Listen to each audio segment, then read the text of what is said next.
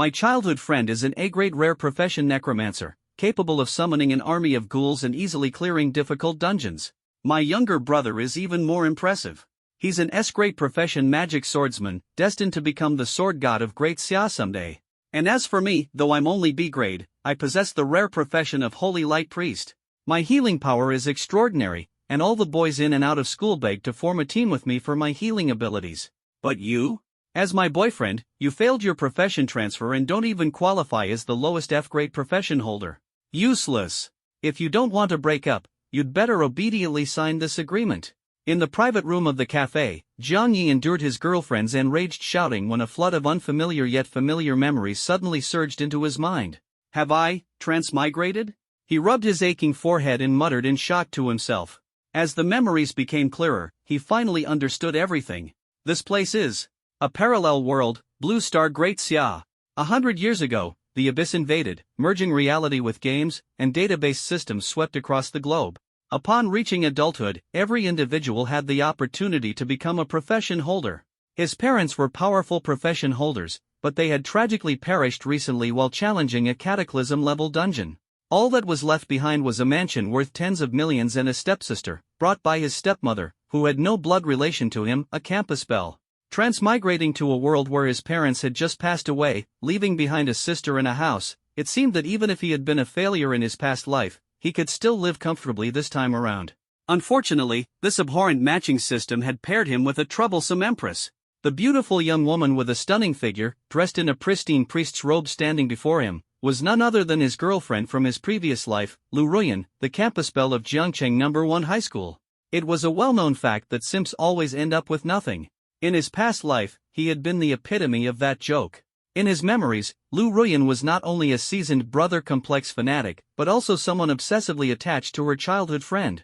She adored her younger brother Lu Zixiao and her childhood friend Jibudwan to the point of utter irrationality. She demanded Jiang Yi devote himself wholeheartedly to her and treat her brother and her childhood friend just as well. This meant that no matter what he did, it required 3 times the effort and cost. Every morning, he had to prepare 3 sumptuous breakfasts. Buying a genetic potion worth 100,000 to boost the success rate of profession transfer? He had to buy 3 Valentine's Day gifts? The same. 1 for Lu Ruyan, 1 for her brother, and 1 for her childhood friend. He himself didn't even get one, because all the pocket money his parents gave him was spent. His monthly allowance of 1,000,000 yuan went entirely into pleasing Lu Ruyan. And the result? Forget about the intimacy and care that a couple should share. Even holding hands was something Lu Ruyan found repulsive.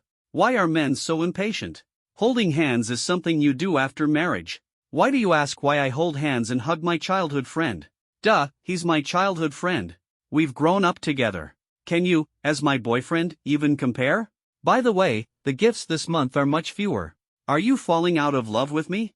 If this continues, we're breaking up, and I'll never talk to you again. What? Your parents passed away? Seriously? Does this mean you won't have money to buy gifts for me, my brother, and my childhood friend anymore? You're feeling sad and in pain?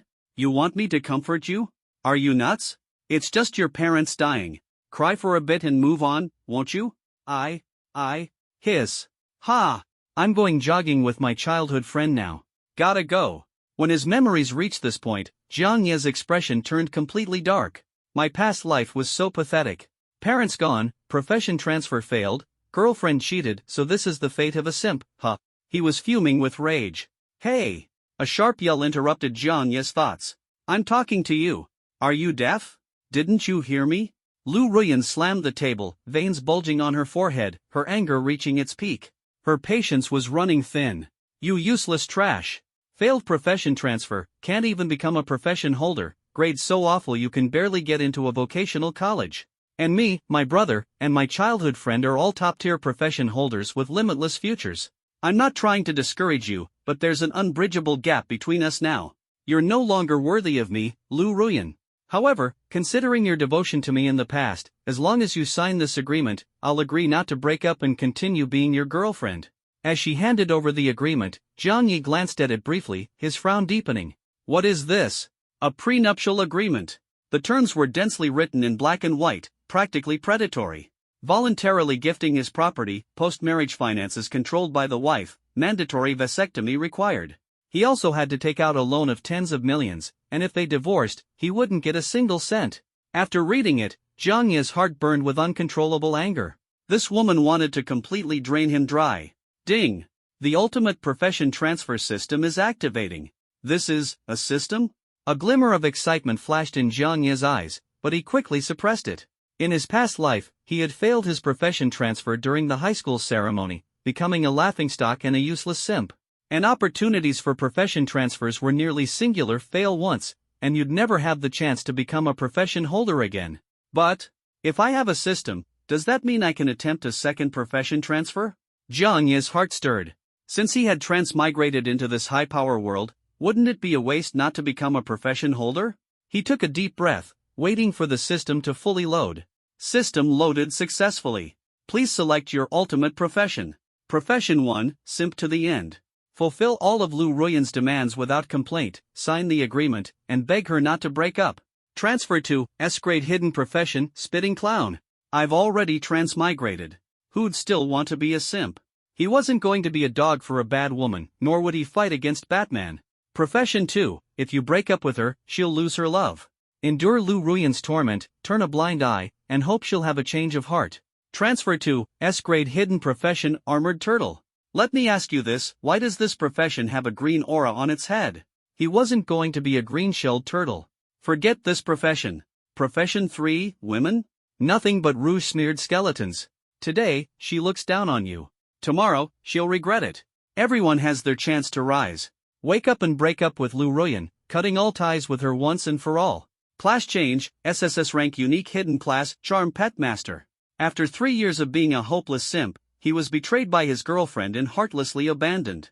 Faced with such a toxic girlfriend, if he didn't break up quickly, did he still want to keep her as a shield? It was too late now, there was only one choice left. With a resolute decision, he chose the third option. Operation successful. Lu Ruyan. You think you're worthy? Zhang Yi slammed the agreement onto Lu Ruyan's beautiful face with a loud slap. A villa, a loan, and even sterilization. This wasn't a prenuptial agreement at all, it was clearly a slave contract set up to trap him. This fool thought he was some kind of ninja turtle?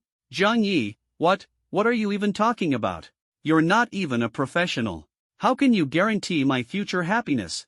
I'm doing this for your own good, trying to add a sense of security with this agreement. What's wrong with that? If you don't sign it, then we're breaking up. Lu Ruyan froze for a moment, not expecting the ever-obedient Zhang Yi to suddenly break free from her control. Her fury ignited. Even if her handwriting was bad, it wasn't Zhang Yi's place to inspect it, this useless man. All he needed to do was sign. She was the one who had to think about everything else. For my own good? Zhang Yi looked at her coldly. When he was sad and heartbroken, where was Lu Ruyan? Out jogging and practicing again? Had she ever thought about how miserable his life would be if he failed his class change, lost his parents' inheritance, and was burdened with millions in loans? Signed the agreement? Wouldn't that be cutting off his own path? This was for his own good? What a joke. Yes, I'm the only one who truly cares about you. I'm your girlfriend. If I don't care about you, who else would I care about? Lu Ruyan handed him the black pen, her face showing a hint of impatience in her smile. What did you just say? Sign the agreement. Girls tend to feel insecure. Say it again. If you don't sign it, we'll break up. Lu Ruyan's smile instantly turned cold. Fine, it's settled then. Once spoken, it can't be taken back. Zhang Yi, however, stood up and burst into laughter. Without the $1 million lakeside villa, carrying millions in loans, and being neutered into a useless class, his life seemed bleak. But without Lu Ruyan, this toxic girlfriend, he'd have girls, a house, and the chance to turn into a god-tier professional. Life would be so much better. Zhang Yi, what nonsense are you spouting? If you keep this up, I'll ignore you. Lu Ruyan glared at him, unveiling her ultimate weapon. This was her trump card against someone like Zhang Yi, a fail-proof tactic. This time, she was confident Zhang Yi would back down. Really? Wow, double the joy. Unexpectedly, Zhang Yi was grinning ear to ear, overjoyed. No need to worry about a toxic girlfriend clinging to him, what a relief. Lu Ruyan froze, biting her lips and furrowing her brows, her emotions a chaotic mess. Was he really serious about breaking up? Fine, then let's break up, cut ties, and never contact each other again. Lu Ruyan, seething with rage, glared at Zhang Yi and practically shouted. If Zhang Yi didn't kneel and beg her today, she would never agree to get back together. Alright, cut ties. Goodbye, you foolish woman. Jiang Yi sneered, turned around, and walked away without hesitation. This is outrageous. Lu Ruyan screamed in frustration, her face turning red. A useless man who wasn't even a professional dared to show her attitude. If it weren't for the unsigned agreement, she wouldn't have lowered herself this much. And yet, this idiot didn't appreciate it and dared to walk away? A simp pretending to be high and mighty, what a joke. Jiang Yi. Glaring at Jiang Yi's retreating figure, Lu Ruyan covered the red mark on her face left by the agreement paper. Hatred slowly surfaced on her face. Leaving me, Lu Ruyan? Let's see how you survive in the future. Exiting the cafe, the sky was clear. Breaking ties with the toxic girlfriend. Proceed with class change? Finding a secluded corner, Jiang Yi murmured, yes. In the next moment, a flash of golden light engulfed him. SSS rank class, Charm Pet Master successfully transitioned. You can form contracts with female abyssal beasts as servants to fight alongside you. Contractable races include, but are not limited, to angels, succubi, silver dragons, and elves. The higher the host's charm, the greater the enhancement for the servants. Charm Pet Master? And its SSS rank? Jiang Yi froze, his lips curling into a slight smile. Profession ranks, from lowest to highest, were divided into 9 levels: F, E, D, E, C, B, A, S, SS, and SSS. In his memory, SSS-ranked professionals in the Xia Kingdom were extremely rare, all of them top-tier powerhouses.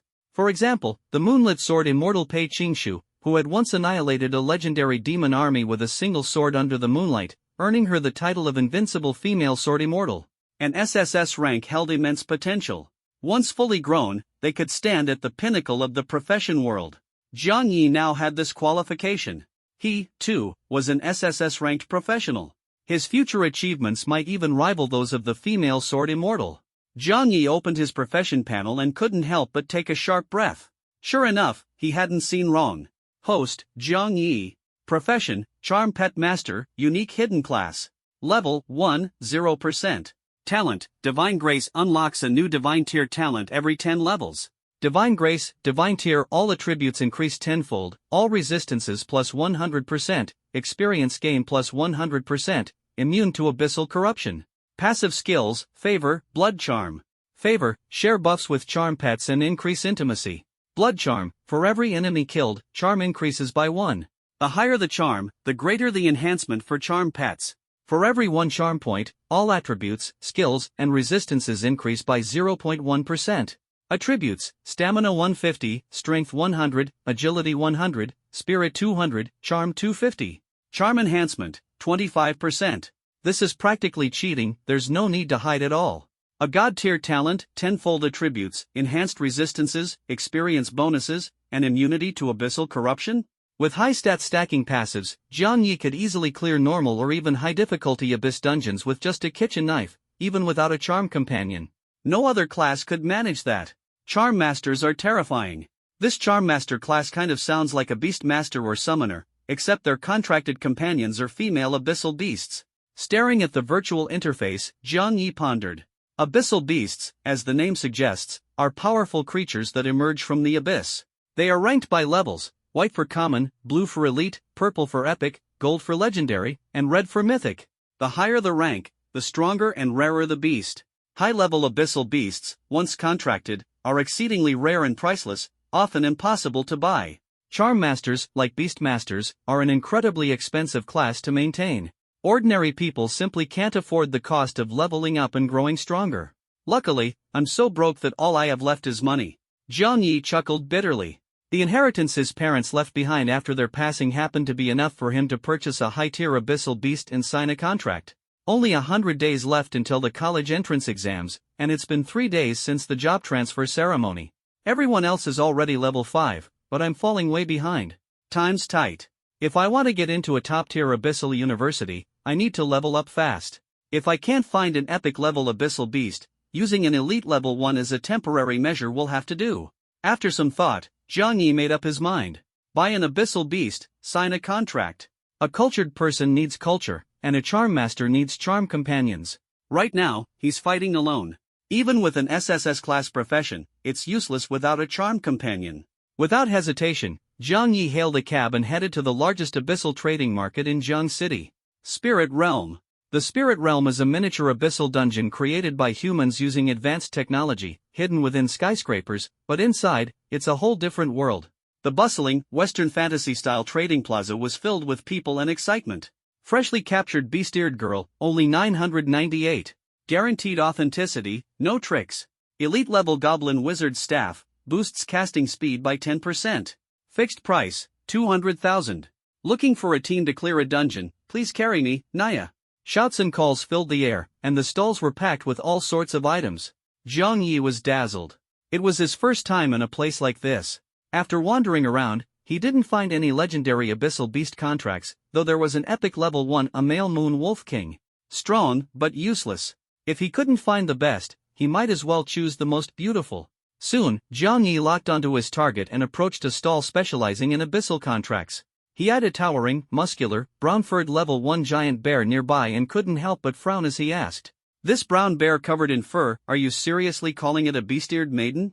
The stall owner was an adorable girl with a petite figure, black twin tails, and a black dress. She smirked and countered, "You tell me, does it count as a beast? Does it have ears? Does it have milk?" Zhang Yi was speechless. Having milk makes it a maiden? The girl puffed out her chest and replied with a puzzled tone, "Isn't that how it works?" This young girl already had a knack for business at such a tender age, her future was bright. Zhang Yi's mouth twitched. Not wanting to argue, he changed the subject and asked about the price. "How much for this contract?" The brown-furred giant bear, common level, fixed price, 998 xia coins. "And this one?" The soft-bone charm rabbit, common level, fixed price, 100,000 xia coins. "You're selling a common level 1 for that much? Why don't you just rob me? Isn't that what I'm doing?" The girl blinked innocently and slyly scratched her nose. "Got anything cheaper?" Zhang Yi snorted in dissatisfaction but turned his attention to a cloaked figure in the corner. It was a cold and aloof silver dragon maiden with silver hair cascading like a waterfall and a dragon tail trailing behind her. She crouched on the ground, her silver eyes dim and lifeless, as though she'd given up on living. How pitiful.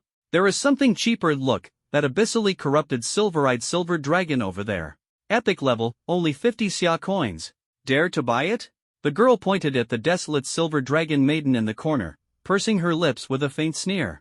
"This handsome guy might look good, but he's unbelievably stingy to the point of being unbearable." She silently complained in her head, though her face showed a hint of disdain. Sure, he thought her prices were high, but that's how much contracts for abyssal beasts always cost.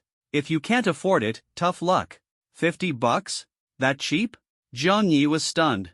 He hadn't expected an epic-level silver-eyed silver dragon contract to be so inexpensive. Cheap for a reason. "Look, you're handsome, so don't blame me for not warning you. Though she's an epic-level silver-eyed silver dragon, she's been corrupted by the abyss. She won't survive more than a few days before turning into a zombie. Just the purification costs alone would exceed $1 million. Hearing this, Zhang Yi was a little speechless. He thought he'd stumbled upon a great deal, only to find that this silver dragon maiden was already corrupted by the abyss and on the verge of becoming a zombie. This once mighty silver-eyed silver dragon had turned into a hot potato. The care and purification fees alone would be a nightmare. Not only would it be a financial loss, but it would also make him the laughingstock of the neighborhood. Her once glorious existence had been reduced to a burden, a mess he could only accept with tears. "Here's 50. I'll buy the contract." Zhang Yi didn't say much, ready to pay directly. In the Xia dynasty, if an abyssal beast became corrupted and degenerated, the contractor was obligated to cover the purification costs. However, with his god-tier talent, divine blessing, he and his charm companions were immune to any abyssal corruption. In other words, $50 for an epic-level silver-eyed silver dragon was an absolute steal. "You're really buying it?" The girl was dumbfounded, never having encountered someone so foolish and stubborn. "Really buying it? Even though she's corrupted, you don't mind? No regrets?" The stall owner led Zhang Yi to the silver dragon maiden, her expression complicated. "I don't mind, and I won't regret it." Zhang Yi met the silver-eyed silver dragon's astonished gaze, nodded firmly, and smiled softly. The silver dragon maiden had a stunning figure, a beautiful face, and immense power. He'd regret it more if he didn't sign the contract. "Human. I've already been corrupted and fallen. I don't have long to live. Don't waste your time on me." The silver-eyed silver dragon's face was ashen, her hope for life completely extinguished, her heart filled with despair. She was the princess of the Tsangyan silver dragon clan, but she had been exiled due to abyssal contamination. She endured cold gazes and insults, and her days were numbered. What a cruel irony. She's right. Once tainted by the abyss, it's pure despair. Let me be clear with you, if you sign the contract, the only way out is to spend a fortune purifying her. There's no other option. The little girl sternly reminded him. Although she was a shrewd merchant, she never made a loss-making deal. I understand, Jiang Yi replied without further words and directly paid. Ding, 50 yuan received in the wallet. The cold, mechanical voice echoed, making one feel uncomfortable. You're insane, the girl exclaimed. Fine, I'll cover half the purification cost, otherwise, my conscience won't let me rest, she declared, gritting her teeth as she pulled out the contract from her storage ring. Save your money, your conscience isn't worth much anyway, Jiang Yi quipped, unable to suppress a chuckle as he looked at her feeble attempt at generosity. Where are your eyes looking, she snapped, suddenly wary. You've set your mind on contracting her, but you're not planning something shady, are you? The little girl protectively stood in front of the Tsunyan silver dragon, raising her head to glare at Jiang Yi suspiciously. After all, in this era, there were plenty of scoundrels who wouldn't even spare their contracted beasts. He's not that kind of person, the Tsunyan silver dragon softly interjected, gently pushing the little girl aside. A faint smile appeared on her pale, weak face. Under the black robe, her frail body trembled slightly as she extended her pale hand. When I die, please bury me in the sea. I detest the scent of soil, she said, her eyes filled with a pleading gaze despite the faint smile on her face. It was her only request. Her homeland lay in the infinite ocean, and she couldn't bear the thought of her remains being tainted by dirty soil. I'm afraid you'll be disappointed, Jiang Yi said, shaking his head as he took her hand and pressed their palms together on the contract. Is that not possible? The Tsunyan silver dragon lowered her head, lightly biting her cracked lips as a bitter smile crept onto her face. She was nothing more than an abyss-tainted, dying being. What right did she have to trouble him further? Her heart felt as if it had been doused in cold water, leaving her like an abandoned puppy, silently following Jiang Yi's lead. But in the next moment, her mind buzzed. Her eyes widened in shock, and she froze in place. Charm pet contract established. Potential increased. Current charm pet, Golden Legend, Tsunyan Silver Dragon, Sylvie. Divine Grace activated. Abyssal contamination fully purified.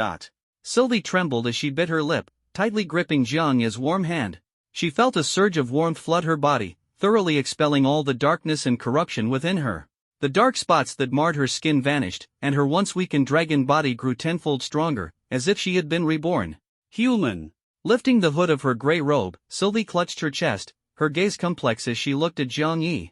He not only purified her contamination but also caused her to evolve. A golden legendary rank. At that moment, in her eyes, he was nothing short of a deity. Can you even still call him human? Sylvie bit her damp lips, silver tears streaming down her cheeks. Her face flushed as she softly murmured, Master. Her voice was so faint it was almost inaudible, yet it was exceptionally melodious. Sylvie instinctively bit her lip, her snow-white face tinged with a shy blush. For the first time in her life, the proud princess of the Silver Dragons unhesitatingly uttered the word master. Her innate pride made her feel embarrassed, but the warmth welling up inside her made her willing to submit. This was how it was supposed to feel. The man before her, this handsome figure, seemed almost divine. He had driven away the abyssal filth that plagued her, purified her dragon body, and, incredibly, enhanced her innate abilities. The leap from ordinary to legendary was monumental. In Sylvie's memory, only the ancestors of the Tsunyan silver dragons, the primordial silver dragons, were considered legendary abyssal beasts. Yet, in mere moments, her potential now rivaled that of those mythical progenitors. This kindness, forget calling him master, she'd even be willing to call him father. Taking a deep breath, Sylvie suppressed her inner excitement, her silver eyes locking onto his figure as if engraving it into her soul. My name is Jiang Yi. From now on, I'll stay by your side, Jiang Yi said, his voice gentle as he reached out to wipe the tears from Sylvie's face.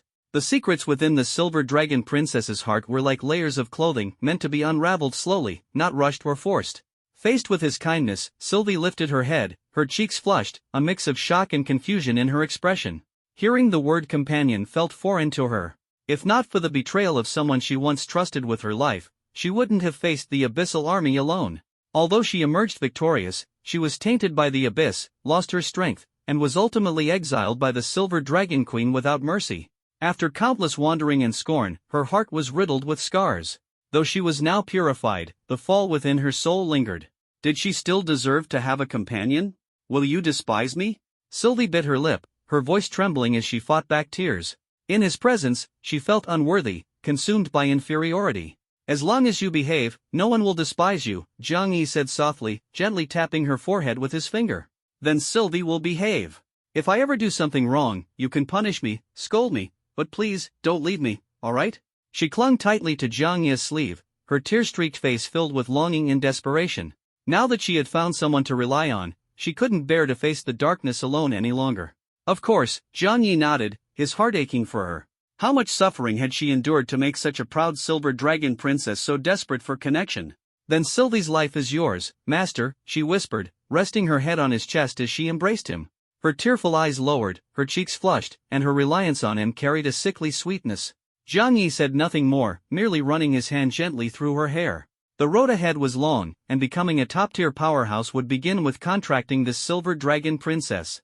Who would have thought that the usually aloof silver dragons could be so attached to someone like you? Beside him, the little girl rubbed her eyes, too astonished to speak. The Sanyan silver dragon clan was known for their cold and haughty demeanor. Legends said that anyone who earned the trust of a silver dragon lady was destined for great fortune.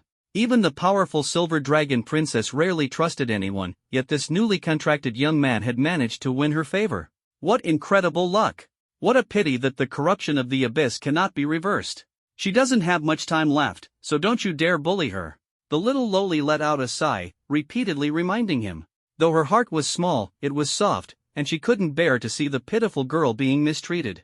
Master would never bully Hill. Hill shook her head, firmly speaking up for Jiang Yi. She didn't reveal the secret of her purification.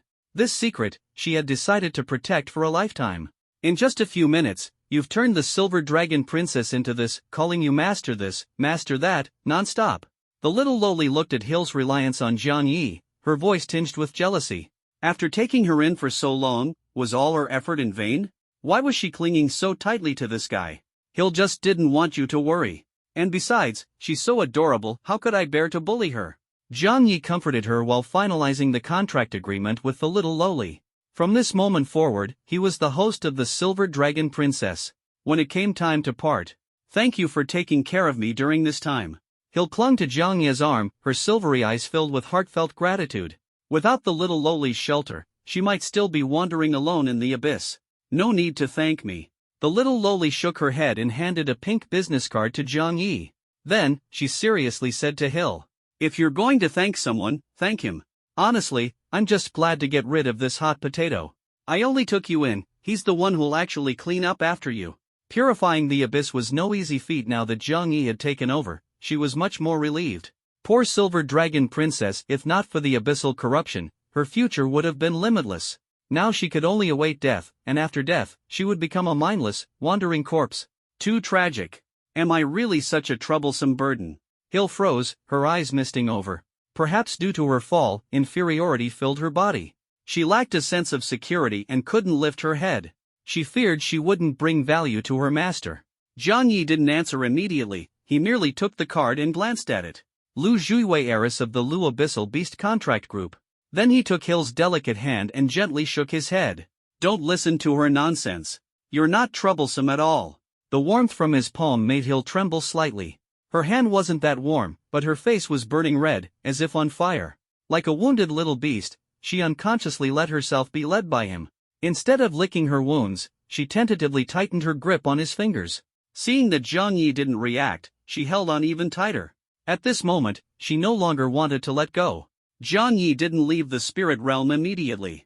Instead, he bought several sets of clothes for the Silver Dragon Princess. After all, she was a living person who needed food, clothing, and shelter. It wasn't something he could just brush off. White stockings for attack speed, black stockings for critical hit rate? Although I don't understand what Master is saying, if Master likes it. In the fitting room, Hill held the clothes in her hands, looking at her shy reflection in the mirror. Her cheeks were slightly flushed as she murmured quietly, Hill is already wearing them. Isn't this good enough? She was eager for her master's approval and affection. Removing the oversized black cloak and changing into a dark-colored dress, Hill stepped out of the fitting room. Her silver hair cascaded like a waterfall, and her posture was graceful and enchanting. She gently tucked a strand of silver hair behind her ear, her face tinged with bashful anticipation. Biting her soft pink lips, she asked softly, Do I look good? Zhang Yi glanced at the Silver Dragon Princess, then opened her attribute panel. Charming companion, Silver Dragon Princess Hilvi. Level 1. Quality, Golden Legendary. Race, Azurite Silver Dragon, Bloodline Awakened.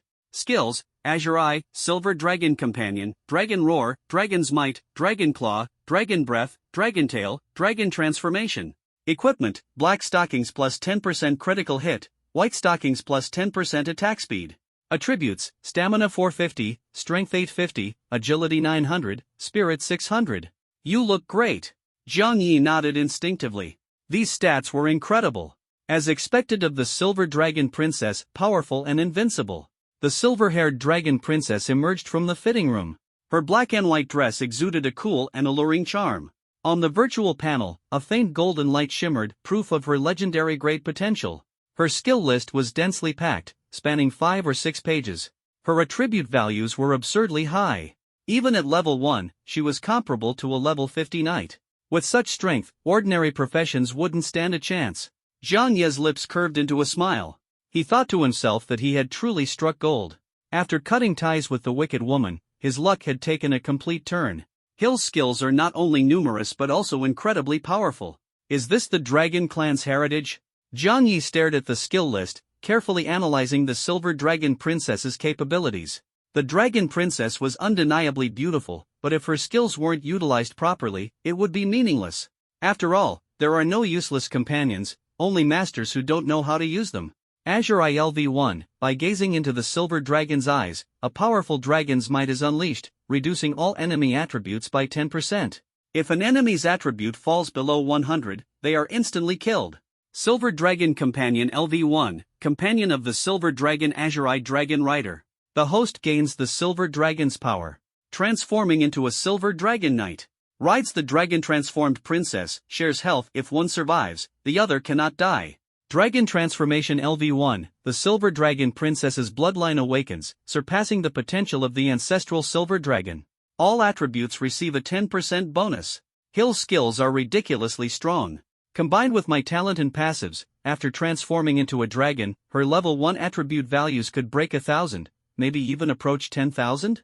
With the companion bond, I also gain the power of the Silver Dragon. I'm no longer a glass cannon. Health is shared between us, so as long as one survives, we're essentially unkillable. And with the deterrent effect of Azure Eye, weak low-level mobs could even be outright eliminated. This means that in beginner dungeons, I'm practically invincible. Even if I'm a few days behind others in level, I can easily catch up or even surpass them. Zhang Ye's eyes flickered as a smile played on his lips. He was eagerly looking forward to Hill's performance in the dungeon. A powerful Silver Dragon Princess paired with him as the Dragon Knight, boasting level 1 attributes that broke 1,000, it was bound to sweep through everything in their path. Master. Faced with Zhang Ye's eager gaze, Hill lowered her head, her face slightly flushed. Was it really worth being so shy just because she wore mismatched black and white stockings?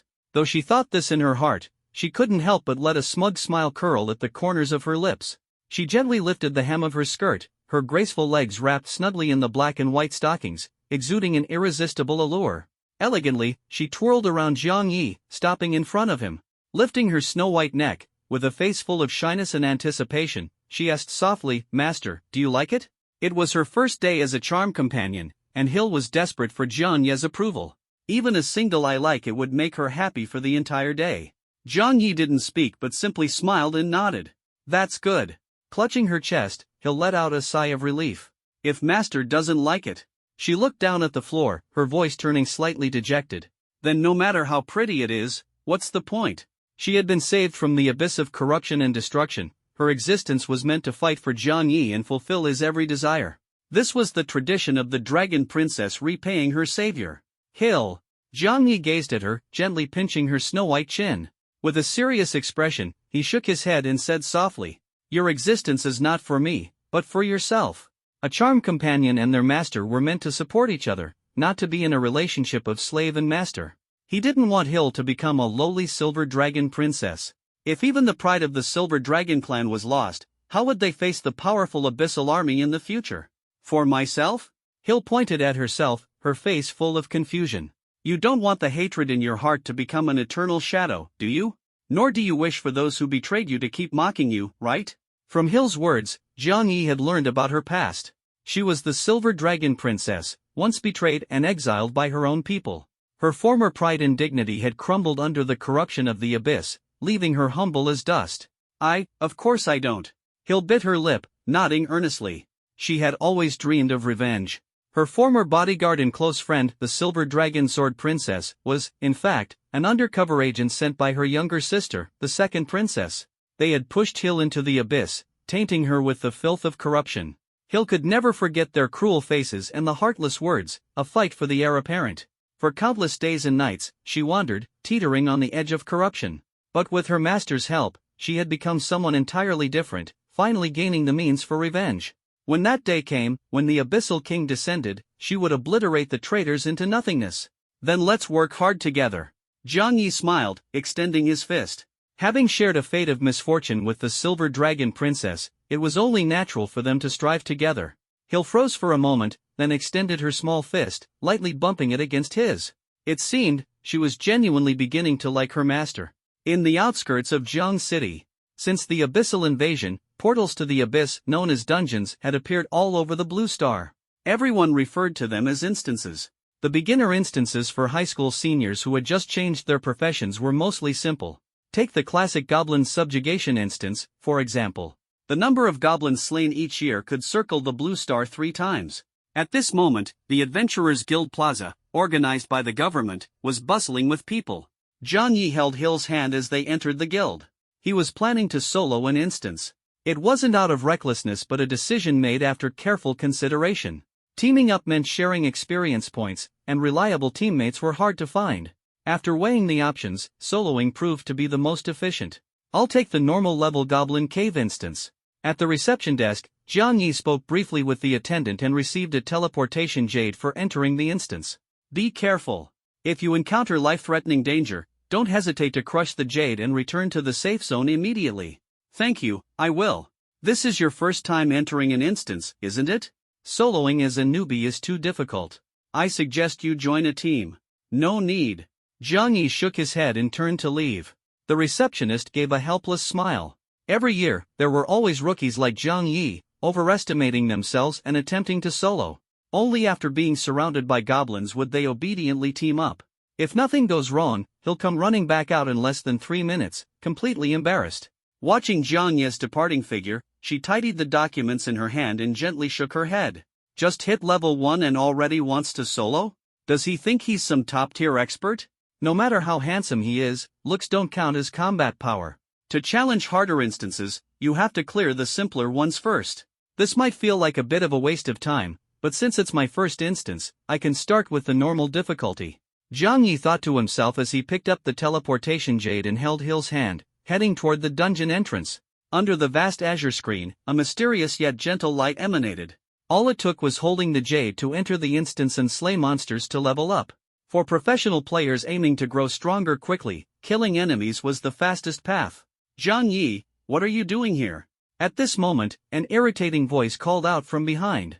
Jiang Yi frowned and turned to look. It was his ex-girlfriend's childhood friend, the A-rank necromancer Jibudwan. Behind him trailed a row of eerie skeletons, as well as a black-robed ghoul lord wielding a massive bone blade. Its blue-faced, fanged visage sent chills down one's spine. Hey! Where'd you get that pet? Planning to sacrifice it? Want me to help you turn it into an undead? Jibudwan stared at Hill behind Jiang Yi, his greedy smile spreading wide. This guy actually bought a beast from the spirit realm? And he's not even a professional? What a worthless trash. But this works out perfectly for me. Looks like I've picked up a bargain. Damn it, if it weren't for that stubborn woman, Lu Juiwei, refusing to trade, I would have already claimed this azurite silver dragon for myself. So what if it's been corrupted by the abyss? As long as I sacrifice it, I can summon its undead form and get an epic level summon beast for free. Thinking of this, Jibudwan's eyes flashed with greed. He ran his hand through his yellowing short hair and smiled at Jiang Yi, saying, Jiang Yi, aren't you afraid that Ruyan will hate you? If you sacrifice the azurite silver dragon behind you to me, I promise to speak well of you in front of Ruyan. He stepped closer to Jiang Yi, placing a hand on his shoulder while wearing a meaningful smile. With the help of this epic level summoned beast, Jibudwan was confident he could clear a hard difficulty dungeon on his own. And with Lu Ruyan, a B-class holy light priest, providing healing, plus her brother, Lu Zixiao, an S-class magic swordsman, lending firepower support, they could even take on nightmare difficulty dungeons. And the price for all of this was simply for this pathetic simp to let go of his precious treasure. In Ji Budwan's eyes, Jiang Yi might appear to be Lu Ruyan's boyfriend, but in reality, he was nothing more than her ATM. A mere simp. Could he really swallow his pride when his so-called master took the bone from his mouth? What the hell did you just say?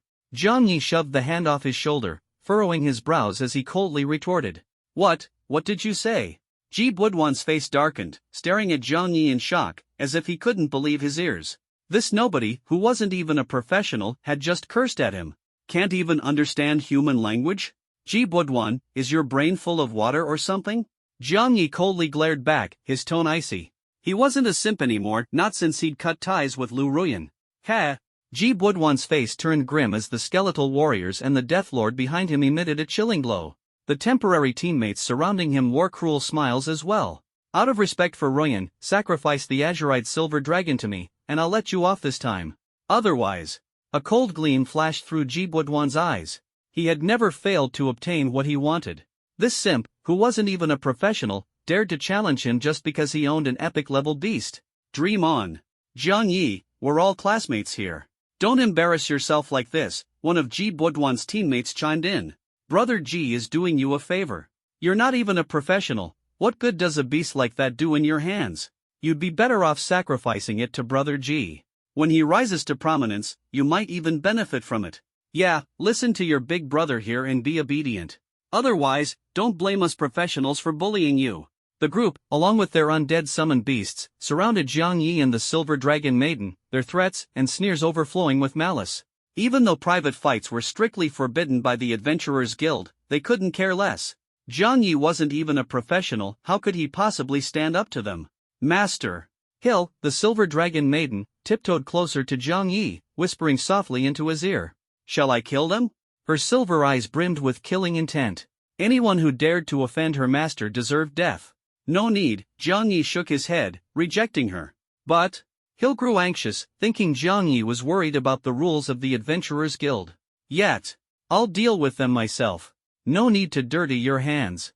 Jiang Yi stepped in front of the Silver Dragon Maiden, shielding her as he coldly stared at Ji Budwan and his group. The Silver Dragon Maiden's delicate hands were not meant for such dirty work. Hill tugged at Jiang Yi's sleeve, clutching at her chest, before saying, all of you, come at me together. I'm in a hurry.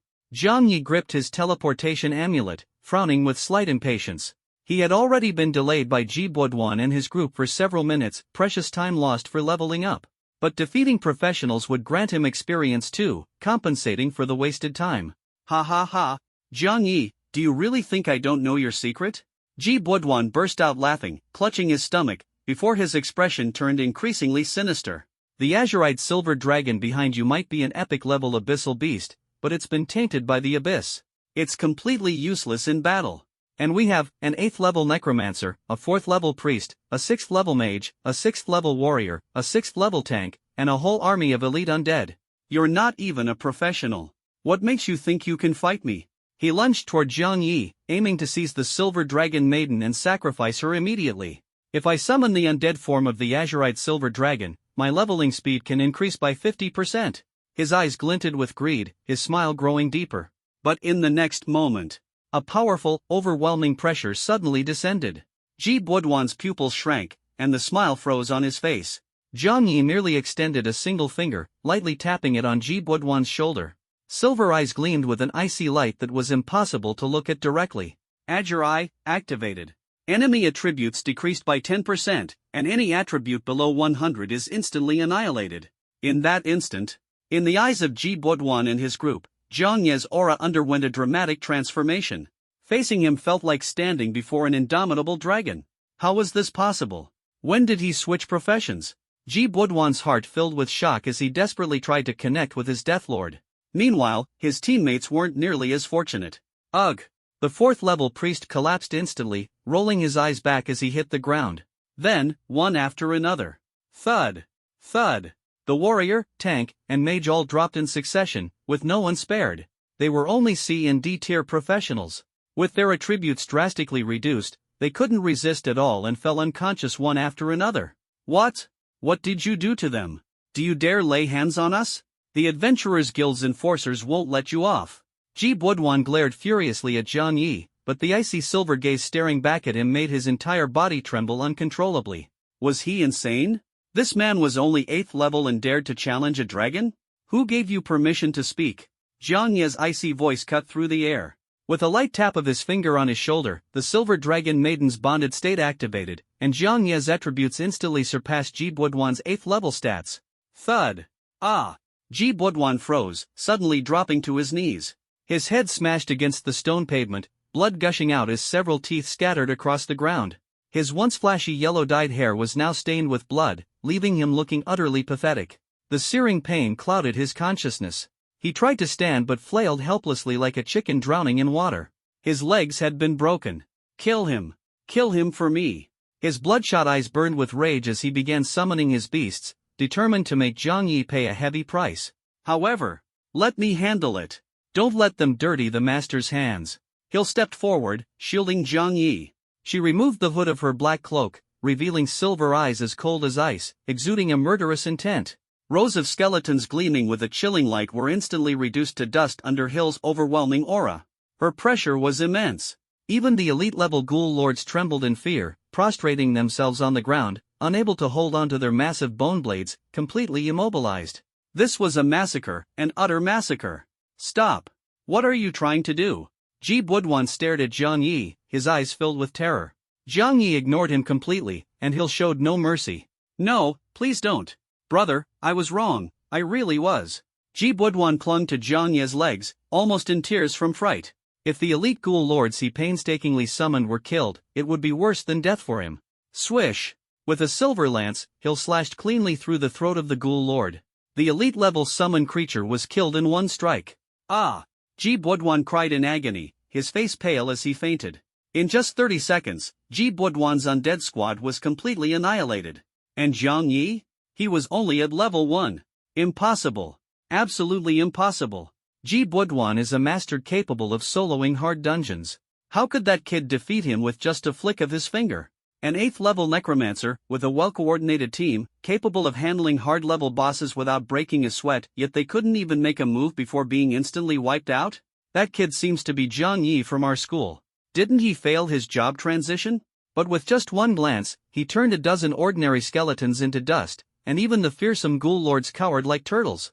So cool. If I were as strong as Zhang Yi, I wouldn't have to worry about girlfriend problems at all. In an instant, Ji Budwan's team was completely obliterated. This sudden battle left everyone in the teleportation plaza stunned.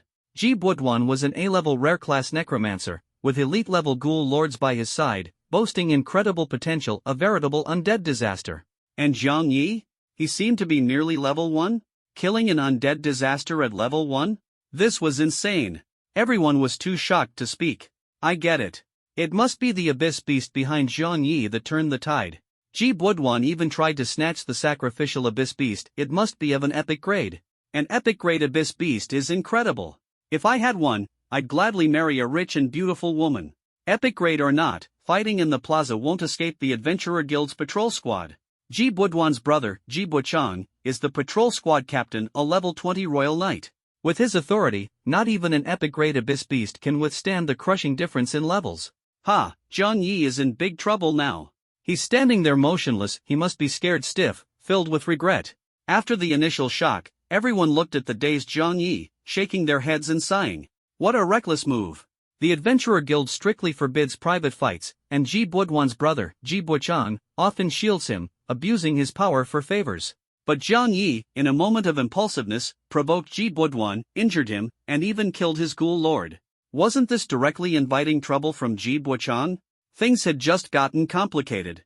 Leveling up 3 times from this? Ji Budwan's team was too weak. A golden light flashed over Zhang Yi 3 times. After a moment of pause, he smirked. So much for Ji Budwan's squad, the experience gain was pitifully slow. Defeating human players only grants 1/4 experience. The system panel's notification made it clear to him. Even with the experience boost from his divine blessing talent, it was only enough for half a level. Gaining 3 levels wasn't much, but it was better than nothing. Master. Hill tugged at Zhang Yi's sleeve, looking up at him with eyes filled with unease and worry. She had heard every word of the murmurs in the plaza. If her actions brought trouble to her master, she would blame herself for a long time. Ignore their nonsense. Zhang Yi smiled, gently brushing aside the silver hair in front of the silver dragon princess's eyes, soothing the furrow in her brow. What others thought had nothing to do with him. If he had backed down earlier, failed his job transition, it would be him lying on the ground now. And the silver-haired girl behind him would have been killed and sacrificed. In this world, the weak can only be bullied, and only the strong have a voice. He saw the determination in Zhang Yi's eyes and nodded earnestly, obediently following behind him. From time to time, she stole glances at him, her face tinged with a faint blush. Her powerful master. She really liked him. Hill, let's go. Zhang Yi pressed a cerulean jade talisman against the light gate, which enveloped them in a gentle glow. In the next moment, the world spun, and they found themselves in a dark, narrow cave. Normal level Goblin Rotten Cave, level cap, LV10. Dungeons were classified into normal, hard, nightmare, and catastrophe. The higher the level, the greater the difficulty. This Goblin Cave was a low-level dungeon frequented by beginners, only spawning low-level monsters, making it ideal for newly transitioned players to train. Zhang Yi remained vigilant, never letting his guard down. The game allowed pain-free resurrection, but in dungeons, death meant death. Every year, several unlucky people lost their lives in the Goblin Cave, knocked unconscious by goblins and waking up surrounded by monsters. The cave was so narrow that Zhang Yi and Hill had to crouch as they carefully advanced. Grug, grug. A faint murmur came from the darkness. A green, ugly goblin wearing tattered loincloths and wielding a jagged wooden club emerged, chuckling strangely. Zhang Yi frowned and probed, and information appeared in his mind. Name, Wooden Club Goblin. Level, LV3. Skills, Goblin Club, Goblin Charge. Attributes, Stamina 3, Strength 2, Agility 4, Spirit 2. Its stats were pitiful, weaker than an ordinary untransitioned human. But in the darkness of the cave, that jagged club could still be lethal. Whoosh! Dozens of poisoned arrows shot out from the shadows. Zhang Yi didn't move. Hill quickly dashed forward, raising a shield to block all the arrows. Silver Dragon Shield LV1, harness the power of the Silver Dragon within, condense moonlight energy, and form a cerulean energy shield. On a full moon night, it can withstand a demon's full force attack. Shield value, 9968/10,000. Master, there are 3 archers hiding deeper in the cave, along with a mage in the midst of casting. With her long hair cascading like a waterfall and her silver eyes gleaming, Hill's sharp gaze effortlessly detected the enemies concealed in the darkness. As a legendary azurite silver dragon, she possessed formidable skills, her stats overwhelmingly superior to ordinary monsters. Zhang Yi nodded, his eyes fixed on the archers and the mage not far away. Continue scouting. Name, Goblin Wooden Bow Archer. Level, LV1. Skill, Poison Arrow. Attributes, Stamina 1, Strength 2, Agility 5, Spirit 3. This goblin had relatively high agility, just an ordinary grunt. Name, Goblin Bard Mage. Level, LV5. Skills, Fireball, Flash, Paralysis Shock, Toxic Assault. Attributes, Stamina 3, Strength 2, Agility 3, Spirit 10. This mage was weak, like a small henchman. Though its magic was insidious, a single moment of carelessness could lead to blindness from the flash, followed by paralysis and poison, and finally being blown to bits by a fireball. Guh. Upon seeing Zhang Yi and Hill, the goblin's yellow-green eyes immediately glowed red. They waved jagged wooden clubs, charging forward with excitement. Whoosh, whoosh. Poison arrows rained down like droplets of water. Guh. The chanting ceased, and a football-sized fireball, radiating heat waves, flew toward Zhang Yi, dyeing the cave in a fiery red hue. Kill! Zhang Yi stood in place, coldly issuing the command. Hill's eyes ignited with crimson bloodlust, and the corner of her mouth curled into a faint smile. In a flash, she disappeared without a trace. Meanwhile, the goblin swung its wooden club with a ferocious grin, aiming directly at Zhang Yi's face. Boom! A cerulean energy shield suddenly materialized, blocking all attacks. Zhang Yi watched everything in front of him indifferently, his black robe fluttering despite the still air. Silver Dragon Counter LV1, damage absorbed by the shield is fully reflected back. The shield radiated a brilliant light, and the short, ugly goblin was instantly sent flying. The reflected damage killed it on the spot. Defeated Wooden Club Goblin LV3, gained 16 EXP, Charm +1. Boom! The fireball was absorbed by the shield, and the surrounding red light gradually dissipated. As the smoke cleared, Zhang Yi stood unscathed.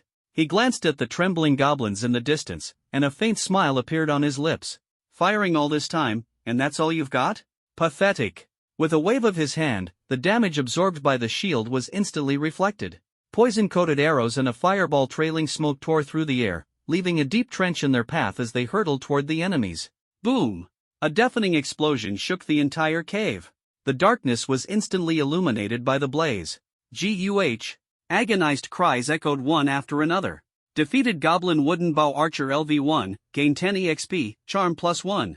Defeated Goblin Wooden Bow Archer LV5, gain 24 EXP, Charm +1. Defeated Goblin Bard Mage LV5, gained 40 EXP, Charm +1. Experience and charm values soared as the Goblin squad was wiped out in an instant. At that moment, a loud dragon's roar resounded from deeper within the cave. Azure Eye, activated, unleashing overwhelming power. The fragile goblins were obliterated in an instant. Jiang Ye's mind was inundated with kill notifications. Defeated Dungeon Boss, Goblin Cave Leader LV10. Dungeon kill count, 250. A golden flash enveloped him, and his level rose 3 times in succession. Dungeon Boss defeated, normal difficulty, Goblin Putrid Cave cleared in 33 seconds, setting a new world record. Cleared? Jiang Ye muttered softly to himself. He had just begun to warm up, yet he cleared the dungeon in less than a minute? This normal difficulty dungeon was ridiculously easy. The dim cave reeked of blood and decay, their odors intermingling. Jiang Yi stepped over the shredded goblin corpses, heading deeper into the cave to regroup with Hill. Along the way, he opened the dungeon leaderboard interface. On the virtual panel, faint text recorded. Single-player clear rankings. Number 1 Jiang Yi, time, 33 seconds, rating, SSS. Number 2 Pei Qingshu, time, 10 minutes 33 seconds, rating, SSS. Number 3 Chu Moli, time, 11 minutes 29 seconds, rating, SSS. It was his first time clearing a dungeon, and he had already broken the record held by the Moonlit Sword Immortal for 8 years. Not only that, but he beat the previous record by a full 10 minutes, leaving the competitors far behind. A dungeon this simple, and Moonlit Sword Immortal Pei Qingshu actually took 10 minutes back then? Chu Moli? Is that my sister? If it's not just a coincidence of the same name, she's quite impressive, almost catching up to the Sword Immortal who once slayed the Abyssal Demon. But Jiang Ye's gaze lingered on the 33 seconds record, and he chuckled softly, shaking his head. They still have a lot to improve. The thought of Chu Moli brought to mind a cold and aloof figure. She was the adopted daughter of his stepmother, a sister with no blood relation to Jiang Yi. During her awakening ceremony, she had transitioned into an S-tier hidden class, Nightshade Ripple. She seemed to be a powerful melee water mage who could also manipulate shadows. Her abilities were exceptionally formidable. If it weren't for his pursuit of Lu Ruyan, their sibling relationship might not have fractured. After their argument, they'd been in a cold war ever since. Recalling the funeral where Chu Moli had cried her eyes red, Jiang Yi felt the urge to slap himself. He had been so foolish, ignoring his kind and beautiful sister while being infatuated with the hypocritical and materialistic Lu Ruyan. It was entirely his own doing. Fortunately, they had broken up and severed all ties. With Moli's talent, she's probably already surpassed level 10 in just a few days. I need to speed up and challenge the harder and nightmare-level dungeons. As her brother, he refused to be left behind by his sister. Although he cleared the goblin's rotting cavern in less than half a minute, killing over 200 goblins without leaving a single one alive, the experience he gained was only enough to level up to 7. And this was with the 100% experience bonus brought by the Divine Gift talent. Leveling up was truly difficult. Just 3 levels away from level 10, and I'll be closer to unlocking the next divine level talent. Jiang Ye's lips curled into a faint smile. With his class progression, every 10 levels, he would gain 1 divine level talent. Divine Gift was already incredibly powerful, so the next divine level talent would certainly be even stronger. He continued deeper into the cavern, stepping past scattered severed limbs and remains. Zil had already gone on a rampage. Deep within the dungeon. Master, over here. All taken care of. Not a single one left. Zil stood obediently in front of an open ancient bronze gate. She was clad in a silver-scaled skirted battle armor, without a single trace of blood on her. Nightmare-level dungeon discovered, Gate of the Abyss. A dungeon notification popped up. Jiang Ye's gaze fell on the ancient bronze gate, its surface covered in mysterious engravings. It exuded a sinister and dangerous aura. Who would have thought that deep within the goblin's cave, hidden in the dungeon, lay a nightmare-level dungeon? He froze for a moment, his brows furrowed. With his current strength, could he really solo a nightmare-level dungeon? Without absolute certainty, it was better not to take the risk. Let's head back for now. Since the dungeon has already appeared, we can explore it later when we're stronger. Jiang Yi took out a cerulean teleportation talisman, preparing to leave the dungeon. At level 7, he lacked the experience and power to solo a nightmare-level instance. Moreover, the unknown dangers lurking behind the bronze gate made it unwise to act recklessly. Crack! The teleportation talisman shattered. Invasion from the abyss's corruption detected, teleportation failed. To leave, you must clear the current dungeon. A piercing warning flashed across a scarlet interface. Damn it!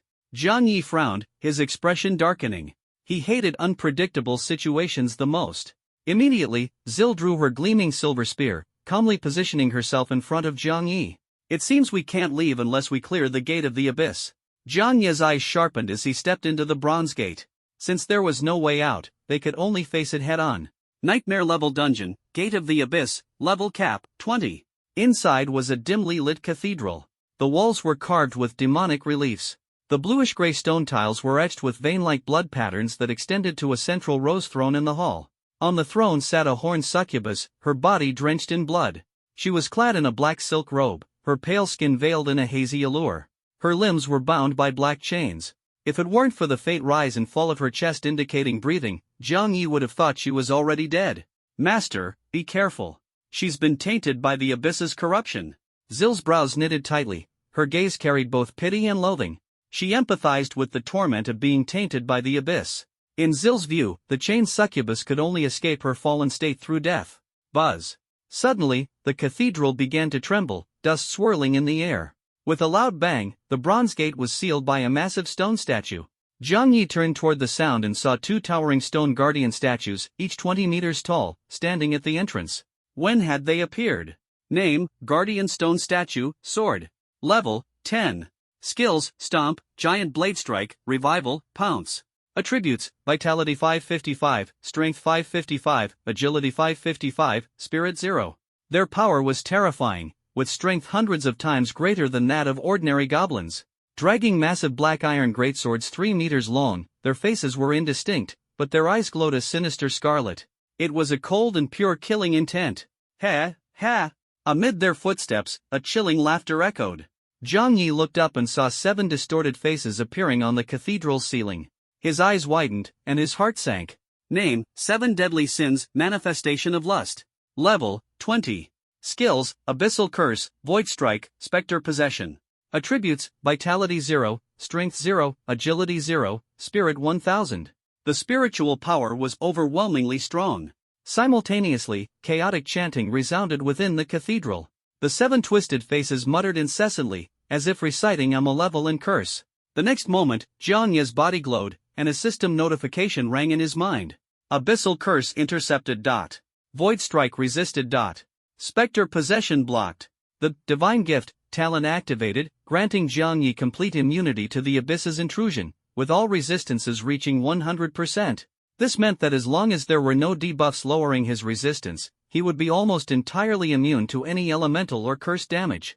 Go, leave quickly. On the throne, the horned succubus, her shoulder blades pierced by chains, struggled to lift her head. Her face was ashen, devoid of vitality, but her eyes carried a plea.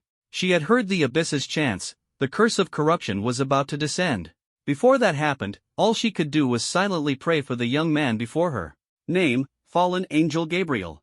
Status, imprisoned, near death, falling into succubus form. Level, LV1. Grade, Purple Epic. And angel? Turned into a succubus? Jiang Yi's heart sank upon reading the information. But now wasn't the time for shock. The situation was critical. He immediately adjusted his stance, preparing to rescue the fallen angel. The bronze gate is already sealed, it's too late to think about leaving now. He turned to face the approaching guardian stone statues, his fighting spirit surging.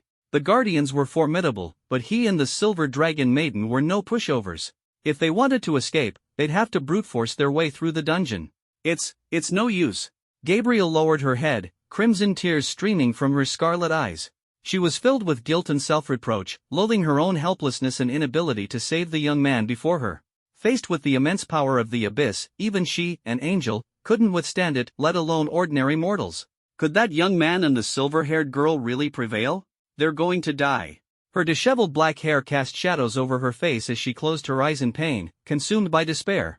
Meanwhile, at the teleportation plaza, under the celestial canopy, a cerulean portal flickered with a soft white glow, casting pale, frost-like expressions on the faces of the crowd. The guards, clad in black iron armor, arrived belatedly, their faces grim as they began to clean up the aftermath.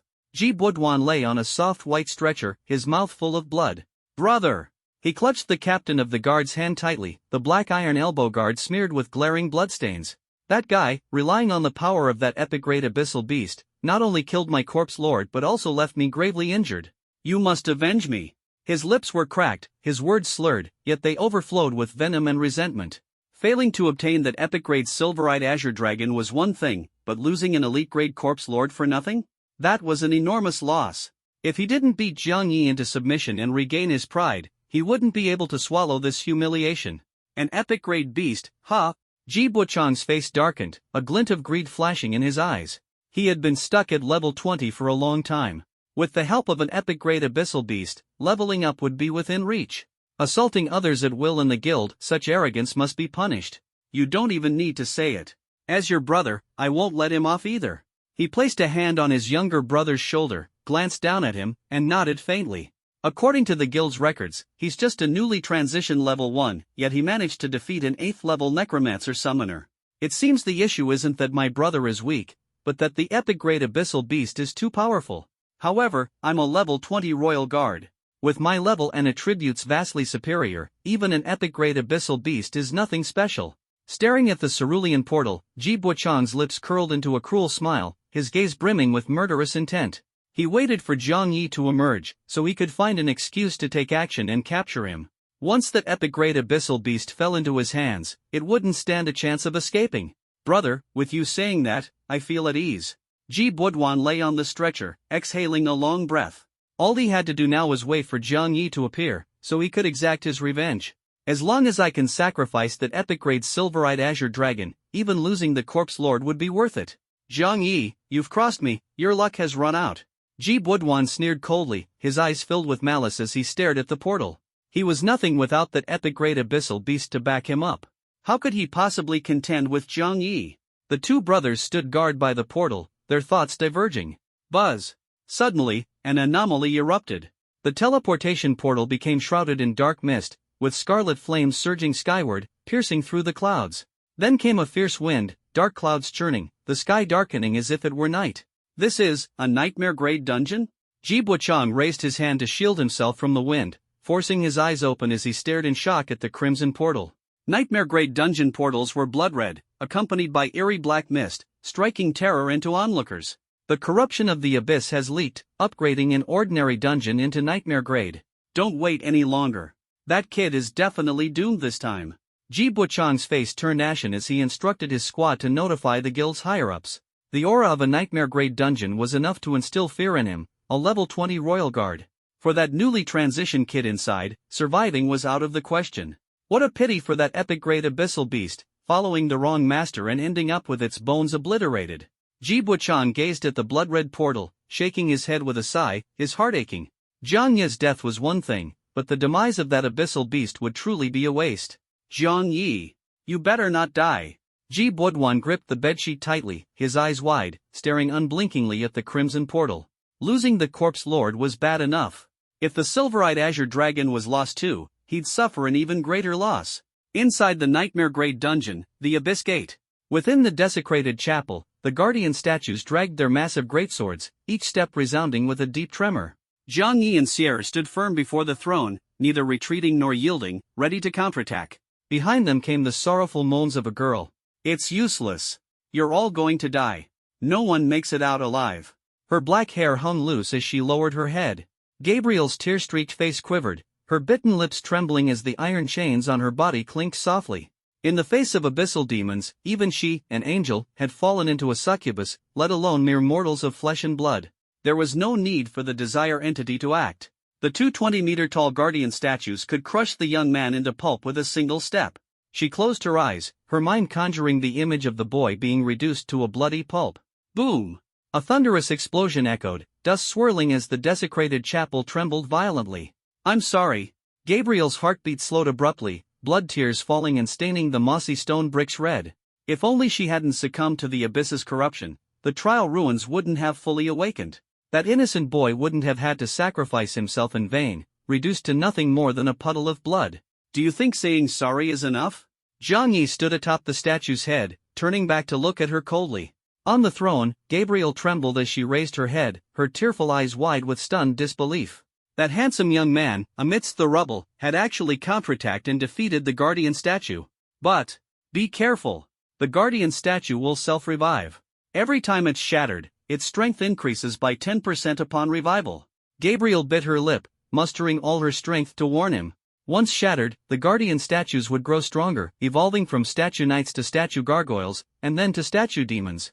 In their final form, the statue demons would possess massive bat-like wings that blocked out the sky, wielding spears capable of piercing the heavens.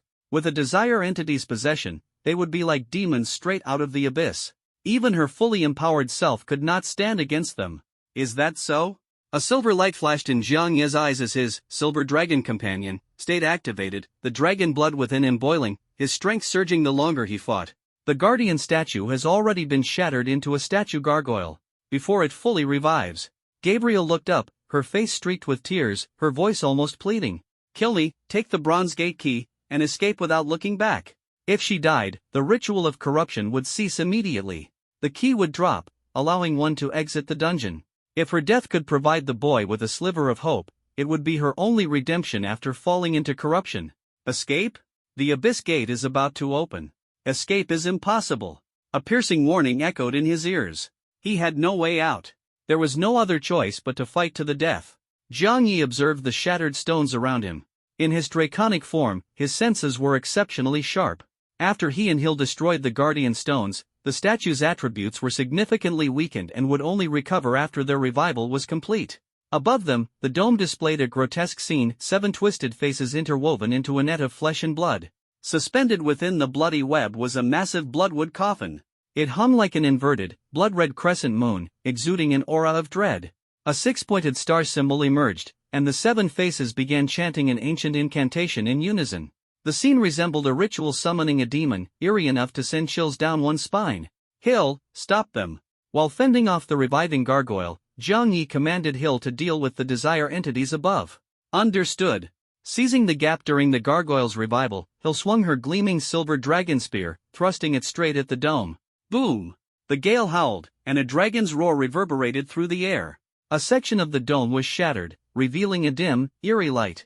Glass chandeliers and frescoes were obliterated instantly, sending dust flying everywhere. When the dust settled, the 7 twisted faces continued their terrifying chant. Attack ineffective. Target cannot be selected. The desire entities of the 7 deadly sins could phase into intangibility, rendering physical attacks useless. This is bad. Zhang Ye's expression turned grim. That is, the demon of lust? Gabriel stared at the bloodwood coffin, her face instantly paling. This is not good. They're planning to sacrifice you to summon the demon sealed in the abyss.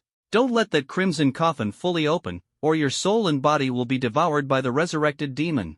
Before her words could finish, a crack appeared in the coffin. A pale hand reached out. Time was running out, the demon's summoning was imminent. Name, sealed right hand of the demon of lust, Asmodeus. Level, LV20. Skills, Sea of Desire, Life Reap. Attributes? The skills defied verbal description, and the attributes remained a mystery. Yet just the right hand gripping the crimson coffin radiated an aura of sheer terror. The pale skin, scarlet nails, it exuded an irresistible allure capable of easily controlling minds and leading one into depravity. Zhang Yi furrowed his brows, his gaze cold and intense. He possessed the divine gift talent, granting him immunity to the abyss's corruption and the temptations of demons. But he was only level 7, how could he possibly contend with a level 20 abyssal demon? This nightmare-level dungeon was utterly insane. Master! Hill recalled her dragon spear, her stunning face tense and serious. She alternated her focus between the gargoyle's revival progress and the situation with the coffin above. The demon's arrival is only 3 minutes away. We must destroy the chanting desire entities before then to stop the demon's resurrection. In the direst of moments, the gargoyle continued to evolve, and the desire entity's chant remained uninterrupted. The demon of lust's left hand was already close to emerging from the coffin's crack. The seal's breach was inevitable. Once the coffin opened completely, facing the full form of the demon of lust would spell almost certain death for Zhang Yi at his current level. Failure would mean death. There's no time left. Zhang Yi nodded at Hill, signaling her to stall the evolving gargoyles for as long as possible. He himself stepped onto the cathedral's central staircase, ascending toward the rose throne at the top. The fallen angel bound to the throne might hold knowledge about the abyss, perhaps a clue to breaking through this predicament could be gleaned from her. Human, stop. I have been tainted by the abyss. My time is running out, and salvation is beyond reach. Stop, or within 3 steps, you will be overwhelmed by the abyss and throw your life away in vain. Gabriel lifted her head, her blood-red eyes filled with despair and defeat. Standing before the throne, Zhang Yi stared at the angel who had fallen into a horned succubus-like form. He asked earnestly, "The demon's descent is imminent, we are running out of time. I need your help to kill the desire entities above. It's our only chance of survival." The demon of lust's left hand had already extended its crimson, barbed nails out from the coffin's crack. A flicker of fear crossed Gabriel's eyes. She bit her blood-stained lip, lowering her head as her disheveled black hair veiled her hopeless expression. "It's useless. The abyssal gate has already opened, and the surrounding space is completely sealed. Even if you kill me and take the key, the ancient bronze door cannot be opened. One mistake, and all efforts would be for naught." The possibility of reversal no longer existed. Then is there any other way?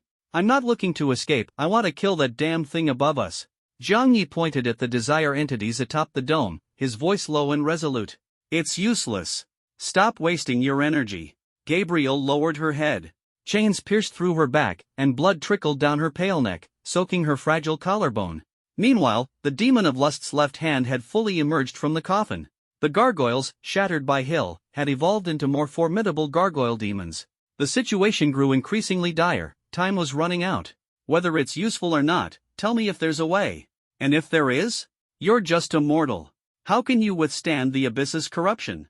How will you pull out the blade of judgment impaled in my heart?" Gabriel suddenly raised her head, her face streaked with blood. Like a withering red sakura, she looked both tragic and beautiful, her voice trembling with a mix of desperation and madness. The demon was descending, and even she, a fallen angel, was powerless. What could this mere human possibly achieve? The blade of judgment? Zhang Yi's gaze narrowed, fixing on her chest.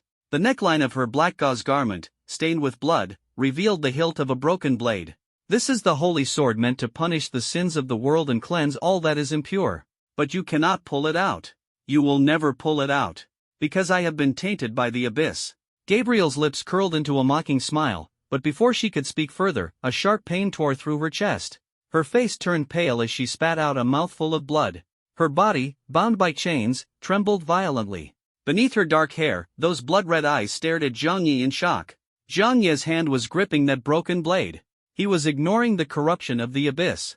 "Are you insane? Even if the abyss doesn't corrupt you into a demon, the curse on the blade of conviction will drain your very life."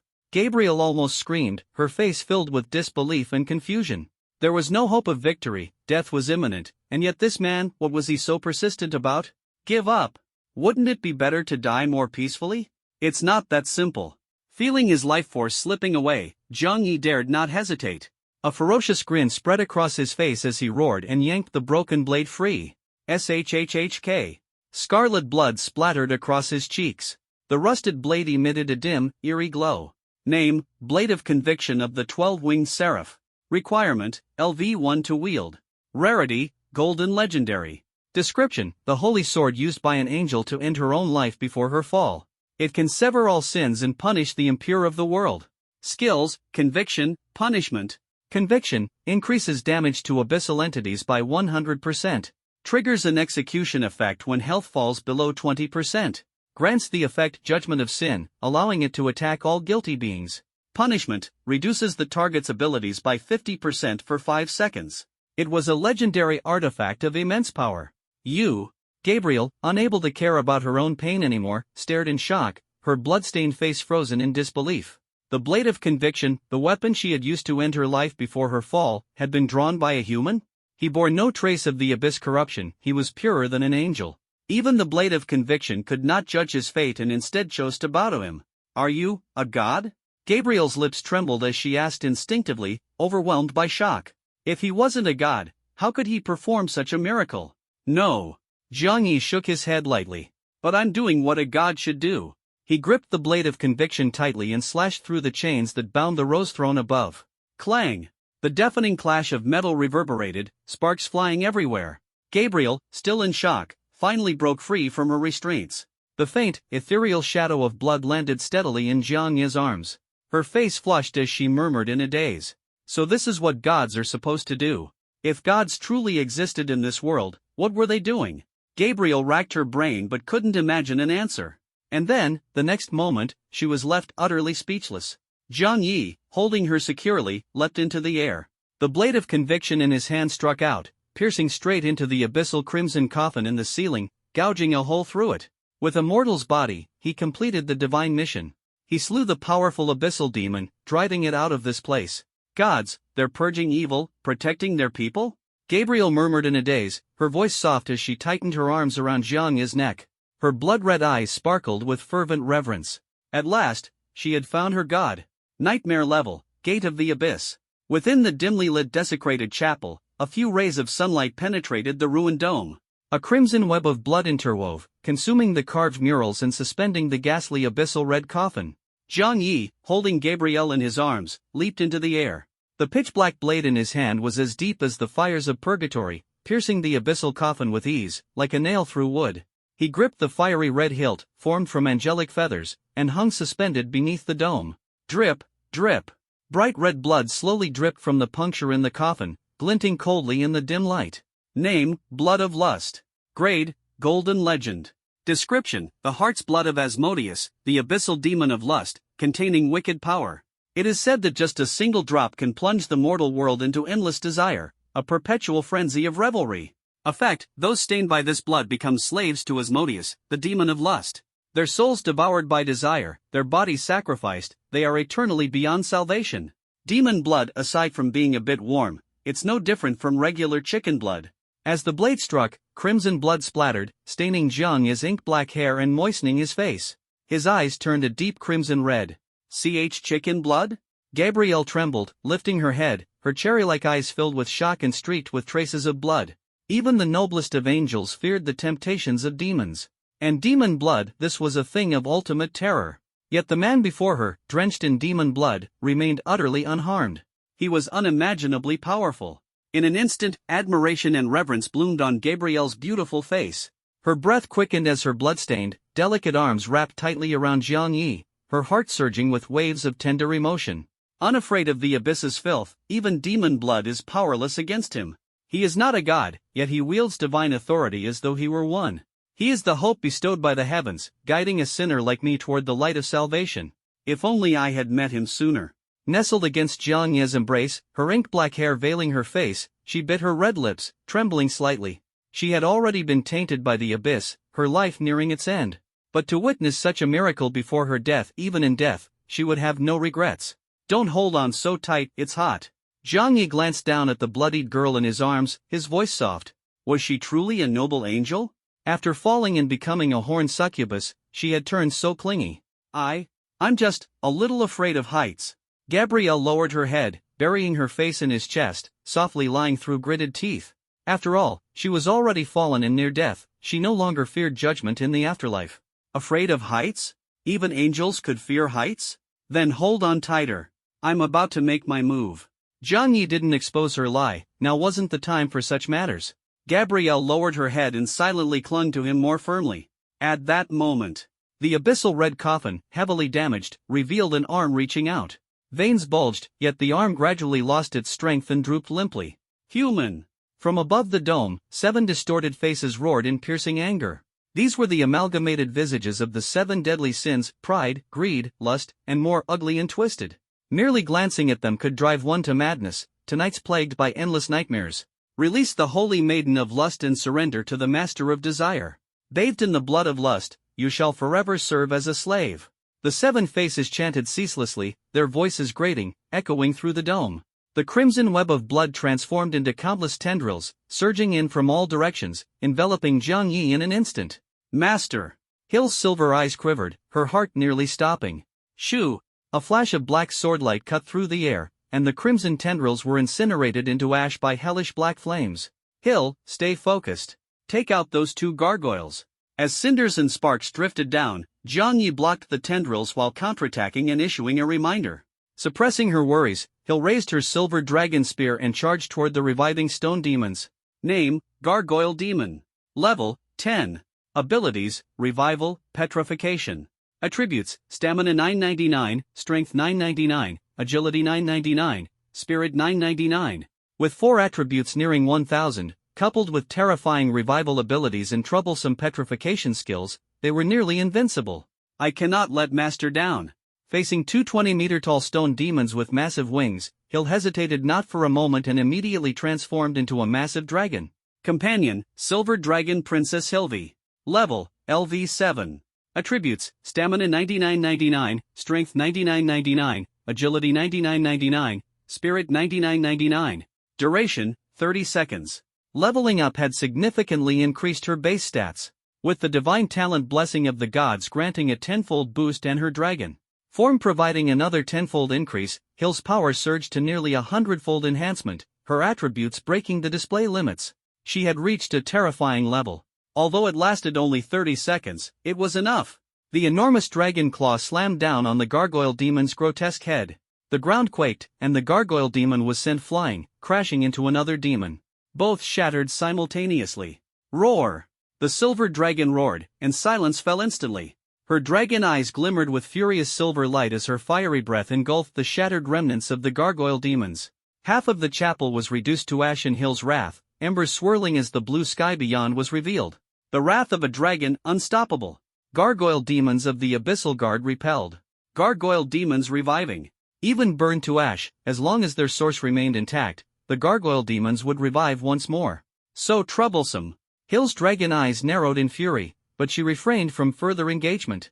She turned toward Jiang Yi, positioning herself beneath the red coffin. The massive silver dragon stood silently, prepared to assist at any moment. She could not attack the manifestations of desire, nor could she do anything about the demon reviving within the coffin. A sense of helplessness filled Hill with guilt. If only she were stronger, her master wouldn't have to take such risks. She was such a useless companion. Above the dome, the blade of judgment struck down, hellish black flames roaring to life.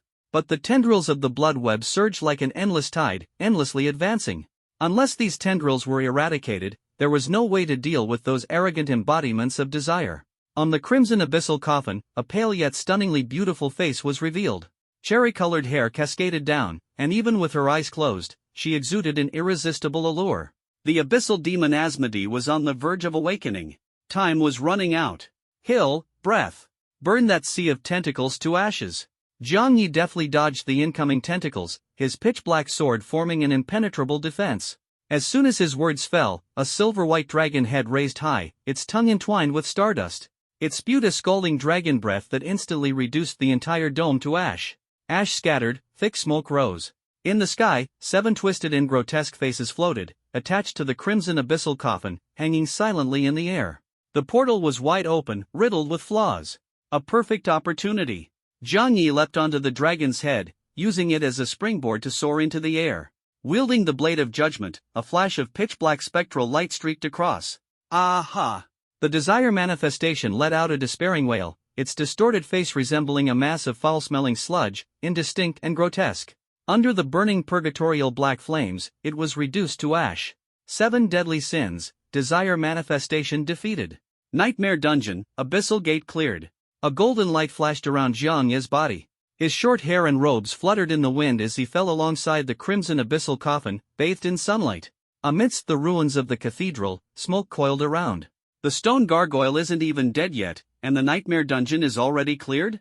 Looks like that annoying desire manifestation was the final boss of the dungeon.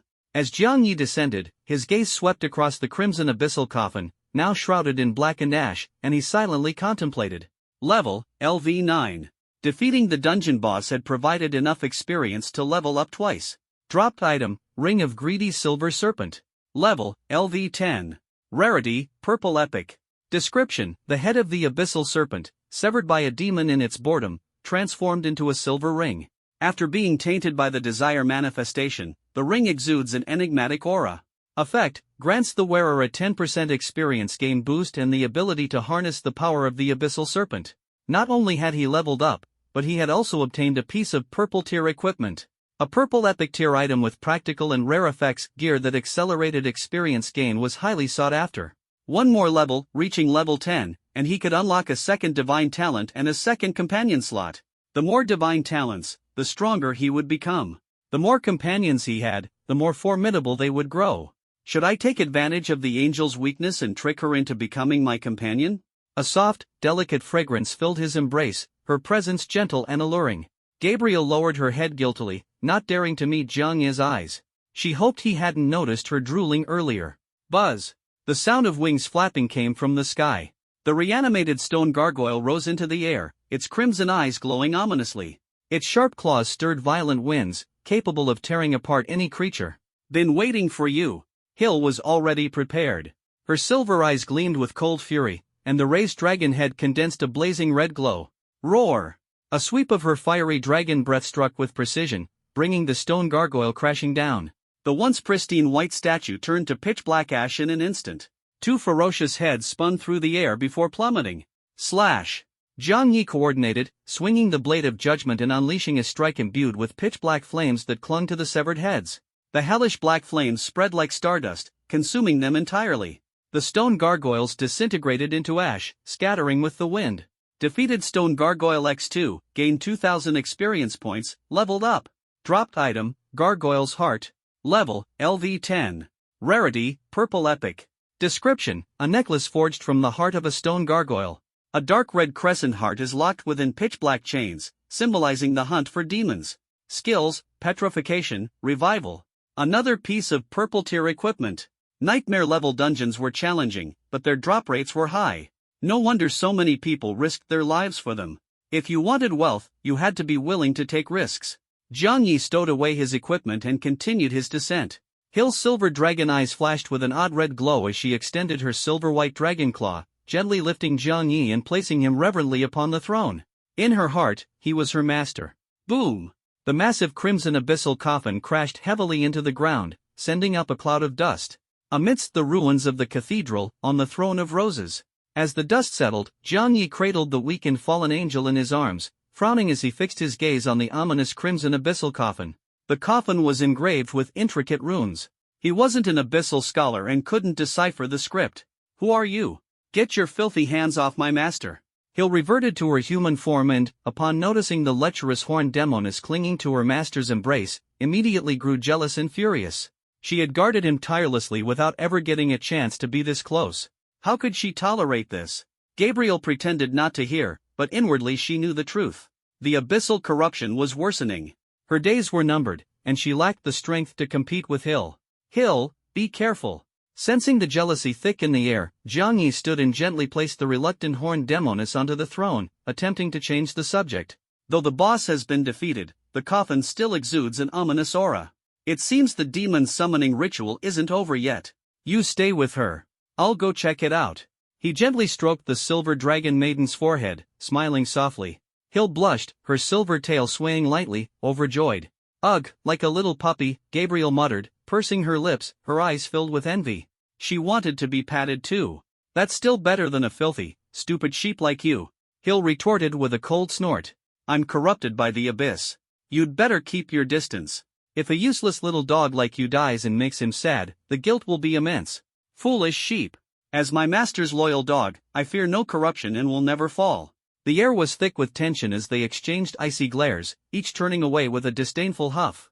At the base of the steps, amidst the ravines, Jiang Yi approached the crimson coffin, his vigilance heightened.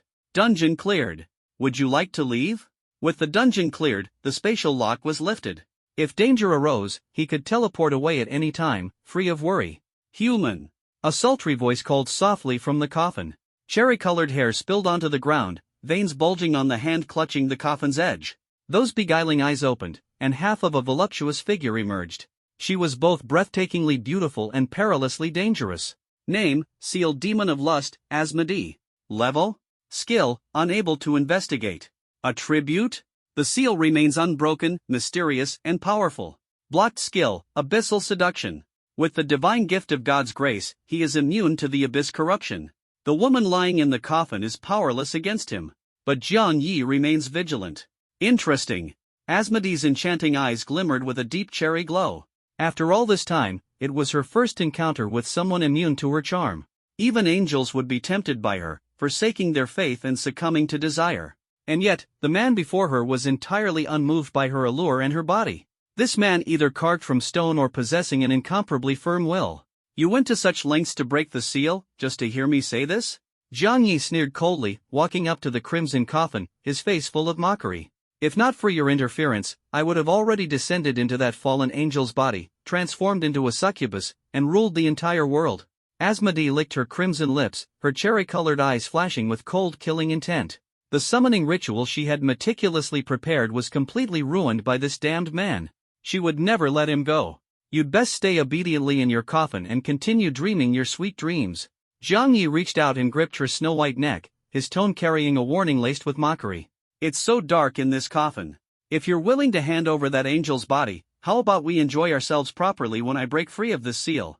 Asmodee's soft arms wrapped around Jiang Yi's neck, her crimson lips brushed against his ear, whispering seductively.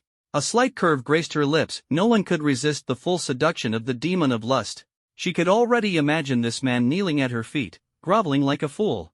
But in the very next moment, her ears were met with a cold rebuke. "Are you teaching me how to do things?" Jiang Yi tightened his grip on her neck and violently shoved her back into the crimson coffin. As her cherry-red hair scattered, Asmodee's face was filled with shock, utterly unable to comprehend how her allure had failed.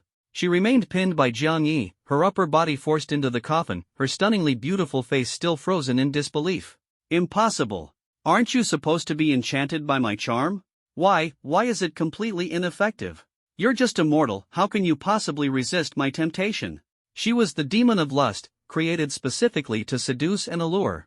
How could she fail repeatedly?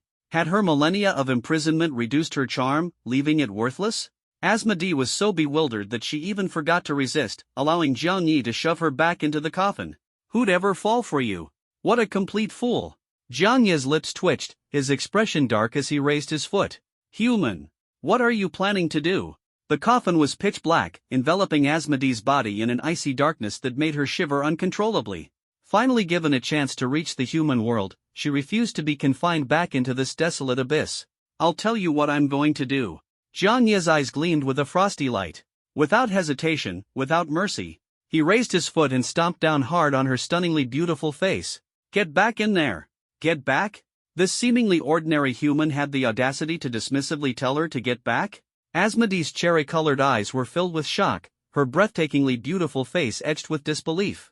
Did he not realize? The dukes of the abyss groveled at her feet, and the queue of those desiring a single night with her stretched from hell to heaven.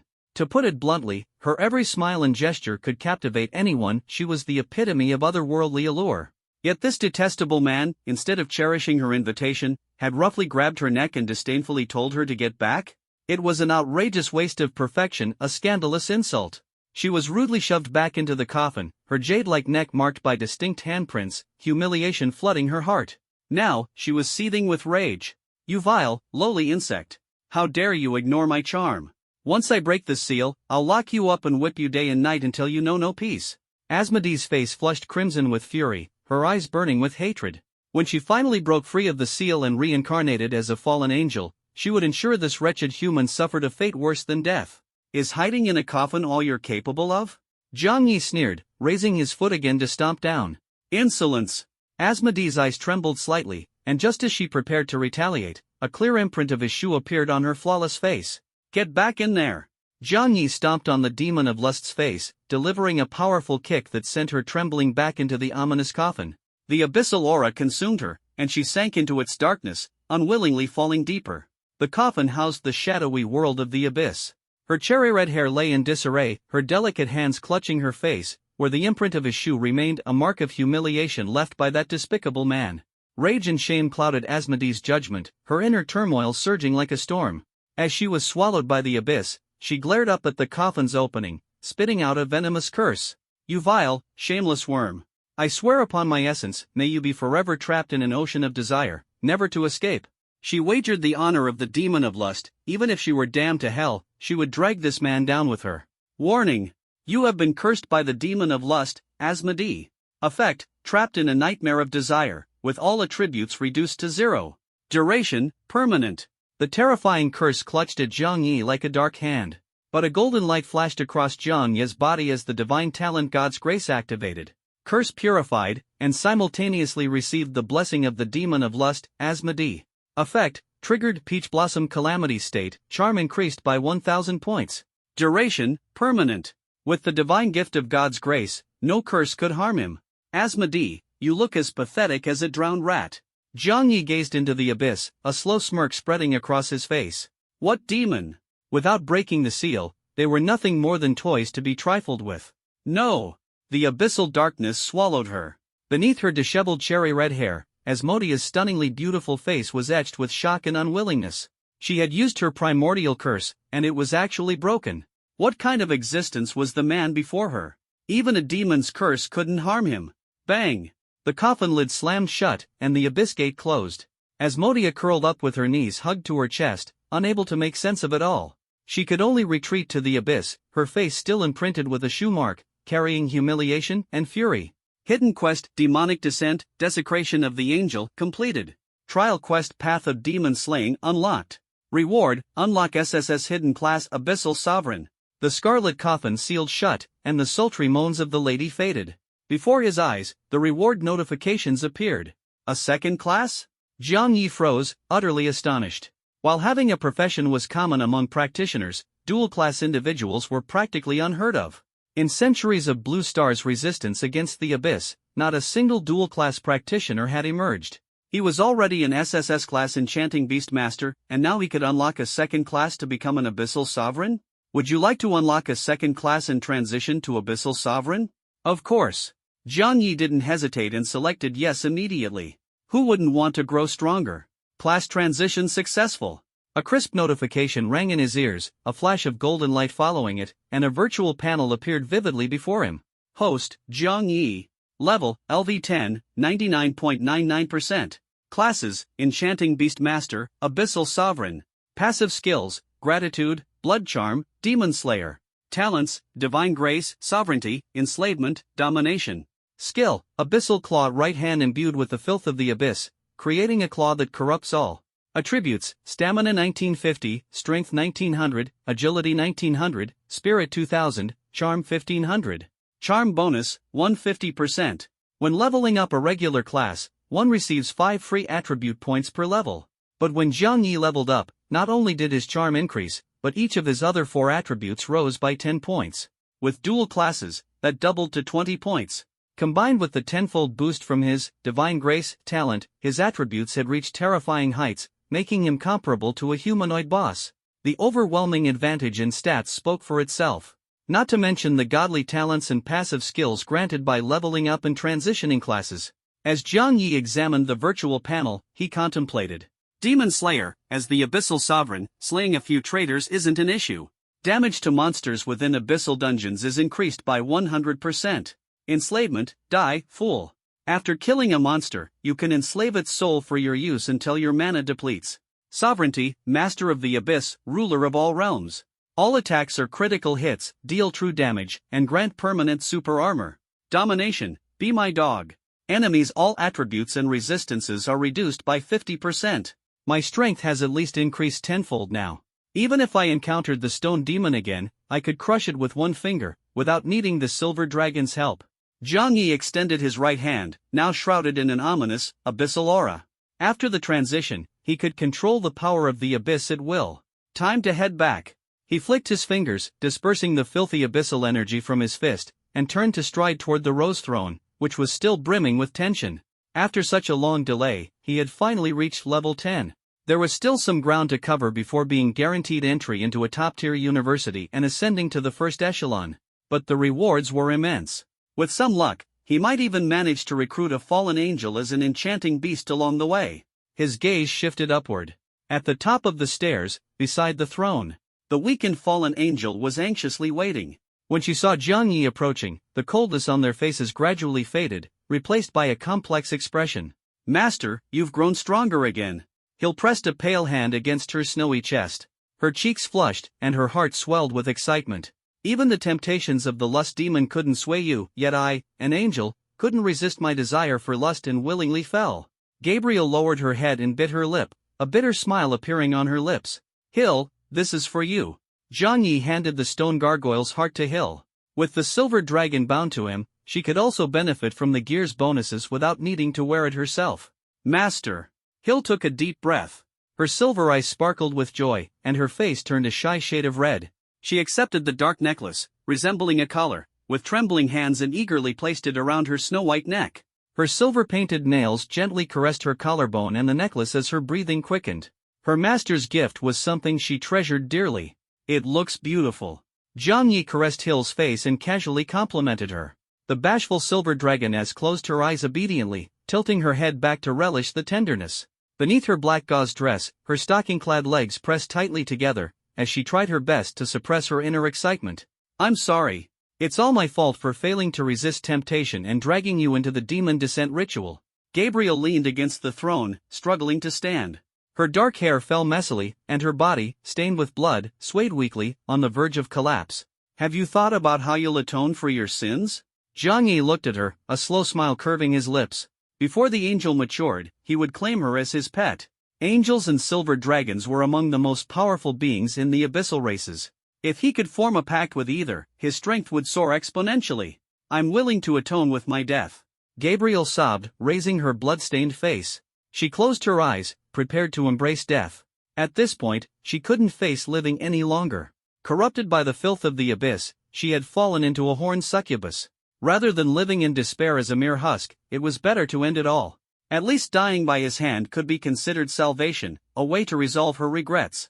Could you grant me release? Her voice trembled as crystal-clear tears blurred the bloodstains on her face, like cheap makeup smearing her once tragic beauty. Dying like this, don't you think it's a waste? Zhang Yi raised his hand, gently cupping the chin of the blood-stained fallen angel. I've already fallen, my life is nearing its end. Gabriel's voice quivered with a sob as her fragile figure trembled from the pain of her wounds. Her tears carried a deep regret, making her tender heart ache faintly. Thank you for stopping the demon's descent. If there's a next life, even if I become a dog, I will repay you. She bit her red lips, her face filled with resolute determination. Why not in this life? I can, but what use is a dying, fallen dog? Who said you're useless? Zhang Yi looked at her in confusion, scoffing dismissively. He summoned the legendary weapon, the Blade of Judgment, pressing the jagged edge against the blood-stained heart of the fallen angel. Besides being a dog, you can also be my sword sheath. He smiled and asked seriously. Sword sheath? Gabriel's tearful eyes widened in confusion. In her mind, the thought of being a sword sheath made her wonder if he meant being inserted by him. Her cheeks flushed slightly, and she instinctively nodded. Ding! Contract with the twin angels in progress. Contract successful. Charmed pet, Twin Angel Gabriel. Level, LV1. Grade, Golden Legend. Race, Angel/Succubus. Skills, Seraph, transforms into the Angel of Judgment to punish impurity. Dark Blood Maiden, transforms into the Succubus Blood Queen, ruling over the night. Equipment, Blade of Judgment. Attributes, Stamina 500, Strength 250, Agility 300, Spirit 700.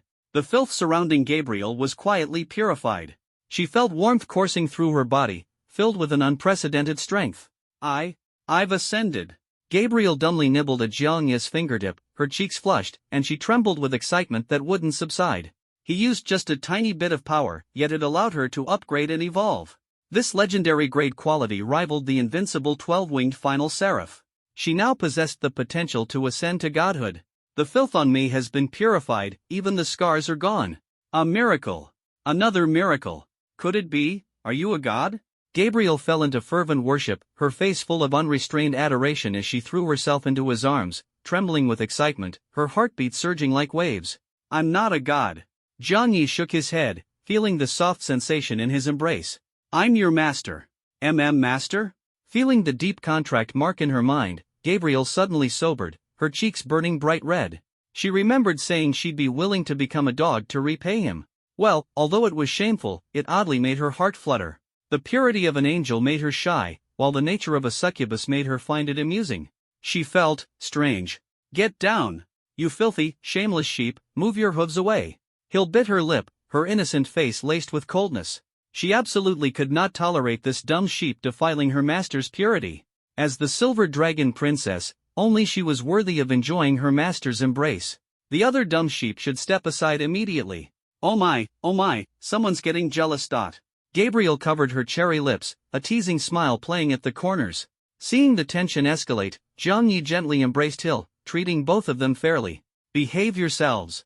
Hill, like a timid kitten, lost all her earlier hostility, curling up in Jiang Yi's arms and trembling slightly. It's time to set off. Hold on tight to me and be cautious of the abyssal turbulence. Jiang Yi retrieved the teleportation jade and warned softly. If one moved recklessly during teleportation, it could fail or worse, be swept away by the turbulence into dangerous unknowns. Thus, his reminder was crucial. I'm ready. Hill closed her eyes and clung tightly to Jiang Yi's waist, her curves pressing together like piled snow. I'm ready too. Gabriel bit her red lips, hugging Jiang Yi tightly from behind, her voluptuous figure trembling slightly. Her face was as pure as an angel's, yet it carried the dark desires of a succubus. Let's go. Jiang Yi chuckled softly, activating the inscriptions on the teleportation jade. With a flash of blue light, he vanished within the embrace of the two young women. The ruins of the desecrated cathedral remained, with the abyssal red coffin lying silently. It's time to open unknown. Adventurers Guild, Teleportation Plaza. A crimson portal radiated an aura of dread, sending chills down the spines of those around. It's been almost half an hour, and Jiang Yi still hasn't come out. He might be in danger. How unlucky, what was supposed to be a regular dungeon turned into a nightmare level 1. He's probably swarmed by mobs. Do you think he'll make it out alive? Are you kidding? Even the guild leader couldn't clear a nightmare dungeon, and Jiang Yi's just a rookie. No way he's coming back. Didn't you see the guild leader struggle? He's a level 50 thunder mage, and Jiang Yi's just a newly promoted nobody. If he makes it out, I'll eat dirt. Outside the cordon area, the crowd murmured anxiously, waiting tensely. In a secluded corner. Jiang Yi, you better come out alive. You owe me, and I'll make sure you pay it back, bit by bit. Jibo sat in his wheelchair, gripping the armrests tightly, his face twisted with resentment. His rare tier ghoul overlord had been destroyed after only a few dungeon runs, utterly humiliating him, especially in front of his friends and childhood sweetheart. It'd be better if that scumbag just died. Lu Ruyan, dressed in her priestess robes, pushed the wheelchair, her face shadowed with pain and bitterness. What do you mean by that? Jibo turned to look at her, lowering his voice. He died, and then we'll take this agreement to claim his family's inheritance. After all, he can't argue back, and that Chumoli will have no choice but to obediently hand over everything their parents left behind to us. Lu Ruyan's lips curved into a faint smile, a trace of coldness glimmering in her dark eyes. But, he still has an epic level abyss beast. If he just dies like that, what a waste. Are you stupid? His parents were top-tier professionals. The inheritance they left behind could buy several epic level abyss beasts. Lu Ruyan knocked on Ji Buchang's head, leaned down close to his ear, her snow-white neck completely exposed. That's true. Ji Buchang suddenly realized, awkwardly chuckling as his tightly furrowed brow slowly relaxed. Jiang Yi. Her gaze was as cold as ice, fixed on the crimson portal. Compared to Jiang Yi's life or death, she was more concerned about whether the signature on the agreement in her arms could be forged. All for the sake of my future. She slowly stood upright, her figure shrouded in the shadows of the corner. You better die in that nightmare-level dungeon. This dungeon is practically nightmare level. Even the president of the Adventurers Guild wouldn't dare challenge it casually. Jiang Yi, you newbie who just changed professions, go ahead and meet your doom. Lu Ruyan took a deep breath, her eyes gleaming with greed, utterly unmasked. She wore a soft priest's robe, her long legs wrapped in over-knee stockings trembling slightly as they came together, twisting gently and betraying a satisfied expression. She had been eyeing Jiang Yi's family estate for a long time, patiently waiting for 3 years, and now her wish was finally coming true. As for the possibility of Jiang Yi walking out alive, she didn't even need to consider it. It was almost non-existent. The lakeside villa your parents left behind, along with the money in their bank accounts, you won't need them once you're dead. Instead of letting that useless sister of yours take advantage of it, for the sake of our past relationship, I'll reluctantly take care of it for you. Lu Ruyan lifted her lashes, her small cherry lips curling into a smug smile. Sometimes, the dead are more valuable than the living. It was all Jiang Yi's fault for being incompetent. She couldn't possibly be blamed for being ruthless. Leaving the villa and inheritance to that worthless sister would just waste resources. Sigh. Damn it, my mouth and legs are killing me. I should have torn that piece of trash to pieces long ago.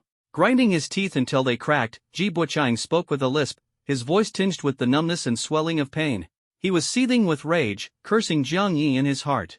Why are you even mad? Think about the party at the villa later instead. Lu Ruyan stretched lazily, her jade-like hands spread wide. Under her priest's robe, her chest rose and fell gently, and the agreement tucked within exuded a faint milky fragrance. She had already planned it all out. Once she claimed Jiang Ye's lakeside villa, she would host a day-long party to indulge and celebrate. If only you'd known you were going to die, why bother being so stubborn? Imagining Jiang Ye's regretful expression before his death, Lu Ruyan couldn't resist biting her fingertip and humming a light tune. If this lapdog had obediently followed her as her lackey, he wouldn't have ended up courting death. That piece of trash is probably being chased all over by monsters, filled with regret, isn't he? Ji Buchan clenched his fists, a satisfied smile tugging at his lips. A lapdog dying was truly a delight. He's not regretting, he just knows his time is almost up. Lu Ruyan rested her fingertip on Ji Buchan's shoulder, her gaze fixed on the crimson portal. Her lips curved into a contemptuous smile. Breaking ties with her? He deserved his fate. At the same time, near the crimson portal, the armored patrol squad of the Adventurers Guild had set up a long security perimeter. What's the situation? Xinyu furrowed his brows, his pristine white mage's robe billowing in the wind. He was the president of Jiang City's Adventurers Guild, an A-grade rare-class thunder mage, level 50. Ji Buchang bowed his head respectfully and reported. President Qin, the suspect fled into the dungeon to evade capture. It's been almost half an hour already. He's just a rookie who recently changed professions. Using an epic-level abyss beast to wound people, in a nightmare-level dungeon, he likely won't have a good outcome. In his opinion, no rookie would dare to solo a nightmare-level dungeon. Nightmare level? If only it were just nightmare level. Xinyu sighed, shaking his head with a wry smile. Though his strength was moderate, a nightmare-level dungeon wasn't something that would overly concern him. President, you mean? Ji Buchan wiped the cold sweat from his brow, a terrifying thought creeping into his mind. His face instantly turned pale, his legs going weak. Oh no, could this dungeon have leveled up again? You guessed right, it's calamity level. Xinyu's expression turned grave, nodding seriously. Above nightmare level was calamity level. What? Calamity level? Doesn't that mean demons will descend? Ji Buchan's face went deathly pale, and he unconsciously took a step back, shielding the guild president with his body. A calamity level dungeon usually signified the beginning of a demonic invasion. At level 20, Ji Buchan could barely sustain his livelihood, let alone confront an abyss demon head-on. Are you scared? Xinyu's cold eyes bore into him, his brows furrowing. As the captain of the patrol squad, lacking courage and retreating before the fight, what kind of behavior was that? And no. Not scared. Ji Buchan forced an awkward smile onto his face. In his heart, he cursed Jiang Yi again and again. Why did this newly changed rookie have to court death? Why insist on acting like a big shot and soloing a dungeon, only to die, triggering a calamity and dragging everyone down with him? Disgusting. Abyssal invasions and the breaking of demon seals into the mortal realm aren't easy. Typically, there's about an hour-long window. If, within an hour, half an hour from now, the crimson portal and black mist dissipate, it means the demon couldn't break the seal, and the crisis resolves itself. Xinyu stood before the crimson portal, his brows deeply furrowed, his expression heavy. At level 50, even as a thunder mage, he was no match for demons. And if it doesn't dissipate? Ji Buchan's voice trembled, his throat tightening. Then Jiang City will turn to ruins, falling in an instant. Xinyu raised his head, the crimson glow of the portal reflecting off his face, making him look unusually stern. At that moment, a fierce wind arose. Not good. Ji Buchan pointed at the swirling phenomena in the sky, exclaiming as he collapsed to the ground. It's really happening. All units, stand guard. Xinyu's expression was somber, yet he remained calm and composed, efficiently maintaining order. The sky was as dark as a blood-drenched night, the portal like the gaping maw of a gluttonous beast, and the fierce wind churned towering waves. Everyone braced against the gale, so tense they forgot to breathe. Tap.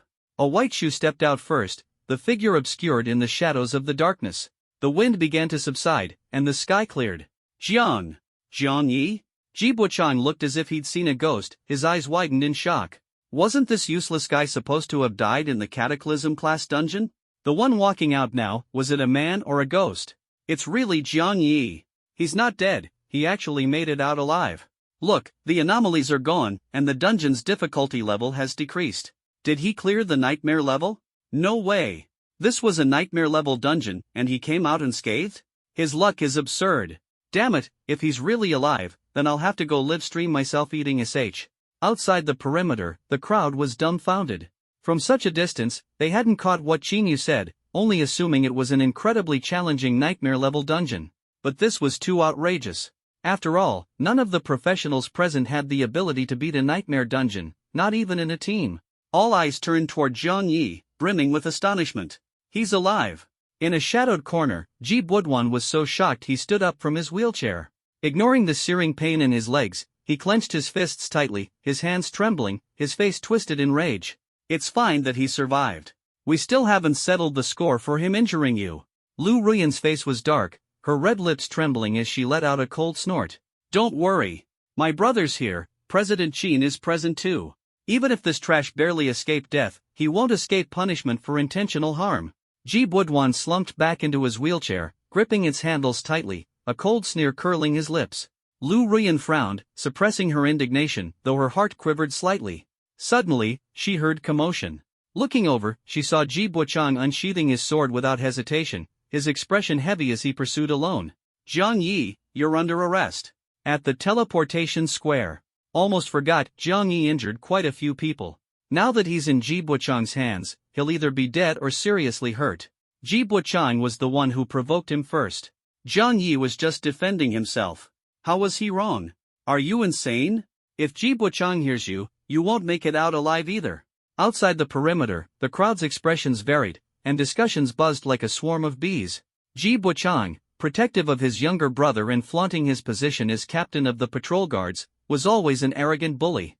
Zhang Yi had injured his brother, so his fate looked grim. What a pity. Barely surviving a cataclysm-class dungeon, only to face inevitable wounds and misery. Quite the spectacle, huh? Zhang Yi's lips curled into a faint smile as he looked at the iron-armored patrol guards surrounding him. His demeanor remained calm and composed. He had done no wrong, why should he panic? You'll see just how spectacular this gets in a moment. You're completely surrounded. Don't think about resisting. Kneel and surrender now. Ji Buchang's dyed yellow bangs fell across his face, his darkened expression glinting with malice. He was nearly exploding with rage at Zhang Yi. The appearance of this worthless guy's cataclysm-class dungeon had left him gasping for air, humiliating him in front of his superiors, and ruining his chances for promotion. If this trash had surrendered earlier, I could have arrested him for interrogation without facing that apocalyptic anomaly, and the president wouldn't have been disappointed.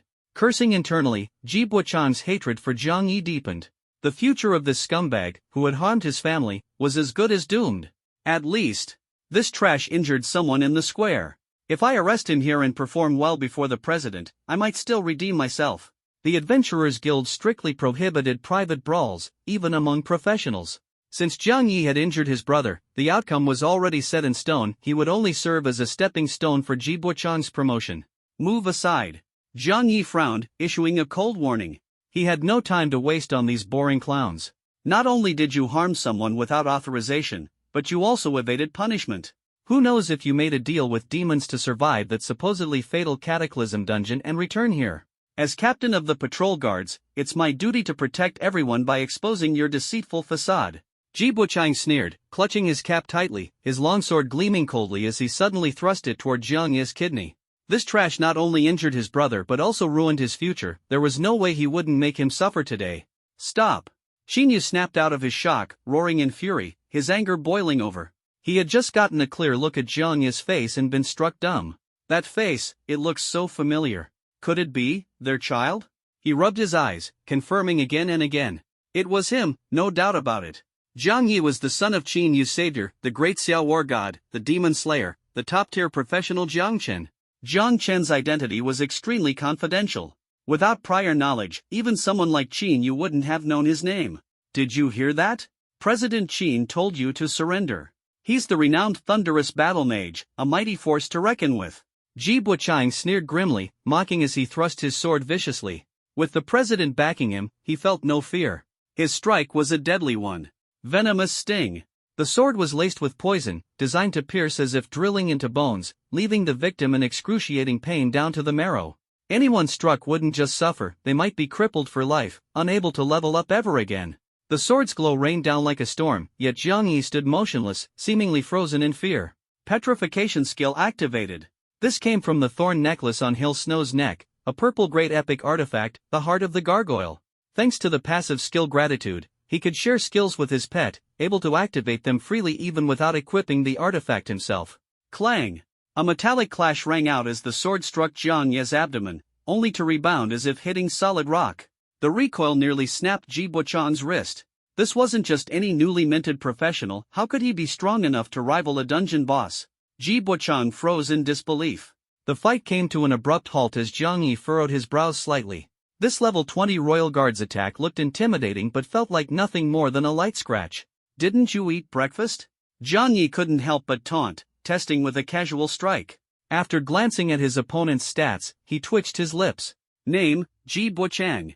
Level, 20. Class, Royal Guard.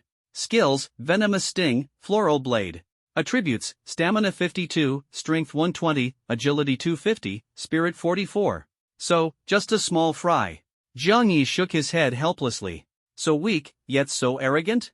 He had no intention of wasting words with Ji Buchang. If one dared to use lethal moves, one had to be prepared to face death. Ghost Hand, Cloud Snatch.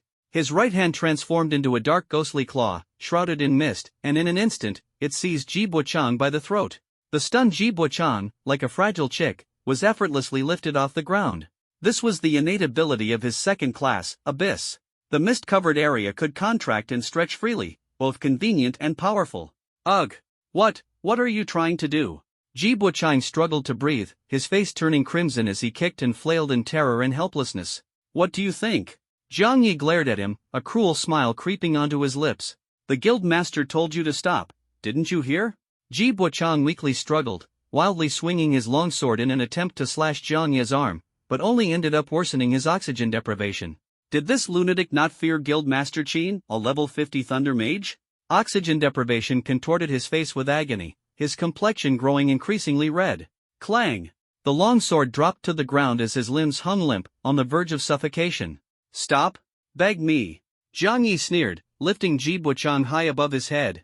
The armored patrol guards recoiled in fear, even Qin Yu froze in place, his face filled with disbelief. From what he knew, the revered war god Jiang Chen had always described his son as unremarkable, even advising him to look after the boy when possible. Leveling up 10 levels in a row and casually counter-killing, you call that unremarkable talent? Qin Yu's lip twitched. Truly, geniuses never stay low profile. Alright, so ridiculously overpowered yet so humble, truly admirable. If this was considered ordinary, then what did that make him? Please, I beg you. Ji Buchang's bloodshot eyes and anguished expression showed he was on the brink of losing consciousness, trembling instinctively as he pleaded for mercy. Thud! Your dog, catch! With a casual flick of his right hand, Jiang Yi tossed Ji Buchang like trash. Ji Buchang landed like a dead dog, crashing heavily at Qin Yu's feet. Spurt! He spat a mouthful of blood and nearly fainted. Guild Master! Blood trickled from the corner of Ji Buchang's mouth, his eyes brimming with tears of grievance. He wouldn't comply with the arrest and even beat me up like this. You must uphold justice for me. Like grasping at his last straw of hope, his trembling hand clung desperately to Qin Yu's pant leg as he wailed miserably. I told you to stop, didn't I? Qin Yu gritted his teeth, his face a mask of icy fury. He extended his hand and clenched the air, conjuring a crackling blue lightning whip that snapped menacingly. The furious aura brought a gleam of hope to Ji Buchang's eyes. He stared hard at Jiang Yi, eagerly anticipating the screams to follow. I couldn't defeat you, but surely Guild Master Qin can. Prepare to be thrashed? Ah! Crack! Crack! Crack! The lightning whip lashed relentlessly across Ji Buchang's body, tearing his flesh and drawing agonized cries. His face twisted in reddened pain, eyes filled with bloodshot disbelief as he stared blankly at Qin Yu, full of grievance. Guild Master! Are you hitting the wrong person, or have you turned traitor? Guild Master, stop hitting. Ah! Stop! It's me, it's really Ji Buchang. He squirmed like a worm on the ground, writhing in agony. You're Ji Buchang? Qin Yu paused, the lightning whip in his hand still crackling. I am Ji Buchang. Heh, Ji Buchang? Look at my whip longer than yours. Ah! The plaza echoed with pig-like screams. Qin Yu sneered coldly, dressed in a soft white robe faintly glowing with icy electric light. He swung the azure lightning whip with the speed of a storm, landing 10 strikes per second. The whip coiled around Ji Buchang like a venomous serpent. Ji Buchang foamed at the mouth from the pain and fainted outright. Beyond the cordon, the onlookers held their breath. From Jiang Yi's one-handed instant kill, to Qin Yu's relentless lightning whip strikes, barely half a minute had passed, yet it felt like an eternal century. The crowd exchanged shocked glances, unable to shake off their astonishment. My god, Jibo-chan's poison stings could even terrify a goblin troll, yet Jiang Yi didn't even dodge and killed him instantly.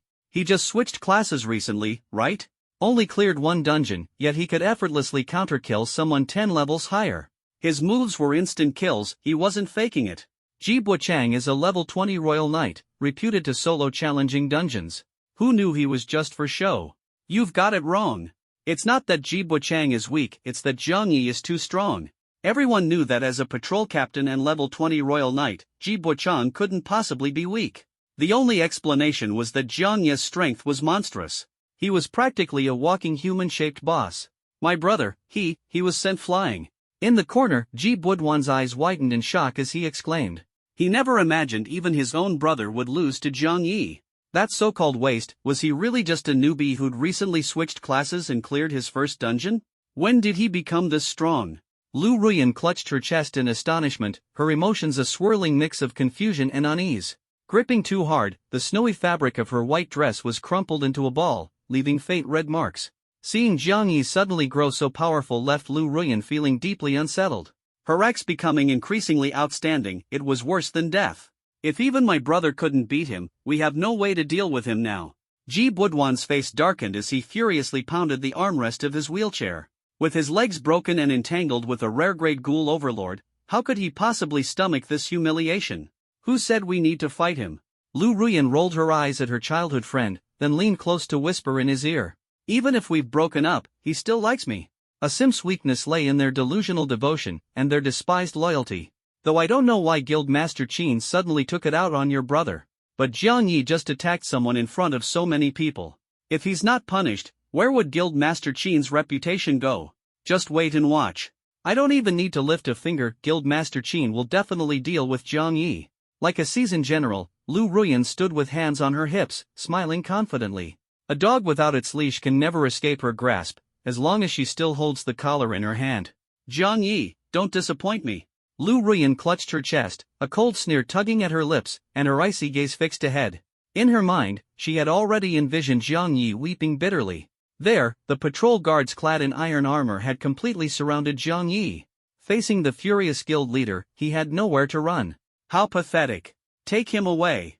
After venting his anger, Qin Yu wiped the cold sweat from his forehead. The lightning whip in his hand gradually dissipated. As soon as he finished speaking, Ji Buchan was dragged away like a dead dog. Jiang Yi glanced at him, held the cold hand of Silver Dragon Princess, and left without hesitation. He had wasted so much time that he couldn't even level up the angel he had just contracted. Wait a moment. Qin Yu took a deep breath and placed a hand on Jiang Yi's shoulder. In an instant, the teleportation square fell silent, so quiet that even the sound of a pin dropping could be heard. Everyone held their breath in anticipation. Was the powerful guild leader finally going to make his move? What is it? Jiang Yi stopped in his tracks, looking at Qin Yu calmly, without the slightest trace of fear. Are you hurt? Qin Yu's expression was one of concern, like that of a worried elder. The moment he said this, everyone was dumbfounded. Did they hear that right? Not only did guild leader Qin not punish Jiang Yi, but he was actually concerned about him? I'm fine. He's so weak, he couldn't possibly hurt me. Jiang Yi shook his head lightly, puzzled. He could sense Qin Yu's sudden friendliness. What was this unfamiliar guild leader up to? Not him. I'm asking. Were you injured in the Calamity level dungeon? Qin Yu frowned, his expression gradually turning serious. The Calamity level dungeon was terrifying and filled with horrifying demons. If the son of an old friend had been injured under his watch, he would be absolutely furious. Calamity?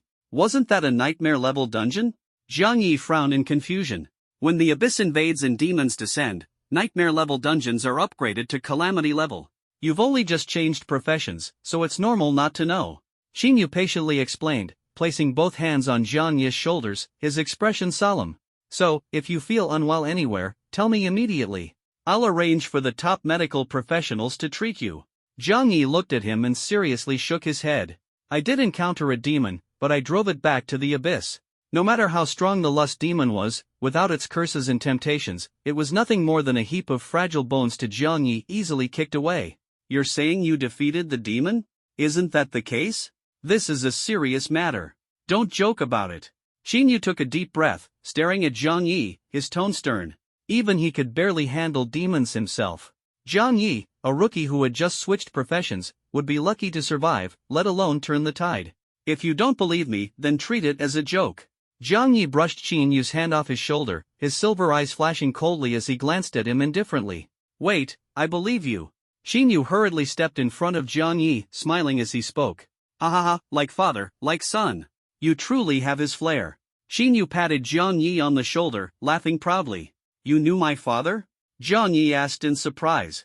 His father had recently fallen in a calamity-level dungeon, leaving behind only a cold, black and white photograph. To tell the truth, your dad saved my life back in that catastrophic dungeon. If not for him, I would have been consumed by the raging flames, not even leaving a single bone behind. Qin Yu's eyes were filled with gratitude as he recalled the experience. Is that so? Jiang Yi's gaze shifted away, lost in thought. I'm sorry for bringing up your father so suddenly. My condolences. This isn't the place to talk. Why not come to my place for a chat? To safeguard Jiang City, I must ask you to share any information about the abyssal demons. Without any airs, Qin Yu sighed and directly made his request. The appearance of demons was a massive threat. As the guild leader of the Adventurers Guild, he had the responsibility to protect every citizen of Jiang City. All right. I also have questions about my father. Jiang Yi nodded, not refusing. The circumstances surrounding his parents' death were murky, and he wanted to uncover the truth. This way, please. Qin Yu smiled, leading Jiang Yi into the guild. As they crossed the security line, the onlookers were too stunned to speak. Their gazes toward Jiang Yi were complicated, tinged with envy. After all, Qin Yu was the guild leader of the Adventurers Guild, a prominent figure in Jiang City. To earn his recognition was nothing short of a fortune. Lu Ruyan thought so too. She couldn't afford to be jealous of Ji Buchang. She hurriedly caught up with Jiang Yi, intending to make an impression in front of guild leader Qin as his girlfriend. Jiang Yi, what are you doing here? She covered her mouth in surprise, her face tinged with shyness, like a girl in love, captivating and charming. Who is she? Qin Yu looked at Lu Ruyan. Beneath her pristine white priestess robes was a graceful figure. He secretly thought this was bad. He had initially planned to introduce his daughter, the campus belle, to Jiang Yi. Who would have thought he already had a girlfriend? Jiang Yi glanced at Lu Ruyan indifferently, then shook his head and said, not familiar. They had already severed ties. Women? He didn't know her at all. Jiang Yi strode forward without hesitation, leaving decisively. His retreating figure was natural and carefree, without the slightest pause. Late-coming concern was worth nothing. If it was going to end up like this, why bother being so persistent in the first place? Hilda and Gabrielle followed closely behind him. Their stunning beauty and curvaceous figures instantly rendered Lu Ruyan pale in comparison. Lu Ruyan, once proud like a willow tree, now drooped in dejection. Her once prized fair complexion couldn't hold a candle to even half of theirs. Qin Yu observed all this clearly and waved his hand lightly. Several armored patrol guards immediately stepped forward and lifted Lu Ruyan. Miss, please leave. The smile on Lu Ruyan's lips froze instantly, her shy expression vanished, replaced by a pale face of shock. She had been completely ignored by Jiang Yi. The Jiang Yi who once had eyes only for her, where had he gone? Lu Ruyan was taken away by the guards, her face void of all spirit.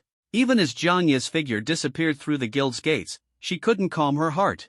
It felt as though something was lodged there, suffocating and painful. Jiang Yi, don't think you can deceive me with this act of playing hard to get. One day you'll regret being so cold to me. She took a deep breath, her beautiful face clouded with gloom. Leaning against the wall, she barely managed to support her frail and trembling body. The sorrow and regret in her heart were indescribable. She tried to console herself with the thought of playing hard to get, but deep down, it was just a way to mask her inner pain. What broke Lu Ruyan more than Jiang Yi's indifference was the complete lack of affection in his eyes. Breaking up just like that, how could he be so heartless? That scumbag. What a total pig. Just because you've cozied up to the guild leader, you think you're so great. My brother, Lu Zixiao, is an S-class professional. His future achievements will far surpass yours. Mark my words, one day, I'll make you regret this.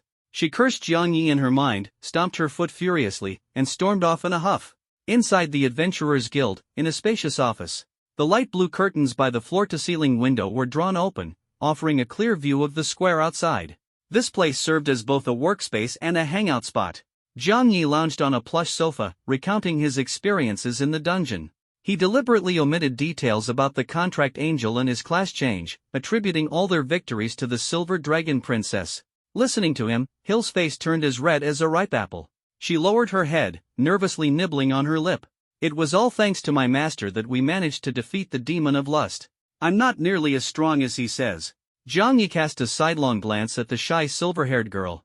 Her pale neck supported her tousled hair, shining like silver moonlight on an autumn night.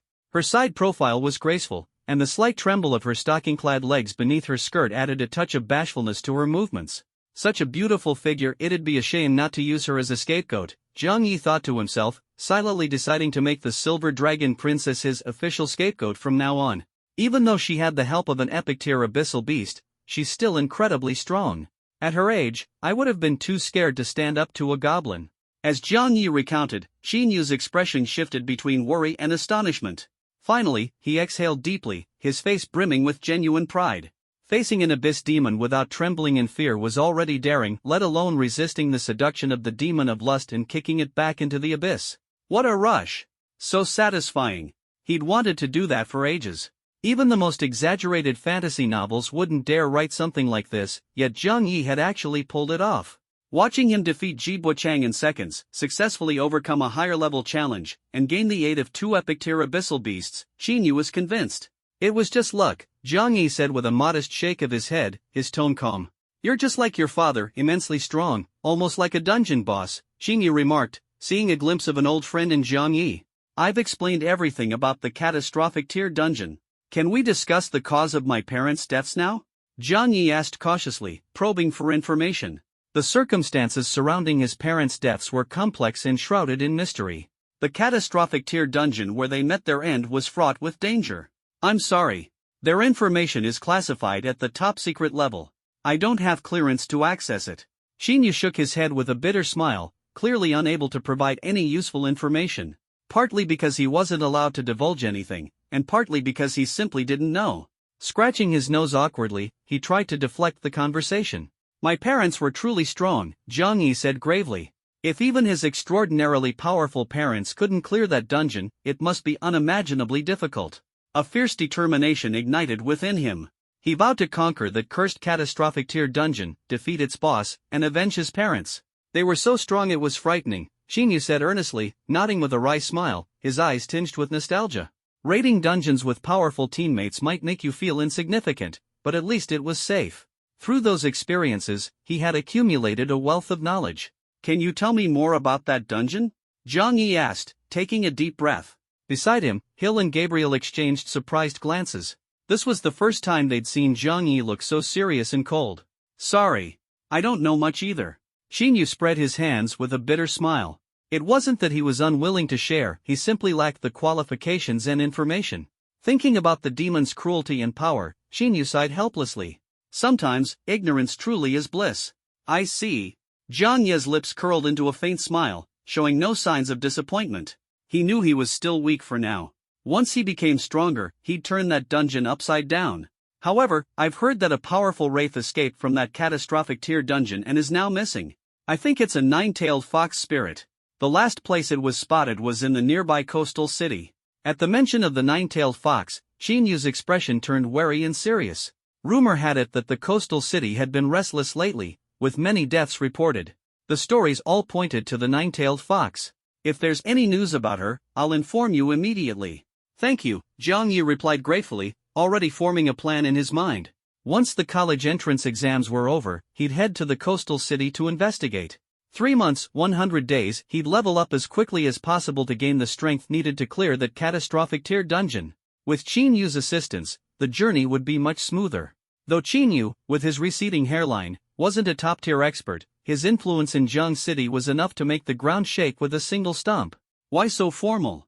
It creates distance, Qin Yu said casually, smiling without a trace of the guild leader's usual airs. He even poured Jiang Yi a cup of tea. This is tea made from the essence of a century-old tree. Give it a try. Jiang Yi picked up the cup, took a small sip, and nodded. Not bad. The tea carried a faint fragrance. It started off slightly bitter but left a pleasant sweetness in its wake. Good tea, no doubt, but it still couldn't compare to Lu Ruyan's green tea. You're a senior at Zhang City High School, right? Xin Yu asked, taking a sip of his own tea and giving Jiang Yi a meaningful smile. What about it? Jiang Yi asked, puzzled. Had Xin Yu noticed his talent and was planning to recommend him for a university scholarship? To be honest, my daughter goes to the same school. She recently changed her class. She's in a support role, so technically, she's your classmate. If you have the time, could you look out for her? Shinyu rubbed his hands together, looking a bit embarrassed. For experts, time is more precious than gold. An output specialist who can solo monsters would have already been sought after by countless people for team-ups. If Jiang Yi were willing to help, his good-for-nothing daughter might be able to go further. At least farther than he, as the president of Jiangqing's Adventurers Guild, ever did. What is her name? Jiang Yi suddenly felt a little uneasy and set down his teacup to ask. Qin Xiang. Qin is in the Great Qin, and Xiang is in perfume. When mentioning his daughter's name, Qin Yu's palms were sweating nervously, as if he were desperately trying to find a way out for his incapable child. Qin Xiang. Jiang Yi's expression turned somewhat peculiar as he softly repeated the name. This name was incredibly familiar to him. Who was she? The school beauty of Jiangqing No. 1 High School, the best friend of his cheap little sister, an S-rank support class, a renowned perfumer, Qin Xiang. Many noble scions and young talents from No. 1 High School had begged to team up with Qin Xiang, but she paid them no mind. Instead, her relationship with his sister was particularly close. But now, the goddess that everyone else could only dream of teaming up with was being personally recommended to him by her own father? The clean and bright floor-to-ceiling windows reflected Jiang Yi's mischievous smile. At their first meeting, this high-ranking guild president almost seemed like he was about to tie up the school beauty and beg her to join his team for dungeon runs. Wasn't this a bit too confident? Was he not worried that one day a flaming ghost car would be parked downstairs, and his daughter would end up wasting her efforts in vain? The Silver Dragon Maiden and the Fallen Angel exchanged glances, immediately sensing the dangerous atmosphere thickening in the air. Master only needs Hill, he doesn't need anyone else. Hill raised her dragon horns like radar, her lips tightly pressed together, glaring jealously toward the aura of that vixen. Compared to ordinary humans, a fallen angel turned succubus is far more alluring, isn't she? Gabriel lowered her head, looking a bit frustrated. Her petite stature made even buying clothes a challenge. Both of them were thinking the same thing, they had no intention of sharing their master. Your daughter is an S-rank professional, she surely doesn't lack teammates, does she? Jiang Yi set down his teacup, savoring the fragrance of the green tea, and spoke with a smile. Qin Xiang was, after all, the goddess of Jiangqing No. 1 High School, a school beauty of the highest caliber. Born into a prestigious family, she carried none of the arrogance of a spoiled heiress. Instead, she was warm and kind, like the sister next door. Her gentle smile could heal all troubles. At the same time, she was also an S-rank support perfumer, both powerful and immensely popular, never short of partners. Sigh. Xinyu sighed, taking a small sip of green tea, which tasted bitter and hard to swallow. To be honest, my daughter's level is far from ideal. She's only level 10. If she doesn't work harder, she might not even get into a good university. The old father's face bore a look of helplessness. Every family has its own struggles. Support classes, unlike combat classes, level up slowly and are particularly dependent on team coordination. This was the reason for Qin Xiang's slow leveling. Meanwhile, the geniuses in the first rank had already pushed to level 15. I'm only level 10 too. Jiang Yi spread his hands and sighed helplessly. Leveling up was indeed slow, it was exhausting just to reach level 10. But you reversed a fight with level 20 royal guards at level 10, it's like fighting monsters. Xinyu still found it hard to believe. If he hadn't seen it with his own eyes, he wouldn't have believed it either. Defeating an enemy twice his level? That was practically monstrous. But I have a bit of a reputation problem in No. 1 High School. Your daughter probably wouldn't want to team up with me. Jiang Yi admitted honestly. His past as a bootlicker had ruined his reputation at school. He had terrible relationships and didn't even have a single friend. If she refuses, then she'll just have to suffer the consequences. Xinyu snorted coldly, fuming with anger. If she didn't see such a great opportunity and instead acted stubbornly, she couldn't blame him for stepping in. I don't mind, but can your daughter handle it? Jiang Yi took a sip of tea and asked softly. If it's a difficult dungeon, she can handle it. Xinyu gritted his teeth and agreed. Difficult dungeons were challenging, with numerous rookies dying in them every year. Sorry, I only run nightmare-level dungeons. Jiang Yi set down his teacup and slowly stood up. To speed up his leveling, he didn't have time to waste on low-difficulty dungeons. If your daughter isn't afraid of getting hurt, let her come find me. Jiang Yi glanced at Xinyu, left those words behind, and waved as he departed. Hill and Gabriel, like obedient little maids, followed closely behind, their black and white figures trailing him. From time to time, they shyly glanced up at Jiang Yi, their faces filled with a mix of nervousness and joy. As expected of their master, even the powerful guild president had to come begging for his help. To be this strong during his first dungeon run, he would only grow more formidable in the future. Even they, his companions, found his power almost overwhelming. Xinyu sat dazed in his swivel chair, forgetting to see them off. It wasn't until Jiang Yi's figure disappeared that he snapped back to reality. Forget it. Children have their own paths. He smiled bitterly and shook his head. Nightmare-level dungeons were too dangerous. There were many ways to level up, and he didn't want his daughter to take unnecessary risks. Second job change, huh? Xinyu flipped through Jiang Yi's file and sealed it heavily. Jiangchang, looks like a remarkable person is about to emerge. He sat back in his chair, took a sip of tea, and his face showed a hint of fatigue and weariness. Leaving the Adventurers Guild, the sky was nearing dusk. The early summer breeze lifted the hems of the girls' skirts. Jiang Yi strolled leisurely with them. Due to the demon invasion, all the suburban dungeon gates had been closed for maintenance, which would take time, so leveling up would have to wait for another day. He wasn't in a hurry. It was a good opportunity to buy some supplies and prepare for any unexpected situations in the dungeon. Gabriel, you don't seem to have many clothes to wear, do you? Jiang Yi asked with concern, looking at the succubus dressed in a white priest's robe. And no, I don't, she stammered, a hint of panic flashing in her cherry-colored eyes. The sudden concern made her heart race. Master, she can wear Hill's clothes. The silver dragon princess frowned, biting her lip, and spoke sourly. Her possessiveness flared up. How dare this little succubus try to take the clothes her master bought? I can wear Sister Hill's clothes, there's no need for master to spend money, Gabriel said with a gentle smile, waving her hand. During the day, she wore the dragon princess's clothes, and at night, she cuddled with her master to sleep. Did she even need clothes? The problem is, you can't fit into Hill's clothes, Jiang Yi sighed, smiling wryly. The fallen angel's figure was more alluring than the silver dragon princess's. It was like comparing a large battery to a small one. The former was petite and delicate, while the latter was full and rounded. Each had its merits, but they couldn't be interchanged. Ha! Hill instinctively glanced at Gabriel beside her. That loose neckline and soft skin couldn't possibly fill out the clothes. The natural difference was insurmountable, no matter how hard she tried. She had completely lost. It seems I really can't fit, Gabriel said, shrugging in frustration. Her lightly trembling figure caught Jiang Yi's eye. Let's go. I happen to need to buy some things too, let's shop together, Jiang Yi said, taking their hands with a smile. Is this a date? If it weren't for that annoying dumb sheep, things would go more smoothly. She held her master's hand, tentatively intertwining their fingers, her heart racing, her cheeks tinged with a faint blush, filled with cautious sweetness. The clothes master gives me, I want to treasure them like family heirlooms. Hee, I definitely want to buy a few maid outfits later and wear a different one every day, Gabriel said, utterly content, like an obedient puppy letting her master lead her. After another trip to the spirit realm and accompanying the girls shopping, Jiang Yi felt visually satisfied but physically exhausted. Still, it was all worth it. Gabriel walked up to Jiang Yi, holding the hem of her black maid skirt with a radiant smile.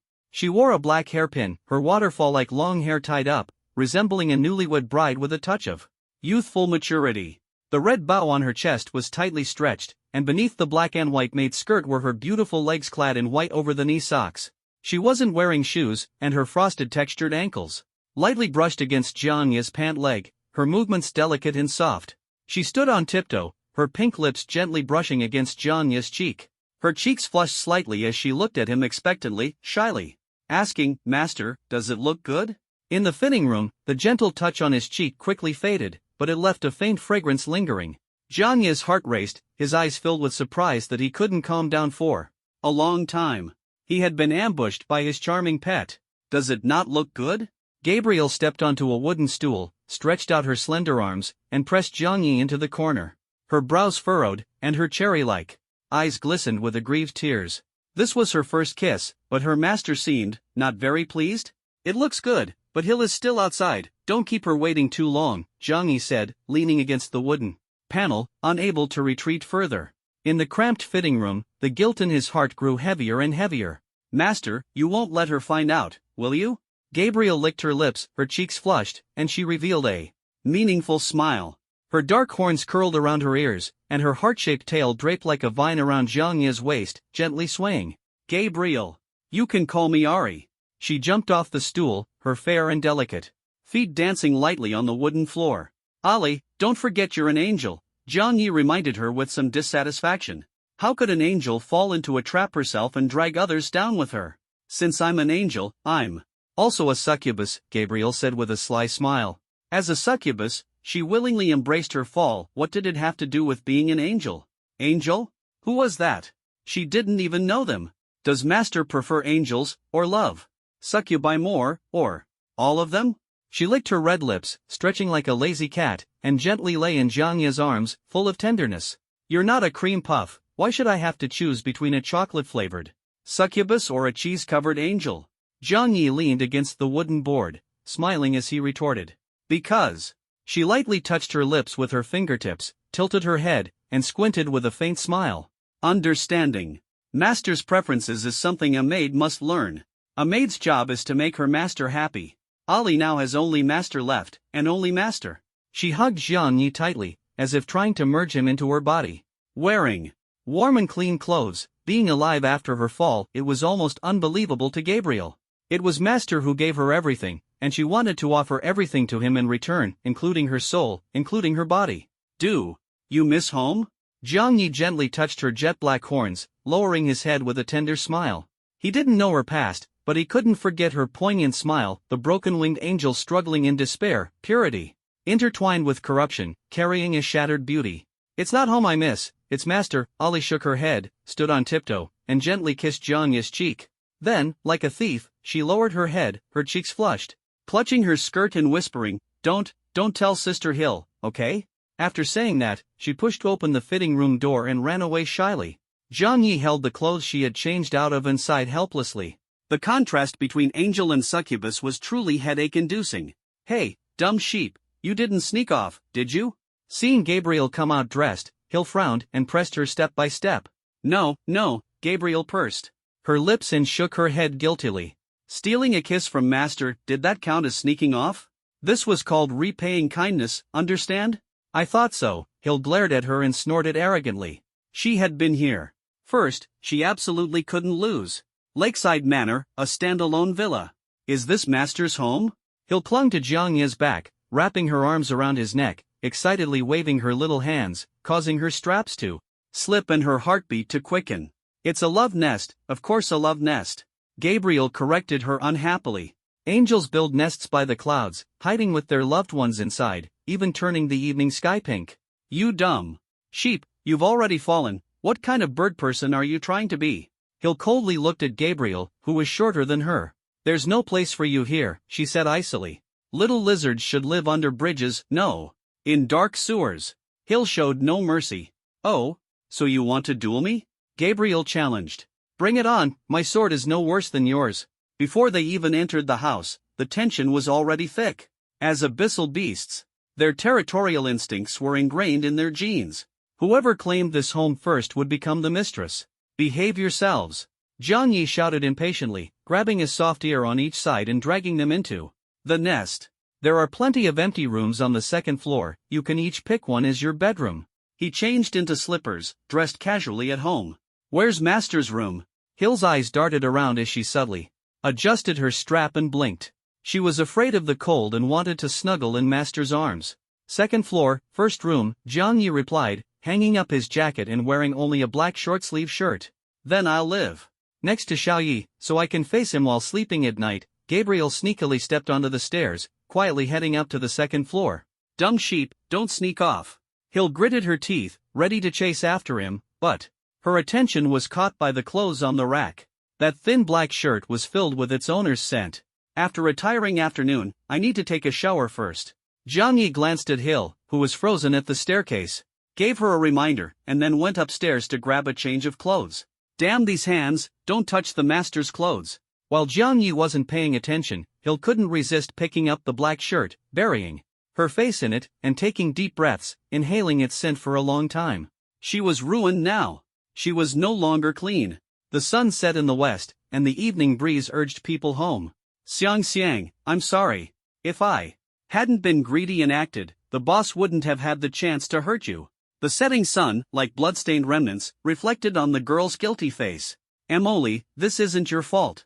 Qin Xiang's hair, dyed a pale pink, fell gently onto her snow-white shoulders. This nightmare-level dungeon is fraught with danger, getting hurt is common. You don't need to blame yourself. She shook her head, her lips slightly pale, but she forced a faint smile. But, Qin Emily bit her lip, wanting to say more, but her friend's finger gently pressed against the corner of her mouth. She wore a blue and white short skirt, yet it seemed as though she was swallowed by shadows. Don't say anything more. Qin Xiang, like an older sister from next door, had a serious expression and a firm tone that left no room for argument. Get some rest. See you tomorrow. She turned and waved, the silhouette of her simple slip dress gradually disappearing into the sunset's horizon. See you tomorrow. Qin Emily forced a smile and waved back. She walked home like a lifeless shell, dejected. Do I even have a home anymore? Her parents had died in an accident, and she was still in a cold war with her non-blood-related brother. The familiar entryway felt as cold as an abyss, making Qin Emily tremble all over. Brother! Even if I have to use force, I'll take you back from that woman, Lu Ruyan. At dusk, the sky was dyed an angry red by fiery clouds, as if it wanted to burn the trembling girl standing at the entryway into ashes. Xu Emily wanted to push the door open, but it felt as though the door was pushing her back. She found herself unable to muster the courage to step into this house. The lights inside were bright, but the hand gripping the railing felt as heavy as if it bore 1,000 pounds. Brother's back. Xu Emily lowered her head, her black ponytail draped over her shoulder. Her bangs concealed her sickly face as she bit her lip, letting the bitterness and disappointment spread in her heart. Did he go to see Lu Ruyan again today? What's so good about that hypocritical woman? Everything she can do, I can do too. Why won't brother even spare me a glance? Her trembling hand fell weakly to her side. She slowly crouched down, curling up like an abandoned puppy, helpless and shrinking into herself. Brother! You're all I have left. Xu Emily bit her lip until it bled, the taste of blood spreading bitterly in her mouth. She was the child her mother brought into the marriage, with no blood relation to Zhang Yi. When they first met, she shyly hid under the bed, afraid her brother would dislike her, afraid she would become an obstacle to her mother's happiness. Why are you hiding under the bed? I'm scared brother will dislike me. Xu Emily lay on the floor, burying her face in her soft arms, her small figure in a dress trembling uneasily. Emily is so cute, brother. Would never dislike you. Really, that's great.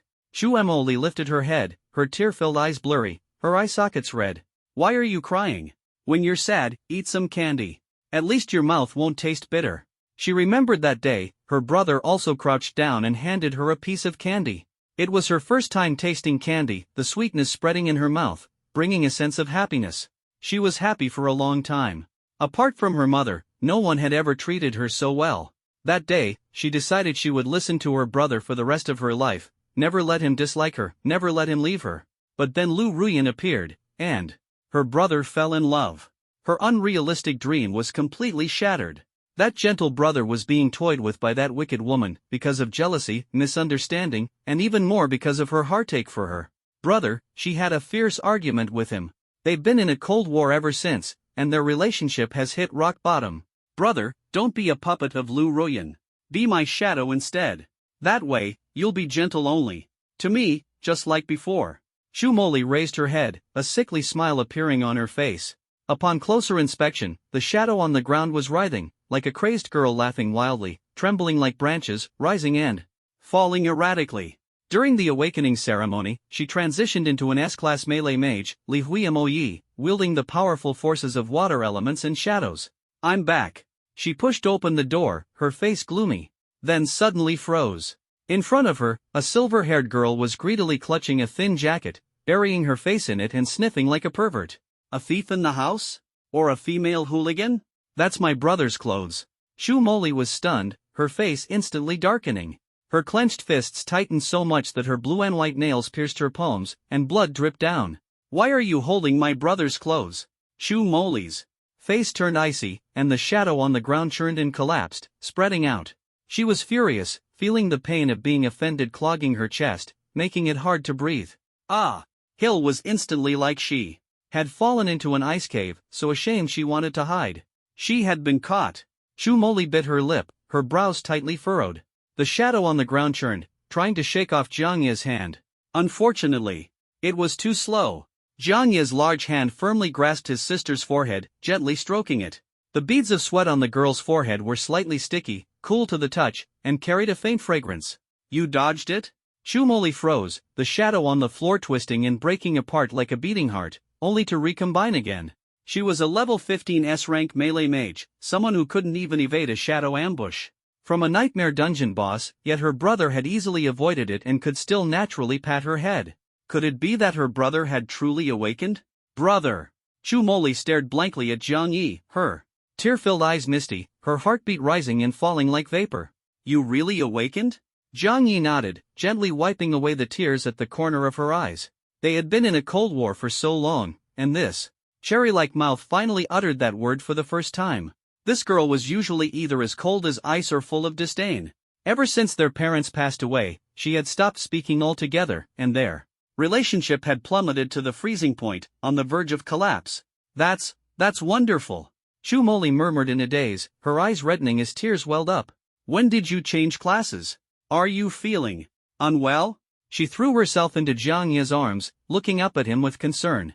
This long-lost warmth made her heart race, filling her with an indescribable flutter. Just today, I also severed ties with Lu Ruyan, and experienced a second awakening. The girl in his arms trembled like a frightened puppy. Second awakening?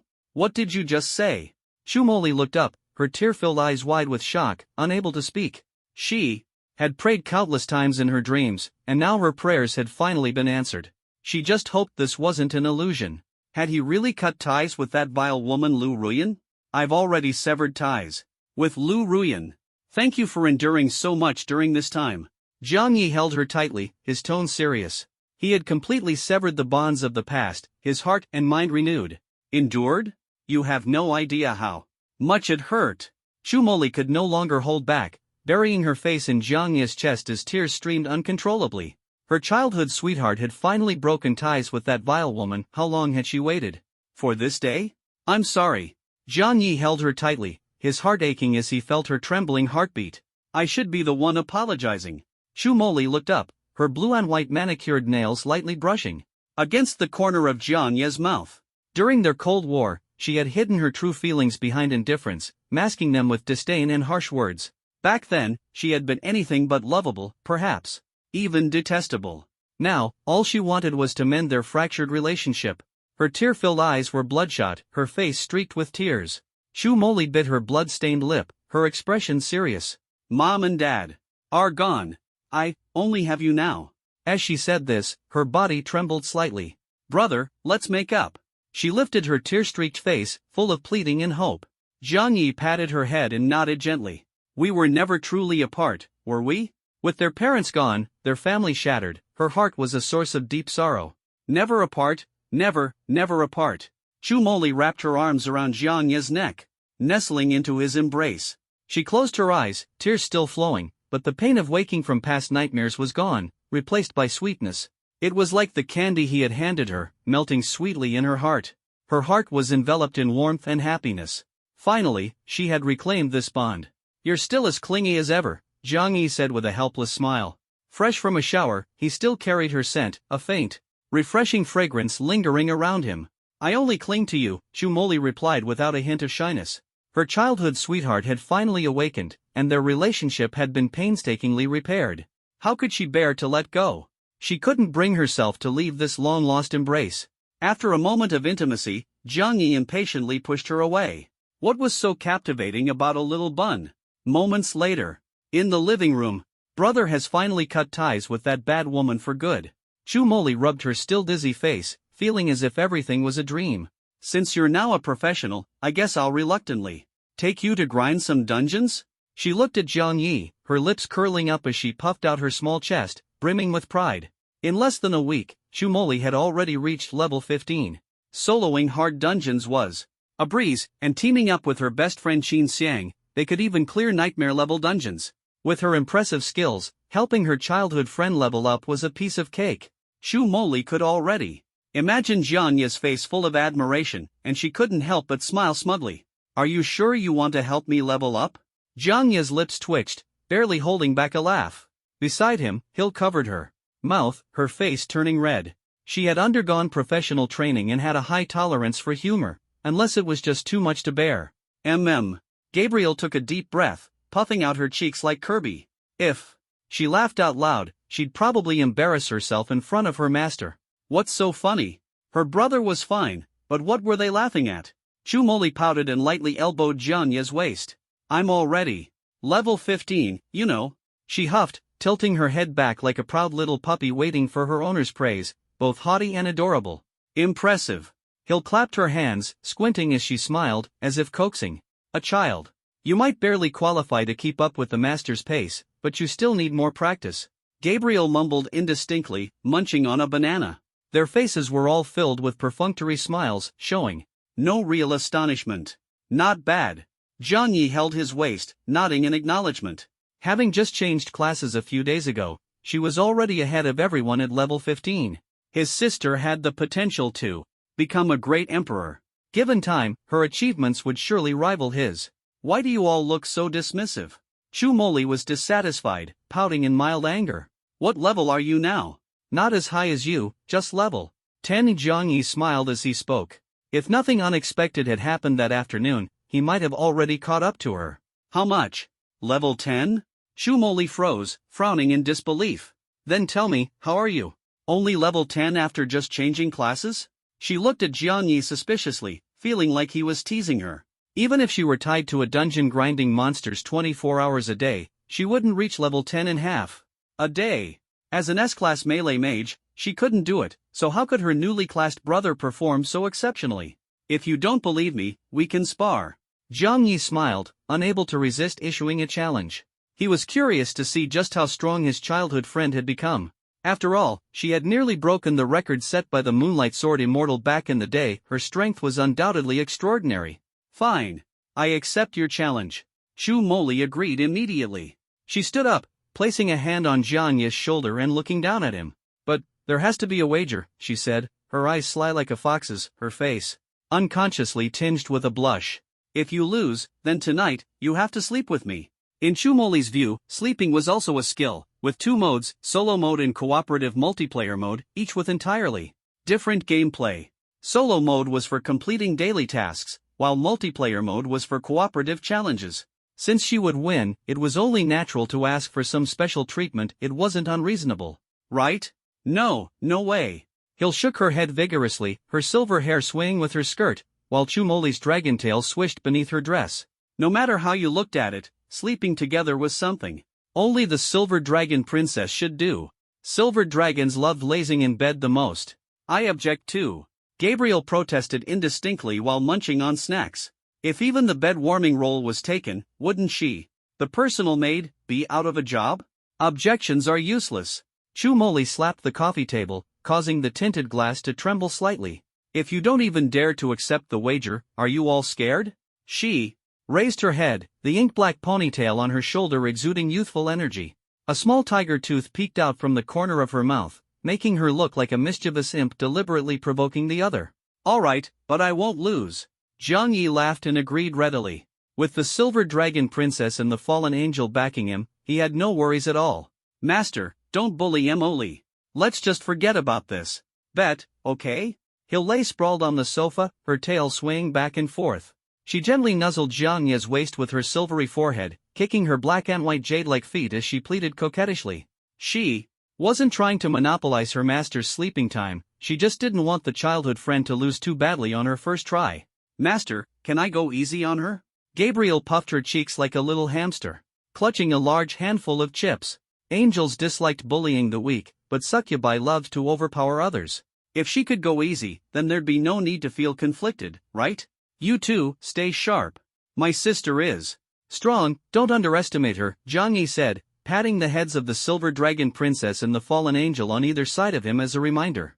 In the newbie dungeon, Goblin Dark Cavern, his sister's solo clearing speed had nearly broken the record set by the Moonlit Sword Immortal, Pei Qingshu. Such formidable strength emerging from this barren land was not to be taken lightly. Hoof. Hill won't hold back. Sorry, Emoli. The silver dragon tail swayed back and forth like a playful puppy, utterly at ease. Mission accomplished, master. At Jiangya's command, Gabriel immediately responded with excitement. She only hoped the childhood friend wouldn't cry for too long after losing. You guys are way too arrogant. Chu Emoli glared at the two abyssal beasts beside her childhood friend, grinding her teeth in frustration. As expected, big chests, empty heads. How could he possibly level up properly hanging out with these two pests? She had to wake up this arrogant childhood friend. Only the childhood friend was the best, the others were just outside competitors. I'm already level 15. I won't hold back during the match. If you lose, don't go back on your word. Chu Emoli huffed, pointing at Zhang Yi as she spoke seriously. She could already imagine the awkward expression on her childhood friend's face if he lost, but sorry, she had to win. If she lost, she'd just make up for it in the evening. Whoever goes back on their word is a puppy, deal? Zhang Yi was a man of his word and would never bully his childhood friend. But if you lose, what will you pay as the price? He stood up, looking at Chu Emoli's slightly aggrieved face, a faint smile tugging at the corner of his mouth. At worst, I won't watch the sunrise with you, Chu Emoli said softly, her head lowered, her face as red as an apple. Although she was confident she wouldn't lose, there had to be a wager. Like fishing, you had to bait the hook first to catch the fish. A skilled hunter often pretended to be prey to lure the target in. Heh, Xiaoyi, you can't escape. Emoli, aren't you being too greedy? Win or lose, I end up at a disadvantage, Zhang Yi said, tapping the childhood friend's pure white forehead with slight dissatisfaction. Boys needed to learn to protect themselves and not always let girls take advantage. Then what do you want? Chu Emoli rubbed her reddened forehead, pouting in discontent. If you lose, you'll take over the cooking duties from now on. How about that? It had been a while since he'd eaten her cooking. Aside from being a bit clumsy, she was practically the perfect beautiful girl, with cooking skills that could make anyone drool. No problem. Chu Emoli agreed without hesitation, afraid Zhang Yi might change his mind. Her soft little hand grabbed his, pulling him toward the courtyard. Night fell, and the sky outside the courtyard grew dim. By the small pond, the water's surface was deep and shadowy. Zhang Yi let go of Chu Emoli's cool, soft hand. The two of them tacitly took a few steps back, then turned to stand still. The night breeze brushed past, and Zhang Yi was almost enveloped in shadows. The silver dragon princess and the fallen angel stood obediently behind him, ready to follow his orders at any moment. There's a pond right here, plenty of water. It's late, and shadows are everywhere. This is my home turf. A mere level 10 childhood friend, what right does he have to beat me? Chu Moli's lips curved slightly as she thought to herself. After transitioning into an S-class melee mage, Lihui Moyue, Chu Moli gained the extraordinary ability to control water and shadows. Her body contained an extremely high water content, and the water spears she condensed could pierce through the defenses of nightmare bosses. Shadows could be used for both offense and defense, making her incredibly difficult to deal with. Especially at night or in water-rich environments, she was the invincible queen of the night. Since my brother is a charm master, the Abyss Beast is also part of his strength. Come on, bring it on. Chu Moli beckoned, arrogantly, brimming with confidence. The scales of victory were tipping in her favor. No matter how her brother struggled, tonight he was destined to be her plaything. Underestimated, huh? Zhang Yi sighed helplessly. It seemed he needed to reassert his elder brotherly authority and go all out. Hill, Ali, attack. With a wave of his hand, the silver dragon princess and the fallen angel swiftly launched their assault. His face remained expressionless, focused solely on executing his commands. Moli, my dear sister, sorry. The silver dragon princess moved at lightning speed, like a silver bolt, spinning her spear as she charged forward. Chu Moli stood motionless, seemingly frozen in fear. Whoosh! With a swing of the silver spear, Chu Moli's figure instantly burst into a mist of water. A water clone, huh? Hill frowned, her soaked skirt blurring her vision. Where is he? In the darkness, Gabriel moved as freely as a fish. She located Chu Moli's figure retreating toward the edge of the pool, quickly setting up defenses. Slash! She drew the blade of judgment from her chest, the flower branch in her hand trembling violently, showing no mercy. A crescent-shaped sword light flashed, and Chu Moli's figure was sliced in half like jelly, exploding into a mist of water. Fell for it. From afar, Chu Moli had hidden in the shadows, slithering across the grassy field like a cold, venomous snake, moving as fast as lightning. She had deliberately feigned weakness, using clones to stall the attacks of the silver dragon princess and the fallen angel, while her true self prepared for a fatal strike. Distracting the enemy, success. Xiaoyi, you lost. Accept your defeat. A deep, serpentine shadow leapt out from the grass, opening its blood-red maw. Jiang Yi appeared frozen in fear, unable to move.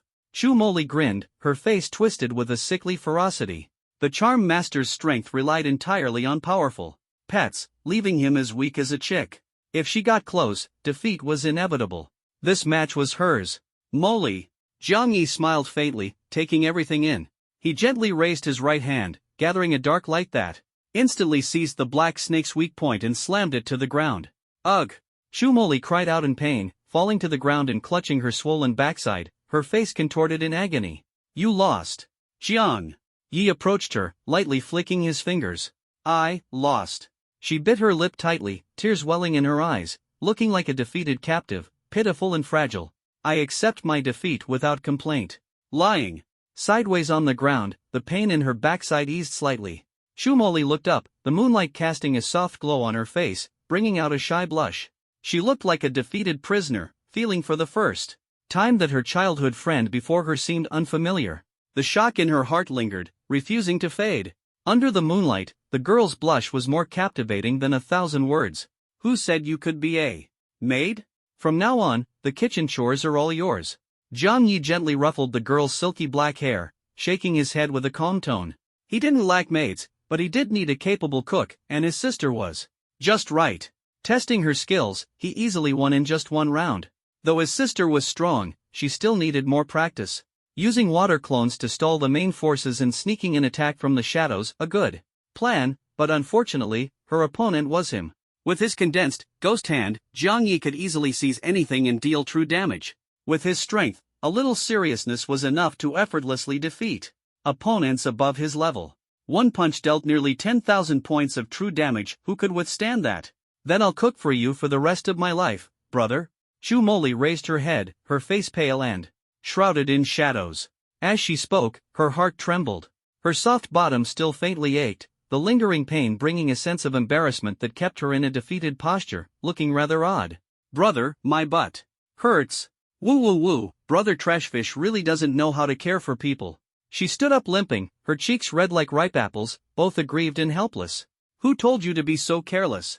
Charm masters, mages, archers, priests. They may seem fragile, but they all have trump cards to turn the tables. Remember today's lesson. When harvesting the backline in the future, never let your guard down, understand? The girl's flushed cheeks were like soft, glutinous desserts, cool and inviting. Jiang Yi pinched her forehead and lightly tapped it, as if reminding her. Losing to him only meant a sore bottom, losing to a dungeon boss would mean starting all over again. Got it. Chu Moli nodded weakly, vowing that next time she encountered these fragile types, she would vent all the humiliation of this defeat. If she couldn't beat her perverted brother, surely she could handle those small fry? Brother, how did you do it just now? My shadow is like a ghost, instantly phasing out and dodging all physical attacks. But you grabbed me like a kitten, caught me in one move, and instantly took me down. Chu Moli pouted, replaying the scene in her mind over and over, still unable to understand why she had lost so miserably. She rubbed her swollen bottom, her eyes brimming with tears, biting her lip as she asked in surprise and admiration. It's simple. Your shadow isn't invincible, the moment you attack is your flaw. In all martial arts, speed is king. Your agility isn't as high as mine. What seemed like a perfect ambush to you was actually full of holes, slow as a turtle. If you don't lose, who will? Jiang Yi poked the girl's fair forehead, patiently explaining. I'm already level 15, 5 levels ahead of you, and I still got instantly killed. Brother, you're such a monster. Her brother before her was as strong as a beast, no matter how hard she tried, she couldn't beat him. She could only bite her lip, letting the shock shatter the pride in her heart. Compared to her brother, she was nothing but a failure. You're the real monster. Jiang Yi tapped her forehead again, grumbling in dissatisfaction. Monster it is. Chu Moli snorted lightly, not feeling embarrassed at all, but rather proud. She was a weirdo by nature, just hiding her dark thoughts for now, not wanting her brother to find out. Brother, carry me back, will you? Her soft little hand clung to Jiang Yi's arm as she bit her lip, her tearful eyes pleading pitifully. Since their duo attempt tonight had failed, it seemed reasonable to collect some interest. Now, right? Before Jiang Yi could respond, he was interrupted by Silver Dragon Princess. Moli, I'll help you. Hill squinted her eyes, emotionlessly hoisting her up. If it weren't for her master's orders earlier, she would have already obliterated this clingy little sister, reasserting her position as the rightful queen. Of course your butt hurts, Gabriel muttered through a mouthful of snacks, her words muffled with concern. She was envious, wishing her own bottom could hurt too. Well, then I'll trouble Sister Hill. Shu Molly squinted, forcing a smile as she reluctantly agreed. At this point, lacking the skill to resist, she could only accept obediently. If you don't want to be bedridden, go back and rest properly. Zhang Yi patted the girl's head with a hint of teasing, not forgetting to show some concern. Shu Molly nodded, limping away with Hill's support. Under the moonlight, she suddenly turned back to look at Zhang Yi, urgently reminding him, by the way, tomorrow is the 100-day Oath Assembly. The school is organizing a leveling dungeon with experience bonuses, don't be late. Every year during the 100-day Oath Assembly, Zhangcheng High School organized students to participate in dungeons, offering up to 50% experience bonuses.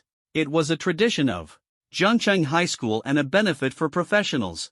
Oh, I almost forgot. I was planning to go to the Adventurers Guild to level up tomorrow. Her reminder brought it back to his mind. Stupid brother, if you sleep in tomorrow, don't blame me for being rude. Shu Molly huffed in dissatisfaction, her face flushed as she was helped away by Hill. The 100-day Oath Assembly is already here, and the first team has reached level 15 or higher. I need to hurry up. Tomorrow's dungeon has an experience bonus, so I'll catch up in no time. Plus, the Adventurer Guild's dungeon is undergoing maintenance, so I need to rest well today and grind levels like crazy tomorrow. Resolving himself, Zhang Yi wasted no time, taking the gluttonous fallen angel back home for an early rest. Time to recharge. A ray of sunlight streamed through the window. Master, it's time to wake up. Hill emerged from under the thin blanket, stretching lazily and yawning. Her silver bustier was refreshing and alluring, her half-dragon form exuding charm. She was exhausted from last night, pretending everything was fine with her sister-in-law while guarding against the gluttonous fallen angel's nighttime ambush had left her on edge. She stayed up all night, vowing to protect her master despite her dark circles. Then, she couldn't resist climbing into bed, snuggling up to her master for a quick nap. When she opened her eyes, it was already morning. Good morning. Gabriel crawled up from the foot of the bed, rubbing her sleepy cherry blossom-colored eyes and letting out a big yawn, startling Hill into a shiver. Idiot, what are you doing here? Hill was dumbfounded. She distinctly remembered the glutton going to bed early last night, so how did she suddenly appear in the blanket this morning? Stupid lizard, if you can slack off, why can't I strike first? Gabriel snorted disdainfully, stretching lazily on her own. Succubi hate the cold. So staying in the blanket was perfectly reasonable, right? Want to fight? Silver light flashed in Hill's eyes as she sneered coldly. I was just thinking of challenging you. Gabriel snorted lightly, showing no weakness, ready to go all out. Thus, the morning battlefield unfolded. The two pulled each other's hair and grabbed at braids, fighting fiercely. Zhang Yi stood at the door, covering his face, unable to bear watching. When would his charming pets ever settle down?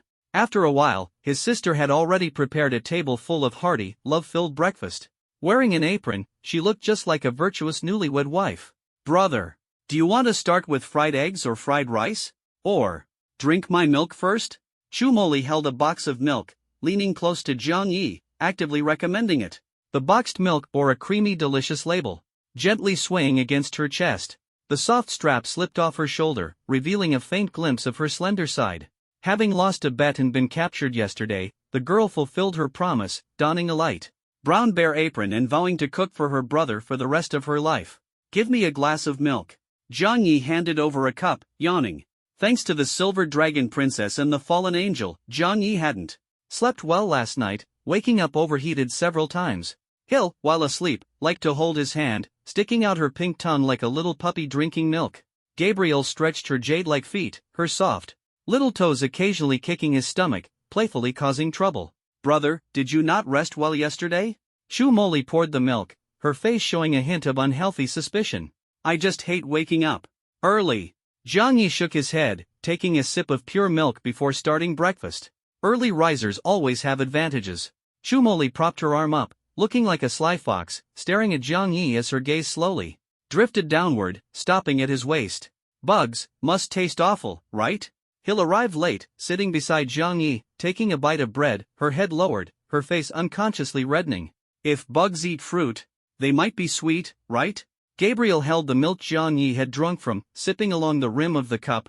If bugs liked eating pineapples, I don't dislike bitterness. Shu Moli sat across from them, swirling half a glass of milk, turning her head, her cheeks slightly flushed, speaking softly. Her cherry lips took a sip of milk, her mouth filled with a faint taste. Not delicious, but not unpleasant either. Cheers! Gabriel raised her glass, boasting boldly. Hey, that's my milk. Jiang Yi had just prepared to take a sip, only to find the fallen angel had drunk it all. That's not the master's. Gabriel crossed her legs, revealing her long, fair legs beneath her skirt, her delicate feet slightly resting on Jiang Yi's foot, gently massaging it. She was drinking pure milk. You useless big dumb sheep, put down the master's cup and let me do it. Hill gritted her teeth, feeling the toast in her mouth turn sour. She was like a little cat with its fur standing on end, fighting tooth and nail over a glass of milk. Let's duel, you greedy big thunder succubus. No. Gabriel stuck out her pink tongue and licked the inside of the cup clean. Jiang Yi rubbed his head, sighing inwardly at their peculiar personalities. What a morning! It seemed quiet days were a thing of the past for him. Brother's companions seemed very lively. Shu Moli took a napkin and gently wiped the corner of her mouth. Watching Jiang Yi's pained expression, she couldn't help but chuckle. However, the bear pattern on her apron remained just as plain and unimpressive, clearly a 3D design but looking completely flat and two-dimensional when worn. Hopeless. Jiang Yi shook his head with a wry smile, looking at the girls tugging on each other's hair and collars. Breakfast ended hastily amidst the commotion.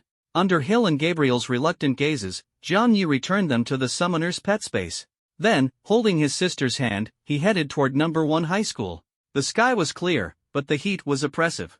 On the playground of Jiangchang number 1 high school, orderly formations stood in neat rows. The crisp white uniforms added a touch of vitality to the summer. Jiang Yi didn't dislike summer, what he disliked was the increasingly stifling heat. The refreshing aura around him seemed to stagnate beneath the over-knee black stockings peeking out from under the skirts nearby.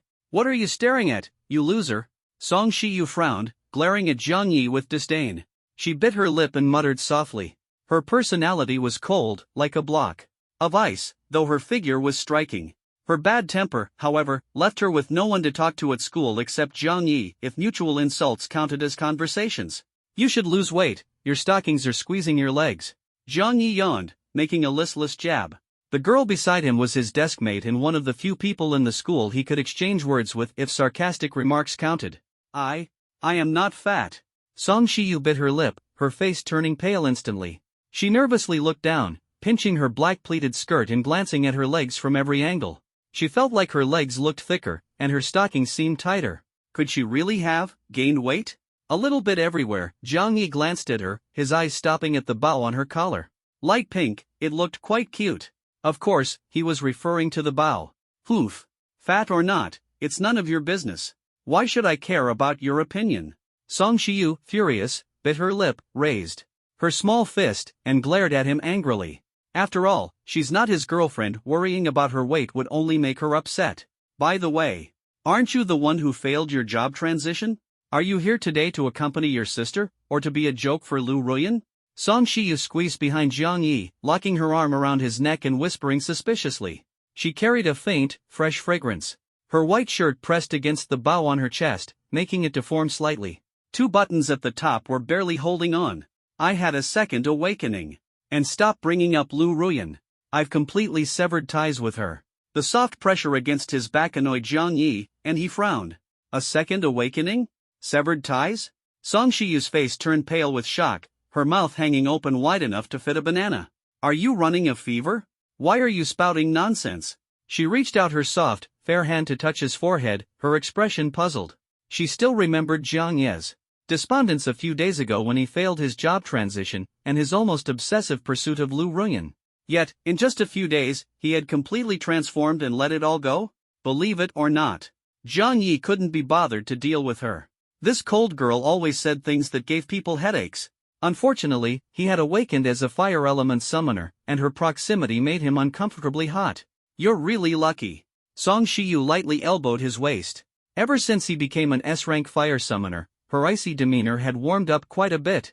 Of course, I just have a slightly special feeling for Jiang Yi, that's all. I told you long ago, Lu Ruyan is not a good woman.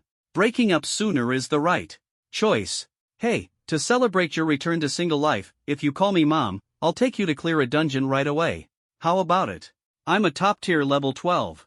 Professional, infernal flame god. If you don't want to get wrecked in the dungeon, you know what to do. Song Shiyu's lips curved slightly, and her cold face showed a hint of enthusiasm. If you call me dad, clearing the dungeon is no problem either, Jiang Yi retorted with a mischievous smile. You? Don't joke around. At that moment, an untimely voice came from the side. Lu Zixiao, Lu Ruiyan's younger brother and an S-class magic swordsman, crossed his arms and sneered disdainfully. Just a coward hiding behind big monsters, boasting without fear of being laughed at. Lu Zixiao's lips curled into a cold smirk. He was dressed in traditional white attire, looking like a dashing swordsman straight out of a fantasy world. Jiang Yi thought the swordsman image wasn't important, but that mouth of his was truly sharp. Even a dog eating feces wouldn't speak so unpleasantly. Lu Zixiao, can't find the confidence in your pants, so you come here looking for a sense of existence? Song Shiyu frowned, her face full of disgust and anger, directly standing up for Jiang Yi. You? Lu Zixiao gritted his teeth, his face darkened as if he'd eaten feces. Song Shiyu dared to insult him, but he didn't dare retaliate. After all, this malicious girl's mother was the principal of Jiangcheng No. 1 High School, and she herself was the daughter of a prestigious family, destined to become a powerful summoner in the future. Her background was too strong, he couldn't afford to provoke Song Shiyu. But dealing with Jiang Yi, this ant, was a piece of cake. Hiding behind a woman, what kind of man are you? Lu Zixiao suppressed his anger, glaring at Jiang Yi with a cold challenge. Yesterday, when he returned home, his sister Lu Ruiyan had cried for a long time. He knew all about the bad things Jiang Yi had done at the Adventurers Guild. This guy dared to betray his sister's affection and even injured his brother Ji Buoduan. If he didn't stand up for her, how could he have the face to level up by killing monsters? That's still better than the coward in your pants, Jiang Yi said with a faint smile. He wasn't lying. Lu Zixiao even took longer than others to take off his pants in the restroom because he couldn't find his confidence. Ha! I can't take it anymore, he's still a coward. Song Shiyu leaned on Jiang Yi's back, laughing so hard she was shaking. Only Jiang Yi's words could make her this happy. Jiang Yi, just wait. Hiding behind a woman, what kind of skill is that? Just don't let me run into you in the dungeon. Lu Zixiao's face darkened, throwing out harsh words before leaving. In a hurry. If Song Shiyu weren't there, he would have slashed this waste with his sword long ago. Small? So what? Cold and ruthless, likable, what's wrong with that? Don't worry, with me here, this coward won't dare bully you. Watching the coward's defeated figure, Song Shiyu's face flashed with anger. She would never let her people be bullied. When we're in the dungeon, hold my hand tightly, don't get separated. She hid her small hand behind her back, approached Jiang Yi, furrowed her brows, her cheeks slightly red, and softly reminded him. She was already level 12 and had an epic level summoned beast. Jiang Yi had just changed professions, so his level was definitely not high. Following her, taking shortcuts, gaining experience, it was perfectly safe. Don't need to call you mom anymore? Jiang Yi looked at her, teasing with a light laugh. If you want to call me that, it's not impossible. Song Shiyu turned her head away, her cheeks flushed, burning with embarrassment. If Jiang Yi really called her that, she might blush so much she'd stumble while walking. But she might be very happy. Secretly, glancing at Jiang Yi, she felt he had become even more handsome. Recently, you seem to have gotten more handsome? Song Shiyu swallowed, unable to resist asking. What, thinking of calling him dad now? Jiang Yi turned to look at her, smiling faintly. It wasn't her imagination, he had indeed become more handsome. Killing monsters dropped charm points, how could he not be handsome? Scumbag, do you want to die? Shu Moli gritted her teeth and snorted coldly, only bullies who pick on her, just wait to call her mom. Jiang Yi and the girl bickered under the blazing sun as time quietly slipped away. Once everyone had gathered, they lined up and boarded the bus heading to the dungeon. On the bus, the boys were chatting animatedly. I heard this dungeon is amazing, it can accommodate over 1,000 people.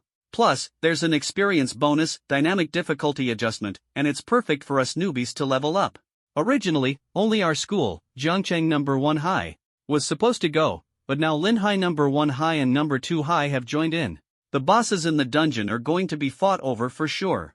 Every year during the college entrance exams, our Jiangcheng No. 1 High scores are worse than Linhai No. 1 High's, and we're even falling behind No. 2 High. This time, if we rank poorly in the dungeon, it'll be embarrassing. Jiang Yi sat in the back row by the window, listening to the complaints. He put on his headphones and closed his eyes. To rest. So annoying, a bunch of cowards. What's there to be afraid of? Song Shiyu gritted her teeth in frustration, her face dark and full of grievance. Her mother was the principal, and over the years, she'd worried herself sick over the students' grades, even turning her hair white. Song Shiyu was angry because she felt sorry for her mother and hated being looked down upon. They're not wrong, Linhai No. 1 High does have quite a few geniuses. But this year, victory is destined to the ours, Jiang Yi said softly, leaning against the window. Of course. With me here, those guys' luck is about to run out. Song Shiyu patted her chest, her bow gently swaying, lively and adorable. You're way too confident. Jiang Yi's mouth twitched as he couldn't help but tease her. At only level 12, she was already so cocky. If her level were higher, she'd probably be even more aggressive than a thunderstorm. You're the one who's arrogant. I'm a cool and beautiful girl, okay? Song Shiyu shot Jiang Yi an annoyed look, lightly elbowing his waist with a cold snort. Beautiful girl, sure, but only if she kept her mouth shut. What are you doing? Feeling his thigh being occupied, Jiang Yi instinctively opened his eyes. He saw his nemesis lying restlessly on his lap, her black hair scattered across the seat, her face full of comfort and ease. Was this still the cold, aloof ice queen? How had she become so clingy? Your lap is mine now. I'm carsick, just need a lap pillow. Song Shiyu closed her eyes, her small hand covering her chest as she hummed confidently. She still had to lead her big son to level up later, so as the mom, she needed to conserve her energy. Whatever makes you happy, missy, Jiang Yi muttered, leaning against the window for a quick nap. He had no interest in wasting time with this troublesome young lady. What's in your pocket? Why does my face feel a bit uncomfortable? Song Shiyu turned over, feeling something pressing against her cheek. She frowned and complained unhappily. I don't have anything in my pocket. Then what is this? Song Shiyu trailed off, her face turning red even with her eyes closed. Now she was truly annoyed. Silence. No one spoke. The bus continued driving down the highway, and after a long while, they finally reached their destination. Everyone got off and lined up, the massive square crowded with people. Whoa, Linhai No. 1 High's top student, who switched to an SS class profession, is already level 20? I'm only level 5, she must have used experience boosting potions. It's insane. Not insane at all, she's the younger sister of the Bright Moon Sword Immortal. With such a strong older sister, of course the younger one wouldn't be weak. Sigh, looks like this time in the dungeon, our Jiangchang No. 1 High will just be side characters again, playing second fiddle. The crowd buzzed with chatter. The professional players from Jiangchang No. 1 High looked visibly upset. Being left far behind by others was frustrating for anyone. Level 20, huh?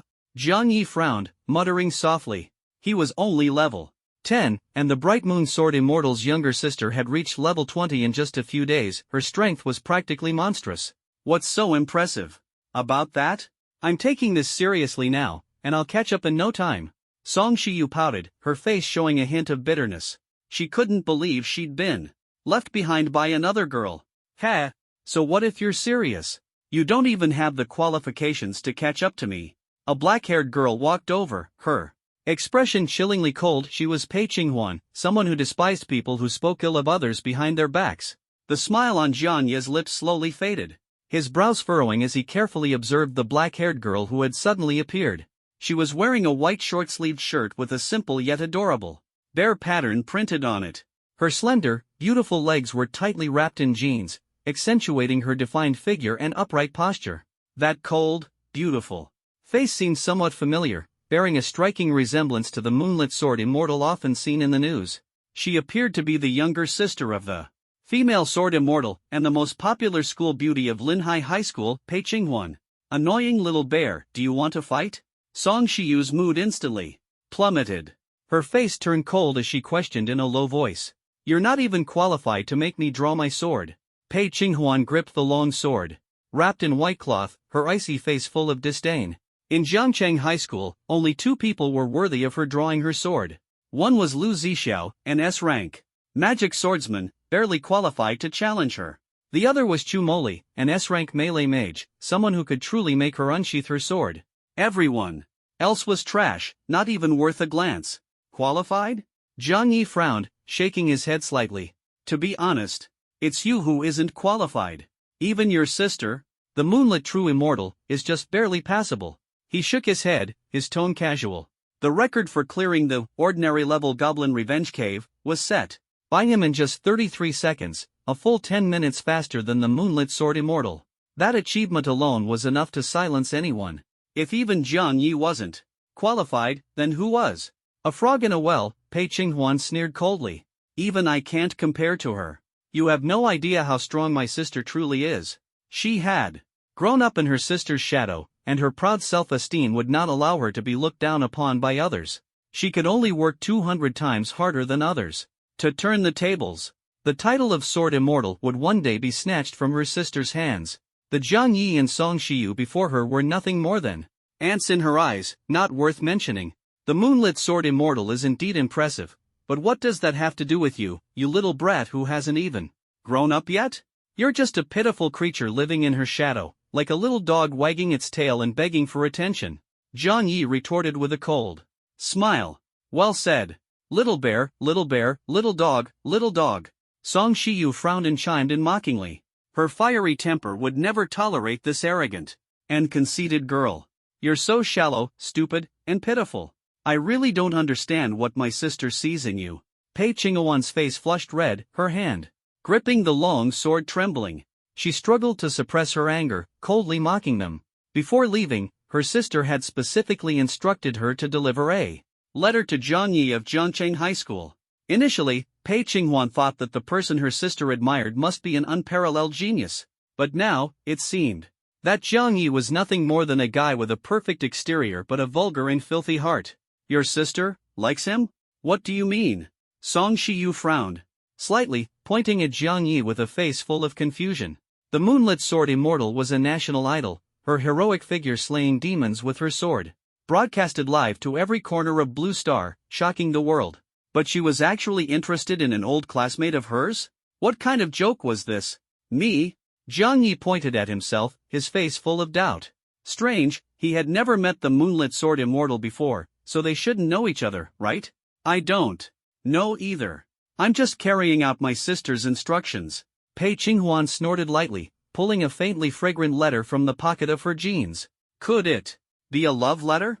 Song Shiyu's mouth dropped open, shocked at the thought. Don't be fooled by how tough a guy might seem, even the toughest guy fears encountering a love rival.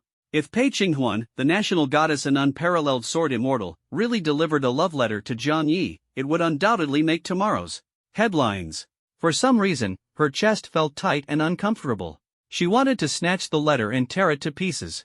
You just got out of Lu Ruyan's shadow, so don't let another woman play you like a fool. Song Shiyu bit her lip, finding an excuse in her heart as she hurriedly reminded him. Take it. Don't overthink any schemes. You're not even worth it. Pei Qinghuan, cold as ice, disdainfully tossed the letter to Jiang Yi. You deserve it, you deserve it. Song Shiyu frowned, muttering in dissatisfaction. This woman was so narrow-minded, it made people want to give her a good beating. As soon as the words fell, the letter landed in Jiang Yi's hands. He opened it, glanced at it, and furrowed his brows tightly, politely declining. Please convey my apologies to your sister. Her intentions, I cannot accept. After speaking, he handed the letter back intact, as if rejecting a beautifully written love letter. My sister's intentions? Pei Qinghuan's cold face flashed with a hint of astonishment. She clenched the envelope tightly in her palm, feeling its weight. Intentions? Could her sister really confess to someone she didn't even know?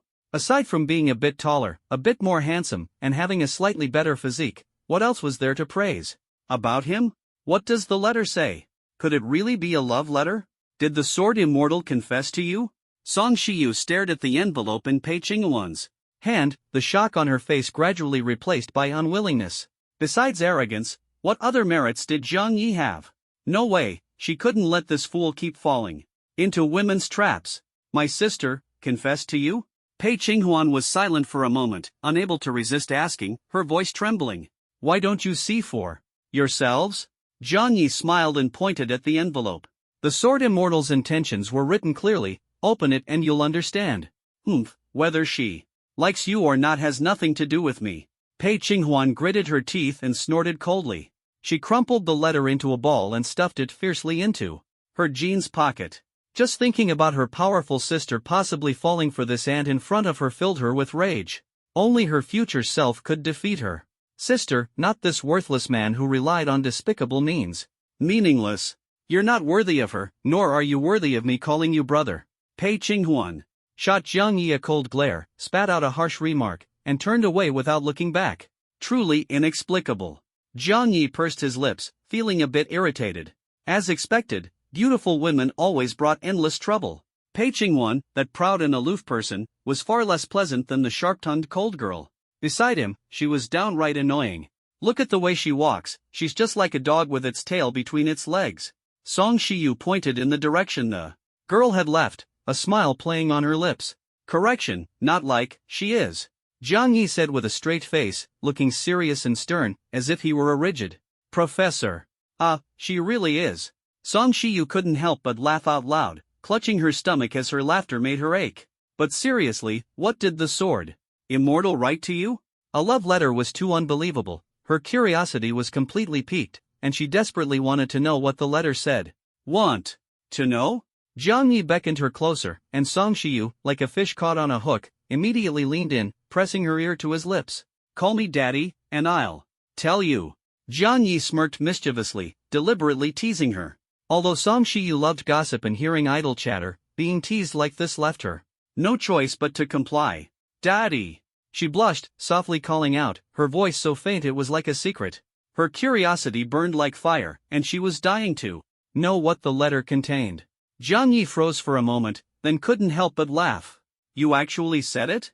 Scumbag, hurry up and talk, stop messing with me. Song Shiyu frowned in displeasure, clearly a bit angry. If Jiang Yi dared to trick her, she would definitely use her summoned beasts to tie him up in the next dungeon and teach him a lesson. The letter says. Jiang Yi leaned close to her ear and whispered. What? Impossible. Song Shiyu's mouth fell open, her face full of shock. Pei Qinghuan couldn't resist tearing open the note and sneaking a peek. Her face instantly turned icy cold. My younger sister is not yet mature. Please be patient with her. If you could help take care of her, I would be deeply grateful and will repay you generously in the future. Black and white words. Every line made her so angry that her hands trembled. He's supposed to take care of me? She was Pei Qinghuan, a level 20 female sword immortal. How could she let such a small fry take care of her? You dare mess with me? Don't blame me for being ruthless when I meet you in the dungeon. Pei Qinghuan tore the love letter into pieces, black energy swirling around her body, exuding a coldness that made people shiver. She was determined to make that guy regret it. Jiangcheng, Xuanhe town. In the suburban square, a sea of people gathered. In front of the team registration window, a long line stretched endlessly into the distance. Jiang Yi and Song Shiyu patiently stood at the back of the line. If Pei Qinghuan saw that note, her face must have been priceless. She always acts so high and mighty. I've been annoyed with her for a long time. Seeing that arrogant woman get a taste of her own medicine is so satisfying. Song Shiyu clung to Jiang Yi's arm, exhaling a long, contented breath. This has nothing to do with me. You saw it yourself, I warned her beforehand. She brought it on herself. Jiang Yi smiled helplessly. He couldn't be bothered with a woman as proud as Pei Qinghuan. If she really read the note, then she deserved it. You're so bad. Song Shiyu smirked mischievously. She held on to Jiang Yi's arm, her touch soft, gentle, and comforting. She was carefree, without a trace of the airs of a rich young lady. Stop messing around. It's almost our turn to register for the team. Jiang Yi pulled his arm away in annoyance and moved forward with the line. A young, flirtatious girl trying to take advantage of him? What's the rush? A daughter holding her father's hand is no big deal. Song Shiyu snorted lightly, refusing to let go as she grabbed Jiang Yi's hand. Again. She had held back earlier, but now she wasn't going to let the opportunity slip away. Her intimate gesture naturally drew the attention of many onlookers. Why is Jiang Yi here? Didn't he fail his class transfer? Is he just here with his girlfriend? Didn't the homeroom teacher say he got lucky and successfully transferred? He's a professional now. What the heck? How is he hanging out with the ice-cold school beauty? Didn't he used to fawn over Lu Ruyan? Two-timing. Scumbag. What a waste of that handsome face. Several classmates couldn't help but grumble. Who would have thought that the bootlicker who failed his class transfer would suddenly become a professional and get so close to the ice-cold goddess? Unbelievable. Don't listen to their nonsense. There's nothing between us. I'm just cold and wanted to borrow your arm for warmth. That's all. Nothing more. Song Shiyu clung to Jiang Ye's arm, lowering her head and explaining softly. She didn't even realize how absurd it was for a flame summoner to claim she was cold in the middle of summer. Nothing more, huh? Just one litter of kids, right? Jiang Yi smirked and teased. Song Shiyu's face turned red as she glared at him fiercely. You scumbag, worm, pervert. She bit her lip and cursed, frowning. Even if she had to jump off a cliff, she wouldn't settle for just one litter. At least two, to exhaust this heartless guy. Blushing, Song Shiyu secretly made up her mind. Seeing her anger, Jiang Yi stopped joking and simply held her hand tightly. Following the crowd, they soon reached the team registration window. After registering, they received their dungeon entry ID cards from the receptionist. Xuanha Mystery Realm, 9527, Jiang Ye's ID number was auspicious, and the dungeon name was clearly displayed. You just need to input your teammates' numbers into this electronic card to form a team. Hurry up and add your number to my card. Song Shiyu glanced at Jiang Ye's card, rubbed her hands together, and quickly entered her number. Team formation successful. 2 out of 5, number 1, Jiang Yi, ID, 9527, class, Charm Master, number 2, Song Shiyu, ID, 0438, class, Infernal Flame God. This is so cool. Jiang Yi looked at the electronic card in his hand and said in surprise. It was just like playing a battle royale game, with many people teaming up to enter the dungeon. Hurry up, stop dawdling. The hard-level dungeon is about to be full. Song Shiyu leaned in front of him, stood on tiptoe, and stared at him discontentedly. The mysterious realm of Xuanha was a super-large dungeon with difficulty levels that could be chosen beforehand. In just a few minutes, many experts had already crowded the entrance to the hard-level dungeon, leaving no room to squeeze in. Not wanting to fall behind, she urged Jiang Yi to move quickly. With just the two of them, clearing the hard-level dungeon would be more than enough. Don't worry, my sister is coming too. Jiang Yi hadn't forgotten his sister's request. He made a call, got her and her best friends' numbers, and directly added them to the team. Team successfully formed, 4 out of 5, number 3, Shumoli, ID, 1314, class, Luminous Night. Mage, number 4, Xin Xiang, ID, 0520, class, Perfumer. Once the team information was registered, they would appear together upon entering the dungeon, so there was no need to worry about being separated. Your sister is a powerful melee mage, Xin Xiang is a support who can heal and deal damage, and with my summoned beasts for output, clearing the hard-level dungeon will be a breeze. Song Shiyu glanced at the information on the black card, feeling confident as she began to think about how to coordinate. As for Jiang Yi, she directly excluded him. He had just changed classes, so his level was definitely low. Wouldn't it be better for him to obediently follow behind her and take the easy route? Who said we're going to clear the hard-level dungeon? Jiang Yi reminded her seriously. The hard-level dungeon offered too little experience and no challenge. If it wasn't nightmare level, he wouldn't even bother. Coward, with the three of us S-class beauties here, you don't even dare to challenge the hard-level dungeon? Fine, the normal dungeon will do, as long as they don't mind. Why are you pinching my face? Song Shiyu pushed Jiang Yi's hand away, rubbed her cheek, and huffed in annoyance. Not normal, nightmare level. Jiang Yi said. He and his sister had already agreed to meet in the nightmare level dungeon. Now, all that was left was for Song Shiyu to agree. If she wasn't willing, he wouldn't force her. What? Nightmare level? Jiang Yi, are you crazy? Song Shiyu froze for a moment, then gritted her teeth and shouted angrily. Even she had to be cautious in a nightmare level dungeon, leaving no time to look after Jiang Yi. If he got hurt, Song Shiyu would never forgive herself. Trust me this once, okay? Jiang Yi gently patted the girl's head, his expression serious. What about them? Song Shiyu asked. They already agreed. Jiang Yi replied. Then what are we waiting for? Follow me. Song Shiyu glared at him, grabbed his hand, and rushed straight toward the nightmare level dungeon's teleportation gate. She would never leave him behind. This idiot. Such a big fool. Stay behind me once we're inside. With me here, no one can hurt you. Jiang Yi tightened his grip on her hand, his palm gradually sweating. Okay. The The girl's eyes were full of worry, and Zhang Yi nodded seriously. You're impossible. She snorted softly, pulling Zhang Yi along as they stepped into the nightmare-level dungeon. He was her only friend she could argue with, but she couldn't bear to see him get hurt. Nightmare level, the mysterious realm of Xuanhe, 100% experience bonus. The riverbank was cold and damp, with silt stopping at the edge of grass scorched by wildfires. Surrounding them were charred, withered trees, filled with unknown dangers.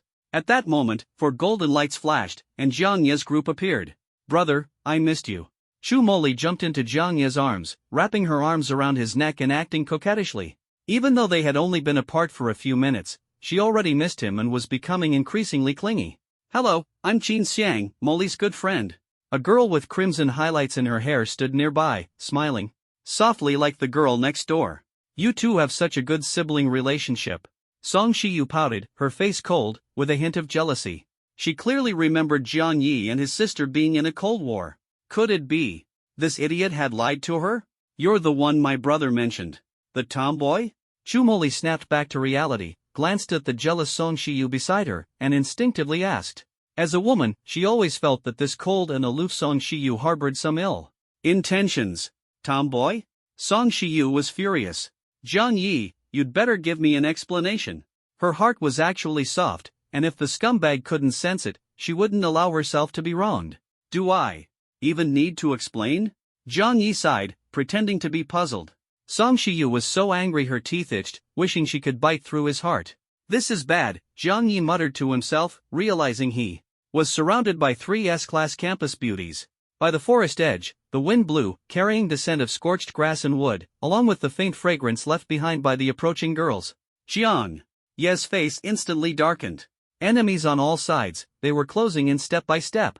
Scumbag, I really didn't expect that while I wanted to help you level up, you actually think of me this way. Song Shiyu showed a disdainful expression, her face so full of contempt it seemed like it could freeze over. Brother, stop being deceived by women other than your sister. Chu Moli fiddled with her jet black hair, her sharp gaze paired with a meaningful smile at the corner of her lips. The air was thick with tension, mixed with the girl's fragrances, rushing forward. The sister and the old deskmate, neither willing to back down. Alright, stop arguing. This place isn't safe.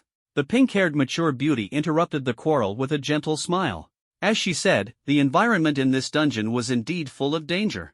Oomph, I'll let you off this time. Song Shiyu waved her small fist, the gesture weak yet uniquely adorable. Even the ice-cold beauty had a childish side. Just as Shangshang said, we're now in the western part of the dungeon, which seems to be called. Chu Moli couldn't recall the name for a moment and stuck out her pink tongue in embarrassment. Forbidden Extinction Mystic Realm, Zhang Yi and Qin Xiang said. In unison, perfectly synchronized.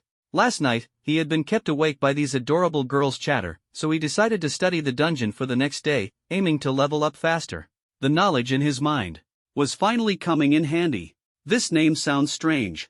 But don't worry, my lava demon god is an epic level summoned beast with explosive damage. Song Shiyu boasted proudly with a smile. As soon as she finished speaking, a lava golem over a meter tall, its body ablaze with crimson flames, suddenly appeared before everyone. Happy it swayed side to side, waving its smooth stone hands, cutely greeting them. Name, Lava Golem level, LV12 skills, Fire Spray, Big Fire Spray attributes, Stamina 150, Strength 300, Agility 50, Spirit 250. With the appearance of the Lava Golem, the air temperature began to rise. A thin layer of sweat appeared on the girls' faces. So hot. Chu Moli stuck out her tongue like a dog, pretending to cool off. If she were alone with her brother, she wouldn't mind taking off her outerwear and just wearing a tank top. Though it might look plain, it was already quite refreshing. Looks strong. Zhang Yi checked the lava golem's stats and nodded in approval. Epic level abyssal beasts were rare treasures, symbolizing immense power. The small lava golem, with its cute appearance, concealed a formidable force capable of incinerating everything. It was not to be underestimated. Hey, scumbag. You're a charm pet master, right? Also a beast taming profession? Let me see your partner. Song Shiyu hugged the lava golem and approached Zhang Yi, a smile on her lips. This little guy was a rare treasure. She had snagged for tens of millions. Zhang Yi had just changed professions, so he probably hadn't even signed a contract with an abyssal beast yet, right? Well, no choice then. Since he's an old deskmate. she might reluctantly lend him the epic-level hellhound her mom just bought. The price, though. Song Shiyu's face gradually turned red, and her smile was almost impossible to hide. Brothers partners are all very strong. Chu Moli extended her small hand, hovering near the flames atop the lava golem's head, as if warming herself by a furnace. If it were winter, having a fire attribute abyss beast would save on heating costs, wouldn't it? Everyone. Does he have contracts with a lot of abyss beasts? Using a swarm strategy? Qin Xiang's beautiful eyes narrowed slightly, catching the key point. Understanding. Teammates' information is a basic skill for professionals. But abyss beasts emphasize quality, not quantity. A group of ordinary beasts isn't as good as a single rare grade one. Even if he contracts many, they're just cannon fodder. Qin Xiang gently shook her head. She had learned about Jiang Yi's situation from Chu Moli. His parents had just passed away, and his brother had recently changed professions. So he likely hadn't had the chance to contract a powerful abyss beast. Forget it. For the sake of her best friend, she decided to use her dad's secret stash of money to help Jiang Yi find a strong abyss beast. At the very least, it had to be rare grade or higher. While more is better, a beastmaster isn't necessarily stronger with more beasts. Moli, you're not a professional beastmaster, so you don't understand the intricacies. Song Shiyu chuckled lightly and shook her head, not expecting Jiang Yi to produce a powerful abyss beast. My family still has an epic grade hellhound. You can come to my house to pick it up sometime. That silly dog can even do backflips. She gently set down the lava golem, touched the flames, and smiled tenderly. No need. Jiang Yi smiled wryly and shook his head. He was only level 10. And his charm pet slots were already full. He'd have to reach level 20 to unlock more. By then, he'd probably encounter another new beauty, and the hellhound would be unnecessary. Don't be shy, buddy. If you don't like dogs, I can help you find something else. Whoa, silver-eyed dragon? Fallen angel? Quality, legendary grade? Song Shiyu's smile froze completely before it could fully form. Horror. Eyes widened in shock, her expression filled with disbelief, and she remained stunned for a long time. Master, the charm pet space is too hot. Hill doesn't like staying there. The silver dragon princess clung to Jiang Yi's arm, complaining boldly.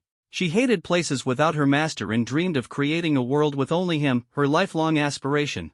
Master, please give your orders.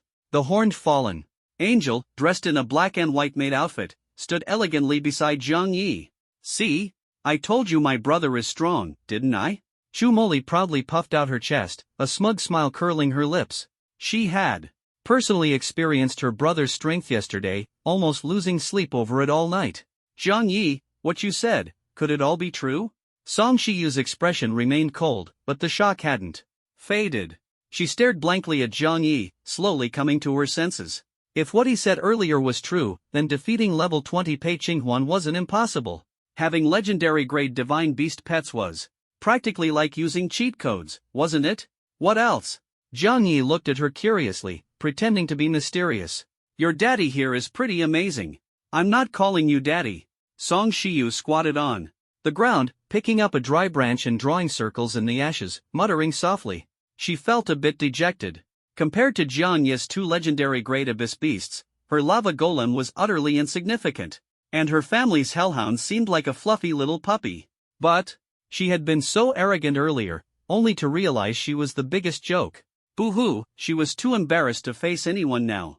Legendary grade abyss beasts actually exist. Qin Xiang rubbed her eyes, unable to hide her shock. Epic grade abyss beasts were already incredibly rare, and legendary grade ones were supposed to exist only in legends. If she hadn't seen it with her own eyes, she wouldn't have believed it. No wonder Moli was so confident earlier. Turns out her brother really is that amazing. Qin Xiang smiled bitterly, wiping the sweat from her forehead and pretending to act nonchalant to cover her embarrassment. Earlier, she had wanted to prepare an abyss beast for Jiang Yi, but she had almost made herself a laughingstock. Fortunately, Dad Qin Yu's secret stash of money was luckily preserved. Legendary level. Brother, you're amazing. Chu Moli rubbed her disheveled collar, her heart racing uncontrollably with excitement. She stared blankly at Jiang Yi, unable to hold back her exclamation. Just yesterday, she thought that Hill and Gabriel, her two elder sisters, were only at the epic level. Who would have thought they were actually legendary level? Looking across the entire Great Xia, there probably weren't many who had such abyssal beasts, right? To even tame legendary level creatures, he truly lived up to being her brother. That's not it. It's because Hill and Gabriel are so well behaved that I was lucky enough to earn their recognition. Zhang Yi, feeling a bit shy under the girl's gazes, subtly shielded the silver dragon princess in front of him. Hill and Gabriel, unusually quiet, focused on guarding their master. They quietly held his hand, their fingers interlocked. They loved being close to their master the most. Don't be modest. To gain the recognition of legendary level abyssal beasts, your strength must be extraordinary. Qin Xiang shook her head, pulling a pristine white handkerchief from her collar pocket and handing it to Zhang Yi. This Forbidden Desolation mystic realm is so hot, you must be drenched in sweat, right? She smiled like the sporty girl next door, warm and comforting. Thank you. Zhang Yi had just taken the handkerchief and said his thanks when the silver dragon princess quietly snatched it away. Hill's lips curled into a smile as she waved the handkerchief, showing it off in front of Gabriel. This silver dragon princess was truly impressive, even helping her master wipe his sweat with such care and attention. Ha! There's magic on this handkerchief? Zhang Yi exclaimed in surprise. A refreshing coolness spread across his forehead, gradually dispelling the stifling heat of the withered forest. A simple white handkerchief possessed such powerful magic. Name, Enchanter's Handkerchief, Level, 15, Effects, Cooling, Damage Immunity. Strength Boost, Iron Skin Protection, Agility. A long list of effects left everyone stunned. This is one of my abilities. I can enchant items, and it works on teammates and abyssal beasts too. It's too hot here, you should wipe yourselves as well. Qin Xiang took out pre-prepared handkerchiefs from her backpack and distributed them gently. Xiangxiang, you're so biased. You gave brother a warm handkerchief, but ours are the cold ones from your backpack. Oomph, I'm mad now. Chumoli turned her head away, crossing her arms and pouting in dissatisfaction. She noticed that Xiangxiang's eyes changed whenever she looked at her brother. Could it be that her best friend wanted to steal her brother as a husband? Molly, you don't want your brother to know you like him, do you? Qin Xiang leaned close to her ear, brushing aside her hair, and whispered softly. Ugh. Chumoli said nothing, obediently taking the handkerchief and wiping the sweat from her forehead, occasionally sneaking glances at Zhang Yi, who was analyzing the map nearby. It has an indescribable fragrance, like gardenias? So amazing, just one wipe, and you get so many buffs. Song Shiyu held the handkerchief, wiping the sweat from her forehead, marveling in awe. If only she had enchanting abilities, she could wipe her mouth at night and not go hungry, right? Stealing a glance at Zhang Yi as he strategized, her face turned red. It's not as impressive as you think. There's a time limit. Each enchantment lasts about 5 minutes, which is enough for us to finish a small-scale battle. Qin Xiang put away the handkerchief, slung her white backpack over her shoulders, and explained gently. Her mana reserves were abundant, allowing her to enchant dozens of times consecutively. Her backpack was also stocked with plenty of mana-restoring potions, enabling her to keep going until she was physically exhausted. By then, she'd have to rely on Zhang Yi for help. 5 minutes? That's more than enough. Zhang Yi folded the rough printed map, brimming with confidence. Men who last longer are more impressive. Song Shiyu covered her mouth, giggling, recovering from her earlier disappointment and reverting to her usual teasing self. Ugh. Should I ask Xiangxiang for a long-lasting enchanted handkerchief? Brother probably doesn't need one, right? Chu Moli frowned, pondering with hesitation. If the master needs, Hill also knows a bit about body conditioning techniques. Hill's silver eyes narrowed slightly as he volunteered. Dragons are naturally strong, and the Silver Dragon clan naturally has secret recipes for maintaining weapons and their bodies. May the holy light protect the master and drive away all fatigue. Gabrielle clasped her hands together, closed her eyes, and prayed devoutly. She wasn't sure if her prayers would still work now that she had fallen into becoming a succubus. It's okay, I can just enchant it again when the time comes. Qin Xiang smiled lightly, helping Zhang Yi out of the situation. The gentle demeanor of this girl next door type wasn't just superficial. We've got trouble. We're currently in the area with the fewest monsters, and only rare elite monsters spawn here. Nightmare-level elite monsters. If we're not careful, we might face a total wipeout. She leaned closer to Zhang Yi, glanced at the map, and frowned deeply. It's fine, I'll handle it. Zhang Yi smiled, pointing to a corner of the map.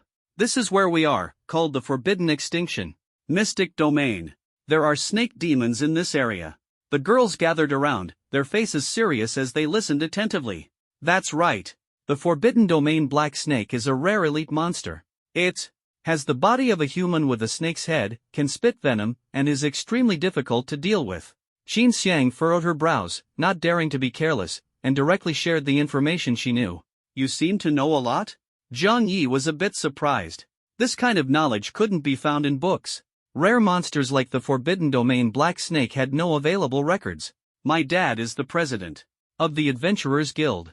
I've loved reading the new versions of the Classic of Mountains and Seas since I was a kid. It contains information and weaknesses of abyssal beasts. Qin Xiang brushed a strand of hair from her face and explained softly. That's right. Besides the Forbidden Domain black snake, there are even stronger snake-type monsters here, like the thousand-eyed serpent empress with Medusa's bloodline and the mystic flame black snake that controls fire. Our mission is to take them all down, leave none alive. Then, we'll enter the boss room and defeat the nine-headed serpent with demon blood. Zhang Yi pointed to the map, where a large red X marked the spot. That was the domain of the abyssal serpent, the Hydra demon. We have to fight the abyssal serpent? Seriously? Are we going to die? Song Shiyu and Shu Moli exchanged glances, instinctively touching their lips. That's a hidden boss. Shouldn't we clear the other areas first? Qin Xiang shook her head, smiling wryly as she tried to dissuade them. The abyssal serpent was a hidden boss with very strict trigger conditions. Only by defeating all the snake-type monsters on the map could they challenge the hidden boss. The difficulty was extremely high, and the final boss of the area was already more than their team could handle. It was better not to provoke the hidden abyssal serpent.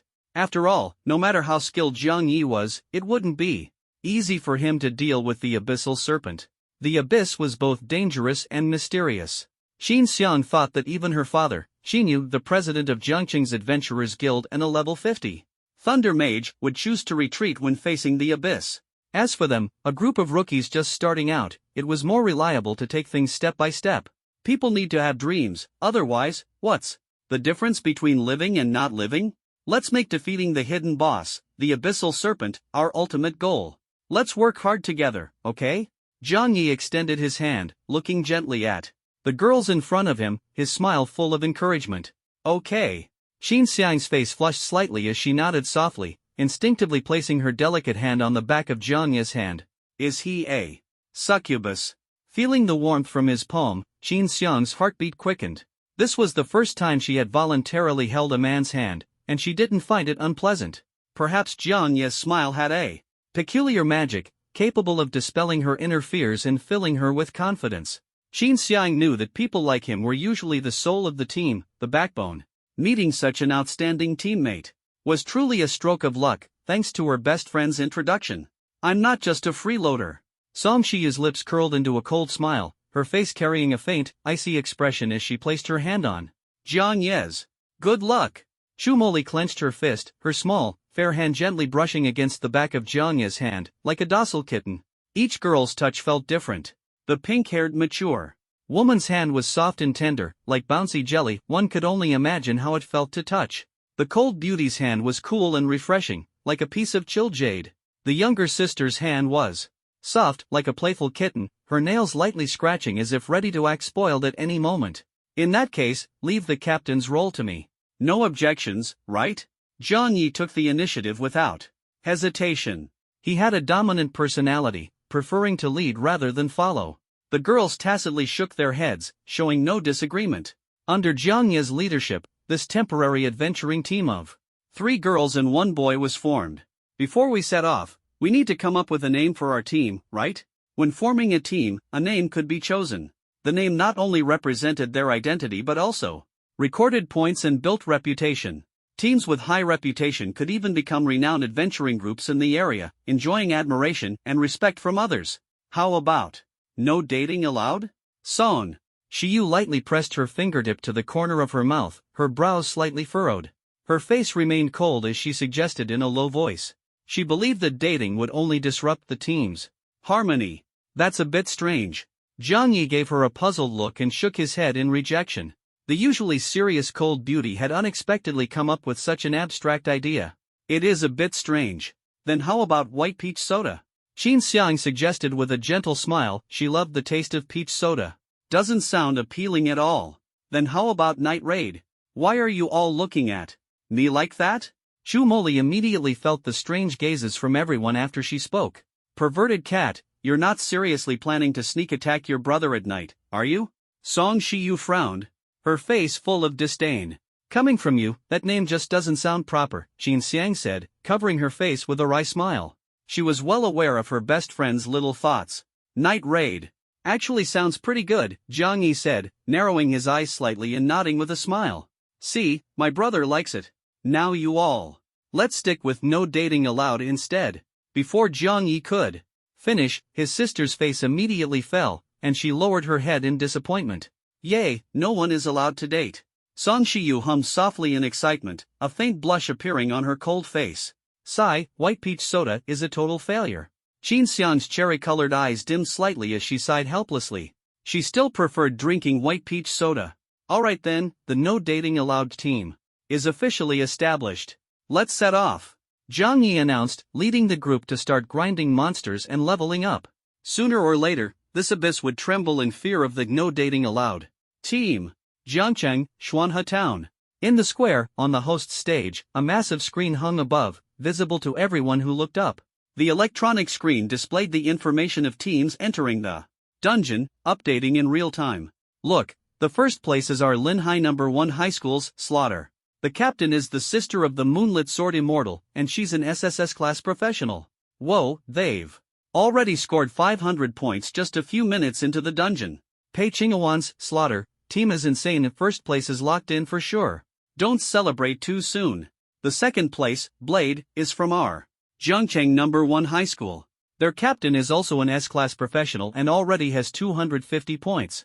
They're catching up fast. Stop bragging. Battlefield Rose is from our Linhai No. 2 High School and already has 200 points. They'll overtake soon.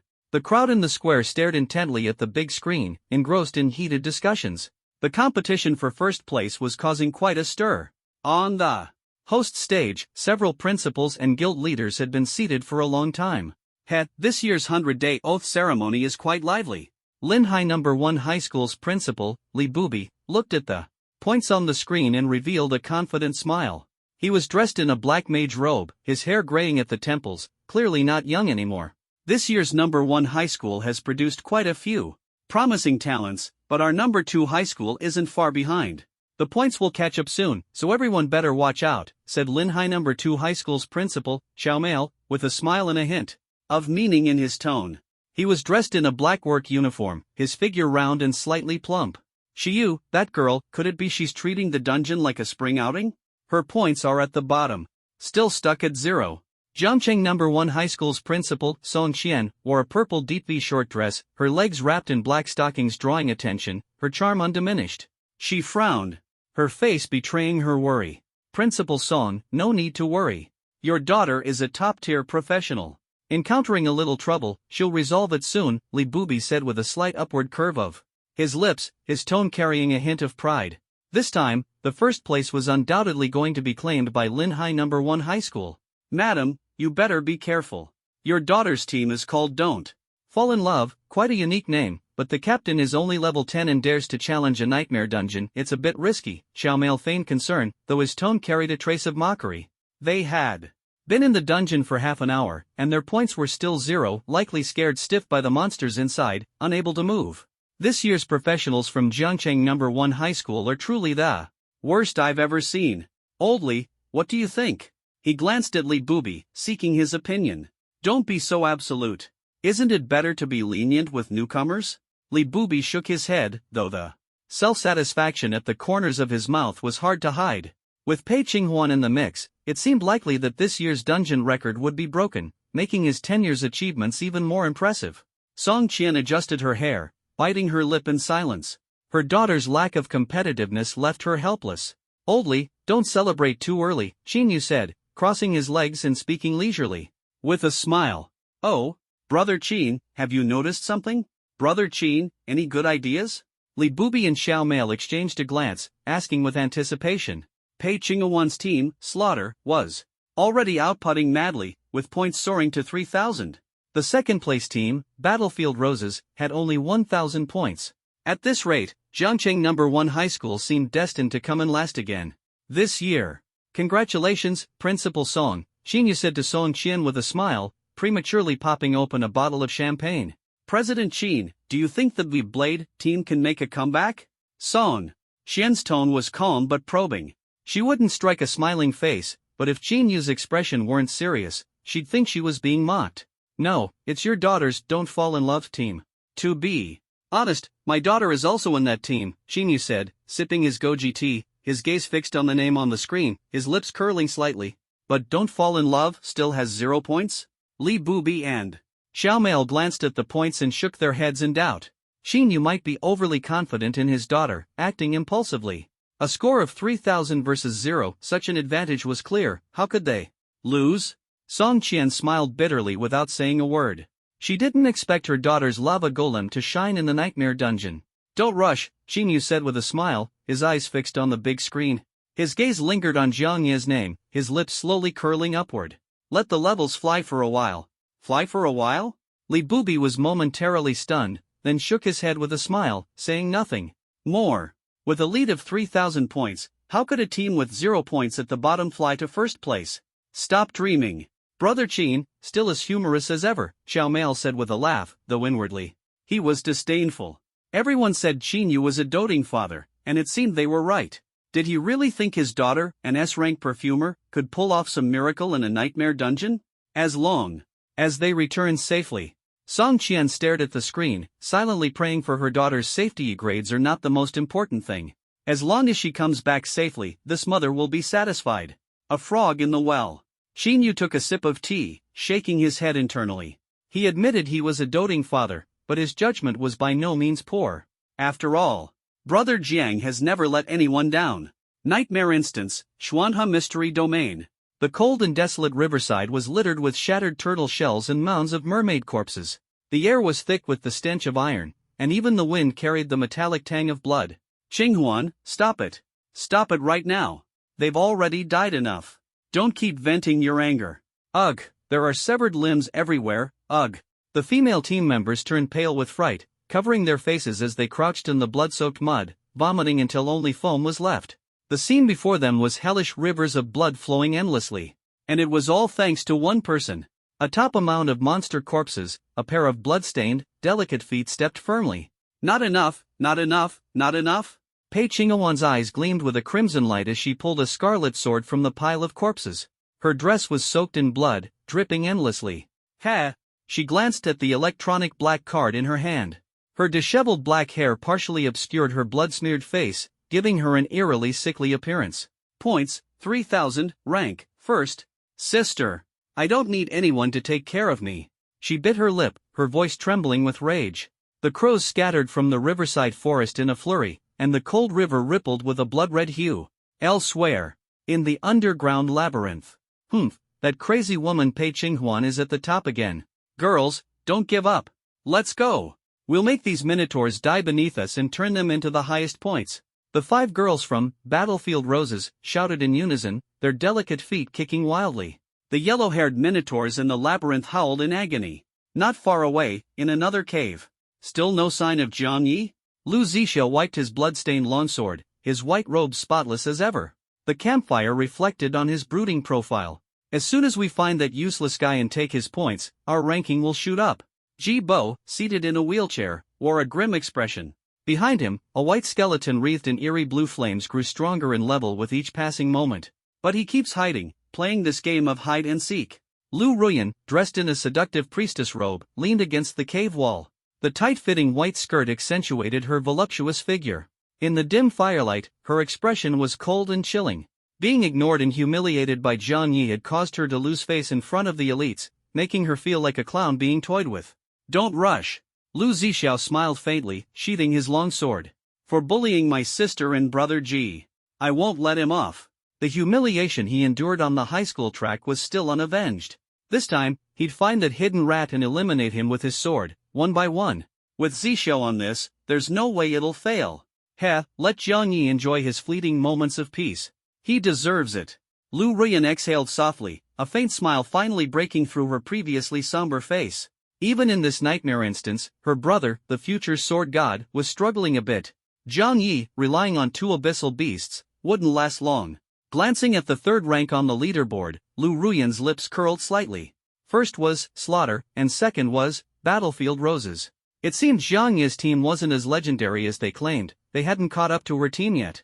Could it be that despicable man who had abandoned her, severing all ties, was now hiding somewhere, being beaten and fleeing pathetically from monsters? Zhang Yi, this is the price of leaving me. By the firelight, Lu Ruyan bit her lip, a cold smile playing on her face. Forbidden Mystic Domain. By the eerie lakeshore, the soft, wet mud bore countless monster tracks, spreading outwards into the dead forest. Not far away. How long has it been? Zhang Yi sat on a charred tree stump, yawning as he warmed himself near a campfire formed by lava golems. An hour. Song Shiyu patted her cheeks, trying to stay alert. So boring. Chu Moli sighed, playing cards with the Silver Dragon Princess. No, pass. Hill wagged her tail, her head lowered, not daring to look at her toes. No wonder she kept losing. Little Molly must be cheating, she always wins. Qin Xiang threw down her cards, patted the dust off her skirt, and stood up with a light laugh. It's about time, isn't it? Dear Captain, how confident are you? She stretched lazily, the fair skin at her neckline faintly visible, and the light purple hue of her outfit exuded a hint of mature charm. 100%. As long as your spices are flawless. Zhang Yi glanced at her, then looked away, nodding confidently. The plan was about to succeed. My spices can hypnotize any monster, Qin Xiang replied with equal confidence, smiling slightly. Her formula would not fail. Master, those monsters have already been hypnotized by the beast-luring fragrance. They're gathering at the hunting site, completely entranced. An estimated 1,000 of them, of various kinds. In the sky, Gabriel circled and surveyed, her black and white gradient wings flapping as she slowly descended, quickly reporting. Everything. The time has come. Sierra, begin the operation. Zhang Yi nodded, stretching his arms and loosening his muscles. Brother, are you really planning to take down 1,000 nightmare-level wild monsters in one go? Chu Moli tidied up the playing cards and looked up, her face filled with concern. Their team could handle a few monsters, but facing a horde was an entirely different matter. Don't push yourself. We can take advantage of the monsters being hypnotized to deal with a few isolated unlucky ones, Song Shiyu said, her expression cold but tinged with worry. She gently patted Zhang Yi's shoulder, her voice soft. Taking down 1,000 nightmare-level wild monsters at once sounded like a boast. But why couldn't she help but want to believe him? Biting her lip, she felt she might be going a little crazy. Leave the isolated monsters to you and Molly, Zhang Yi said, brushing her cheek, which was as cold as frost. Who knew when she might warm up? I understand. Song Shiyu's cheeks flushed as she covered the spot Zhang Yi had touched, the coldness on her face softening slightly. Following the plan, she and Chu Moli headed to the designated location to intercept the fleeing monsters. Xiangxiang, follow me. Zhang Yi called out, mounting Sierra, who had transformed into a silver dragon and soaring into the sky. Don't move around too much. Gabriel held Qin Xiang as they ascended, her tone carrying a warning. Ugh! The cold wind tousled her crimson hair, and Qin Xiang closed her eyes, trembling in the fallen angel's embrace. She was afraid of heights. There it is! Zhang Yi's gaze shifted to the massive horde of monsters gathered in the forest ruins. Forbidden Zone Black Serpent, Thousand-Eyed Serpent Empress, Yellowfurred. Bull Monster, Armored Dragon Turtle, Shark Maiden. The monsters were sprawled on the ground like mad creatures, sticking out their tongues and frantically licking the areas stained with pink spices.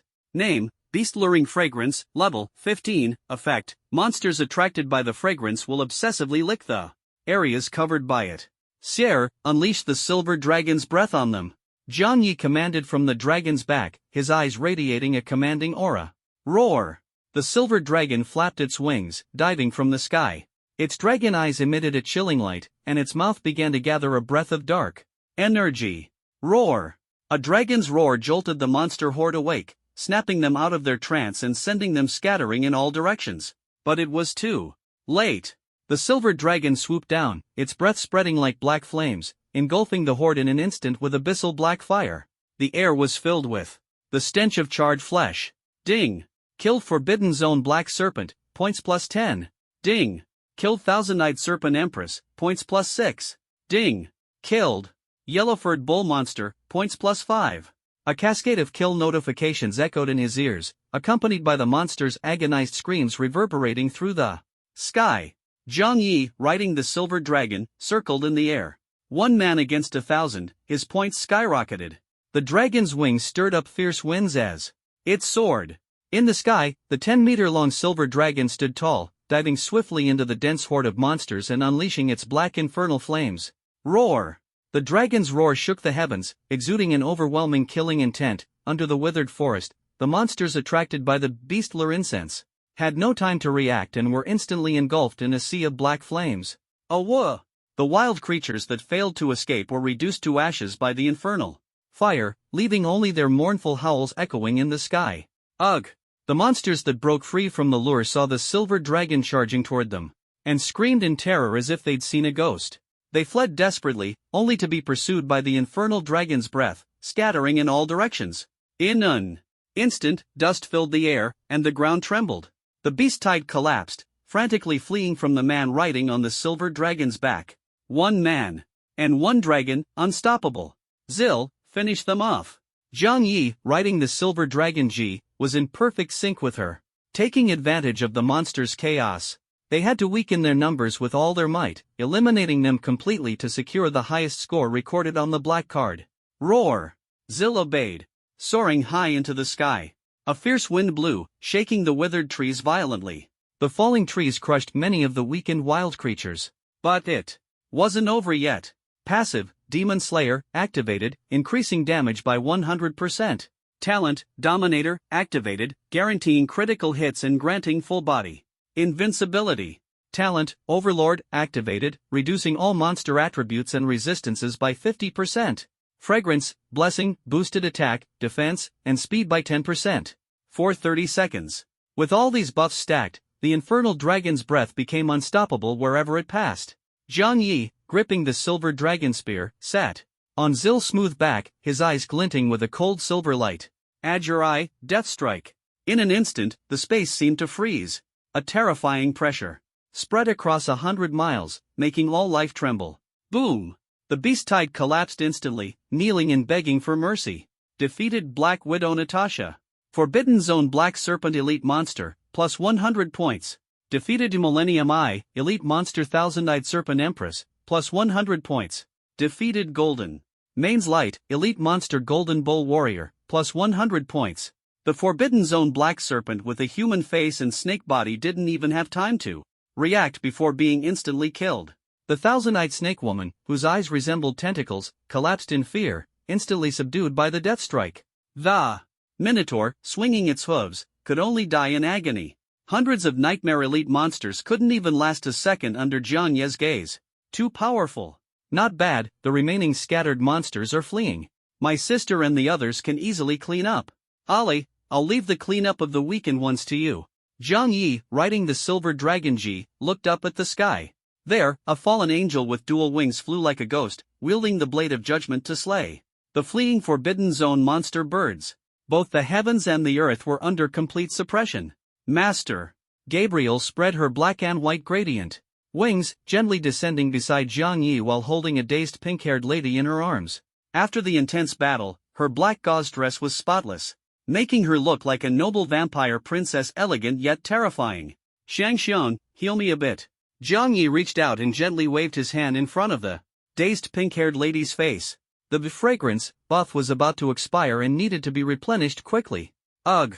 Qin Xiang, still dazed, leaned against Zhang Yi's face, her snow-white neck completely exposed. Asking for a heal, but are you getting addicted to this? Zhang Yi felt his cheeks heat up slightly. Probably because this mature lady beside him was too enthusiastic. Sorry. Qin Xiang grabbed Zhang Yi's shoulder, leaning softly against him. She suppressed her fear of heights, trembling as she witnessed Zhang Yi's brutal slaughter of the monsters. Monster. Qin Xiang thought the young man before her was practically a living boss, overwhelmingly powerful. 1 man and 1 dragon instantly cleared the Nightmare Elite monsters, gaining massive experience. The kill notifications flooded the screen, making her ears buzz. Even the moonlit sword immortal Pei Qingshu might not be this strong. She clung to Zhang Yi's neck, her face still showing shock, silently marveling in her heart. This handsome young man before her was undoubtedly more formidable than the female sword immortal of the same era. It was a woman's intuition.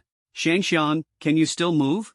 Jiang Yi broke free from the soft embrace, a few strands of his hair slightly tousled. Can't move, so the enchantment is up to you. The remaining scented handkerchiefs are all in the pocket at the collar. Qin Xiang, weak and exhausted, had used up all her strength. Despite her fear of heights, she still had to buff her teammates, her mana bar completely depleted, on the verge of collapse. Sorry to trouble you all. The task of finishing off the wounded is entrusted to you and Ailey.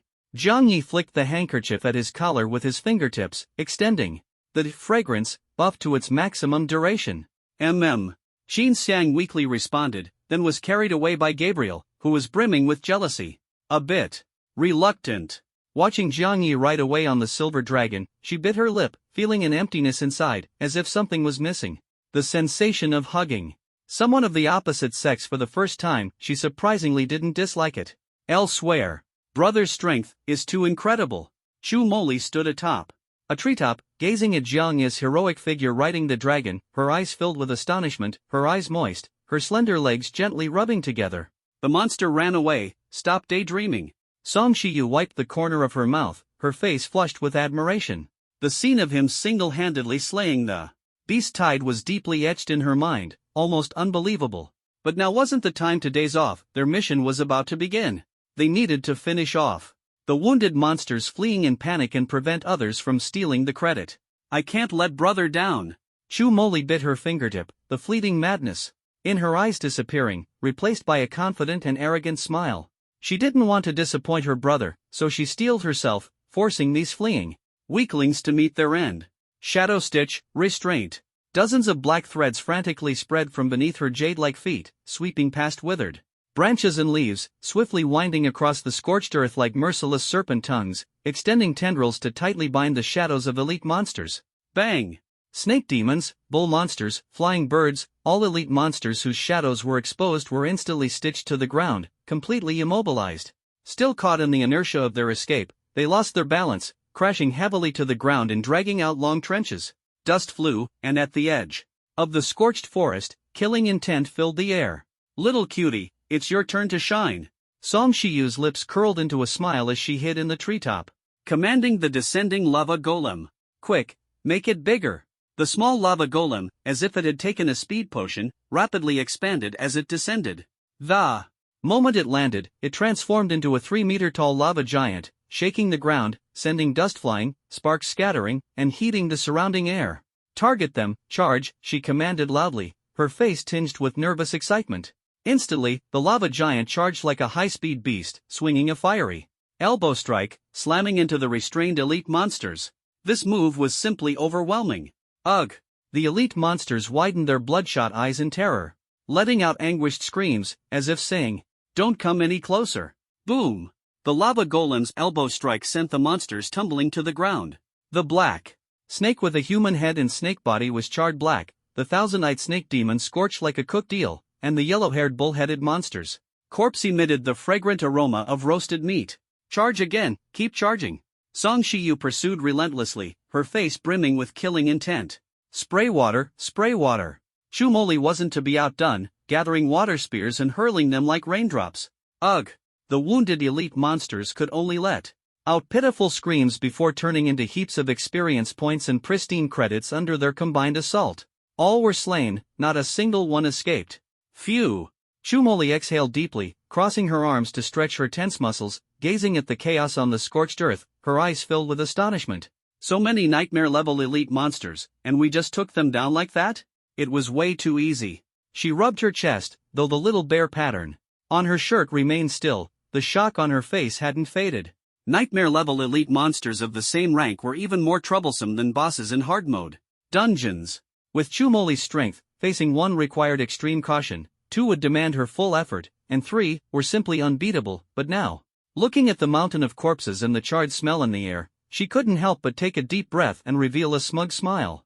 She was amazing, proudly placing her hands on her hips. It's not that the monsters are easy, it's that your brother is too strong.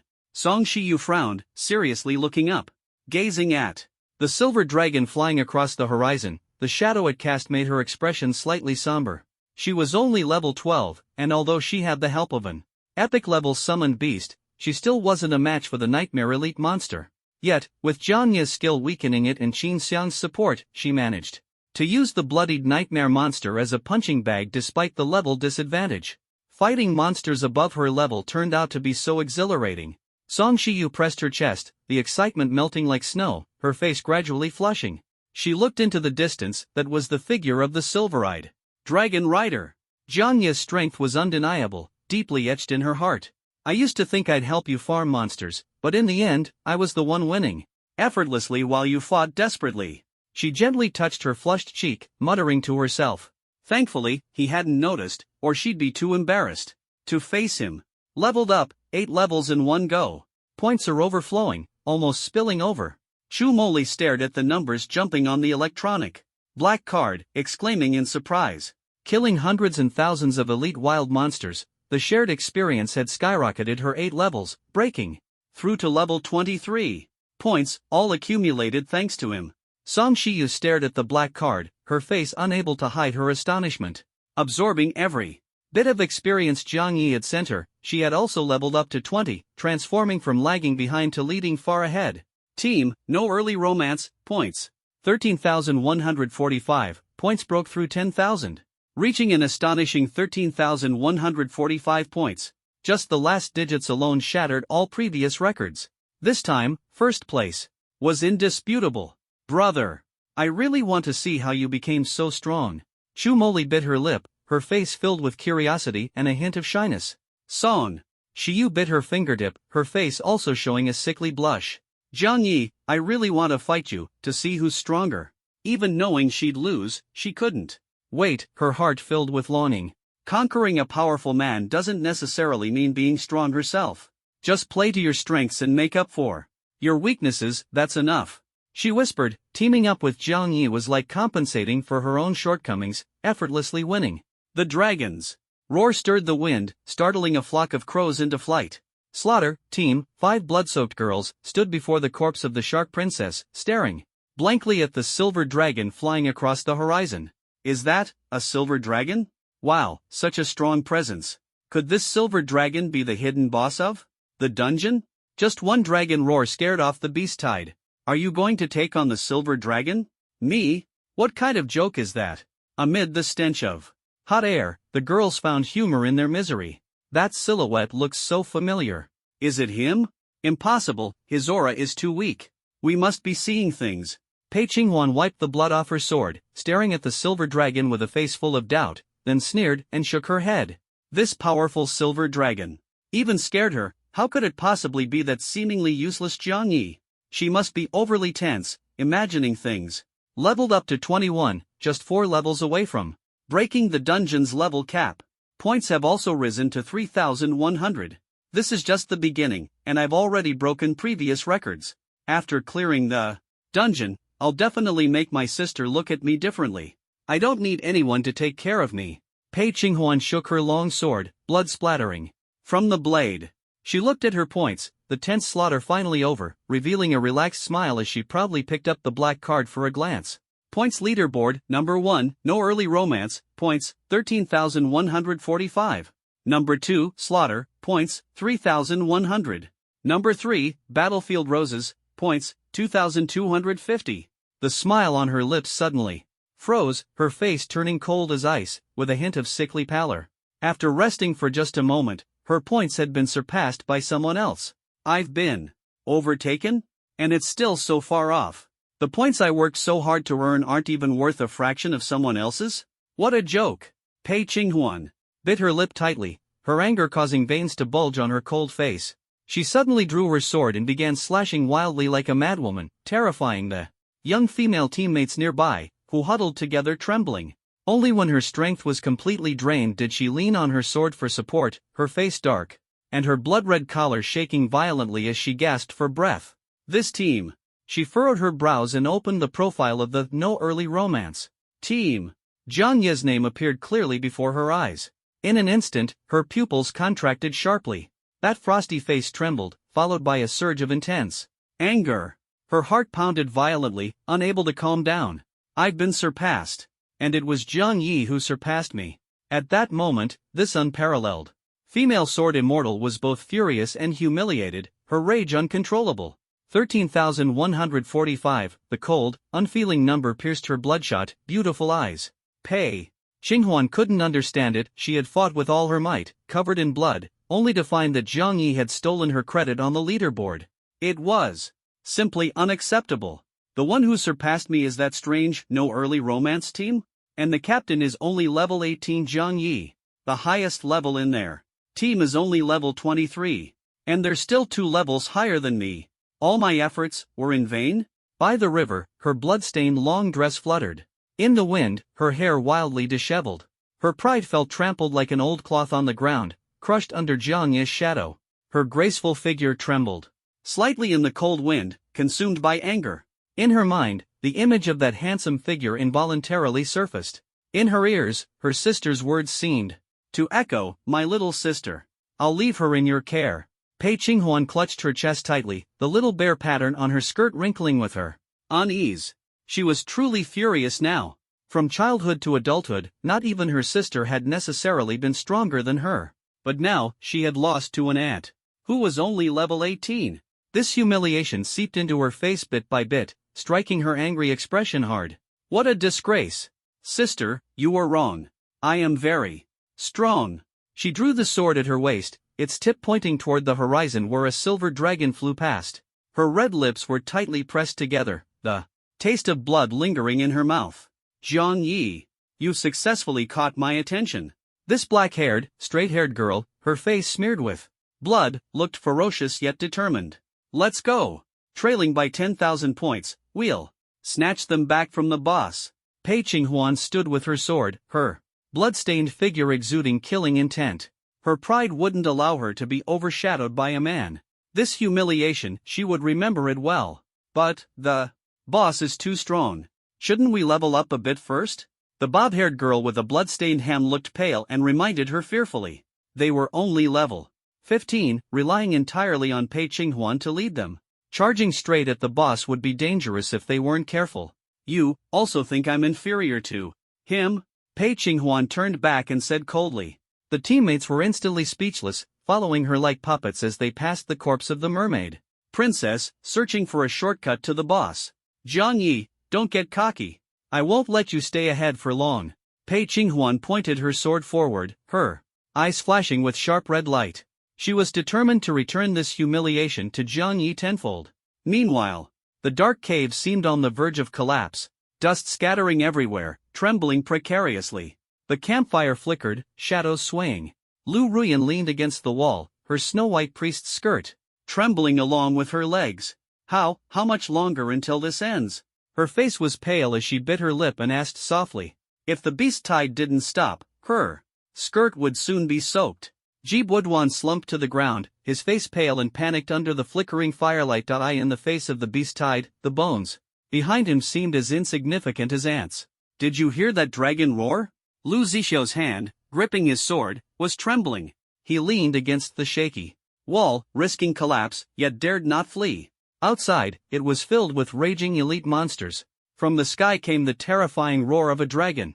It scared the nightmare-level monsters into scattering. That dragon must be the nightmare boss. Lu Ruyan wiped the cold sweat from her forehead, so nervous she could barely breathe. Delay trembled lightly under her skirt. No way. Ji Budwan swallowed hard, his scalp tingling. If that really is the dragon boss, this dungeon is way too hard. His messy yellow hair was disheveled, and his face was full of despair as he trembled from the dragon's roar outside the cave. No kidding. Who could possibly defeat a dragon? That dragon is definitely the dungeon boss. We can't afford to provoke it. Lu Zixio trembled all over, took a deep breath, and smiled bitterly. Although he was a level 16 S-rank magic swordsman, he could only bow his head in the face of a nightmare-level dragon. After all, we're just mortals. How could we possibly kill a dragon? If even Ah Shao doesn't dare to fight, that dragon must be the hidden boss at the end of the dungeon. Lu Ruyan was shocked and couldn't calm down for a long time. In her impression, her younger brother Lu Zixio had the potential to become a sword god, but even he could only admit defeat in the face of the dragon outside the cave. Wait, what the hell? Ji Budwan suddenly shouted, slapping the wound on his leg and grimacing in pain. Shao Ji, why are you yelling so loudly? You scared me. Lu Ruyan's face turned pale, and cold sweat broke out on her forehead. She rubbed her aching chest, her pale hair gently swaying under the campfire. Biting her lip, she lightly pressed her legs together under her skirt. Time to change pants. Sorry. I just thought of a possibility so ridiculous even I find it hard to believe. Do you think the dragon outside the cave could be Jiang Ye's contracted azurite silver dragon? Ji Budwan winced in pain as he put forward a bold guess. Impossible. Lu Zixiao's face darkened as he slammed the wall hard, sending dust flying. Reality isn't some fantasy novel. How could someone who failed once suddenly become someone even he admired? Xiao Ji, are you scared out of your wits? Lu Ruyan chuckled, holding her slightly rounded belly. Facing the siblings' skeptical gazes, Ji Budwan smiled awkwardly. Yeah, Jiang Yi isn't a dragon knight, how could he possibly control a nightmare-level dragon? Think about it. A dragon that scares all the monsters into fleeing, how could it possibly be Jiang Ye's azurite silver dragon? Besides, if people as strong as us are hiding in a cave, too afraid to go out, that coward Jiang Yi, who hides behind women, must have already been scared off by the beast tide, right? Lu Ruyan leaned against the wall, arms crossed, shaking her head disdainfully. She stared at the flickering campfire, her gaze slowly drifting away. Jiang Yi had better be forced out of the dungeon by the beast tide. If he were to die, the unsigned agreement would be wasted. Jiang Yi, once you leave the dungeon, you'll lose the chance to grind monsters and level up. Your level will definitely fall far behind others. By then, with your weak strength, how could you possibly refuse to obediently sign the agreement in front of you? Lu Ruyan snorted softly. In her heart, a faint smile appearing at the corner of her mouth. The lakeside villa, the $1 million loan, it all seemed to be beckoning to her. The future is worth looking forward to. In the dim cave, her soft humming echoed. In the square of Xuanha town, look, the leaderboard is about to refresh. Can our Jiangchang first highs, Blade, team catch up in the rankings? Dream on. Pei Qinghuan is an SSS rank professional, terrifyingly strong, and far ahead in points. How can your small, remote Jiangchang compare to our Linhai city's geniuses? Exactly, take a look in the mirror. If your Jiangchang team actually takes first place and surpasses the second place score, I'll eat a pile of crap. Don't speak so absolutely, don't underestimate Jiangchang number 1 high school. Our team is pretty strong too. A group of young people argued heatedly, their blood boiling, and none willing to back down. Stop arguing, the scores are out. As the numbers on the screen flickered, the leaderboard updated in real time. Everyone stared at the screen like ducks craning their necks, holding their breath in nervous anticipation. The first place must be Slaughter, Pei Qinghuan, the female sword immortal, who could possibly rival her. At worst, Battlefield Roses still has a chance. Even the sound of footsteps from those 5 beauties is terrifying. Blade isn't weak either, their captain Lu Zixiao is at sword god level. But who on earth is this, no early romance, in first place? 13,145 points. Completely crushing the female sword immortal. Did this guy use cheats? That's 10,000 points more than second place. Does that mean I have to eat 10,000 piles of crap? Ha, who said Jiangchang number 1 high school is weak? Who dares claim Linhai number 1 high school is stronger? Holy crap, Captain Jiang Ye's lowest level is 18, this is insane. Everyone was stunned speechless, unable to recover for a long time. The No Early Romance team led by Jiang Yi had suddenly risen to prominence, leading second place by 10,000 points and fiercely slapping the faces of Linhai City's professionals. Those who looked down on Jiangchang number 1 high school were now witnessing this team trampling the top-tier female sword immortal underfoot. At this moment, the 4 members of No Early Romance became the center of everyone's attention. Captain Jiang Ye's level is the lowest, he must be a freeloader, right? The highest level is School Beauty Qin Xiang. Could it be that her S-level support role went crazy with damage output in the dungeon? Nonsense. Support roles rely on healing, how could they kill monsters? I think the strongest is School Beauty Chu Moli. She's level 23 and also an S-level melee mage. The crowd argued heatedly over whether Chu Moli or Qin Xiang was stronger. The hot-blooded youths of Linhai City turned pale, their arrogance instantly deflated. Even the principals on the host stage looked grim and uncomfortable. The data can't be wrong, right? Linhai number 1 high school's principal Li Booby took off his glasses, wiped them, and stared at the leaderboard numbers, his face dark and frightening. Ugh, cough cough. Linhai number 2 high school's Principal Xiaomai was so shocked by the numbers that he almost vomited, his face turning bright red in embarrassment. Their Linhai city's geniuses had been surpassed. Zhangchang, this remote small city, had produced a monster capable of overshadowing the SSS-level female sword immortal? The two principals exchanged glances, and after the shock, they felt a bitter taste in their mouths. Principal Song, congratulations, congratulations. Li Bubi regained his composure and smiled as he offered his congratulations. Who would have thought that little Jiangcheng was hiding so many experts? Congratulations in advance, Principal Song. This trial's first-place score record will probably never be broken.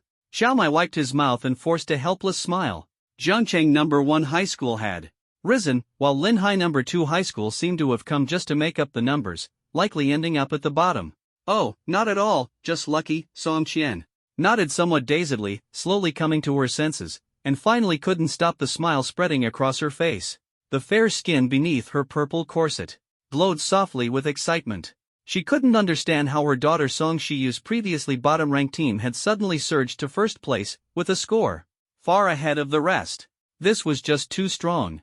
Her heart was about to leap out of her chest. Indeed. Xinyu stared at the leaderboard, and when he saw his daughter's name at the top, he finally breathed a sigh of relief. Brother Jiang, you're truly impressive. A single move had earned over 10,000 points, half. The dungeon must have been wiped out. I originally wanted to ask you to help carry my daughter, but it turns out she's just riding along for the win. Wait. No. Xinyu suddenly noticed the words, no early romance. Zhang Yi was so strong and so handsome, could his daughter handle it? At that moment, Xinyu sat there, dumbfounded, unable to even drink the goji berry tea in his hand. His daughter might just be swept away by this blonde-haired kid. Nightmare level forbidden. Extinction Mystic Realm. At dusk, the sky was dyed blood red, the stench of blood wafted through the air, and the dry branches of the trees rustled eerily, like the wails of ghosts and wolves. On the scorched earth, flesh and wreckage had turned to ashes, and chaotic footprints stretched into the distance. At the end of the trail stood a handsome young man holding a silver spear, gently stroking the dragon-horned, silver-eyed girl beside him, full of admiration. Hill, you did amazing. The purgatory dragon breath had annihilated the elite beast horde, and the silver dragon soared in the sky, suppressing all enemies. Thanks to this battle, Jiang Ye's level skyrocketed by 8. Master Hill wants a reward. Meow Hill purred as she enjoyed the head pats, licking Jiang Ye's palm. She tilted her snow-white neck, her cheeks slightly flushed, and her silver eyes filled with cautious anticipation. She wanted her master's reward. What does Hill want? Jiang Yi asked with a curious smile. Dragons loved collecting shiny treasures. Did the silver dragon princess want gold, silver, jewels, or diamonds? I want masters. Hill swallowed nervously, her face reddening further as she mustered the courage to say, hug. Just like a puppy eagerly waiting for its owner to open the door, unable to resist jumping into their arms. This longing was deeply ingrained in her genes, something Hill couldn't control. Having endured betrayal by her family and exile, countless cold nights had left her yearning for a warm embrace to share warmth. Fortunately, she had been found by her master. That's it? Jiang Yi was slightly surprised, not expecting Hill's request to be so simple. She was like a diligent Palu, working hard and only asking for a hug. As a reward. I thought you'd want gold and jewels. Jiang Yi hugged Hill, gently stroking her waterfall-like silver hair, a smile playing on his lips. After defeating so many powerful enemies, he had naturally acquired plenty of good equipment. There was a ruby that enhanced fire damage, a sapphire that brought freezing effects, and a yellow gem that unleashed lightning power. If he crafted these into jewelry and adorned Hill's head, she would undoubtedly look stunning. As the Silver Dragon Princess, how could she go without a crown? If Master gives real gold, then Hill will accept silver, she said. But, actually, none of that is necessary. Hill's cheeks flushed slightly as she buried herself in Jiang Ye's embrace, quietly listening to the warmth of his heartbeat. Hill only wants Master's hug. A glimmer of longing flashed in her silver eyes, and her lips curved into a sweet smile. Riding on the dragon's back, she enjoyed the thrill of charging into battle under her master's command, but she also yearned for that warm embrace. Only then would she not feel lonely. Thinking this, Hill stood on tiptoe and gently licked Jiang Ye's cheek. Master, let's keep riding Hill and go take down the boss. She winked and smiled sweetly, slipping away from his arms with ease. The lingering tenderness on his face left Jiang Yi stunned, unable to snap out of it. Who was rewarding whom here? In the moment they embraced, the faint fragrance of her silver hair entered Jiang Yi's nostrils with each breath. He felt as though this girl was made of pure snow, clad in silver-scaled armor. She carried a hint of coolness, yet she covered Jiang Yi's pure heart, slowly melting into a warm current. The subtle touch on his cheek, like a dragonfly skimming the water, stirred ripples in Jiang Yi's heart. He felt as though he had received a special reward from the Silver Dragon Princess. Master Hill licked her lips, crossed her hands behind her back, stood on tiptoe, bent slightly, and tilted her head with a playful smile. Her silver hair cascaded over her shoulders, and the lively little bunny on her chest seemed to come to life. Stop daydreaming, the boss's lair is just ahead, she whispered, her side profile glowing like golden flames under the setting sun. She actually quite liked Jiang Yi's captivated expression. The Silver Dragon clan always valued gratitude, repaying even the smallest kindness with all their strength. Ahead, the cave shrouded in orange mist exuded a dangerous aura. Once inside, they would face the ruler of the Forbidden Extinction Far Domain, the nightmare-level boss Abyssal Serpent. When all the teammates arrive, we'll start attacking the mysterious boss inside the Mist Gate. Jiang Yi nodded, standing with Silver Dragon Princess in front of the Mist Gate, hesitating to enter. Only by defeating 9 different Nightmare Elite monsters would the map refresh for the hidden boss battle. He rode hill, circling in the air for a long time, finally finding the entrance. Before nightfall, Master has grown stronger again. On the dim yellow grassland, Hill hugged her knees, squatting and secretly looking up at Jiang Yi. She felt that her silver-eyed master had become even more handsome. That fluttering feeling in her heart grew stronger and stronger. Indeed, much stronger. Jiang Yi said, opening the data panel. After defeating a large number of elite monsters, the thousands of kills rapidly boosted his level, significantly enhancing his strength. Host, Jiang Yi level, 18, 99.99%, class, SSS tier Charm Master, SSS tier Abyss Overlord. Passive skills, Grace, Blood Charm, Demon Suppression. Talents, Divine Gift, Domination, Enslavement, Authority Skill, Ghost Hand, Right Hand infected with Abyssal Filth, condensing the Abyssal Ghost Hand that corrupts all. Attributes, Stamina 3550, Strength 3500, Agility 3600, Charm 2500. Charm bonus, 250%, enhances all effects. These skyrocketing attributes made him nearly invincible among those of the same level. That's amazing, Master has grown even stronger. Hill bit her lip, gripping the grass, her legs slightly apart, her voice soft. As her master grew stronger, she, wearing her little silver boots, felt even more confident.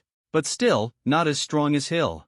The legendary Silver Dragon Princess's attributes are simply outrageous.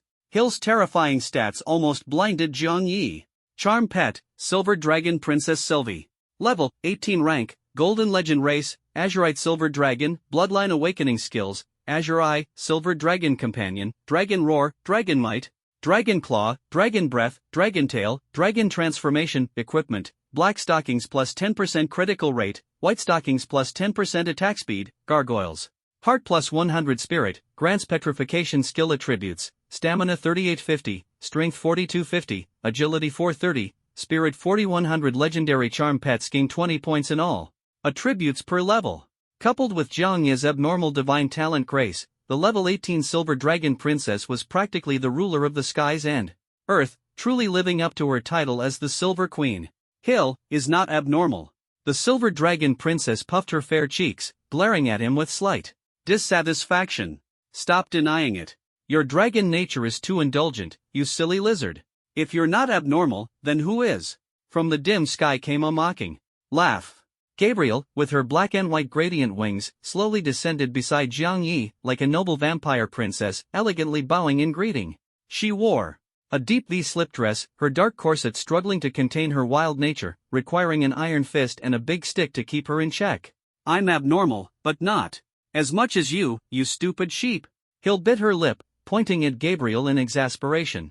Though dragons were indulgent by nature, it was still better than becoming a horned succubus angel due to lust. Thank you for the compliment. Gabriel covered her mouth with her hand, laughing smugly. She was already a succubus. What's the harm in being a little abnormal? Arlie, is the battlefield cleaned up? Jiang Yi smelled a hint of gunpowder, enduring his headache to interrupt in time. Charm Pets were highly jealous and fiercely competitive for favor. Everything's cleaned up, not a single item left behind. Her black hair cascaded over her shoulders, and her cherry-colored eyes sparkled with joy. The fallen angel Gabriel licked her red lips, skillfully wrapping her arms around Jiangya's neck, lightly bumping against his back. Master's loot has filled up everything, Arlie can't fit another piece. She gently stroked her smooth belly beneath her gauzy dress, her seductive eyes glimmering as she whispered softly in Jiangya's ear. Monsters in the dungeon drop equipment, but there's no auto pickup function, so you have to pick it up manually, which is quite troublesome. She and the pink-haired fox spirit cleared the entire battlefield, picking up each piece of equipment and sorting them properly. How's the harvest? Feeling the soft touch behind him, Zhang Yi asked without changing his expression. Demoness, don't mess with his focus. He was currently fixated on the milky white equipment. There are 6,215 pieces of common white equipment, 125 pieces of blue rare equipment, and exactly 4 pieces of purple epic equipment. Gabriel held up 4 fingers, tilting her head with a smile. As expected of the master, she chose the number of equipment drops was truly astonishing. So much, and even epic equipment dropped? Zhang Yi couldn't help but be surprised. It's worth noting that purple epic equipment usually only drops from Nightmare dungeon bosses and is extremely rare. To get 4 pieces from Nightmare elite monsters was a qualitative leap. Speaking of which, the necklace master gave to Hildai is also epic level. Hildai touched the blackthorn necklace around her neck, her face full of happiness. She really liked the gift her master had given her. I have a gift from master too. Gabriel touched the cross pendant on her chest, letting out a proud hum. She was like the sheath of a sword, and the legendary equipment charm on her chest could sever all enemies' blades of judgment. Almost forgot. Zhang Yi held the soft hand of the fallen angel and suddenly remembered he hadn't checked her attributes yet. Gabriel, let me see just how powerful you've become. Saying this, Zhang Yi opened Gabriel's attribute panel. Master, feel free to check. Gabriel, you're not inferior to the silver dragon princess at all. The succubus's horns gently pressed against Zhang Yi's shoulder, rubbing affectionately. A faint blush appeared on her pure and flawless face. Her strength was absolutely genuine and reliable. There was no need to worry about her failing a sudden inspection of her abilities. Charm Pet, Twin Angel Gabriel, Level, LV18, Grade, Golden Legendary, Race, Angel/Succubus, Skills, Seraph, Dark Blood. Princess, Twin Flower, Eternal Reincarnation. Equipment, Blade of Judgment, severing all blades. Attributes, Stamina 3900, Strength 3650, Agility 3700, Spirit 4100, Twin Flower. Pure as an angel's seraph, and mysteriously alluring as the Dark Blood Princess. The twin sisters joining forces are invincible. A natural sword sheath, capable of holding legendary equipment. Attribute boost, completely on par with the Silver Dragon Princess, so powerful. Zhang Yi's lips curved into a smile as he analyzed. Inspection complete, evaluation passed. Master inspected so thoroughly, are you secretly pleased? After all, I, Gabriel, am not some useless little lizard with only appearances. There's not a drop of water weight on me. Gabriel wrapped her arms around Zhang Yi's waist, smiling smugly and leaning closer. She could switch between twin forms, sometimes divine, sometimes demonic.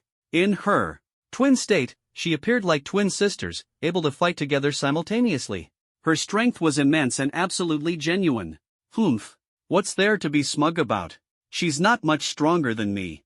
Hildai snorted softly, furrowing her silver brows and ignoring this big, silly sheep.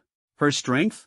Master could check and see for himself. She didn't believe this dumb sheep's nonsense at all. Can you two quiet down?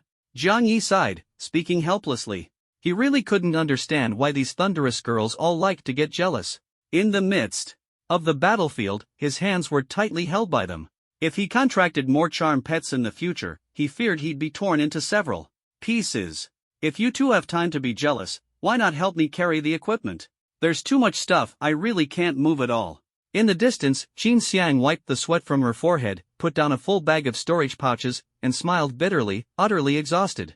She was afraid of heights and didn't dare let the angel carry her, so she could only carry heavy loads herself, step by step.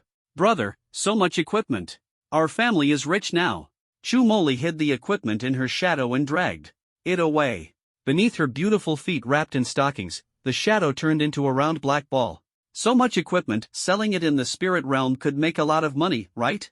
Not Even sparing the beasts, what a scumbag. Song Shiyu followed behind, her face showing a disdainful expression. Was Jiang Yi buying insurance? Why did he like beasts so much? They're coming. I need to get ready and thoroughly clear this brain-burning dungeon. Jiang Yi freed himself from the soft, fragrant embrace and finally didn't have to carry heavy loads anymore. Scumbag. Song Shiyu frowned, snorted coldly, and threw the bag containing epic equipment to Jiang Yi. If she turned into a cat, would this guy like her? If he liked her, FO. Name, Egg of the Thousand-Eyed Serpent Empress level, 1 grade, purple epic class, beast summoning only description, the egg of the Nightmare Elite Black Widow, a white egg whose purpose is unknown, perhaps it would taste better fried? Effect, awaiting incubation attributes, awaiting incubation. This is a mysterious egg. If it hatches, it will give birth to an epic thousand-eyed serpent empress with immense growth potential and extraordinary power. Jiang Yi has not yet reached level 20, and his pet slots are full, so he cannot use it for now. Only one piece of epic equipment remains. Jiang Yi and the school beauties took a deep breath, their eyes fixed on it. Name, a drop in the ocean level, 20 grade, purple epic. Class, summoner only description, the golden hair of the Nightmare Elite Yellow Blow, containing the power to unlock potential but also bringing strange side effects. Effect. When equipped, enhances the potential of summoned beasts and grants the skill Golden Lion, allowing transformation into a yellow bull form with raging fury and intense combat prowess. Attributes, strength plus 100, agility plus 100. This is the hair of a minotaur, usable only by summoners. Jiang Yi shook his head, indicating he couldn't use it.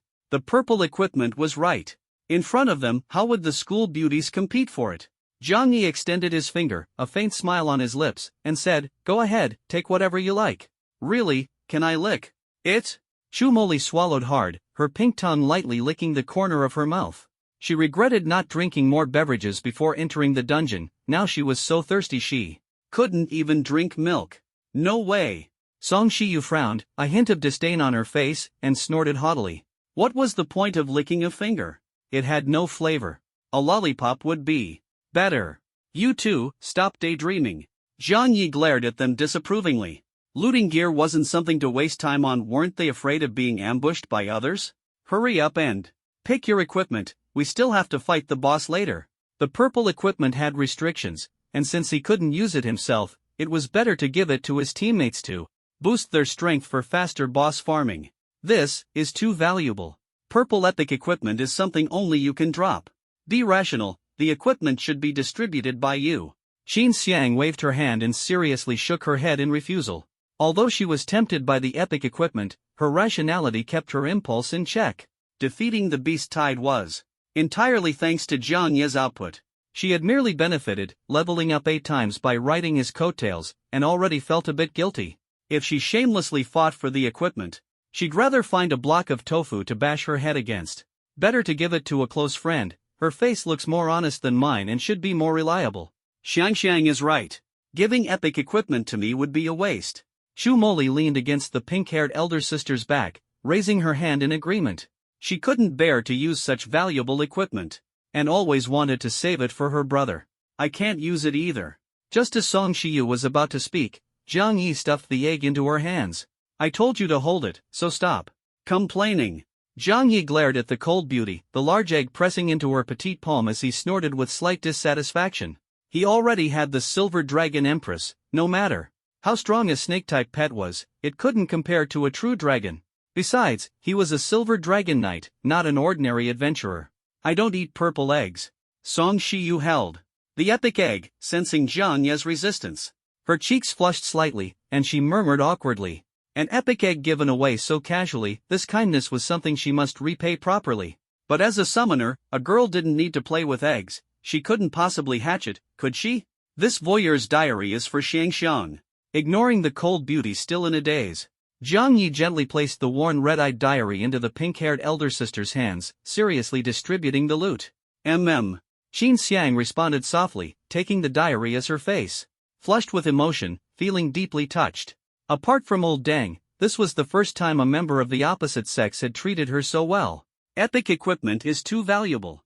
If you don't mind, you can come to my family's treasure vault. I'll use my dad's private stash to help you customize a set of equipment. This is an invitation you can't refuse. She spoke earnestly, her cherry blossom-like eyes sparkling. She could freeload off Jiang Yi, but she couldn't bear to freeload off him. Fortunately, her father Qin Yu's treasure vault was well stocked, and with the guild's support, it was enough to help Jiang Yi craft professional equipment. It could also be considered repaying a favor. Alright, I won't hold back. Jiang Yi nodded. With a smile, the pink-haired mature lady finally breathed a sigh of relief, holding her diary as she sat beside him, flipping through it lightly while sneaking glances at his profile. She seemed to be getting drawn to the diary of the voyeur. This staff, let's give it to my sister. Jiang Yi picked up the white jade flute-like staff and placed it in his sister's palm. This staff could still be modified. Brother, you're so kind. Holding the cool white jade flute, Chumoli smiled softly, touched by the gesture. This was the first gift her brother had ever given her. Not only was it meaningful, but it was also precious. Her brother's kindness was something she could never fully repay. I don't even know how to thank you, brother. Then, play the flute for me more often in the future, okay? Chumoli hugged the jade flute, her face turning red as she smiled gently. She was a master flutist, skilled in playing, singing, and performing. You just need to be obedient and stop saying vague things. Jiang Yi gently rubbed his sister's small head, smiling. Ugh, don't touch my head. I'm not tall. Chumoli grumbled in dissatisfaction, shaking her head. If anyone should be doing the head patting, it should be her patting his head. Of course, she meant his forehead. Staying small is fine. Short girls are cute too.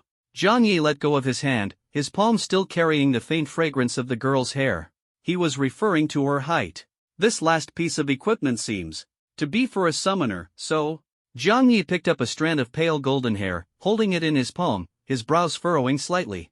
A summoner in the team had ended up with 2 pieces of epic equipment, which seemed unfair in terms of distribution.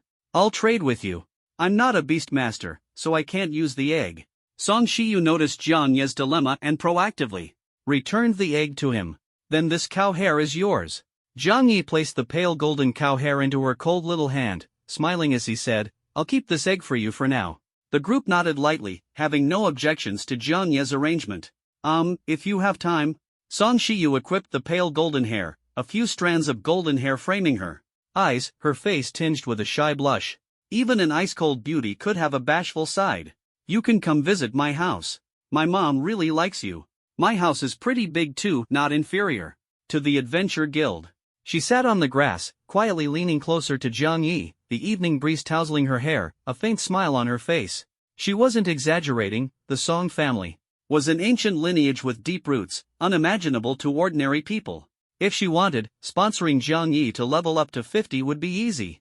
The cost would be just tens of billions in resources. To the Song family, that was nothing. As long as Jiang Yi repaid a few billion in experience points, it would be fine. She wasn't picky. Don't worry, you'd better prepare for a big expense. I won't go easy on you. Jiang Yi snorted lightly, handing the epic equipment to Hill for safekeeping. A big expense? I can handle it. Song Shiyu bit her lip, cold sweat forming on her forehead, her cheeks flushed as if dyed by the evening glow. This was her first time bringing a boy home. She hoped everything would go smoothly. The ancient family's deep roots meant that even a small token would be enough to satisfy Jiang Yi. After distributing the purple epic equipment, Jiang Yi let them freely choose elite-level equipment, keeping the rest for himself. The campus beauties picked their items one by one, expressing their gratitude to Jiang Yi. The favor was impossible to repay, so they could only promise to return it many times over in the future. On the grass, the Silver Dragon Princess and the Fallen Angel were staring at the strange egg, their small heads turning left and right, unusually quiet. This egg is quite peculiar. Gabriel extended her slender fingers and gently poked the hard eggshell, her brows furrowing as her cherry-colored eyes fixed on it. She felt that snake eggs shouldn't be this hard. It feels like a powerful life force is about to be born inside, something that might be different from both you and me. The cold purple egg pressed against her soft belly, and Hill's face flushed as a maternal feeling unexpectedly arose within her. She had never hatched an egg before, but the life force inside the shell made her instinctively feel a maternal illusion. If this was the master's egg, it wasn't entirely impossible. Brother, do you think I'm amazing? Chumoli had changed into a light blue mage outfit, her proud, yet slightly adorable face peeking out from under the mage hat. The light blue bustier slightly revealed her abdomen, and beneath the hem of her skirt were over-the-knee white stockings. Youthful and vibrant. This rare mage outfit was not only visually appealing but also provided a decent water attribute damage bonus. Coupled with the mage disguise, it was impossible to tell she was actually a melee mage without engaging her in combat. Not looking. Zhang Yi glanced at her and shook his head disdainfully. The blue and white striped bustier was completely wasted, serving no purpose at all. Hoof. Brother, you're so annoying. Shu Moli bit her lip, gripping her staff tightly, and let out an angry huff. It wasn't her fault the outfit was skimpy. What do you think of my outfit? Song Shiyu crossed her legs and lowered her head, her ink-black hair covering her shy face. The deep black gauze corset was a bit tight, barely clasping her snow-white collarbone. Beneath the black skirt were her alluring black silk legs. This was her first time dressing so boldly, and she shamelessly asked her good brother for his opinion. It looks good, but the outfit seems tight. Won't it make breathing difficult? Zhang Yi examined her carefully and nodded in approval. No, not tight. As long as you like it. Song Shiyu turned her head slightly to hide her embarrassment. Her cold cheeks were burning red, and she gently held her chest with trembling hands. She had deliberately chosen a size smaller, hoping he would remember her sexy side. Of course, this outfit wasn't just about being sexy, it also had excellent mana regeneration capabilities, ensuring strong endurance. She wasn't the type to tire easily. Stop dawdling, don't keep our dear captain waiting too long. Xin Xiang complained with a hint of resentment, changing into a pitch-black battle armor, abandoning flashy appearances in favor of pure attributes. Xiang's taste is quite practical. Looking at the black-armored mature woman before them, she resembled a knight at first glance, but in reality, she was a support with astonishing healing capabilities. The dungeon is too dangerous, I can't drag everyone down. Survival is key too. Dealing damage. Xin Xiang blinked and tilted her head with a light smile. Her equipment was a bit heavy but provided extra stamina and mana recovery, making her a perfect support who could tank and heal, ensuring the team's safety. After some delay, the group finally assembled, armed to the teeth, ready to charge into the hidden boss's lair. Let's move out. Burn the abyssal serpent to ashes. Zhang Yi led the charge, touching the misty entrance of the cave and disappearing into the orange smoke. The campus beauties followed closely behind. Nightmare. Level abyssal cage. Pale purple poisonous mist filled the air above the dungeon, with ghostly flames flickering and drifting. The antidote is gone, I can't hold on. Me too. I can't move. This poisonous mist is too strong, reducing attributes by 50%, and my health is slowly draining. Ugh, the Hydra hasn't even attacked yet, and we're already paralyzed at the edge of the dungeon from the poisonous mist. How are we supposed to fight this? We can only rely on Qinghuan. She's the sister of the Moonlight Sword Immortal. She must be able to defeat the abyssal serpent and save us. The girls curled up at the edge of the dungeon, their faces pale, tears streaming down as they bit their lips and struggled to endure, placing all their hopes on the lone female sword immortal fighting on their behalf. The level 21 SSS class profession, Blazing Sun Sword Sovereign, should be able to chop off the Hydra's heads, right? A desolate dungeon, with worn-out tiles spread across the floor. In the darkness, iron chains clanged as the abyssal serpent lay bound, its body stretching nearly 20 meters long, with 9 terrifying snake heads and piercing crimson eyes. It thrashed its tail wildly, sweeping across the tiles, sending dust flying and debris scattering. The 9 snake heads refused to rest, coordinating their attacks, striking from front and back, targeting the female sword immortal dodging on the ground, lunging to bite. Ugh!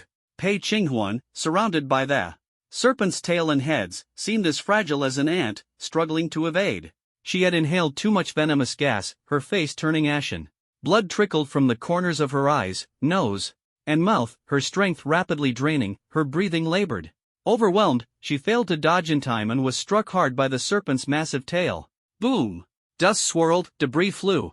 Pei Qinghuan's chest slammed heavily against the tiles, dragging out a long groove as she rolled helplessly several times before coming to a stop. Her trembling hand gripped her sword, trying to prop herself up, but she coughed up a mouthful of blood, staining her clothes red, and collapsed to the ground. So painful. Pei Qinghuan muttered in a daze, her voice low. The intense pain blurred her consciousness. The abyssal serpent's defense was incredibly strong. Her once proud swordsmanship left only faint scratches on its scales. The burning starlight reflected her pale, powerless face. She realized she was not invincible. How is this possible? Qinghuan is supposed to be the invincible sword immortal, how could she lose? It's Over. If Qinghuan can't win, then we're doomed. Ugh, I haven't even been in love yet, I don't want to die. The young girls' faces turned pale as they huddled together tightly, fear spreading among them. Their once steadfast belief crumbled, their hope for survival extinguished, leaving only despair. I'm sorry. Hearing the girl's sobs, Pei Qinghuan's face turned livid with guilt. She bit her lip, a flicker of unwillingness and self-mockery flashing in her eyes. She didn't want to die here. She hadn't yet proven herself to her elder sister, hadn't earned her sister's recognition, and hadn't made that scoundrel Jiang Yi taste humiliation. She, Pei Qinghuan, was absolutely not inferior to anyone. But why had it come to this? Like a stray dog, trapped in the rubble, miserably awaiting the arrival of death. I can't die here. Pei Qinghuan bit her lip, tears streaming down her face. Her heart felt as if it had been struck heavily, the shattered tiles pressing down on her, suffocating her with regret and trembling. If only she hadn't been so stubborn, her teammates wouldn't have followed her to their deaths. At that moment, the massive serpent beast, its foul saliva dripping, lunged fiercely from the ceiling. The stench mixed with dust, blowing her hair into disarray. In the dust-filled air, she could only wait for death in despair. Someone, please save us. Under the shadow of the serpent's heads, tears slid down her bruised face. Pei Qinghuan cried out. In despair, her voice filled with collapse and pain. Hey! A familiar voice sounded in her ear. Pei Qinghuan blinked, her blood-red pupils faintly catching sight of a man's figure. It's you! She let out a bitter laugh and closed her eyes in despair. Even she couldn't defeat the abyssal serpent, no matter how skilled Jiang Yi was, he wouldn't last long. It was merely a matter of dying sooner or later, they were all destined to perish together. Who would have thought? I'd die alongside someone like you. Tears soaked her blood-stained clothes as Pei Qinghuan bitterly smiled, feeling the terrifying pressure of the wind. She closed her eyes in despair. Foolish woman. Jiang Yi ignored the serpent's attack overhead, casting a cold glance at the fallen sword immortal, a faint smirk tugging at the corner of his lips. I have no intention of dying with you. Foolish woman? The cold taunt echoed in her ears, stabbing into Pei Qinghuan's taut nerves like a knife. This oblivious bastard, what right did he have to call her foolish? Pei Qinghuan, brilliant and exceptional, was absolutely not inferior to anyone. She refused to let Jiang Yi, this weakling, look down on her. Her pride felt trampled like cotton, her chest aching as if stained with blood, anger surging within her. Almost instantly, Pei Qinghuan's eyes snapped open. Facing the venomous stench of the wind pressure, she bit her lip, her disheveled hair flying, and glared angrily at Jiang Yi. Jiang Yi, what do you understand? The abyssal serpent is incredibly powerful, even I can't stop it. What kind of waves can you stir up? In the end, aren't you just like me, causing everyone to be buried because of ignorance and weakness? You are even more foolish than me. A person. Her voice was hoarse, her face streaked with tears mixed with blood, and the despair seemed to tear her heart apart. What else could she do? What could he do? Facing the terrifying abyssal serpent, they could only wait for death, just like her. So, suddenly, the pitch-black ghostly hand extended, swelling to several meters long, its 5 fingers tightly gripping and fiercely seizing the serpent's weak spot. That thing, is it really that powerful? Jiang Yi frowned, tilting his head slightly, and asked coldly. The ghostly hand clenched forcefully, and with a crunching sound, the emerald-green serpent gall mixed with cherry-colored blood mist exploded at the serpent's critical point, instantly tainting the air with a foul stench. Under the iron dome, a rain of blood poured down in an instant. Hiss! The sharp, foul-smelling wind abruptly ceased, and the ferocious serpent head let out a piercing scream, its eyes wide with terror and trembling. In an instant, the massive abyssal serpent was like a mudfish trapped in a snare, unable to move in Jiang Yi's grasp. Pei Qinghuan lay on the ground, stunned as if struck by lightning. Her eyes widened, her blood-red pupils filled with shock, and Jiang Yi's figure was deeply etched into her mind. Impossible. A nightmare-level abyssal serpent, level 20 attributes, far surpassing level 40 professionals. That terrifying bite could destroy a building. How did he do it? Could it be? I'm already dead, and this is all just an illusion? Pei Qinghuan lay on the ground, her breathing rapid, her cherry lips bitten and bleeding bitterly. She was proud, yet in front of this man, she felt an irresistible fear and overwhelming power. Pei Qinghuan, have you still not realized your own foolishness? Jiang Yi glanced at the fallen female swordmaster, his silver eyes flashing coldly and dominantly. Pei Qinghuan lowered her head, her face full of shame. biting her lip tightly as blood slowly seeped out. Her arrogance had led her to challenge the abyssal serpent alone, nearly causing the entire team to be wiped out. 4 close friends who had fought alongside her almost lost their lives because of her foolishness. If it weren't for Jiang Yi, they would have long been dead, their bodies reduced to nothing. This life-saving grace filled her with gratitude, but her pride was utterly shattered. I'm sorry. I'm sorry. I'm sorry. She kept slapping herself, repenting painfully, hoping to alleviate the bitterness in her heart. If saying sorry worked, you'd already be invincible in the world. Jiang Yi sneered, looking down at the trembling, kneeling, stunningly beautiful female swordmaster. Whoosh! Several sharp sounds of air being pierced came from behind, as the massive pitch-black serpent tail flailed wildly like tentacles, suddenly stabbing toward them. Watch out! Pei Qinghuan instinctively shouted, her vision blurred by tears. Boom! The massive impact sounded like a mountain collapsing, shaking the dark dungeon violently, dust flying everywhere. Clang! The deafening sound of chains clashing echoed, and the serpent's anguished howls filled the prison, dust and mist swirling like a sandstorm. A monster. Pei Qinghuan knelt on the ground, her hair disheveled, trembling as she pointed at the blurry figure in the dust, terrified. At the critical moment, Jiang Yi turned and kicked, effortlessly blocking the stabbing serpent tail. Then, with a powerful kick, the serpent tail flew like a cannonball toward the dome, accurately striking one of the serpent heads, blood mist splattering everywhere. Of the abyssal serpent's 9 terrifying heads, 2 were destroyed in just 3 seconds. Meanwhile, she had fought with all her might for half an hour, yet hadn't even left a scratch on the serpent's body. The outcome was clear. She actually had the nerve to mock Jiang Yi for his low level before, calling him weak. Her cheeks burned with shame as she stared blankly at Jiang Yi, gradually lowering her head. Her blood-red eyes dimmed, and she was overwhelmed with guilt. Jiang Yi was only level 18, yet he could easily suppress a nightmare level boss. Meanwhile, she had recklessly thrown her life away, almost getting refined, like an overconfident stray dog on the roadside, big-chested, curvy, but utterly incompetent. Wah! She collapsed to the ground, sobbing bitterly, her face covered in purple poison blotches. The toxin was spreading toward her heart, and it seemed she wouldn't survive much longer. Shut up and stop spitting. Jiang Yi roughly grabbed her fragile throat, lifting her effortlessly like a small chick. He pulled an antidote pill from his pocket and forcefully shoved it into her blood-stained mouth. The pill melted instantly upon entering her mouth, its bitterness spreading across her tongue. Pei Qinghuan's face twisted in pain, her brows furrowing as she instinctively wanted to spit it out. She had always hated bitter things since she was a child. If you don't want to die, behave yourself and listen. Jiang Yi impatiently patted her cheek. Taking advantage of the abyssal serpent's thrashing, he found a moment to help this foolish and clumsy female sword immortal. Did you save me because you promised my sister to take care of me? Pei Qinghuan's tear-filled eyes glistened as she stubbornly looked up at him. Her face flushed. Jiang Yi probably saved her because of her sister, right? Pei Qingshu, the bright moon sword immortal, was the most powerful female sword immortal in all of Daxia. Her connections and reputation were enough to make anyone willing to lend a hand. Now, she had to rely on her sister's influence just to barely survive. The bitterness in her mouth slowly spread across her tongue. Pei Qinghuan lowered her head, tears streaming down her face, her heart breaking. What sister this, sister that? You stupid woman, stop stealing my kills, stop leeching my experience. And don't slow down my leveling up. Jiang Yi gritted his teeth, his black ghostly hand grabbing the stubborn and foolish female sword immortal. He disdainfully tossed her into the corner of the dungeon. Women only slowed down his leveling progress.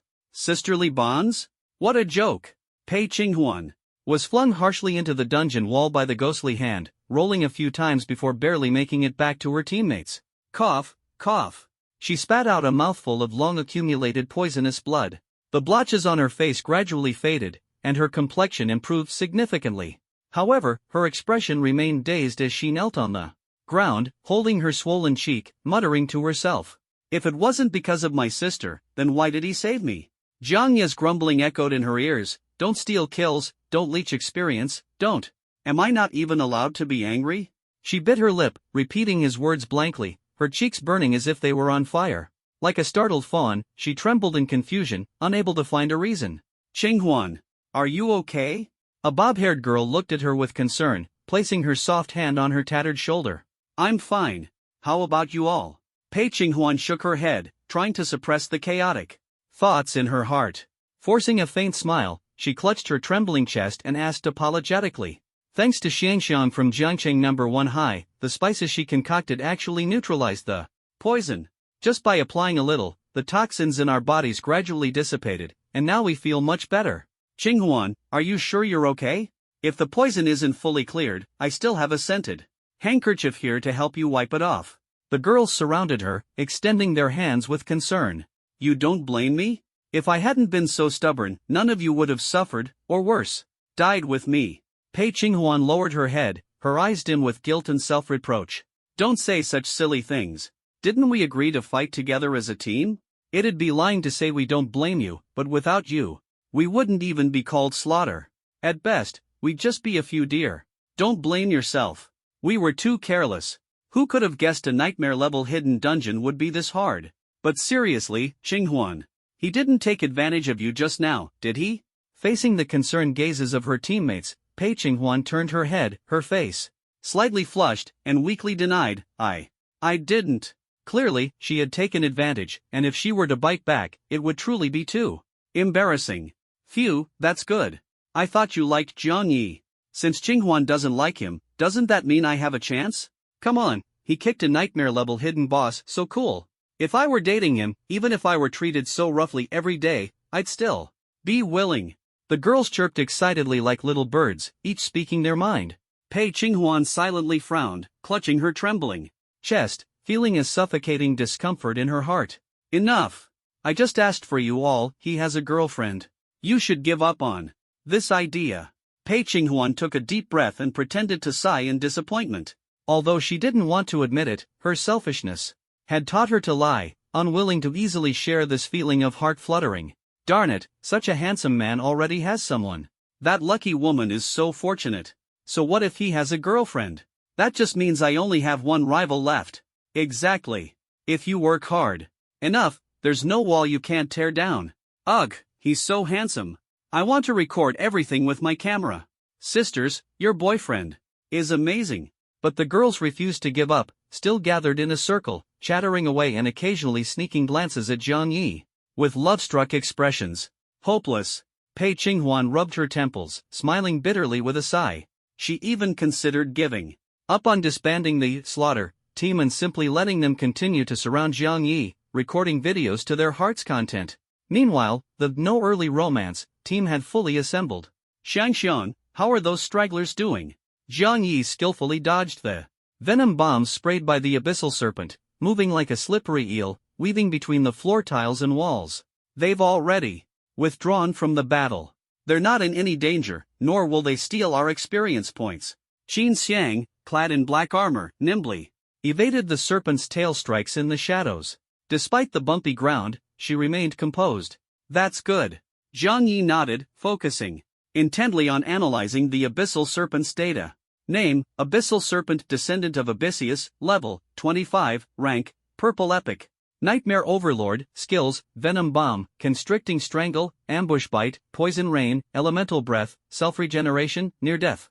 Empowerment, Attributes, Constitution 6666, Strength 1111, Agility 450, Spirit 666. The weak point of this abyssal serpent lies in those 7 ugly snake heads. If we can't quickly sever all 7 heads, it will soon regenerate and return to its strongest 9-headed hydra form. It has a near-death empowerment ability. If we can't kill it in one strike, dragging this out will definitely lead to our defeat. Jiang Yi stared at the wriggling flesh buds at the severed snakehead, analyzing with a serious expression. The abyssal serpent's astonishing vitality made it nearly immortal. But fortunately, Jiang Yi's attacks dealt true damage, and combined with his damage-boosting talent, it wasn't impossible to kill this berserk serpent in one strike. It just required teamwork. First, we need to stop this annoying creature from moving. Jiang Yi needed his teammates to create the perfect opportunity for an attack. Brother, leave it to me. Choo. Molly merged into the darkness, ignoring the frenzied attacks from the snakeheads, her form becoming ethereal and immune to all physical damage. She manipulated the shadows, desperately trying to entangle the abyssal serpent's figure. No, this darn hydra is moving too fast. I can't pin down its shadow. If the shadow were larger, I wouldn't have to worry about it escaping. Chu Molly panted heavily, faint ripples flickering within the dark shadows. Ailey, try using holy light to expand the shadow. Shiyu, make the lava golem bigger and release heat and light to illuminate this dark dungeon. Zhang Yi calmly commanded, unflinching in the face of danger. At the same time, he gently placed one hand on the fallen angel's chest and drew out the legendary artifact, the Blade of Judgment. Boom! The massive serpent head that descended from the sky slammed into the ground, piercing through the floor tiles. Its blood-red maw opened wide, snapping ferociously at Zhang Yi as if it wanted to swallow him whole. Sizzle! Pitch-black flames of purgatory ignited on the blade. With Zhang Yi's agile leaps and swift movements, the blade's light carved out a series of Z-shaped slashes, instantly slicing the ferocious serpent head into neat segments. Zhang Yi emerged from the blood mist, brandishing the pitch-black blade, spinning it into a dazzling flourish, and severing the serpent's head with a single strike. Blood sprayed in all directions, yet Zhang Yi remained clean and precise. The pitch-black blade tore through the air, slicing through serpent flesh in a sharp Z-shaped arc. Using the fragmented chunks of flesh as leverage, he propelled himself upward with a powerful leap. At the same time, hiss! The abyssal serpent let out a pained wail, its massive body swaying unsteadily, momentarily paralyzed. Now's our chance. Gabrielle's eyes lit up as she seized the moment, spreading her wings and taking flight. The cloud patterns on her chest swirled, and the pitch-black blade in her hand swept forward, unleashing purifying holy light toward the remaining 6 serpent heads. Judgment radiance. An incomparably brilliant light followed the blade's arc, illuminating the entire dungeon. The 6 serpent heads of the abyssal serpent, with their 12 scarlet eyes, had no time to close before the intense light blinded them. The excruciating pain drove the abyssal serpent into a frenzy, thrashing against the walls, shattering floor tiles, and sending dust flying. Amid the chaos, shadows became increasingly distinct under the light. Magma golem, enlarge. Go berserk. Song Shiyu waved her hand, and the magma golem shot forward, expanding continuously in mid-air until it landed as a towering 3-meter colossus. Surrounding her was scorching magma, and her molten headband shimmered like an enraged lion, radiating golden light. The berserk effect of the epic purple equipment, a drop in the ocean, activated. Burn! Turn this dark dungeon into ashes. Song Shiyu's face bore a cold, cruel smile, her lips curling into a sinister arc. Ha. At her command, the magma golem roared, releasing searing energy in all directions, dyeing the dungeon in a fiery glow. The abyssal serpent's dark shadow twisted and stretched in the firelight, resembling a dark canopy that shrouded the dungeon's ceiling. Well done, Sister Shiyu.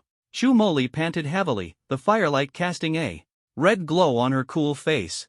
She bit her lip, extended her jade-like hand, and tightly grasped the shadow threads. Shadow bind, prison. She called softly, and the shadows beneath her feet quickly wove into a net, entangling the abyssal serpent's shadow and devouring it. Ha, I've got it, completely under control. Chu Moli laughed triumphantly, her face flushed. With the help of her teammates, she had seized control of the serpent's shadow. Blue, thorned rose. Dark shadow thorns spread from the shadow, writhing like living tendrils, climbing along the serpent's body. The shadow thorns formed a sturdy cage, tightly binding the remaining 6 serpent heads of the abyssal serpent. Boom! The 6 long serpent necks collided within the restraints, the intense impact toppling several stone pillars, scattering debris, and causing chains to clatter incessantly. Hiss! The abyssal serpent let out a miserable cry, its serpent heads battered and torn, falling into unconsciousness. Chu Moli showed no mercy, using the shadow web to tightly wrap the unconscious serpent, securing it firmly. Brother, we did it. She looked up, wiped the sweat from her forehead, and called out breathlessly. Well done. Jiang. He stood on the serpent's neck, his black hair falling loosely as he responded faintly before vanishing in an instant. The footprints he left behind deeply gouged the serpent's tough black scales, leaving a trail of blood from its tail to its head. He was determined to sever the abyssal serpent's head and defeat it completely. In a corner of the dungeon, the faces of the girls from the slaughter team flickered between shock and awe under the firelight. Their coordination is incredible, even though it's their first time teaming up. Using teammates' skill coordination, commanding with precision, Zhang Chang No. 1 High School's handsome guy is truly a born leader. Those fallen angel wings are too powerful. The brilliance of the slashes, I'm afraid even Qinghuan couldn't withstand it. This light, if I weren't hiding in the corner, would have blinded me. Woo woo woo, if I could date him, I'd be willing to have 10 children. Too late. I've already decided what the kid's last name will be. The girl's bell-like exclamations echoed in her ears. Pei Qinghuan stood amidst the flames, her clothes tattered, unable to hide her bitterness. Deeply imprinted in her eyes was the silhouette of Jiang Yi leaping into the air to strike down his enemies. The boy wielding his sword in battle gradually overlapped with the invincible figure in her dreams. But, under the interplay of light and shadow, she wore a shabby bear-patterned shirt, revealing scratched snow-white skin, her chest heaving uneasily. The one who forced the abyssal serpent into a corner wasn't her. It was the boy she had once underestimated. The one who had saved her. Her proud self-esteem completely collapsed. Her jade-like hand clenched tightly, nails piercing her palm, blood dripping visibly. At this point, she had become the person she despised the most. The real clown turned out to be herself. To slay the abyssal serpent. Can he really do it? She raised her head, her gaze resolute, her brows furrowed. Taking a deep breath, she pressed her hand against the blood-stained bear collar. The tattered black chest binder struggled to suppress her pounding heart, trembling slightly. Jiang Yi crushed the serpent's flesh underfoot, his figure flashing as he leapt into the air, overlooking the 6 dizzy, swaying serpent heads. Zil! Jiang Yi shouted. The silver dragon princess emerged from the charm pet space, instantly transforming into a silver-eyed dragon, catching him and becoming his mount. As if sensing the killing intent, the abyssal serpent's remaining heads frantically spewed various elemental energies: fire, ice, lightning, electricity, light, poison. Red, blue, yellow, black, white, purple. 6 streams of elemental mist intertwined, raining down like a storm. Facing the elemental rain falling overhead, Jiang Yi remained calm and shouted loudly. Come forth! The divine talent, enslave, activated. Consuming mana to summon slain souls.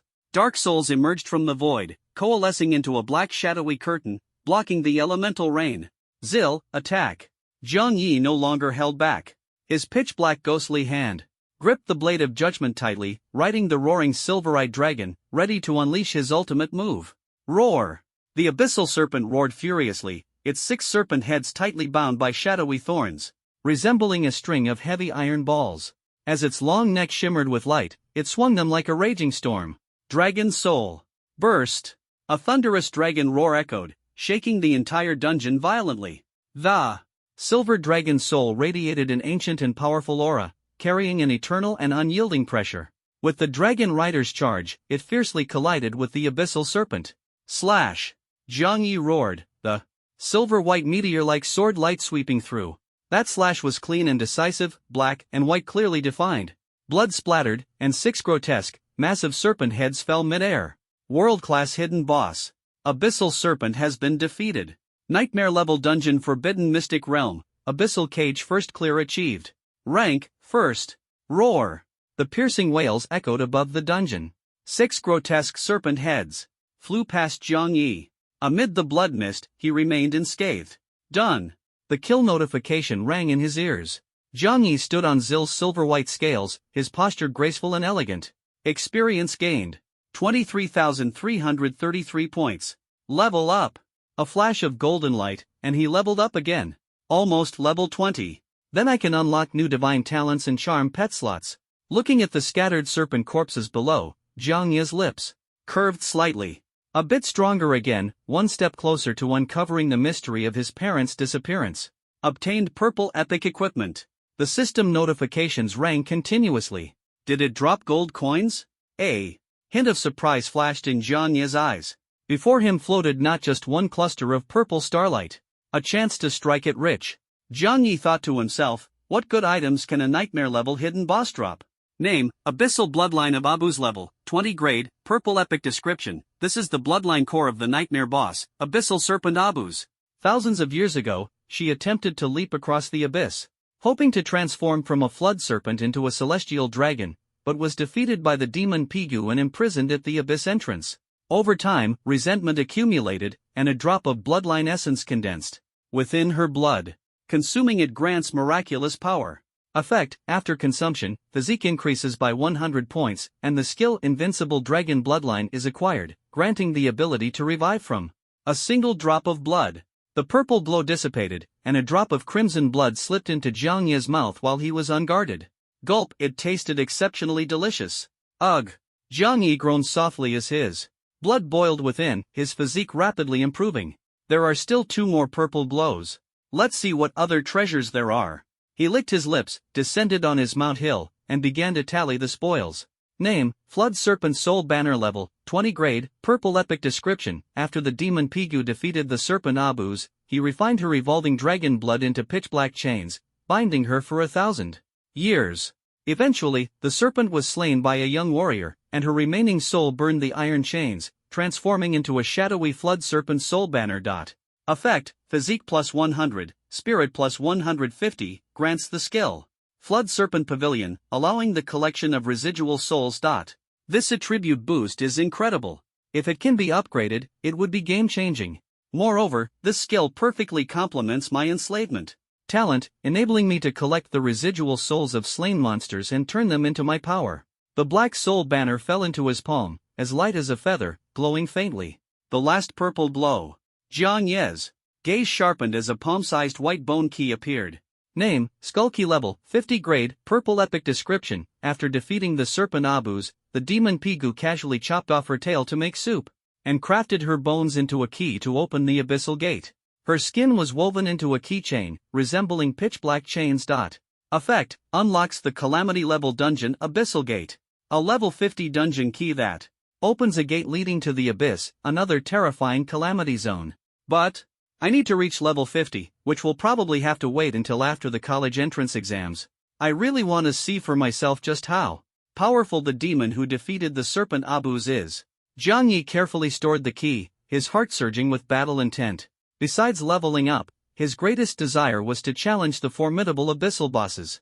The Calamity Dungeon where his parents disappeared, and this abyssal gate he would eventually clear all obstacles in his path. As he descended slowly on his silver dragon mount, a ghostly figure suddenly flew toward him. Master! Gabriel spread her wings and swiftly scooped Jiang Yi off the silver dragon's back, holding him tightly. Let me check if you're injured. Her cherry-like eyes curved into crescent moons, sparkling mischievously. Her soft chest pressed against Jiang Yi's back as she carefully assessed his condition. Ali, he'll won't let you off later. Jiang Yi sighed helplessly, letting the seductive fallen angel have her way. I'm not afraid of that dumb lizard, Gabriel huffed lightly, taking a deep breath as she hugged Jiang Yi and descended slowly. Gabriel! Hill had already landed, the silver-haired dragon girl fuming with rage, stirring up a storm. She hadn't even had the chance to enjoy the joy of being ridden by her master before this overly confident succubus snatched him away. She couldn't tolerate this. Damn it, I'm going to fight that blonde. They really get along well. Qin Xiang walked over, still clad in her pitch-black battle armor after the fight, her laughter like silver bells coming from behind her mask. Watching the two girls bicker endlessly, Jiang Yi nodded in satisfaction. The relationship between the silver dragon girl and the succubus was truly good. Brother, are you hurt? Shu Moli ran over, looking him up and down with concern. Of course not, Jiang Yi chuckled, ruffling his sister's fluffy hair and shaking his head lightly. Although the abyssal serpent was strong, he was even stronger. After the dungeon ends, would you like to come over to my house?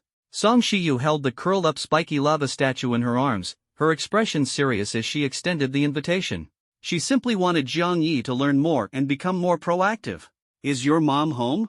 Jiang Ye's lips curled into a smile as he deliberately asked. My mom? She should be home. Song Shiyu hesitated, pressing her fingertip to the corner of her mouth. After the dungeon ended, her mother, Song Qian, might be home celebrating. Then I won't go. My mom, she doesn't have to be home. Song Shiyu panicked, her face flushing red as she bit her lip and stammered to persuade him. If her mom was home, she'd have to disappear. Temporarily. She had no choice. She hadn't yet repaid Jiang Yi for the purple gear he had given her. She had planned to invite him over this time to thank him properly, by personally cooking him a grand meal. Let's talk about it when I have time. Say hello to your mom for me. Seeing the cold beauty's face turn as red as an apple, Jiang Yi decided not to tease her further and answered seriously. In his heart, he was already planning to visit the neighboring coastal area to follow the clues left by the nine-tailed fox and try to uncover the mystery of his parents' disappearance. When you have time, you must let me know, Song Shiyu said with a hint of disappointment, pursing her lips and reluctantly reminding him. Never mind, there's no rush to thank him. This would give her time to practice her cooking. If the dishes she made didn't suit Jiang Ye's taste, it wouldn't be gratitude, it would be revenge. Zhang Yi nodded and began sharing the details of the recent battle with his teammates. After some discussion, they almost unanimously decided to give the gear dropped by the Abyssal Serpent to Zhang Yi. After all, they already had top-tier equipment, and being able to clear the dungeon easily with Zhang Yi was satisfying enough. This lightning element girl wasn't greedy. Instead, she was very grateful. Meanwhile, in stark contrast to the harmonious atmosphere of the "no romance allowed" team, the slaughter team in the corner was too shocked to speak. Pei Qinghuan stood frozen in place, her eyes filled with the image of Zhang Yi swinging his sword. He had done it. The Abyssal Serpent, which she couldn't defeat herself, had been effortlessly slain by him. So strong. His swordsmanship isn't even that advanced. Yet he can easily kill the Abyssal Serpent. Zhang Yi, it turns out the gap between us was destined from the start. Pei Qinghuan muttered softly, her eyes shining with determination. Her resolve to surpass Zhang Yi grew even stronger. No matter what it took, she would achieve her goal. The book says that conquering a man is like taming a wild, unruly horse. You can't conquer it without riding it a few times. Zhang Yi, I will defeat you one day, one-on-one. Pei Qinghuan didn't know how to ride a horse, but she could learn. As long as she was willing to work hard, taming a wild horse wasn't impossible. One day, she would challenge Zhang Yi one-on-one. If she didn't even dare to try, the gap between her and Zhang Yi would only grow wider. Until one day, she would no longer see his figure in her sights and could only curl up and cry. To avoid such an outcome, Pei Qinghuan decided to uncover the secret behind Zhang Yi's strength. How can I dig out the secret of his strength? A date? Spending time alone? Falling in love? Getting married? Her cheeks flushed, and her heart raced. She could only come up with one seemingly reliable reason: being alone with him. Not to pursue Zhang Yi, but because only by being alone could she discover his secret. Perhaps she could trick Zhang Yi into coming to the Pei family estate in the coastal area under the pretense of teaching him sword saint techniques. Then, under the guise of sparring, she could engage in close, one-on-one combat with him. She refused to believe that Zhang Yi was so impenetrable that she couldn't uncover a single secret. As she let her imagination run wild, the sound of girls' laughter reached her ears. Qinghuan, you've been staring at him for so long that your eyes are about to tear up. Do you like Zhang Yi too? Ha! If Qinghuan makes a move, then I won't stand a chance. It's okay if Qinghuan likes him too. What's important is that the three of us share and live happily together. Does anyone have spare clothes? I got soaked in the rain earlier. The girls surrounded Pei Qinghuan, teasing her with laughter. The usually composed sword immortal had fallen for someone, and they weren't surprised. After all, Zhang Yi, who rode the silver dragon sword to slay the giant serpent, was both handsome and powerful. Who wouldn't be moved? Who's fallen for him? Pei Qinghuan's face flushed as her heart raced. She glanced at her teammates, then secretly looked at Zhang Yi. I'm just studying his weaknesses to find a way to defeat him. You shallow people, don't misunderstand. In the sweltering heat, her anger made her hands and feet cold.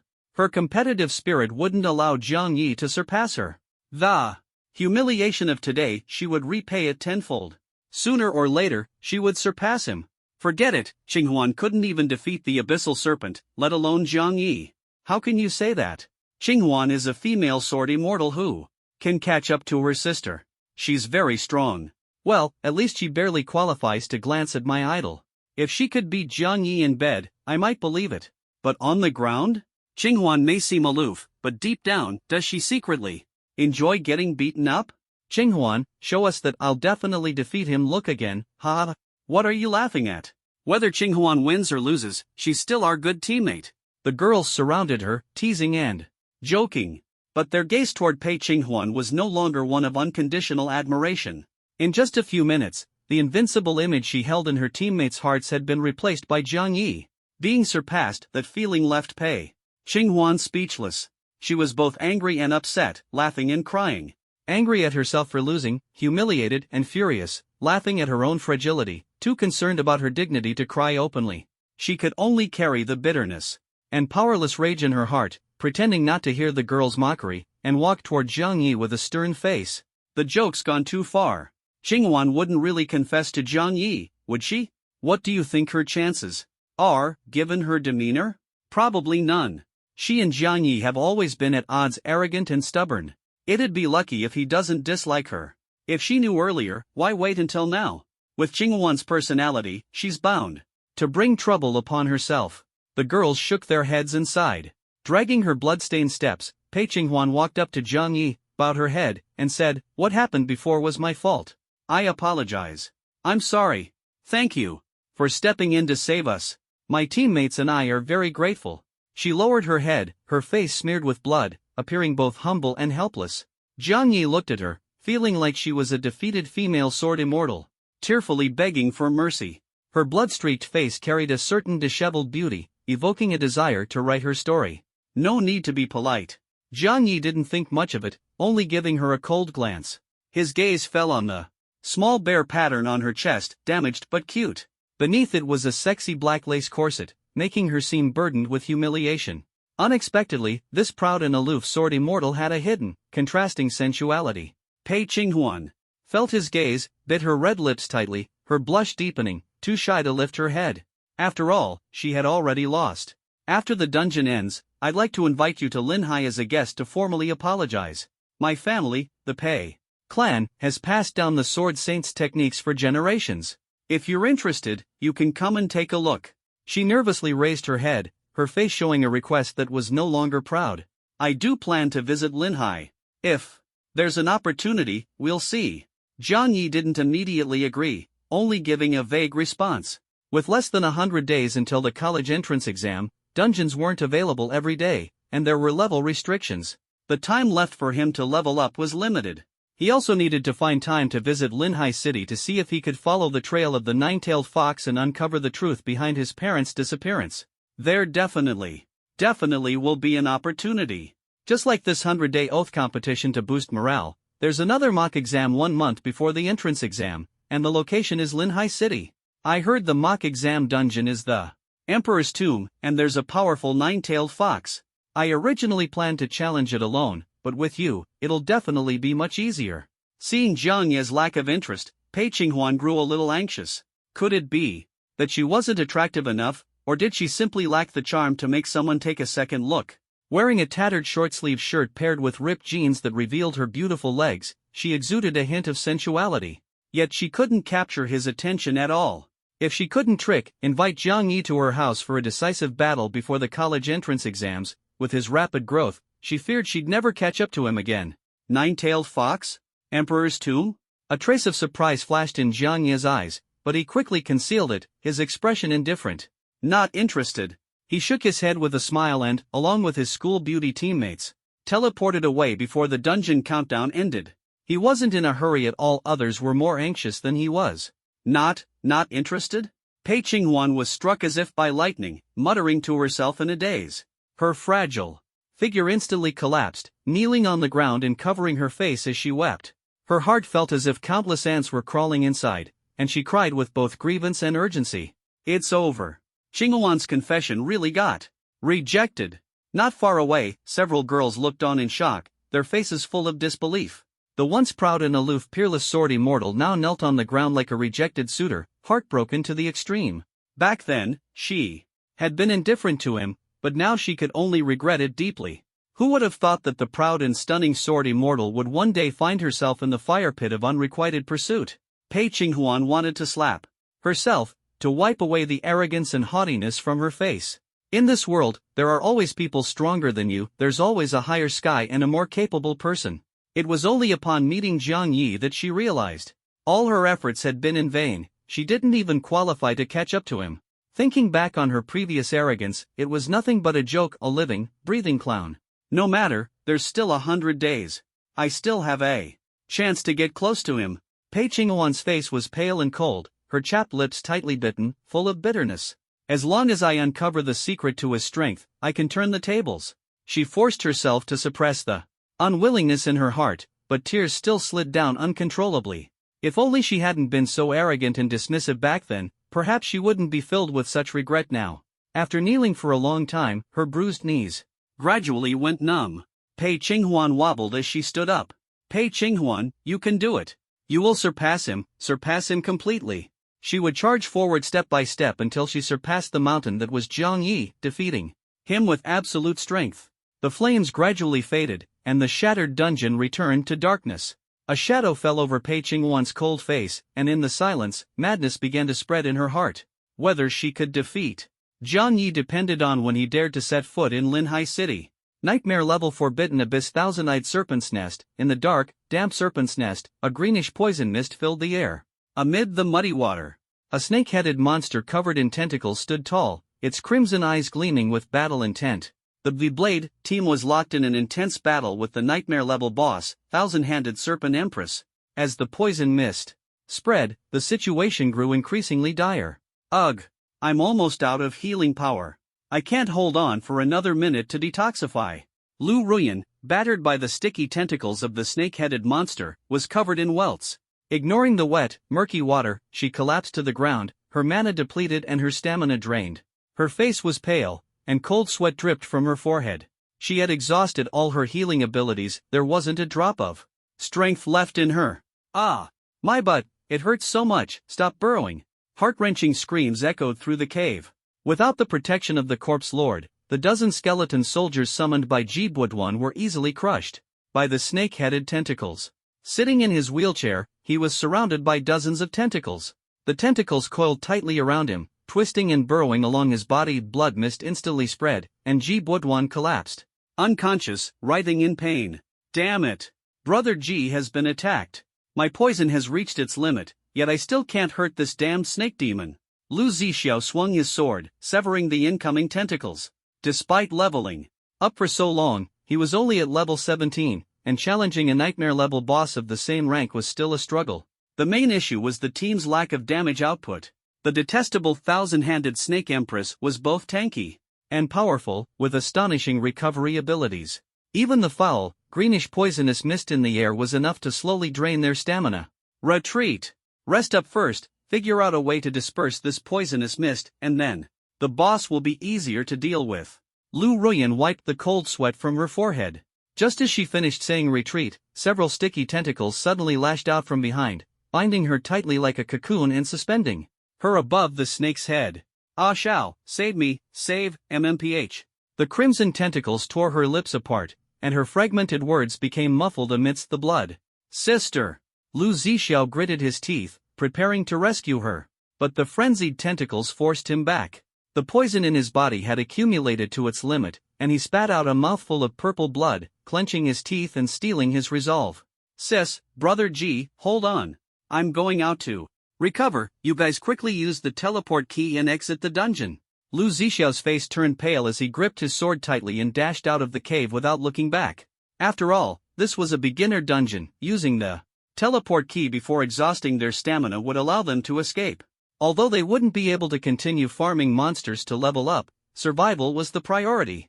MMPH. Lu Ruyan hung upside down from the snake's head, her black hair disheveled, her eyes filled with despair and fear. She shook her head frantically, tears and saliva streaming down her face. If she teleported out, she would face penalties for leaving combat. Not only would she be unable to join a team for a month, but her experience points would also be halved. This meant that before the college entrance exams, she would hardly be able to level up. Unless absolutely necessary, she didn't want to teleport out. A moment ago, there was a notification that a hidden boss had been defeated. The top-ranked Slaughter team has already taken care of the boss and should be heading here. Pei Qinghuan from Linhai No. 1 High School is a battle maniac. She wouldn't miss any opportunity to level up. If she comes, she'll definitely be able to kill this annoying snake demon, and I'll be saved. Lu Ruyan bit her lip, desperately thinking of ways to survive. Thump, thump. Clear footsteps echoed on the damp ground. The joy on Lu Ruyan's face was evident. She endured the nausea, biting the tentacles and writhing desperately, letting out faint whimpers to attract attention. The third boss already. This one looks pretty weak. Jiang Yi wore a mask crafted by Qin Xiang, covering his nose and mouth. Although his poison resistance was already maxed out, and his divine gift, talent could purify all impurities, even turning bad situations into good ones, for example, status, revival, the healing mist slowly restores life. He wore the mask more out of habit, wanting to block the stench in the air.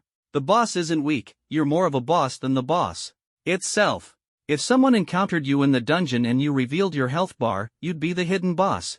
Qin Xiang, clad in black heavy armor and holding a torch, followed behind Jiang Yi. To efficiently level up, the four-person team had split into two groups to quickly clear the map's bosses. Chu Moli and Song Shiyu headed west, while Jiang Yi and Qin Xiang went east, having already dealt with 2 bosses along the way.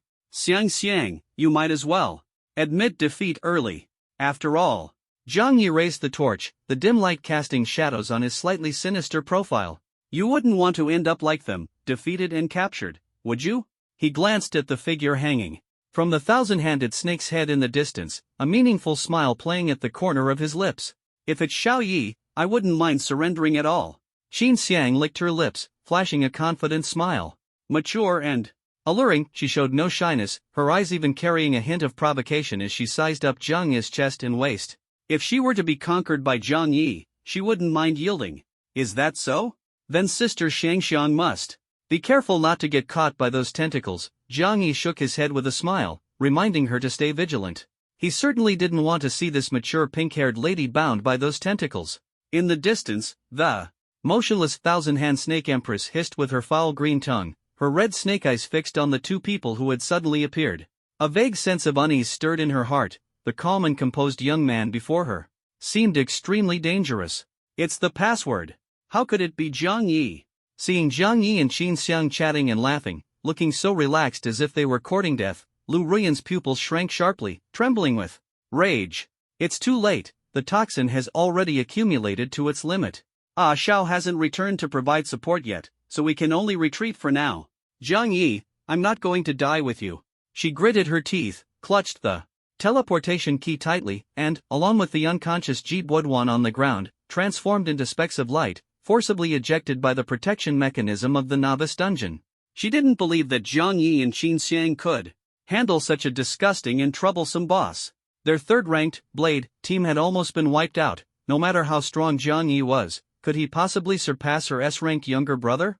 In her view, this was nothing more than overestimating oneself and repeating the same mistakes. Back at the teleportation plaza, Lu Ruyan was drenched, covered in foul-smelling slime, and utterly disheveled. She gagged, slapping at the sticky liquid on her body, and let out a long breath. At least there's that reckless fool Jiang Yi holding the line. He'll soon be beaten half to death by the boss and then teleported back in disgrace, unable to level up for a while. The corners of Lu Ruyan's mouth curled slightly, almost breaking into a smug laugh. Jiang Yi, you deserve this. Xuanhe Town, Teleportation Plaza. The night sky was dazzling with stars, the crowd still bustling, and the lights brilliant. Lu Ruyan knelt on the ground, her clothes tattered, her exposed skin smeared with sticky filth. Filthy and stinky all over, smelling weird like some strange flower. The penalty for teleporting out of combat is too harsh, no team-ups for a month. Experience halved, limited dungeon entries, and almost no way to level up in the short term. Luckily, Jiang Yi is at the bottom. By this calculation, he'll soon be miserably abused by the 1,000-hand snake empress and then disgracefully teleported out of combat, right? She wiped the grime off her face, licked the corner of her mouth, but frowned in disgust, her face full of disdain. So annoying, the agreement I just fought for got ruined, the writings all smudged, probably can't get it signed now. However, after venting her complaints, Lu Ruyan struggled to stand up. She was already exhausted, her trembling legs exposed beneath the torn hem of her skirt, her stockings ripped and stained with strange filth. Once Jiang Yi faces the penalty for teleporting out of combat, he won't be able to level up either, and his college entrance exams will definitely be a disaster. Having just lost his father, and with his mother gone too, his mood must be terrible right now. All I have to do is pretend to be a snake and trick him into signing the agreement. Once I get the lakeside villa his parents left behind, along with the free inheritance and the $1 million student loan, even if I can't level up for a month, with those resources and my healing abilities, teaming up to level up will still be easy. Thinking of this, the gloom on Lu Ruyan's face vanished, and she rubbed her chest, a confident smile appearing at the corner of her mouth. As long as she could deal with Jiang Yi, she'd soon turn things around. What the hell? The so-called overlord serpent guarding the abyss was defeated in less than 3 minutes? A hidden boss reward of 10,000 points? Are you kidding me? His points are almost at 30,000 now. Does he plan to clear the entire dungeon? How are we ordinary players supposed to play? Amazing, same, Blade, team from Jiangcheng No. 1 High School, but why is the gap so huge? Can't even beat the nightmare dungeon boss, and teleporting out of combat is just embarrassing. Feeling the ridicule around her, Lu Ruyan covered her exposed fair skin, involuntarily furrowing her brows. Speedrunning the hidden boss, clearing the forbidden abyss, with a score nearing 30,000. Lin Hai number 1 high school's Pei Qinghuan is this incredible, she murmured softly, her face full of shock. She had only looked away from the leaderboard for a few minutes, and the gap had grown this much? Could Pei Qinghuan's score from Lin Hai number 1 high school be inflated? Lu Ruyan stood on tiptoe, craning her neck to follow the crowd's gaze toward the massive screen in the center of the square. She had to see for herself just how big the gap was, and maybe give Zhang Yi a harsh scolding while she was at it. Zhang Yi's name isn't even in the top 50 on the leaderboard. His performance is just too poor, isn't it? Oomph, I don't care about that loser's score anyway. It's terrible no matter what. Wait, our Blade team's ranking hasn't dropped, has it? How did we fall to 4th? Who overtook us?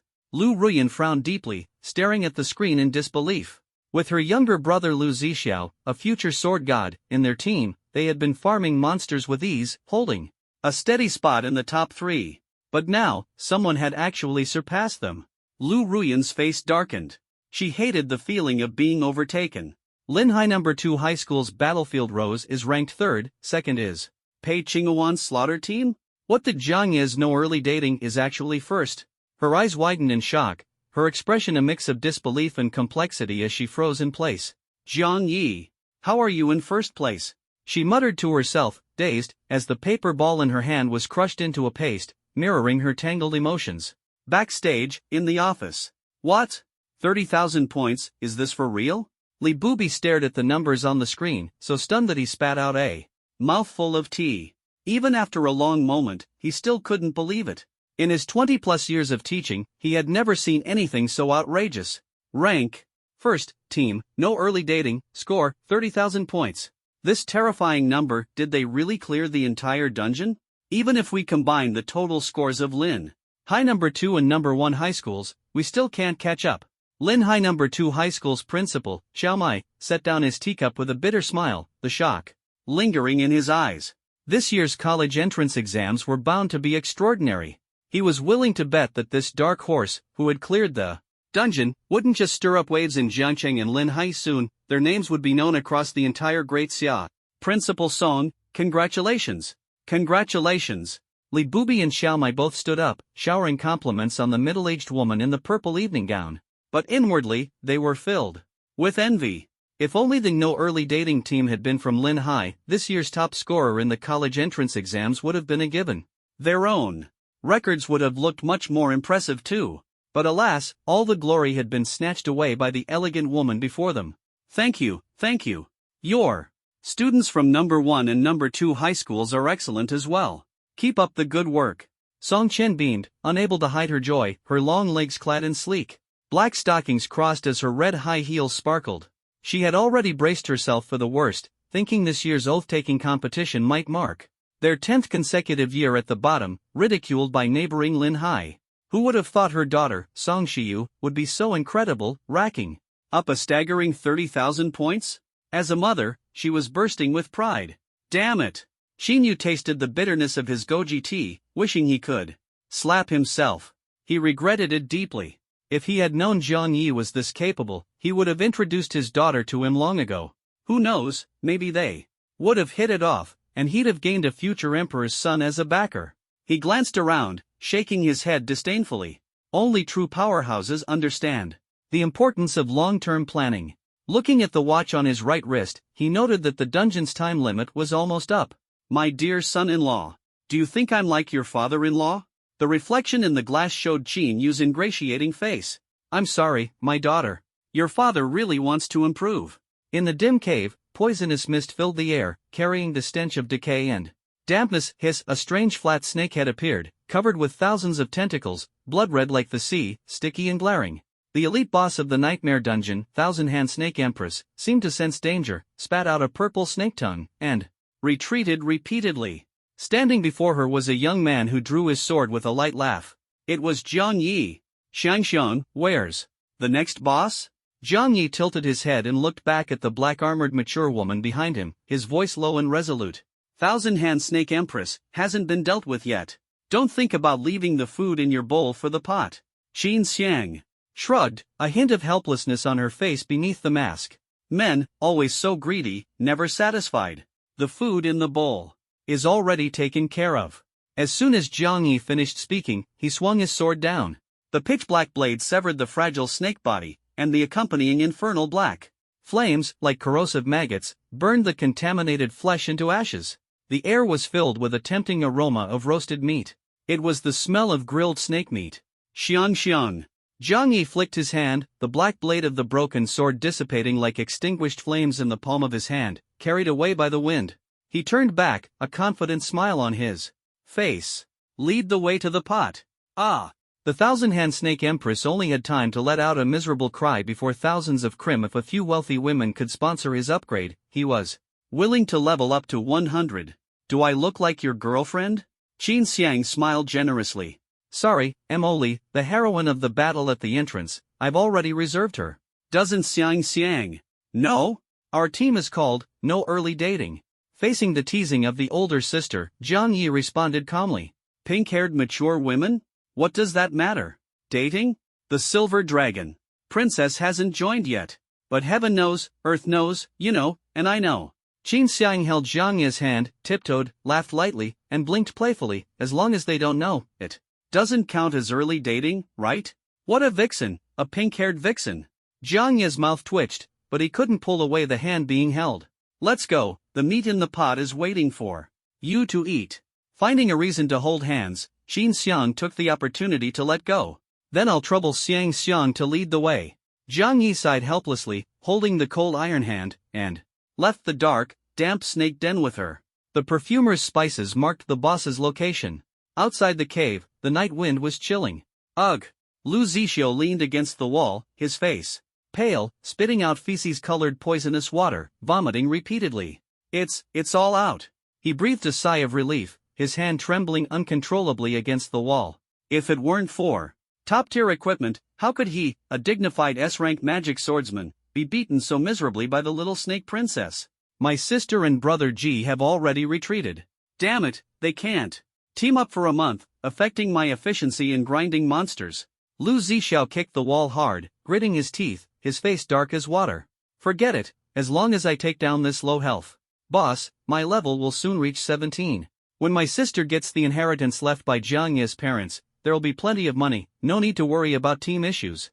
Having figured it out, Lu Zixio exhaled deeply, drew his blood-stained longsword, and prepared to re-enter the cave to avenge himself. But just then, two figures emerged from the dark cave. Jiang Yi? Lu Zixio froze, staring blankly. How could Jiang Yi, this weakling, appear in such a dangerous place?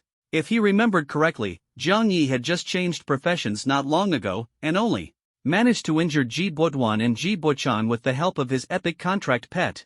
What are you doing here? Where's my sister? Lu Zixio's face turned cold as he questioned in a deep voice. His sister was entangled by tentacles, her life or death uncertain. He didn't have time to assess Jiang Yi's strength, but it was definitely inferior to his own. The future sword god of the great Xia was not someone to be trifled with. Jiang Yi didn't even glance at him, holding Qin Xiang's hand and walking away without a word. The relationship was severed. Lu Ruyan, that wicked woman, had nothing to do with him. Hey, I'm talking to you. Lu Zixio pointed his sword at Jiang Yi, shouting coldly. He knew his sister had teleported out, but if Jiang Yi had been in the cave earlier, why didn't he save her? Could it be that this coward was too scared to fight and fled while his sister was captured? Despicable coward. Anger surged in his heart, and Lu Zixio wanted to settle the score with Jiang Yi immediately. Is there something you need? Jiang Yi stopped, turned slightly, and looked at him coldly. Jiang Yi, you coward. My sister was controlled by the boss. Just now, how could you just stand by and escape without doing anything? If you had held off the boss for a while, I would have rushed over to help, and my sister wouldn't have been punished for interrupting the battle. Lu Zixio stepped forward quickly, his sword tip pointing at Jiang Yi, blocking his path. The one who ran, was you, wasn't it? Beside him, Qin Xiang shook her head helplessly. Lu Zixio, his courage was smaller than a mushroom. You don't understand. It was a tactical retreat. If it weren't for you two ignoring everything, how could my sister have been forced to interrupt the battle and teleport? It's all your fault, causing my sister to be unable to level up for a month, affecting her college entrance exams, and regretting it for life. This debt must be settled. Lu Zixio glared at Jiang Yi, his eyes filled with fury, yet he thought to himself, As long as he could defeat Jiang Yi and reclaim his black card points, it would at least make up for some of his losses. So, you're saying you want to challenge me to a duel? Jiang Yi's lips curled slightly as he asked in a calm tone. Qin Xiang, standing nearby, almost couldn't hold back her laughter. Ha! Are you scared? Even if you are, it won't help. Just accept the punishment for running away during a fight. Lu Zixiao snorted coldly and swung his sword. Jiang Yi? In less than 3 seconds? Ugh! A flash of swordlight, and blood splattered. Lu Zixiao stared at his opponent in shock, forgetting even the pain. What? He was defeated? In the blink of an eye, Lu Zixiao felt a sharp pain in his abdomen, blood dripping from his hand right before his eyes. Ugh! He hadn't even seen how Jiang Yi made his move, and he was already groaning, gravely injured by that single strike, unable to stand. Under the moonlight, he looked like a dog abandoned by the roadside, clutching his bleeding stomach, his face full of terror. No way? He was defeated in less than a moment? When did Jiang Yi become this strong? An S-rank magic swordsman, and this is all you've got? Qin Xiang, standing nearby, pursed her lips, her disdain written all over her face. Lu Zixiao was utterly useless, defeated by Jiang Yi so easily, like a soft persimmon ready to be squashed. She had even been worried for Jiang Yi earlier, but who would have thought this aggressive S-rank swordsman was just a paper tiger, charging in fast, falling even faster. Oomph, Lu Zixiao, is this all you've got? Can't even hold your ground? Defeated the moment you meet him, this is S-rank? Qin Xiang frowned, her face full of contempt. She despised men who were overconfident and useless the most. S-rank? Doesn't look like it to me. Jiang Yi didn't think Lu Zixiao was particularly strong, in fact, he found it all too easy. It was like using a broken pen that couldn't write, its core loose and flimsy, just by touching it, you'd know it was junk. Even in a stationery store, no one would buy it. No strength, yet pretending to be tough, shirking responsibility while acting aloof, he deserved to be treated like a sycophant. If you don't want to die, apologize first, then get lost. Jiang Yi glanced at the panicked Lu Zixiao lying on the ground, frowning as he warned him. Dealing with stray dogs that bite recklessly, if you don't give them a few slaps, they'll never learn the rules. After all, dogs are not the same as people, this kind of guy can't change his bad habits. Apologize? Lu Zixiao's face was full of shock, stunned. This loser, who ignored his sister's life and death, actually had the audacity to demand an apology. Lu Zixiao was an S-rank magic swordsman, the future undefeated sword god of the great Xia. How could he be insulted by a sycophant? Jiang Yi. Lu Zixiao struggled to stand, his face pale and grim, pointing his sword at Jiang Yi as he roared. Don't underestimate him, you bastard. S-rank experts aren't to be trifled with, and Lu Zixiao was no exception. After demonization, though he would temporarily lose his rationality, his strength would double. In this explosive state, he was confident he could challenge higher levels. Even the peerless sword immortal Pei Qinghuan could exchange a few moves with him without losing.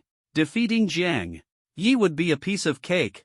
After all, no matter how strong Jiang Yi was, he couldn't possibly be stronger than Pei Qinghuan, right? Heh, you're celebrating too soon. Earlier, I was poisoned and hadn't recovered, so I was caught off guard and let you get lucky. If you have the guts, fight me head on now, wager all your points, and let's settle this once and for all. Lu Zixiao pointed his sword at Jiang Yi, his voice full of provocation. Earlier, he hadn't shown his true strength. This time, he would go all out, holding nothing back. In his demonized state, he was invincible among his peers. Jiang Yi was nothing. He remembered his sister saying Jiang Yi was only level 10, while he was already level 17. With such a huge level gap, and his attributes doubling. After demonization, Jiang Yi was no match for him. Serves him right, who told him to be a coward, afraid of death, and unwilling to save others?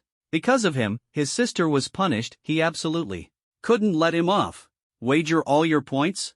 Jiang Yi's lips twitched as he gave Lu Zixiao a strange look.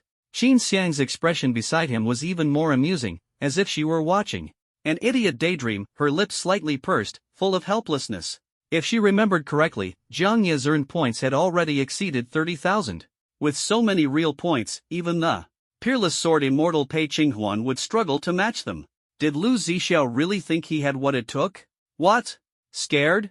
Seeing Jiang Yi and Qin Xiang hesitate, Lu Zixiao sneered.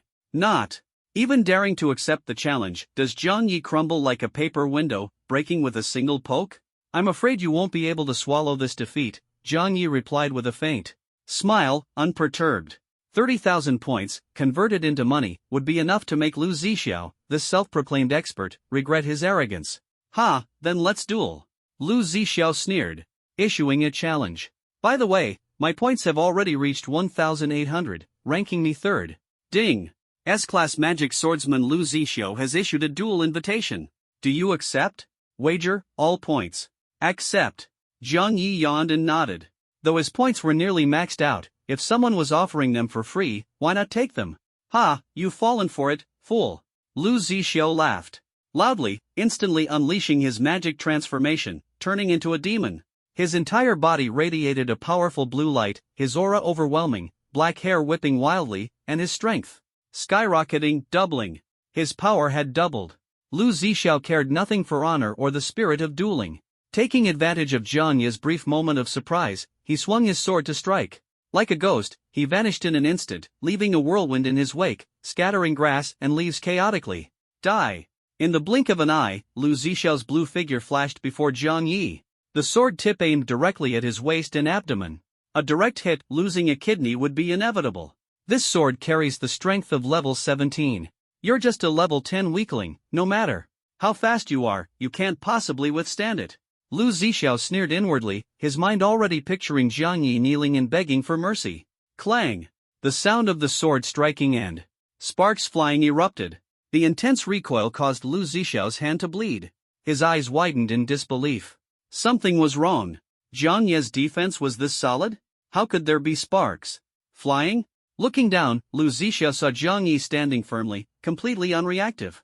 The sword had struck his waist and abdomen, but not even his clothes were torn. Instead, a chip had broken off. The blade! This was the power of the epic-grade equipment Heart of the Gargoyle, rendering him temporarily indestructible. Thanks to the passive skill Grace, Zhang Yi could also share the equipment of his companion beast. The thorn necklace worn by the silver dragon Ji Shui around her neck, he could utilize its effects as well. Is this guy made of stone? He's even harder than my sword. Lu Zixiao retreated in shock, staring at the chipped blade, his face full of disbelief and anguish. That rare-grade long sword, bought in 24 installments, was already on the verge of breaking?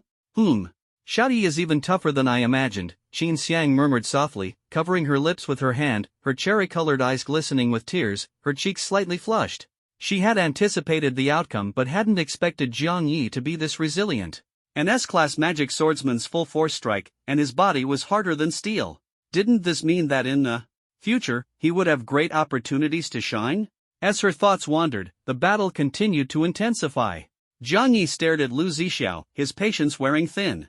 Initially, he had wanted to test the strength of an S-Class profession, but Lu Zixiao's performance had left him thoroughly disappointed. Let's finish him quickly. If there's a chance later, I'll use Pei Qinghuan as a practice dummy, Zhang Yi thought to himself, finding Lu Zixiao's hostile gaze utterly insignificant. S-Class was too weak, perhaps only SSS-class professionals were worthy of a true contest. He needed to find an opportunity to spar with Pei Qinghuan and see just how strong she really was. Your defense is tough, but is it just enhanced equipment? Lu Zixiao took a deep breath. His right hand bleeding profusely, trembling uncontrollably. He hadn't expected his ghostly killing move to be so easily blocked by Zhang Yi. Zhang Yi, no matter how good your equipment is, you can't keep blocking forever. Lu Zixiao shouted. This strike, I want to see how you block it. No matter how solid the defense, it couldn't withstand physical attacks indefinitely. As a magic swordsman, Lu Zixiao's mastery of magical power was unparalleled. His enchanted sword blade emitted a chilling light, slicing out a crescent-shaped sword aura that slashed fiercely toward Zhang Yi. At the same time, Zhang Yi moved. Who said I was going to block? He sneered, and Gabriel descended solemnly, placing his hand on the fallen angel's chest. He swiftly drew the pitch-black blade of condemnation from the snow-white surface. Oblivion. The black crescent blade carved a long, scorched mark across the grass, moving so fast it was almost impossible to follow. In the face of the crescent sword energy, Lu Zixiao's crescent sword light appeared as dull as ordinary bean sprouts, instantly shattered and dispersed. A terrifying pressure spread out, making Lu Zixiao's scalp tingle. This strike, he feared he wouldn't escape death. The wind howled, grass blades flew everywhere, and the air was thick with the smell of burning. The crescent-shaped sword energy danced like a giant dragon, flames roaring fiercely. It seemed capable of incinerating everything, its momentum overwhelming. The temperature suddenly spiked, and Lu Zixiao's scalp tingled, as sweat poured down his face. This strike would claim his life. Escape, he had to escape immediately. Without time to think, he disengaged from the battle and initiated teleportation, but he was still a step too late. Ah!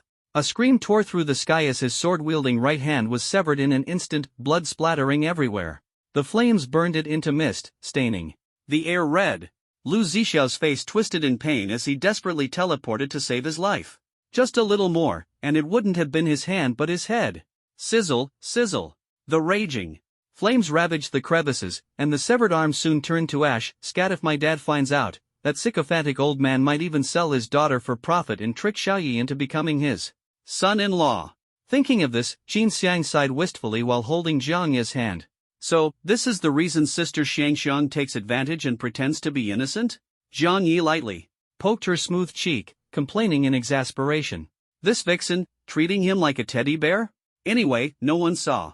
Qin Xiang stuck out her tongue and tiptoed to gently kiss Jiang Yi's cheek. Don't tell Emily, okay? Just consider it your reward for protecting me from Lu Zixiao's sneak attack. She quickly withdrew, smiling sweetly. Sister Xiangxiang, you wouldn't want Emily to know you betrayed her, would you? Jiang Yi wiped his cheek to ensure there were no kiss marks, smiling meaningfully and speaking slowly. Under the moonlight, the voluptuous neighborly sister shyly lowered her head. This damn brat, always bullying her. Ah! A blood-curdling scream like a pig being slaughtered echoed from the teleportation plaza. Lu Zixiao had escaped from battle through teleportation, barely surviving. But his severed right arm was covered in infernal black flames, crawling like worms, with sparks flying and igniting his pants in an instant. He was furious, burning with rage. Holy crap, that guy over there is on fire. I've never seen someone burn like this in my life.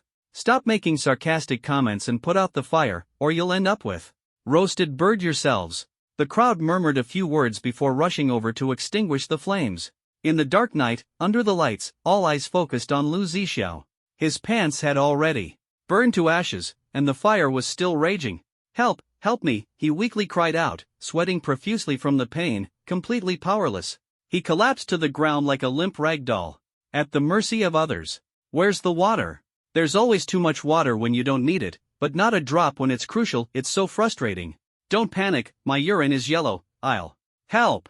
Me too, quick and accurate. Seeing there was no water to extinguish the fire, the crowd had no choice but to loosen their belts and act resourcefully. No, no. Ah, it stinks. Cough cough, ugh ugh ugh. I don't want it anymore, don't save me, ugh ugh ugh. Lu Zixiao screamed in terror, begging for mercy, but the crowd, eager to save him, took turns stepping up. Splash! Lu Zixiao was soaked from head to toe, lying on the ground in despair, crying like a tearful doll. He had never suffered such torment in his life.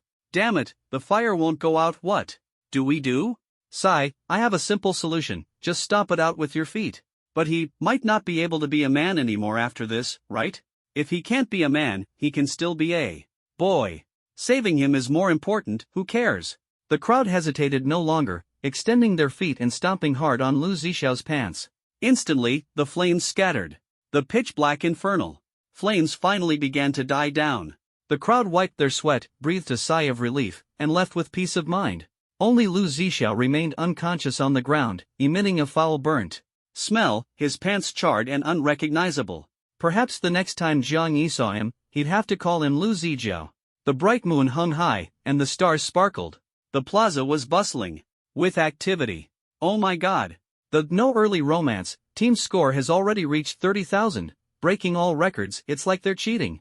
Their teamwork doesn't seem human at all. The captain, Jiang Yi, is even the lowest level rookie in the team.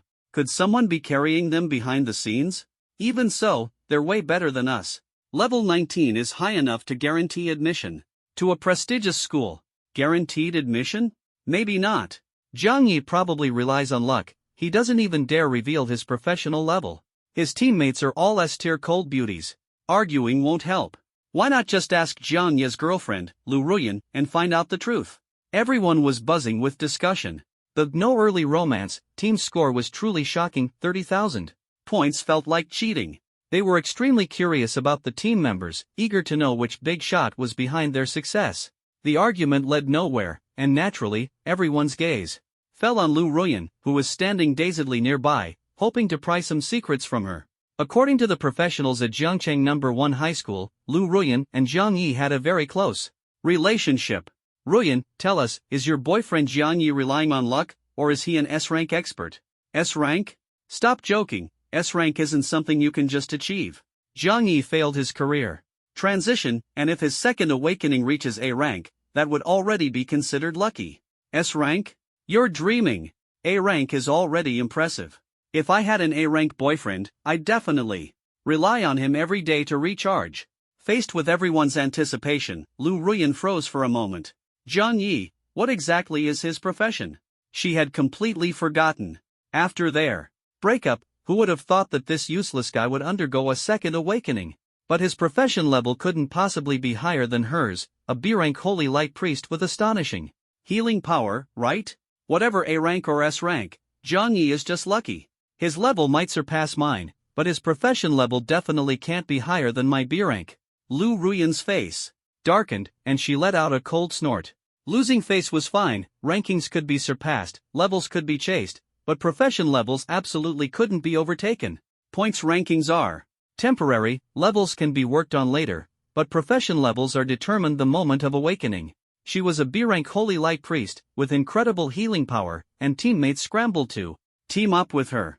Jiang Yi had failed his career transition and undergone a second awakening, yet he kept his profession tightly under wraps, probably because his level was too low and he didn't dare show his face, right? She tried to comfort herself, refusing to accept the reality of being surpassed by Jiang Yi. Just luck? I knew it, if Jiang Yi really had strength, why wouldn't he take his girlfriend along to level up? Now that his girlfriend has clarified things, Jiang Yi is clearly being carried by 3 S-rank school beauties. Wow, I'm so jealous of Jiang Yi. Being carried by school beauties must feel amazing. With the doubts resolved, everyone was filled with envy and curiosity. Just how handsome was Jiang Yi, or did he have some special skill? Ding! Captain Lu Zixiu has initiated a duel challenge. Challenge failed, points reduced by 1,800. Suddenly, the mechanical prompt from the black card on her belt sounded, accompanied by an electric vibration that made Lu Ruyan's entire body go numb and tremble uncontrollably. Something was wrong. Her points had suddenly dropped to 0. Not a single point left. How is this possible? My brother hasn't even shown up yet. Did he run into trouble and get defeated by someone? Lu Ruyan bit her lip, her face darkened. She clutched her worn priest's robe tightly, her damaged white stockings stained with dirt, trembling slightly in anxiety. 0 points not only meant elimination from the dungeon but also that all her efforts over the past few days had been wasted. This could even affect her college entrance exams, casting a shadow over her future. My brother is an S-rank expert, his level is 17, nearly invincible except for Pei Qinghuan. Who could possibly defeat him? Could it be Jiang Yi? Lu Ruyan's eyes turned red as she bit her lip and looked up at the leaderboard, her pupils contracting sharply. No early romance, points, 31,800. The first-ranked no early romance had gained 1,800 points, exactly the amount her brother had lost. Her guess was confirmed. Lu Zixiu had indeed been defeated by Jiang Yi. Impossible, my brother is an S-rank magic swordsman. How could he lose to Jiang Yi? Pale-faced, Lu Ruyan staggered a few steps, nearly falling. She took a deep breath, clutching her pounding chest, and looked around. Not far away, amidst the swirling smoke, she saw a familiar figure. Lu Ruyan pushed through the crowd, running desperately toward it. Her brows furrowed, her heart sinking like ice. It was Lu Zixiu, lying on the ground, unconscious from pain. His entire body reeked of a foul stench, as if he'd been soaked in dirty water. His clothes were covered in muddy shoe prints, and extinguished fireworks were pressed against his pants. The Blade team had been completely wiped out, their points reduced to 0, and they were directly eliminated from the dungeon, ranking dead last. It's over, completely over. Jiang Yi, you've ruined me. Lu Ruyan's face turned deathly pale. She clutched her trembling face, gasping for breath, and eventually fainted on the ground. Nightmare level forbidden abyssal domain in the northern region, by the cold, gloomy river. Fuli Ji played the flute from across the bank, her melody enchanting. Sister Shangxiang, I'm out of strength. Give me a push, will you? Chumoli lay exhausted on the shadow, sighing deeply. She had fought her way from the south to the north, tired like a dog and panting heavily. Molly, I'm sorry, I can't turn back. I'm busy enchanting this wooden stick, Qin Xiang said as she skillfully rubbed the wooden stick, slowly infusing it with magic. Ding! Illumination enchantment. Successful. You've obtained a durable and sturdy glowing stick. They were about to face the final boss of the dungeon. Following Jiang Ye's instructions, she began preparing supplies. Are these glowing sticks really useful? Song Shiyu frowned, her face cold as she asked. She couldn't understand Jiang Ye's intentions and couldn't figure out what use these glowing sticks had beyond illumination. Could they really use them to stab the final boss to death? Of course, they're useful. Sierra, explain it to them. Jiang Yi lay on the pale, beautiful legs of the silver dragon princess, glancing at the cold beauty with a face full of jealousy, and spoke slowly. Sierra, hearing the command, didn't stop her actions. While gently massaging, her face flushed.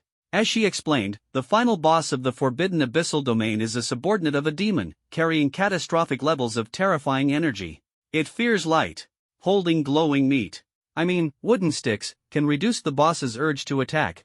Song Shiyu sat thoughtfully beside Jiang Yi, suppressing the jealousy in her heart, frowning uneasily as she reminded, but the dungeon closes in less than 3 minutes. Can we really defeat this catastrophic level boss in such a short time? A demon of this level would kill them instantly if they made even the slightest mistake. Not to mention, the tight time limit, 3 minutes, wasn't even enough for a few consecutive attacks. Surviving until the time ran out would already be considered lucky. 3 minutes? That's enough. Give me 3 minutes, and you all just stand here and don't move. Jiang Yi leaned against the soft legs of the silver dragon princess, gazing up at the sky. The whiteness before his eyes blocked his view. He was confident he could deal with the demon's subordinate in 3 minutes. Scumbag, don't overdo it. 3 minutes? What can you even do in 3 minutes?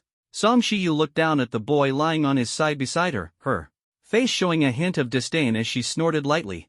Honestly, 3 minutes wasn't even enough for her to start exerting herself. Why bother wasting the effort? I believe in him. Chu Moli lay lazily on the shadow hammock. If you didn't look closely, you'd think she was just lying there. I believe in Xiaoyi too. Qin Xiang turned her head, gently tucking the pink strands of hair behind her ear, her voice soft. She believed in miracles and in the person who created them. You all really like blitz tactics. Song Shiyu bit her lip, her face filled with resentment. 3 minutes was so short, how much damage could they even deal? She's been found out. Qin Xiang silently turned back, rubbing the glowing stick in her hand, muttering to herself. Her hand speed was fast, like copying manuscripts, highly efficient. Xiao Yi led us to defeat the abyssal serpent, and he can lead us to take down the demon's subordinate too. Chu Moli lay on the shadow, her eyes filled with admiration and anticipation. If she could spar with her childhood friend, even for 3 minutes, it would be enough to learn some incredible skills. Shiyu, can't you have a little faith in me? Jiang Yi ate the small orange handed to him by the fallen angel, glancing at the cold beauty beside him, whose face was full of disappointment, and asked gently. After the ice melted, the warmth in her heart belonged to him alone. I'm just worried about you. That's a catastrophic demon.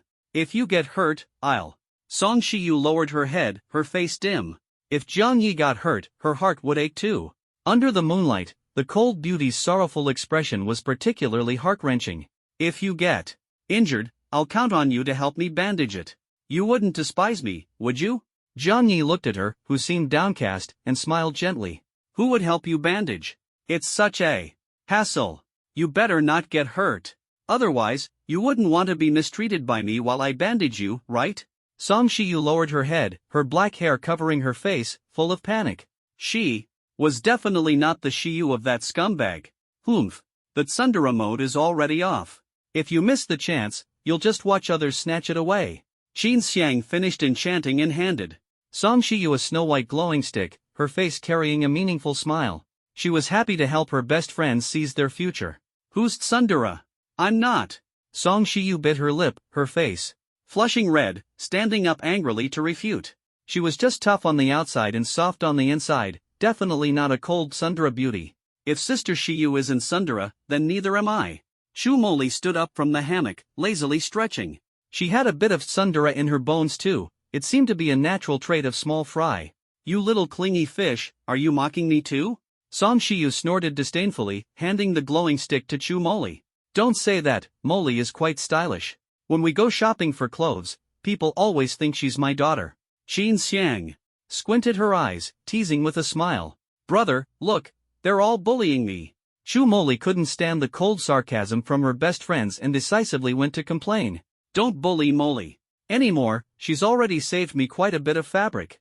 Zhang Yi sat up, pretending to be serious as he spoke. Xiao Yi. Chu Moli's face turned red, her heart racing, stomping her feet in anger. Saving fabric was a helpless move, and her childhood friend was mocking her for not being wealthy enough. She really couldn't stay here anymore. All right. Qin Xiang grabbed her best friend's twin ponytails, laughing to ease the atmosphere. Time is running out, we should get going. Right.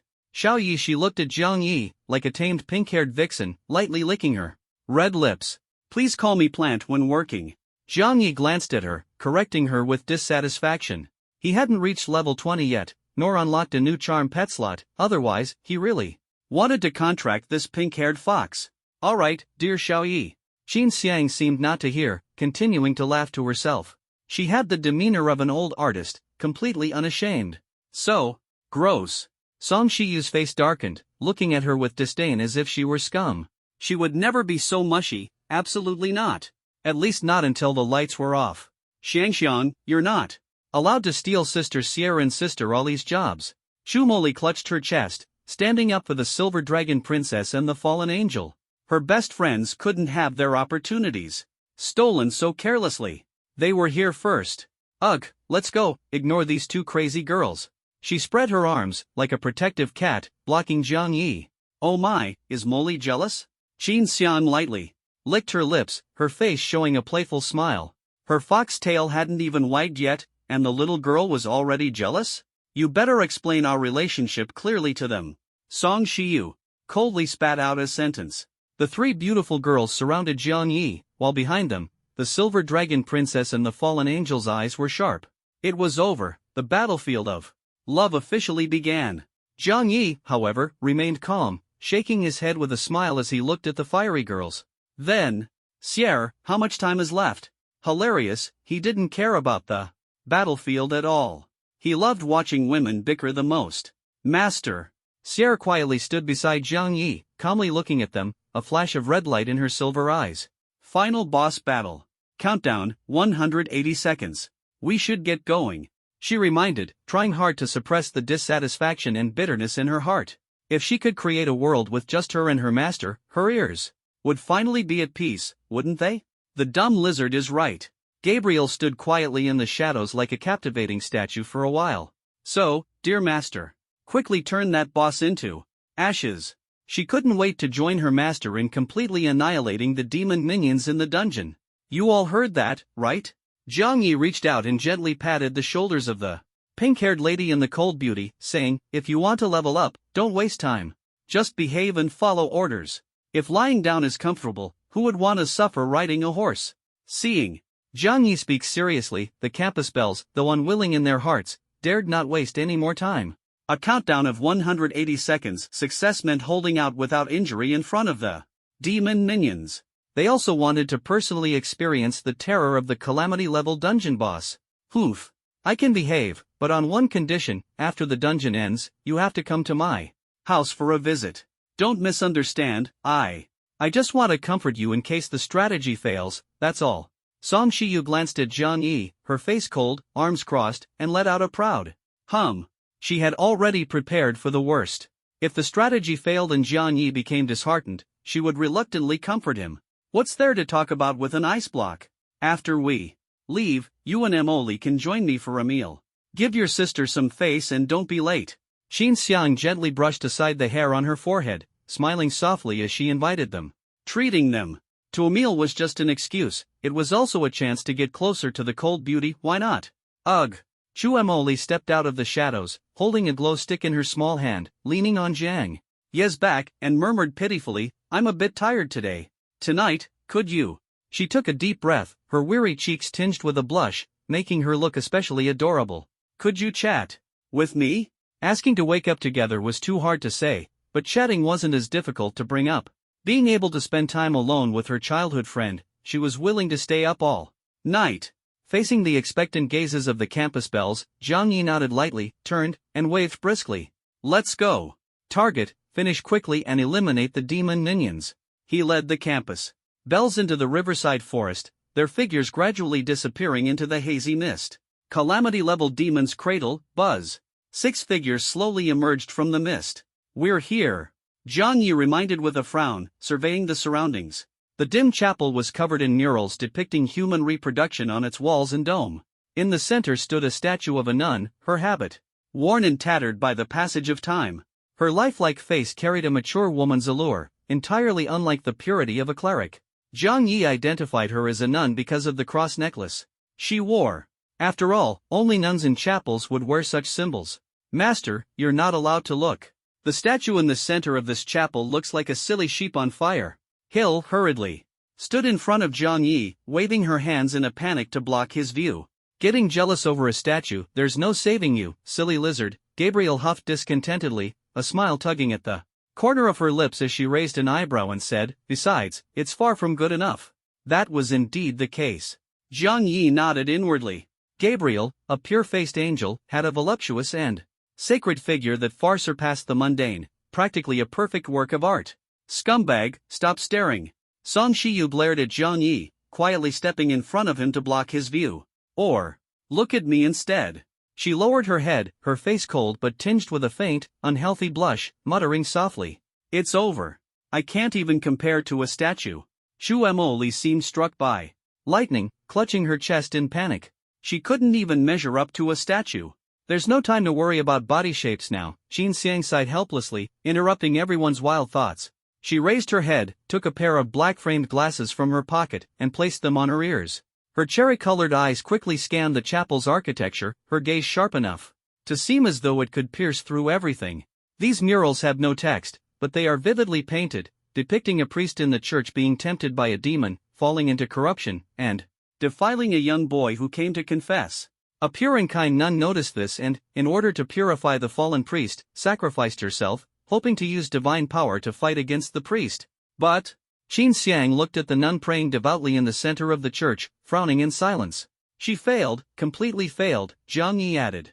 The entire church was filled with desire and indulgence, devoid of any sanctity or peace. It was as if it had become a breeding ground for demons, where pure desire served as the best nourishment for them. But how could a church be connected to demons? Was it the priest's corruption that caused this, or the dark pollution of the abyss? Sister Xiangxiang means. Chu Moli looked up, subconsciously swallowing. She hoped this was just her overthinking.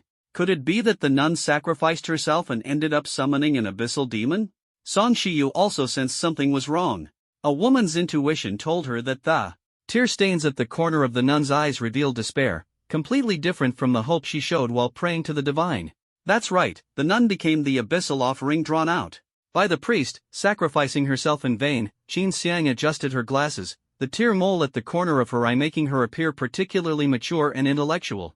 So, the nun might have become the breeding ground for the demon. Judging by the indulgence and desire depicted in these murals, the demon summoned is likely Asmodeus, the demon of lust, Zhang Yi said, frowning as he voiced his speculation. Asmodeus, the demon of lust? Qin Xiang froze, her face gradually showing panic. Hearing this name, everyone felt a chill in their hearts. The demon of lust doesn't need to flaunt charm, just one glance can turn the purest girl into an insatiable temptress. Facing such a terrifying existence, these girls stood no chance. Yes, Zhang Yi nodded, casually adding, yesterday, in the dungeon of the Adventurers Guild, I encountered Asmodeus, the demon of lust. The campus beauties exchanged glances, their cold faces full of shock.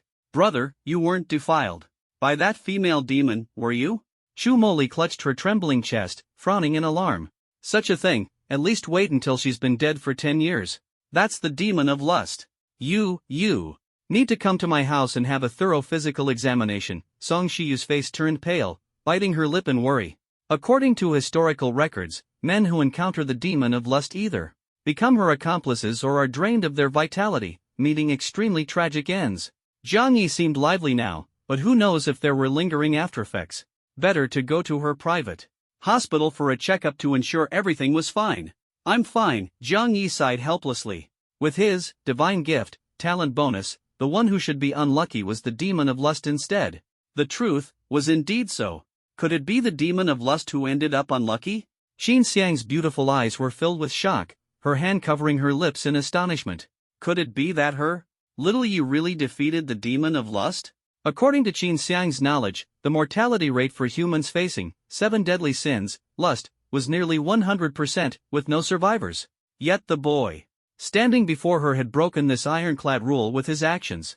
Not only was Jiang Yi alive, but he had also countered and defeated the demon of lust. Seriously, who was the real demon here? And who was the human? No wonder he was completely indifferent to temptation before. I thought I lacked charm, but it turns out. Qin Xiang shook her head helplessly, growing increasingly annoyed with the demon of lust.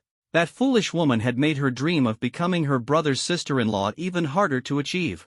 I wouldn't say there's nothing to worry about, Jiang Yi said with a smile. Asmodeus, the demon of lust, was just stomped on by me yesterday and kicked back into the abyss. She won't be able to cause trouble again for a while. Yesterday, he had kicked Asmodeus back, even leaving a size 42 shoe print on her beautiful face, temporarily sealing her escape. You came into contact with the demon of lust? You won't be infected and turn into a lecher, will you? Song Shiyu furrowed her brows and asked worriedly. The demon's methods were ruthless, impossible to guard against. If Jiang Yi were to be assimilated by the demon of lust, she would have no choice but to sacrifice herself to help him seal it. No wonder my brother easily dealt with me yesterday, even demons are no match for him. Shu Moli's face flushed, her eyes filled with admiration. Her close friends were all impressive, but her brother was truly invincible. Dealing with her in the future would be as easy as taking candy. Only 100 seconds left, and the boss still hasn't appeared. We need to pick up the pace and charge forward. Jiang Yi glanced up at the clock. The church bell struck midnight, signaling that the forbidden mystic domain would close in just a minute and a half. Xiang, keep an eye on the surroundings and report any anomalies immediately. Moli, use shadows to protect her. Shiyu, if you don't mind, I need your help. Jiang Yi quickly assigned tasks, his gaze landing on the cold beauty Song Shiyu. What do you need me for? Song Shiyu bit her lip, her face icy but tinged with a peculiar expression. She was actually quite generous. Being borrowed by Jiang Yi was no problem, as long as he cleaned up afterward. Could you play the role of the saint praying in the center of the church? Jiang Yi asked seriously, wanting to test his hypothesis. If Song Shiyu refused, he wouldn't force her. Among them, only Song Shiyu had that cold, pure aura resembling the nun statue. Perhaps, by imitating a nun's devout prayer, they could summon the demon's minions. Play the role? Song Shiyu was taken aback, her face turning red as she tightly clutched her skirt, stammering. She usually had no hobbies other than reading. Although the modern era was information-rich, she had only a vague understanding of role-playing. With her cold personality, could she really portray a nun convincingly? If she disappointed Jiang Yi, wouldn't she become a useless, unattractive failure? No, I must make Xiao Yi satisfied. Resolving herself, Song Shiyu took a deep breath and began unbuttoning her shirt, revealing her fair skin, firmly agreeing to his request. Stop. I asked you to play the role, why are you changing clothes first? Jiang Yi quickly stopped her, his face full of confusion. Aren't nuns supposed to be undressed? I wanted to make it more realistic, is that wrong? Song Shiyu turned her head away, her face flushed, her heart racing as she continued unbuttoning. I asked you to play the role, not to go overboard. Jiang Yi was almost amused by her silliness and quickly draped his jacket over her.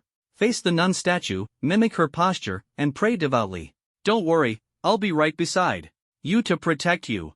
He placed his hands on her shoulders, looking seriously at the shy Song Shiyu, adding reassurance.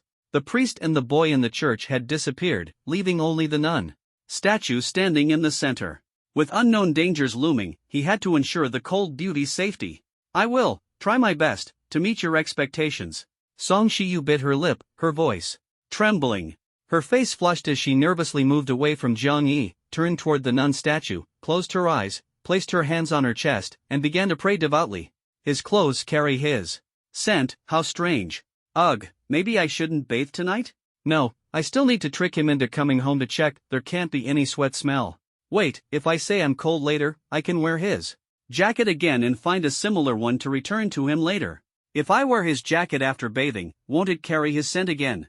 Problem solved, how clever she was. Song Shiyu's face remained cold as ice, praying devoutly, though her thoughts were slightly elsewhere. When Shiyu doesn't speak, she really looks like a pure, saintly nun, Shumoli said enviously while controlling shadows. The shadows beneath her feet spread like vines, connecting with Song Shiyu's shadow, ready to pull her into the darkness for safety in critical moments. Does Xiaoyi like cold, aloof girls? Qin Xiang adjusted her glasses, squinting slightly in analysis. If so, wouldn't she have no chance? But a cunning fox is best at disguises. Once Jiang Yi sees through her exterior and discovers her charm, it will be too late for him to escape. She truly looks like a devout, pure saint praying, Jiang Yi remarked sincerely, gazing at Song Shiyu's cold, serene profile. If she were to change into the black and white nun's dress and wear white stockings, she would undoubtedly be even more captivating. Lord above, Shiyu below, please grant me happiness. Song Shiyu had no idea how to pray, but she tried her best to imitate. She silently recited indistinct prayers in her heart, earnestly praying. From the outside, she truly looked like a devout nun. Countdown. 60 seconds. Jiang Yi frowned, silently counting the time in his mind. No abnormalities detected around. Qin Xiang carefully investigated for a long time. Even after fully understanding the information in the murals, she still couldn't find any trace of demonic presence, not even a single clue. I feel the same, Shumoli yawned, feeling a bit sleepy. She really wanted to go home early and sleep with her brother. Countdown, 30 seconds. Did I see it wrong? Jiang Yi furrowed his brows tightly, unable to suppress his doubts. Time was running out, and the calm Shiyu was still praying, yet there was no sign of anything unusual around them. Bang! The chandelier on the dome suddenly shattered, plunging the surroundings into darkness. Huff, huff. Strange, panting sounds came from all directions, surrounding them. No doubt about it, the demon is here. A sharp glint flashed in Jiang Yi's eyes as his gaze locked onto the nun statue. Her health bar lit up. Name, Lust Demon Follower Fallen Lilith. Name, Fallen Nun Lilith. Level, 25 rank. Catastrophe description: Lilith was a nun at the town's church, usually pure-hearted and abstinent, assisting Father Pete in managing church affairs. However, in private, she enjoyed turning the church's happenings into stories to tell her bedridden brother, Brian. One day, she unexpectedly found Father Pete's shoes in her brother's room. Skills: Profane Lightsword, Fallen Dissonance, Followers Grace Attributes, Constitution 66, Strength 150, Agility 1500, Spirit 2000. After investigation, a transparent data panel clearly emerged. In the center of the church, the cold nun suddenly came to life. Her long hair cascaded like a waterfall, her skin flawless and fair, embodying a symbol of purity. Huff, huff. The nun lightly bit her lip, emitting alluring panting sounds that echoed in the church's center. Be careful, her panting has a corrupting effect. Cover your ears quickly. Jiang Yi frowned and warned. He possessed the divine gift talent, making him immune to negative effects, which instead transformed into positive ones. Fallen lethargy turned into mental rejuvenation. But the school beauties in the team weren't so fortunate. Upon hearing the nuns panting, their sensitive nerves were activated, their desires gradually swelling, and their gazes toward Jiang Yi became flushed and obsessive. Catch this. These are my specially made soundproof earplugs, they'll help you stay clear-headed. Qin Xiang controlled her impulses, trusting Jiang Yi's words without hesitation. She took out spare earplugs from her bag, quickly put them on, and then threw them to her teammates who were losing control. Ugh! Shu Moli's face turned so red it seemed like water might drip from it. She almost couldn't resist the temptation. She hurriedly used her shadow to catch the earplugs, put them on, and finally felt some relief. Xiao Yi. I like you, I like you, I like you. Song Shiyu was standing right in front of the nun, struck by the temptation and falling into a hallucination. Like a sleepwalker, she stared obsessively at Jiang Yi, her eyes filled with eerie red hearts. This is bad. Jiang Yi cursed inwardly, feeling a tightness in his chest as the cold beauty fixated on him. He looked toward his sister behind him, who nodded to signal readiness for action. With the earplugs on, their world was so quiet that they could only rely on physical movements to execute commands.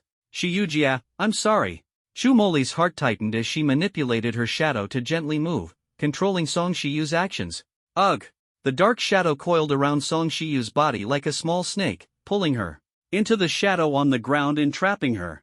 Brother, Shiyujia has been controlled. What she's saying isn't real, don't believe her. Shu Moli wiped her sweat, her heart filled with jealousy, and loudly reminded Jiang Yi. Her brother being confessed to by a vixen? That wouldn't count for at least another 10 years after her death. Good work. Jiang Yi nodded in response, but his expression grew even more serious as he looked at the panting nun. Just a single breath could cause an S-class school beauty to fall, instantly losing her combat power.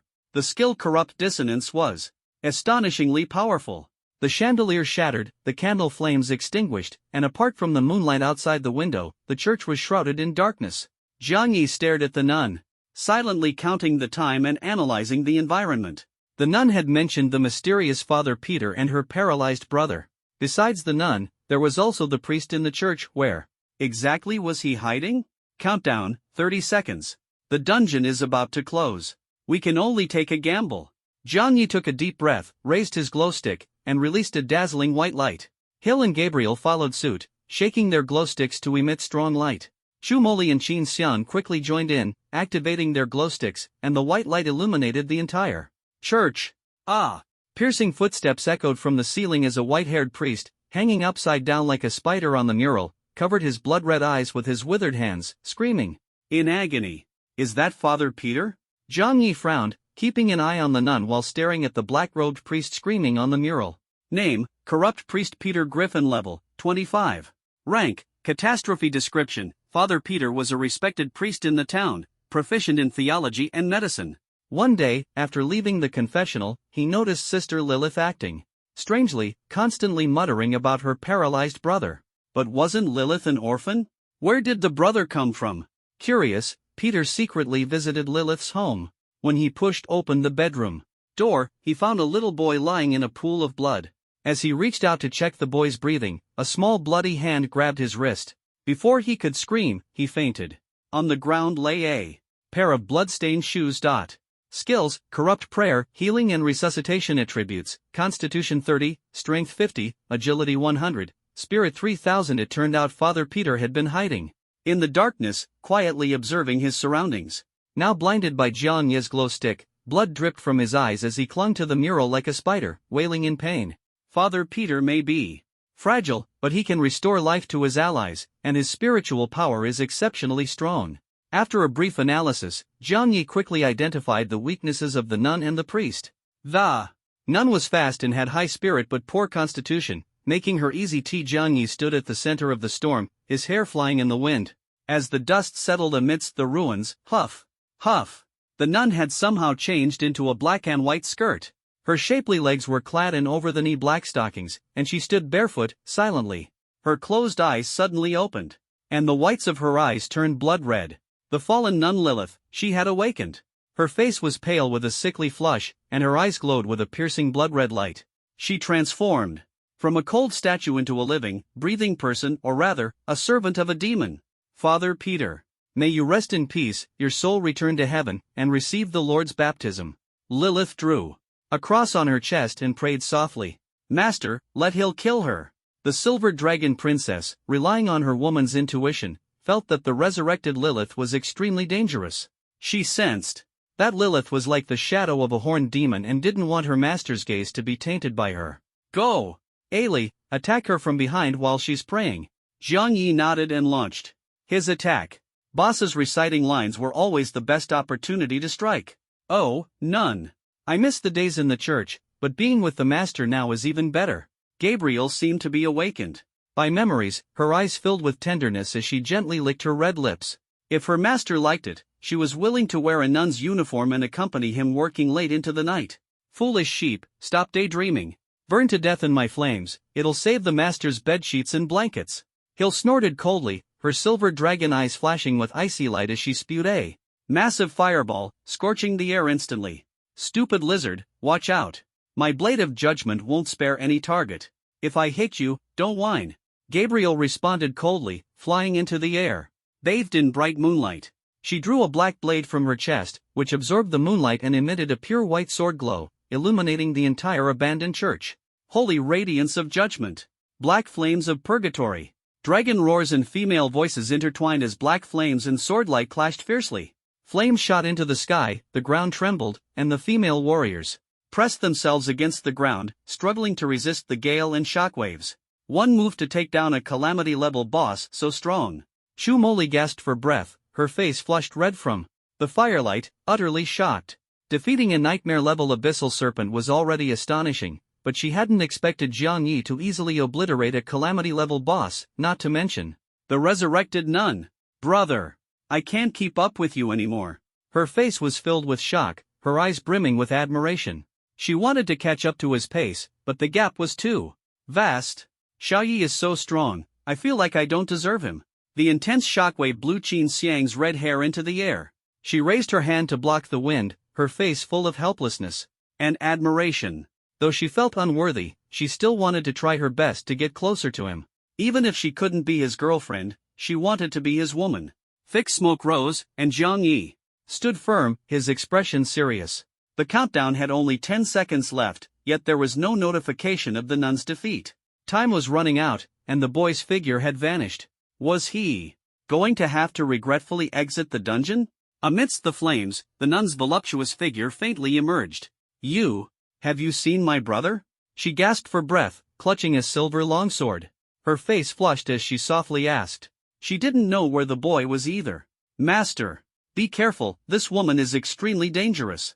Hill hovered in the air, her silver eyes flashing with icy light, urgently warning. Master, her movements are suspicious. Gabriel's sharp gaze pierced through the smoke, clearly seeing the nun's figure. Jiang Yi frowned, staring at the nun's slowly approaching figure. Creak, creak. Her beautiful legs wrapped in black stockings stepped on the ashes, the sound crisp. Her footsteps swayed left and right, her footprints chaotic and disordered. The nun looks real, but her footprints are so messy it's suspicious. Like a child playing with a puppet, imitating walking. Jiang Yi frowned in thought, sensing something was off. The nun was right in front of him, and he could even smell the fragrance on her. My brother, where is he? Lilith smiled and softly asked.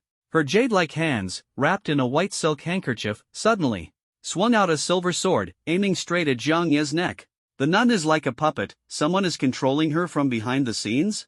Jiang Yi instantly understood. The nun was a remotely controlled puppet.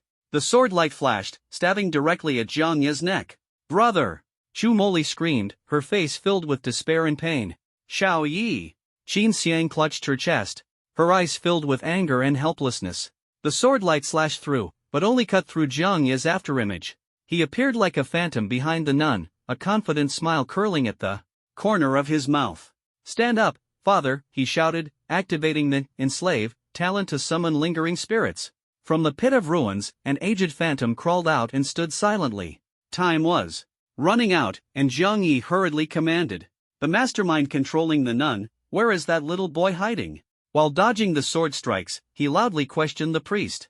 The dead could not answer, but the priest's shadow silently nodded and then looked toward the church's confessional, where a blood-stained cross hung. Ali, grab it! Jiang Yi's gaze was resolute as he took a deep breath. Sierre, let's charge! He leaped up, dodging the rain of swords, and landed on Sierre's back. Master! The silver dragon raised its head and spiraled, its silver eyes flashing with killing intent. Let Sierre kill her! 3 seconds left. Sierre, create a miracle. Jiang Yi laughed, gripping the silver-white dragon horn tightly as the silver dragon surged forward. Roar! The dragon's roar echoed, and the massive silver dragon dove down, with the silver dragon rider standing atop its head, holding a spear, exuding an imposing aura. Brother, brother! Where are you? Lilith bit her lip, her face flushed, calling out repeatedly. Swordlight danced, her figure flickered, like a puppet pulled by strings, swinging lethally in midair at the center of the church. Launching a sudden attack. Swish, swish, swish. The light sword swept across the church ruins like raindrops, unstoppable. The silver sword, glowing with light, neither dodged nor retreated, raised to stab directly at the descending silver dragon and dragon rider. Have you seen my brother? Lilith murmured repeatedly, her face sickly flushed. I have. Jiang Yi's hair fluttered as he responded with a light smile. Where is he? Lilith's eyes flickered with unease, her silver sword stabbing toward the erupting dragon's soul. Shrouded in silver light, she trembled as she asked. He lives in your memories. The silver dragon dove down, its immense impact creating a terrifying crater, blood splattering everywhere. Ding! Demon follower Lilith has been slain, gaining 60,000 experience points and 10,000 credits. Thank you. Lilith's voice of gratitude echoed in the air. Her brother existed only in the memories of her childhood. Master, the blood-stained cross has been retrieved. This is a relic defiled by demons. Countdown, 3, 2, 1. Demon follower slain, dungeon time paused. In the final 3 seconds, Jiang Yi rode the silver dragon and blew the charge horn. Under the dragon's collision, even the demon follower, the fallen nun Lilith, couldn't withstand it and instantly exploded into a mist of blood. Boom! Above the deep crater, blood was splattered everywhere. Wow! A calamity-level boss, a demon follower, was killed in one move? Shu Moli struggled to get up against the fierce wind. Her twin ponytails fluttered in the wind. Her face covered in dirt and ash, but the shock in her heart was undeniable.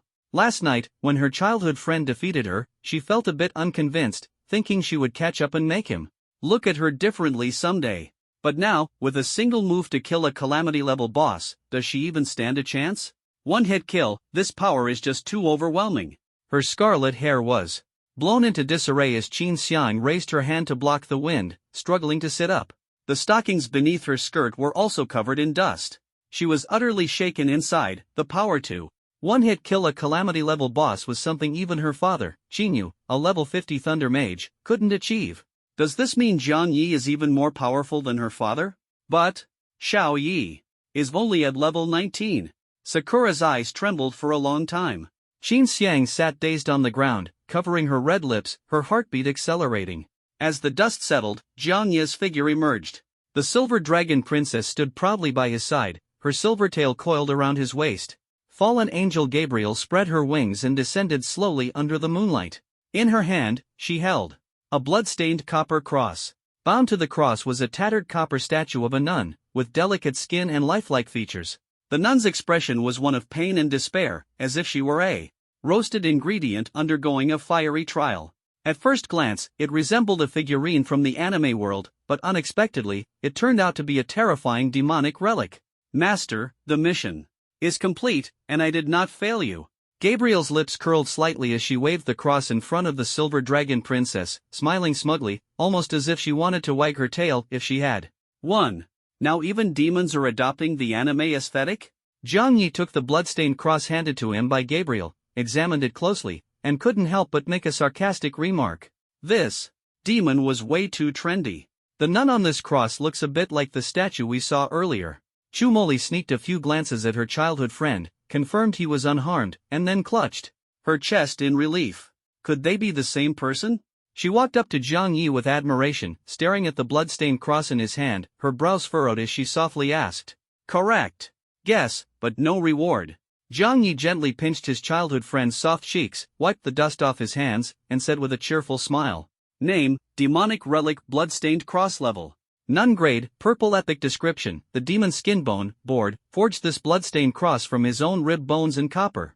It is said to have the power to manipulate human minds. Nun. Lilith found it in the town church and discovered her deceased brother had miraculously returned. Overjoyed, she cared for her paralyzed brother tirelessly. One day, after returning home from work, she found a priest's boots on her brother's bed. From that day on, both her brother and the priest disappeared, driving Lilith mad. Desperate to find her brother, she was willing to sacrifice everything, even herself. Her soul became attached to the cross, yearning to find her brother while also longing for release. A fact, consumes a certain amount of life force to temporarily control a target. Warning, those unable to resist demonic temptation will end up controlling not the target, but themselves. The data panel appeared clearly. Jiang Yi glanced at it briefly and confirmed. Shu Moli's speculation, the nun statue on the demonic cross was identical to the statue in the church's center. Both were representations of the fallen nun Lilith, the devoted elder sister who never gave up on her brother. Shu Moli basked in the comfort of her childhood friend's touch, closing her eyes contentedly. Idiot, hurry up and rescue Shiyu. Qin Xiang couldn't help but tug at her best friend's twin ponytails, reminding her helplessly. The cold beauty was still trapped in the shadows, while her best friend was here enjoying her brother's affection. How outrageous. Ah, I almost forgot. Shiyujia, I'm so sorry. Shu Moli suddenly remembered and quickly manipulated the shadows, pulling the girl bound like a mummy by dark threads out of the shadows. Finally. Saved. Song Shiyu exhaled deeply, lying on the ground and gasping for air. Are you okay? Jiang Yi crouched down and helped her up. No. Song Shiyu weakly collapsed into Jiang Yi's arms, biting her lip and softly moaning. Influenced by Lilith's aura, her mind was clouded, and she fell into a hallucination, seeing a future with Jiang Yi. What did you see? Jiang Yi frowned, asking. Seriously. With the cold beauty nestled in his arms, he had to be cautious. I saw myself and Xiao Yi in the future, purely preparing to welcome our second child. Song Shiyu's cheeks flushed as she shyly buried her face in Jiang Yi's chest, whispering, What? Even in your hallucination, you're so bad, only thinking about taking advantage of me? Jiang Yi snorted discontentedly, poked her cheek, and reproached, What's bad about it? It's obviously pure. Song Shiyu pouted and softly retorted, Purely having a second child? Chu Moli shot her a cold glance, pouting as she complained. Jealously, little sister-in-law? I don't want to be one. Dreaming about such nonsense in broad daylight, won't you turn the world upside down at night? Qin Xiang teased with a laugh, gently poking the cold beauty's other cheek with her jade-like finger. Devilish things are truly dangerous. Hill glanced at the cross, instinctively turning her head, her cheeks slightly flushed. She saw the future she imagined. One day, she would hatch eggs for her master. Master, don't underestimate this bloody cross. It can easily evoke the deepest fantasies in a human's heart and then control them like puppets. Gabriel gently reminded from the side. After her fall, she was half a demon herself, and no one understood the dangers of demonic relics better than she did. Then, what kind of future do you all imagine? Jiang Yi shook the bloody cross in his hand, standing in front of the campus bell, his eyes filled with curiosity. The blood-red cross slowly rotated in his palm, tracing arcs like a clock hand. The scene was hypnotic, making the girls' gazes turn vacant, completely motionless. Jiang Yi frowned, his heart tightening as he silently warned himself, Not good. They've been controlled by an illusion? The demonic cross glowed with a dark red light, gently swaying before the girls. They were like controlled puppets, their eyes hollow, utterly still. Is this an illusion spell? But my vitality hasn't decreased? Jiang Yi froze, waving his hand in front of them, but they showed no reaction, their expressions blank. Master, don't do anything. Strange to them, Hill pouted, her voice tinged with jealousy and complaint. She only forbade him from doing strange things to them, not to herself. If you rely on controlling puppets to seize happiness, once the novelty wears off, you'll feel empty inside. When Gabriel was still an angel, she had seen too many humans fall because they couldn't control their desires, only to blame succubi. Afterward, she didn't mind sacrificing herself to let her master find true happiness. You two are overthinking it. Jiang Yi sighed, quietly putting away the dangerous bloody cross. He had only taken it out and casually waved it, not expecting the S-class campus bells to fall for it so easily. As expected of a demonic relic without strong self-control, one would be led by desire and turned into a puppet. Mom and Dad are gone. Please, don't leave me, okay? Chumoli trembled as she sat on the ground, her small hands clutching her neck, her eyes filled with longing and pleading. This love-starved girl only wanted a little bit of care. Xiao Yi. Ahem, the kids are all resting. Shall we go for a run? Song Shiyu knocked and entered, her gaze slightly freezing. Before she chuckled softly. Shoo, don't make a sound. Xiao Yi. She's still at home. Why didn't you tell me in advance? Qin Xiang trembled as she lay on the ground. Master, they're beyond saving. Hill covered her forehead, sighing helplessly. Humans really do love to reproduce, Gabriel remarked with a smirk, indifferent. Those seemingly pure campus bells actually harbored hidden sides unknown to others. They were truly eye-opening. Desire is indeed terrifying. It can easily confuse the human heart. Jiang Yi sighed, thinking of Lilith, who was seduced by desire and became a demon's slave in her quest to find her brother. The campus bells were also gradually being consumed by desire, falling into slavery. Bang! Jiang Yi snapped his fingers, dispelling the effects of the demonic cross. The campus bells suddenly woke up, as if from a nightmare, scrambling to their feet in embarrassment. I didn't do anything inappropriate, did I? Chu Moli gently held the jade-like leg, blushing and nervous, shyly asking, You didn't see or hear anything, right, scum's eye? Song Shiyu frowned tightly, her expression cold, and snorted disdainfully. But inside, she was extremely anxious. If she were disliked, she'd be left without any support. After all, it takes two to tango. What happened to them just now? Xiao Yi, you weren't taken advantage of, were you? Qin Xiang, like a seductive fox, brushed her hair behind her ear and smiled sideways. Shangshang Jia, you'd better take care of yourself first. Jiang Yi squinted, offering a kind reminder. Shangshang Jia, You'd better explain clearly, are you trying to steal my things again? Chu Moli stared at her coldly, questioning. Stealing might be thrilling, but it's unethical. You haven't done anything to betray our friendship, have you? Song Shiyu's face grew colder, her tone stern. Friendships can fall apart just like that. Devil, you win. From the ruins of the chapel came the charming voice of a mature woman. Watching the bickering campus bells, Zhang Yi sighed helplessly. Sierra, let's go. The Silver Dragon Princess and Gabriel smiled as they naturally linked arms. With him. After defeating the priest and nun, obtaining the demon relic, and clearing the final stage of the Forbidden Abyss, it was time to head back. Almost at level 20, time to prepare for a new charm pet contract. I wonder what kind of pet will hatch from that epic egg in my inventory. No matter what, I must become stronger before the college entrance exams. To face the calamity head on and become an invincible existence. Amid the disputes of the campus bells, Zhang Yi opened a portal and left the ruined chapel. Jiang City, Xuanhe Square. Midnight, under the bright moonlight. Look! The stunning sword immortal Pei Qinghuan has come out. She doesn't look too good. Was she bullied in the dungeon? Wow, the battlefield roses are all beautiful girls in black stockings. Their legs and feet are amazing. I could drink their foot bath water for a year. You little glutton next to me, as if you'd ever get that chance. The square was abuzz with chatter. The abyssal energy of the Forbidden Abyss was nearly depleted, and once the countdown ended, it would close. The next opening would mark another year in the cycle. He's still not here. Could it be that he doesn't want to see me? Pei Qinghuan frowned, her gaze scanning the crowd for Jiang Yi's figure. Aside from her sister, Jiang Yi was the only one who piqued her interest. Qinghuan, if you're this insecure, you'll never win over the person you like. Yeah, if you like him, just confess. You might succeed. Even if you fail, it's fine. If you can't be his girlfriend, you can still be his friend. The girls chattered and teased with laughter. Shallow. Pei Qinghuan's face darkened, and she snorted coldly. How could she possibly like Zhang Yi? Don't be ridiculous. She, Pei Qinghuan, was destined to live for the sword. How could she abandon her convictions for a man? But then again, convictions are convictions, and life is life. Humph, she might as well give Zhang Yi a chance. Ugh, how annoying. Is that crazy woman Pei Qinghuan really that strong? 6,666 points. Aside from the first place monster, she's the strongest. But we're not bad either. We're ranked third. We can't always be second. Finally, a tough competitor. It's time for Pei Qinghuan to taste what it's like to be second.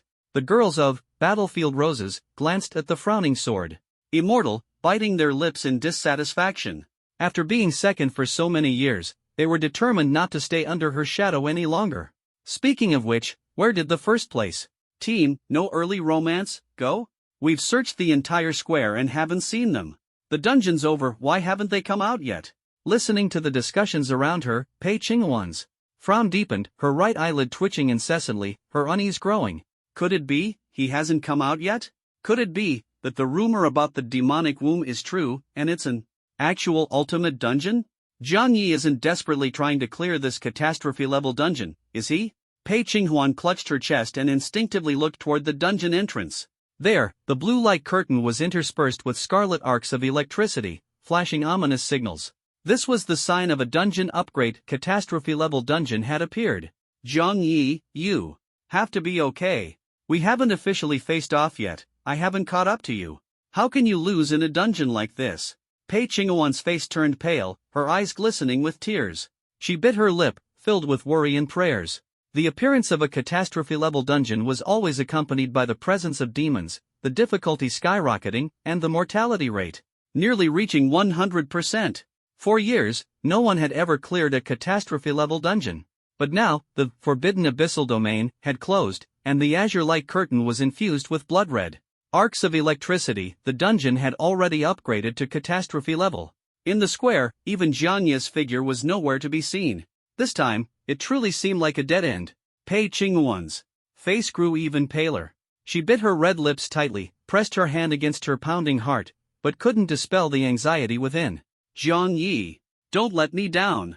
Faced with the ominous signs of the catastrophe-level dungeon, all she could do was pray for a miracle. Holy crap! Dark clouds are pressing down, crimson lightning is flashing.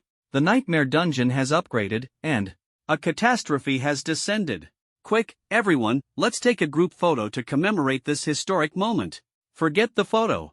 If a demon breaks out of the dungeon and descends upon the world, our corpses will just turn into two-star goblins. The abnormal phenomena of the dungeon upgrade had drawn everyone's attention, and the scene was in chaos. Demons were the embodiment of catastrophe. Their arrival meant destruction. Their lives had just begun. Was it really going to end like this? Wah, I haven't even been in a relationship yet. I've always been single. I don't want to die. Great, the demon's here. We're doomed. Don't panic. I haven't bathed in a month. I smell bad. The demon won't eat me. Run. If the demon really descends, Jiang City will be destroyed. In the midst of the sudden crisis, the patrol team calmly maintained order, and the panic gradually subsided. Principals from various schools arrived at the scene to maintain order and organize the evacuation of the crowd. This is bad. This aura is extremely malevolent. I'm afraid a demon has broken through the seal. Linhai First High's principal, Li Bubi, had a grave expression.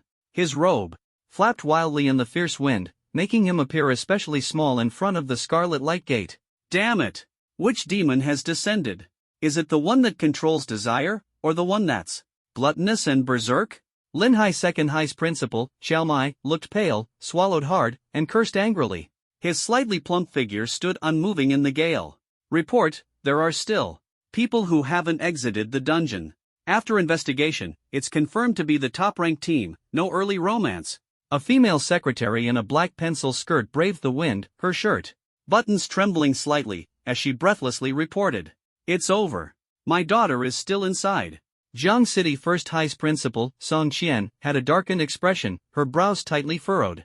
Her daughter, Song Shiyu, was still in the dungeon. How could a mother not be worried? Principal Song, don't worry. My daughter is also in the dungeon. They have great teamwork and experience dealing with catastrophe-level dungeons.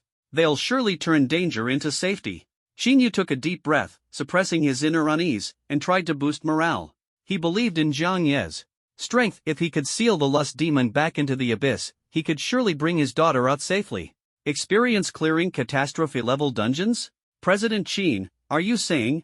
Li Bubi adjusted his old-fashioned glasses, his breathing quickening. Old Qin, this is no time for jokes. Are you serious? Xiaomai asked urgently, his expression grave. If Qin Yu wasn't joking, it meant that a genius had already successfully cleared a catastrophe-level dungeon. This news was earth-shattering. Even if it meant sacrificing themselves, they had to save the people from the demon's clutches. Do I look like I'm joking? Qin Yu nodded seriously. Yesterday, he had already suppressed the matter at the Adventurers Guild, concealing information about Zhang Yi to prevent anyone from targeting her. Demons had many accomplices in the world, so caution was paramount. Are you saying someone from the No Early Romance team cleared the Calamity Dungeon? Which one of the four was it? Song Qian took a deep breath, her face filled with excitement and anticipation. Could the genius with dungeon-clearing experience be her daughter, Song Shiyu? Facing the tense and expectant gazes of the principals, Xinyu's lips curled slightly, and he puffed out his chest with pride as he said, my daughter's good friend. His name is Zhang Yi. As soon as these words were spoken, the principal's emotions fluctuated like a roller coaster. Zhang Yi? Li Bubi and Xiaomai exchanged glances, their intelligence network having no information on this person at all. What? It's actually him? Song Qian's expression darkened for a moment, then she exclaimed in shock, her hand instinctively pressing against her chest, her ample figure trembling slightly. She was all too familiar with Zhang Yi. Her daughter, Song Shiyu, often mentioned his name during meals, before bed, and even had his photo on her bedside table. If someone claimed they had no connection, Song Qian would never believe it. Could her daughter be in a relationship? Principal Song, do you know him? Xinyu frowned, noticing her unusual expression, and probed with a smile. Could someone be trying to steal his daughter's boyfriend? I don't know him, but my daughter knows him very well. Song Qian shook her head with a bitter smile and sighed softly. She hadn't expected her daughter's survival hopes to rest on a young man. Fortunately, she hadn't interfered too much, otherwise, thinking of the consequences of offending a top-tier genius, which might even affect her daughter's happiness, Song Qian couldn't help but nervously touch her chest, her heartbeat quickening. Principal Song, you should be careful. The college entrance exams are just around the corner. Focus should be on grades. You need to make sure your daughter stays on track. Xinyu coughed lightly and suggested with a smile. Damn it, what business does a good student have falling in love? Give me back my son-in-law. President Chin is right. After the crisis, I'll have a good talk with her and make sure she focuses on preparing for the exams. Song Qian smiled, but her gaze remained fixed on the crimson light screen. They were on high alert, having evacuated the crowd and prepared to go down with the demon if necessary. Zhang Yi, don't let us old folks, who are already half in the grave, down. Staring at the crimson portal, the principals' faces were solemn, all their hopes pinned on Zhang Yi. The genius with experience clearing the Calamity Dungeon this time, would he create a miracle? The moonlight was bright, but hearts were restless.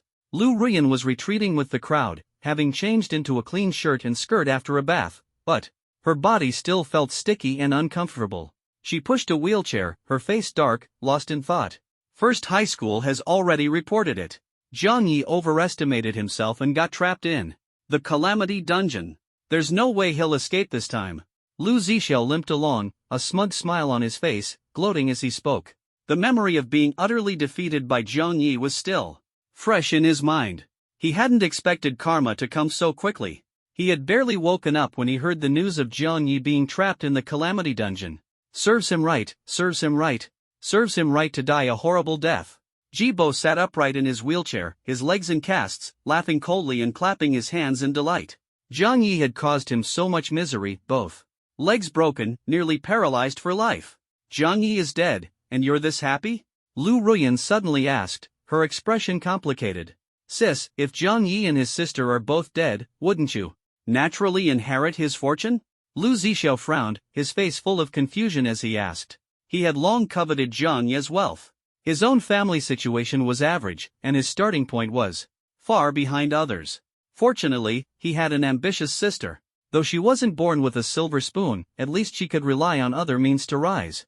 If she inherited Zhang Yi's fortune, with his S-grade talent, wouldn't he ascend directly? The lakeside villa, the densely packed numbers on the bank card, converted into resources, they were enough to free him from the humiliation of the past. Let's just consider it their payment for our medical expenses. Anyway, the inheritance left by Zhang Yi's parents is useless to him.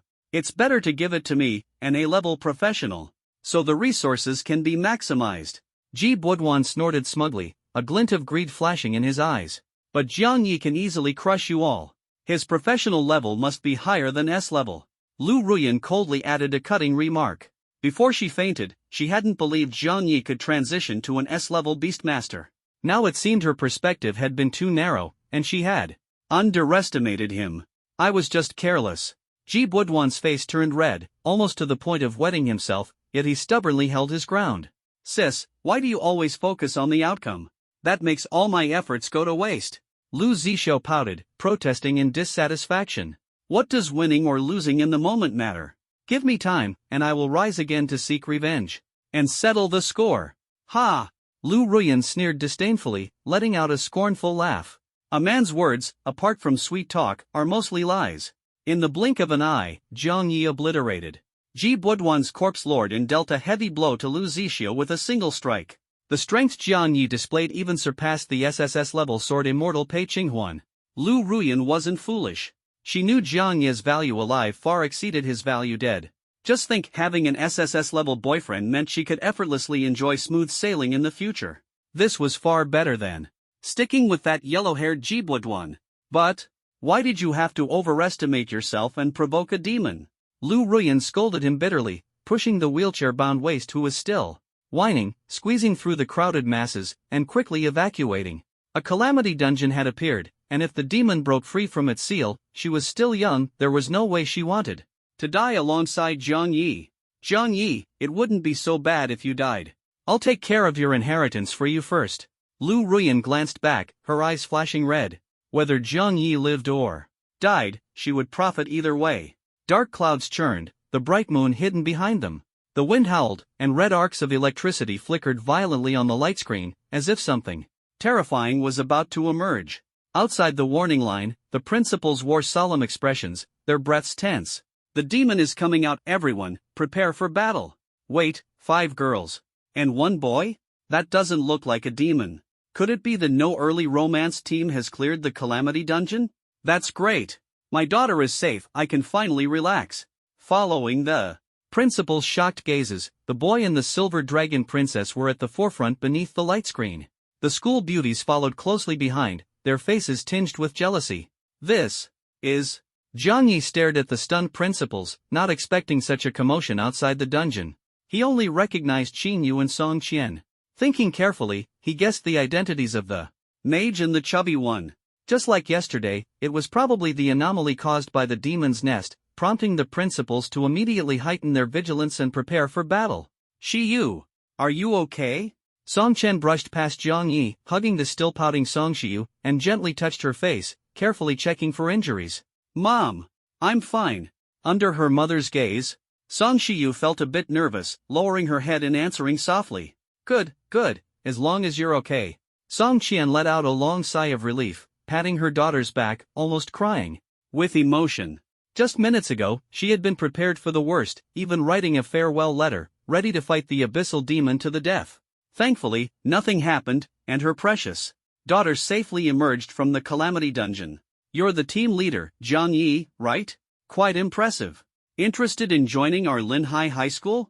Li Bubi approached with a smile, handing over a business card in an attempt to recruit him. He saw the vision disappear, the red light screen dissipate, and knew that the calamity dungeon had been cleared. Ignore him, this guy's just an old fox. Here's my business card. If you come to our Linhai No. 2 high school, you can get a guaranteed admission to Shuemu University.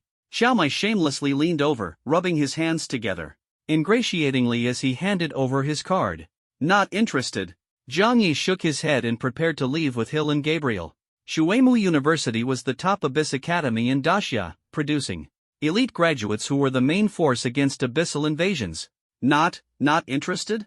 Li Bubi's mouth twitched as he watched Jiang Ye's departing figure, utterly shocked. Whether in Jiangcheng or Linhai, people fought tooth and nail every year for a guaranteed spot at Shuemu University. Yet Jiang Yi didn't care at all and just walked away. But I guess I'm the one who's short-sighted. With his strength, he doesn't even need a guaranteed spot.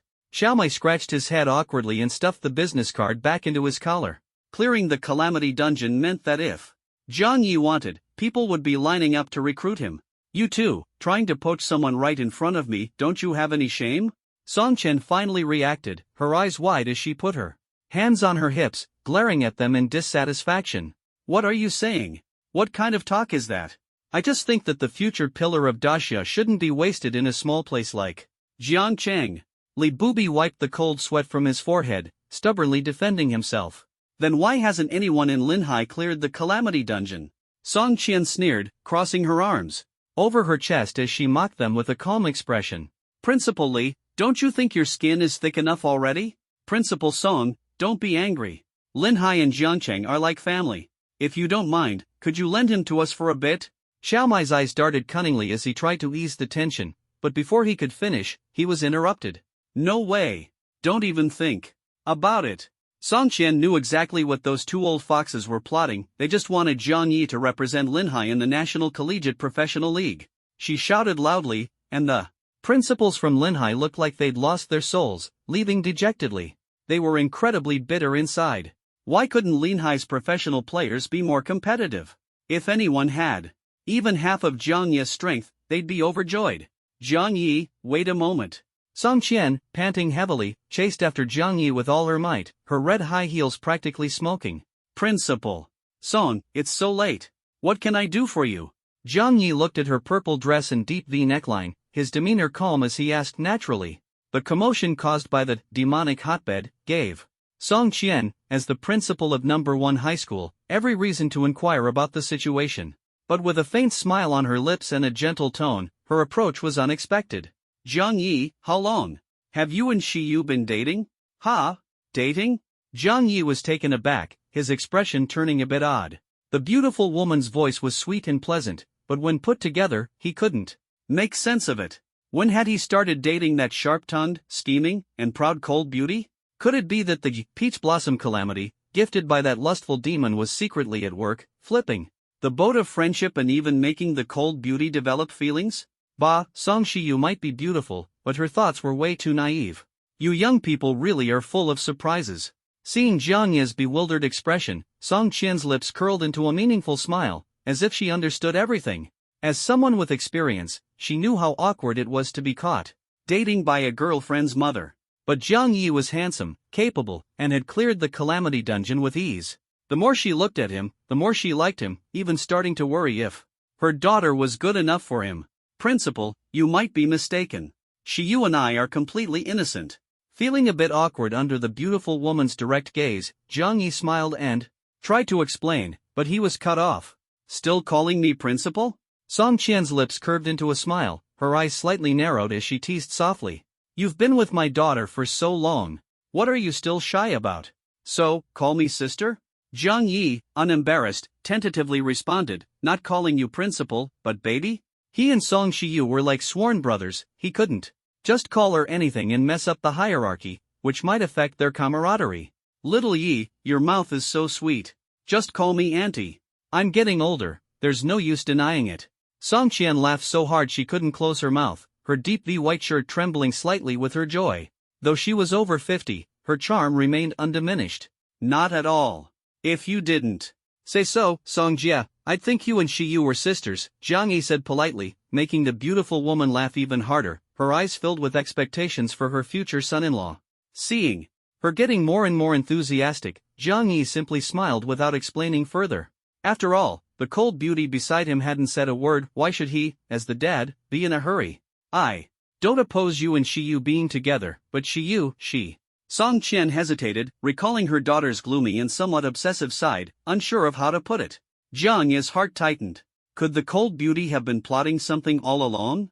It's just that Shiyu might be a bit of a love-struck fool. Song Qian leaned in, her brows slightly furrowed, her face full of worry. With her back to her daughter, she whispered complaints. At home, during meals, while sleeping, even while bathing, she keeps muttering your name. She even has your photo on her bedside table. I suspect she secretly took it. She likes to write in her diary too. It's locked, so as her mom, I can't read it, but I guess the content is probably about you? The beautiful woman listed the cold beauty's little crimes one by one. Jiang Yi felt his scalp tingle as he listened. He hadn't expected the cold beauty to be a hidden lunatic. Mom! Song Shiyu finally couldn't hold back. Her face flushed bright red, like a steaming doll emitting heat. She stepped forward, angrily elbowing her mom to interrupt the little report, then grabbed Jiang Yi and ran off. If her mom kept talking, her privacy would be completely exposed to Jiang Yi. Once they were out of the yellow warning zone, Song Shiyu bent over, gasping for breath. Jiang Yi looked at her shy and guilty expression, the corners of his mouth lifting slightly as he teased, I heard you mutter my name at home, secretly take my photos, and even write inappropriate diary entries? Who writes diaries? Anyway? This ice-cold beauty, Song Shiyu, claimed to dislike him but secretly liked him, a tsundere with an adorable contrast. Nonsense. I didn't. Song Shiyu's face turned bright red as she shyly denied it. She was so embarrassed she didn't even dare to lift her head, her face as red as a ripe apple. Oh no, she really did do it. Don't try to deny it. Auntie already told me everything.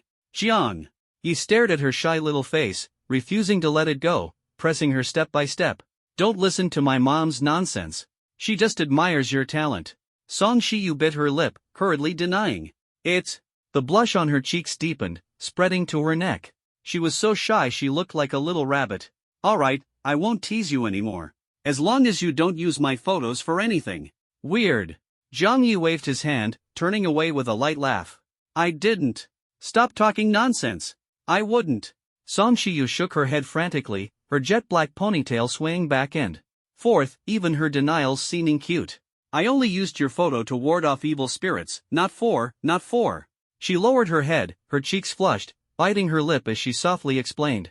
Her hands tightly gripped the hem of her skirt, her fingers turning pale from the tension, the skirt trembling slightly. She mumbled something inaudible, her footsteps gradually fading away. Suddenly, realizing something, Song Shiyu looked up, only to see Jiang Yi's figure already swallowed by the crowd. Damn it, he tricked me again. She bit her lip, stomping her foot in frustration. That Jiang Yi, he only knew how to bully her. Next time, it won't be as simple as using photos. Don't let me catch your weakness. Song Shiyu snorted coldly, her face regaining its usual icy demeanor after the blush faded. She wasn't someone to be trifled with. Since she'd suffered a loss, she had to bite back. Shiyu, did you upset Xiaoye? Didn't I tell you before? You're already this old, and you still haven't learned to control your temper? At home, your mother can tolerate you, but once you're married, your mother-in-law might not. You never let anyone have peace of mind. Watching Zhang Yi walk away while her daughter returned alone, Song Qian's face turned cold as she scolded her disapprovingly. Her daughter's bad temper was as cold as ice. If she didn't change, she'd suffer in the future. Mom! It was clearly him bullying me. Song Shiyu froze, biting her lip as tears welled up in her eyes, feeling extremely wronged. Not only did her mother not take her side, but she even teamed up with Zhang Yi to bully her. How awful. Xiaoye is so good, would he be as childish as you and bully you? Song Qian snorted coldly, tugging at Song Shiyu's slightly flushed earlobe as she sternly reprimanded her. What a joke, Zhang Yi was so good, how could he bully anyone? On the contrary, her own daughter, with her bad temper, would surely suffer after getting married. Nearby, Qin Xiang shrugged and said with a helpless smile, "See? I told you she wouldn't be able to argue her way out." She had long known that Song Shiyu would end up flustered and retreating. After all, Zhang Yi wasn't someone who could be easily defeated. Otherwise, the ambiguous actions she had taken in the game would have already cost her dearly. I really don't get it. The more I look, the more confused I get. Qin Yu smiled bitterly, scratching his head awkwardly. Of course, you don't get it. When you were young, you weren't as handsome as Xiaoye, nor did you have so many people chasing after you. Qin Xiang pursed her lips, letting out a light hum with a hint of disdain. Her Xiaoye was not someone ordinary people could compare to. Her beautiful eyes reflected Jiang Ye's figure as he walked farther away, and a faint smile appeared at the corner of her lips. Xiaoye, don't let your sister chase you for too long. If the chase lasted too long, that place would feel lonely and painful. What kind of joke is this? That statement is way out of line. Qin Yu's face darkened, full of disappointment. When he was young, he was considered handsome, not as much as Zhang Yi, but still somewhat good-looking. Who would like a goblin anyway? You get upset when I tell the truth. Qin Xiang pouted, letting out a dissatisfied hum, her face showing a trace of impatience. Zhang Yi had left, and there was no point in staying any longer. What a pity. Such a beautiful moonlit night, and it's already late. I can't force you to stay. Even though I brought my ID and charger, I can't find an excuse to make you take me home. Qin Xiang left directly, unable to suppress the feeling of regret in her heart. Only a few old principals were left, standing there, looking at each other in dismay. Recently, there have been continuous signs of demon appearances. I'm afraid the seal on the abyss is weakening. As for Zhang Yi, we must strengthen his protection. We can't let anyone with ill intentions ruin this genius. Although Qin Yu had lost face in front of his daughter, he wasn't discouraged. With a serious expression, he proposed countermeasures. The principals, though feeling helpless, couldn't help but feel delighted when they thought of Zhang Ye's achievements. For hundreds of years, no one had been able to clear low-level dungeons, let alone speedrun them twice. His strength was extraordinary and must be nurtured as a key figure in the fight against the abyss in the future. He's truly worthy of being my son-in-law. Accumulated 50,000 points, ranked first, even surpassing the sister of the Moonlit Sword Immortal. Song Qian's face was filled with a proud smile. Her daughter might not be capable, but her son-in-law brought her great pride. It hasn't officially started yet, so don't jump to conclusions, Principal Song. Qin Yu snorted coldly, reminding her. That's right. The future is still full of uncertainties. My daughter also has a chance to prove herself. Li Bubi adjusted his glasses, smiling as he joined the conversation, unable to resist trying to poach talent. Old man, your daughter is only 8 years old, isn't she? How dare you say that? Humph, I'm different. My sister isn't married yet. Xiao Mai snorted in response, and the atmosphere gradually grew tense. Your sister is almost 50. Are you serious? What do you know? A woman 3 years older is like holding gold. A woman 30 years older gives you a kingdom. Xiao Mai stammered, his face turning bright red, blurting out phrases like embrace gold and offer the kingdom, which made the principals chuckle and instantly lightened the atmosphere. Who would have thought that these principals would argue so fiercely over a young boy, completely disregarding their image? By the time they left Xuana Square, it was already late at night. Accommodations had been arranged in advance, and Zhang Yi, exhausted from the day's events, did not follow the crowd to leave. He planned to rest for the night and return home tomorrow. It wouldn't be too late. After all, the 100-day competition had just ended, and there was a short break ahead. Since Jiangcheng hadn't opened any new dungeons, Jiang Yi wasn't in a rush to push forward. Instead, he wanted to recharge and familiarize himself with his abilities. "Brother, I've already booked the room." Shumoli caught up to him, a smile on her lips as she waved her phone at Jiang Yi. "Why did you only book one room?" Jiang Yi frowned as he stared at the screen. His frugal little sister had gone too far in saving money, just one room for two people, and they were also bringing along Silver Dragon G and the Fallen Angel. A single king-sized bed wouldn't be enough. "They're all fully booked, there's nothing I can do." Shumoli turned her head away, pouting shyly. In truth, it wasn't that the room couldn't accommodate them, she had her own ulterior motives. Thinking about being able to lean against her brother later, Shumoli couldn't help but take a deep breath, her legs lightly crossing. Luckily, the underwear she wore today was a matching set with a blue and white bear pattern, especially cute. "Forget it," Jiang Yi sighed, choosing not to expose his sister's little scheme. He simply poked her cheek lightly and tapped it gently. "Don't kick off the blanket tonight." The night was a bit chilly, and he didn't want to have to get up in the middle of the night to cover her. "I'm not a child. I don't need you to cover me." Shumoli huffed in dissatisfaction, clinging to Jiang Yi's arm and leaning against his chest, feeling a bit uncomfortable. "Molly is really clingy," Hill sighed, obediently following behind Jiang Yi without competing for attention this time. After a tiring day, she didn't want to argue with her little sister-in-law. "Drink more milk so you can grow taller." Gabriel smiled gently, offering a kind reminder. After all, she didn't want the master to feel uncomfortable. They walked along the long street of the small town, the streetlights dim, and soon arrived at the inn. Jiang Yi asked Hill to take his sister upstairs first, using the excuse of going to the convenience store to buy something. Once they entered the room, his expression turned cold as he walked away along the street. "How long are you planning to follow me?" Jiang Yi suddenly turned around, grabbing the trembling girl crouched under the streetlight. Pei Qinghuan curled up like a frightened little quail, hugging her head tightly. Under the streetlight, she wore a light green dress, her demeanor soft and exuding the gentle charm of a southern girl. Her face was pale, her expression panicked, and she looked pitiful. I wasn't following you." Pei Qinghuan lowered her head, weakly defending herself. She was just lost, definitely not a stalker. "Then why are you crouching here? Are you here to use the bathroom?" Jiang Yi leaned down and touched her head, his tone tinged with coldness. You. Her forehead was lightly touched, her hair slightly disheveled.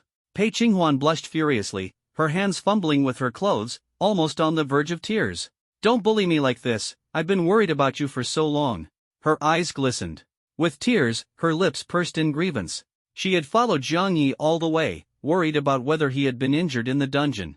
But her good intentions were misunderstood, and now he was treating her like this. She didn't want to be a punching bag. "Aren't you going back to Linhai?" Jiang Yi reached out, crouching down, and asked gently. Pei Qinghuan bit her lip, turning her head away in frustration. "Big bully, I'm not talking to you." Jiang Yi's lips twitched. This female sword immortal, though cold and proud, was so adorably vulnerable that he couldn't help but tease her. She was like a fairy who had descended to the mortal world, allowing him to toy with her. Logically, the aloof sword immortal should have stormed back to Linhai in anger. But instead, she secretly followed him, clearly worried about whether he had been hurt. Feeling the awkwardness and bitterness in the air, Jiang Yi squatted down helplessly and gently wiped away the tear stains on her face. "I'm fine." The warmth of his fingertips made Pei Qinghuan tremble involuntarily. She raised her head, pursed her lips, and stubbornly said, "Who cares if you're hurt or not, you self-righteous jerk." He just loved bullying her, loved it to death, so he might as well keep bullying her. "I'm self-righteous, I'm a jerk, but I'm not hurt." Jiang Yi wasn't angry, instead, he laughed. Dealing with a headstrong girl, he simply and directly pinched her cheek lightly. In an instant, her pitiful face was twisted by his hand, making all sorts of expressions. Ugh! Pei Qinghuan couldn't hold back anymore. Tears welled up in her eyes, and she laughed in frustration. "You can't bully people like this. If you can still laugh, it means you're not that angry. Get up, it's midnight. If you don't want me to keep bullying you, hurry back." Seeing her angry was better than being ignored, Jiang Yi clapped his hands, stood up, and said with a smile, "I'm not angry, I'm not angry, I'm not angry." Pei Qinghuan silently repeated to herself several times, her cheeks puffed up like a hamster, her heartbeat quickening. "I'm not going back," she said angrily, her eyes wide open. "Suit yourself, just don't follow me." Jiang Yi pursed his lips, issued a warning, and prepared to leave. If he dragged this out too long, his sister would worry. If she got jealous, it would take ages to coax her. Wait. Seeing Jiang Yi turn away, Pei Qinghuan bit her lip in frustration, stood up abruptly, but twisted her ankle and stumbled onto Jiang Yi's back. Her soft body leaned against him, her black hair covering her face, her cheeks flushed, and her eyes seemed to carry a layer of mist. Pei Qinghuan. Feeling her leaning on him, Jiang Yi sighed. Don't tell me. You couldn't find a place to stay? Pei Qinghuan lay on his back, her heart racing, biting her lip uncontrollably, and softly pleaded, I didn't bring money, I can't go back, and I have nowhere to stay. Could you let me crash for the night? She said it. Damn it, Pei Qinghuan, what are you doing?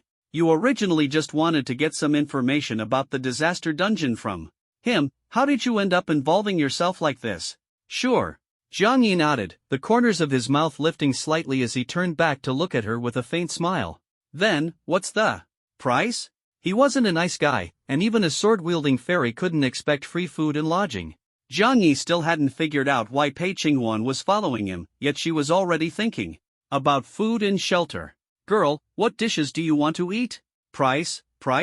What exactly are you planning?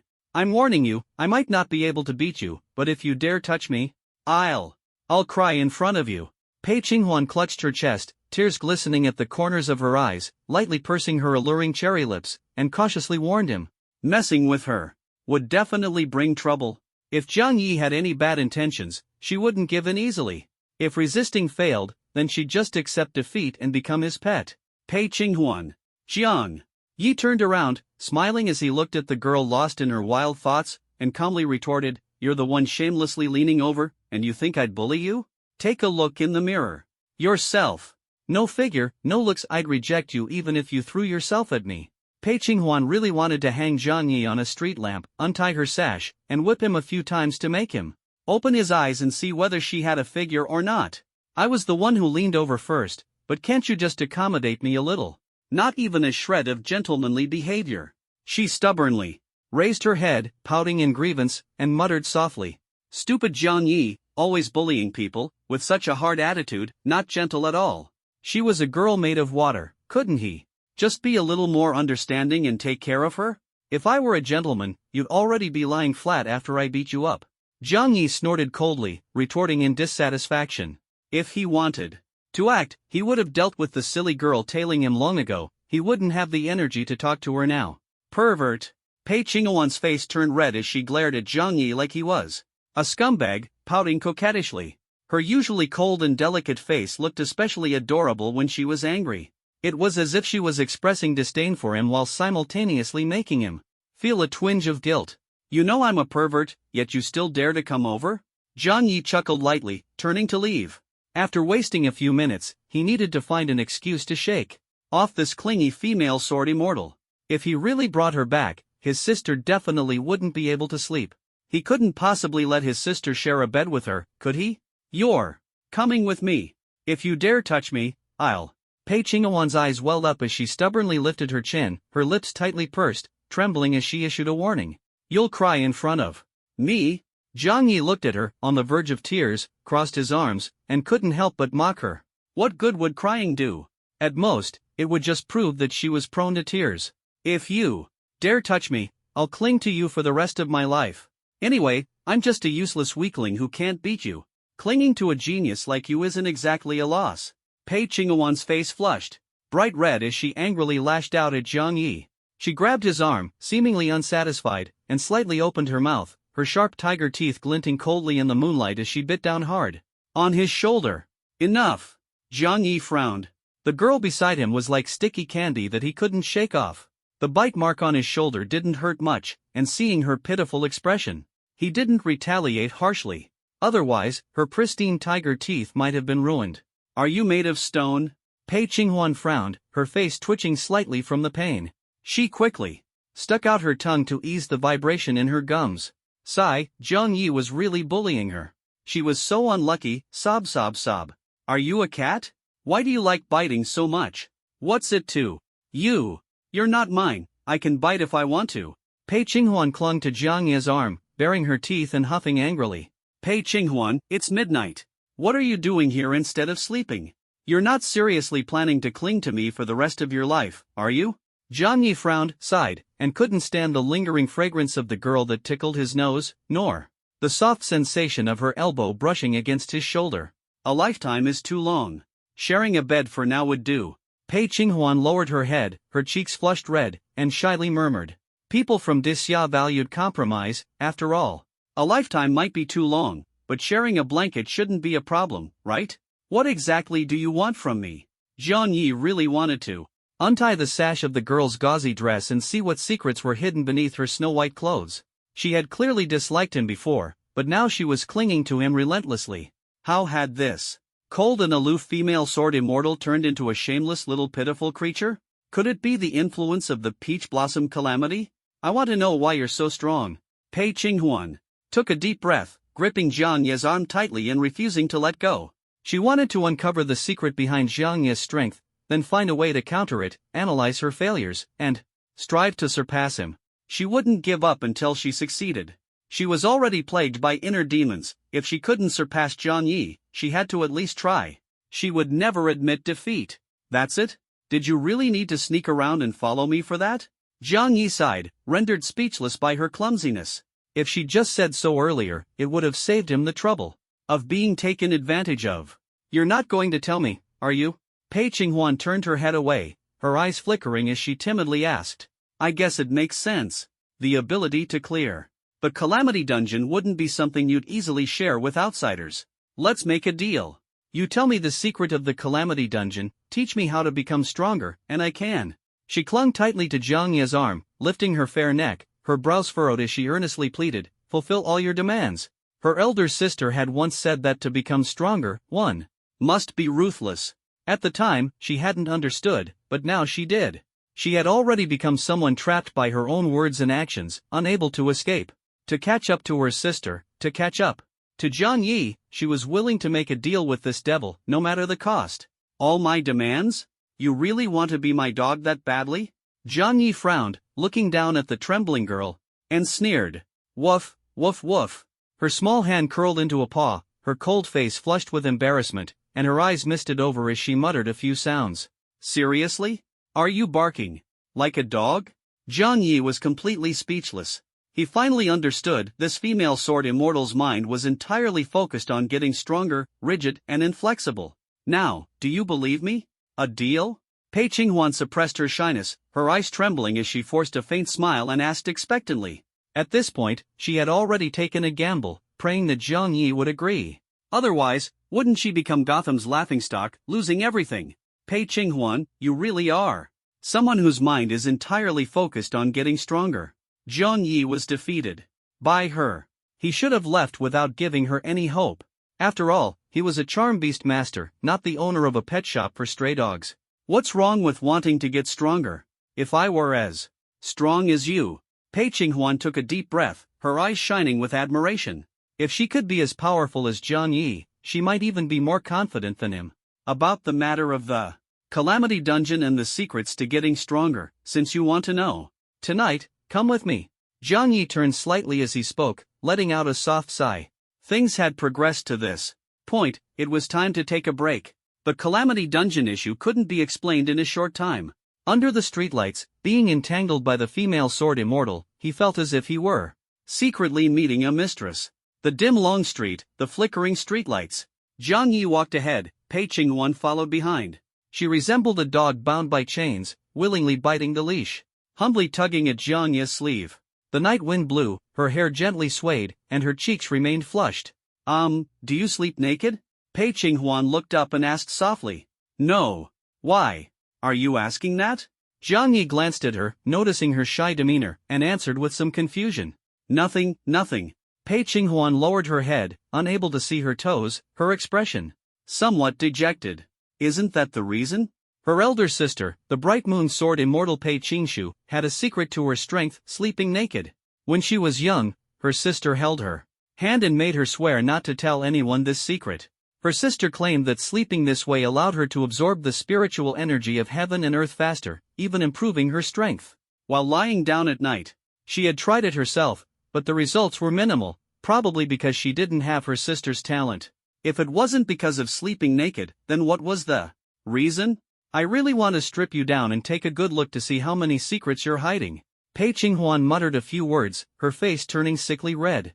After her defeat, her mind was in chaos, almost losing herself. She had to figure it out to find a solution. Muttering to yourself, "You're not bad-mouthing me, are you?" Jiang Yi suddenly stopped walking. The distracted school beauty bumped into his back, like a little monster charging with a ball. A fragrant scent filled the air, soft and tender. At the inn's entrance, the school beauty behind him blushed like a ripe apple. Suddenly stopping, she couldn't handle it. "We're here. You can still change your mind now."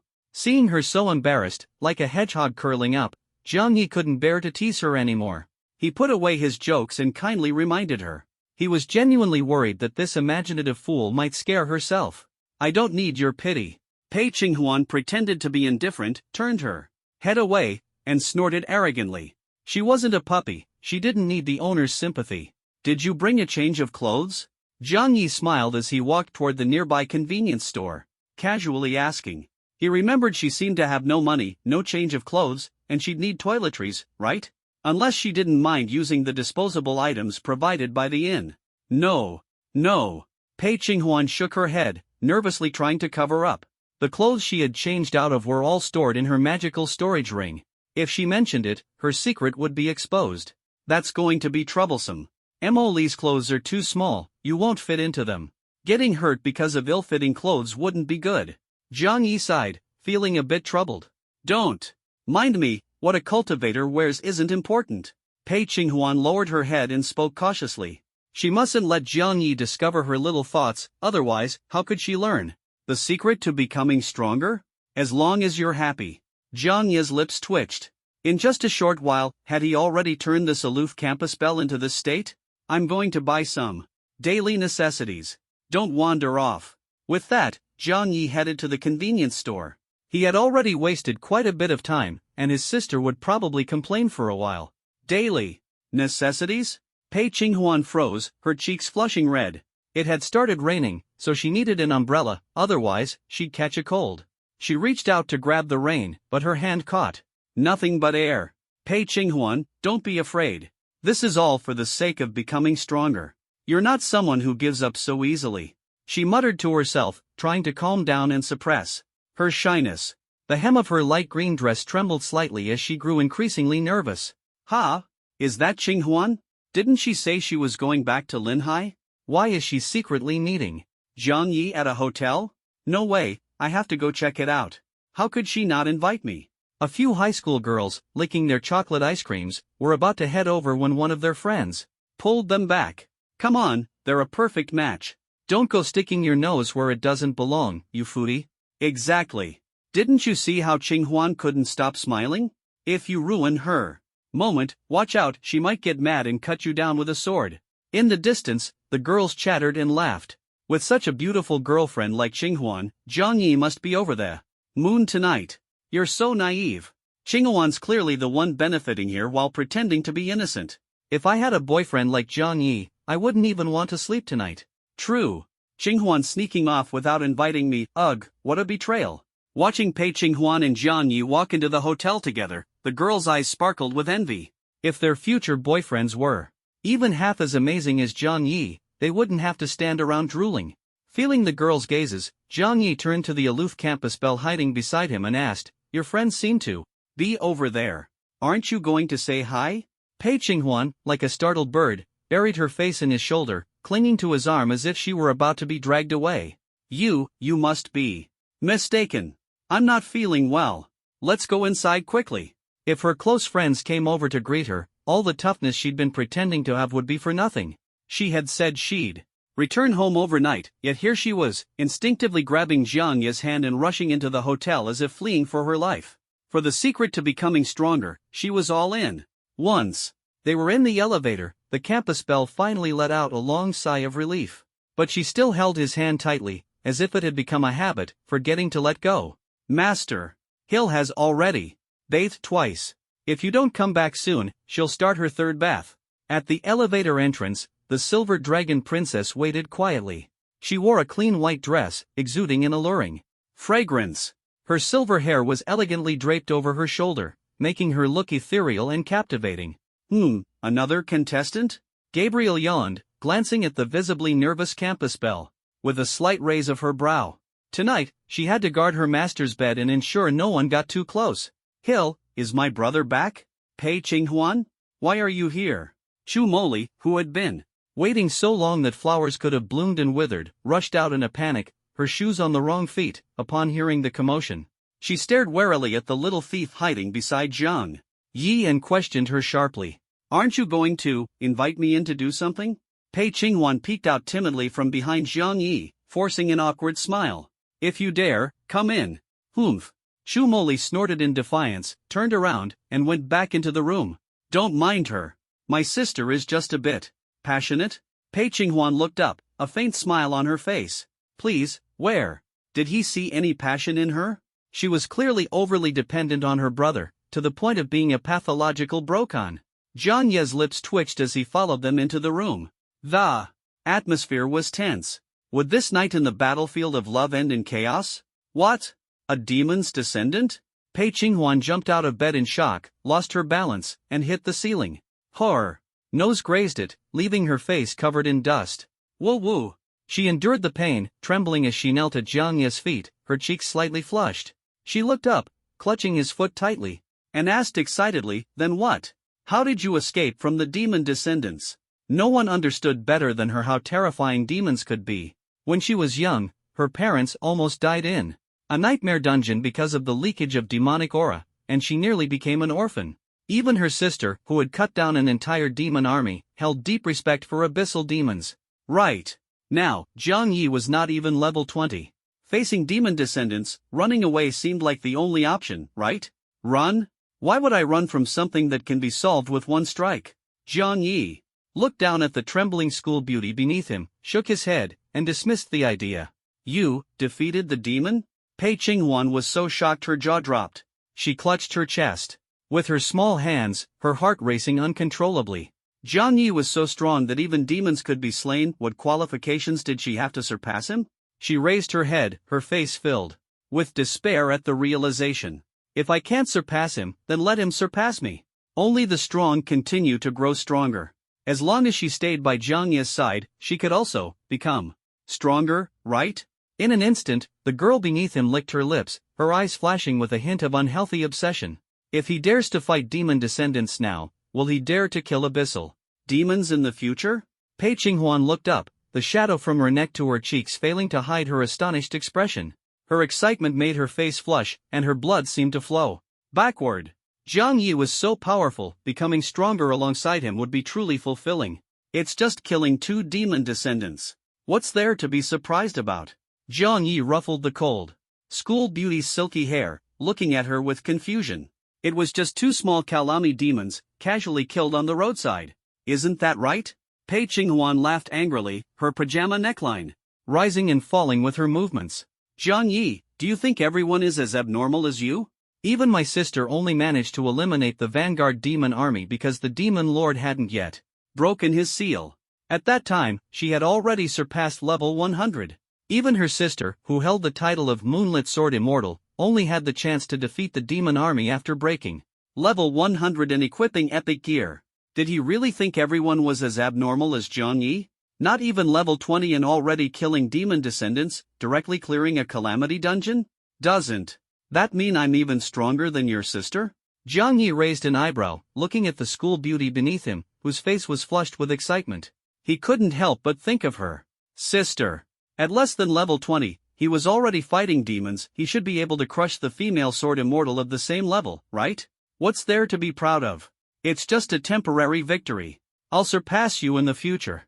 Pei Qinghuan knelt on the ground, clutching the hem of her nightgown, puffing out her cheeks, and huffing angrily. Then take your time surpassing me. I'm going to rest now. Zhang Yi yawned, looking a bit bored, and lay down, pulling the blanket over himself. Lights off, sleep. What the heck? You still haven't told me the secret to your strength. In the dim light, Pei Qinghuan clenched her fists and complained. Qinghuan, being angry won't help. You might as well rest early and ask him tomorrow morning. Chu Moli perked up her ears, burying her soft body under the air-conditioned blanket. She had been secretly listening for a long time. She had observed Pei Qinghuan for a while, initially thinking she was a sly fox, only to realize she was a defeated puppy being kept in check, wagging her tail for affection in front of her brother. Ugh! Pei Qinghuan glanced at Jiang Yi, who was sleeping with his back to her, and had no choice but to give up. She couldn't just crawl into his bed and blush while saying goodnight. She bit her lip, glancing back at Jiang Yi's silhouette, and climbed into her own bed in defeat. Late at night, the girls always managed to bond. Jiang Yi, half asleep, could faintly hear their laughter. Qinghuan, what did you grow up eating? Chu Moli lightly poked the cold campus belle's chest. A moment later, the madness gradually subsided. The air was thick with the stench of blood, and the black-clad figures vanished in an instant. 10 skeletons collapsed in a pool of blood, their ivory-white frames trembling slightly. Hiss! A heavy, labored breathing emerged from the mist. A black serpent thrust its head out, wrapped in strands of river weed. Its scarlet eyes glared fiercely at its surroundings, a putrid tongue flicking out as its cold gaze swept the area. Blood dripped freely from its head, streaming down the black scales in slow rivulets. From the blood-soaked ground, a ghastly pale figure emerged. Under the flickering light, her delicate face was pallid and sickly, her blood-red eyes still glistening with crimson droplets. Her lips were a purplish hue, and a split, serpentine tongue darted from her mouth, exuding an eerie, unsettling aura. Her ink-black hair cascaded like a waterfall, draping down to her waist, with a few stray locks veiling her snow-white skin. White, slender arms rested atop the serpent's head, giving her the appearance of a parasitic snake maiden. The sinister atmosphere was chilling to the bone. He. The people of Daxia truly are a nuisance. Fortunately, my serpent molting technique does not lose to my master's skills. As long as I seize the essence of this calamity dungeon, I can alleviate the bottleneck of my sealed powers. Her pale purple forked tongue flicked in perfect synchronization with the giant serpent beneath her. Pei Qingshu, you severed my physical body, but I will steal the fate of Daxia from your hands. When my blood Sakura resurrection breaks through, I will have my revenge. Her sickly face twisted unnaturally, and her icy laughter sent chills down the spine. She was none other than the enigmatic blood Sakura, who had infiltrated the dungeon to steal its mysterious essence. High above on the ceiling, the black serpent remained motionless. Hidden in the shadows, Jiang Yi held his breath, quietly listening to blood Sakura's self-talk. It seemed that within this calamity dungeon, there was a secret elixir capable of pushing humans to their limits, what they called the essence. What he hadn't expected was the vendetta between Blood Sakura and the illustrious sword immortal of Daxia, Pei Qingshu. Still, since this arrogant woman dared to extend her hand toward Daxia, Jiang Yi didn't mind taking the opportunity to teach her a lesson. He cast his gaze toward the snake maiden below, deciding to remain still for now, curious to see what more she might attempt. 10 years of frost cannot extinguish hot blood. Pei Qingshu, one day, I'll crush you underfoot. First, I'll break this bronze door, refine the soul of the dragon maiden, and devour the essence. That will heal much of my injuries, and then I can continue unearthing Daxia's treasures. Blood Sakura's lips curled into a cold smirk as her forked tongue flicked out. Her blood-red gaze fixed upon the rust-covered ancient bronze door. Unfortunately, the power of this calamity has reached its limit. The Yamata no Orochi cannot fully descend.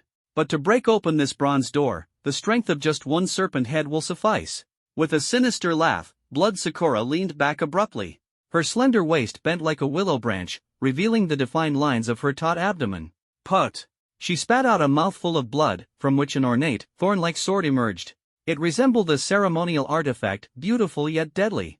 Kusanagi. Aim no Murakumo no Tsurugi. Straightening her body, she gripped the Aim no Murakumo sword with both hands. With a forceful swing, she slashed downward. Break for me! With a sharp cry, golden lightning surged forth from her sword, slicing through the air with a deafening crackle. Thunder and electricity erupted violently. Boom! The ancient bronze door groaned under the relentless strikes of lightning. The furious serpent did not relent, whipping its massive black tail like a battering ram, relentlessly slamming into the sealed door. Asterisk bang! Bang! Bang! Asterisk! The sounds of collision and strikes alternated in a cacophony of destruction.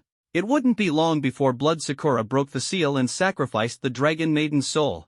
But at that moment, Jiang Yi made his move. Seal!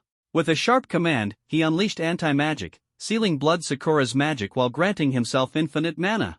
Who's there? The scarlet serpent eyes scanned the dim, yellowed ceiling. With her elite combat instincts, she immediately detected Jiang Yi's presence. At the same time, the Yamata no Orochi's tail surged with blood mist, striking out fiercely. The sound of the air being torn apart echoed loudly. "Get back!" Jiang Yi burst into laughter as he leaped down from the ceiling. With a twist of his energy, he unleashed reverse Tiangang. The terrifying serpent tail hurtling toward him was distorted by the golden power of time and bizarrely whipped back in its original direction. Boom!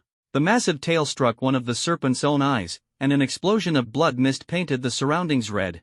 Ugh! A harrowing cry of agony reverberated through the air, stunning everyone in its wake. In almost an instant, Jiang Yi dealt a heavy blow to the Yamata no Orochi, directly shattering its eye. Even a legendary monster is no match for my brother. Chu Moli, hiding in the shadows, was filled with shock. So fast. I couldn't even see when he made his move, and the Yamata no Orochi's eye was already destroyed. Jiang Yi, I really want to lift your shirt and see just how strong you are. Pei Qinghuan took a deep breath, her face full of astonishment. Impossible. This is the Yamata no Orochi, and its eye was destroyed as soon as it appeared by the master? Sakurajima Yui's faith completely collapsed, her eyes wide and mouth agape. She had always lived well, and, in her impression, the Yamata no Orochi was terrifying beyond measure.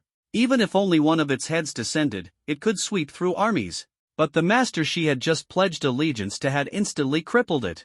This level of power was something even Sword Saint Miyamoto couldn't compare to back in the day. Ugh!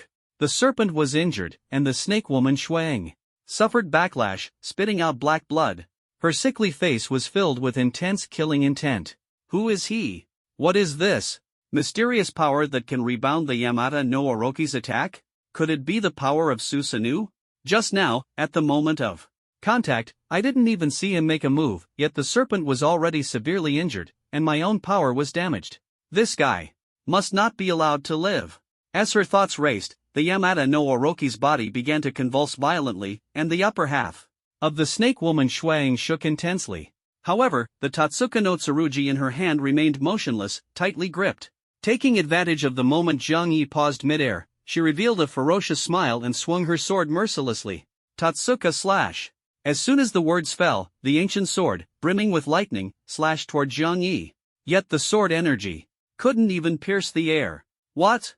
When was my magic sealed? Shuang screamed, her face full of shock. She had been silenced, and she hadn't even noticed. Meanwhile, Jiang Yi had already swiftly closed in on her, a faint smile appearing at the corner of his mouth. Damn it! Shuang's heart tightened as she met Jiang Yi's cold silver eyes, as if she were being stared down by an ancient ancestral dragon. This dark reptile instantly felt as though she had fallen into an icy abyss, her entire body stiffening, unable to move. Chrono ruin. The world suddenly froze. Jiang Yi extended his hand, and Gabriel swiftly swept past, exposing her heart. In an instant, he drew the blade of judgment hidden within the angel's heart and slashed without hesitation. A flash of golden light passed, and Jiang Yi brushed past Shuang. Splurt! Blood mist filled the air, and a pale woman's head floated in the sky, her blood-stained long hair fluttering in the sword's wind. Looking at the body slumped on the serpent's head, Shuang's eyes widened in disbelief as she muttered, "Am I dead? My head, how did it fly off?" Her vision spun, her mouth gaping, her forked red tongue tied in knots, her voice trembling. She saw blood spilling from her snow-white neck, as radiant as the evening glow. I'm still as beautiful as ever. Her thoughts went blank. No, why was she watching her own body like a bystander? Could it be I'm dead? The pain of her severed neck struck, and Shuang's face turned pale and grim, filled with a sickly ferocity. She dimly realized it, but it was too late, her head had already been severed. Who killed me? Was it that boy who descended from the heavens? Her head spun, and Shuang desperately widened her bloodshot eyes, frantically trying to capture the face of her killer. Her clone, formed by burning her lifespan, had been slain. If she couldn't find the mastermind, she would have died in vain. What greeted her was only a size 42 black sneaker. Jiang Yi descended from the sky, stomping on her head. Crunch! Blood splattered, and the dim tiles were covered in gore, looking utterly repulsive. Shuang died, her eyes refusing to close. Extraordinary clone slain, 100,000 experience points gained. Cleaning up the corpse. Heart devouring. Pill discovered on the blood-stained tiles.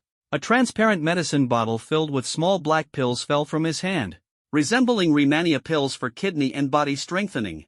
Name, Heart-devouring pill level, 30 quality, purple epic. Effect. Select a target and have them consume the heart-devouring pill. For a short time, the user will obey the consumer's every command. Heart-devouring pill.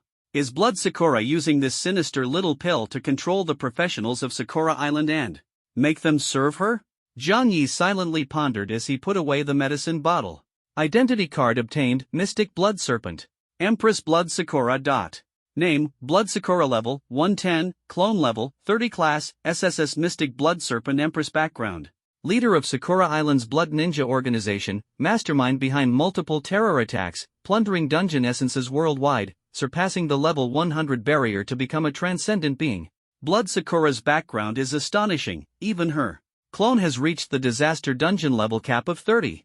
Her true form has broken human limits, becoming a transcendent being beyond level 100. But Blood Sakura was defeated by the Radiant Moon Sword Immortal, proving that top-tier professionals are all transcendent beings beyond level 100.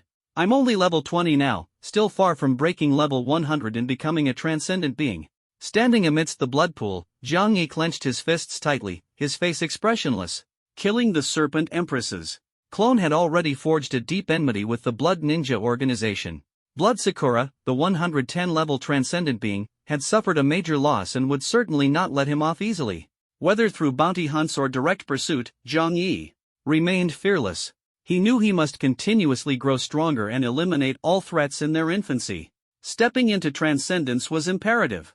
Let's start with some practice. Before dealing with that vile woman, I'll handle this big black snake.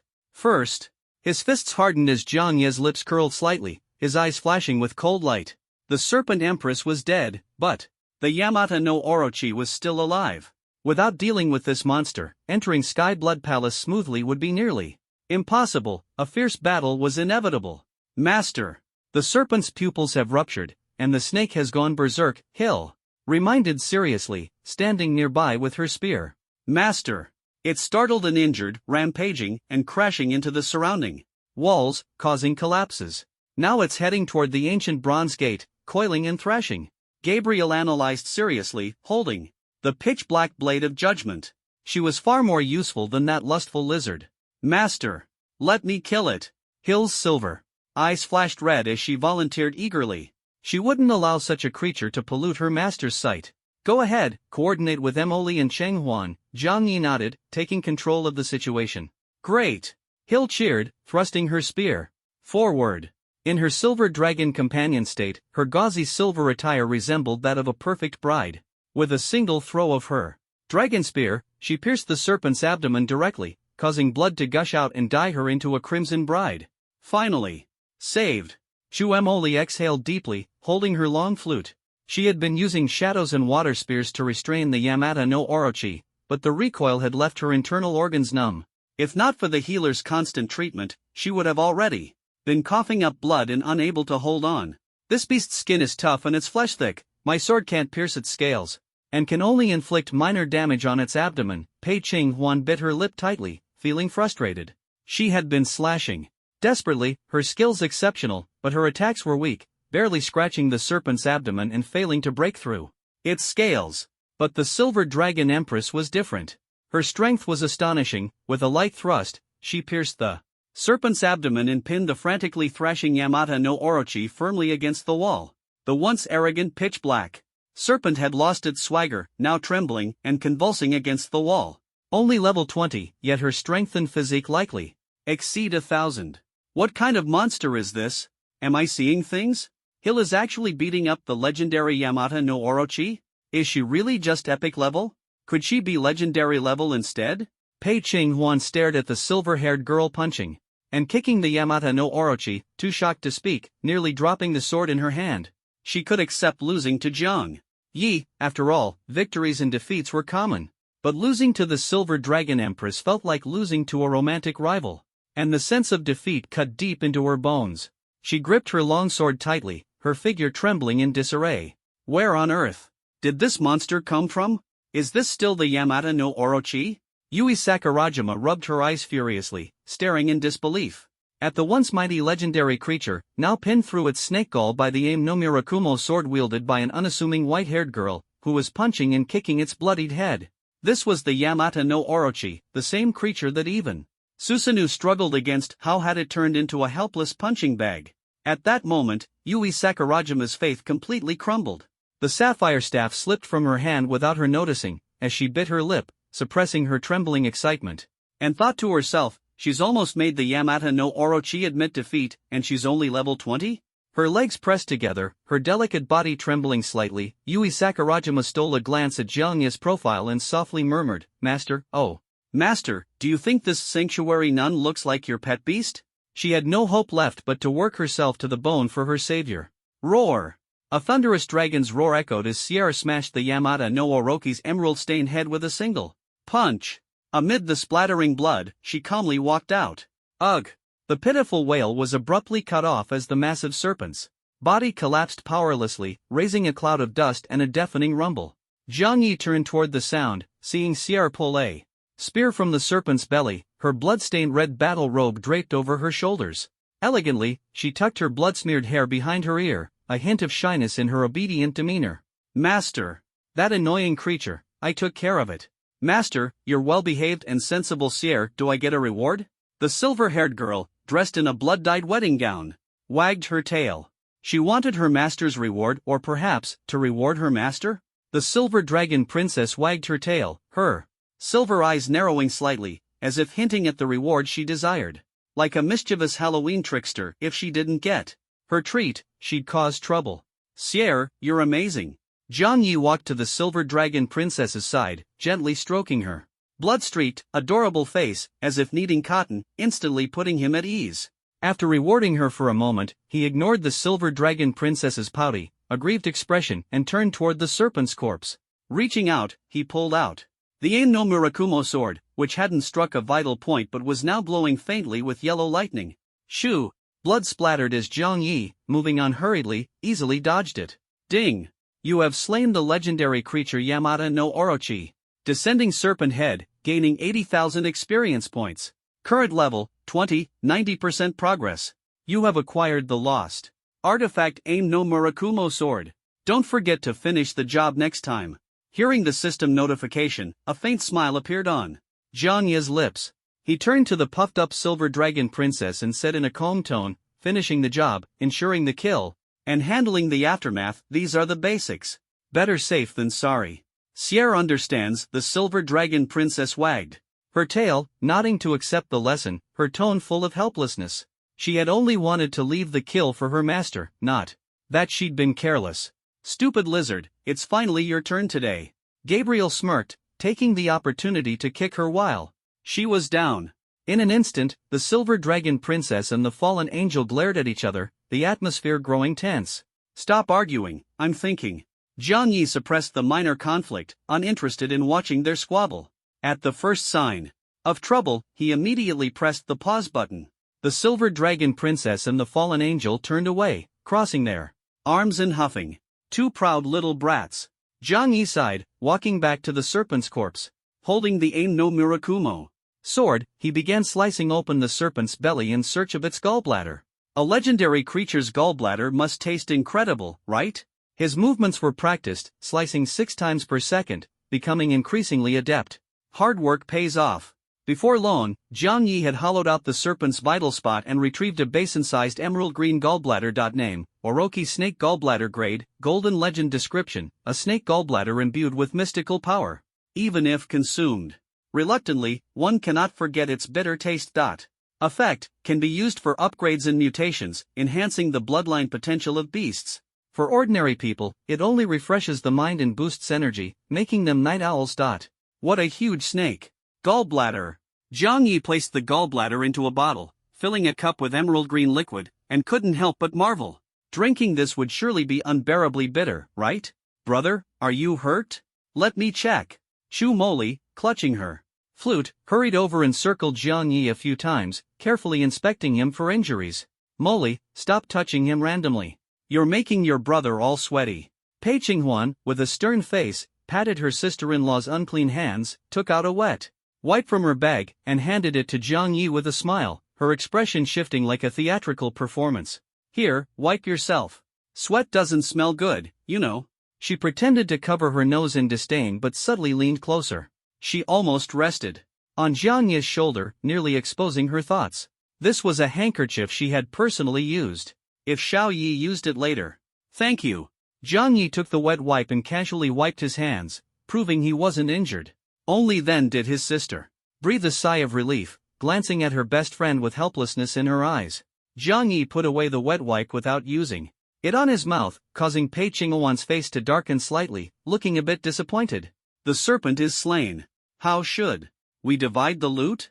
Jiang Yi gathered his teammates to discuss the distribution. Killing Orochi had yielded quite a haul. There was even a full set of epic armor, though unfortunately, it was a nun set, which Jiang Yi couldn't wear. Other miscellaneous equipment was scattered all over, dazzling to the eye. Besides the equipment, the serpent's corpse itself was top-tier material, but it was too massive, so Jiang Yi could only store it in sections. Naturally, this task fell to Gabriel, who took on all the dirty and tiring work. While picking the spoils, the Silver Dragon Princess couldn't wait any longer. Clearly biased. So, how should we allocate the snake gallbladder, the Kusanagi sword, and this epic nun set?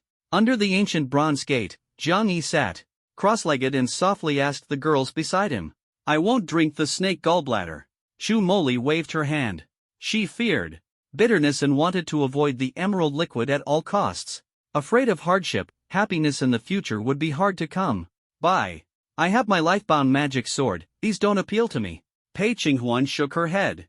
She wasn't interested in external items except for Jiang Yi, of course.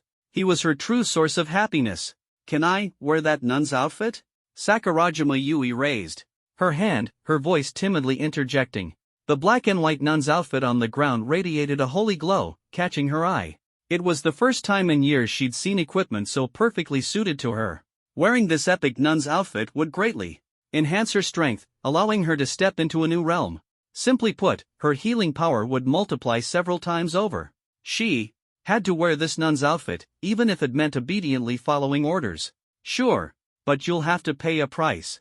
Jiang Yi stared at the green-haired girl with glasses, a slight smile curling his lips. No problem. Sakurajima Yui breathed a sigh of relief, her hand on her collar loosening, causing a button to pop off. She wasn't just an ordinary girl, she was someone silently bearing a heavy burden. I can provide each of you with a set of epic equipment. Jiang Yi remained silent, and Sakurajima Yui couldn't help but extend 3 fingers, nervously gasping for air. She had a complete supply chain for abyssal equipment, so providing a few sets of epic gear was no issue. What she lacked least was money. 5 sets. Jiang Yi spread his hand, driving a hard bargain. A 1-for-5 trade, what a profit. And binding this bespectacled girl to his side as a healing support? Practically free. No sets, fine, 5 sets it is. Sakurajima Yui bit her lip, her face turning as red as a ripe apple, and answered breathlessly. She couldn't wear 5 sets, but exchanging them for fitted epic gear meant she definitely wasn't losing out. As for the subsequent enhancements, such an extraordinary set of equipment is a rare opportunity. If missed, who knows how long it would take to encounter it again. She couldn't wait that long. Deal. Jiang Yi extended his hand, nodding with a smile.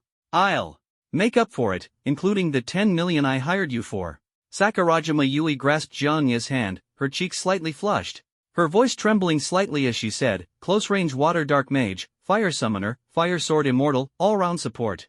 And me, the beast master. When can you gather all this equipment? Jiang Yi released her hand and seriously stared at the girl with green-framed glasses. He didn't have much time to waste waiting. If it could be delayed for long, he would have farmed it himself already. After finishing the dungeon, at most within a week. Sakurajima Yui clutched her chest and solemnly promised. That's good. Jiang Yi nodded, the transaction successfully completed. 5 sets of top-tier epic equipment, definitely a huge profit. The green-haired girl with glasses hugged her newly purchased nun outfit, grinning from ear to ear. A win-win. Then, this snake gall and the Aim no Murakumo sword. Jiang Yi pointed at the bottle of emerald green liquid and the lightning flashing sword, frowning as he asked. The girls exchanged glances and smiled, speaking in unison, they're all yours. Who else but you is worthy of being their master? The essence of the Yatagarasu snake gall and the legendary artifact Aim no Murakumo sword were right before him. Yet, they weren't drawn to them. Only what suits oneself is truly the best. It's like trying to force a size AA battery into a AAA battery slot, it simply doesn't fit. More importantly, the girl's eyes sparkled, but they suppressed a hidden sense of irritation. Compared to Jianye's overwhelming charm of 2,500 points, these rewards were insignificant. They preferred quietly approaching him, savoring that sense of closeness. I don't want to suffer, nor do I use swords. Chu Moli waved her hand. Her face slightly red, repeating herself. She genuinely disliked hard labor. If her brother ate more fruit, he might enjoy some sweetness in the future. These are merely external things. Pei Qinghuan held her 3-foot-long sword, chuckling softly and shaking her head. The stronger Jiang Yi became, the greater her sense of accomplishment. These external items were merely investment costs, laying the foundation for better enjoyment in the future. I just want to be a nun, that's enough. Sakurajima Yui cradled the cool nun outfit, adjusted her glasses, and tilted her head with a gentle smile. She did feel a bit envious of the Aim no Mirakumo sword, but that was only to show off to Sister Xiaowu and spark the interest of the sword fanatic. That fool only knew how to amuse herself with the sword hilt and often got beaten up by Sister Xiaowu like a fool. It was truly worrying. Then I'll accept them. Jiang Yi nodded, not refusing, and carefully stored the snake gall and divine sword. The snake gall could be divided into 3 portions to enhance the bloodline potential of the Silver Dragon Princess and the Twin Angels, helping them evolve quickly into transcendent beings. The Aim no Murakumo sword wasn't suitable for the Silver Dragon Princess. Hill, that reckless one, loved gunplay like a dragon and enjoyed the thrill of frenzied combat. So, this sword was perfect for the fallen angel, serving as compensation for her. Drink it. Jiang Yi divided the emerald green juice into 3 bottles and pushed them toward the Silver Dragon Princess and the Twin Angels. Do I have to drink it? Hill pinched her nose, reluctantly took the juice, took a deep breath, and gulped it down. It tasted awful. Her complexion instantly turned pale, then greenish, followed by a hint of purple. She was extremely uncomfortable. Jiang Yi couldn't help but laugh, looking at her with a mix of amusement and concern. It turned out the Silver Dragon Princess was so afraid of bitterness, she'd need more training in the future. Bloodline potential. Enhanced, comprehended innate power, exhaustion. Exhaustion, master wind and rain, devour rivers, transform into the water sovereign, the uncrowned dragon. Still couldn't evolve. A trace of disappointment flashed in Jiang Yi's eyes, but he quickly smiled again. Evolving and upgrading one's destiny wasn't that simple. But it's not a loss. Hill awakened her innate power, gaining the formidable ability to command the waters of the world, the great rivers and seas. This little cutie, so full of vitality, might one day become the true Dragon King who commands the winds, clouds, and rain. Jiang Yi thought with anticipation. How powerful would the radiant Silver Dragon Princess become after mastering the art of draining the lake and transforming into the Dragon King?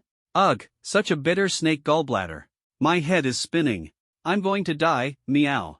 Hill stuck out her greenish tongue, lying weakly on Jiang Yi's lap, her breath faint. The snake gallbladder was unbearably bitter. Fortunately, her comprehension was high, and she successfully grasped her innate power, otherwise, all its suffering would have been in vain. Stupid lizard, don't you know that this kind of potion, which enhances bloodline potential, can be injected instead of just drunk?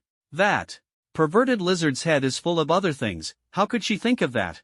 The Twin Angels mocked her in unison, holding a syringe filled with the snake gallbladder extract. The intelligence of the charming pets was being dragged down by this lizard. Injection. Hill's face turned pale, and she almost fainted. How foolish, why hadn't she thought of asking her master to help with the injection? Damn it! That perverted sheep beat me to it. Hill lay on Jiang Yi's lap, her mind in chaos. Shoo!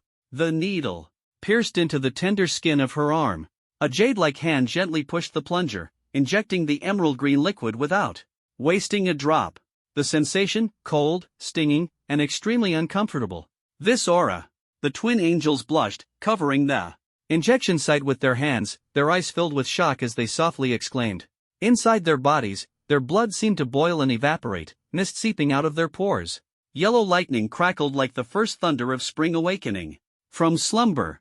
Bloodline potential enhanced. Innate power awakened, awakening thunder. Awakening thunder, as spring thunder roars, all things revive. Command the power of beginnings and eradicate all impurities. This power, is it thunder? Gabriel clutched her trembling, snow-white arm, her cherry-colored eyes flickering with yellow lightning. She had actually awakened the Divine punishment, thunder of angelic retribution against heretics, dealing 100% suppressive damage to heretics, demons, and all unclean entities. With this innate power, she would surely return to the Holy Hall in the future and become the ruler of the sanctuary, surpassing even the 12-winged seraphim. Here, take this sword for now. Jiang Yi handed the panting twin angels a small, long sword glowing faintly with yellow lightning, reaching out to gently rub their foreheads. This is a gift for me? Gabriel held the lightning-glowing long sword, her red tongue peeking out as tears shimmered in her cherry eyes, her voice trembling. Fool, isn't this a token of love? The twin succubi leaned close to her ear, their cheeks flushed, quietly correcting her. After speaking, both of their faces turned red, their hearts racing. Equipping this divine weapon will increase lightning damage by 200%, and the suppression against heretics will also double, reaching a despairing 200%. Holding the Ain no Murakumo sword, Gabriel couldn't put it down. The snake gallbladder evolution, the gift of a divine weapon, her master's kindness was immeasurable, and no amount of gratitude could repay it. As a personal maid, all Gabriel could do was obey orders and spend more time with her master in the future. Hill, Ari, are your bodies okay? Jiang Yi looked at the silver dragon princess and the fallen angel with a complex expression, unable to suppress his concern. Could there be any side effects? No problem, Hill shook her head. I'm fine too, just feeling a bit hot. Master, could you check on me? Gabriel lowered her head, lightly poking her index finger, her voice trembling. Alright, let's check. Jiang Yi nodded, not refusing. He began examining the silver dragon princess. In her trembling silver eyes, the blurry figure of the perverted sheep suddenly seemed much more agreeable. Indeed, conflict only led to mutual harm, cooperation brought greater rewards. It seemed she needed to change her approach. No injuries, and your condition is quite good. Jiang Yi rubbed the silver dragon princess's cheek, letting out a sigh of relief and smiling. Seeing that Hill was fine, he finally felt reassured. And me? How about me? Gabriel was anxious, her cheeks slightly flushed, her voice trembling as Gabriel lifted her beautiful face, gently parted her cherry-like lips, wide enough to easily fit an egg. Her teeth were white and healthy, her voice clear, and her throat showed no issues. Jiang Yi was confident, nodding slightly. He then examined the quiet and obedient angel sitting before him, checking her pulse and temperature, both normal.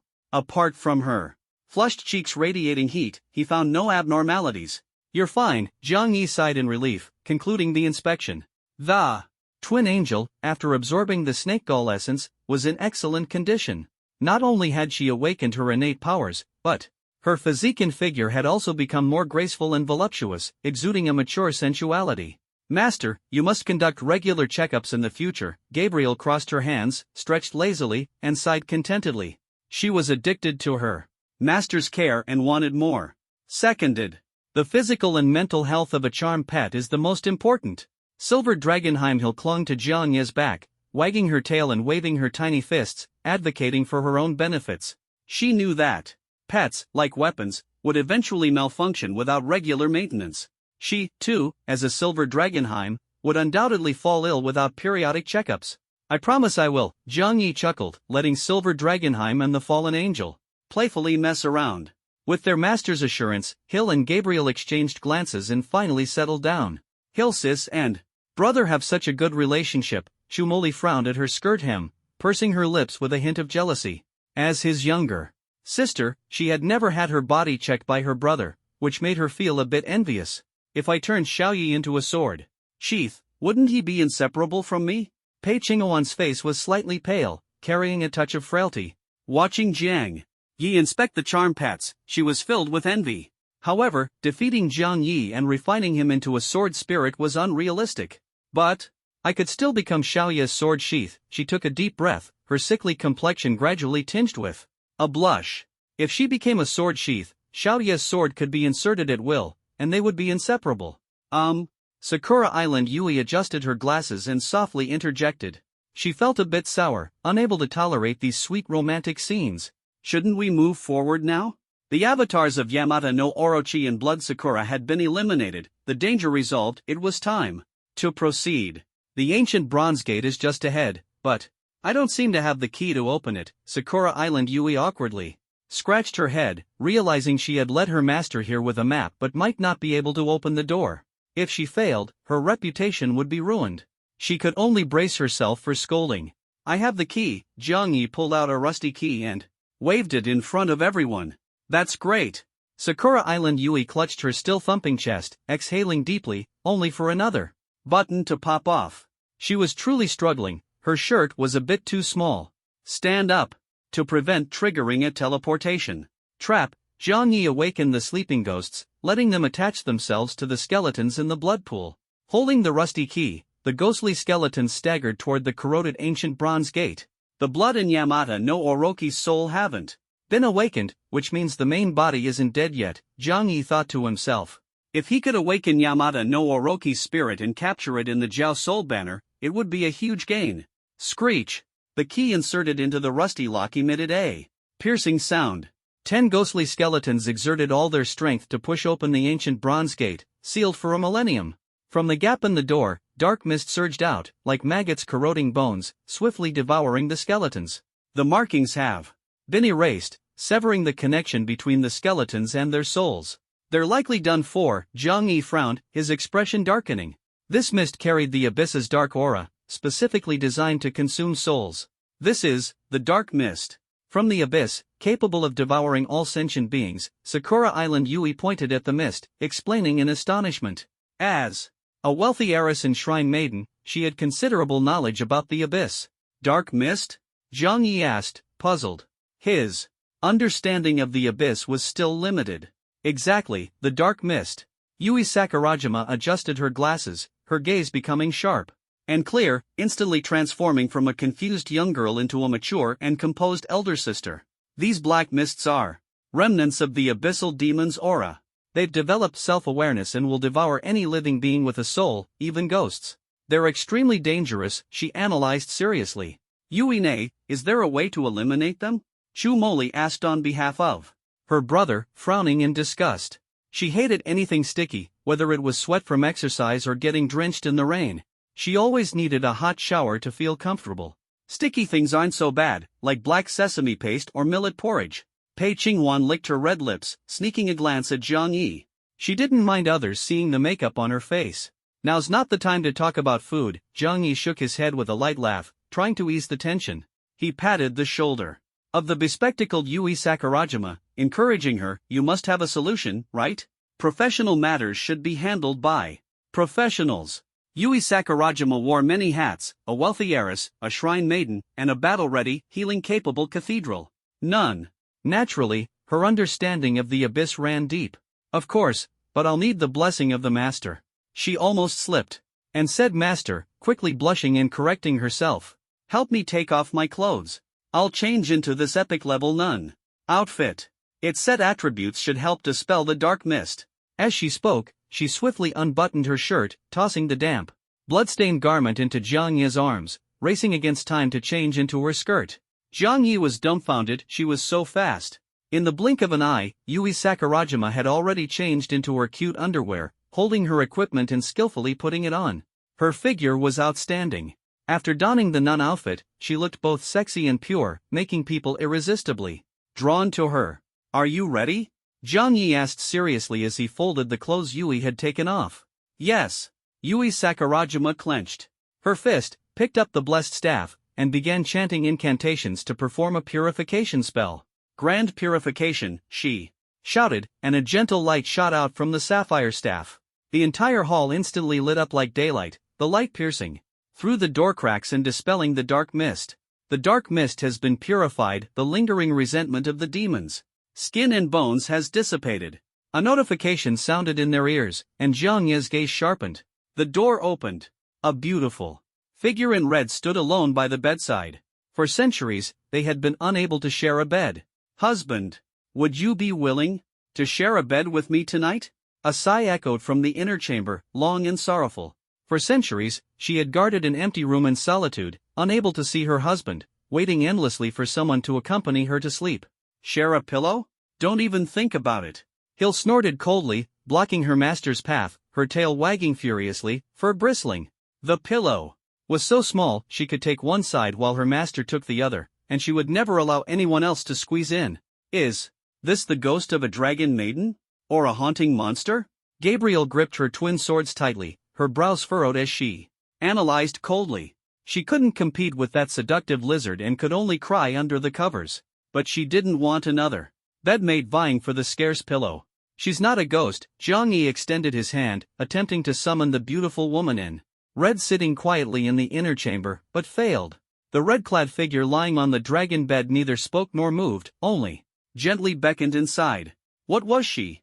A living being? A spirit? Or a god? Brother, could this be a hidden quest? Chu Moli looked at her brother, who was deep in thought, and quickly reminded him. Special missions can appear in dungeons. Mission levels range from F to SSS, Pei Qinghuan said seriously, her sword held across her chest, her brows furrowed. This sighing wraith might be the NPC issuing the quest. She had triggered many hidden quests in dungeons before. Such secluded resentful women are often specific phantoms, like the deceased masters of the cave dwelling, waiting for inheritors to resolve their unfulfilled wishes. Won't anyone praise me? Sakurajima Yui, drenched in sweat, limped behind them, complaining with grievance. After painstakingly clearing the abyssal depths, shouldn't effort count for something even if there's no merit? She also wanted to get some reward from the master. Even a hug would be better than nothing. Well done. Zhang Yi noticed the resentful green glow behind him, couldn't help but laugh, turned around, and casually encouraged her. This bespectacled girl was living quite well. She had just fully recovered, holding a sapphire staff between her legs, almost humming happily. Wonderful. She was praised by the master. Her efforts weren't in vain. If it's a mission, it has to be triggered first. I'll give it a try. Zhang Yi thought for a moment and decided to take the risk. Inside the Shao Blood Palace, danger lurked everywhere, and the secluded resentful woman lying on the bed seemed highly suspicious. He prepared to break in and investigate. Brother, let me go. Chu Moli blocked her. Brother, smiling as she spoke. I can hide in the shadows and escape immediately if there's danger. If something goes wrong, you can use your time-stopping ability to pull me back. She explained, her face slightly flushed. Be careful. Zhang Yi considered for a moment and nodded in agreement. His sister's ability was reliable. She could blend into the shadows, almost undetectable, like a portable invisible shield. With permission granted, Chu Moli merged into the shadow snake and, with a whoosh, slipped into the Shao Blood Palace. Team mission triggered, the secluded resentment of the undying dragon maiden. Accept? A transparent virtual panel appeared clearly. Team missions could only be accepted by the leader. Although his sister triggered it, she had to wait for her brother's response. Zhang Yi briefly discussed with the group, and since no one objected, he directly accepted the mission. The secluded resentment of the undying dragon maiden. Difficulty, SSS-level description. After the heavens tilted, a massive hole appeared in the seabed. The Mirage Sea Dragon Palace fell into the abyssal depths, facing destruction. A great fire scorched the seawater, burning the Dragon Palace. Dragon Maiden Aoing waited in her secluded chamber for her husband who never returned, her obsession lingering for millennia. She wishes to choose an inheritor to help her resolve this obsession. Objective, gain the recognition of Dragon Maiden Aoing, become her inheritor, and form a marriage contract with an opposite-sex individual who accepts the mission. Zhang Yi silently read the mission information, and the silence was overwhelming. Not only him, but the pets and the campus beauties were also speechless, blushing and heart-racing. This mission was truly rare. They all liked it too much. If they could become the inheritor of Dragon Maiden Aoing and form a marriage contract with Zhang Yi, wouldn't it be a win-win? They weren't seeking romance, they simply felt pity for Dragon Maiden Aoing. Doing a good deed without leaving a name, they were willing to fight for the inheritor position with all their might. What can I do about having a small chest? It's natural, I can't help it. Chu Moli wiped her tears, crawling out from the door crack, crying like a pear blossom bathed in rain, utterly disheartened. Being the closest to the opportunity, she triggered the mission and wanted to be the first to try, but unexpectedly, due to physical conditions, she was directly rejected by Dragon Maiden Aoying's obsession. Don't be sad, petite girls are cute too. Sakurajima Yui stifled her laughter and softly comforted her. However, her snow-white chest was uncomfortably constricted by her bra. Seeing this, Chu Moli cried even harder, feeling like the only one hurt. How about we just forget this mission? Seeing his sister crying like this, Zhang Yi couldn't help but laugh and said, this mission seemed unreliable. Without even mentioning the rewards, he had no motivation to resolve the undying dragon maiden's obsession. Don't rush. I'll give it a try. Pei Qinghuan feigned shock, her cheeks flushed, unable to hide her nervousness. After taking a deep breath, she immediately entered the Shao Blood Palace. She stepped on the scattered flower petal carpet, walked anxiously to the dragon bed, and reached out to touch the red-clad figure. Using the small to deceive the big, self-deception, no. Absolutely not. A delicate voice softly murmured by her ear, and Pei Qinghuan's face turned bright red as she angrily flung her sleeves and stormed off. What on earth was this cursed thing? Qinghuan Jie, are you okay? As soon as she came out, Xu Moli was still crying, nervously sniffing and clutching her sister's cold hand, trembling as she asked. If her good sister became the inheritor and even formed a marriage pact with her brother, wouldn't that make her an amazing sister-in-law? No way. Humph. It's just something external. Pei Qinghuan's eyes reddened as she bit her lip and let out a stubborn, cold snort. What she couldn't have, no one else could touch either. This mission is a trap. Don't do it. There's no such thing as the Dragon Maiden's inheritance, it's just a demonic temptress sowing discord and confusing people. The more she spoke, the more agitated she became. And she couldn't help but cry, crouching down and sobbing softly. Qinghuan Jie, don't cry. Xu Moli broke into a smile through her tears, gently comforting her. Thank goodness, she wouldn't have to use her super multiplier anymore. I'll give it a try. The opportunity was right in front of her, and Sakurajima Yui couldn't help but feel tempted. With Jiang Ye's permission, she swallowed nervously, leaned on her sapphire staff, and hobbled into the Blood Palace. Moments later. Can't things just go a little better? Sakurajima Yui leaned against the wall and sighed. Her heart, which had been hanging in suspense, finally settled. Outsiders were directly excluded. None of you passed. This mission can only be abandoned. Jiang Yi looked at the crying school bells and shook his head with a wry smile. They had all failed, so the mission had to be given up. Wait. Just as they were about to give up, the Silver Dragon Princess hurriedly spoke. Her face was flushed, and she was panting slightly. Her voice was soft but firm. Master, let me give it a try. The Silver Dragon Princess gently raised her head, her cheeks tinged with a blush, her emotions shifting with a touch of innocence. Jiang Yi was stunned. This Silver Dragon Princess, her filial piety had taken a strange turn. It was truly abnormal. Sierra, you're not joking, are you? Jiang Yi brushed her silver hair behind her ear, staring at her slightly flushed face as he patiently asked. Master, this is an SSS-level mission. Not only can it grant a massive amount of experience, but if I obtain the Dragon Maiden's inheritance, Sierra might evolve and step into the extraordinary realm. Let me try. If I succeed, everyone will be happy. If I fail, it's just my own disappointment. The Silver Dragon Princess clung to her master's arm, her smooth shoulders lightly swaying her silver dragon tail as she coquettishly pleaded. She didn't care about the Dragon Maiden's inheritance, but the marriage pact. Oh, she was very envious of that. Xiao Yu was her choice, and no one could take him away. Not her sister, not the sword immortal, not the bespectacled girl living a good life, and certainly not that flirtatious sheep. Master, let the flirtatious lizard try too. She won't shed tears until she sees the coffin, and soon enough, Master will have to comfort her again.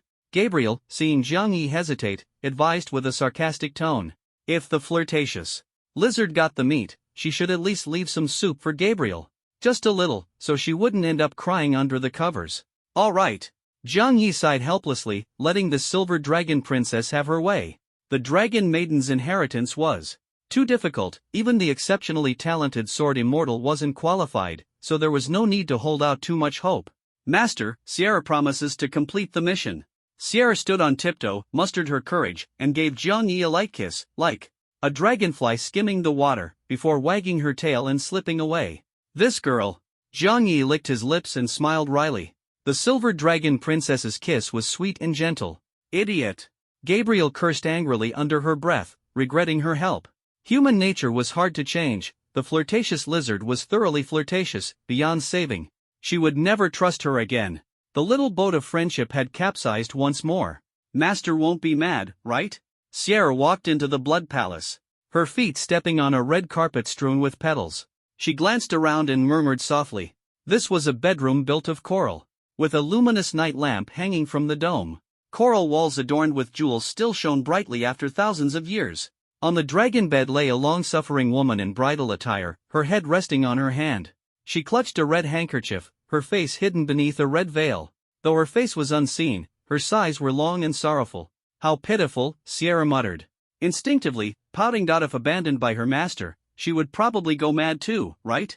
He'll only has her master. She used her dirty little hands to lift the bridal veil of a resentful woman from a deep boudoir, draped it over her own head, and mimicked sitting on the bed. "When will it be my turn to have my veil lifted?" Hill murmured softly, her beautiful legs wrapped in black and white silk gently kicking. Compared to evolution, she more desired a closer relationship with her master. "Had enough fun? How long are you going to wear my veil?" Suddenly, a faint breath sounded by her ear. Startled, Hill quickly removed the red veil and found herself face to face with the silver-haired dragon woman. "You're not dead yet?" Hill poked the dragon woman's cheek curiously. The texture felt comparable to her own. "The master would surely like it, right? You little rascal." The dragon woman, Aoing, slapped away the silver dragon girl's dirty little paw, her blood pressure spiking as she let out a long sigh. She had waited in her boudoir for 1,000 years, only for the one knocking on her door to be a little silver-haired dragon girl. Could this dragon-blooded lizard really inherit her legacy and help her fulfill her wish? "Senior, I'm sorry." Hill handed over the red veil, her face full of apology. She truly hadn't meant it, it was absolutely unintentional. Forget it. This is fate, I can only accept it." Aoing rose from the bed with a long sigh. "You acknowledge me?" Hill nervously sat on the bed, clutching her tail as she asked. Whether her relationship with Jiangyi could change depended on this moment. "Do you acknowledge me?" Aoing asked back with a light smile. "No, I don't. 1,000 years and still unmarried, there must be some annoying quirks." Hill shook her head, analyzing seriously. "You little brat." Aoing lost control, pinning Hill down on the bed and transforming into a ghostly light that enveloped her. Hill only felt a chill run through her body and froze. "Watch closely." An angry laugh echoed in her ears as memories that the silver dragon girl didn't possess replayed in her mind. Moments later. "So that's how it is." Hill lay on the bed, drenched in sweat, her tear-filled eyes misty as she panted softly. She now understood everything about the dragon woman Ao Ying's story. The dragon palace of the Mirage Sea was attacked by deep-sea abyssal monsters. Traitors within the palace colluded with external forces, burning everything with undying black flames. Countless dragons perished in the sea of fire, their tears of resentment filling clay figurines, undying and unyielding for centuries, vowing to root out the traitors and destroy them. On the day of the disaster, the dragon woman Aoing happened to be out of the palace and narrowly survived. When she returned, she saw the scorched ruins and wept bitterly. The spirits of her parents and siblings could not rest in peace, and the blood debts of her kin weighed entirely on her shoulders, yet she was powerless to seek revenge. Aoing was willing to offer herself to demons, waiting for a chance for vengeance. She sat alone in her boudoir, year after year, but never found a husband who could help her avenge her people. Until Zhang Yi appeared. "Great, you want to steal my master too?" After being moved, Hill pouted angrily in complaint. "Dragons have reverse scales, whoever touches them will die without question." Her master was the only secret in her heart, and she would never let anyone else lay a finger on him. "I do not." Aoing blushed, denying coldly. "My heart is set on revenge, why would I care about feelings? If you're willing to help me, I am willing to offer myself, hand over the dragon's soul secret treasure, and assist you in ascending to the stars and evolving into a transcendent being." She bit her lip, her expression serious. "But, you'll die, won't you?" Hill frowned, taking a deep breath as she hesitated. Although she wanted the marriage contract and to evolve, she didn't want to see the dragon woman die. "My death doesn't matter, but my soul will not disappear. Though I can't defeat the abyssal demons, my knowledge and experience are far beyond what a lowly dragonkin like you can compare to." Aoing shook her head, trying to dispel the silver dragon girl's concerns. "So, do you want to hide in a ring or a necklace?" Hill shook the thorny necklace around her snowy neck, guessing the dragon woman's intentions, and turned her head with a smile. "Having an elder sister in a ring would be pretty cool too." "That's a necklace?" Aoing stared at the thorny chain around the silver dragon girl's neck, muttering in confusion. "Fine, a necklace it is." She sighed, grabbing the silver dragon girl's hand and resolutely declaring, "Little brat, accept my bloodline and step onto the path of Transcendence. The opportunity was rare. For revenge, even if it meant her soul would scatter, Aoing did not hesitate. She offered. Her body, her dragon blood becoming exceptionally pure, and her dragon soul shining as brightly as daylight, illuminating all directions. Don't forget to avenge me. Aoing smiled bitterly, her consciousness merging into the necklace, which lightly swayed on her snowy neck with a crisp sound. This aura. Hill's face flushed, her blood boiling and evaporating within her. She seemed to be on the verge of evolution. So hot.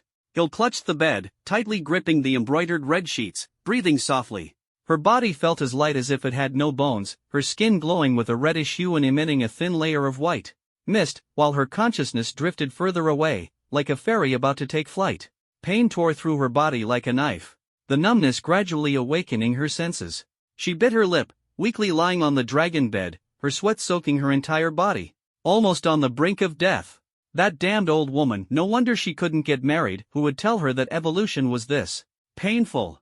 Master, will Hill die? She feared she couldn't withstand the power released by the true dragon's blood, that her body might rupture and perish. She hadn't yet formed a true contract with her master, and her wish to reverse her fate through his favor seemed far off.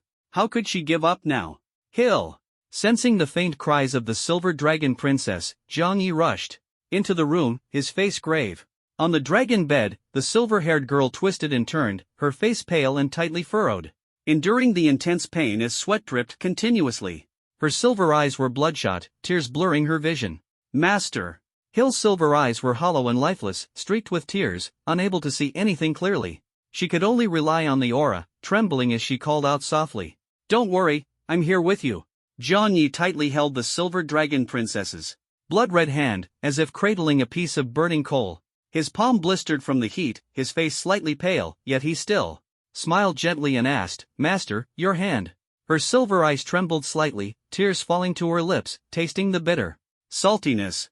A white mist rose from his palm, and between their tightly clasped fingers, their flesh had already begun to merge. Her master's hand had been burned by her. A searing pain surged in her heart, waves of guilt overwhelming her. She felt utterly useless, causing her master to be injured. The fear of abandonment spread within her, her tears staining her entire chest red. Having experienced betrayal by her blood relatives, being exiled by the Silver Dragon royal family, and drifting in the abyss, she had tasted the pain of loneliness and closed her heart.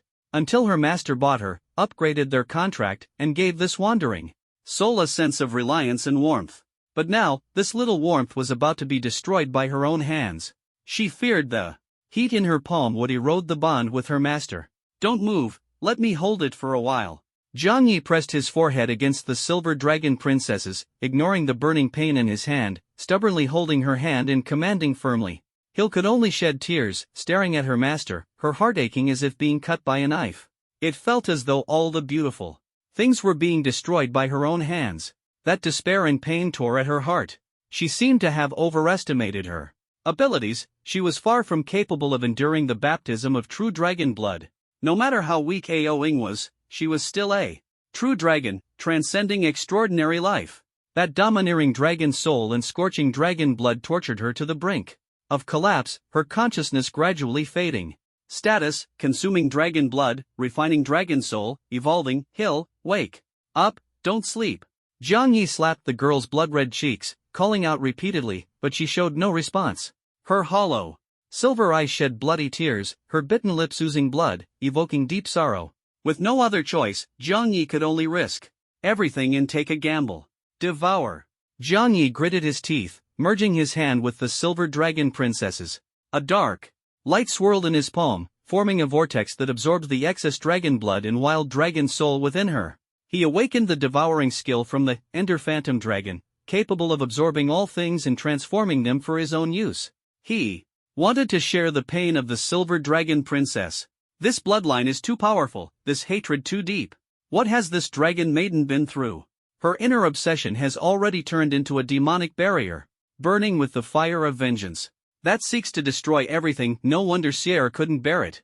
Stained with dragon blood, it felt like being scorched by the hellfire, burning so intensely that even the soul was on the verge of shattering, the pain unbearable.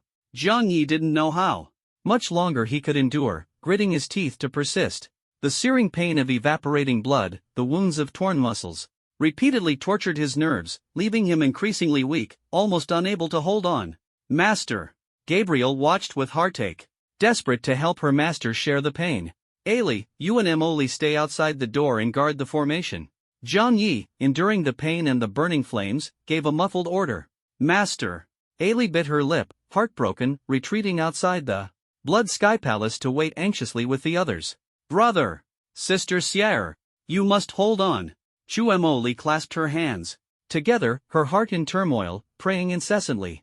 She could do nothing but repeatedly pray outside the door, hoping her brother and sister would be safe. Once this karmic fire touches someone, those with weak willpower will instantly be burned to ashes. Little Yi is entangled by the karmic fire and is about to faint. How is he managing to endure this? Pei Qingwan's face was pale, her brows furrowed, biting her lip, her heart aching as if being cut by a knife. She could only stay outside the door, praying that Zhang Yi would overcome the danger. Master, don't die. Sakura Island Yui leaned against the door, weak and trembling, crying uncontrollably. She hadn't yet had the chance to become her master's loyal companion. How could she give up now? Meanwhile, Zhang Yi was in the midst of turmoil, unable to spare any attention. The boiling dragon blood is gradually calming down. Soon, I'll be able to control this frenzied dragon soul. Zhang Yi, his entire body scorched by the karmic fire, was in such pain that he was on the verge of fainting, yet he still tightly held the silver dragon princess's hand, refusing to let go. His consciousness fought desperately against the enraged dragon soul. Though increasingly blurred, he refused to give up, stubbornly. Charging forward, grabbing the dragon head that roamed in the air, and mounting its back, attempting to tame it. 3 days and nights passed, and the last trace of karmic fire finally burned out. Zhang Yi's body was covered in ash-like scars, resembling a meditating monk lying on the dragon bed, his fate uncertain. Yet he still held the silver dragon princess's hand tightly, refusing to let go. The texture of his skin resembled ash about to scatter, fragile enough to crumble at a touch. Master? Sierra opened her eyes in a daze, her eyes red. The master before her looked like a burnt puppet, his entire body covered in nearly extinguished ashes, emitting a faint glow. She trembled as she called out, but there was no response, her heart breaking. Roar! Dragon roars echoed in her ears. The silver-white phantom of a 5-clawed divine dragon circled around Sierra. You vile beast, give me back my master. Sierra's silver eyes cracked, tears streaming down. She cared nothing for the mission, nothing for revolution, she only wanted to awaken the master who was gradually fading away. Yet she lacked even the strength to grip his hand, fearing that any force might cause her master to vanish completely. Guilt and rage overwhelmed Sierra's reason, her inner purity torn apart like snow shredded into fragments.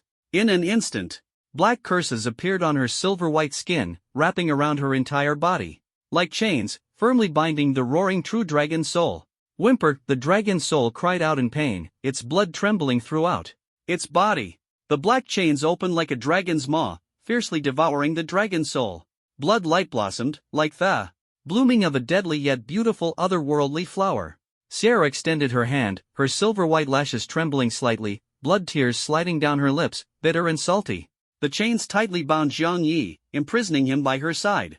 Hill's silver hair cascaded down to her waist, resembling a dragon maiden filled with resentment, dressed in a magnificent phoenix coronet and bridal robe, her red makeup unchanged for 1,000 years. Master, I like you the most. The silver dragon princess leaned down, cupping Zhang Yi's face with both hands, and gently kissed his lips. Chains intertwined, shielding them from the world. Tears slid down the master's cheeks, a bittersweet taste lingering at the corners of his lips. Hill closed her eyes in despair. Dressed in red, filled with a lifetime of passionate resentment. The dragon figurine at her waist suddenly emitted a cracking sound. Zhang Yi opened his eyes. Successfully resisted a fatal blow. Desire dragon figurine shattered, desire begins to concentrate. Devour true blood dragon princess, absorb dragon soul essence, azurite silver dragon evolution complete. SSS-level unique hidden quest, first stage, the resentment of the unyielding dragon maiden completed. Gained 100,000 experience points and reward items, immortal dragon bone, 9 dragon's coffin.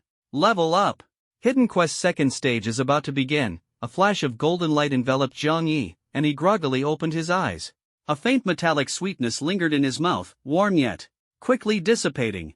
Just as he tried to savor it, the gentle sensation made him tremble and halt his thoughts. Master! Hill burst into tears of joy, tightly hugging Jiang Ye's neck, one hand pressed against his beating heart with such force that he could barely breathe.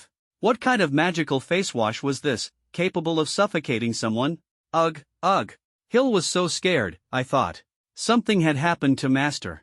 Tears welled up in her eyes as Hill clung to her master, lying sideways on the ground, sobbing in guilt. If it weren't for her momentary carelessness, how could she have let her master fall into such a dangerous situation? If you don't let go, I'm really going to suffocate, Jiang Yi mumbled, his face turning bright red. Surrounded by this tenderness, he almost couldn't catch his breath. Ah! Hill's cheeks flushed red as she released her grip with a sense of guilt. Suppressing her shyness, she gently brushed the dust off her master's face, her eyes glistening with tears. Hill! Jiang Yi smiled, just about to congratulate the Silver Dragon Princess on her successful evolution, when he was suddenly pinned to the ground by the Dragon Maiden. That familiar metallic sweetness surged back into his heart. He widened his eyes, utterly incredulous. Master! Hill leaned down, her silver hair softly cascading. Don't leave Hill behind. Her eyes were filled with tears, her lips trembling, pitiful and delicate. She resembled a kitten abandoned by its master, silently licking its wounds. You can't leave me either. Jiang Yi wiped away the tears on her face, earnestly promising. The Silver Dragon Princess had been on the brink of death, and he had risked everything to forcibly tame the raging dragon soul, helping her evolve successfully. If not for the desired dragon figurine ultimately shattering, he might have already been consumed by the true dragon's karmic fire, reduced to ashes. I could never bear to leave Master. She licked Jiang Ye's cheek, deciding to express her gratitude through action. This little wildcat had finally found her lost master, crying tears of joy as she repaid him. Stop messing around, I've already slept long enough. Hill, stop sitting on me. How long do you plan to stay up there? Ugh, I need another bath now. Jiang Yi lay on the ground, raising his hands in surrender, letting the Silver Dragon Princess continue her antics. Master is covered in ash from the calamity. If it's not cleaned off, Hill will feel uneasy. If Master doesn't believe me, you can check for yourself. Hill covered her chest with one hand, her lips curling into a sly smile as she argued mischievously. She wasn't afraid of Jiang Yi verifying her claim, wagging her tail and enjoying the intimacy. This wasn't mischief at all, just collecting some interest in advance. After collecting interest for a while, the Silver Dragon Princess finally released Jiang Yi, standing up to tidy the dust on her red dress. Hill, let me see your evolved form. After the playful chaos, Jiang Yi slowly stood up, brushing the ashes off the Silver Dragon Princess's dress, unable to suppress his curiosity. He faintly heard a despairing dragon's roar. The pitch-black flood dragon tightly restrained the defiant dragon's soul, opening its blood-red maw and devouring relentlessly. The Dragon Maiden, dressed in a red wedding gown, leaned down gently and kissed it, full of sorrow. If it's the master, of course, there's no problem. Sylvie feigned shyness, licked her lips, and spoke softly. Without her master, she would have long been consumed by karmic fire, her consciousness completely obliterated by the dragon's soul. Her master had saved her twice, this debt of gratitude she could never repay. Other than the master, no one has seen my evolved form. Take a good look. Sylvie's lips curled into a smile, no longer concealing herself, and her figure transformed. Roar! Wind and thunder surged wildly, and a dragon's roar shook the heavens. Jiang Ye's gaze sharpened as he looked ahead. The pitch-black chains of the imprisoned dragon rose furiously, exuding an imposing aura. A flawless five-clawed silver dragon spiraled in the air, its dragon head majestic, summoning wind and thunder with its breath. This silver dragon was unlike the dragons of Western mythology. It carried the bloodline of an Eastern true dragon, radiating divinity and majesty. Name, Azurite Silver Maiden Abyssal Prison Dragon. Identity, Slave. Girl Sylvie Level, 21 Quality, Legendary Transcendent Species. Description, devours true dragon blood, condenses true dragon soul, breaks through bloodline restraints, transcends the boundary of life and death. Inherits the karmic fire of Dragon Maiden Aoing, vowing to burn the abyss to ashes. Skills, Karmic Flame, Wind Manipulation, Rain Summoning, Drain the Marsh. Attributes, Transcendent State Bonus. Constitution 10,000, Strength 10,000, Agility 10,000, Spirit 10,000. All attributes exceed 10,000, and she's an all-round warrior? Sylvie, you're simply invincible. Zhang Yi looked up at the flawless silver dragon, unable to suppress his laughter and amazement. Only by reaching level 100 could one have the chance to enter the transcendent realm. Yet the silver dragon maiden was only level 21, and after evolving, she possessed transcendent power. This meant she was nearly invincible in battles of the same level and could even easily defeat higher level enemies. This was the legendary transcendent life form. Doesn't the master want to try riding me? The silver dragon spoke human words, tinged with shy anticipation. Her ethereal aura made conquering her all the more satisfying. Wait a moment, don't rush. Zhang Yi wasn't ready yet. But a gust of wind blew from behind, lifting him onto the silver dragon's back, beginning his dragon riding flight. This is incredible. Holding onto the silver dragon's horns, Zhang Yi stood tall, marveling. He felt as though he controlled everything, like a true king. The sensation of riding a dragon was even more thrilling than riding a giant dragon. The joy of being a dragon knight was something he could never tire of. Master, you feel it too, don't you? Sylvie gently reminded him, enjoying her master's touch. This is true dragon awakening? Zhang Yi held onto the dragon horns, furrowing his brows and sighing softly. In his mind, a totem appeared, dragons danced and faded, ancient scriptures imprinted themselves on his heart, and he instantly comprehended. Name, true dragon awakening quality, beyond SSS level, divine. Description, divine plan's ultimate dragon riding technique, the more dragon souls absorbed, the stronger the power. Effect, current dragon soul is dragon maiden AOing, granting. Transformation ability, true dragon form, entering transcendent state for 1 minute. Entering the transcendent realm? Zhang Yi froze, then a confident smile appeared on his lips. Only by breaking the level 100 limit could one truly step into the transcendent realm. Alternatively, having attributes exceeding 10,000 could also be considered transcendent.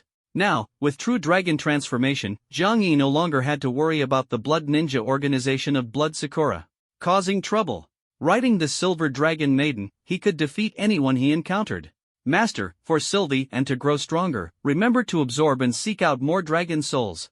Sylvie reminded him that true dragon transformation was a growth technique. The more dragon souls absorbed, the faster the abilities would improve. As for where the dragon souls were hidden, that would depend on luck. A single true dragon soul almost got me killed along with you.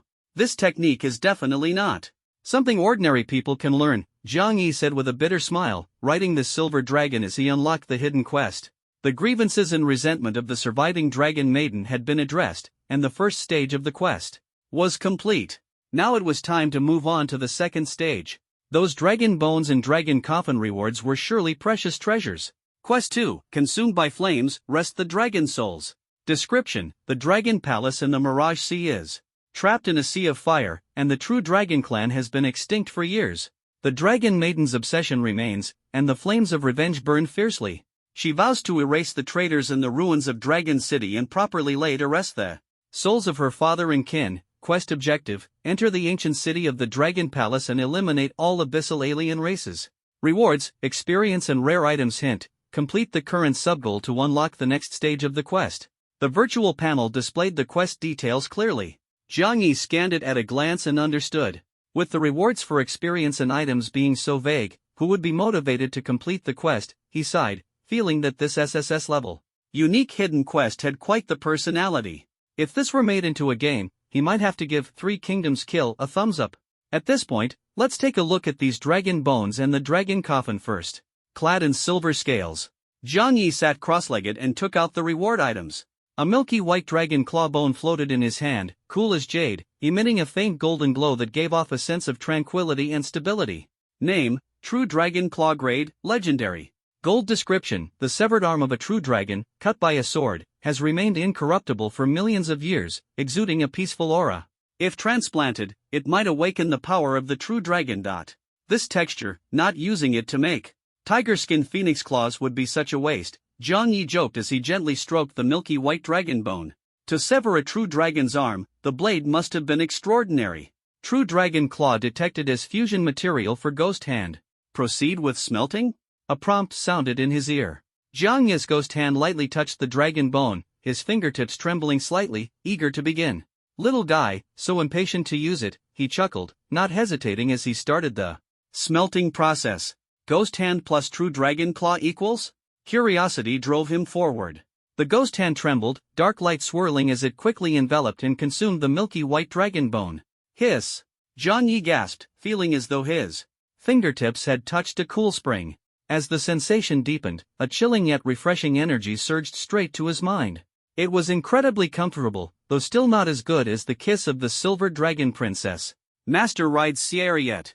Fancies another dragon claw, how disgraceful. Sierra snorted coldly, her silver dragon head held high with pride as purple wind and thunder roared around her. She was jealous. Smelting successful. Ghost hand has evolved into AOMO. Name, AOMO. Grade, legendary description, fused with the dragon bone of the true dragon claw, it is not supreme but exceptionally powerful. The battle intent derived from the dragon claw is wildly fierce and relentless. Effect, grants the title AOMO, becoming a king after 100 battles and a sovereign after 10,000. Each enemy killed increases strength by +1. Accumulate 10,000 points of strength to exchange for the power of the true dragon, becoming unparalleled in combat. Also enables the release of Dragon Roar, intimidating the timid, transforming into a roaming dragon, and commanding the stars. This power is so domineering. Jiang Yi clenched his fist, his restored right hand faintly harboring the presence of a true dragon, surging with terrifying strength. If he encountered the Blood Sakura clone again, he wouldn't need to ambush her, he could crush her single-handedly. Ghost Hand has evolved into AOMO. The more battles, the stronger the power, and it can be converted into the invincible power of the true dragon. Jiang Yi's lips curled into a smile. This hidden quest was worth it, the effort hadn't been in vain. Now, all that's left is this dragon coffin. He murmured softly as a dragon-carved coffin, made of black iron suddenly appeared. Palm-sized, wrapped in chains, imprisoning dragons and trapping seas, destined to be restless. This coffin looks more like a strange music box, Jiang Yi quipped as he toyed with the black iron box in his palm. Name, 9 dragons subduing coffin grade, quest item description, a grand gift awaits the dragon's return home. Using this spirit coffin to place the wandering dragon souls of Dragon City will surely bring good fortune, a quest item. I guess I'll encounter wandering dragon souls while clearing the map. Jiang Yi decided to store the 9 dragons subduing coffin first, preparing to sweep through Dragon City and complete the mission. The dragon souls in Dragon City had been drifting for thousands of years, unable to find peace, truly pitiful. Since he had accepted the quest, he might as well help them transcend or invite them into the Flood Dragon Soul banner for a chat. Master, I'm hungry. Amid his wandering thoughts, Hill softly reminded him. Having been neglected by her master for 2 minutes and 30 seconds, she felt as though an eternity had passed, full of grievance. Didn't you just eat your fill earlier? Jiang Yi patted the silver-white dragon horn, puzzled. The silver dragon princess licked her lips, she was never picky about food. This little glutton couldn't possibly be hungry, it was obvious she hadn't eaten enough. It's been 3 days, of course, I'd be hungry. Hill huffed, lightly, protesting with a hint of grievance. If her dragon feed wasn't replenished, even if her master bullied her, she'd still need to fill her stomach first. 3 days? Jiang Yi suddenly realized, exclaiming in surprise. After calculating the time, he realized he'd been in the dungeon for 3 or 4 days. He wondered how things were outside, hoping everything was fine in Linhai. Before entering the ancient city of the Dragon Palace, he decided to feed the silver dragon princess. First, riding a silver dragon was like riding a motorcycle without refueling or maintenance, the bike would eventually stall. Pets also needed nutritional supplements. He took out the prepared dry food from the inventory, personally crafted by Xiang, fresh and delicious. Eat up. Jiang Yi patted the dragon horn, feeding the dragon maiden with a smile. My stomach is full again, thanks to master. Hill ate heartily, overjoyed. The feeling of being fed by her master was both comfortable and blissful. Having eaten her fill during the day, she would need to refuel again at night. Moments later. Hill, let's go. Jiang Yi patted the dragon horn, riding atop the dragon's head, laughing heartily. Roar! The dragon's cries echoed as the silver dragon coiled and soared through the wind, accompanied by flashes of lightning and thunder. Wandering through the Blood Sky Palace, it resembled the ruler of the skies, like a silver lightning bolt crashing through the ancient bronze gates. Boom! The hidden dragon emerged from the sea, soaring through the 9 heavens. Standing guard outside the palace gates, they hadn't slept for 3 days and nights. Is that the silver dragon? Sister Hill has emerged? What a powerful aura! That silver-haired woman has grown even stronger. The figure atop the lustful lizard's head is Master? That's wonderful. Ali was worried sick. I want Master to step on my head too. The school beauties looked up in shock. Their exclamations endless. Rest assured now. Jiang Yi descended with the wind, waving to signal his safety. Lustful sheep, I've evolved. He'll transformed into a cool dragon maiden, floating beside him, intimately holding his hand like newlyweds, proudly showing off. You're lucky, I won't be outdone either. Gabriel huffed lightly, a hint of envy flashing in her cherry eyes. This was bad. Unable to compete with the lustful lizard, she could only pretend to sleep and act as a little maid. Brother, I was so worried about you. Chu Moli threw herself into her brother's arms, hitting him hard enough to make his ribs ache faintly. She had waited for 3 whole days and nights, anxious and restless. Finally seeing her brother's figure, she couldn't hold back her tears any longer. I always knew you'd handle the widowed dragon lady in the palace. Pei Qinghuan stared at Jiang Yi, her eyes slightly red as if she just cried, using a joke to lighten the mood. But her heart ached faintly, feeling as though her treasure had been secretly taken away by someone else. Jiang Yi looked at the girls gathering around him, his heart filled with gratitude. Sakura Island Yui lowered her head, her index finger poking. Repeatedly, interrupting at an inappropriate moment. The quest is complete, so, is the Silver Dragon Princess your fiancé? The Silver Dragon's fiancé, how enviable. Sakura Island Yui looked up, speaking softly, swallowing nervously. Her green eyes sparkling with envy. The Silver Dragon Princess had eaten so well, gained the recognition of the widowed dragon lady, and even got engaged to her master. If it were her, she'd already be planning where the kids would go to school and preparing for the martial arts college entrance exam. Fiancé? Then doesn't that make Sister Hill my sister-in-law? Chu Moli leaned against her elder brother's embrace, holding back her tears, her eyes reddened, and her lips tightly pressed. Together. She was doomed. She was going to become that useless little sister-in-law who only looked good. Fiancé and all that, it's too old-fashioned. Pei Qinghuan frowned, took a deep breath, and said in a low voice. Marriage was a serious matter and couldn't be decided so hastily just because of a mission. She was holding back her frustration. She already had an engagement, secretly liked her rival, and now there was a new engagement.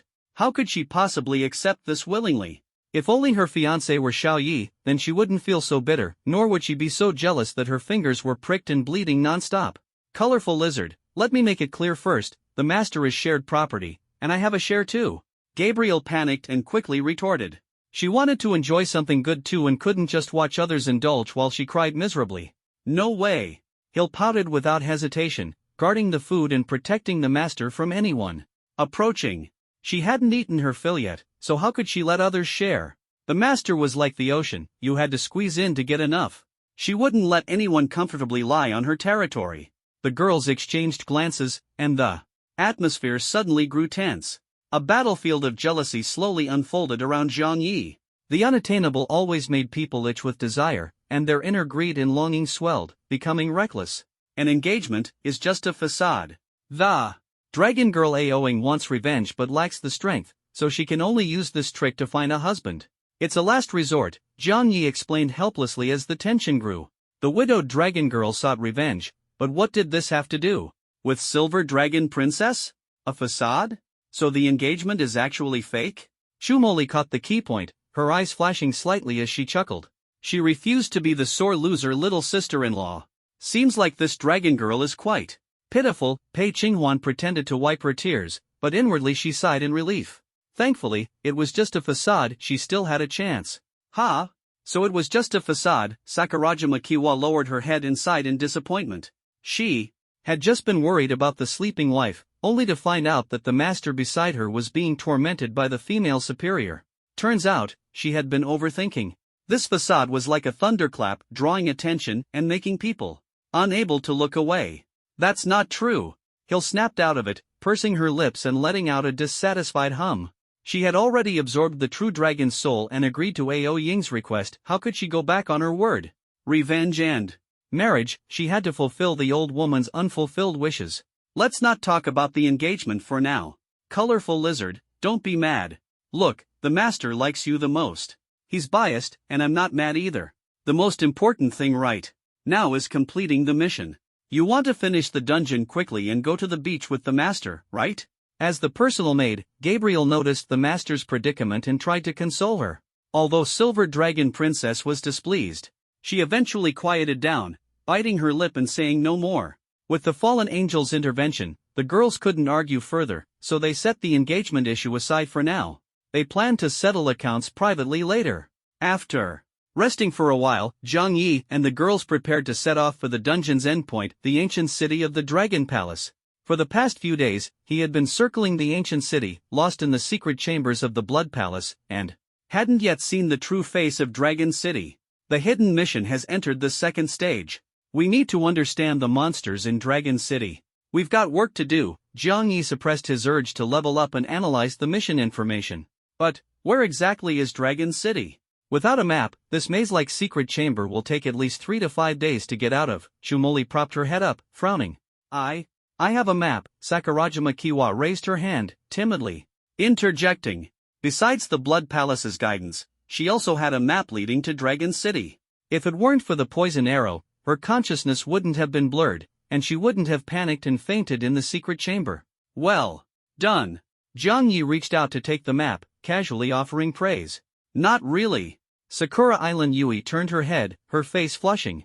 She pulled out an ancient map from her bag and handed it to Zhang Yi, her fingertips unintentionally brushing against his palm. She secretly felt satisfied and closed her legs. The Shao Blood Palace is beneath Dragon City, and we're right here now. Zhang Yi pointed at the map, his brows furrowed, completely unaware of the green-haired girl's subtle thoughts. The situation doesn't look good. The map marks many natural disaster bosses. This is going to be troublesome. Should we take this side path to avoid the main road? Chumoli frowned, pointing at a secluded trail and suggesting with concern.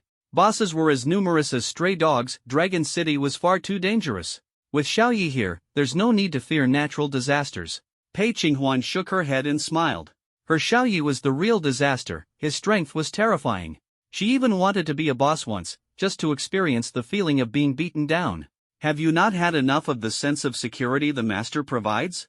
He'll yawned as she nestled in Zhang Yi's arms, her gaze faintly sweeping over them.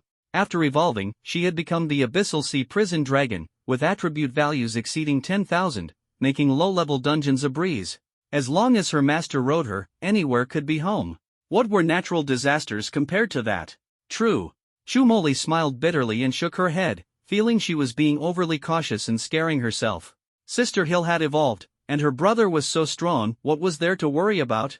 Xiao Ye's sense of security. Pei Qinghuan licked her lips absent-mindedly, her face turning red. Her Xiao Yi indeed provided a strong sense of security at night. Since there are no objections, let's set off from here and head straight to the Dragon Palace. Zhang Yi pointed upward, smiling. As he spoke. But isn't that a dead end? Chumoli froze, looking up at the indestructible dome. Could there be a hidden passage? Such a concealed spot, and her brother had discovered it. Her eyes were filled with admiration, and she said no more, her heart brimming with anticipation. Xiao Yi, do you really intend to break through this crystal that's harder than iron?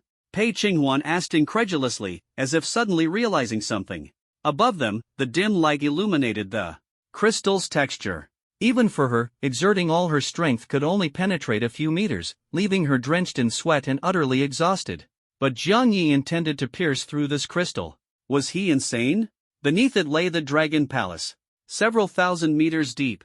Zhang Yi's lips curved slightly, and the power of the demon slayer in his hand began to stir. Why not?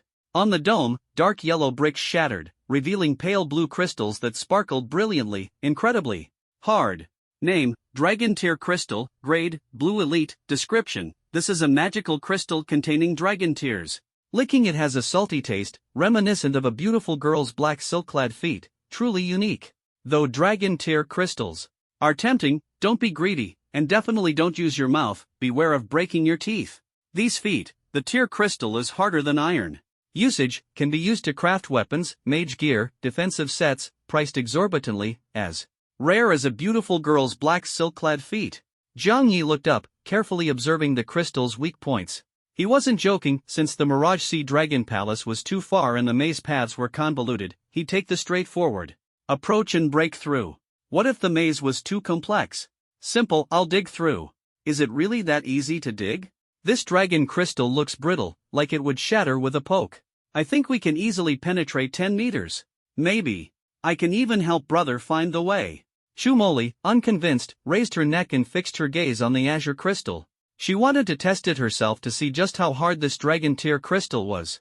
With that, she picked up a 2-meter-high water spear with her soft white hands, squinted her eyes, and with a whoosh, flung it. The water spear streaked like a dragon, drawing a silver arc and splashing water everywhere. Bang! Thunder exploded, bricks and stone fragments scattered, water droplets cascaded like a waterfall, refreshing and exhilarating. Under the illumination of the lights, colorful rays flickered intermittently. As the smoke cleared, a 2-millimeter notch was visible on the azure crystal embedded in the shattered wall. 2 millimeters? This dragon tear crystal is unbelievably hard. Shumoli gasped, her eyes filled with shock. Her water spear could bind enemies, strangle opponents, and pierce through objects. Even a nightmare-level boss would suffer severe damage if struck by her water spear. Yet this time, despite her full effort, the water impact only penetrated the dragon tear crystal by a little over 2 millimeters. Her face flushed with embarrassment. She had been so confident earlier, only to be harshly slapped by reality. 2 millimeters is already impressive. Jiang Yi made an okay gesture and softly comforted her. After all, his sister was a close combat mage, skilled in binding and sustained battles, but slightly lacking in explosive power. Being able to pierce the dragon tear crystal was already an extraordinary feat. You really know how to comfort people, makes me laugh and cry at the same time. Seeing his sister-in-law on the verge of tears, Pei Qinghuan smiled. Riley, feeling a pang of sympathy. She drew her long sword, looked up at the sky with resolute eyes, and unleashed her strongest strike. A scorching wind swept through, and the sword light slashed through the air like a rainbow. Shoo! The sword. Energy extinguished, stopping at 3 millimeters. The azure dragon tear crystal turned bright red from the heat, resembling a drunken fool mocking the powerless older brother. But Pei Qinghuan wasn't angry, as a cunning and composed elder sister. She deliberately held back her strength to foster a closer bond with her sister-in-law. Moly is already amazing, I only managed to carve 3 millimeters. She gently wiped away Shumoli's tears, squinting her eyes as she comforted her with warmth.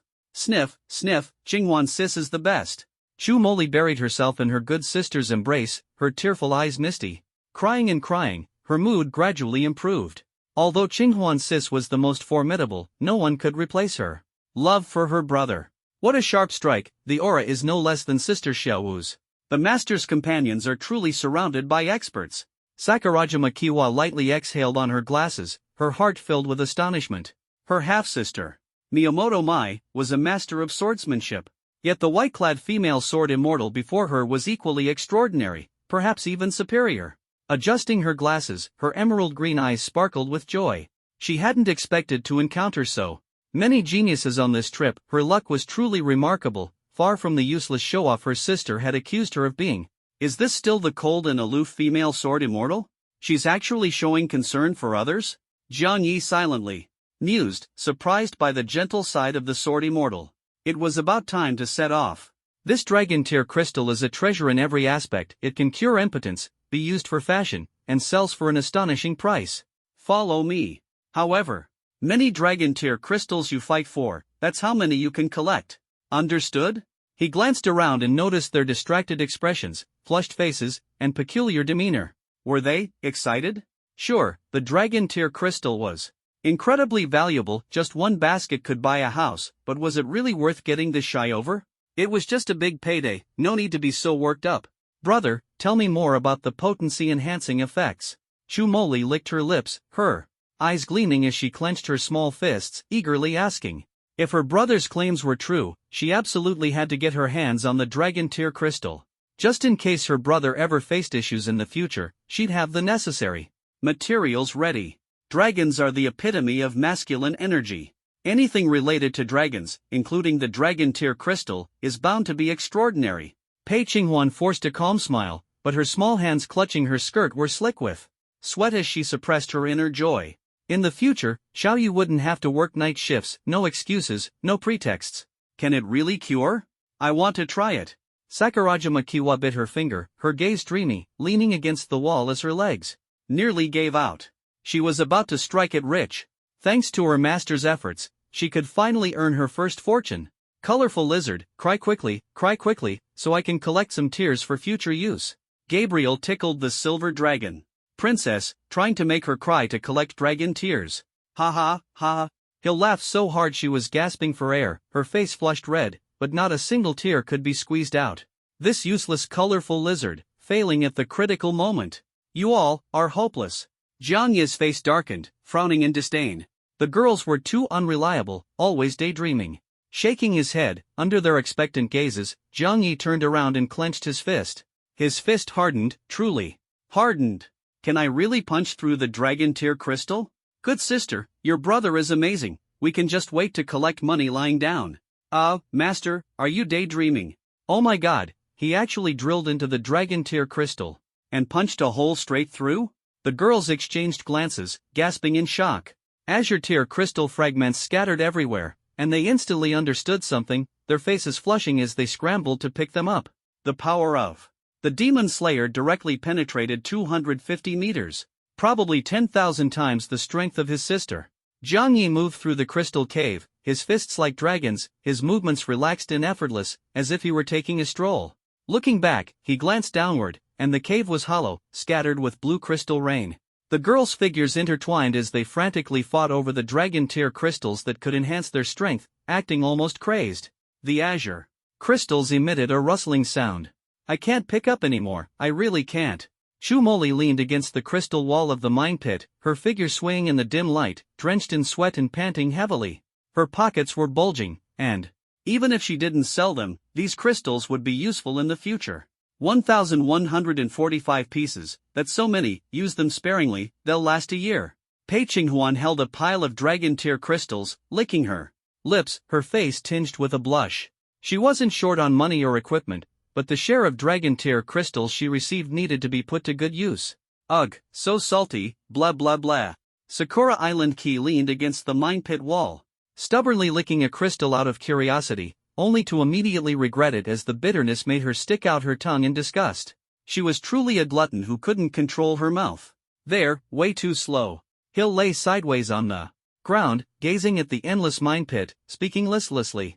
The night was cool, and the air was damp. The colorful sheep stood guard nearby, unable to slack off, her brows furrowed in helplessness. Master, it's estimated that we've collected 10,000 dragon tear crystals, which converts to about 250 million in Great Xia currency.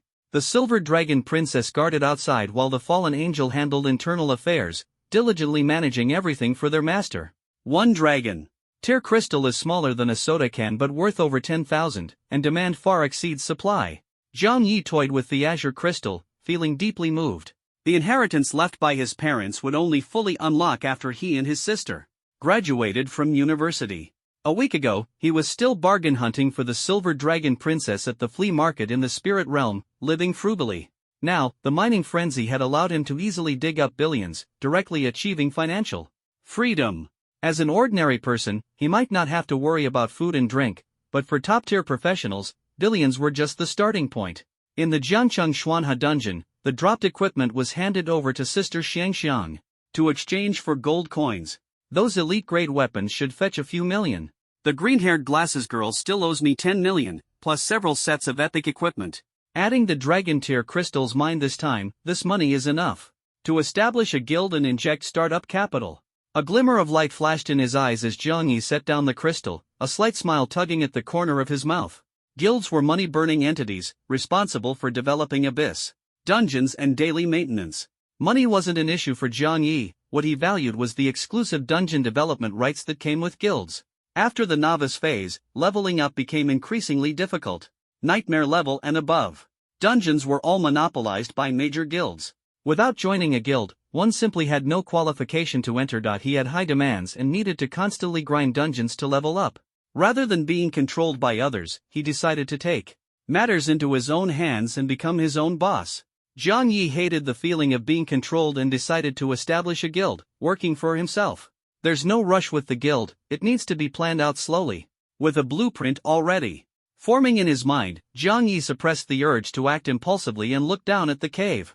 The girls, drenched in sweat, were swinging their climbing picks and struggling to move forward. Ugh, Qinghuan Jia, you better step back, I've got no strength left in my butt. Chu Moli lay at the edge of the mine, panting heavily. Already giving up after such a short time? Useless. Pei Qinghuan scolded her with a laugh, hoisting her up and carrying her out of the mine. Ha! Pei Qinghuan exclaimed in surprise, feeling a refreshing coolness seep into her heart, dispelling the stifling heat and leaving her completely refreshed. Back in the water again, thank goodness for Xianxiangjia's water repellent sachet. Chu Moli lay lazily on the back of the female sword immortal, paddling leisurely like a sluggish sea turtle. Help! I'm drowning! I can't swim! Sakurajima Yui had just emerged from the cave when she was knocked over by the current, flailing her arms and legs, in panic as she was about to choke on water. This idiot, is she really our senior? Pei Qinghuan and Chu Moli exchanged helpless glances, unable to resist facepalming. This college senior was both naive and ridiculously clueless. Here, put this on. Zhang Yi handed the green-haired girl with glasses a sachet, and the water seemed to become exceptionally gentle. Ha! Sakurajima Yui suddenly floated to the surface, gasping for air, her face filled with disbelief. Was she dead? She could actually breathe underwater. What are you standing there for? The sachet doesn't cost you anything. Zhang Yi flicked her forehead, half amused and half exasperated.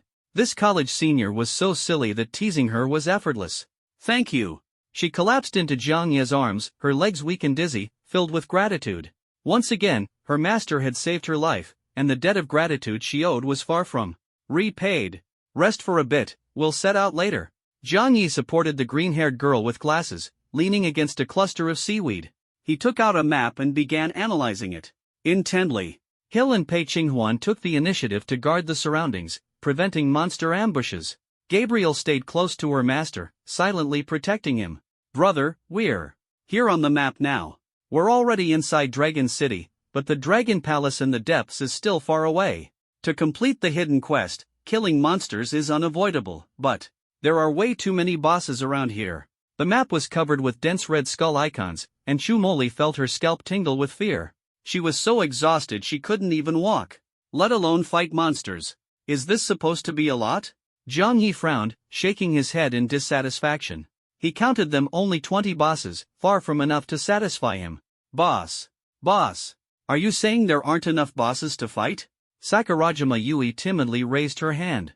Despite being a mature older sister, she always appeared weak, making people want to tease her.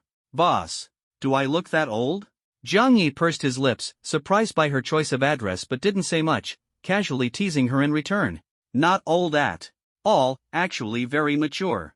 Sakurajima Yui muttered softly, her cheeks flushing as she secretly felt pleased. What are you mumbling about? I mean, I know of a dangerous place. It's the territory of catastrophe bosses, with over 100 bosses.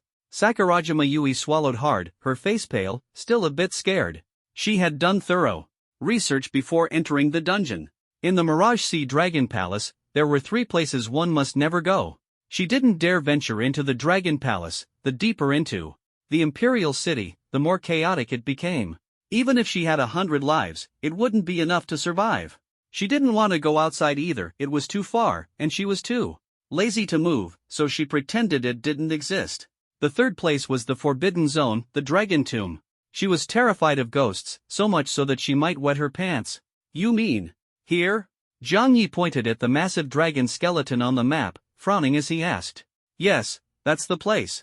The Abyssal Dragon Tomb, filled with countless dragon souls that are impossible to kill. Too dangerous, let's play it safe and develop slowly. Sakurajima Yui said cautiously. Can't kill them all? Such a good thing? Zhang Ye's eyes lit up as he slapped the table in excitement. The Abyssal Dragon Tomb, he must go and sweep through it. Ugh, I need to change my dress. Sakurajima Yui, with tears in her eyes, clutched the crumpled deep V neckline tightly and sighed softly. Fortunately, she had brought plenty of clothes. If she encountered ghosts, she'd just hide behind her master. With such a timid personality, how dare you call yourself a shrine maiden? Zhang Yi tapped her forehead, reprimanding her with a tone of dissatisfaction. What kind of shrine maiden is afraid of ghosts? Sakurajima Yui was truly muddled and adorably clueless. I'm a dancer, okay?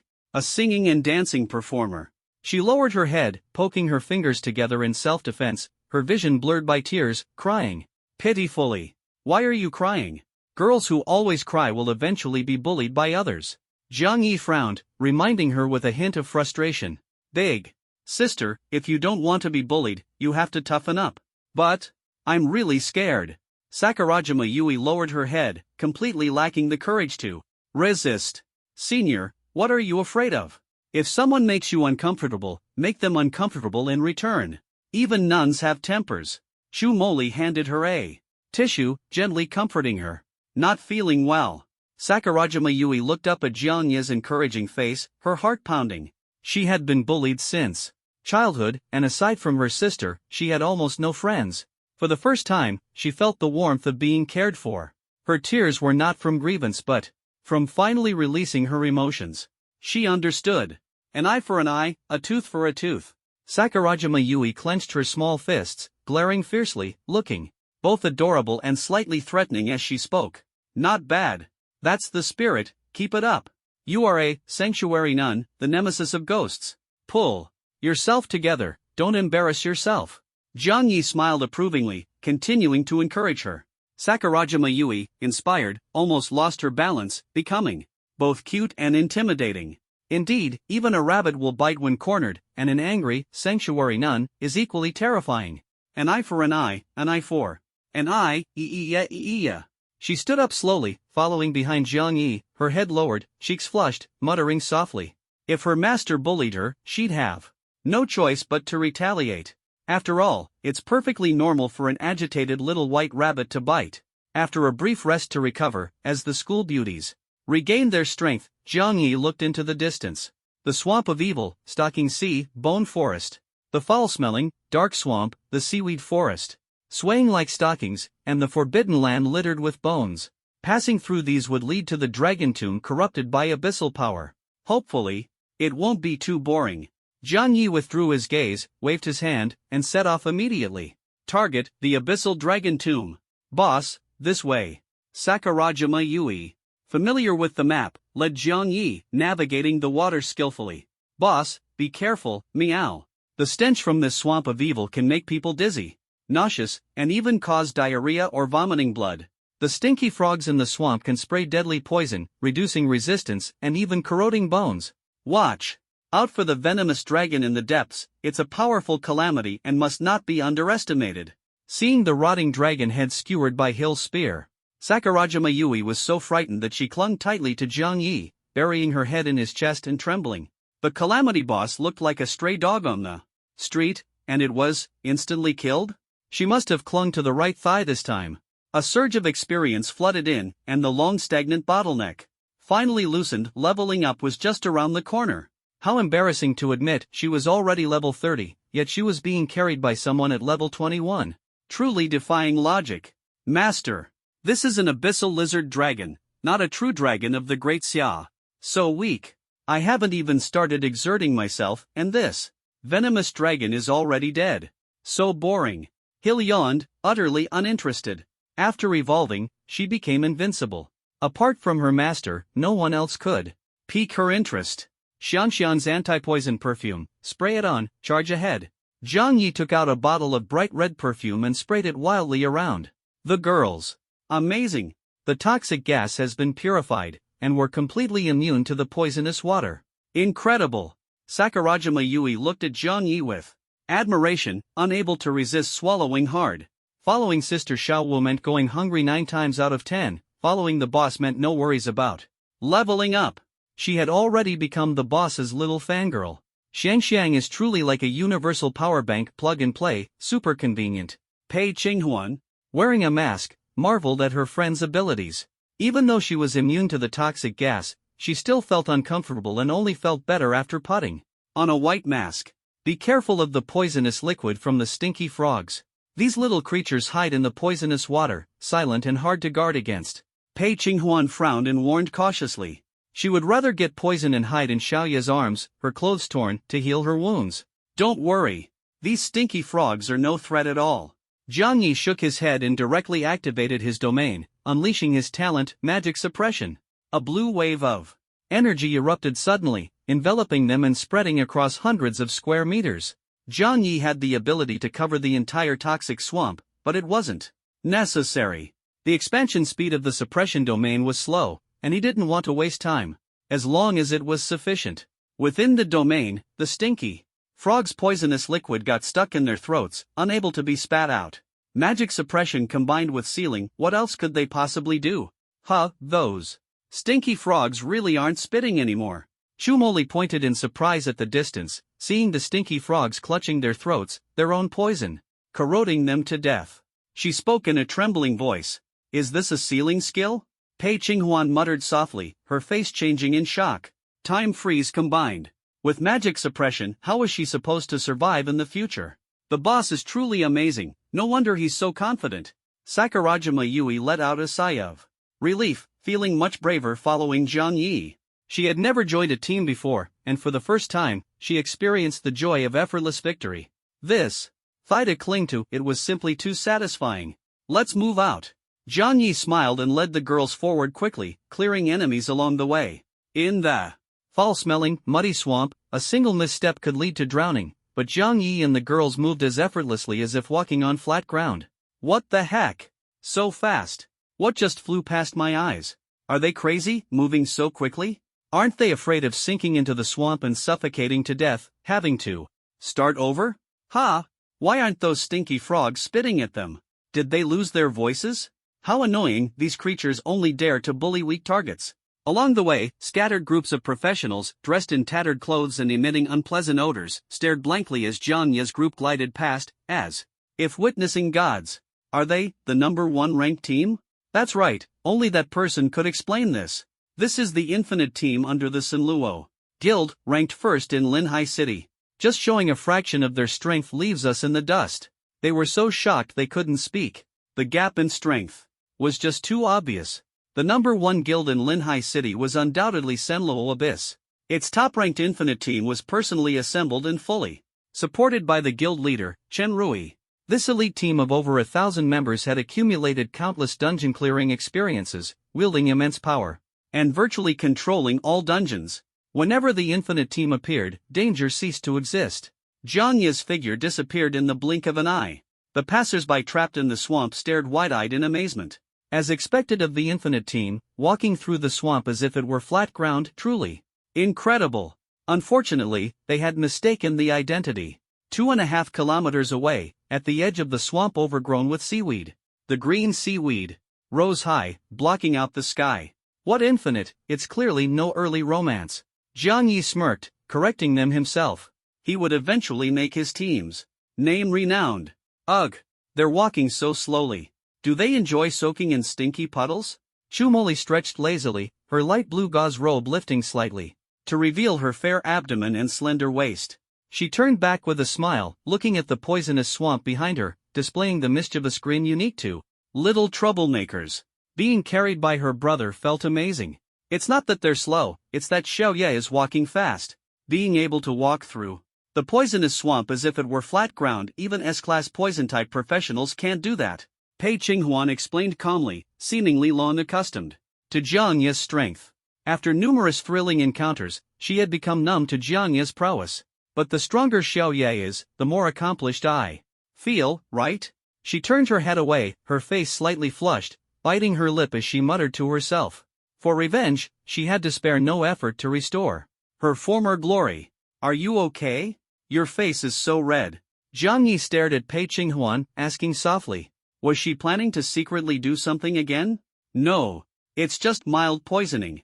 Pei Qinghuan suddenly panicked, turning her head guiltily and tucking her black hair behind her ear, skillfully making excuses. Very suspicious. This sword fairy was definitely planning to act up in the middle of the night. Your face is this red, and you're still saying you're fine? Zhang Yi frowned, pretending to show concern. Where are you poisoned? Do you want me to blow on it for you? He teased the blushing sword fairy with a playful smile. It's really nothing. Pei Qinghuan waved her hands hurriedly, her face showing embarrassment. If he really blew on it, that would be a disaster. Qinghuan Jie, are you feeling unwell? Should my brother check on you? Chu Moli turned around, frowning with concern. Her good sister had always been kind to her, did she need emergency care now? It's really nothing. Pei Qinghuan's eyes grew moist, and she was on the verge of tears from anxiety. If Zhang Yi examined her closely, he would definitely discover she was faking her illness. Wouldn't he? Wait. If Xiaoye finds out, it wouldn't be a loss, right? With tearful eyes and a tight heart, she bit her lip nervously, her voice trembling. Be gentle. She decided to take a gamble. Don't move, let me check. Zhang Yi frowned, pulling Pei Qinghuan into the seaweed thicket, out of sight from the outside. Pei Qinghuan leaned against the cold seaweed, resignedly closing her eyes, letting out a shy, soft sound. It's over, her disguise was about to be exposed. She was terrified inside, yet couldn't help but feel a hint of anticipation. Lost in her wild thoughts, Zhang Yi was already close. Where does it hurt? He asked patiently, looking at her tearful, radiant face, feeling a bit guilty. My nose. Sorry to trouble you. Pei Qinghuan closed her eyes and whispered. She trembled slightly, her hands tightly clutching her skirt, like a flower bud waiting to bloom. After inhaling so much toxic gas, her nose was definitely uncomfortable. Does it still hurt? Zhang Yi gently poked her delicate nose bridge, asking seriously. If he didn't know her true nature, he might have been completely fooled by her convincing act. Her tearful, misty eyes concealed a deep sense of expectation. My stomach, here. Pei Qinghuan lifted a corner of her white gauze robe, revealing the soft white lines of her abdominal muscles. This slender waist, if not used for combat, would truly be a waste. Anywhere else? Zhang Yi lightly poked her abdomen, soft as tofu. And here. Pei Qinghuan turned her head away, her pupils reflecting a reddish hue, her face as red as a ripe apple. She methodically rolled up her gauze robe, revealing an orange-yellow chest wrap, delicate and shapely. Fairy, you still have a marriage contract, don't you? Zhang Yi politely glanced over and reminded her softly. He hadn't forgotten that the sword fairy still had an unresolved engagement. He won't find out. Pei Qinghuan's beautiful eyes dimmed, her body trembling slightly, her face clouded with gloom as she bit her lip in frustration. Her tightly clenched hand on the gauze robe didn't relax, and the orange-yellow chest wrap quivered faintly. That paper marriage contract, if destroyed, the consequences are imaginable. Sorry, the toxin is hidden too deeply, I can't find the problem. Zhang Yi sighed and turned to leave. This patch of seaweed is so green it dazzles the eyes. I told you, he won't find out. Pei Qinghuan's eyes brimmed with tears as she tightly grasped Zhang Yi's hand, trying to hold him back. Stopping halfway through the investigation? How could he just leave like this? Her poison hasn't been cured yet.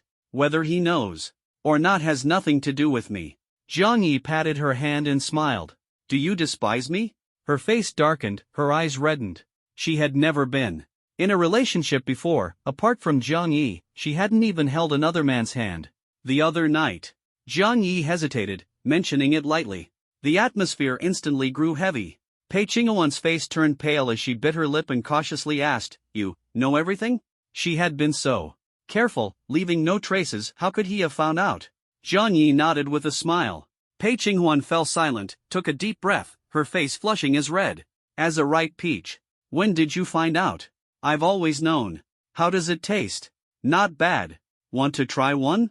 No, I didn't know you had a marriage contract. Now you know. Pei Qinghuan's expression turned slightly manic as her delicate hand hooked around Zhang Yi's neck. Taking advantage of his distraction, she carefully savored his reaction. Crazy. This woman is truly ruthless. Zhang Yi froze, quickly pushing Pei Qinghuan away, licking the blood at the corner of his mouth, his brows furrowed tightly. Pei Qinghuan, however, licked her red lips, staring at him with a provocative gaze, completely unabashed. Have you taken the antidote? After a long pause, Zhang Yi stepped back helplessly and patiently asked. Not yet. Pei Qinghuan shook her head, walking closer with a faint smile. The poison in her body wasn't so easily cured. It required more, stronger antidotes. Don't look at me, I don't have any antidotes here. Zhang Yi frowned, replying cautiously. This woman, was she planning another sneak attack? Isn't there a well-off nanny around? Seeing Zhang Yi tense up, Pei Qinghuan's manic smile grew wider, her voice soft as she reminded him. Nanny, come feed me some milk. Zhang Yi, as if finding salvation, pushed aside the soft seaweed and waved urgently to the girl with green-haired glasses, calling out in haste. This clingy lunatic is too much. Coming. Sakurajima Yui obediently walked up to Zhang Yi.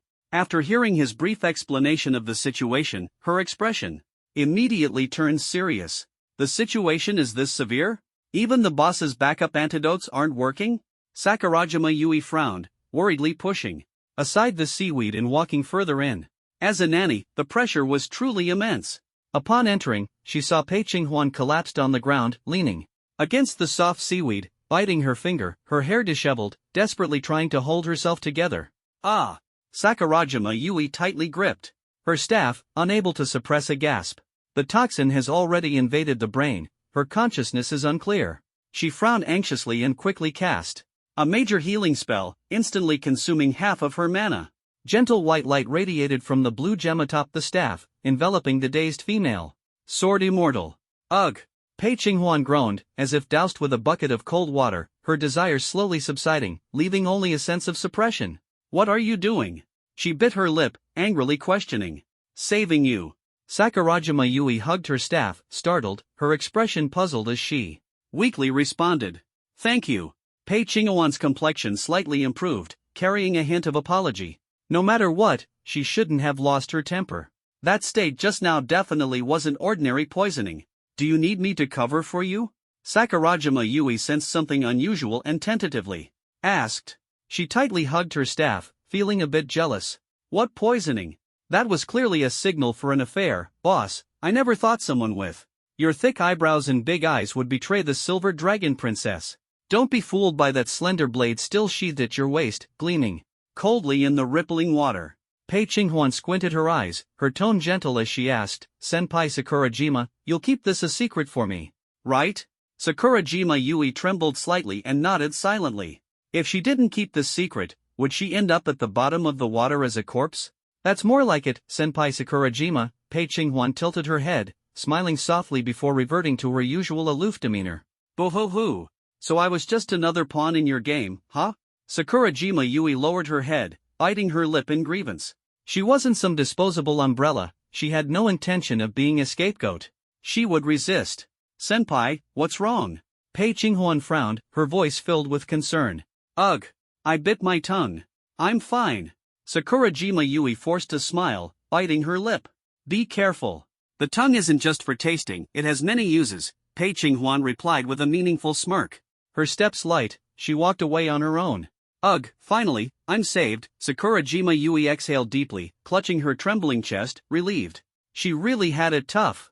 Calamity, the seaweed forest. The seaweed swayed chaotically in the currents, blocking out the light, with danger lurking in the dimness.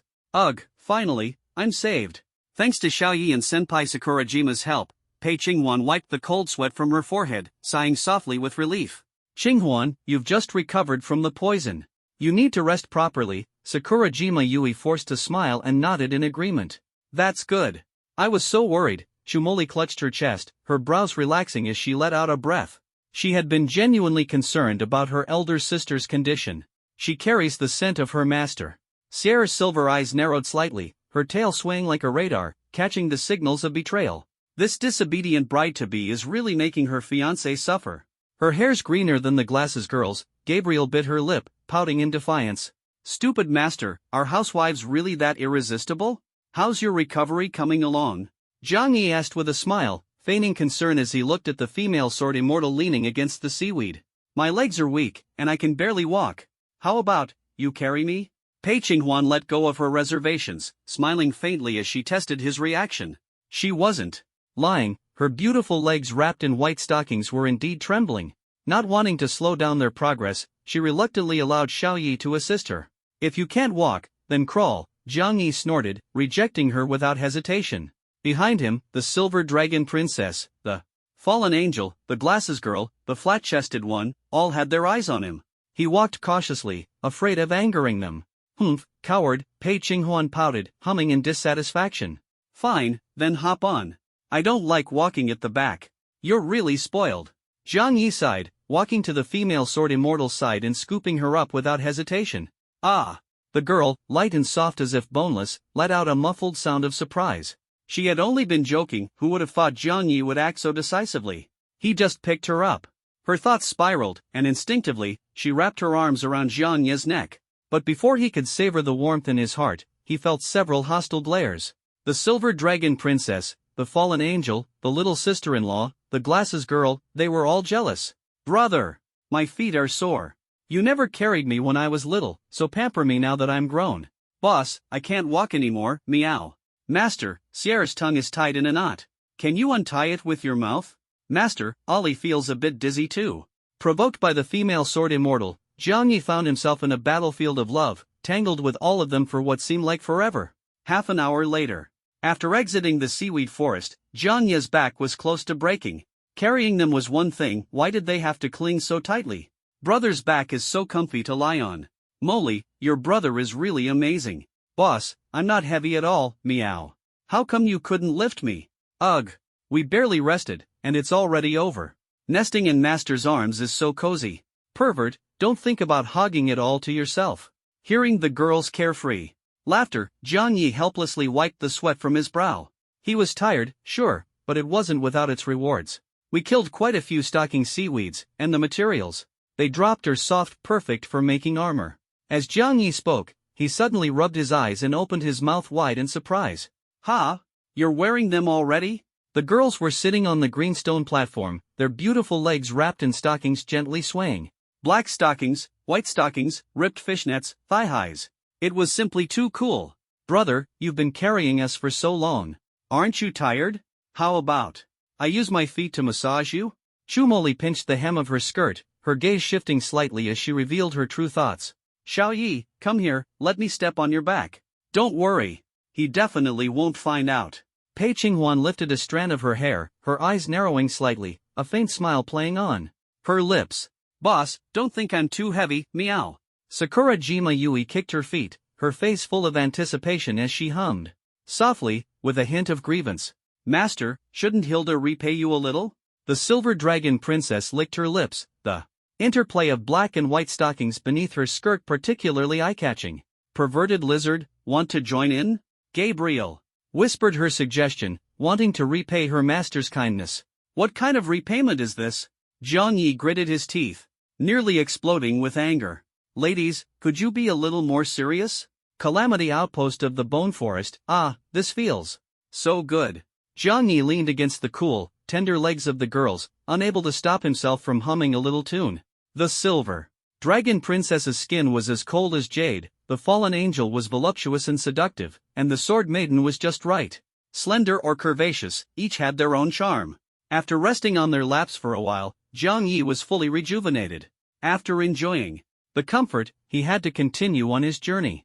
Leaving the ruined outpost, a foul stench wafted from the water not far away. Bones were piled up in heaps, a shocking sight. Once we pass through this bone forest, we'll reach the abyssal dragon tomb. Jiang Yi's gaze darkened as he frowned at the mountain of bones. The skeletons were stacked like layers of buildings, numbering in the tens of thousands, soaking in the water for years. Fragments of bones scattered everywhere, exuding an endless sense of desolation.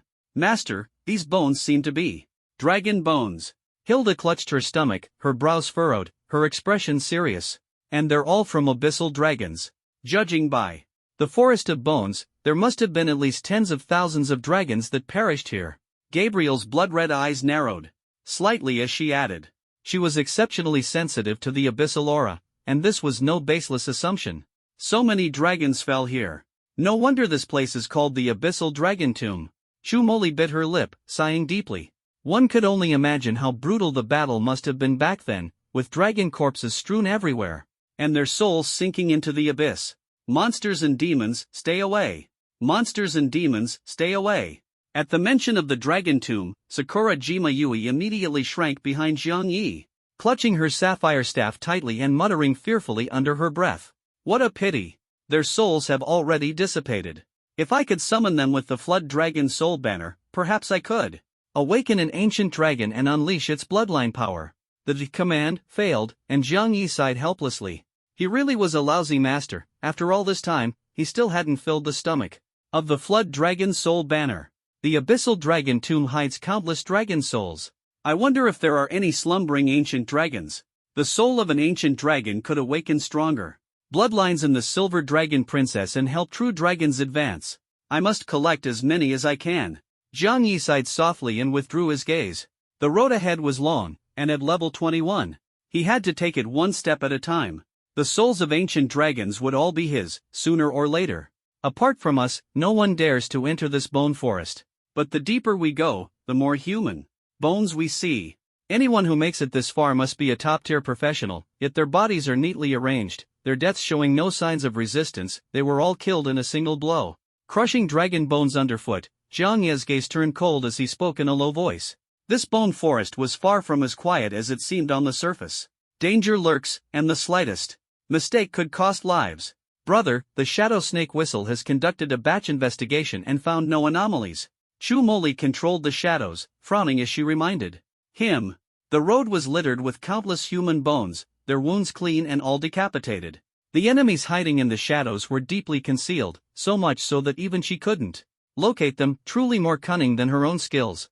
Perhaps this monster isn't on the surface, Zhang Yi nodded, speculating in a deep voice. Regardless, their target was the Abyssal Dragon Tomb. This forest of corpses was merely a passing point, and there was no need to dig deeper and waste energy. Remaining vigilant, the group quickened their pace. Along the way, they didn't encounter any major threats, but small creatures appeared in swarms. Name, Carrion Fish Level, 27 Grade, Nightmare Description, a type of piranha that specializes in consuming rotting corpses, acting as the scavengers of the abyss. Attributes, Constitution 888, Strength 125, Agility 250, Spirit 5. The foul-smelling, blackened fish swarmed madly, but the Silver Dragon Princess raised her hand and struck, instantly annihilating them. Without transcendent power, all beings are like ants. Sister Hill is so strong. Chu Moli followed numbly behind, obediently cleaning up the battlefield and collecting coins. If it were me, trying to clear these small fry without taking damage would probably take several hours, with a success rate of less than 1%. Pei Qinghuan's face darkened. If she didn't quickly improve her strength, how could she surpass the Silver Dragon Princess? Wait. These blue creatures nesting in the Dragon Bone Cave, are they goblins? Sakurajima Mayui clutched her staff, suddenly sensing something unusual based on her experience. Zhang Yi followed her gaze and saw a large hole gnawed into the pile of bones, with faint glimpses of blue-skinned goblins. Name, Underwater Goblin Troll Level, 28 Grade, Nightmare Description. Blue-skinned goblins who couldn't survive on land and retreated to the sea, undergoing life and death trials and evolving into trolls after devouring flesh, thick-skinned, immensely strong. Attributes, Constitution 1050, Strength 580, Agility 50, Spirit 3. Aside from the carrion fish, the Dragon Bone Cave also concealed 5-meter-tall goblin trolls. After consuming dragon bones, they seem to have awakened behemoth bloodlines, their green faces and fangs exuding an oppressive aura. Zhang Yi stared at the goblins, who responded with mocking cackles. The lesser goblins struck a bone bell, signaling an attack, and swarmed forward. Finally, fresh meat. The troll leader, with its sinister fangs and a foul-smelling maw, grinned cruelly. In its eyes, Zhang Yi and his group were nothing more than a meal. Blue goblins have developed gills, how fascinating. Faced with the encirclement of goblins, Zhang Yi remained unperturbed, even finding time to make a quip. Master, let Hill kill them. The Silver Dragon Princess wagged her tail, itching for a fight. This colorful lizard is such a battle maniac. Gabriel silently drew her sword, positioning herself in front of Zhang Yi. As his personal maid, she had to ensure her master's safety. Nightmare level. Goblin trolls are already a major species, and they've awakened behemoth bloodlines. This won't be easy, Chu Moli frowned, speaking with concern. Surrounded by goblins, she was deeply worried about the situation. It's just that you think they're difficult to deal with. Pei Qinghuan stood with her sword, coldly retorting. Nightmare-level goblin trolls were indeed troublesome enemies. Even for her, it would take time to kill them one by one. Facing groups of trolls, retreat was the only option. She had no desire to be called the saint of the sword. Boss, with so many goblins, should we retreat, or push forward? Sakurajima Mayui's hand trembled slightly as she gripped her staff, her eyes wide with shock. Wait, how did all these goblins suddenly turn into shredded corpses in an instant? What happened to retreating? Why did it turn into a direct confrontation? She took off her glasses, hurriedly, breathed on them, wiped them clean, and put them back on only to see blood mist filling the air and a 5-meter-wide trench deeply carved into the ground, stretching for several miles. Boss, it's bad. The hidden monster has made a move. Sakurajima Mayui was so frightened she almost jumped up, clutching her staff and trembling as she loudly warned. Where's the boss? Did the monster eat him? The boss, who had just been by her side, disappeared in the blink of an eye. Sakurajima Mayui's face turned pale, and she almost rushed into the blood mist to investigate, but was pulled back by Silver Dragon Princess with one hand. It was the master who ate the monster. Hill glanced at the girl wiping her glasses and coldly corrected. Hearing this, the girls froze, staring at the blood mist without moving. Before long, the blood mist dispersed, and a figure slowly became clear. They held their breath, trembling all over. It was Jiang Yi. He stood atop the troll's skull, his right hand gently raised, single-handedly gripping the neck of the snow-white-haired, lightly dressed mature woman, smiling smugly. Coward! In an instant, he had destroyed the goblin tribe and captured the hidden monster. Finally caught you. Her snow-white hair cascaded like a waterfall, with strands of silver mixed in, soft and flowing. Her trembling ice-blue eyes were filled with pain, reflecting Jiang Yi's handsome and confident smile. Ugh! The snow-haired, mature woman furrowed her brows tightly, letting out a painful whimper. Jiang Yi remained unmoved, the ghostly blue light flickering in his right hand as he gripped tightly without letting go. He showed no mercy to this bundle of experience points, nor did he know the meaning of compassion. Name, Water Demoness Lady Whitebone, Level, 30, Rank, Calamity, Description. A snow woman lurking in the depths of the sea, skilled in mental scythes, silently emerging from the snow mist. Her stunning figure and captivating smile often signify unpredictable life and death. Skills, Decapitation/Snow Concealment, Snowstorm, Whitebone. Attributes, Constitution 50, Strength 50, Agility 2000, Spirit 1500. This hidden calamity boss was no longer invincible, now letting out a piercing wail under Jiang Yi's control. On the battlefield, goblin corpses had yet to decay, and the scent of blood lingered. The girls nearby were all stunned. This demoness is a calamity boss? Why does she look like a little chick, instantly defeated by the boss? Sakurajima Yui muttered softly, biting her lip, as she removed her blurry glasses in confusion.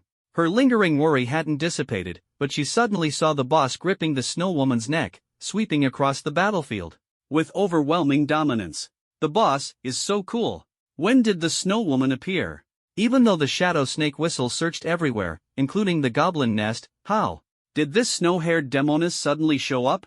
If Shadi hadn't just wiped out the goblins and counterattacked, we'd already be headless corpses. Chu Moli touched her sore neck. Her face darkened as she bit her lip and exclaimed softly. Having narrowly escaped death, her slender legs trembled slightly. She still owed Xiaoyi her life. When would she ever repay this debt?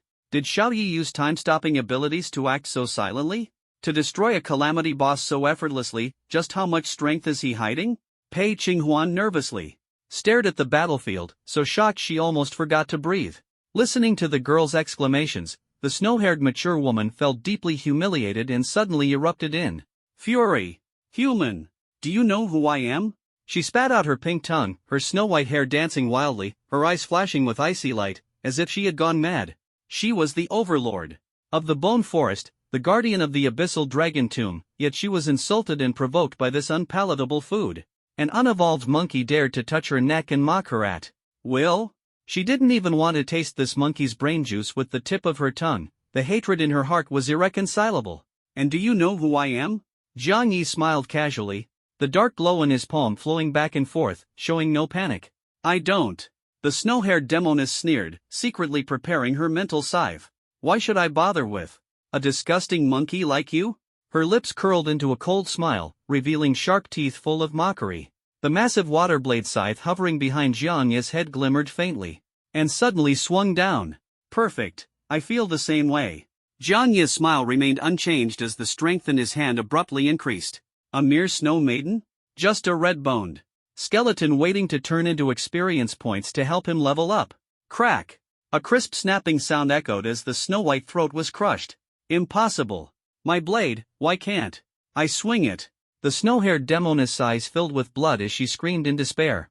Her head slid weakly off her shoulder, her pupils gradually dimming, unable to comprehend the situation before her. In the blink of an eye, her ultimate move had failed. The transparent water blade scythe hovering behind Jiang Yi's head remained completely motionless. Boss of Calamity defeated, Water Demoness Unclean Wife Lady of Bones. Experience gained, 120,000 points. Item dropped, White Jade Necklace. A flash of purple light surged as a massive amount of experience poured in. Jiang Yi's lips curled slightly, feeling an unparalleled sense of satisfaction. Item name, White Bone Necklace, Level, 30, Grade, Purple Epic. Description, a jade pendant crafted by the Snow Maiden submerged in the sea, imbued with the power of snowstorms and thunder. Effect, stores electrical energy, increases lightning. Attribute damage by 50%, boosts mental strength by 200, adds the thunder prison cage effect to restrict target actions and imprison with relentless lashes. An item drop? The warm pendant fell into his palm, light and exquisite. Jiang Yi waited briefly before carefully storing it away, casually tossing the snow maiden's corpse aside. Splash, the warm corpse fell into a pool of blood. Taking the towel handed to him by the fallen angel, Jiang Yi elegantly wiped his hands. Idiot, you only move when the boss tells you to. Hill sneered, glancing coldly at the voluptuous corpse. In the anti-magic domain, even a calamity boss was silenced and sealed, ultimately dying helplessly. Pervert, why are you still fussing over a corpse? Gabriel took the towel her master had used, folded it neatly, and didn't forget to bicker with the silver dragon princess. Defeated, just like that? Sakurajima Yui hurriedly put her glasses back on, staring at the corpse in the pool of blood, unable to believe it. It was clearly a calamity boss, how could it die so easily? As a flood of experience poured in, she suddenly understood. A flash of golden light signaled her level up. This leveling up was so effortless, like drinking water. It felt amazing. Are you okay? Choo. Molly cleaned up the battlefield with shadows, lightly walking to Jiang Yi's side, her delicate brows furrowed in concern. Molly, Xiaoyi is so strong, how could anything happen to him? Pei Qinghuan, long accustomed to Jiang Yi's prowess, smiled helplessly. She was no longer surprised by such events. With the ruler of the Bone Forest eliminated, the entire area was finally safe. Hey, Ali. Jiang Yi took out the white jade pendant and walked to the fallen angel's side. Master? Gabriel tilted her head slightly, asking in confusion. Want me to help you put it on? Jiang Yi dangled the white jade pendant, smiling lightly. Well, it's not like I wouldn't want that. She pursed her lips gently, obediently lowering her head, awaiting her master's affection. So happy. The cool necklace settled on her neck, and she murmured contentedly. All done. Jiang Yi gently ruffled her jet-black hair, softly reminding her. The white jade paired with her beauty made her look even more strikingly cold and elegant. Gabriel raised her head in response, her cheeks flushed, unable to hide her shyness. Her slender fingers lightly fiddled with the icy pendant, her gaze fixed on Jiang Yi as she asked softly, her breath slightly uneven, does it look good? Her delicate fingers gently pinched the creamy jade, which complemented her snow-white skin, making her appear exceptionally captivating. Jiang Yi rubbed the angel's rosy cheeks, nodded in satisfaction, and said tenderly, you've worked hard. The fallen angel always gave silently, how could she not be treated well? I like you the most. Gabriel naturally wrapped her arms around Jiang Yi's neck, her eyes moist with emotion. She stood on tiptoe, her cherry lips gently kissing him. I won't be jealous of that lizard anymore. She licked the corner of her mouth, her blood-red eyes shimmering with love. Once the door to her emotions opened, it could never be closed again. Keep up the good work. Jiang Yi kissed the angel's forehead, encouraging her. To keep his charming companions by his side, he had to give them benefits. If the angel maid wasn't well-fed, how could she willingly help him fight monsters and level up? Master, you're so biased. Hill's eyes welled up with tears as she puffed out her cheeks, looking aggrieved. She swayed her silver dragon tail, lightly patting Jiang Yi's waist, complaining coquettishly. He gave gifts to the sheep, so shouldn't she also get a reward? Don't take the lizard's things if the master doesn't give them to you, Gabriel huffed, frowning in displeasure. Lizard, don't ruin my moment. Hill, you need to keep working hard too. Jiang Yi held the silver dragon princess's small hand and gently tapped her forehead, treating her fairly and encouraging her. The silver dragon princess was the main damage dealer, and her emotions had to be kept stable. Otherwise, if she felt upset one day and came at him with a knife in the middle of the night, he wouldn't have anywhere to complain. That's more like it. No favoritism. Hill bit her lip, suppressing her dissatisfaction, her silver dragon tail swaying gently. Jiang Yi's interactions with his charming companions were enviable. Compared to the jade-like sheep nestled in the angel's arms, they longed even more to close the distance with Jiang Yi. Boss, you seem to have forgotten about me. I'm your loyal helper. Sakura Island Yui's eyes filled with tears as she tugged at her green hair, softly complaining. Helpers don't count as charming companions. Sigh, it seems I've been overlooked. Boo-hoo. Where's Emily? Where's Emily? Chu Emily's eyes reddened as she pursed her lips, muttering in frustration. I was the first one here. If my fiancé were Xiao Yi. Pei Qinghuan gripped the sword at her waist, her gaze deep. Then I could boldly demand a dowry, right? She licked her lips. She didn't want much for a dowry, just enough to fill her purse. Stop messing around, we still have to hit the road later. Jiang Yi felt the resentful gazes of the girls and couldn't help but laugh as he reminded them. The hidden quest was still a mystery. What right did they have to be jealous? Boss only knows how to. Sweet talk, just talking won't quench our thirst. Sakura Island Yui muttered softly, clutching the blue sapphire staff tightly to her chest. When will this thirst be quenched? Sigh. At this point, let's clean up the battlefield first. Shu Emoli pouted, the trace of sickness in her eyes quickly disappearing as she manipulated the shadows to collect the dropped equipment. She used looting to distract herself from her dissatisfaction. Unfortunately, she wasn't a charming companion, just a sister. Your boss is really good at avoiding issues. Forget it. Pei Qinghuan sighed, not pressing further, precisely maintaining her distance from Jiang Yi to avoid annoying him. Captain Casanova, the overlord of the Bone Forest, has been eliminated.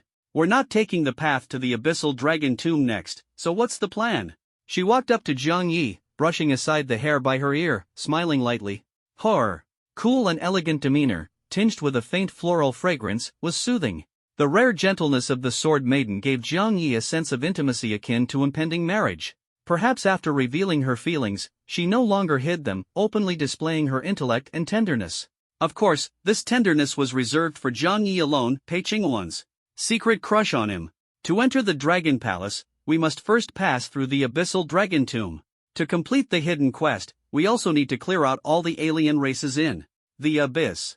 Jiang Yi sighed, patiently explaining.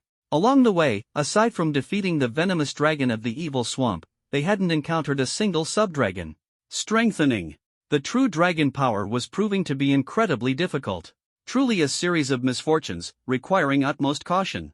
True dragons were hard to find, ancient dragons were rare, and he could only gather intelligence on dragonkind. Once the guild was established, he would have to develop an intelligence network. He hated being passive and preferred taking the initiative. This dragon tomb was originally the Royal Dragon Mausoleum, but it has been occupied by abyssal undead. If a true dragon appears, it will certainly bring down severe punishment. If that happens, all our efforts to sweep the abyss will be in vain. Pei Qinghuan responded, walking side by side with Jiang Yi. If only things were that simple. But look, trouble always comes one after another. Jiang Yi smiled as a group of scavenger fish recklessly rushed forward. He didn't make a move, the shadow net instantly spread out, trapping dozens of nightmare-level scavenger fish. His sister followed closely behind, her shadow snake whistle had already scouted ahead, and the ambush was immediately triggered. Water. Spears rained down like arrows on the trapped fish. The sword immortal unsheathed her blade, delivering a single decisive strike to effortlessly deal with these small fry. Jiang Yi remained relaxed, admiring the sword immortal's graceful and agile movements. Along the way, they eliminated enemies as they appeared, replenished their magic power with the healer when tired, and the girls' teamwork grew increasingly seamless, rapidly enhancing their combat strength. They tread across a land littered with bones, and in the distance, the majestic Dragon City came into view. We're almost there. Beyond the Dragon Gate lies the Royal Dragon Tomb, though it's a pity the true dragon's burial ground has already been swapped out. Jiang Yi gazed into the distance and sighed. Even the mighty Dragon Clan couldn't escape the fate of extinction. The team stopped at a dilapidated outpost to rest briefly. Brother, do you want to take a break? Chu Moli patted Jiang Yi's black silk-clad leg and asked softly. Moli, you're too thin, lying down wouldn't be comfortable. Let me help you instead.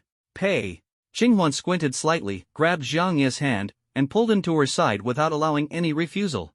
Only children make choices, why not have both?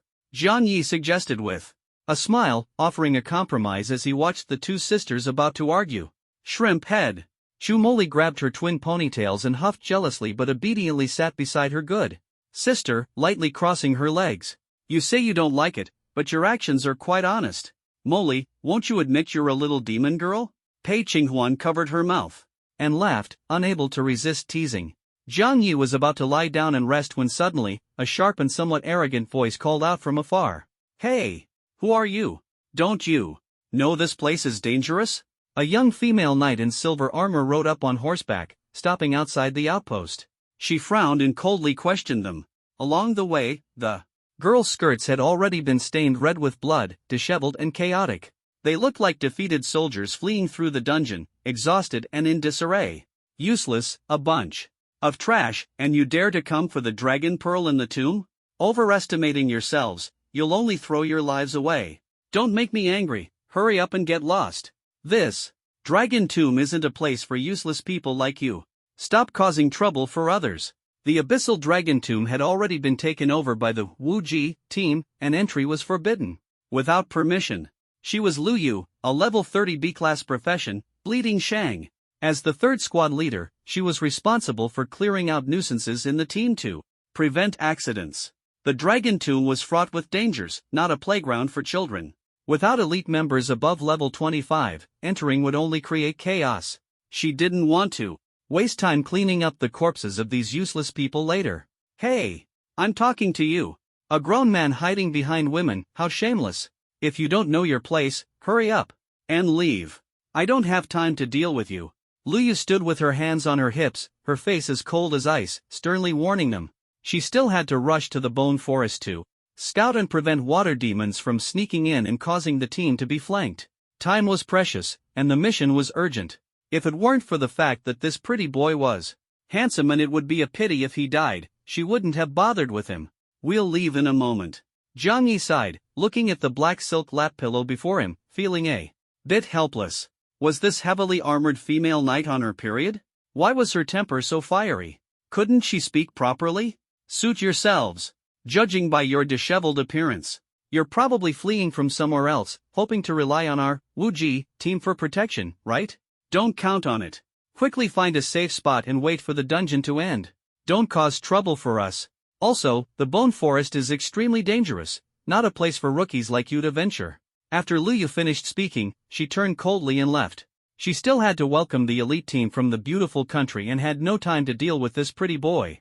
The armored female knight hurried away, and the surrounding commotion gradually subsided. Isn't she too arrogant? Sakurajima Yui held her staff, frowned, and complained. She quietly sat among the girls nearby, biting her lip and muttering under her breath, it's just the Infinity team. Even their first captain couldn't instantly kill the Scourge boss. What's there to be so arrogant about? They just rely on their numbers and strength to bully weak professions like mine. Infinity team? Tell me about them. The annoying fly had flown away, and Zhang Yi took the opportunity to lie down, resting his head on a girl's lap, looking up to meet the surprised gaze of the green-haired girl with glasses. Senior, tell us about them. Chu Moli turned her head and spoke softly. She wasn't familiar with Lin Hai and only knew about Jiangqing's adventurer guild.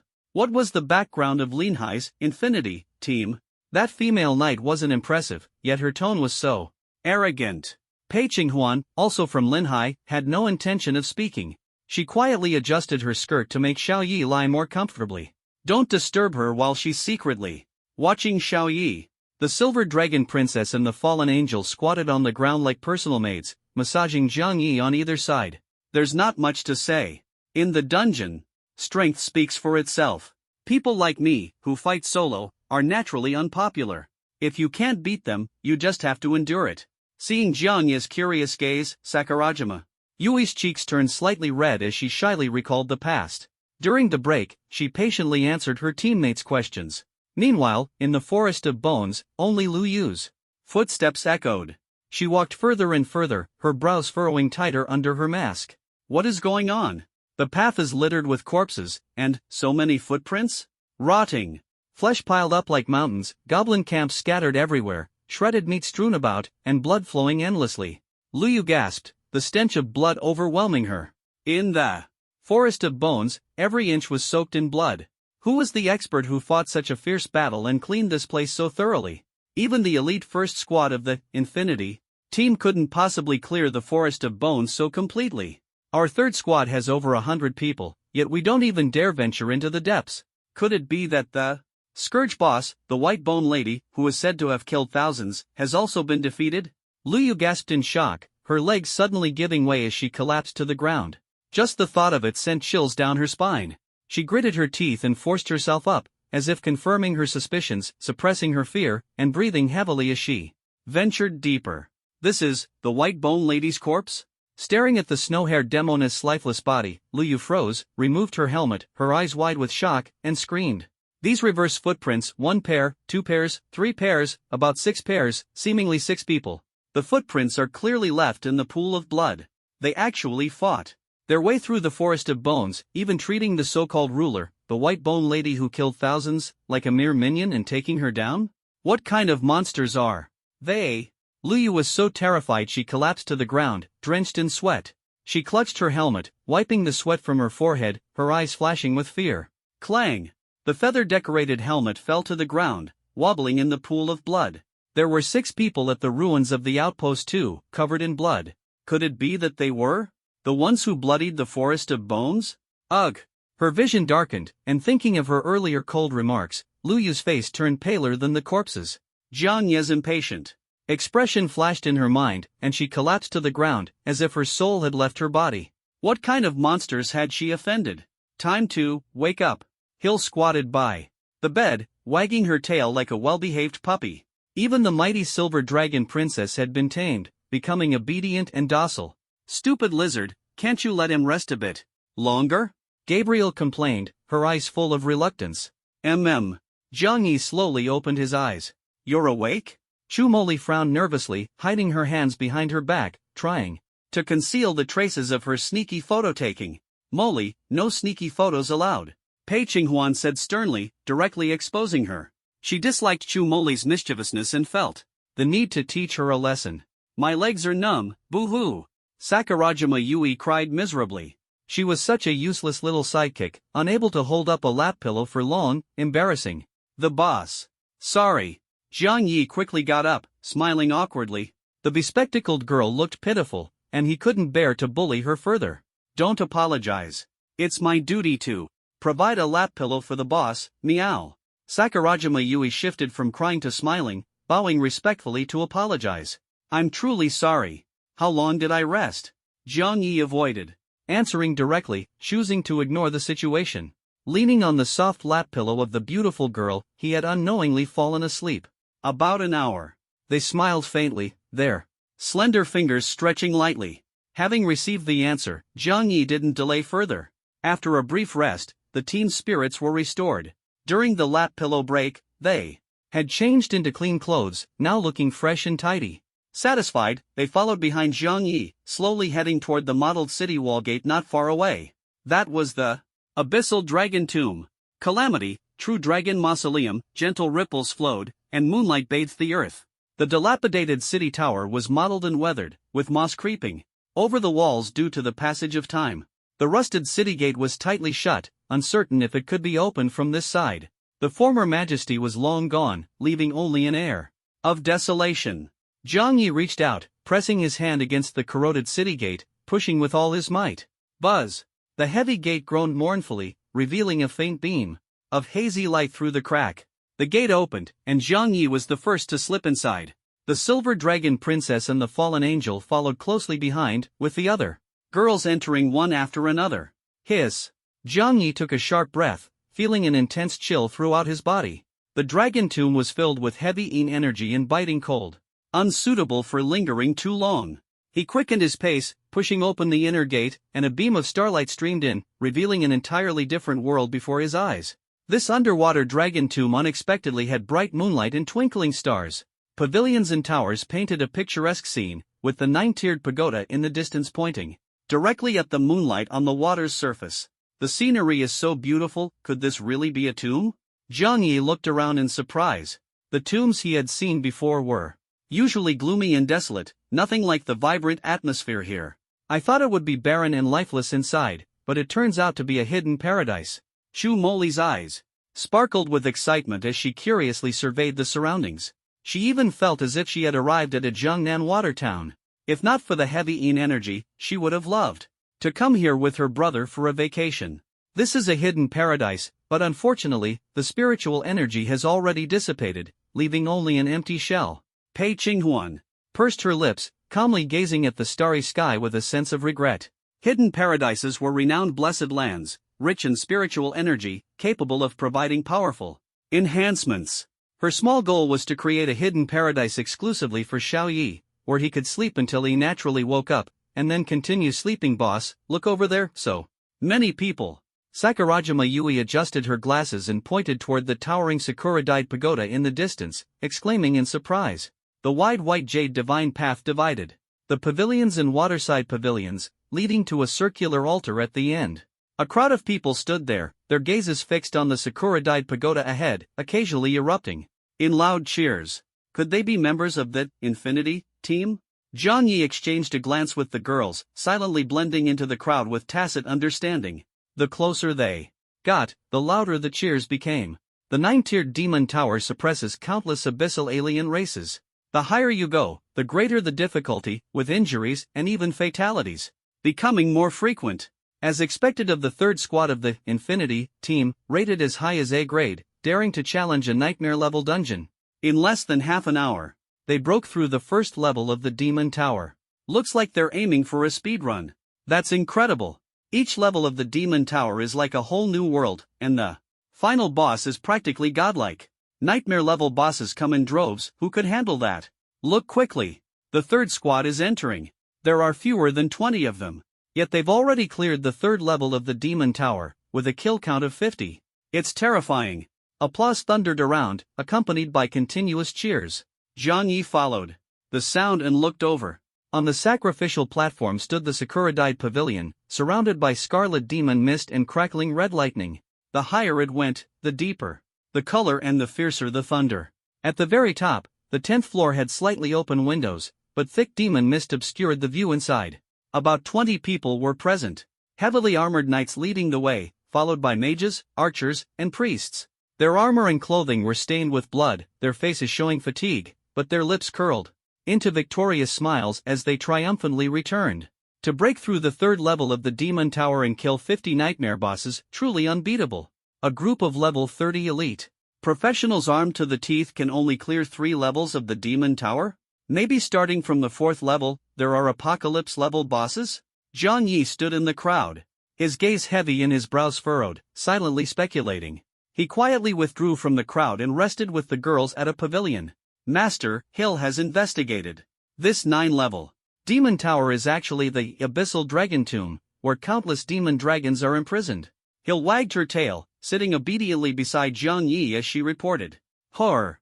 Silver-white dragon tail coiled around his waist, her little claws sneakily resting on his hand, exuding an air of playful cuteness. This little rascal was truly a shameless little thief. Dragon. Just as I guessed. I thought this dragon tomb would be filled with bones and wandering dragon souls, but it turns out they're all locked in this demon tower. Saves me the trouble of searching everywhere. Zhang Yi smiled and swatted away the little dragon's paw. The silver dragon princess, having been swatted, bit her lip in grievance, almost ready to throw a tantrum. You mischievous thing, stop causing trouble. Gabriel coldly glared at the silver dragon princess, guarding her food. Watching the silver dragon princess and the fallen angel bicker, Zhang Yi suddenly realized his sister was missing. Qinghuan, wasn't Emily with you? Zhang Yi asked the female sword immortal beside him, who had been secretly watching him. She said she wanted to give you a surprise. Pei Qinghuan blushed, brushing her hair to hide her embarrassment. The 2 little wildcats were trying to snatch her sausages. Again. A surprise? Could she have evolved too? Zhang Yi couldn't help but speculate, half amused and half exasperated. If his sister turned into a catgirl, maybe she'd even learn how to repay kindness. You've been too busy leveling up. Pei Qinghuan huffed softly, feeling a bit aggrieved. Stupid Zhang Yi, always focused on fighting monsters and leveling up. Couldn't he help her out a little? Truly heartless. Brother, guess who I caught? Chu Emoli appeared quietly, leading 2 familiar figures to Zhang Yi's side. Xiang and Shiyu? Zhang Yi stood up, pleasantly surprised. Reuniting with old friends after years apart, his emotions surged uncontrollably. Zhang Yi, I've missed you. Qin Xiang threw herself into Zhang Yi's arms, her soft body pressing against him as if trying to merge with him. Even after just a few days apart, her longing had turned into tears, brimming in her eyes. This pink-haired fox secretly inhaled the scent of her crush, replenishing her depleted energy. Darling, long time no see. Song Shiyu held a dormant lava statue in her arms and pulled out a card, handing it to Zhang Yi. After a few days apart, her cold face finally showed a smile, revealing her gentle side to Zhang Yi. All the equipment collected in Xuanhe town has been sold, and the money is stored on this card. She set down the cumbersome lava golem and eagerly approached Jiang Yi, her lips curling slightly as she softly explained. Thank you for your hard work. Jiang Yi nodded but was too busy to step away. Before heading to Linhai, he had Qin Xiang and Song Shiyu help handle the equipment. The Qin family had an adventurers guild, and the Song family owned multiple auction houses, making the process exceptionally quick. Helping your boyfriend with something, what's so hard about that? Song Shiyu frowned, her face full of confusion as she asked. Boyfriend? Jiang Yi's expression changed, and he exclaimed in shock. Since when had he started dating the Ice Queen? Not only did the pink-haired fox in his arms stop crying, but the Silver Dragon Princess and the Fallen Angel also joined forces in opposition. His younger sister and the female Sword Immortal both had strange looks on their faces. Meanwhile, the green-haired girl with glasses lay on the bench, perfectly playing the role of a helpless wife. You've entrusted me with all the money. If I'm not your girlfriend, then what am I? Song Shiyu's eyes reddened as she bit her lip, looking puzzled. Wasn't she Xiao Ye's girlfriend? Clearly, all the household money was handed over to her. If that didn't make her his girlfriend, then was she just a cashier? Song Shiyu bit her lip, her fair, beautiful legs tensing. The household money, including her dad's private stash, was all meticulously managed by her mom, Song Qian. Only someone who trusted her completely would hand over millions for her to manage, right? The gold card tucked against her chest was worth enough to buy 2 villas. She was definitely secretly in love with her deskmate Xiao Yi. But why was he frowning now, looking puzzled? Was he secretly dating someone else? What a pervert! Xiao Yi so perverted it was hard to understand. Suddenly, Song Shiyu understood. She suppressed the little joy in her heart, realizing she also liked the thrill of sneaking around. Just kidding. With Sierra around, the girlfriend spot isn't my turn yet, right? She backed off a little, awkwardly tucking her hands behind her back and lightly tapping the ground with her toes. Well, I guess I got excited for nothing.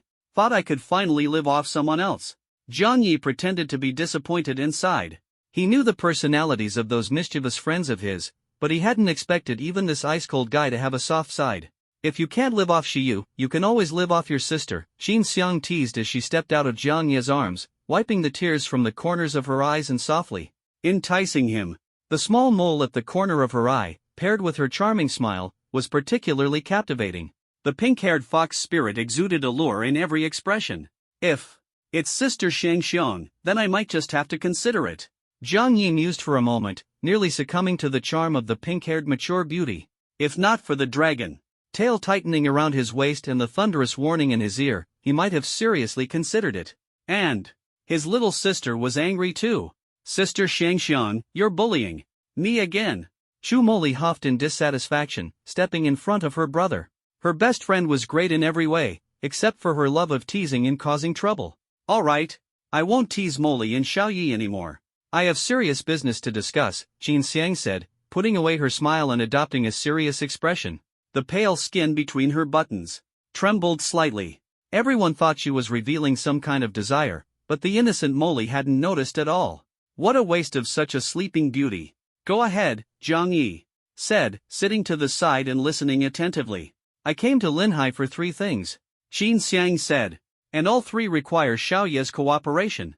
She held up 3 slender fingers, her gaze focused, a smile playing at the corners of her lips.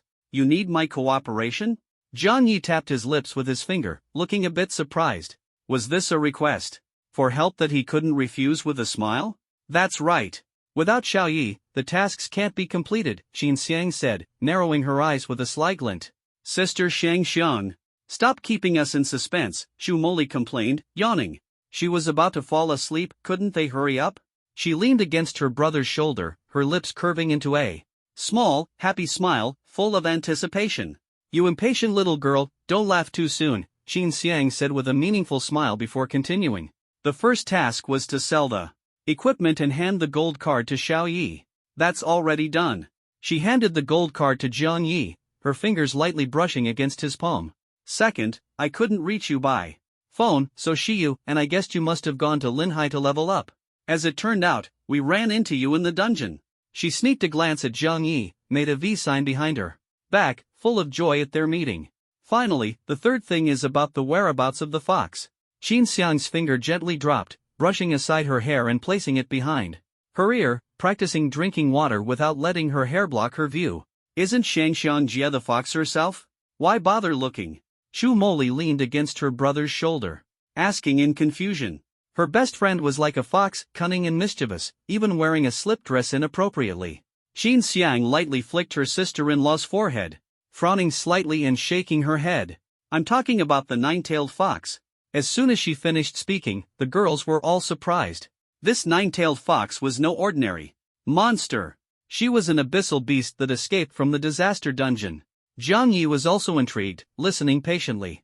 That nine-tailed fox had escaped from the disaster dungeon, where his parents had died, severely injured, and fled to Linhai, her whereabouts unknown. Unexpectedly, the fox appeared in the Mirage Sea Dragon Palace. What a stroke of luck! If they could capture her, perhaps they could learn about his parents' fate from her. This became Jiang Yi's motivation to level up. He felt that his parents' death wasn't so simple. The nine-tailed fox is named Ing Luo, and she comes from Qingqiu. Xin Xiang took a deep breath and dropped a bombshell. The fox came from Qingqiu?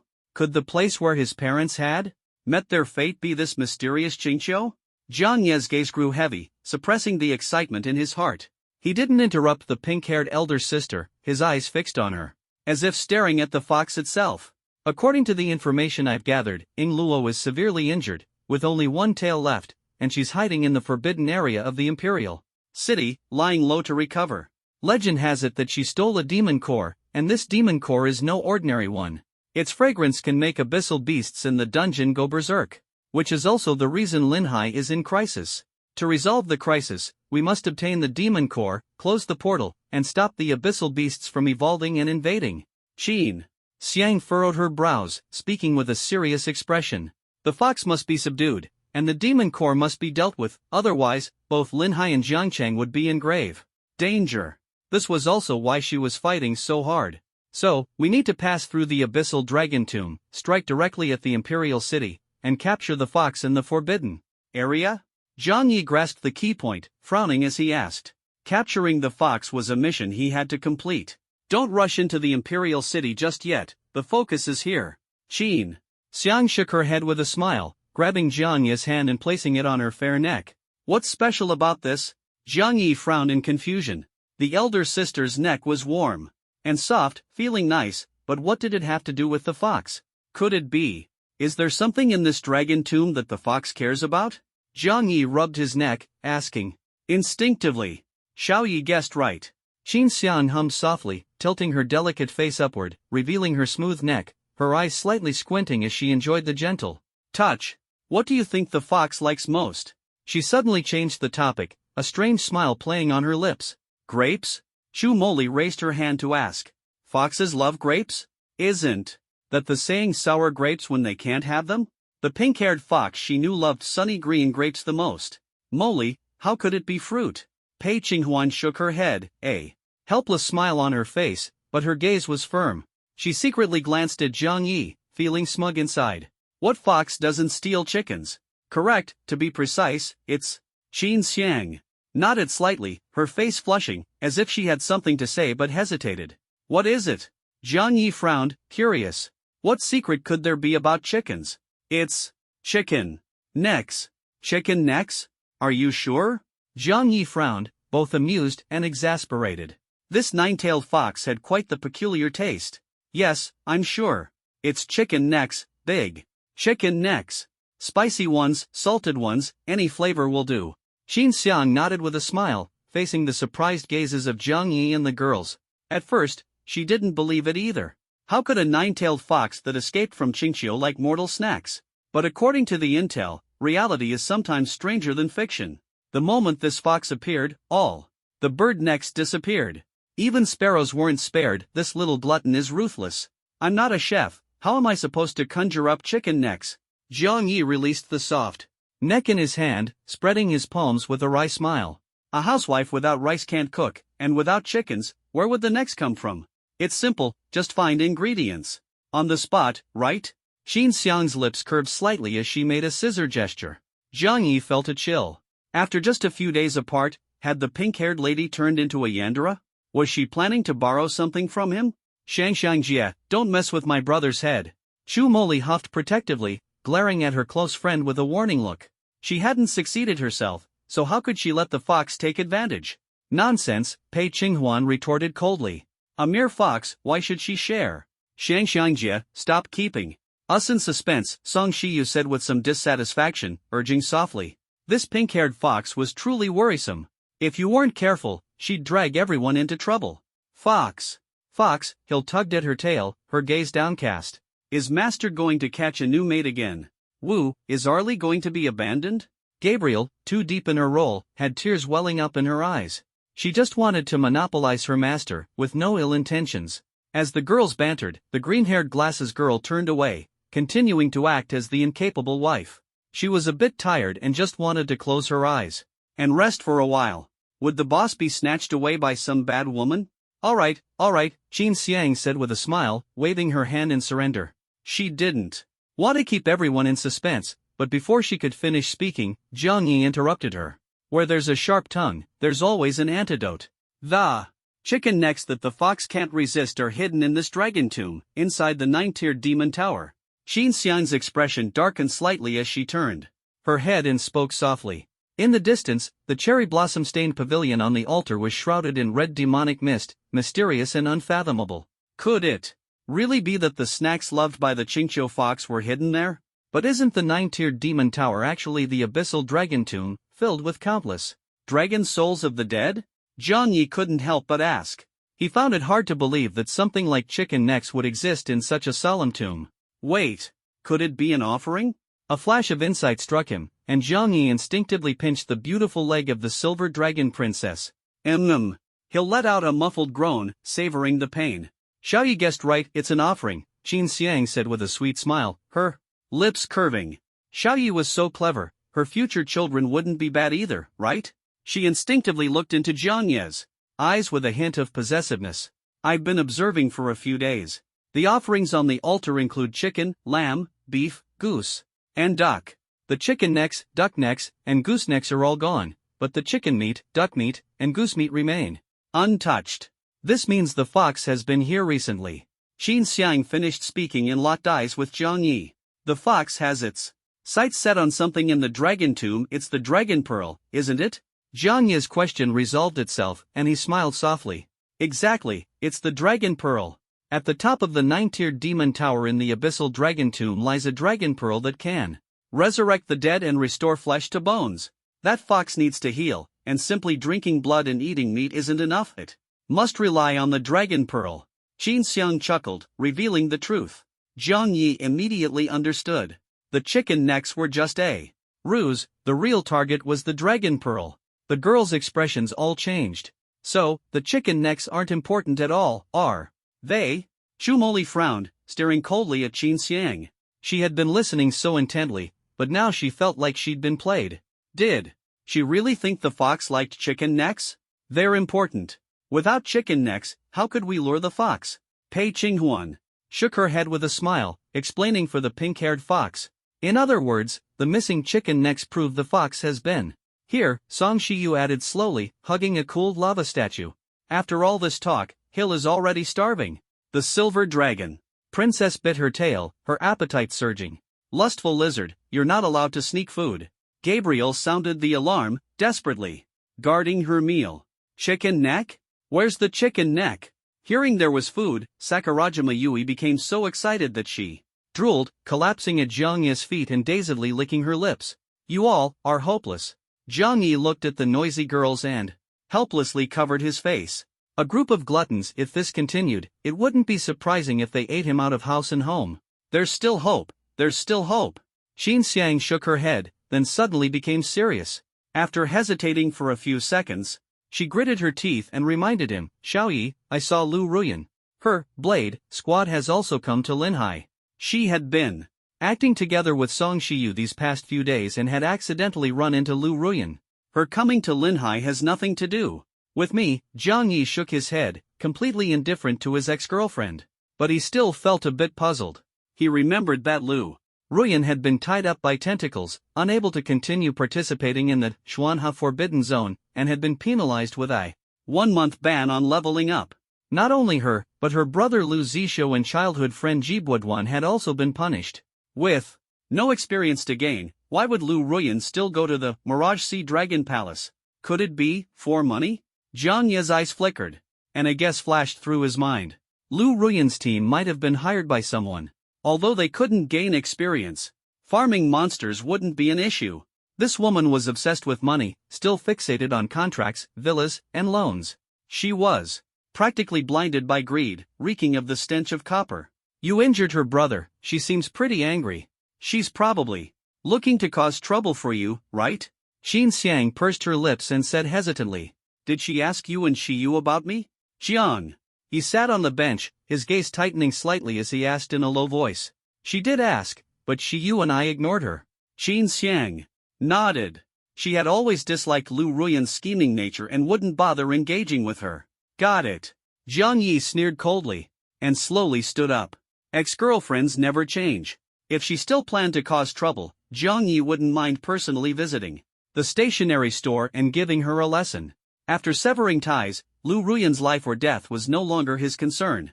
His only goal now was to break through the 9-tier demon tower, obtain the healing dragon pearl, and lure out the Qingqiu demon fox.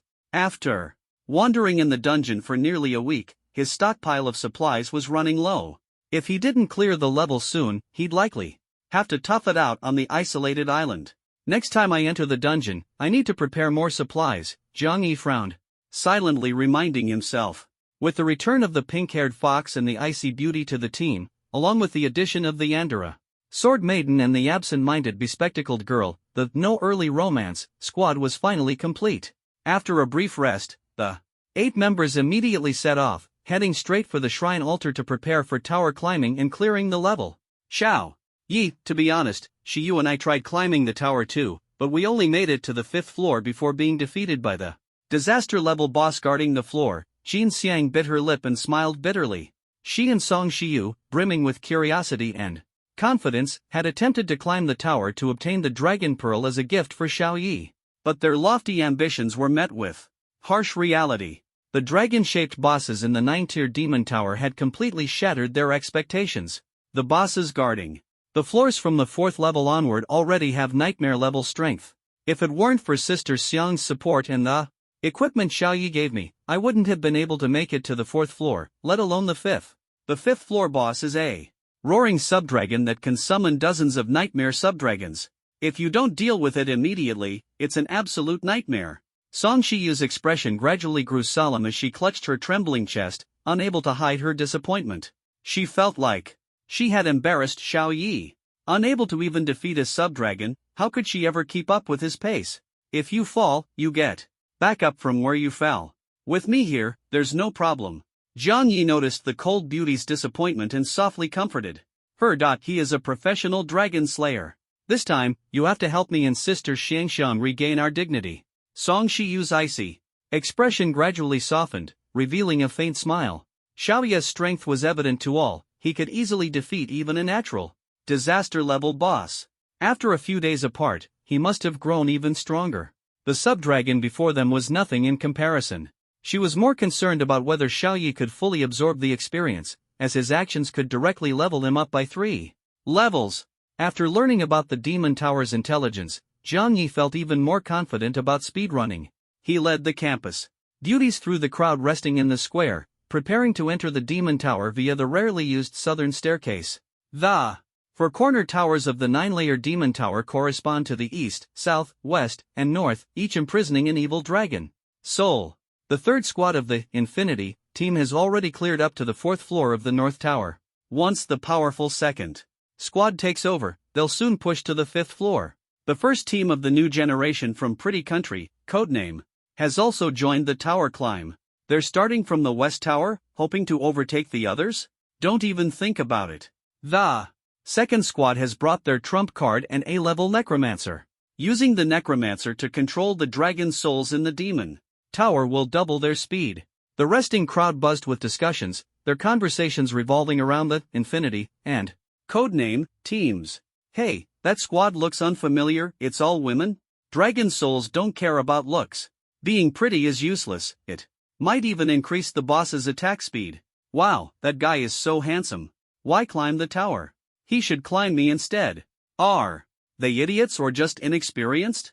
They're actually taking the southern shortcut, the hardest path, which even Infinity doesn't dare to tread. A bunch of rookies who haven't even reached the dungeon's level cap. How bold! What a pity these beauties are following a foolish captain. They'll be surrounded by bosses soon. Hope they don't end up crying. Surprised murmurs rose from the crowd, and more people stared at Jiang Yi, filled with doubt and disapproval.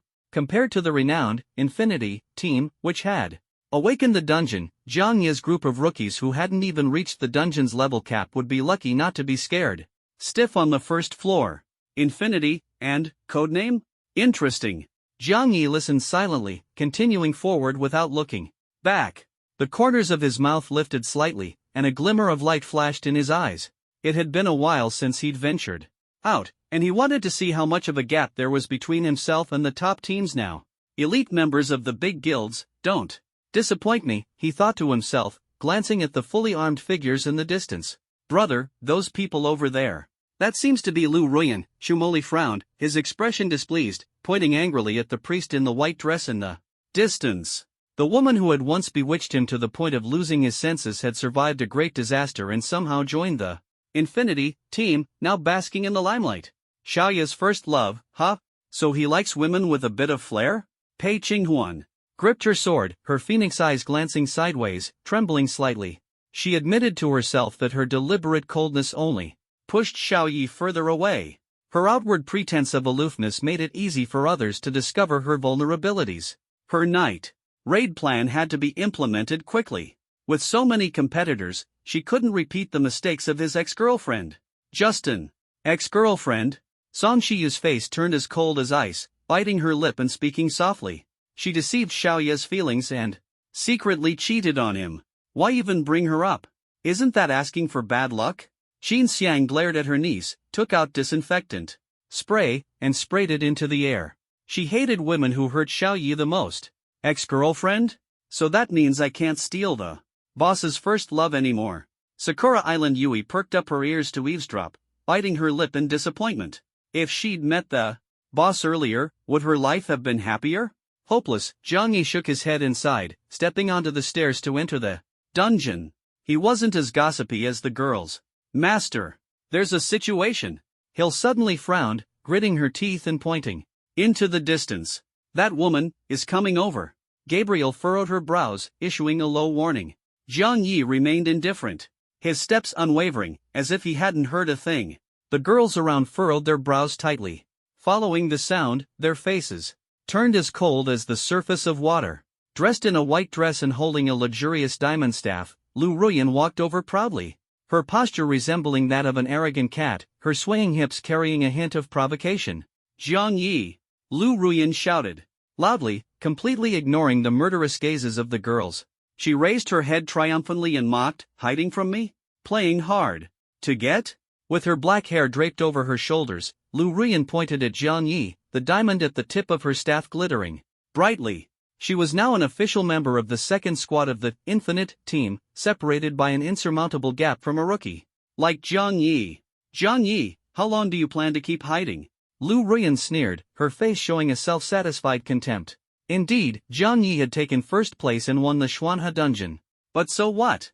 It was just the 100-day league before the college entrance exams, a game for kids. What was so impressive about being first? Things were different now. She was the official priest of Linhai's top Infinite team, a position even graduates from prestigious schools couldn't compete for. After stepping into society, she realized how naive she had been before, clinging tightly to Jiang Yi, a crooked tree. He refused to give her a house, didn't want to take on student loans, and wouldn't even share the inheritance left by his parents. Wasn't this treating her like an outsider? This stingy miser was nothing but selfish. He was totally unworthy of her. Lu Ruyan. Fine, you can keep hiding from me. But you must sign this agreement. This is an order, or else. Lu Ruyan sneered, her slender legs in white stockings gripping the glittering diamond staff. She pulled out a folded agreement from her neckline and unfolded it herself. At this moment, the girls were already furious, dodging and mumbling nonsense, and now trying to scare people with a blank piece of paper? House, car, money, loans. Fine. Taking everything, huh? Chu Moli squinted her eyes, gritting her teeth as she muttered. Spouting demands like was this woman's brain completely clouded by money? Such a short-sighted vampire. Pei Qinghuan's eyes burned with anger as her hand rested on her sword hilt, itching to cut down this annoying woman with one strike. Lu Ruyan wanted Jiang Ye's money, but Pei Qinghuan wanted all of Jiang Ye's attention. By comparison, she was just a harmless little glutton, barely draining any energy.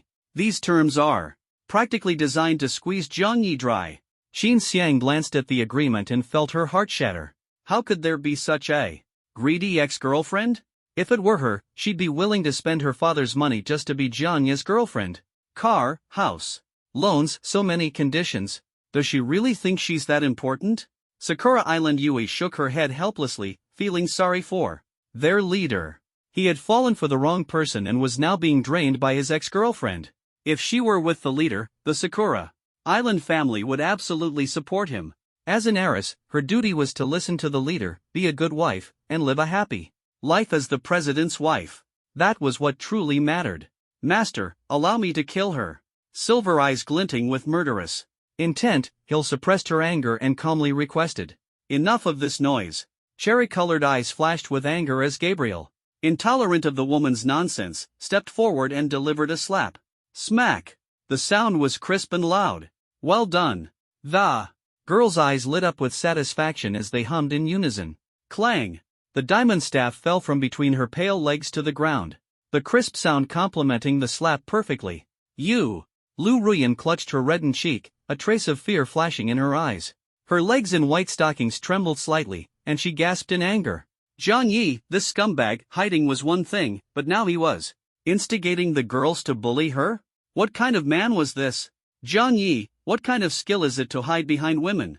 Didn't you say you wanted a clean break? Sign the agreement, and we'll go our separate ways. Lu Ruyan gritted her teeth and shouted coldly. She wasn't afraid of the maid angel, and she certainly wouldn't fear Jiang Yi. The grudge from Xuanhe Square, she hadn't forgotten the humiliation of being ignored by Jiang Yi. Times have changed, she is now an official member of the Wu Ji team, on a completely different level from Jiang Yi. The opportunity she gave him to sign the agreement was purely out of old feelings. Otherwise, she would have long since. Liu Ruyan. Jiang Yi moved, a cold smile curling at the corner of his lips. He slowly turned around, his face indifferent, exuding authority. Do you really want to sign this agreement? He asked coldly, staring at the terms on the document. This agreement was practically designed to devour someone whole. The lakeside villa, student loans, parental inheritance, all of these should have belonged to Liu Ruyan. If he didn't sign the agreement, he'd be labeled the bad guy? I don't want to sign it. Liu Ruyan sneered, shouting at Jiang Yi like a shrew, yet she held the agreement aloft as if she were doing him a favor. Jiang Yi remained silent, walking toward Liu Ruyan under the anxious gazes of the young women behind him. Step by step, he approached until he stood directly in front of her. In just a few days, Liu Ruyan had shed her gloom and become brimming with confidence. Like a sparrow climbing onto a branch, she thought she had transformed into a phoenix, her arrogance in her eyes even more pronounced. Wasn't it you who said you wanted a clean break? Liu Ruyan sneered, waving the agreement in front of Jiang Yi. Fine, I'll give you one last chance. Sign the agreement, and we'll go our separate ways, never to contact each other again. She took a deep breath, speaking her true thoughts, a glimmer of greed flashing in her eyes. Jiang Yi said nothing, merely holding the agreement and reading it himself. The young women behind him were on the verge of tears, afraid he'd be deceived by this shameless woman again. They knew Jiang Yi had already taken the bait. If he signed the agreement, letting go would be impossible. Once I've squeezed every last bit out of this useless man and sold off the assets, I'll rise higher and higher in the Wu Ji team. Even my younger brother and Bois will have a bright future. And the only one sacrificed will be Jiang Yi.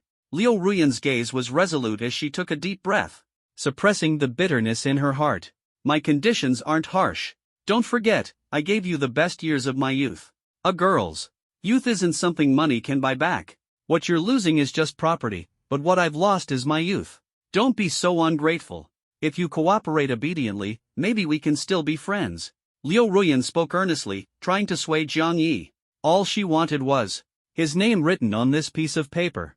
Unfortunately, this thin sheet wasn't a marriage certificate but a sneaky agreement. Where do I sign? Jiang Yi shook the blank paper, staring at Liu Ruyan, and asked indifferently. Humph, you won't regret it.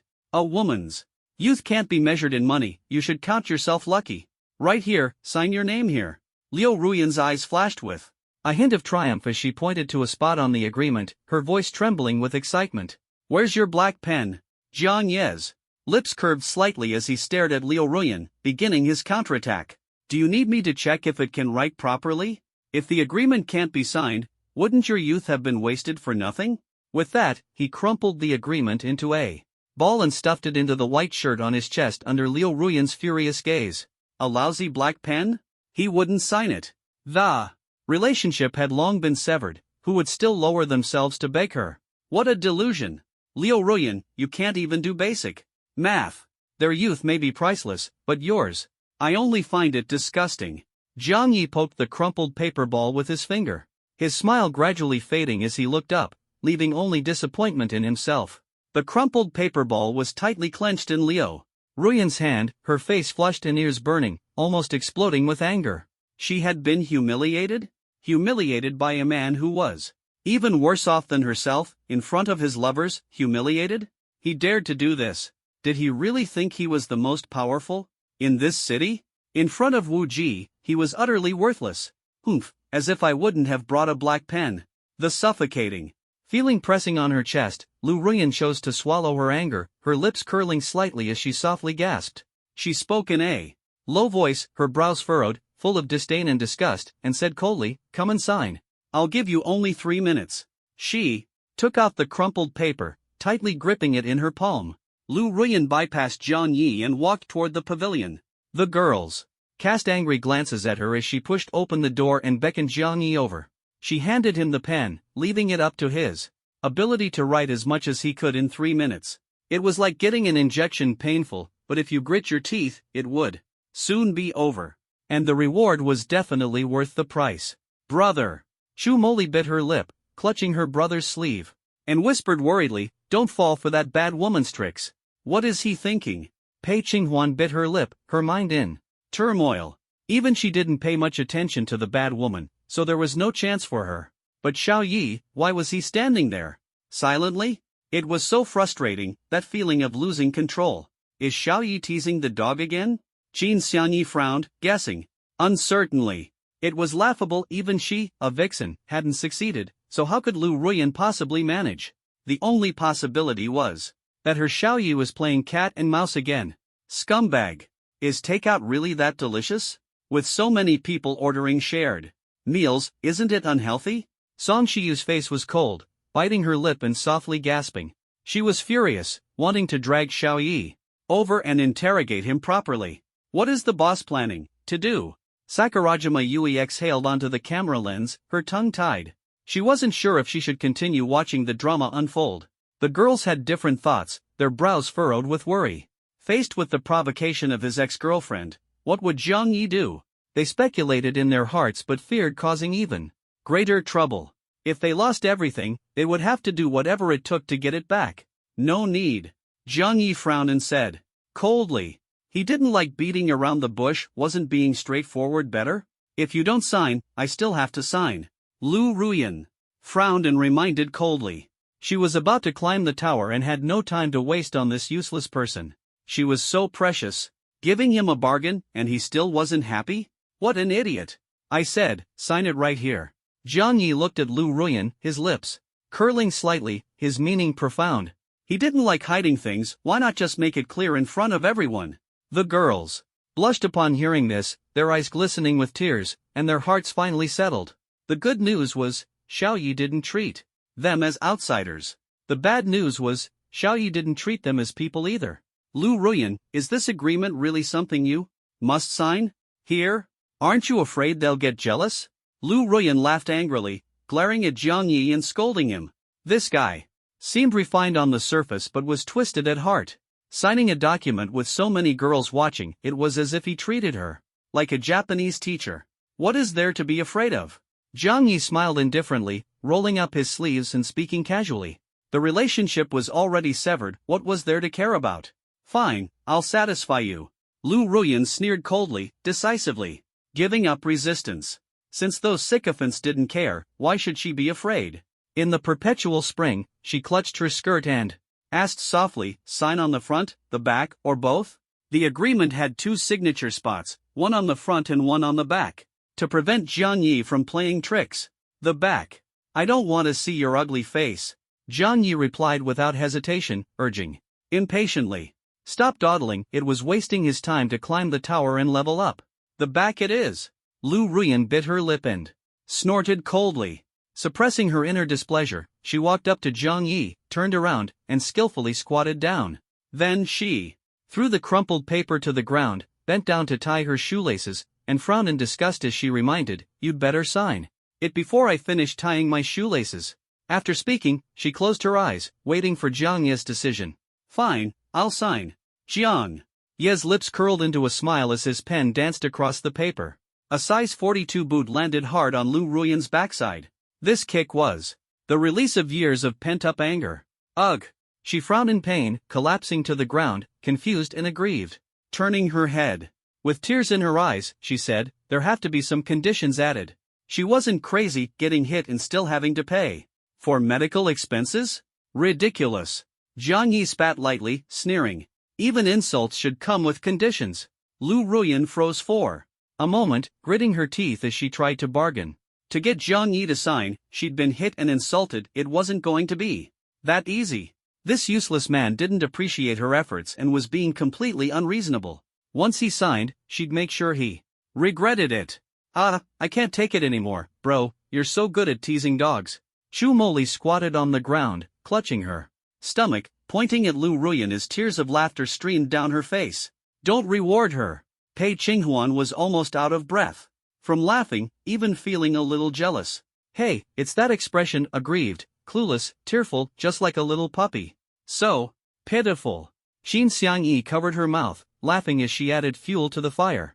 Lu Ruyan, you really are like a dog. Song Shiyu's lips curled into a mocking smile as she looked down at her. Her old deskmate was truly wicked, playing this bad woman like a fiddle. If you bark, I'll give you this sausage to eat. Sakurajima Yui held a sausage, gently shaking it as she mischievously said, Master, you're so bad. Hill's lips curled slightly, her tail wagging comfortably. She had long known that her master wouldn't fall for the tricks of a bad woman. Serves her right. Gabriel sneered coldly, clearly displeased. Surrounded by the mocking gazes of the girls, Lu Ruyan understood what had happened. Jiang Yi, you tricked me? She lay on the ground, shouting angrily. Didn't you say you were going to sign? Why aren't you signing now? Lu Ruyan's face turned bright red as she screamed like a madwoman. The agreement that could change her fate had slipped away so easily. She was furious. Jiang Yi walked up to Lu Ruyan, stepping on her back. As he mocked, if I wanted it, would you give it to me? Lu Ruyan felt as if she'd been struck by lightning, lying there dazed, her eyes red and swollen with tears. If not for the burning pain in her backside, she would have thought she was dreaming. How could Jiang Yi refuse me? How dare he refuse me? Just half a month ago, he was still devoted to me. If I smiled at him, he'd be happy for days. But now, I've given him everything, and he rejected me? Lu Ruyan muttered to herself, her pale body pressed against the ground, leaving scratches and bruises, yet no one sympathized with her. She couldn't understand, had Jiang Yi changed, or had she lost her charm? She thought about it over and over. She was, after all, the school beauty of Jiangcheng No. 1 High School, with countless admirers. If not for Jiang Yi's obedience, she wouldn't have even considered being his girlfriend. When she was with Jiang Yi, she was always pampered, buying clothes, bags, milk tea. As long as she smiled, she could get anything she wanted. But now, this spoiled girl had been kicked to the ground. Why? The more Lu Ruyan thought about it, the more confused she became. She couldn't figure out why Jiang Yi would reject her. If there was nothing wrong with her, then the problem must lie with Jiang Yi. How could he not appreciate her? He was being way too picky. Jiang Yi, isn't this exactly what you wanted? Lu Ruyan bit her lip, glaring at him. She wanted to see through Jiang Yi's thoughts, but all she saw was the playful expression on his face. What do I want? Jiang Yi stepped on Lu Ruyan's back, his lips curling slightly as he spoke in a calm tone. What he wanted was simple, to make Lu Ruyan regret. Holding hands, kissing, when we were dating, weren't those the things you always wanted? I can give you everything now, even Go further. Just sign this agreement. Lu Ruyan refused to give up, turning her head with tears in her eyes, her voice trembling. As she pleaded. That's it? Jiang Yi yawned, utterly uninterested. He wouldn't raise the stakes, even if he himself wasn't tempted. His younger brother wouldn't agree either.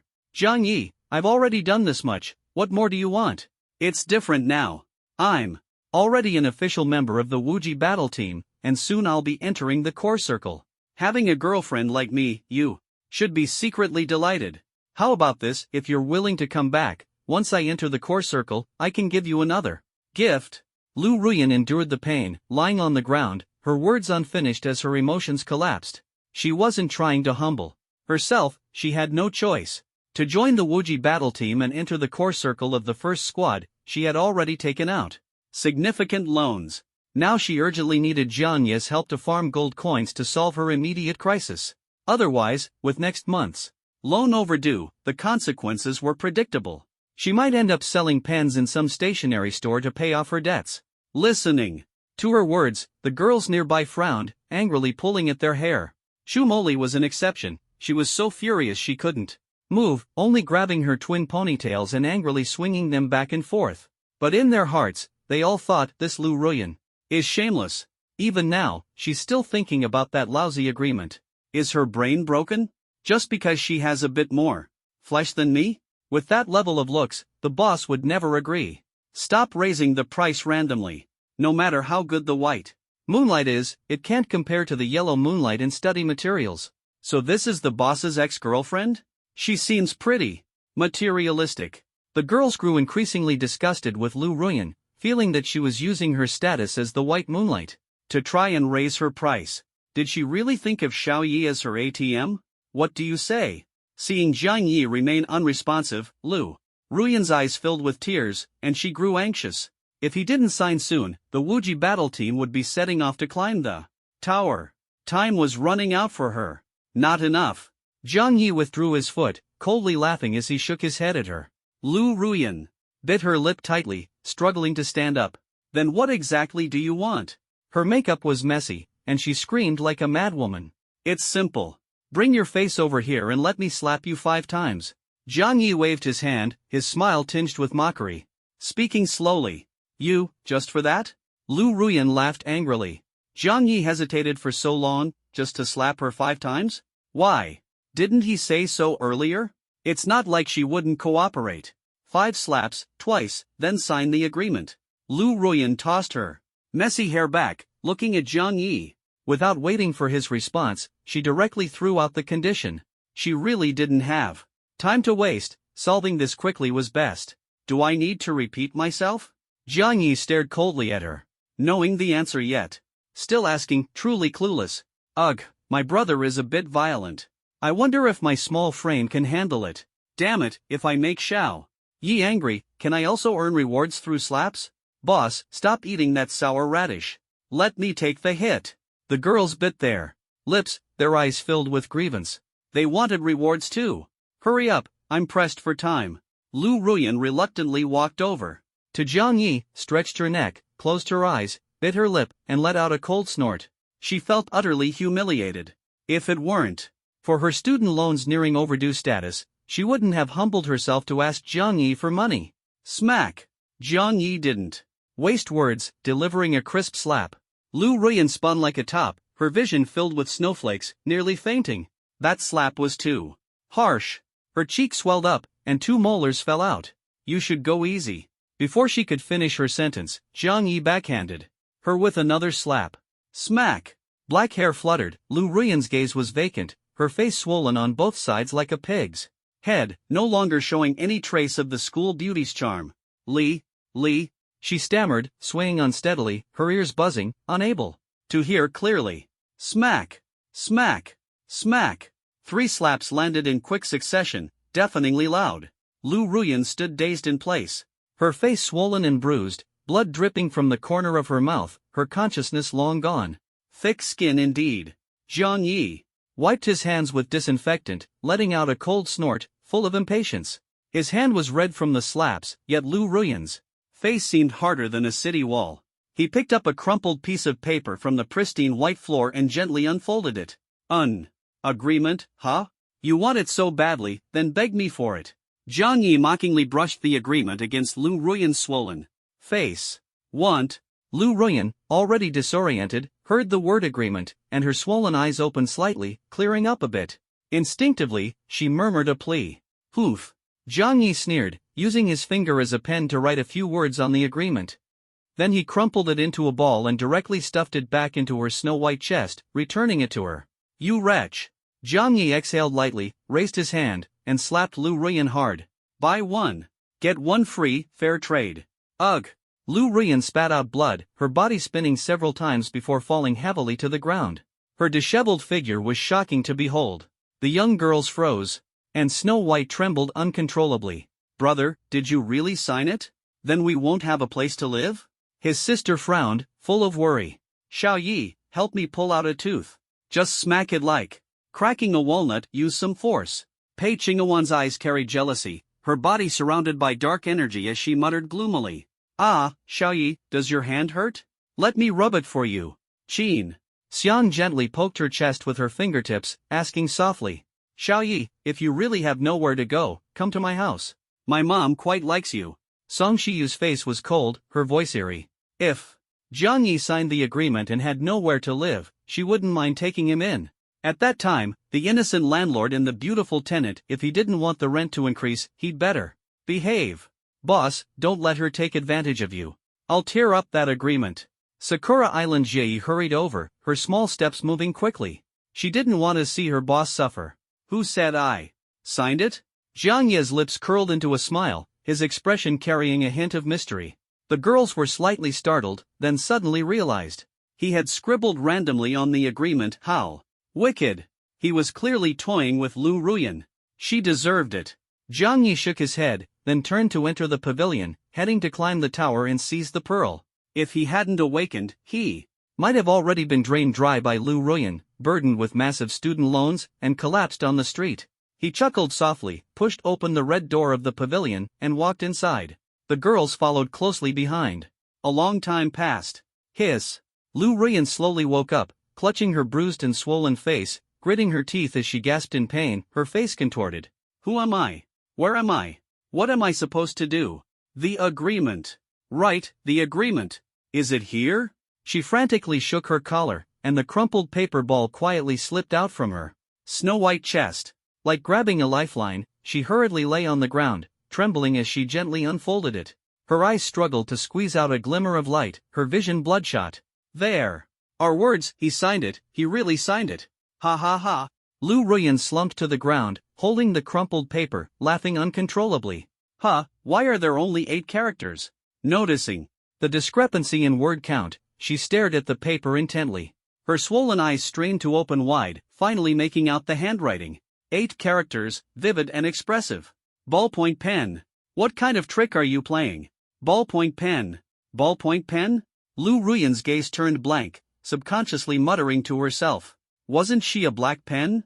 When did she become a ballpoint pen? Suddenly, the diamond staff on the ground reflected light, and she barely made out the appearance of her face. Whose pig head meat is this? This pig head is me? The paper fell to the ground, and she muttered repeatedly like a fool. No, how did she turn into pig head meat with a soy sauce aroma? This pig head was so round. Ballpoint pen, round pig nose? Lu Ruyan murmured softly, picking up the agreement to take another look. It was like looking in a mirror, the signature even had a drawing of a pig head, perfectly fitting the scene. She gritted her teeth, her snow-white hand trembling slightly in anger. Unable to catch her breath, she felt her vision go black and fainted. Thud! She fell backward, like a ballpoint pen stuck in a bottle cap. Press it once to reveal the tip. Natural disaster 9-layer demon tower descending to the first floor. The space inside the tower was spacious, with red brick walls and an antique charm. Jiang Yi walked ahead, while the girls followed behind, each harboring their own thoughts. Brother is so unreliable, but that drawing is quite vivid. Wanting both the house and the inheritance, this greedy pig head really thinks she's encrusted with diamonds? Chu Moli grabbed her twin ponytails, revealing a slightly mocking expression. A ballpoint pen? Xiao Yi, you really have some ideas. Pei Qinghuan covered her mouth and smiled gracefully. If she ever had a toothache, she'd go to Xiao Yi to pull her teeth. Even if her face swelled, it wouldn't matter. Xiao Yi, stop being abstract, come at me instead. Qin. Xiang's lips curled into a sly smile. What about chalk? Song Shiyu's face was indifferent as she murmured to herself. The room was filled with Xiaoya's photos, her obsession with chalk was away. To ease her longing. Boss, this place is so eerie, it's a bit scary. Sakurajima Yui huddled close to Zhang Yi, clamping her legs together and trembling uncontrollably. She was genuinely afraid of ghosts. Aren't you a shrine maiden? How can you be afraid of ghosts? Zhang Yi asked with a smile, reaching out to pull the trembling glasses girl closer to him.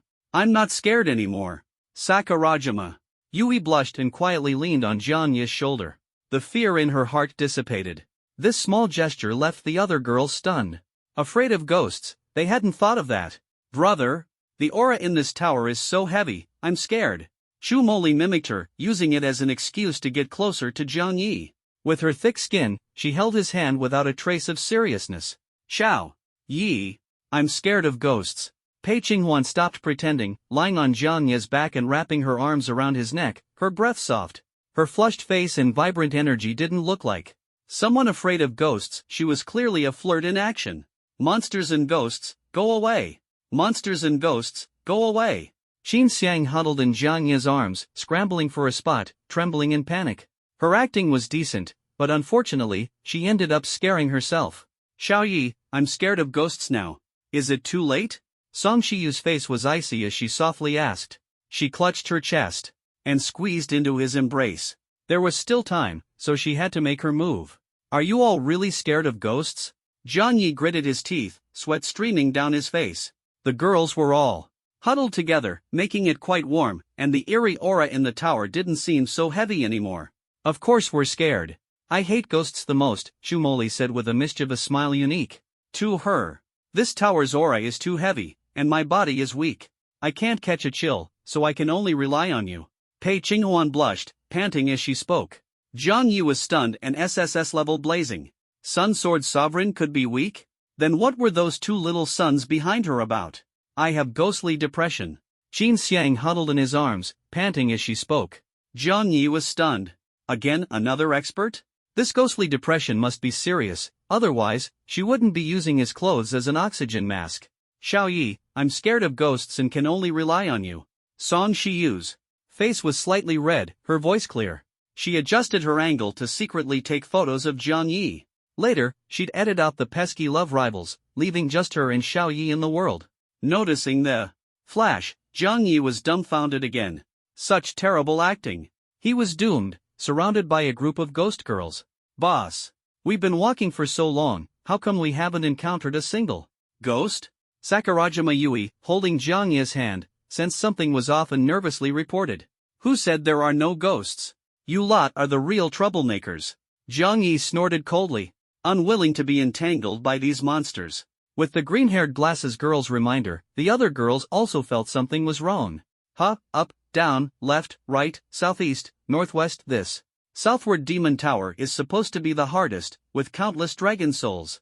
How come we haven't seen a single one? Chu Moli restrained her thoughts and said suspiciously. Something was off, not encountering even a sub-dragon ghost was too strange. Were they cleared out by the pink-haired fox and the forest ice-fire duo? Pei Qinghuan frowned, guessing softly. She remembered those two sneaky cats had cleared the 4th floor and only failed on the 5th. This meant the dragon souls in the southward demon tower had been wiped out by them. I have no idea. Qin Xiang was also confused. She and Song Shiyu had rushed through the tower non-stop, reaching the 5th floor without bothering with the other dragon souls except for the boss. Logically, there should still be a large group of dragon souls wandering the tower, so why was it so dead silent? Could it really be haunted?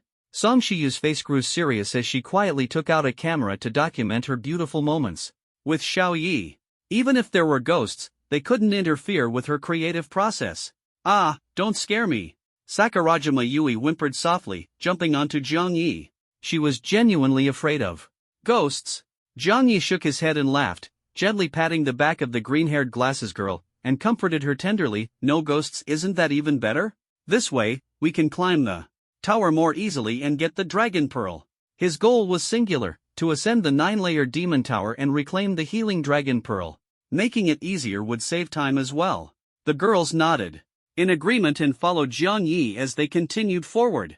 The eerie prison of the first layer, the blood mist demon tower of the second layer, the scorching desert of the third layer, the ice and fire duel of the fourth layer, until they stepped onto the fifth floor, where a dense forest and vast marshland appeared before them. This was a primitive forest and an endless sea of clouds and marshland, somehow compressed into a single floor, forming an independent world. But strangely, this forest and marshland seemed lifeless, with no signs of life at all. Apart from the rustling sound of Jiang Yi and the girl stepping on dry leaves, the surroundings were eerily silent, so quiet it was unsettling. Something was definitely wrong here. The fifth layer, forest and marshland, surely hid danger. Otherwise, how could 5 consecutive layers have no trace of ghosts?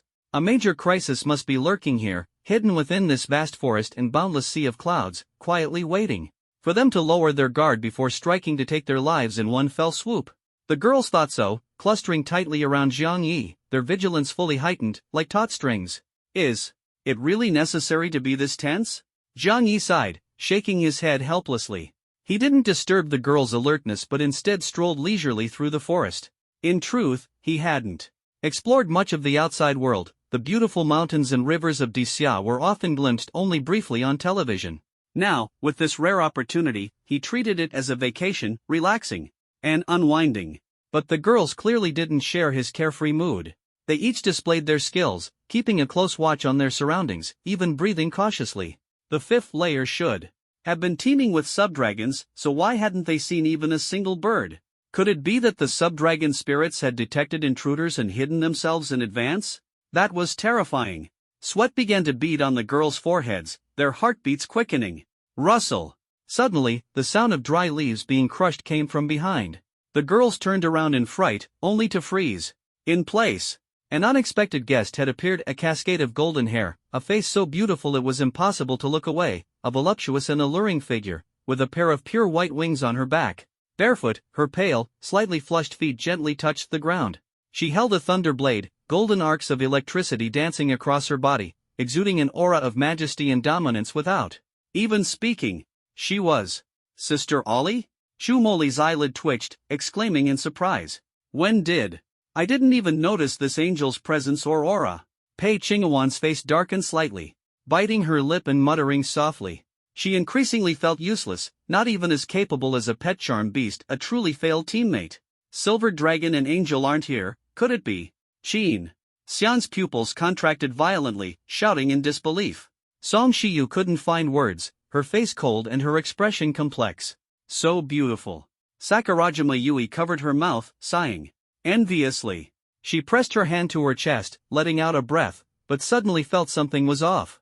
Wait, an intruder? Could it be the boss's second-in-command, the maid angel?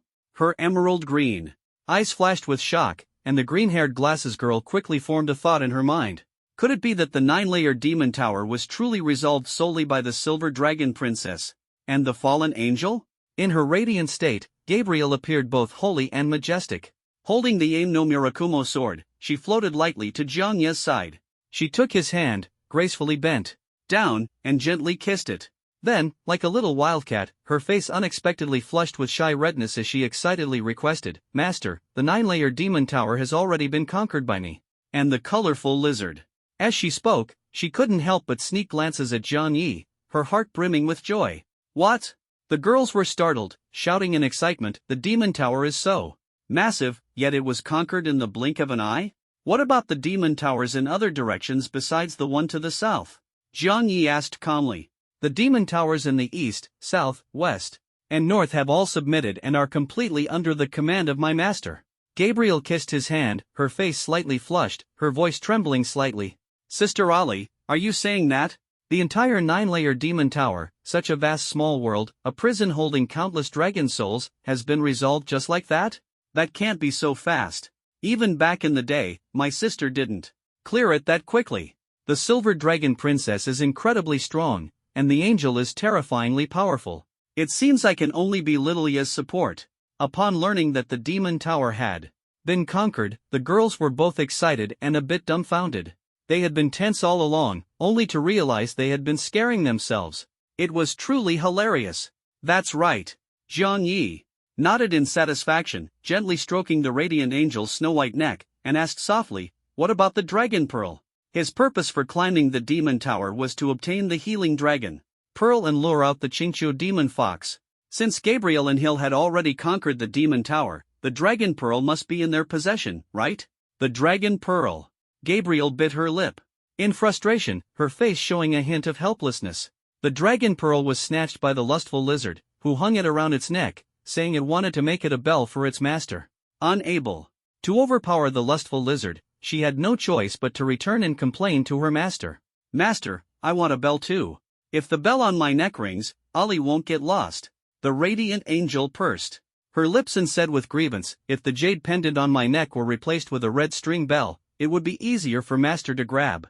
Most importantly, the jingling sound while walking would ensure I never get lost again.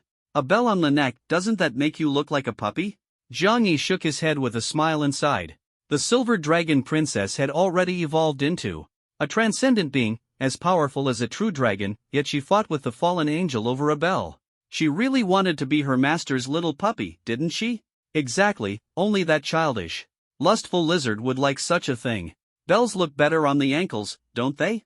Gabriel pouted, and Koshi is a pink-haired fox spirit, naturally inclined to play tricks. All I can say is, sorry, Emily, does Xiaoyi prefer someone more passionate? Then I guess I don't stand a chance?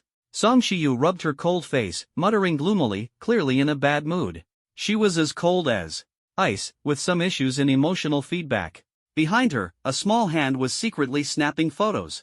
She hadn't seen Xiaoyi for days, and her stockpile was running low. She needed to take more spiritual sustenance. Otherwise, she'd just drool with craving. The boss's charm is too strong. Doesn't that make me seem useless as a sidekick? Sakura Island Yui hung her head, sighed deeply, and felt utterly dejected. The boss was too powerful, and she couldn't help at all.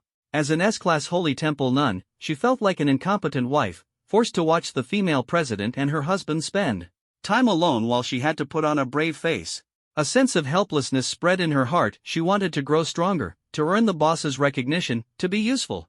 Otherwise, she'd just be a background character, watching others take advantage. Go find Hill, retrieve the dragon pearl, and then head to the Dragon Palace Forbidden Grounds, Zhang Yi said, gently rubbing the radiant angel's cheek with a soft smile. Back when he was teasing Lu Ruyan, he had already sent Silver Dragon Princess and Fallen Angel to climb the tower and level up separately. Unexpectedly, by the time they reached the fifth heaven, Hill and Gabriel had already conquered the 9-layer demon tower and obtained the healing dragon pearl. Such efficiency was truly astonishing. However, Hill took the dragon pearl but hasn't returned to see me. She must have her concerns. Maybe something went wrong on the 9th heaven, and she couldn't bring the dragon pearl back. Feeling embarrassed and lazy to return, she might have sent Ali to complain instead. Zhang Yi speculated in his mind, thinking that there might have been an accident at the top of the demon tower's 9th heaven.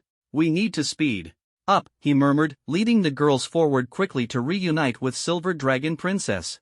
They passed through dense forests, flew over misty marshes, entered the hidden tower's eye, and ascended to the next level. The 6th heaven was shrouded in blood mist, the 7th heaven enveloped in swirling clouds and water, the 8th heaven adorned with Bailuo springs, and finally, they arrived at the last level, the Celestial Temple. Zhang Yi traversed the sea of blood, soared through the skies, and passed through the eerie Bailuo springs, finally reaching a grand hall. The cold, dark bronze door was pushed open slightly, and soft light spilled out, dispelling all the gloom of the Bailuo springs. Before them lay a pure white hall, filled with sacred mist. A red carpet stretched out, crossing the steps and leading directly to a blood-red throne.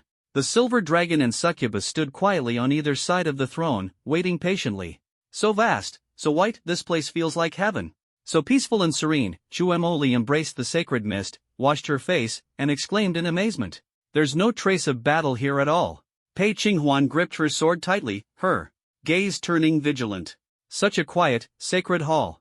If I could hold a wedding with Xiaoyi here. Qin Xiang's eyes glowed red as she licked her lips, murmuring longingly. A wedding, followed by a litter of little foxes, to completely tie Xiaoyi down. The mist is so thick, you can't see the hall from outside. So annoying, the camera is all fogged up, I can't get a clear shot of Xiaoye's face. But, a little blur isn't bad either. Song Shiyu's face remained cold as she frowned and muttered. Fortunately, she no longer had any doubts in her heart. Even if Xiaoye's photos were blurry, she could vividly picture him in her mind, adding embellishments and enriching the details. This is holy light. The magic within me is joyfully dancing, and the previous gloom is slowly dissipating. Sakura Island Yui reached out her small hand, gently grasping the floating mist, and explained softly. The girls were filled with curiosity about this sacred hall, but Jiang Ye's gaze remained fixed on the black and white pair of enchanting pets. The silver dragon princess and the succubus stood quietly beneath the throne, waiting for him for quite some time. Hill, Ali. Jiang Yi softly called out, stepping on the blood-red carpet as he walked toward the rose throne. Master. The silver dragon princess and the succubus knelt on one knee, respectfully saluting. Hill took out a pure white dragon pearl, the size of a sugar bean, from her pocket and gently placed it in her mouth. Want to taste the flavor of a dragon pearl? Gabriel licked her lips, clutching her heart-shaped tail, and softly added, I can help too. Natural disaster 9-tier demon tower divine temple. White mist swirled, the environment sacred and serene. Beneath the rose throne, the silver-haired girl, with a dragon pearl in her mouth, gently rose, tiptoed, and lightly kissed the corner of Jiang Ye's lips. The candy-sized dragon pearl slid into his mouth, feeling like a cool, soft, glutinous rice ball with a faint sweetness. Master, this dragon pearl contains the soul of a true dragon. It can accelerate the progress of true dragon transformation and serves as the key to open the inner door of the temple. Hill licked her lips, her silver eyes gleaming as she savored the taste and reminded him. Jiang Yi snapped out of his surprise, the cool sensation at the corner of his lips still lingering, as he felt a warm power surge into his body, slowly releasing and nourishing him. True Dragon Soul absorbed Mirage Sea Dragon Pearl.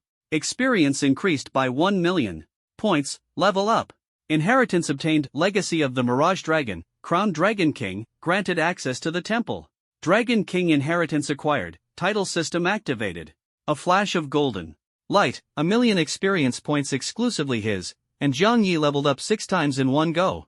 Host, Jiang Yi level, 27 title, Mirage Sea Dragon King, Abyss Overlord profession, Charm Master. Abyss Sovereign contract, Hilvi, the Prison Dragon of Karma Sea, Gabriel, the Twin Angel, 1 remaining contract slot available pet, Purple Egg, hatching progress 99.99%, the shell is too comfortable, the little one doesn't want to come out equipment, Thorn Necklace, Silver Dragon Princess's Snowy Neck, Desire Dragon Doll, Silver Dragon Princess's Slender Waist, Blade of Judgment, and Heavenly Cloud Sword, Fallen Angel, White Jade Pendant, Fallen Angel Snowy Neck or Ankle, items, Bloody Cross, Evil Aura, Purpose Unknown, Abyss Key, opens the Abyss Gate, requires level 50. Divine Proof, certification for temple entry, leveling up 6 times in one go. This is amazing. Jiang Ye's lips curled into a smile as he exhaled deeply. After level 20, experience gains significantly decreases. Without experience bonuses, it would have been impossible for him to level up from 21 to 27 in such a short time. Not to mention the million experience points reward from the Dragon Pearl. Even the top freshman at Abyss University couldn't match his speed. Now, aside from those useless temple nuns, Jiang Ye's level was the highest in the team. 1 Dragon Pearl swallowed. Experience fully boosted, and I gained the Mirage Sea Dragon King's inheritance, activating the title system? Jiang Yi stared at the new title on the system panel, curiously muttering to himself. Title: Mirage Sea Dragon King. Description: after absorbing the Mirage Sea Dragon Pearl, you inherited the power of the Mirage Dragon. The purity of dragon blood in your body has greatly increased. By consuming pupil power, you can create illusions. Absolute bloodline suppression over aquatic creatures. Jiang Yi clenched his fist, feeling his strength double, increasing by approximately 100%. Even without using true dragon transformation, his power had surpassed 10,000. Additionally, he was crowned Dragon King, ruling over aquatic creatures, and awaken illusion abilities. Illusions? An extra bonus. Jiang Yi smiled, his gaze shifting to the second title. This was the SSS-level title of his second profession, Abyss Sovereign. Title: Abyss Overlord. Description: a king with the aura of a ruler, dominating the abyss, destined for 100-fold vengeance. Absolute suppression over abyssal beasts, rebels will suffer the abyss curse, reducing all attributes by 50%. In darkness, power infinitely increases until night envelopes the world and the Overlord descends. Overlord? Jiang Yi chuckled softly, silently musing to himself. He was now terrifyingly powerful, just waiting to find an unpleasant demon to test this newfound strength. 18 years old, what was there to fear? If the abyss was violent, he'd counter it with even more violent abyssal power. Master. Gabriel raised her hand and gently waved it in front of Jiang Yi. Taking advantage of his distraction, she tiptoed and lightly touched the corner of his lips. "The side effects of the dragon pearl leave them to me to absorb," she said, licking her red lips. Her dark, starry eyes were tender as she smiled. Dragons were inherently filled with desire, and the dragon pearl, infused with the essence of the dragon soul, was even more so.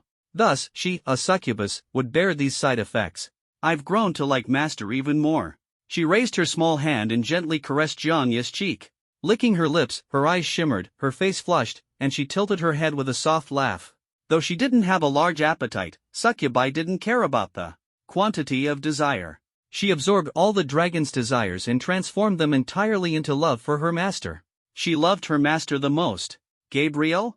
Jiang Yi's eyes flickered with tenderness, as if he were under a spell. "But I haven't used any illusions yet, have I?" He smiled wryly, suddenly realizing he was unconsciously emitting waves of illusionary energy that could easily stir the desires hidden in others' hearts. Even without actively using illusions, he made people unable to resist releasing their desires. Gabriel's desire, however, was simple, pure affection for him. "Remember to replenish my energy every day," Gabriel said, hugging Jiang Yi tightly, taking a deep breath, and gently reminding him. "Don't play favorites, don't only spoil one person." She didn't need much, just a little was enough. Even a simple hug would suffice. "Gabriel is the most obedient. You can replenish energy for as long as you want," Jiang Yi said tenderly, holding the delicate succubus in his arms. Both succubi and angels were clingy pets. Without their master's affection, they would fall into despair, even depression, and die. "That's what Master said, remember." Gabriel smiled mischievously, transforming back into her radiant angel form. She hugged Jiang Yi from behind, and the two laughed softly in unison.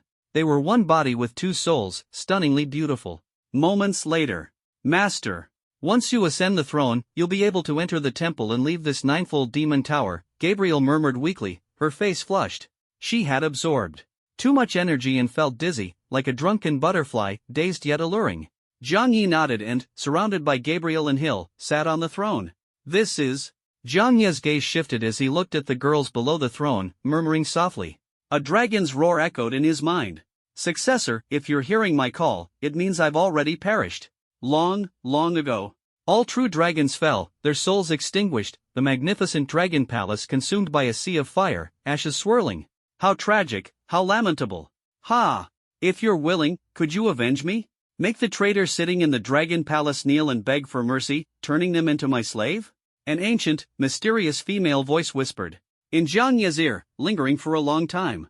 The dragon roars were none other than the voice of the legendary ruler of the Mirage Sea Dragon Palace, the fallen true dragon emperor. Jiang Yi crossed his legs, resting his hands on the throne's armrests, and nodded slightly. "Good, good, good. If you have the resolve, I won't let down your favor toward me. In that case, I'll use my ocular power to destroy this dragon palace, reducing it to ashes." "Ha ha ha." Mad laughter echoed in his ears as a morbid gleam flickered in Jiang Yi's eyes. His azure eye had evolved, and his ocular techniques had advanced once again. Obtained Dragon Emperor's eyes, Mirage Dragon Eyes. Name, Mirage Eye in Dragon Pupil Grade, Golden. Legend description, the dragon eyes of A.O. Shuang, the true dragon empress, containing immense illusionary power. A single glance can freeze time for 1,000 years, immersing one in eternal bliss. Effect, left eye, Mirage Eye, releases illusions, drawing people into a dreamscape.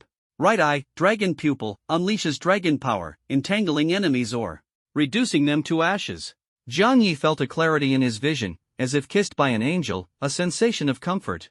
He blinked, easily noticing the subtle details of the girl's slight movements. This formidable eye power could be unleashed at will, capable of creating illusions and destroying everything. Truly powerful. Previously, I used the Desire Dragon doll to collect their little thoughts. I wonder how they are now. A sly smile flashed across Jiang Yi's face. He wasn't a bad person.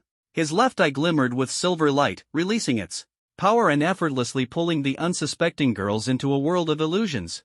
Ah, brother's clothes still aren't clean. Chu Moli lay on the ground, covering her face, laughing with a hint of madness. It was impossible to guess what she had seen. Xiao Yi. "I'm sorry, it was my fault. I shouldn't have been angry with you. You can punish me however you want." Pei Qinghuan knelt on the ground, holding his sword in both hands, as if admitting her mistake, her face slightly flushed. Zhang Yi frowned, finding it hard to imagine the mental state of this female sword immortal. Was she okay? Xiao Yi, the children are asleep now. So, should I turn off the lights? Qin Xiang shyly bit her finger, her face adorned with a charming smile, asking eagerly. Zhang Yi froze. What children? Don't overthink. Dear, pull yourself together. Haven't we already decided? From now on, we'll work hard together. Come, quickly sign the marriage agreement. The frost on Song Shiyu's face melted away, revealing a gentle smile. Zhang Yi was dumbfounded, unable to believe his old deskmate didn't want to remain siblings but was ready to become his wife? Husband, I'm sorry to disappoint you. I've lost my job. Actually, I know about you and President Miyamoto. It's okay, you don't have to feel bad. My sister, President Miyamoto, if she can make you happy, that's fine. Sob, I'm really not a qualified wife, so useless. Sakurajima Yui knelt on the ground, tears streaming down her face. President Miyamoto, an unworthy wife, this was turning into a script from the neighboring Sakurajima. Dear, isn't today our wedding day? From now on, I'll leave everything to you. The silver dragon princess clasped her small hands behind her back, smiling. From sweet romance to newlywed bliss, she wanted to be a gentle wife. Even if it was an illusion, her heart was with her master. Lazybones, wake up. The sun's already shining on your back. If you don't go out to earn money, the baby's milk powder won't be covered. You want to sleep a little longer? Then I'll stay with you? Gabriel split into two, doubling the joy, her sickly gaze full of reluctance to get out of bed. They're truly hopeless. Zhang Yi sighed, his eyes flashing with a dark light. With a wave of his hand, the illusion was instantly dispelled. The girls woke up from their hazy dreamscape. Ha! Where are the clothes? So many clothes, where did they go? Chu Moli muttered in confusion, searching everywhere for the clothes she had been longing for, only to find none. Xiao Yi, why are you so good to me? It's really infuriating. Pei Qinghuan gritted her teeth, her face darkened. It seemed she hadn't found satisfaction even in the illusion. Clean and pure with Xiao Yi, ready for the third child. Qin Xiang yawned, her charming smile tinged with a hint of pride. She was very pure, having not dreamed of those things at all. So it was just a distraction. Song Shiyu held back tears, her lips tightly pursed, unwilling to accept it. She had finally gotten close to Xiao Yi, only for it to be an illusion. She couldn't accept it. Seriously, how can someone fall asleep standing? And even dream of Sister Xiao Wu? She turned out to be the boss's superior and even made me play the role of a useless wife. Song Shiyu bit her lip tightly, covering her face with her hand, full of resentment. The girls slowly woke up, murmuring to themselves. No one realized this was Zhang Yi's doing. They all thought the dense fog in the hall had caused hypnotic illusions. Each person was suspicious and paranoid, yet couldn't help but savor the experience, creating a scene that was both amusing and absurd. Just now, was that the master's eye technique? Hill's gaze sharpened as she sighed softly. Color lizard, didn't you already know? You willingly dream in illusions, don't you? Gabriel chuckled lightly, her sickly expression flickering on her face. Even Hill and Arlie fell under the illusion and struggled to wake up. This eye technique is incredibly powerful, and the only cost is the soreness of the eyes. But I drank Albus's bloodline, which greatly enhanced my recovery ability, allowing me to gradually dispel the effects of the eye technique. In less than 3 seconds, the soreness in my eyes was gone. Sitting on the throne, Zhang Yi propped his head up, a faint smile on his lips. With the aid of the eye technique, his strength had reached a new level. Now, he could endure and fight. All he lacked was a skill for rapid movement to freely enter and exit the battlefield. Step by step, Zhang Yi sighed, slowly rising to his feet. I've already consumed the dragon pearl, but the one hanging around Hill's neck. So it really is a bell? He glanced at the silver dragon princess's neck and saw a copper bell tied with a red string, standing out conspicuously. Master, the dragon pearl is hidden inside the bell. After consuming the dragon pearl, only this healing bell remains, Hill explained with a smile, noticing Zhang Yi's confusion.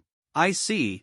I hope this bell can lure out that demon fox, Zhang Yi said with a bitter smile. Having consumed the dragon pearl, he wasn't sure if the Qingqiu fox demon would still be willing to appear. We should set off now, leave the 9-tiered demon tower, and head to the forbidden grounds of the dragon palace, Zhang Yi said firmly to the girls.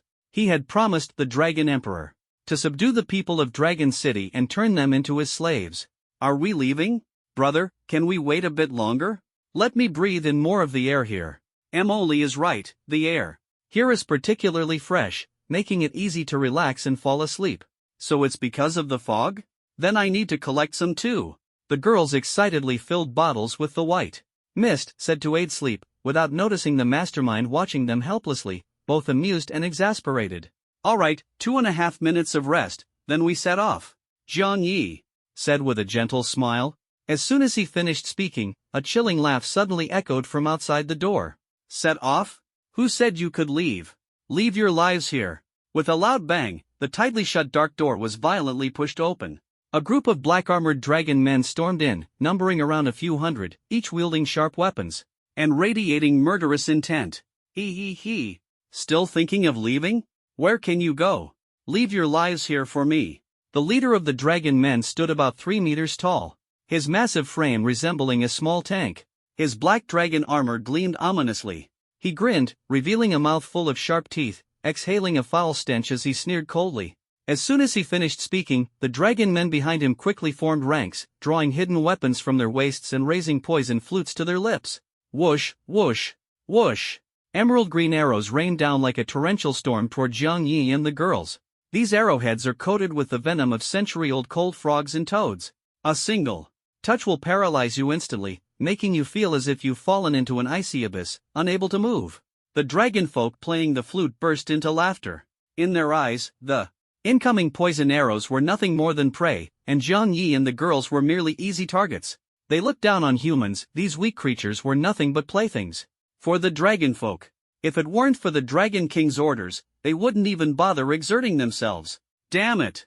The rain of arrows from that poisonous flute is so dense and fast that I can't even catch their shadows. Chu Moli's pupils contracted as she frantically manipulated her shadow. Her shadow transformed into small snakes, desperately biting at the arrow shadows, but could only slightly slow them down. Is this the end? Pei Qinghuan sheathed her sword and instantly unleashed a crescent-shaped blade aura, but it still couldn't stop the rain of arrows. She knew she had to keep working hard on her cultivation. Ah! Xiao Yi, save me! Xin Xiang bit her lip and screamed. Even in this tense moment, she didn't forget to mix spices, quickly buffing her teammates. Little dummy, thank you for your hard work. Song Shiyu's expression was grim as she swiftly summoned a lava golem. By the time it landed, it had grown into a 5-meter-tall giant, spreading its flaming arms wide to shield everyone tightly. Holy light wall! Holy light shield! Holy light veil! Sakura! Jima Yui furrowed her brows and shouted loudly. Her sapphire staff emitted a pure light, erecting 3 10-meter-high walls of light in front of them. This should hold, right? The girls wiped the sweat rolling down their foreheads, their voices trembling. They had to hold on. They absolutely couldn't lose face in front of Xiao Yi. Hold? A bunch of trash. Under level 30, and you think you can block my specially crafted, blooming rain? Ha, even level 50 professionals can only watch helplessly as they're shot down. You garbage can only despair and surrender. Hand over the Dragon King's legacy and become my slaves. Ha ha ha. The Dragon Prince Long Jiao sneered, his emerald green eyes gleaming with cruelty. He was, after all, the prince of the Dragon Palace and the future Dragon King of the Mirage Sea. That old fool is too timid. Like a rat, he'll never accomplish anything big. And yet he insists on having me guard the legacy of that true Dragon Empress. Ha, that old hag's long dead. What treasure could she possibly have left? I think it'd be better to feast on the fresh flesh and blood of these human girls. Long Jiao licked his blood-red ha ha ha, a group of naive women. How long do you think you can protect that worthless trash? Why not surrender quickly, hand over the Dragon Emperor's legacy, and this young master might grant you a clean death. Long Jiao licked his lips, revealing a cruel smile. He loved nothing more than skinning humans alive, savoring their blood-curdling screams as their flesh was torn away, and ultimately turning them into specimens for his collection. The sheer number of humans he had killed was uncountable. The walls of his specimen hall were so crowded that one could spend 3 days walking through it without seeing the same piece twice. Ha! Why have these arrows stopped moving in mid-air? Suddenly, the rain of arrows in the sky froze, as though suspended in time. Long Jiao's sharp eyes quivered with astonishment and doubt. He saw the man on the throne lift a single finger lightly, and then, "Be gone!" Jiang Ye's voice rang out coldly, instantly reversing the situation. A flash of pale golden light streaked through the sky, and all the arrows rebounded back. The pressure on the young women was immediately lifted. Next, the green rain of arrows swiftly shot back towards the unprepared armored dragon guards. In an instant, cries of agony erupted, and chaos overtook the scene. Ah! Why are these poisoned arrows reflecting back? I can't move. My body itches horribly, it's about to explode. Ugh! Ugh! This poison is terrifying. No wonder it's Dragon Young Master's handiwork. Ugh! The armored dragon guards were riddled with arrows, looking like porcupines, collapsing to the ground as they vomited uncontrollably. The poison tormented them to the brink of collapse, leaving them weak and crying in despair. What? Long Zhao roared in anger, unable to react in time as his elite troops were utterly annihilated. Could it be, all of this was orchestrated by that delicate-looking human? Human! You dare harm my kin? Don't think for a moment you'll walk out of here alive. To the dragon race, their lives were precious, while the lives of humans were utterly expendable. These armored dragon guards were his hand-picked elites, cultivated with immense effort, time, and energy. The loss of just one felt like a knife cutting into his heart, bleeding endlessly. How could Long Jiao not be furious? He was the crown prince of the Dragon Palace. How could he endure the humiliation and provocation of a lowly human? Human! I'll kill you! The dragon's eyes turned blood red, filled with a ferocious killing intent. Long Jiao suddenly stood up, and a dense green poisonous mist rose around him. Rain of blooming flowers, 1,000 twists and turns. He sneered coldly, spitting out a mouthful of green poisonous mist and unleashing hundreds of toxic blade fragments. Humans were fragile creatures. Even the slightest graze would allow the poison to paralyze their nerves, corrode their flesh, and cause unbearable suffering. For harming his elite soldiers, this delicate-looking human would pay the ultimate price in blood. The storm of blade fragments surged forth in a violent torrent. Light shields and shadow webs were torn apart in their frenzy, and the fragments scraped past the terrified young women, heading straight for Jiang Yi on the throne. Neither the fallen angel nor the silver dragon princess moved a muscle to intervene. Qi Yu. A flash of silver light appeared in Jiang Yi's right eye. From his pupil emerged a hornless silver dragon, coiling and twisting with an imposing aura. Mirage. A glimmer of silver light flashed in his left eye, and an illusion engulfed the entire temple in an instant. In that moment, Long Jiao felt his heartbeat stop and the heavens and earth turn upside down. It was as though he were strung up on a gallows, unable to move. His vision turned blood red, and his silver moon hung high above. Footsteps echoed on the wooden floor, drawing closer from behind him. Who was it? Was it that cunning human brat? Brat! Let me go, or I'll devour you whole, bones and all. Long Zhao roared, sweating profusely, his blood-stained mouth grinning ferociously. Slash! A small blade sliced across his back, spraying blood and staining Jiang Yi's face. Jiang Yi remained indifferent and began counting lightly. 1,000 minus 7 equals what? Ah! Long Zhao roared in agony, his eyes nearly bulging out of their sockets from the pain. His screams of despair echoed across the blood-stained gallows as blood poured endlessly. Wrong! Jiang Yi lifted his head with a cold smile and slashed again. Slash! Long Zhao's flesh was cut to shreds, his body twitching and trembling from the pain. Woo woo woo! Tears streamed down his face as he screamed hoarsely, feeling as though this delicate-looking human was some demon who feasted on dragons. Why was he using a blade to ask math questions? Which teacher taught him this? If he ever found out, they'd suffer a terrible fate. Ah! Another blade cut deep, and Jiang Yi had repeated the question several times by now. Didn't hear me clearly? I said, answer the question. Answer wrong, and you get cut. The blood-red blade stabbed into Long Zhao's ribs, making him cry tears of agony. But he frantically nodded. This was the first time he had ever so desperately desired an answer. Good boy. Jiang Yi's lips curled into a devilish smile. What is 114,514 multiplied by 114,514? Long Zhao was utterly dumbfounded. His mental strength was as high as 250 points, yet the excruciating pain made it impossible for him to comprehend why the math problem had suddenly escalated from subtraction to multiplication. What kind of question was this?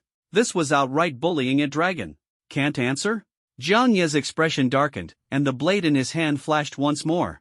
Ah! On the gallows, dragon blood dripped, staining the brown floorboards red. 3 days and 3 nights. The illusion dissipated, and the blood-red ripples in Jiang Yi's eyes slowly faded away. Long Zhao, pierced and tormented by the poisoned blade fragments, collapsed to the ground, his body convulsing violently. His claws gouged at his eyes, reflecting despair and the shadow of Jiang Yi in their depths. Kill me! Kill me, I beg you! Woo woo woo woo! Long Zhao clawed at his face, tearing through his own skin and even his eyes. The wounds on his face were so deep that bone was visible, and the sight was horrifying. He trembled and convulsed uncontrollably, his cries of despair unending. Young Master Long, ugh, what's wrong with him? Young Master Long suddenly collapsed and started mutilating himself? Has he gone mad? Ugh. Young Master Long's scent, it's even stronger than poison. Wait. Why can't I stop my mouth? No, don't move your mouth, that's young Master Long's. The armored dragon guards collapsed, retching violently in panic. Their invincible master, the crown prince of the dragon palace, had fallen into madness, harming himself. But before they could comprehend the situation, the scent of dragon blood filled the air, intoxicating them. Their eyes turned blood red, fangs bared, as drool dripped from their mouths. I want it. Let's eat young Master Long. Devour him. The armored dragon guards pounced like wild boars fighting over food, scrambling for Long Jiao's convulsing body. The bloody and grotesque scene sent chills down the young women's spines. They instinctively turned to look back, only to find that the figure on the throne had vanished. Jiang Yi stood with his back to the divine statue, a hornless silver dragon coiling around him, exuding an overwhelming aura of power. It was Qi Yu. The hornless silver dragon began to move. Thunder rumbled, and the wind howled. The young women pressed down on their skirts as their hair fluttered wildly. With a single dragon roar, the white silver dragon streaked through the air like lightning. Roar!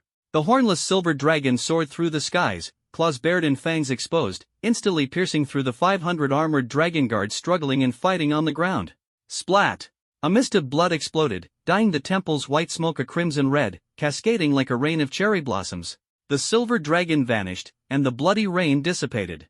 On the pristine white ground, not even a single bone remained. The 500 armored dragon guards, along with the deranged crown prince Long Jiao, had been completely annihilated in an instant.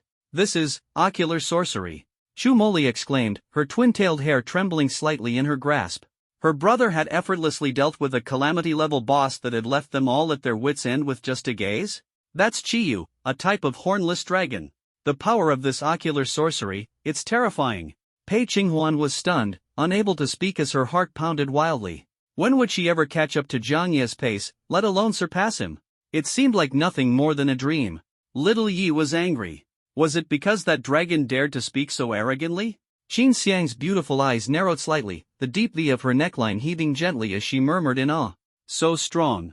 Song Shiyu's face was icy cold, her eyes wide with shock that lingered for a long time. The small hand instinctively picked up the camera, continuously taking photos of Jiang Yi behind her, striving to capture the fleeting moments of his dominance and immense power. Only when the film ran out did she manage to take enough photos. For a week, still far from recording the moments of a lifetime. The pupil technique has such explosive power? I've seen Sister Xiao Wu angry before. She can extinguish an erupting volcano with a single strike, her ferocity making one believe she's invincible. But it wasn't until I met the boss that I realized how narrow my understanding was. This is the true big picture perspective. The sapphire staff slammed heavily onto the ground. Sakura Island Key clamped her legs together, her eyes filled with shock and reverence. They were all stunned. Ding!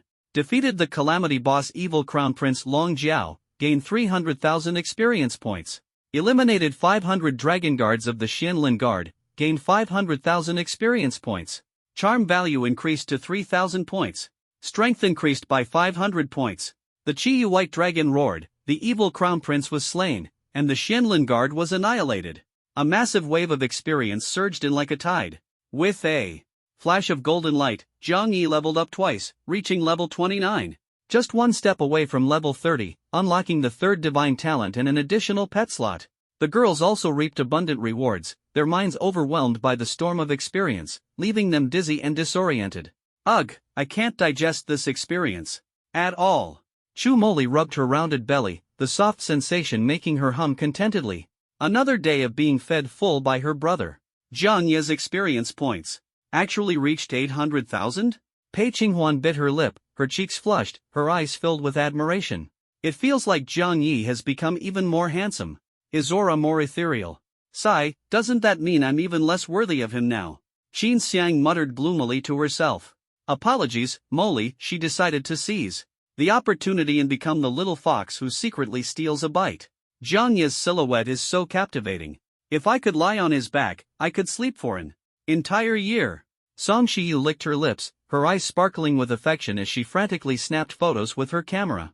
Returning home, her new photos would once again fill her entire room.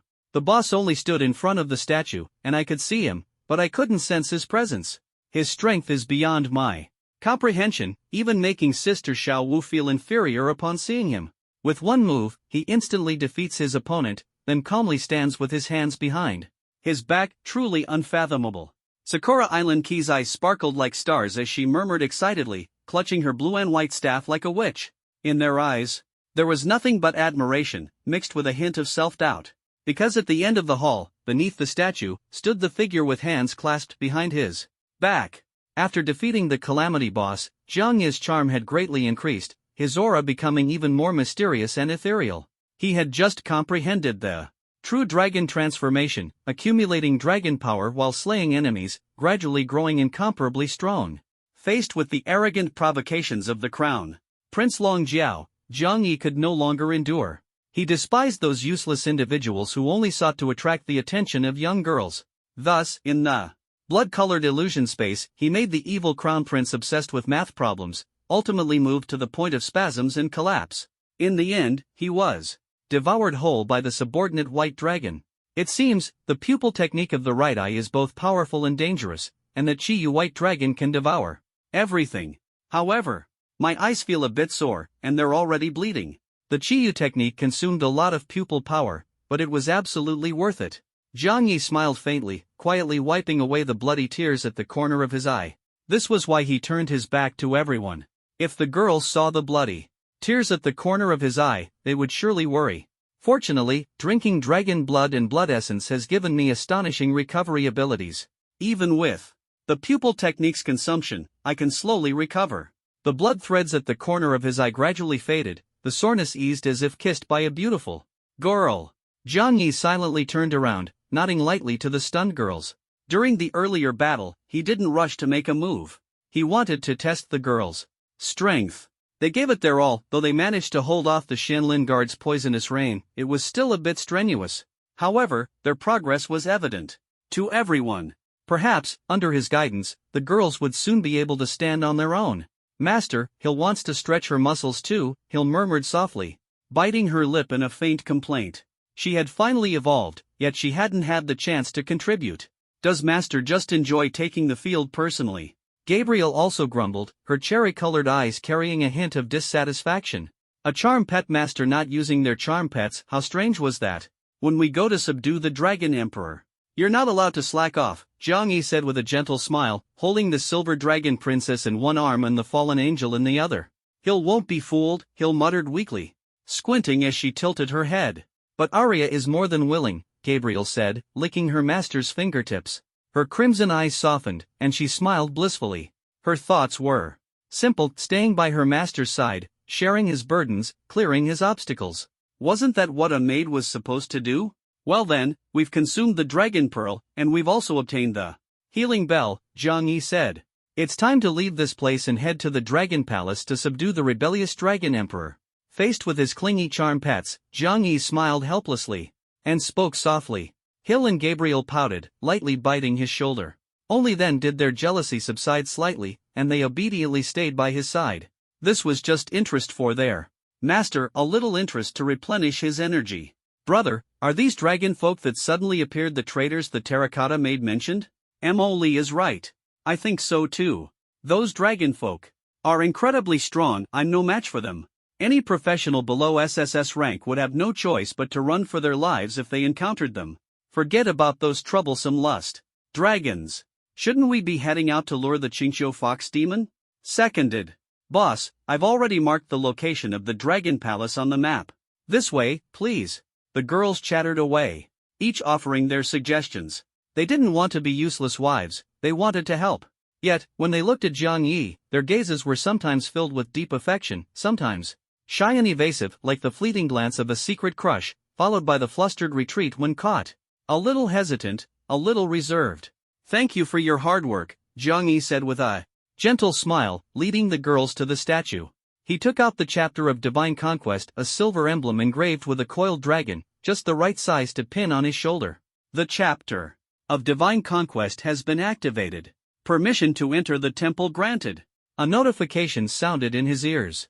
Jiang Yi frowned slightly, curiosity filling his heart. The girls tilted their heads, their eyes full of confusion. Could it be that the sacred hall beneath their feet wasn't the true temple? Amid their doubts, a vague guidance appeared in Jiang Yi's mind. He gripped the coiled dragon emblem and nodded with a smile at the girls. Let's go! In the next moment, a white light enveloped Jiang Yi and the girls. The path to the temple slowly unfolded in his mind. Entering the temple of the mind will enhance your potential. The notification echoed, leaving Jiang Yi and the girls stunned. Could this be the legendary trial of the true Dragon Empress? Or some kind of reward? Questions filled Jiang Yi's mind as the scene before him suddenly shifted. Unintentionally, he stepped into a strange space. The surroundings constantly changed until everything finally disappeared. He opened his eyes. What greeted him was a familiar ceiling, a familiar room. Brother, Mom and Dad. They're all dead.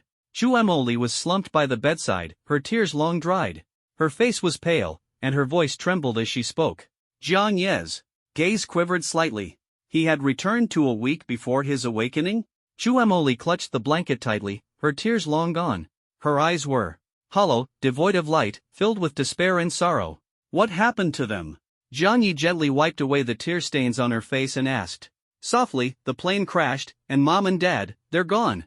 Chu Emily murmured mechanically, her cold face pressed against the edge of the bed, as if she had lost the will to live. Just before the awakening ceremony, her parents had boarded that fatal flight, and the devastating news came without warning. Chu Emily's young heart shattered in an instant. Originally, her childhood sweetheart had been deceived by the vile woman Lu Ruyan, and now even the only family members who cared for her had left her. With nothing left to hold on to, the grief in her heart crushed her like a massive boulder. A plane crash. Jiang Yi's eyes flickered slightly as he immediately pulled out his phone to search for information. Sure enough, there had been a plane crash, and his parents' names were prominently listed among the victims. Something's not right here. Jiang Yi frowned deeply, muttering to himself. He knew his parents had perished in a natural disaster dungeon. Why would someone fabricate the illusion of an aviation accident? With their top-tier abilities, even falling from the sky wouldn't have killed them without a trace. It absolutely couldn't have been an ordinary plane crash. Is someone tampering with my memory, or trying to reveal some secret to me? Jiang Yi rubbed his aching forehead, filled with doubt. After entering the Mind Temple, he had somehow returned to the day before the awakening test, the very day he learned of his parents' deaths. His memories were a chaotic mess. After pondering for a long time, Jiang Yi decided to let it go. After all, the tests in the Mind Temple were never simple. He resolved to follow the trajectory of the future and find the person who had given him clues but also made him forget. For now, I'll attend my parents' funeral. Jiang Yi took a deep breath, firming his resolve. His parents' deaths were far from simple. Perhaps within the tests of the Mind Temple, he could uncover some clues. From the day he received the devastating news, Jiang Yi had been tirelessly busy. The entire house felt lifeless and eerily silent. Sigh, it's hard to imagine what state Molly was in at the time. Even though she had completely broken down, she still forced herself to take care of me, who was also falling apart. Handling the funeral while attending the awakening ceremony, it's a miracle she managed to hold on. Jiang Yi made phone calls to the few friends his parents had, arranging the funeral while sighing helplessly. The funeral was set for 3 days later, but Chu Molly had fallen into despair, locking herself in her room and crying silently. Molly. Jiang Yi knocked on the door, but only silence answered him. He sighed, leaning against the door to quietly keep her company, giving her time to come out. After a long while, he sat on the floor, his back against the door. Inside the room, Chu Molly sat on the floor, separated by the door, the two of them back to back. Are you going to abandon me too? Chu Molly lowered her head, tears welling in her eyes, her gaze filled with helplessness and despair. She had nothing left, and though she understood this, she couldn't help but ask. Forget it, she was just an unnecessary burden. Her brother would only resent her, wouldn't he? Molly, it's you who wants to give up on me, isn't it? Jiang Yi's voice was low, and their heartbeats were audible to each other. Those so-called burdens, those so-called weights, you're none of that. You are my. Jiang Yi's voice grew firmer. At that moment, the door suddenly opened. Chu Molly leaned against his back, her small hands wrapping around his neck as she whispered, "Take me to the awakening ceremony." 4. This lifetime. Don't ever leave me. She bit her lip tightly, her tone resolute and unyielding. Her tear-filled eyes carried a mix of determination and madness. She had nothing left to lose, all she had now was him. Let's go. Jiang Yi carried her on his back, turning his head with a smile. Molly, you need to lose some weight. What? Chu Molly retorted angrily. I mean, have you gained a little weight? No way. Stop talking nonsense. About a young girl. She lightly bit Jiang Yi's shoulder, her face flushed and her heart racing. Her small hands clung tightly to him, as if holding on to her last hope for survival. I won't ask, I'll just care for my Molly. Jiang Yi smiled wryly, carrying her downstairs. Do you want me to carry you to the awakening ceremony? Aren't you afraid Lu Ruyan will get jealous? We broke up a long time ago, from the moment I woke up. Really, then I must carry you. Chu Molly's tear-filled eyes blurred as she bit her lip tightly, her voice trembling. Carry me for a lifetime. What? Jiang Yi didn't catch it and couldn't help but ask. I said, you're walking so slowly, the awakening ceremony is about to start. Idiot. Chu Molly laughed, her tears mingling with her smile. The gloomy girl she once was had died, now, she only wanted to hold on to this little bit of light in her hands and never let go for a lifetime. Don't worry, you'll definitely awaken in S-level. Jiang Yi smiled gently, carrying her out the door. Seriously, do you think S-level professions are as easy to get as cabbages? As long as I can awaken a B-level or higher, keep the family business, and support the two of us, that's enough. Chu Molly whispered. She and Jiang Yi just wanted to live a good life, and that was more important than anything. On the way, the two chatted casually. Chu Molly, sleepy, began to doze off. Until next, Chu Molly. On the testing platform, a beautifully dressed female host called out gently. Below the stage. Molly, it's your turn. Good luck. Jiang Yi lightly held her hand, encouraging her. Awakening ceremony? Chu Molly's face flushed slightly as she tidied her hair and nervously walked onto the stage, reaching out to touch the awakening stone slab. Chu Molly, S-level battle mage, Li Hui Moi. It's actually S-level? Chu Molly froze, ignoring the exclamations around her, and walked off the stage in a daze. She had awakened an S-level profession. How did her brother know? Was it just a guess? Next, Jiang Yi. The female host suppressed her shock, took a deep breath, and continued hosting. Brother, good luck. Chu Molly clenched her small fists, her face serious, as she cheered him on. Jiang Yi nodded, calmly walked onto the stage, and reached out to touch the awakening stone slab. Jiang Yi, SSS-level charm. Master. The female host was stunned, dropping the microphone to the ground. She bit her lip and couldn't help but shout. The audience erupted. Instantly. I thought Lu Zixio awakening as an S-level magic swordsman was impressive enough, but there's someone even stronger. Jiang Yi actually awakened an SSS-level profession. He's so lucky. Unbelievable. Is he cheating? Why did I end up as an F-level pig farmer? Am I not a genius? Ignoring everyone's shock and envy, Jiang Yi suddenly looked into the distance. In the crowd, a foxtail quietly peeked out. Saintess of Qingxiu, white. Fox Ing Luo detected.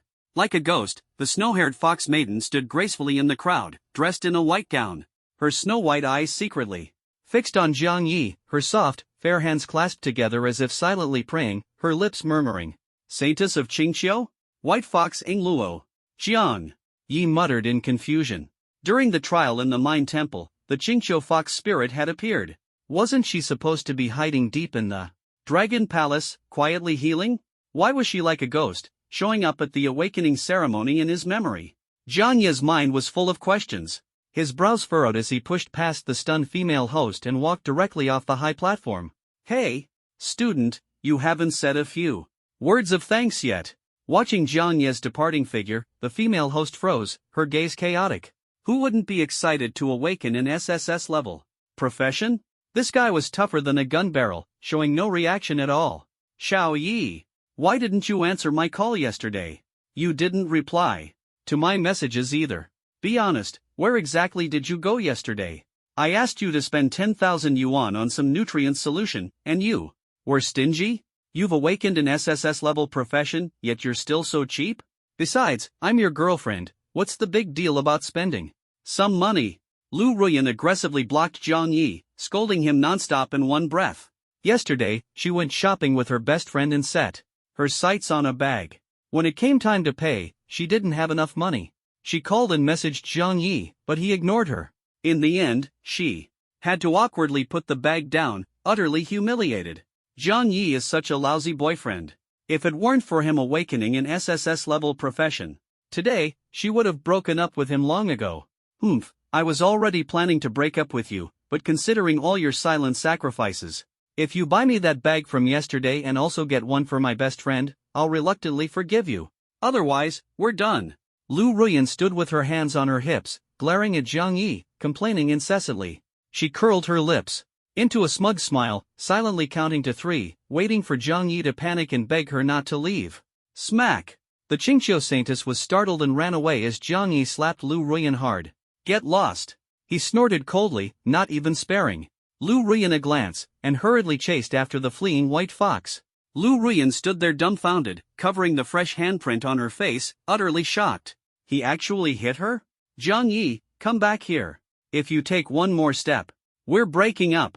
Lu Ruyan bit her lip, her eyes brimming with tears, issuing a firm warning. This was her last chance. If Zhang Yi dared to take another step, she would truly lose him.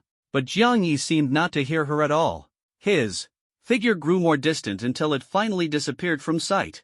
Lu Ruyan stood there in a daze, clutching her swollen cheek, her expression dark. Wow! First move after coming into power, dumping his girlfriend? Lu Ruyan got dumped? Good riddance. That woman's like a disposable cup trying to act like a stainless steel one, what a joke. Is Lu Ruyan stupid? Complaining to an SSS-level professional, getting dumped serves her right. If I were Zhang Yi, I would have dumped her ages ago. She only cares about herself. Look at her, squatting there like a clown regretting everything. She should have done something about it earlier. The surrounding chatter drowned her out. Lu Ruyan's face turned pale as she covered her ears, breaking down and shouting, "Stop talking! Stop talking! Please, stop talking!" If she broke up with Zhang Yi, what would happen to the money she owed? Her face pale, Lu Ruyan struggled to breathe and fainted on the spot. She regretted it. At the end of a dead-end alley, a snow-haired girl trembled against the wall, her tail swaying. You can see me? Ing Luo shrank into the corner, poking her little head out, her snow-white eyes trembling as she softly asked. She looked like a ghost from this memory, almost unnoticed by anyone. Even if she wore a bunny girl outfit to the library, no one would care. What do you think? Zhang Yi smiled and countered. You shouldn't be able to see me. Ing Luo swayed her white tail inside. I'm a symbol of misfortune and bad luck. Seeing me means nothing good will happen to you. In other words, you're about to have bad luck. The fox pressed her paw against the wall, her soft tail swaying as she mocked herself in a low voice. She was once the saintess of Qingqiu, a symbol of good fortune, but had fallen to the point of being avoided like the plague, a street rat, almost akin to an evil god. You'll be the unlucky one first. Zhang Yi replied confidently. Why? Ing Luo frowned, confused. She was already displaced, how could she be even more unlucky? Because I'm about to beat you up. Zhang Yi's lips curled into a devilish smile as he stared at the demon fox. Ha! Ing Luo's expression changed, her face turning pale as she bared her teeth and claws in an attempt to intimidate him. Hiss! Zhang Yi grabbed her by the scruff of her neck, effortlessly lifting her like a plush toy. Much lighter than Emoli. Qingqiu's food must be terrible. Did you escape because you were starving? Zhang Yi weighed the feather-light white fox in his hand, his snow-colored eyes fixed on her. Because I brought misfortune, Qingqiu was destroyed.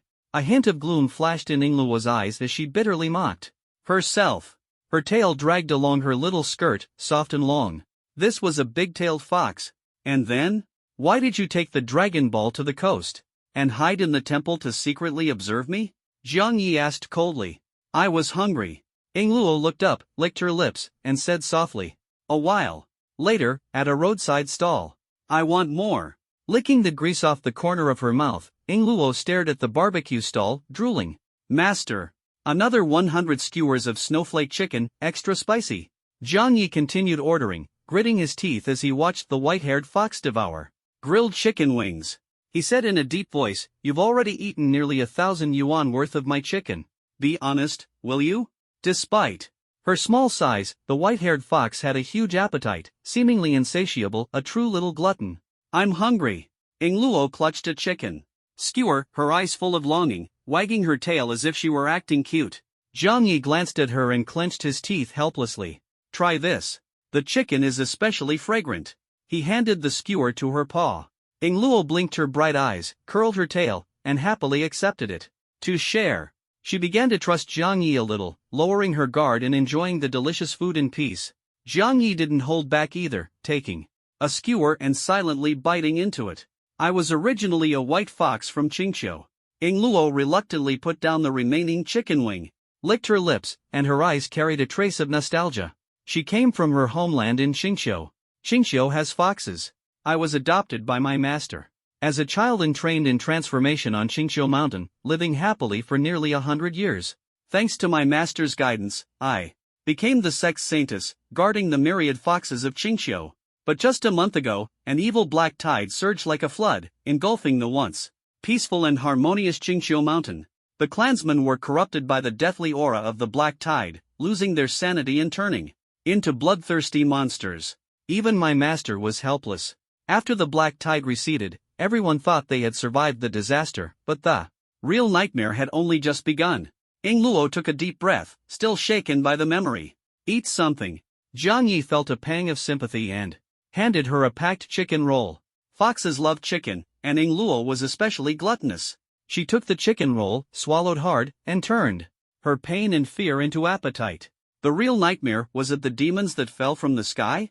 Zhang Yi seemed to have guessed something, frowning as he asked. Only the deathly aura of the abyss could drive living beings to madness and frenzy. Yes. Yingluo licked her lips and nodded lightly. After finishing the chicken roll, she took a sip of her drink and slowly began to speak. After the black tide receded, my master and I discovered a large hole in the sky. It looked like a rotting abscess, a blood-red piece of flesh surrounded by black-green poisonous gas. Strange creatures occasionally fell from the sky and attacked foxes on sight. Those were the vanguard of the demons, a group of extraordinary monsters. My master and I fought desperately, but we couldn't stop the endless stream of demons. Just as we were about to be defeated, suddenly, Yingluo licked her lips, swallowed hard, and her snow-white eyes sparkled with a glimmer of desire. Zhang Yi sighed, turned to the neighboring stall, and quietly called out, "Master, another 10 chicken rolls." The gluttonous little white fox finally smiled, swallowed hard, and continued speaking. Suddenly, humans appeared. They wore strange clothes like yours, both men and women, and launched a purification hunt against the abyssal demons. At first, the humans had the upper hand. The demon grunts were no match and were utterly defeated by a man named Zhang Chen. The evil that plagued Qingqiu was completely driven away. Zhang Chen and my master joined forces to try to repair the hole in the sky. At that moment, something unusual happened. 7 demon knights floated out of the abscess hole. They represented the 7 deadly sins of the demons. At this point, fear and pain appeared in Yingluo's eyes. Zhang Chen, is he my father? Keep going. Zhang Yi handed a chicken leg to the little white fox, pondering thoughtfully. His father, Zhang Chen, was a top-tier warrior capable of exorcising demons. He had gone to the Qingqiu battlefield but never returned alive. It seemed something major had happened. Thank you, Yingluo softly expressed her gratitude as she took the roasted chicken leg, nibbling on it delicately. Zhang Chen, his wife Lin Ro, and my master fought against the 7 deadly sins demons in a fierce battle at Qingqiu for 3 days and 3 nights. They finally managed to kill the 7 demon knights but missed the best opportunity to repair the heavenly rift. A black tide of dark rain began to fall from the festering rift, and countless demons surged forth like a flood. After recovering, Zhang Chen and my master swiftly slaughtered the invading demons, but although the 7 deadly sins demons were slain, the lingering evil still remained, continuing to wreak havoc in Qingqiu. My master intended to use her life to seal them, but I stopped her. As the saintess of Qingqiu, I was willing to bear the seal, even if it meant becoming a lonely, cursed star. Yingluo spat out the chicken bones, bitterly smiled, and licked her lips. And then? Zhang Yi frowned, pressing for more, slightly displeased at being interrupted during such an intriguing story. Then it turned into a cliché plot. I willingly endured the torment of the 7 deadly sins' evil power, nearly losing my sanity.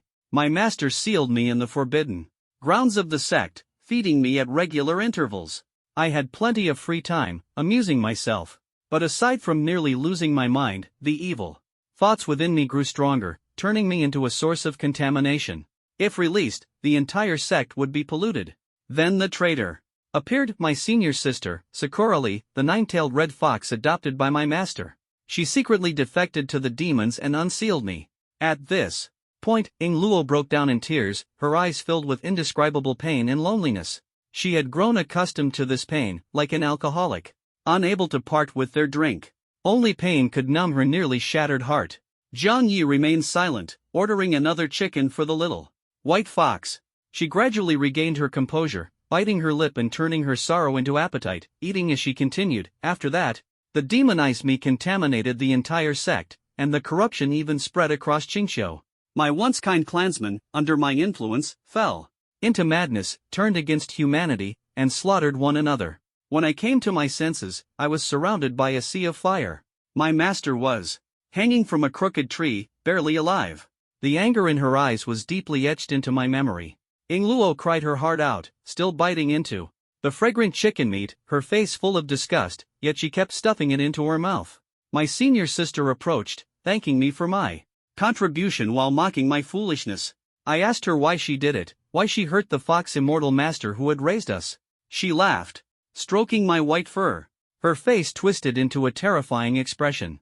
The senior sister I had spent a century with suddenly felt like a stranger. She said it was simply because of my white fur that I received unconditional love from our master, while her red fur, no matter how hard she tried, never earned her recognition. Ingluo spoke indistinctly, her tears salty like salt rubbed into a wound, making her heart ache even more. And then she turned evil? Killed the master and tried to frame you? Zhang Yi's voice was low and somber as he asked. Traitors truly deserve to die. My senior sister skinned our master and draped the skin over me. And so, I became the calamity of the clan, bearing the crime of killing my master, and was exiled from Qingqiu. Ingluo laughed hysterically, her eyes filled with despair and bloodshot. So, I became the lonely, cursed star. Aren't you leaving? Aren't you afraid of being dragged down by me, of being unlucky? She let out a bitter laugh, grabbing the roasted snowflake chicken meat and devouring it ravenously. Then can you make me unlucky for a lifetime? Zhang Yi stood up, his voice low as he asked in return. Ingluo froze for a moment, the chicken in her mouth turning bitter and hard to swallow.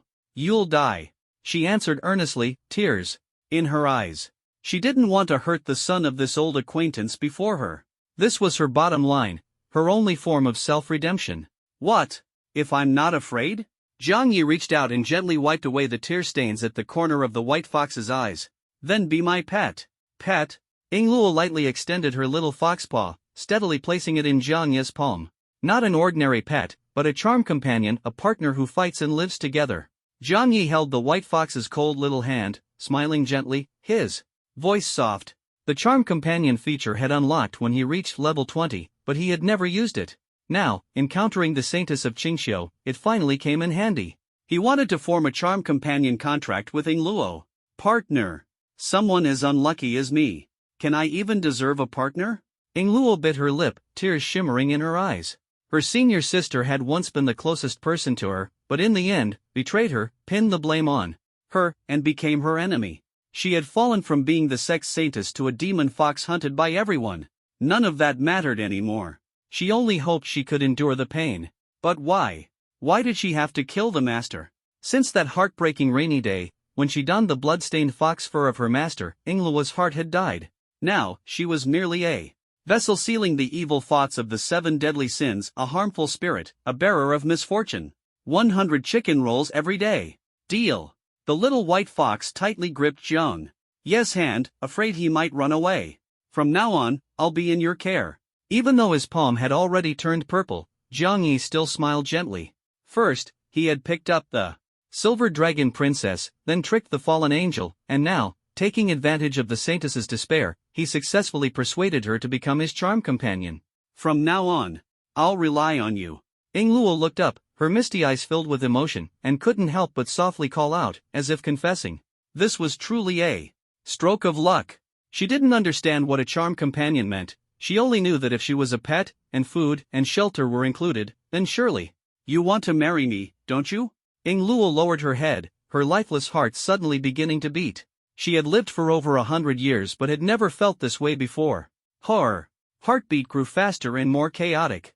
Maybe this is what Master meant by fate? She looked up at Zhang Yi's handsome face, her cheeks gradually turning red.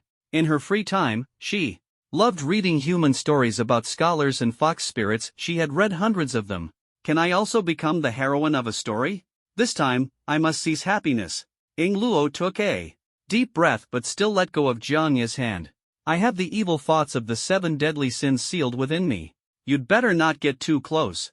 I'll bring bad luck to you. Let's keep our distance, like playing hide and seek. If I don't count to 3, don't catch me. Do you understand? Her gaze carried reluctance as she tried to force a smile, softly pleading. Like this? Jiang Yi suddenly grabbed the white fox, pulling her into his arms in an instant. Ah! The little white fox was caught off guard, falling softly into his embrace. Let go of me. Otherwise, bad luck will cling to you. Ing Luo panicked, using her little paws to push him away, but she couldn't budge this mountain. Why do you think that? I don't see any bad luck in you. Jiang Yi ignored her struggles, smiling and shaking his head. He could purify the corruption of the abyss and kick back lust demons. What was a little evil thought to him? Have you read stories about scholars and fox spirits? The scholar always ends up with the fox spirit, but the fox spirit often brings misfortune. I don't want you to suffer because of me. Ing Luo trembled as she spoke, tears in her eyes. She was wearing her master's fur, a thick fox fur coat meant for winter, yet wearing it in summer left her cold to the core. You're a fox spirit, but I'm not a scholar. Besides, how much misfortune can life really have? Guess, what am I holding? In my hand? The happiness of embracing you, or the misfortune of staying away from you? Jiang Yi grabbed at the air, gently clenched his fist, and placed it in front of the fox maiden, smiling tenderly. Is this happiness? Ing Luo, half believing, stretched out her small paw and lightly touched his fist. It's the happiness of an embrace. Jiang Yi took the opportunity to pull her into a tight hug, catching her off guard. That's not how you play guessing games. Ing Luo exclaimed, her heart racing, flustered, and at a loss. She felt so foolish. The scholars in the stories were always glib-tongued, deceiving foxes left and right. Why did she choose to believe him? Yet the warmth in his embrace gradually put her at ease. That familiar feeling, like the sense of security her master once gave her when gently hugging her from behind, surged into her heart. So, have you decided? Be my charm pet. Jiang Yi gently ruffled her snow-white hair and asked softly. The contract notification hadn't appeared yet. The saintess was still hesitating. Ing Luo looked up and saw the long-lost care in Jiang Yi's eyes.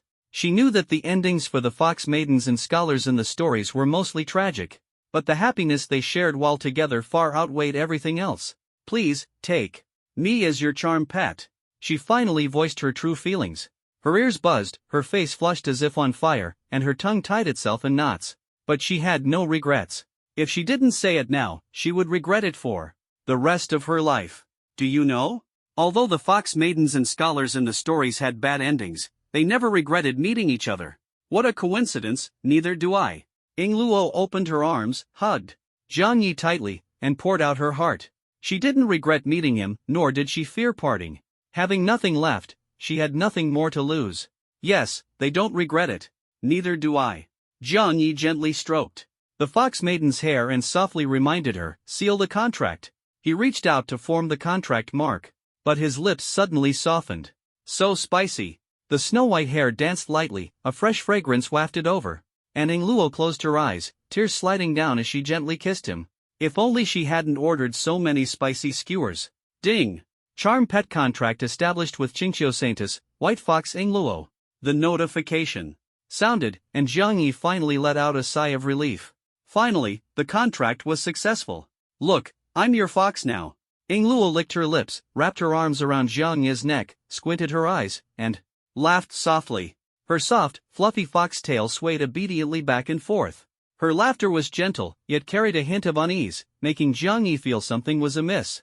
Could it be that she was going to sign a contract with that reborn female fox maiden again? Another, Yandera? Don't leave me. Her fingers lightly touched Jiang Yi's lips, her voice soft yet tinged with a warning. I hate betrayal the most. The pain of betrayal was something she never wanted to experience again.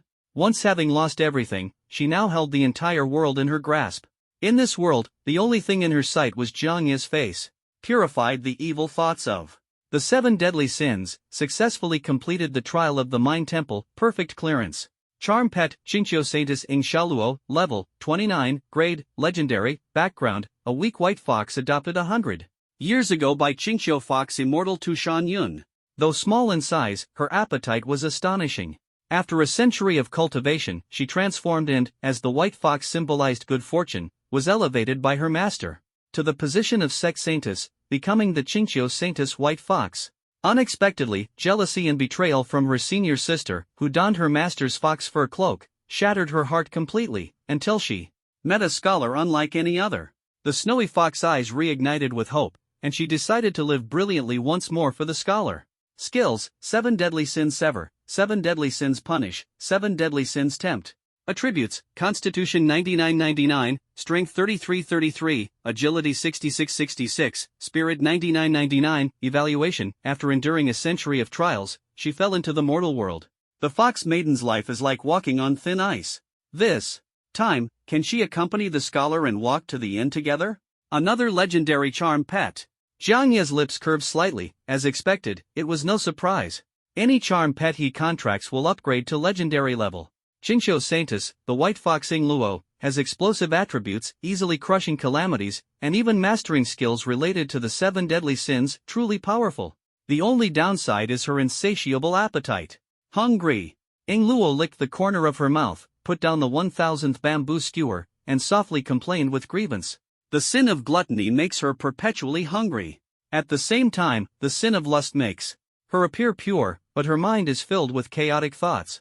So, does this mean Xiao Luo's state is either hungry or cold, and now almost full? Jiang Yi swallowed nervously, feeling a bit tense. Not yet. Ing Luo snorted coldly, with a hint of pride, picked up a napkin to wipe her mouth, and wagged her tail. The 7 deadly sins are pride, envy, wrath, sloth, greed, gluttony, and lust. In other words, she's a lazy yet proud, jealous yet greedy, sometimes hungry and sometimes cold, temperamental, dangerous fox.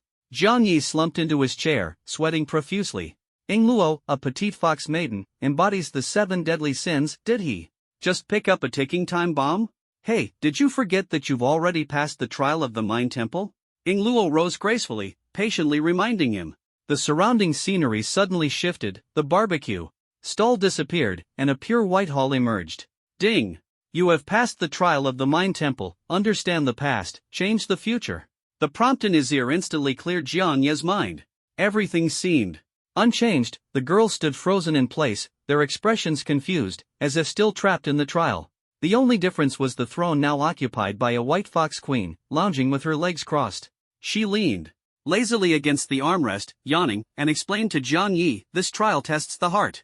You weren't troubled by past pain nor intimidated by future challenges. You passed with ease, truly a genius." She licked her lips, her eyes sparkling, unable to resist praising him.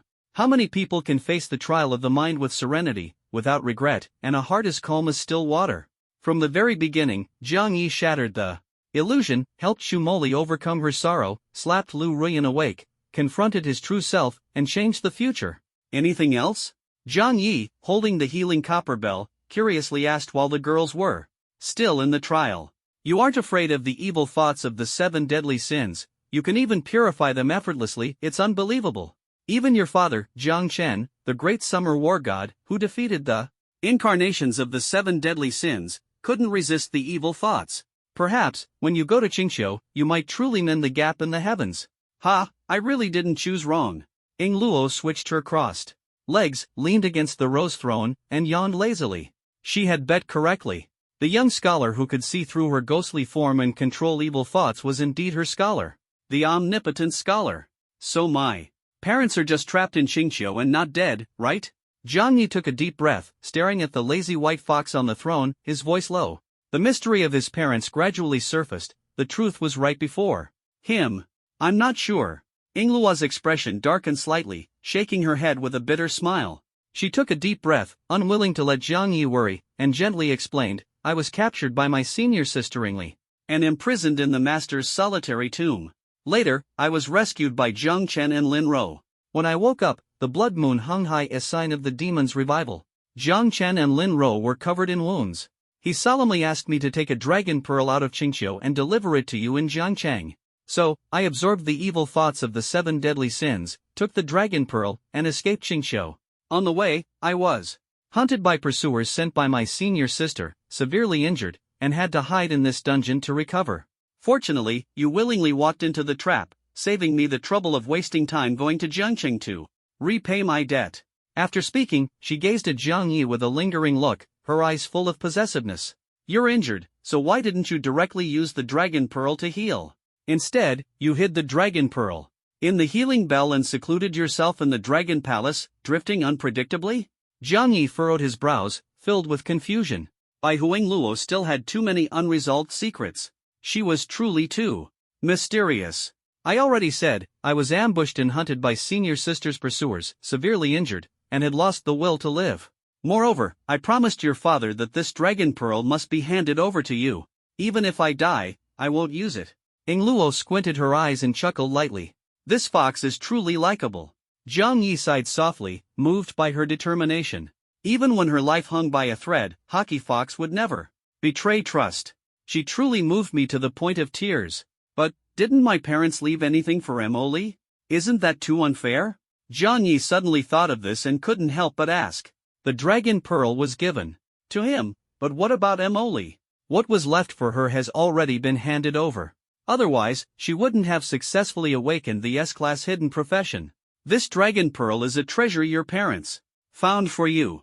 Because of it, even though your potential isn't high, you were able to successfully awaken and change professions.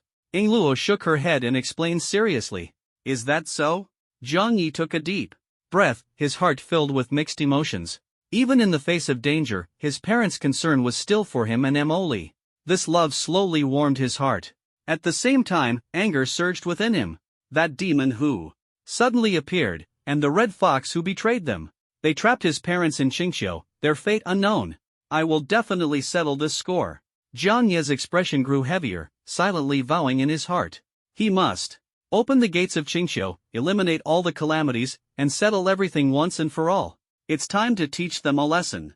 If I don't fight back, senior sister will really think I'm easy to bully. The first step starts with those flood dragons in the dragon palace. Ying Luo nodded, her snow-white eyes revealing a murderous intent. The timid version of her was long gone. All of this was caused by senior sister. The bitter fruit she sowed would eventually have to be borne by herself. Do you mean, the flood dragon emperor who betrayed the true dragon clan has joined forces with your senior sister? Jiang Yi frowned, his voice heavy. Roaches always gather together, don't they? Ying Luo lazily yawned, her attitude relaxed.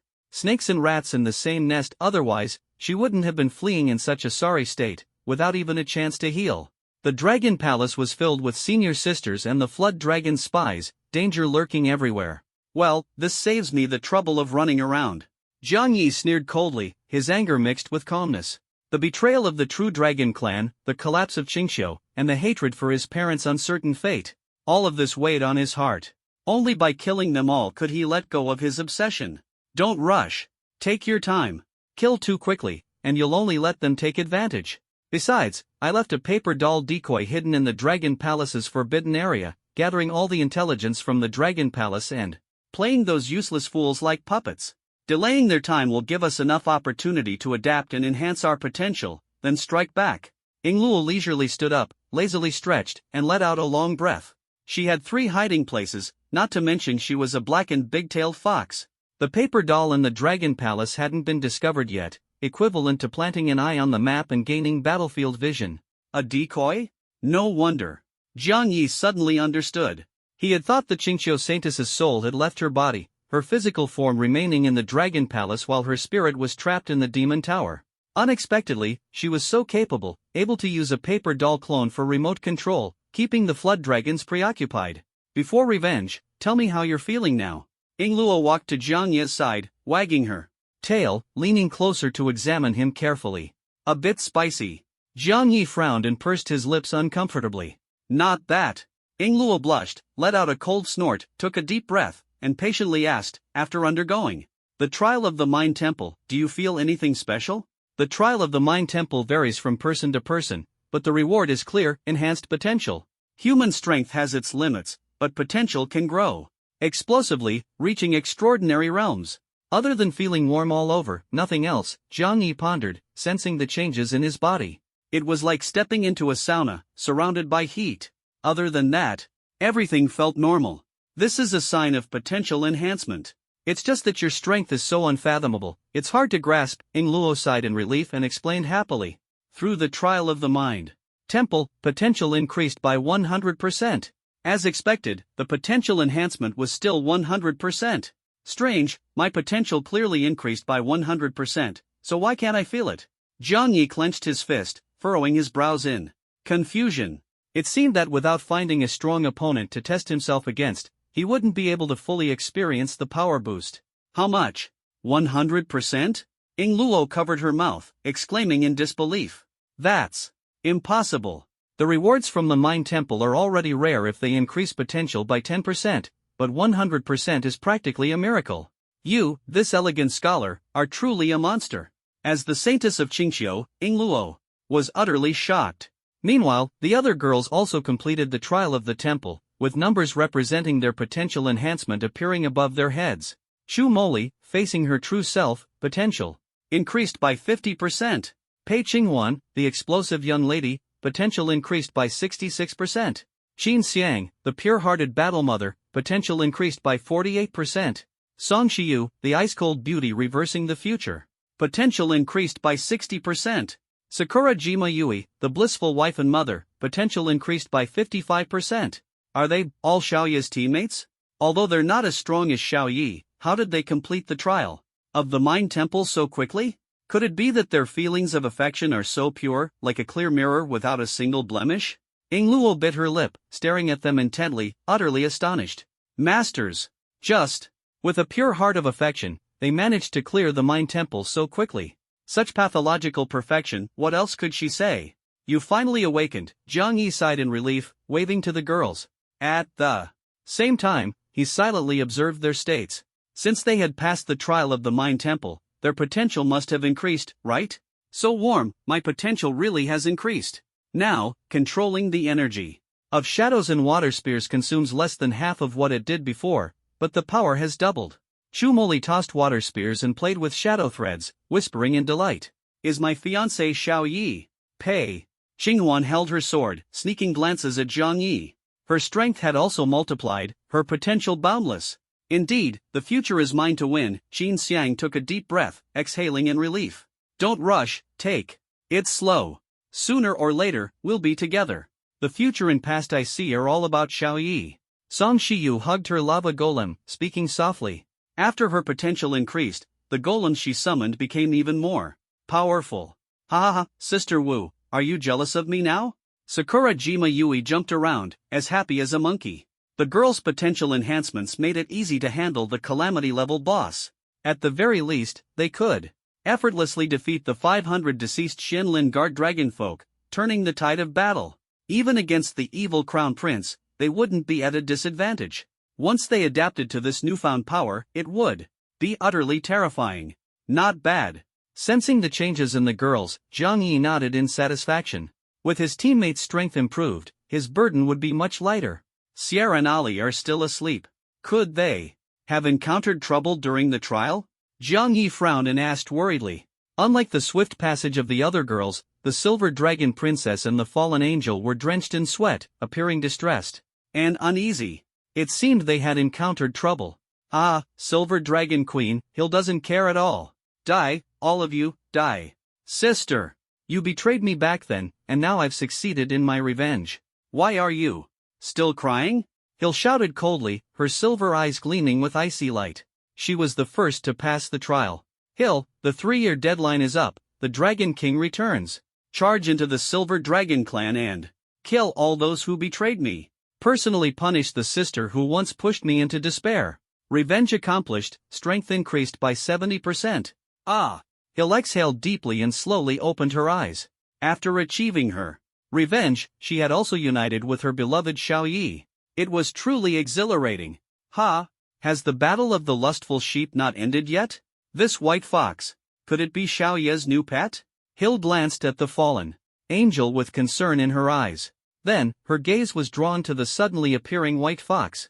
However, now was clearly not the time to ask questions. She suppressed her doubts and sadness, quietly staying by Jiang Ye's side, silently praying for the fallen angel. Ailey. Jiang Yi took a deep breath and called softly. Crack! The fallen angel's tear-streaked, stunning figure shimmered with strands of golden light. In an instant, she spread her wings, which unexpectedly divided into four. A four-winged seraph? She's evolving? Above the divine rank, Gabriel stood silently, like a living sculpture. Her figure was voluptuous and sensual, surrounded by golden light. Sister Ailey is starting to shine.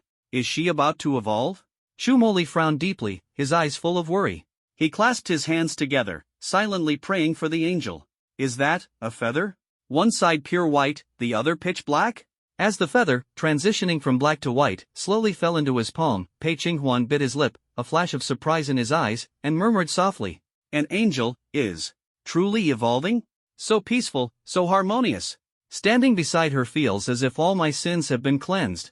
Qin Xiang, at the foot of the steps, looked like a devout believer witnessing a miraculous spectacle. Her face was filled with shock as she whispered in awe. When she closes her eyes, she's pure and flawless. When she opens them, she's tainted with sin. This aura is so cold yet so alluring. Isn't she an angel? Why? Is she more seductive than a succubus?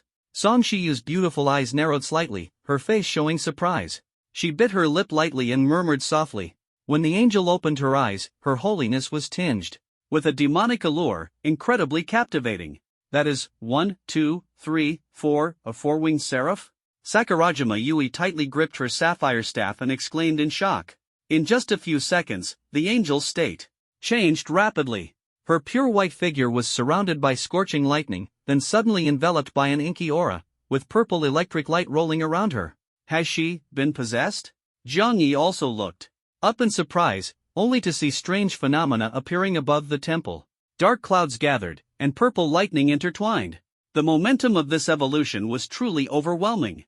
Standing 8 feet tall, her radiance illuminates 3,000 universes. Her red lips parted slightly, her teeth gleaming white, and her voice ethereal and melodious.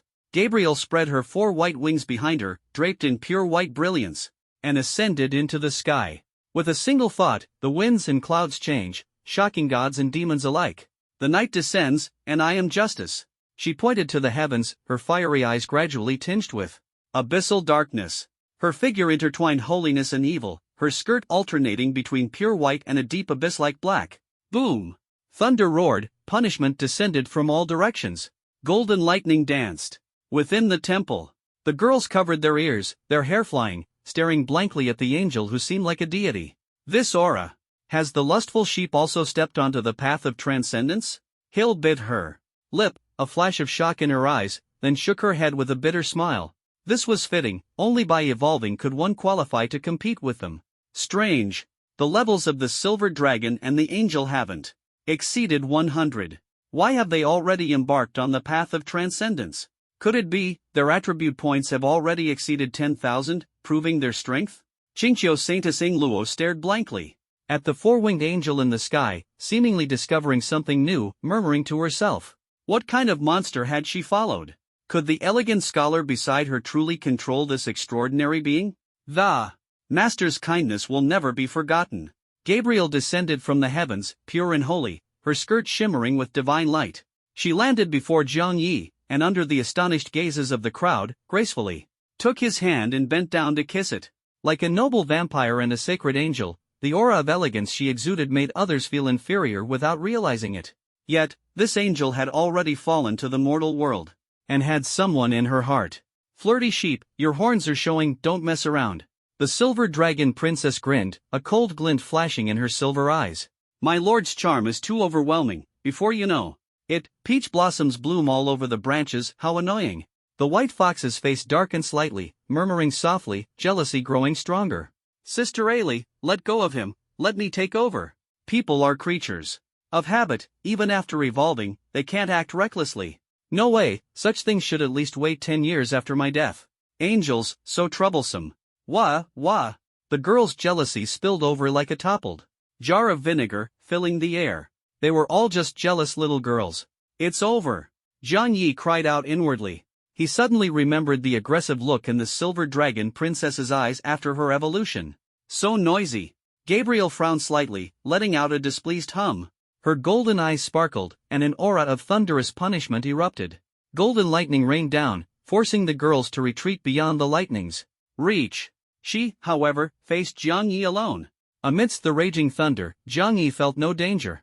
Clearly, after the angel's evolution, he had also gained the ability to adapt to the power of lightning, able to walk alongside it. Xiao Yi. She tilted her head up, her tall and voluptuous figure resembling a seductive queen, a faint smile playing at the corners of her lips as she gazed deeply at Jiang Yi. Ali. Jiang Yi looked up and smiled softly. I thought, you didn't want me anymore. Her golden eyes brimmed with tears, almost ready to fall. She hooked his hand and pulled him tightly into her embrace. Suffocating. In the temple of the mind. Those lofty angels, those gods who preach justice. They killed you. A single tear hung in the air, and the sorrow in her eyes resonated deeply with Jiang Yi. Angels must have already lost hope. So, I decided to destroy the world and end myself. Her eyes filled with cruelty and murderous intent, blood-red lightning erupting alongside. Thankfully, this is just a dream. Thankfully, I met you again. Her tear-streaked cheeks trembled as she carefully cupped Jiang Yi's face, afraid he might scatter like sand in the wind. I won't leave you again, she murmured, her face showing a hint of pathological madness. At this moment, she was no longer the apocalyptic angel of world destruction but a girl secretly offering her heart. I won't let that happen. Jiang Yi gently wiped away her tears, comforting her tenderly. The trial of the temple of the mind was to confront the most vulnerable side of one's heart. Fortunately, Gabriel ultimately overcame it. Carrying the obsession for revenge, she destroyed the world. Don't leave me. This is an order, not a request. Gabriel snorted coldly, a trace of pathological light flashing in her golden eyes. Afraid Jiang Yi might refuse, she directly sealed his lips. Moments later, the light curtain dissipated. Gabriel shed her four-winged seraph form, reverting to her black-haired, mature appearance, like a 3D rendered Jerusalem, contentedly staying by Jiang Yi's side. No kiss marks, no lingering fragrance, everything's normal. Was it a misunderstanding or intentional trouble? Either way, this evolved angel is definitely a formidable opponent. Phew, false alarm. I told you, a noble and holy angel couldn't possibly have a mind full of those messy thoughts like mine. The girls were half convinced but ultimately breathed a sigh of relief, as the heavy weight in their hearts was lifted. The alarm was lifted. The battle paused. Jiang Yi, however, bitterly smiled inwardly inside. Bullied by an angel. Charm pet, Holy Spirit Demon Lord Four-Winged Seraph, Gabriel level, 29 grade, legendary transcendent description. She has completely understood her inner self, devoured the demons in her heart, and evolved as a fallen angel. After the tragic death of her beloved, she embarked on a path of revenge, sweeping across the world and becoming the angel of the apocalypse that ended the era of life. Ultimately, she sacrificed herself for love, no longer the fearsome angel of the apocalypse that gods and demons trembled before, but a girl whose heart had died. Skills: Thunderous Might, Winter of the End, Silent Stealth. Attributes: Constitution above 10,000, Strength above 10,000, Agility above 10,000, Spirit above 10,000. Evaluation: This time, I will never let you down again, right, my dear? After evolving, why does her personality feel so strange? Jiang Yi stared at the system panel, almost exploding with anger. The angel not only evolved but also started repaying kindness. Natural disaster 9-layered demon tower mine temple. Whether it was the silver dragon or the angel, even the white fox he had just tricked into joining, they all learned to express gratitude. It seemed she was ready to offer an entire bed as a token of appreciation. Jiang Yi smiled bitterly and helplessly. Seeing the girls recover from the trial, he finally felt relieved. This white fox is the saintess who escaped from Qingqiu. Jiang Yi held the white fox's cool hand and took the opportunity to introduce her.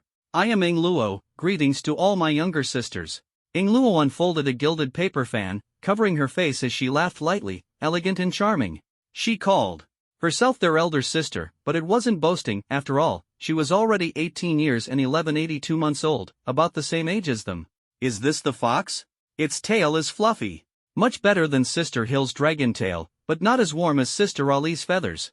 I wonder if it sheds fur. Chu Moli quietly observed, unable to resist comparing. Sister.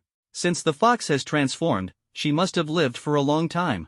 And she calls herself an elder sister, how shameless. Pei Qinghuan bit her lip, muttering with resentment.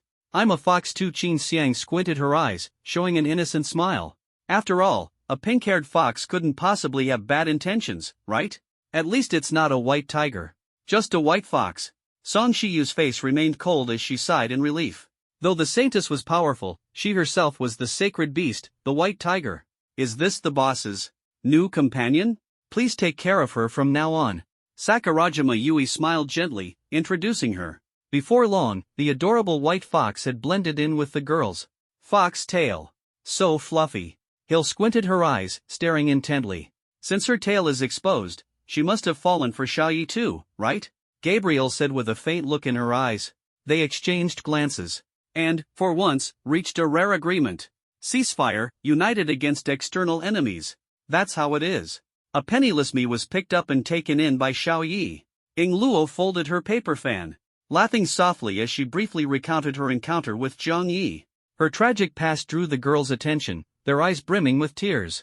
Sister Luo is so pitiful, let me hug you. Choo. Molly's eyes reddened as she hugged the saintess of Qingxiu with pity, only to be pushed away with slight disdain.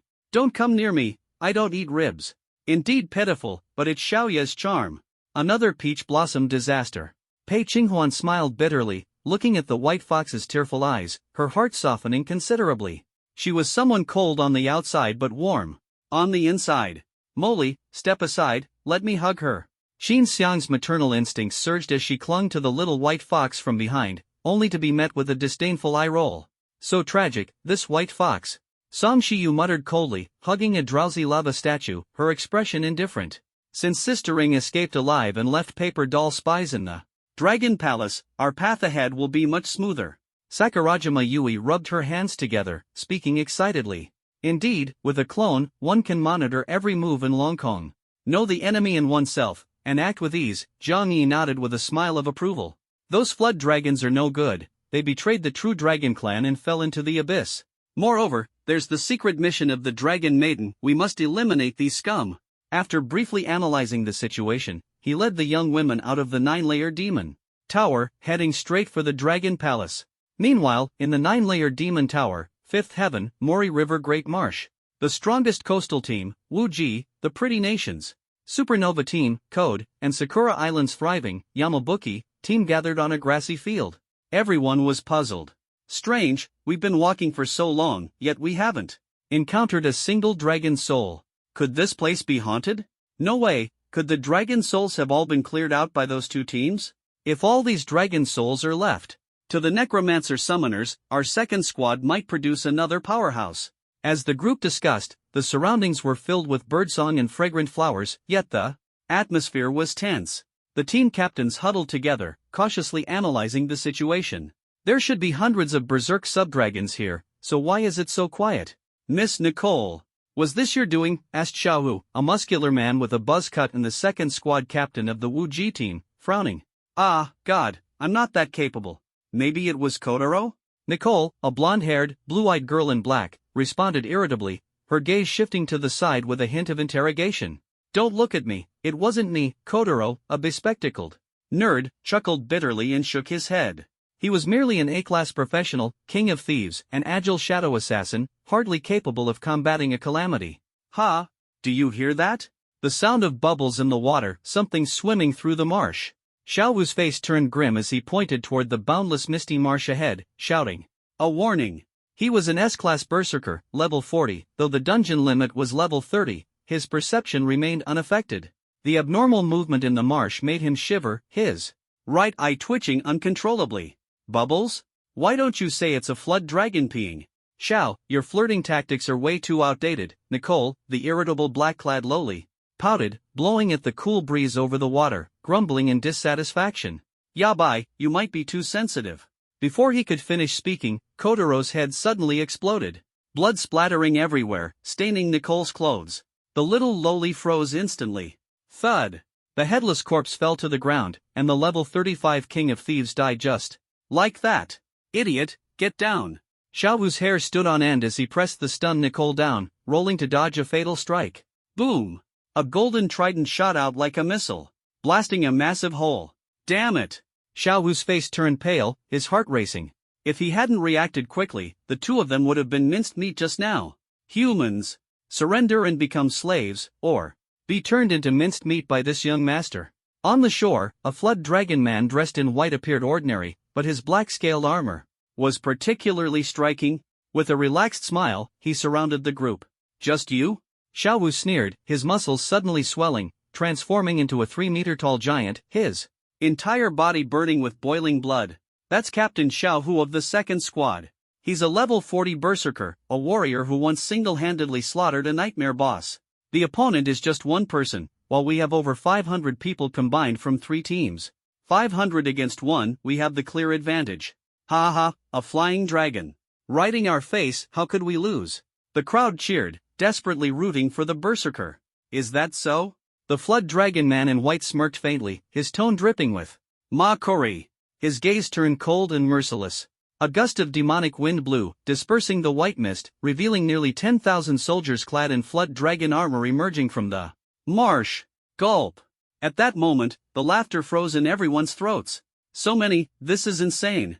Are these mermen planning to kill the dragon soul first, then hide in the great marsh, waiting for us to walk right into their trap? It's over. Thousands of mermen, and we only have 500 people. On average, each of us has to take down 20 of them. Are we supposed to headbutt them to death? Ugh, I'm still Xiao Heavy Division sign male sign. I don't want to die. Brother, how about, before we die, we make do with each other? On the shore, the mermen were densely packed, and the atmosphere was tense to the extreme. Hey, can you still move? Xiao Wu looked at Nicole, who was slumped beside him, and asked seriously. I can't move. Nicole collapsed to the ground, crying her heart out, completely breaking down. Impossible. At this critical moment, a teammate breaking down first made Xiao Wu's heart sink completely.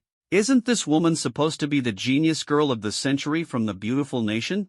Didn't she once destroy an entire island by controlling a storm in her rage? She's even the captain now, so how can she be this cowardly?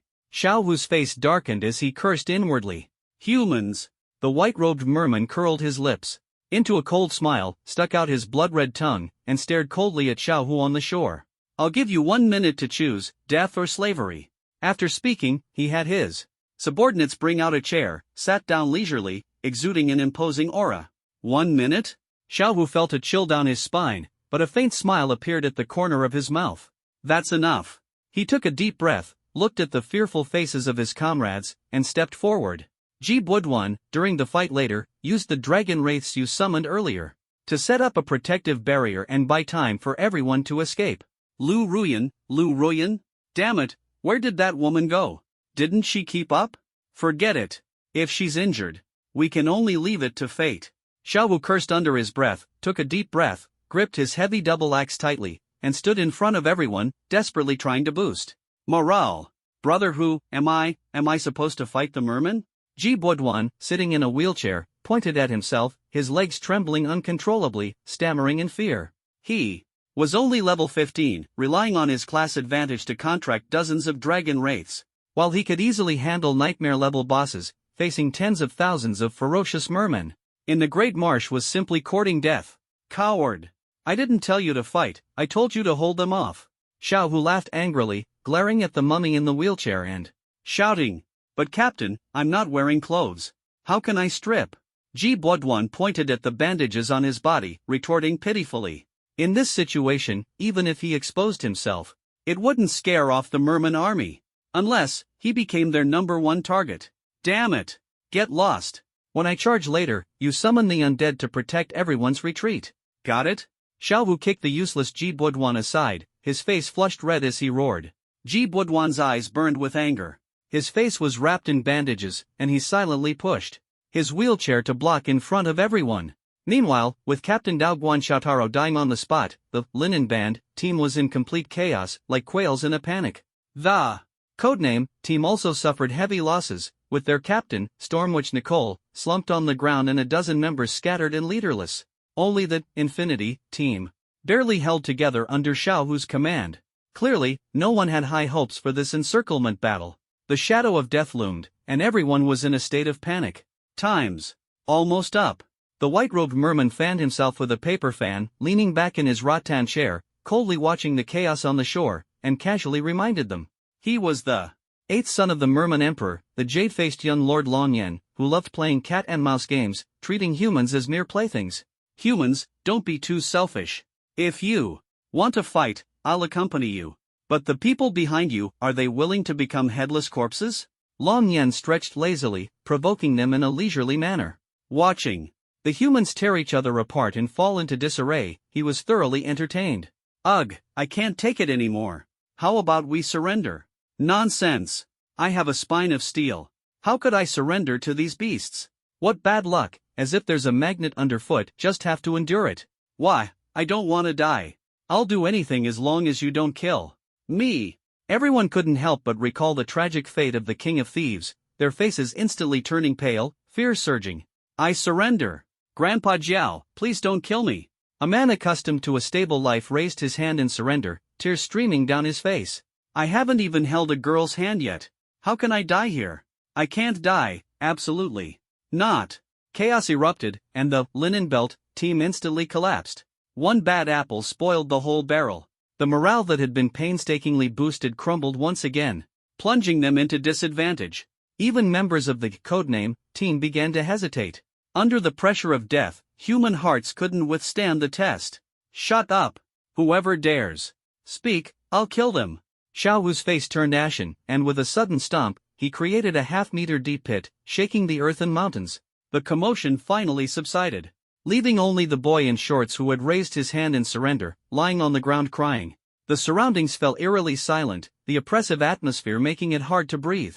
Not bad, you've got some skill. But you'll have to pay the price. Regret now? It's already too late. Longyan licked his lips, his icy dragon eyes locking onto Xiao Wu, a mocking smile on his face. Kill one person, you live. Kill two people, you're free. Kill three people. The white-clad dragon man lay on the rattan chair, gently shaking a paper fan in his hand. The murderous aura he exuded was so cold it felt like falling into an ice cave. No one wanted to die. But, even the strongest, Xiao Wu, had been effortlessly killed in seconds. What could they possibly fight with now? Savior? Upon hearing this, Longyan chuckled lightly, covering his face with the paper fan as a chilling laugh escaped. Ha ha ha, don't joke around. He suddenly stood up, his eyes wide open, shouting like a madman. If such a savior truly existed, scum like me would have been wiped out long ago. And besides, who dares to kill me? Who can kill me? He tilted his head, his purple dragon tongue licking his lips, while his eerie yellow dragon eyes gleamed with icy light. I am God. You little ants, all of you must die. Longyan's eyes turned fierce, his mouth splitting open to reveal jagged dragon teeth, radiating cruelty. With a wave of his large hand, murderous intent surged like a tidal wave. Swish, swish, swish. In an instant, arrows wrapped in starlight rained down like a storm. The sky full of starlight shattered the tranquility of daylight, and the orange flames sealed off all hope of survival. Run! Xiao Wu's lips moved slightly, struggling with all his might, but he could only produce broken sobs. He didn't need to say it. Everyone's faces had already turned pale as they trembled in despair, scrambling to escape. Run, run, ha ha ha. A bunch of little ants. Dare to challenge a god? Overestimating yourselves will only bring divine punishment. Watching the chaotic figures, Longyan licked his lips in satisfaction, reveling in the thrill of slaughter. Ah! I'm on fire. The flames are rising. Whoa! It hurts, it hurts. Run, run, go find the captain of the first squad. These demons, who will save us? The first wave of arrow rain fell instantly, igniting fires along the shore, and many were struck down by arrows. In a flash, casualties exceeded half. Damn it, my legs, move already. Gee. Bodwan frantically pushed his wheelchair, wishing he could sprout wings and fly away. His face contorted in rage, nearly collapsing as he roared. Xiao Wu was killed in one move. What a useless fool. He couldn't even buy me time to escape, and now the arrow rain is coming again. No, better them than me. Bloodlust flashed in his eyes as he stared at the sky full of starlight, nearly breaking down in fear. He immediately turned against the fleeing crowd. Come forth, my servants, he shouted, summoning dozens of skeletal dragon corpses to form a shield wall, blocking the escape route of the fleeing crowd. Undead? So many of them blocking the forest path? This is bad. The arrow rain is coming. If we don't move now, it's over. Oh my God, what do we do? No, I don't want to die. The bone dragon shield wall stretched for dozens of meters, completely sealing off the forest entrance, cutting off the escape route of the fleeing crowd. At the same time, the sky was ablaze with fire, piercing through the daylight's canopy. The crowd turned back, their eyes filled with terror, swallowed by the soaring flames. Aha! They frantically slammed into the bone dragons, casting spells, fireworks, exploding on the skeletal bodies, but to no avail. The dragon souls subdued from the demon tower were incredibly powerful, yet they were being used to block the escape route. It was like facing a black dragon's breath attack while a teammate prematurely closed the door, utter despair, waiting for death. Damn it! Swish, swish, swish. The arrow rain fell like a string of beads, one after another, silently. Thanks to Jibudwan, the dragon wall formed by the skeletal dragons became a witness to death itself. No! Xiaohu's eyes nearly burst out of their sockets. As he struggled to lift his hand, roaring in despair, his teammates around him fell one by one, dying without a trace. Anger and unwillingness tore at his heart like knives. You big brute, you can't even hold on yourself, yet you care about others? Truly disrespecting me. Long Yan sneered, leisurely walking up to Xiaohu, looking down at the dying strongman with a hint of mockery in his eyes. Betrayed by your own people, how does it feel? He raised his black boot, hovering it above Xiaohu's head, and with a mocking smile, said, 2 waves of arrow rain, and your entire army is wiped out. Truly unexpected. If it weren't for that traitor, the people you care about might have already escaped into the dense forest, evading my pursuit. Too bad, they're all dead. Long Yan swept his gaze over the charred corpses, his eyes cold, filled with the pleasure of toying with life. F***********. Xiaohu spat out a mouthful of blood, his eyes bloodshot, laughing wildly as he cursed. Go ahead, once it's done, I wouldn't mind calling you Dad. Long Yan lifted his foot, the corner of his mouth slightly raised, laughing indifferently. You bastard! I would never admit that something like you is my son. Xiaohu spat blood, laughing heartily, cursing incessantly. He was a man of unyielding spirit, how could he bow to a beast? Is that so? Then go to hell and lick her to your heart's content. The smile on Long Yan's face gradually disappeared, his eyes filled with icy killing intent. He raised his foot and stomped heavily on Xiaohu's defiant forehead. Not yielding? Then die. Clang. The sound of metal clashing rang out, followed by the crack of breaking bones. A size 42 sneaker suddenly kicked against Long Yan's boot. Following the line of sight, it was a black-haired youth with an extraordinary aura. Who are you? His right foot numb, Long Yan's face turned stern, his brows furrowed as he asked.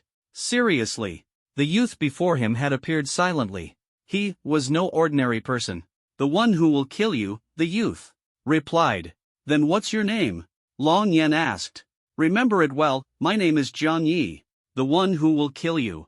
Zhang Yi's lips curved slightly as he stared at the gloomy-faced dragon prince, chuckling softly. Oh, is that so? Can you really kill me? Do you dare to kill me? Long Yan laughed wildly, his eyes wide as he roared in anger. He suddenly stomped down hard, intending to crush Zhang Yi's leg and kill this foul-mouthed ant in the process. Do you have the skill for that?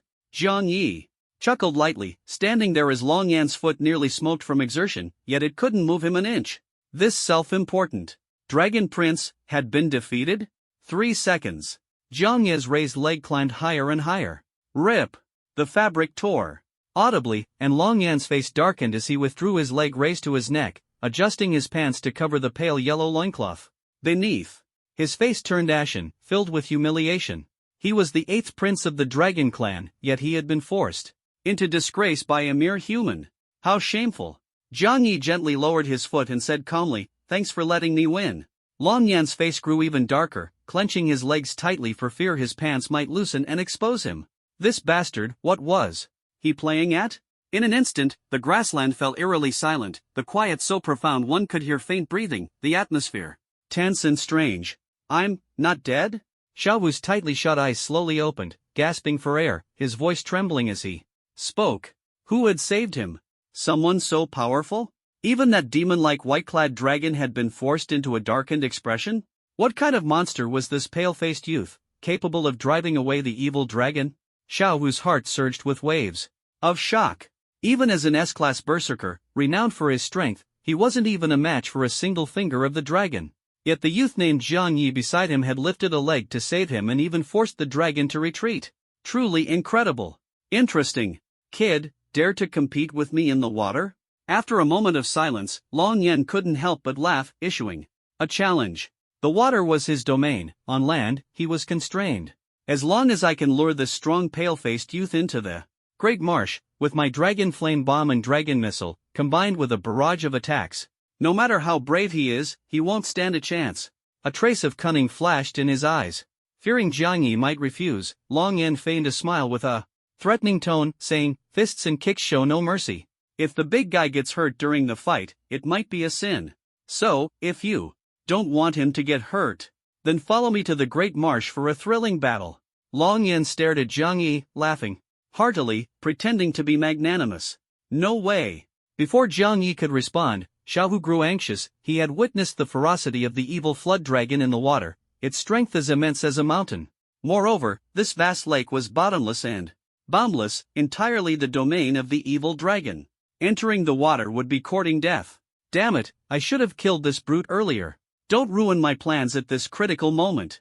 Long Yan's face darkened as he cursed inwardly. If he avoided the water, he feared he wouldn't be a match for Jiang Yi. All right. Jiang Yi nodded, casting a cold glance at the guilty-looking evil dragon prince, and said calmly, "Ha, such courage, young hero. This way, please." Long Yan heaved a sigh of relief, laughing as he spread his arms and gestured toward the vast lake, even politely stepping aside to clear the path. He was afraid that if he rushed into the water, he might expose a weakness and be ambushed by Jiang Yi. So, he decided to let Jiang Yi step into the trap first and then find a way to deal with him. Jiang Yi shook his head but remained unguarded as he walked toward the lake. Standing atop the water, not a single ripple formed beneath his feet. What skill! Long Yan squinted, his heart tightening. This young man walked on water as effortlessly as walking on land. His control over his strength was terrifyingly precise. "Here I come!" Long Yan snapped out of his amazement, laughing as he leaped into the water, directly facing Jiang Yi atop the waves. "Foolish!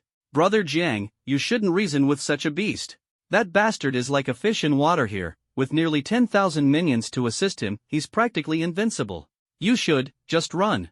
Xiaohu, ignoring his injuries, coughed up blood and shouted anxiously. He didn't care about his own life, only that this genius youth, Jiang Yi, shouldn't fall victim to the evil dragon's schemes and die prematurely. Unfortunately, his words were like stones sinking into the sea, receiving no response. The lake's surface remained as calm as a mirror, with Jiang Yi standing with his hands behind his back, confronting Long Yan. "It's over." Xiaohu smiled bitterly, closing his eyes in despair.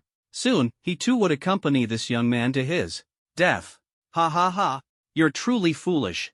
Stepping into this boundless lake, no matter how strong you are, what can you do to me?" With his plan succeeding, Long Yan dropped all pretense, revealing a sinister grin as he mocked. Feeling the surging power of the vast lake's raging waves beneath him, he looked at Jiang Yi as if he were a mere ant, ready to be crushed at any moment. "I can kill you," Jiang Yi said seriously, with a faint smile. His words were neither exaggerated nor false, just a simple fact. "Ha, then come and try." Long Yan laughed so hard his stomach hurt, doubling over. "Die." The laughter abruptly stopped as Long Yan's expression turned cold. Taking advantage of Jiang Yi's stillness on the water, he summoned a massive wave 100 feet high, like a collapsing heavenly river, rolling toward Jiang Yi with overwhelming force. "Now, can you still dare to kill me? In the face of this natural disaster, you're just a mortal, what can you do?" Long Yan roared disdainfully, standing atop the towering wave like a god. Name, Evil Prince Jade-Faced Young Lord Long Yan. Level, 30 Grade, Calamity Boss. Description, the 8th son of the Dragon King, who lost his mother in childhood, harboring a deep disregard for life and enjoying toying with all living beings.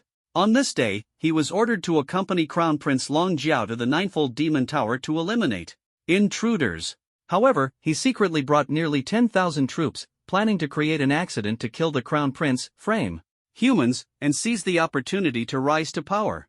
Skills: Dragon Shot, Long Yan Blast, Sea of Waves, Furious Tidal Surge. Attributes: Constitution 8888, Strength 8888, Agility 666, Spirit 250. You'll understand soon enough. Jiang Yi looked up, his hair fluttering in the wind, and smiled faintly. The 100-foot wave roared with the force of thunder, sweeping from the heart of the lake toward the shore. Xiaohu's face turned grim as he closed his eyes in despair. "Brother, run," he shouted, his wounds reopening as he coughed up blood. "No need," Jiang Yi replied calmly, shaking his head. What? Xiaowu froze, his heart sinking completely. He smiled bitterly, closing his mouth and resigning himself to death. Indeed, there was no need to run. Against this calamity, they would die whether they fled or not. There was no point in wasting effort. It's here! Zhang Yi looked up toward the sky, his gaze fixed on the white-clad dragon man wielding a long halberd within the massive wave. A cold glint flashed in his eyes. He was like an insignificant cicada, shrouded in shadows, stubbornly facing the 100-meter-high raging waves. Aren't you very powerful? So what if you're powerful? In the outside world, the most important thing is to use your brain. You have to think. Do you even have a brain, idiot? Just wait obediently for death under my tsunami. Riding the giant waves, Long Yan let out a frenzied roar. Boom! Boundless torrents of water poured down like a ferocious flood beast, destroying everything in their path. In an instant, Zhang Yi's figure was engulfed by the surging waves. The 100-meter-high waves crashed down abruptly, tearing open a massive gap along the shore, mud churning and unstoppable, annihilating everything in their wake. Zhang Yi's figure was instantly submerged by the overwhelming waves. It's over. Xiaowu's hair flew wildly, his face pale as he sighed in despair. The merciless waves left no room for regret, and before he could lament, he heard a thunderous roar, followed by icy mud crashing violently. Mom, in my next life, I'll be a better son to you. Dad, the mortgage isn't paid off yet, keep working hard. He was going to die. Stop babbling. If you disturb my brother, I'll throw your big body into the water to feed the fish. From the shadows, a fierce figure leapt out of the water, instantly engulfing the panicked Xiaohu and shielding him in its embrace. Standing on the dark serpent's head, Chumoli rode the waves, her silver bell-like laughter ringing out. She looked toward the center of the lake, where the giant waves had crashed and whirlpools churned. Yet, she saw a figure walking on water, solitary and proud. Is that Brother Jiang? Inside the shadow serpent's belly, Xiaohu wiped his eyes and exclaimed in surprise. Was he seeing things? Zhang Yi was standing firm against the 100-meter-high waves without moving an inch. Is his body made of black iron? He can withstand a natural disaster. Amazing. Xiaowu silently gave a thumbs up, too shocked to speak. He had seen many astonishing scenes, but someone enduring a boss's ultimate skill without a scratch, this was a first. Mom, this is terrifying. Boring, what's so impressive about a few splashes of water? Shu Moli pouted, tugging at her twin ponytails, riding the shadow serpent downstream, humming lightly, indifferent. But the smile at the corner of her mouth betrayed the pride in her heart. As expected of my brother, standing firm against such towering waves, truly extraordinary. Monster. Xiaowu swallowed hard, wiping the cold sweat from his forehead. 100-meter-high waves, and you call them mere splashes? He had encountered a monster. To Zhang Yi, it truly was. Meanwhile, at the center of the Great Lake, raging waves churned violently. Phew, he should be dead now. Put. As the giant waves crashed down, Long Yan exhaled in relief, his eyes filled with mockery, ready to savor the sight of Zhang Yi's corpse. But the next moment, he suddenly spat out a mouthful of water, his face turning pale with disbelief. What? Floating amidst the giant waves, he stared wide-eyed at the whirlpool in the lake's center, where not even a speck of dust could be sucked in. The 100-meter-high waves had destroyed vast stretches of forest, accompanied by raging winds, thunder, and unstoppable torrents of mud, yet they couldn't kill a pale-faced youth? Could it be that his body is made of divine iron? It's even harder than my Baiyang heavy halberd? Long Yan's eyes widened, his hands gripping the epic great black iron heavy halberd tightly, staring at the unharmed youth who even beckoned him with a finger. How is this possible? His face turned red, fury surging. Long Yan roared, raising his halberd, and once again unleashed layer upon layer of towering waves.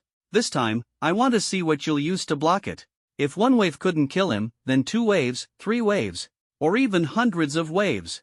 He wouldn't stop until he drained the endless waters of the Great Lake. He refused to believe he couldn't kill a mere ant. I'll take your life as payment. The waves stacked into mountain peaks, yet Jiang Yi stood with his hands behind his back, walking on the waves, unmoving. He smiled faintly, his black hair fluttering in the wind. Arrogant. Long Yan sneered, the pale gold trident fiercely hurled, stirring up dragon-shaped waves that ferociously surged toward Jiang Yi. Dragon. Blast. Long Yan roared, his mouth twisted in a sinister grin. The shaft of his halberd, as heavy as 1,000 pounds, carried a transparent water dragon, tearing through the air, capable of easily smashing living beings into pulp. He had once used this move to destroy an entire city. Gazing at the ground covered in blood and flesh, he laughed uncontrollably. This time would be no different, surely. That boy named Jiang Yi would die without a doubt. Is that all? Jiang Yi's eyes flashed coldly as the corners of his mouth lifted slightly. The ferocious water dragon lunged to bite. Not good. Xiao Hu shouted nervously, coughing up blood, grimacing in pain, yet gritting his teeth to open his eyes. It actually deflected? The burly man hidden in the shadows felt, for the first time, as fragile as a child. Jiang Yi lightly slapped with his right hand, dispersing the fierce water dragon with a single palm. Too powerful. Ah, the water dragon let out a miserable cry and instantly dissipated. But it wasn't over yet. That palm wind stirred up tens of thousands of massive waves. In an instant, the tide surged, overwhelming in momentum. Could it be stronger than me? Long Yan raised his head, stretching his neck, staring intently at the rolling waves in the sky. Something was off. He was supposed to be the master of water, yet the 100-foot waves he conjured couldn't compare to the palm wind Jiang Yi casually unleashed. Bluffing. Let me test your skills. Long Yan roared, glaring at the tiny black dot in the distance, transforming into a 100-meter black flood dragon, baring its fangs and claws as it charged forward. Roar, the dragon's cries echoed, stirring up fierce winds. The black flood dragon churned within the massive waves, whipping its tail to launch several water dragon cannons. But it didn't stop there. How will you block this move? Flood dragon strike. The flood dragon spoke human words, roaring thunderously, stirring up rolling wind and lightning. A pitch-black figure shot toward Jiang Yi like a thunderbolt, snapping its jaws in an instant. In the blink of an eye, the ferocious dragon's mouth opened wide, its blood-red maw exhaling the stench of lake water, swallowing Jiang Yi whole in an instant before swiftly diving underwater. Boom! Boom! Boom! The dragon's water cannons blasted, raising towering waves that crashed against the shore, carving deep trenches and massive pits. Not good. Those flood dragon shots were just a distraction. That despicable creature dared to trick me. Inside the shadowy serpent's belly, Xiao Wu stared wide-eyed at Jiang Yi being swallowed, his breath nearly stopping from tension. The flood dragon could swallow tons of lake water in one gulp, its bite force strong enough to move mountains and fill seas. Could Jiang Yi's body withstand it? Stop shouting, don't interrupt me while I watch my brother. Shu Moli frowned in displeasure, letting out a soft hum, nervously reminding him. She tugged at her twin ponytails, staring at the mirror-like calm lake surface, silently sweating for her brother. Zzz, zzz. A faint golden light surged from the depths of the water. Frog fun. For winged angel? Xiao Wu's eyes widened as if witnessing a miracle, unable to hold back his exclamation. Boom! A pitch-black chain suddenly lashed out, and the once dominant 100-meter flood dragon was flung out of the water like a caterpillar. Trapped mid-air. Deer antlers, eagle eyes, 5-clawed silver dragon? Xiao Wu held his breath, staring intently at the majestic silver dragon that burst from the water. On the dragon's back rode a handsome young man. That was Jiang Yi? In the season of awakening insects, murderous intent condensed as chains tightly bound the flood dragon. Roar! The once dominant flood dragon was firmly shackled, its jaws clenched, howling madly. Clang! A sharp sound like a sword rang out, and silver lightning pierced through the clouds, streaking across the sky like an arc of light. The weather suddenly changed, a white dragon soared into the air. Silver light dazzled, its aura overwhelming, yet carrying unparalleled elegance. Its icy dragon eyes gazed down upon all living things, exuding a suffocating pressure that stirred wind and thunder. This was an utterly terrifying force. That's inside the shadowy serpent's belly. Xiao Wu's eyes widened in horror, his hair standing on end as if he'd seen a ghost. On the dragon's back, the young man stood with his hands behind him, his black hair fluttering in the wind. Riding the dragon, he soared straight into the skies. Brother Jiang? Xiao Wu was so shocked his eyes nearly popped out, muttering dumbfoundedly, the power of the dragon clan is enough to destroy the heavens and the earth. Even though Ji Boduan is only at level 15, with the contracts of dozens of undead bone dragons, he can leap 10 levels and forcibly defeat his enemies. This alone is shocking, but unexpectedly, there is an even stronger expert. That's an Eastern true dragon, surpassing sub-dragons, and it's being controlled by Brother Jiang? Staring at the figure soaring through the sky on the dragon, Xiao Wu exclaimed in disbelief. Even as the second squad leader of the Wu Ji team, having experienced thousands of boss battles, he had never seen anyone capable of controlling a true dragon. What's so surprising? Sister Hill is my brother's partner, a contracted beast. Shu Moli stepped on. Raging waves, braving the howling wind, with a slight smile as she casually explained. He's not even level 30 yet, and he's already contracted the legendary True Dragon? Are all the newcomers nowadays monsters? Xiaohu coughed up blood, smiling bitterly in amazement. He truly underestimated the power of the evil flood dragon, and even misjudged Jiang Ye's strength. His thousands of boss battles were all for nothing. What kind of monster is this? Isn't your Wuji team the number one in Linhai? Surely there are stronger professionals? I heard your first squad leader can transform into a silver flood dragon. Shu Moli chimed in, looking up with a smile. The Wuji team is Linhai's top-tier team, with unfathomable strength. There is, of course there is. But none can compare to Brother Jiang, who controls a true dragon. Xiaohu coughed awkwardly, his face turning red. The Wuji team is indeed powerful, but it depends on who they're compared to. Controlling a true dragon, overturning clouds and rain. Such a miracle, even the first squad leader, the leader of the Wuji team, Chen Yunyun, the heiress of the Chen family, can't match it in the slightest. Xiaohu looked up, coughing blood with a bitter smile. The first squad leader, known as the Dragon of Wuji, is the daughter of the Abyss Guild's president, the heiress of Linhai's prestigious Chen family, Chen Yunyun. She is an SS-level, white dragon, professional, with a level as high as 50. Apart from the Moonlight Sword Immortal, she is considered an invincible genius among Linhai's younger generation. She can transform into a white dragon and soar through the clouds. But now, the Valkyrie she had long admired in her heart seemed like a weak white snake, powerless before the stunning silver dragon under Jiang Ye's feet. Is that so? Shu Moli glanced at the shadow of the raging serpent behind her, chuckling and shaking her head. Haha, let's not talk about that. Look, the evil flood dragon is already bound by chains, unable to move. It's the perfect opportunity to attack. Why isn't Brother Jiang taking advantage of it? The lagging battle made Xiao Hu a bit embarrassed, so he found an excuse to point toward the misty clouds, curiously observing. Are you stupid? What else could there be besides the evil flood dragon? Shu Moli's lips curled into a smile, her beautiful eyes narrowing slightly as she spoke lightly. Could it be the thousands of flood dragon people across the great marsh? Xiao Hu's pupils shrank suddenly, and he hurriedly looked toward the marsh, but all he saw were the rolling lake waves. Where were the flood dragon people? You're right. Sister Qinghuan and the others have already gone on a killing spree.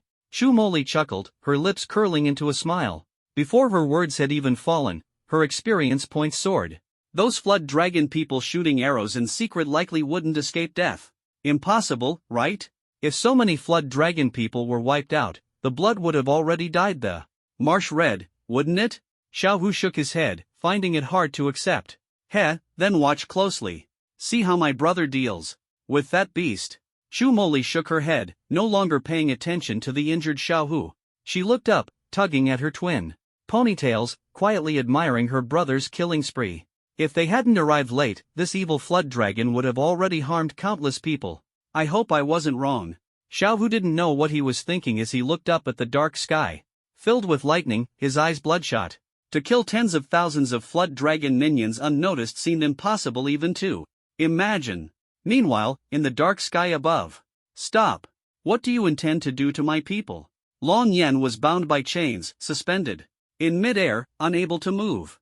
The terrifying dragon head was already in a state of panic, crying out in despair. The nearly 10,000 black Jiao armored guards in his sight had vanished without a sound. Nothing much. Just letting them practice a bit. Jiang Ye's eyes glimmered with silver light as he chuckled lightly. After undergoing the trials of the Temple of the Heart, the girls' potential had greatly increased, making them completely different from before. With their power surging, they urgently needed some training. Conveniently, the nearly 10,000 Jiao armored guards in the Great Marsh became the perfect targets for their practice. Practice? What nonsense are you talking about? I don't understand. Long Yan was on the verge of collapse, staring fiercely with his dim yellow dragon eyes, roaring in anger and helplessness. The secret weapon he had prepared to assassinate his brothers had disappeared right under his nose? Drip, drip. The scent of blood permeated the air. This is dragon blood? Long Yan's heart tightened as he desperately looked up. The dark clouds were stained red with fresh blood, and the dripping dragon blood flowed like molten brass. Whoosh! A torrential downpour. soaked in the blood rain of his kin, Long Yan's mind was in turmoil. His meticulously trained elite troops had perished silently just like that? The young man before him, what kind of monster was he? Let me go, I can show you the way to the Dragon Palace. The black Jiao scales were already dyed red with blood. Long Yan felt the presence of death, gasping urgently. Instinctively, he begged for mercy, but suddenly, a chill ran through his heart. Illusion? A flash of silver dragon light passed through Jiang Ye's eyes as he quickly withdrew the illusionary light wave. Illusion. When did it activate? Long Yan's bloodshot eyes were about to burst, yet all he could see was the dim great marsh dyed red with blood. Floating corpses piled up like mountains, and the stench of blood soared to the heavens. Walking along a 10,000-meter-long path paved with dragon corpses, 4 stunning figures stood tall, bathed in blood.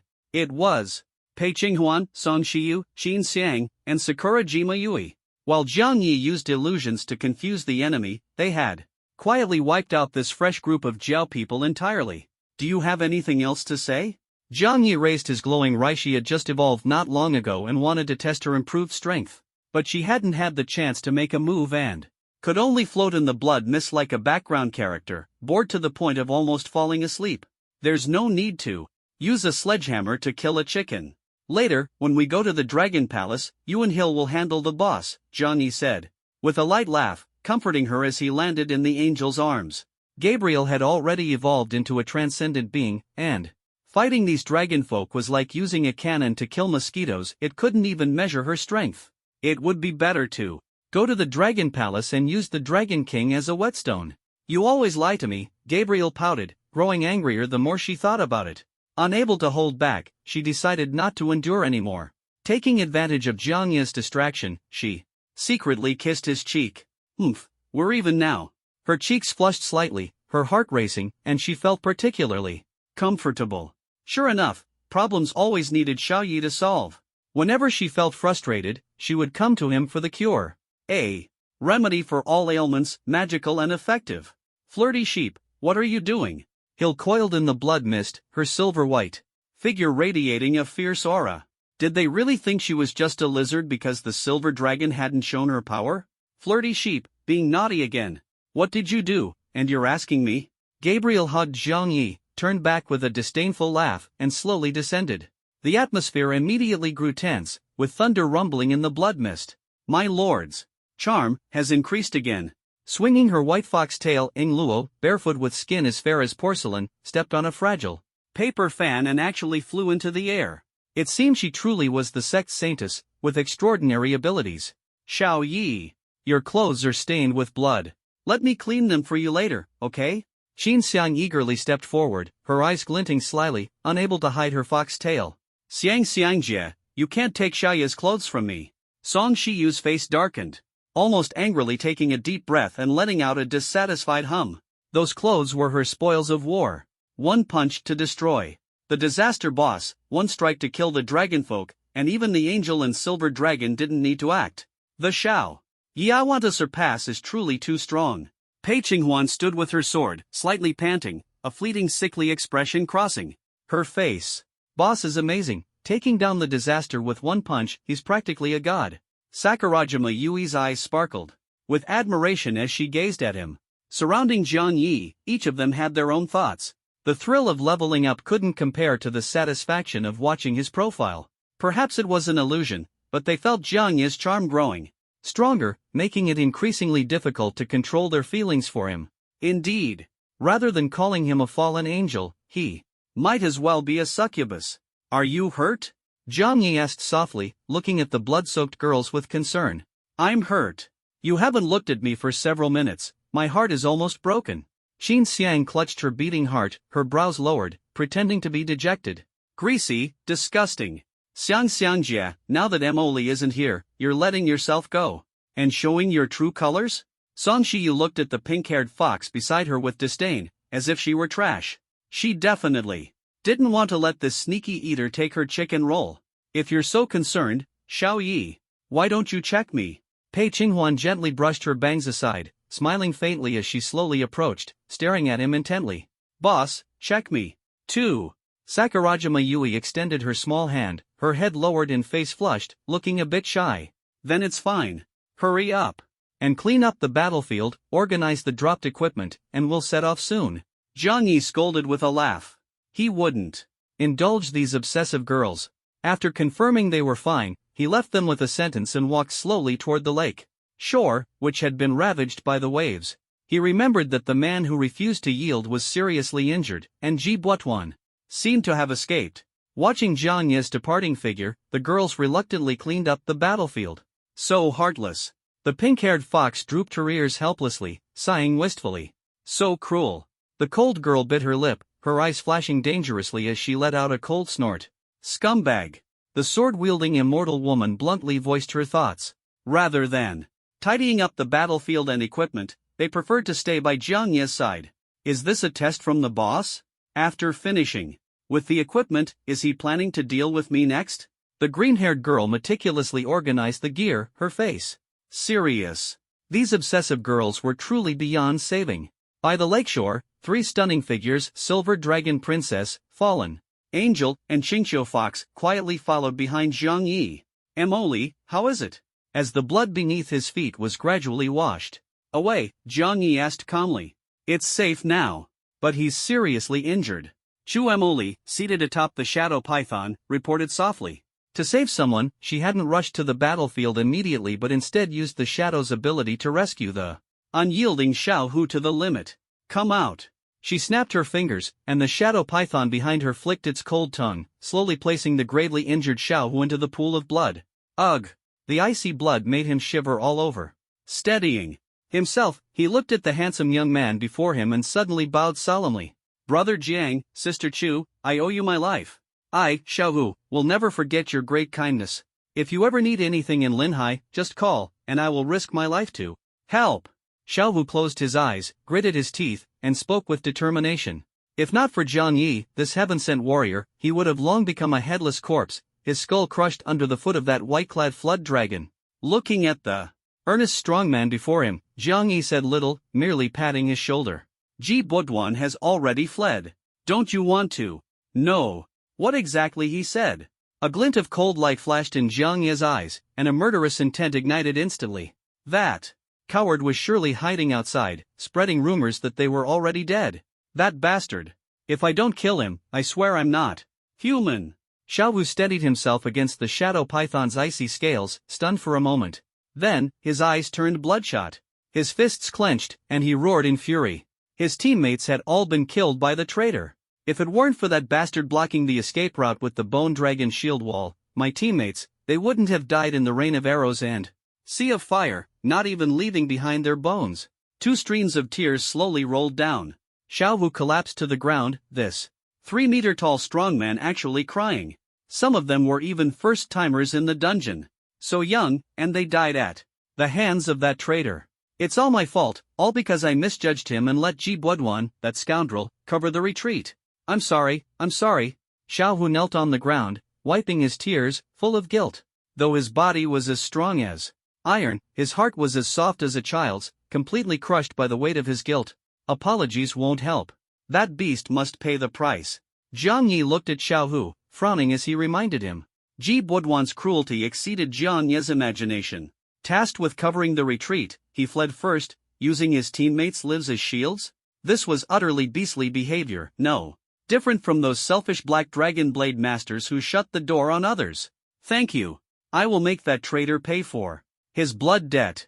Xiao Hu wiped away his tears, took a deep breath, and promised calmly. He wouldn't let the comrades who fought life and death battles with him die in vain. Even if it cost him his life, he would make that man taste a fate worse than death.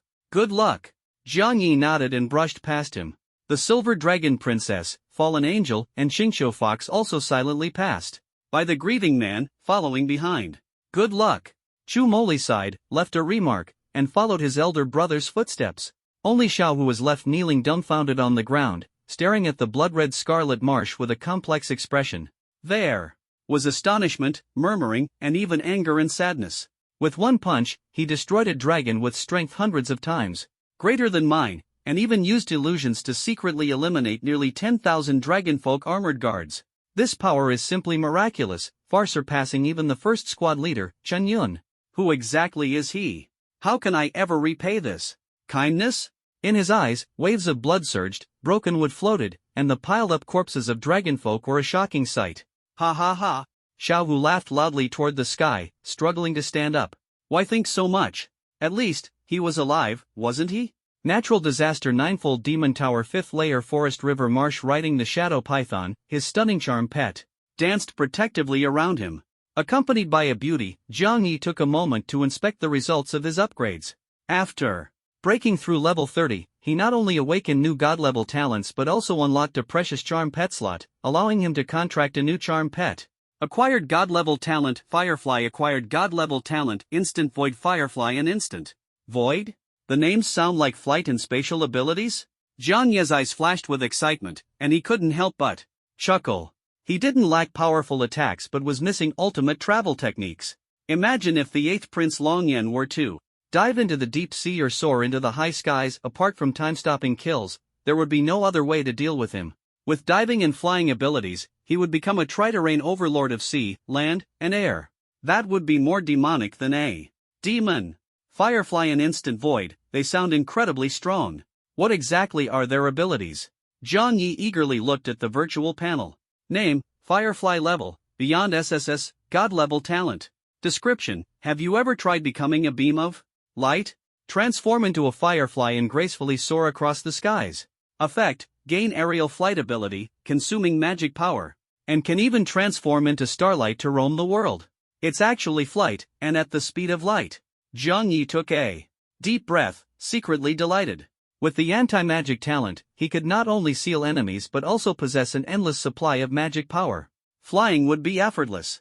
If the first talent is this strong, the second one must be just as impressive. With anticipation in his eyes, Jiang Yi stared at the panel. Spatial talents, please don't let me down. Name, Instant Void level. Red, God level. Description, break spatial limitations, set anchor points, and traverse instantly. Effect, gain teleportation. Ability, cooldown twice per week, refreshes every 7 days. Cooldown reduces as level increases. At level 100, cooldown is eliminated. Twice a week, better than nothing, I guess. Jiang Yi sighed, accepting the outcome. With flight abilities, his need for teleportation wasn't high, using it in emergencies would suffice. Becoming more versatile, almost more comprehensive than a natural disaster. Looking at the panel data, Jiang Yi smiled wryly.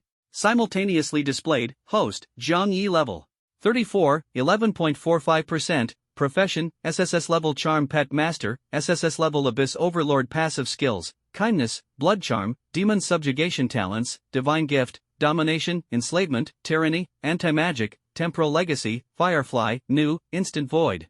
New, skills, demon slaughter, true dragon transformation, mirage dragon eyes, items, dragon soul banner, 10,000/10,000, requires forging upgrades to increase seat limit, scarlet cross, rusty key from demon ruins, purple egg, about to hatch, what adorable little creature will it be? Charm bonus, 300%, enhances all effects. Charm has indeed increased, making my aura more captivating and boosting all abilities threefold. It's simply too powerful. Jiang Yi's lips curled into a satisfied smile. After learning the whereabouts of his parents, he must grow stronger as quickly as possible, breaking through level 100 to qualify for entering Qingqiu and unraveling all the mysteries. Perhaps if I kill the Dragon Palace's Flood Dragon Emperor, I can quickly reach level 50. By then, I'll head to the demon ruins to level up rapidly. After briefly contemplating his future plans, Jiang Yi withdrew his thoughts in the face of Mo Li's greedy gaze and continued moving forward. Outside the 9-layered demon tower, beneath the divine altar. Is that Ji Boduan? Why is he running out in such a panic? Whoa! His wheelchair is practically smoking, like a fiery wheel. Is he in such a rush he can't hold it in? Something's wrong. Look at Ji Boduan. Why is he covered in blood? He's the only one who came out. Could it be that everyone inside the demon tower? In the square, people exchanged glances, their expressions suddenly turning grim. Everyone, attention! Look over here. I am Ji Boduan, and I have something to say. It's unfortunate, but due to the appearance of a traitor, Wu Ji, codename, and Linen Band, have all been wiped out. Killed by the flood demon. Only I managed to escape. Ji Boduan sat in his wheelchair, gritting his teeth, tears streaming down as he sobbed. In an instant, the crowd's anger ignited, and their fury erupted. What? Completely wiped out? The three elite squads, Wuji, Codename, and Linen Band, fully armed with a total of about 100 members, all gone just like that? Are you saying S-rank level 40, Berserker, Xiao, S-rank level 39, Stormwitch, Nicole, and A-rank level 35, Thief King, Dao Guan Kotaro are all dead? Impossible. Absolutely impossible. Those three are top-tier experts of the younger generation. Together, they could easily clear nightmare-level challenges. How could they die so easily? Just what kind of monster is this flood demon? Even with the combined forces of three squads, they were completely annihilated? If it breaks out of the demon tower, won't we all be doomed? The square fell into an eerie silence at the center of the altar. Then, the crowd exchanged horrified glances and began shouting in terror. If even the experts of the three squads were wiped out, we ordinary people are practically dancing on the edge of a blade. Everyone, listen to me. The captain's death was caused by a traitor named Zhang Yi. Seeing the crowd descend into panic, Ji Budwan felt a slight sense of relief. With a sobbing voice, he began shifting the blame. He planned to pin all the responsibility on Zhang Yi. After all, those people died in a rain of arrows. No one can prove the truth. Right and wrong depend entirely on what I say, don't they? Moreover, that damned Zhang Yi caused me so much suffering. He even cut off one of Lu Zishao's hands, leaving him unable to take care of himself. He can't even go to the bathroom without a catheter. Huff, huff. What I'm doing is for the sake of justice.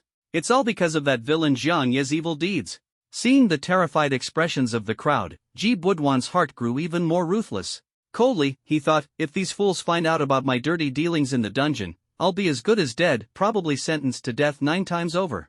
No, this must never be exposed. Zhang Yi has to take the fall for this. I will become the undead monarch in the future. I can't fall. Here.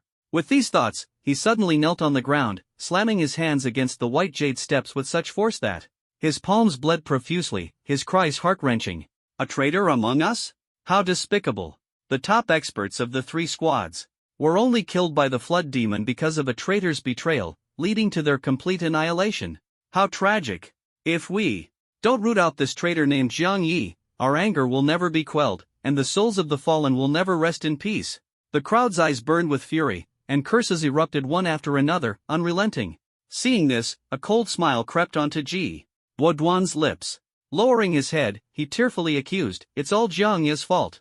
He controlled the silver dragon and launched a sneak attack during the battle between the three captains and the flood demon. Such treachery is utterly shameless. Poor Captain Xiao, tragically killed by the Jiao demon, with not even his body left behind. Before his death, the captain ordered me to cover the retreat, but Zhang Yi, ruthless and cold-hearted, had already set up an ambush at the exit, cruelly slaughtering us. Carrying the captain's dying wish and the determination to avenge my teammates, I fought desperately to break through the ambush and barely escaped.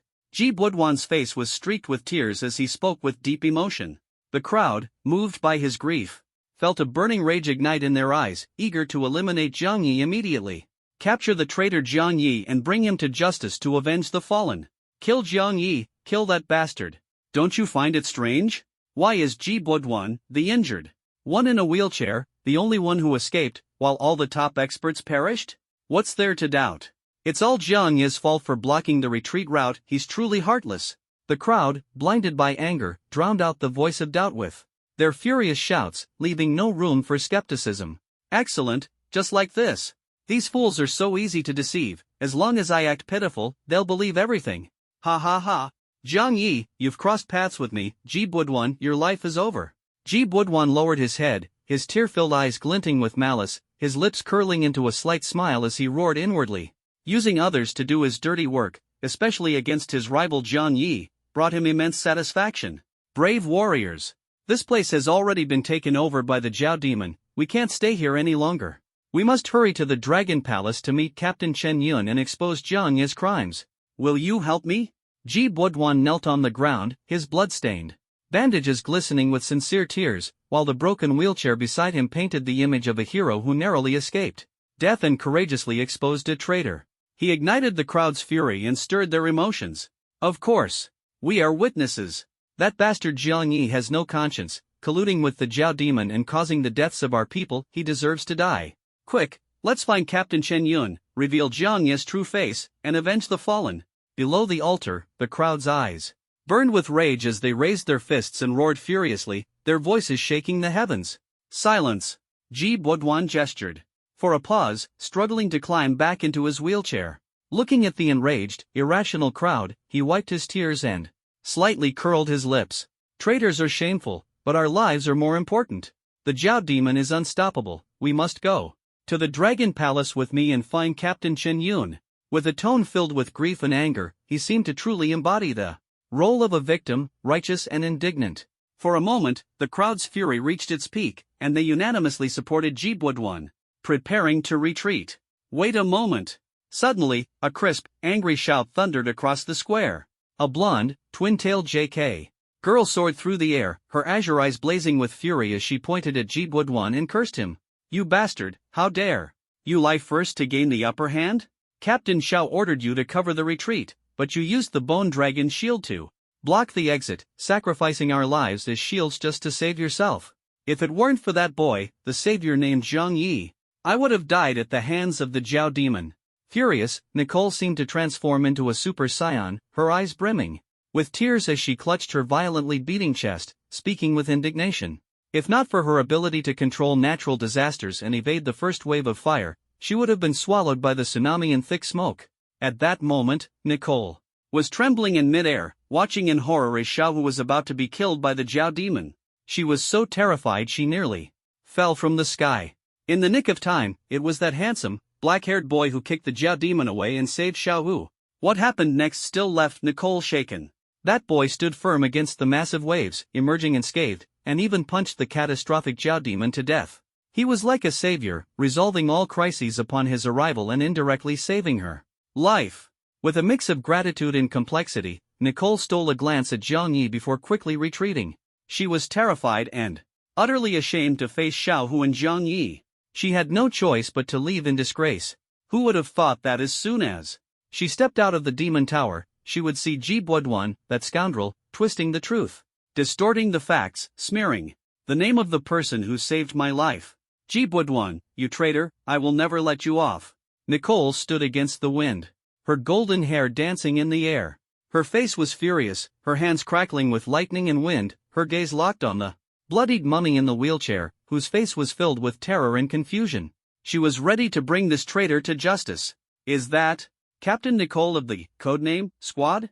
She's not dead? Wait. My head is about to explode. Why is Captain Nicole calling Ji Boduan a traitor, while Jiang Yi is suddenly the savior? Who is actually telling the truth? Ji Boduan is so badly injured, he doesn't look like a traitor. The people below the altar looked up at the sky, startled by the sudden appearance of the golden-haired girl, their exclamations chaotic and confused. On one side was the captain of the codename Squad, and on the other was the eyewitness who escaped alive. Who was telling the truth? Was the traitor Jiang Yi or Ji Boduan?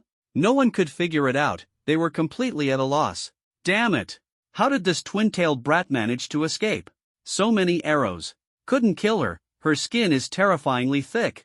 Ji Boduan's eyes were filled with fear, his bloodied legs trembling slightly, almost making him wet himself. He had worked so hard to stir up the crowd's anger against Jiang Yi, painting him as the villain, only for this damned golden-haired brat to jump out and expose him in public, ruining his plans. Ji Boduan was so furious he was about to explode. No! If she exposes me, my fate will be worse than Jiang Yi's. Huff! I have to strike first, take the initiative. He took a deep breath, a ruthless glint flashing in his eyes, and quickly issued orders while summoning a skeletal undead dragon. He roared furiously, Nicole, stop pretending with your sour grapes attitude.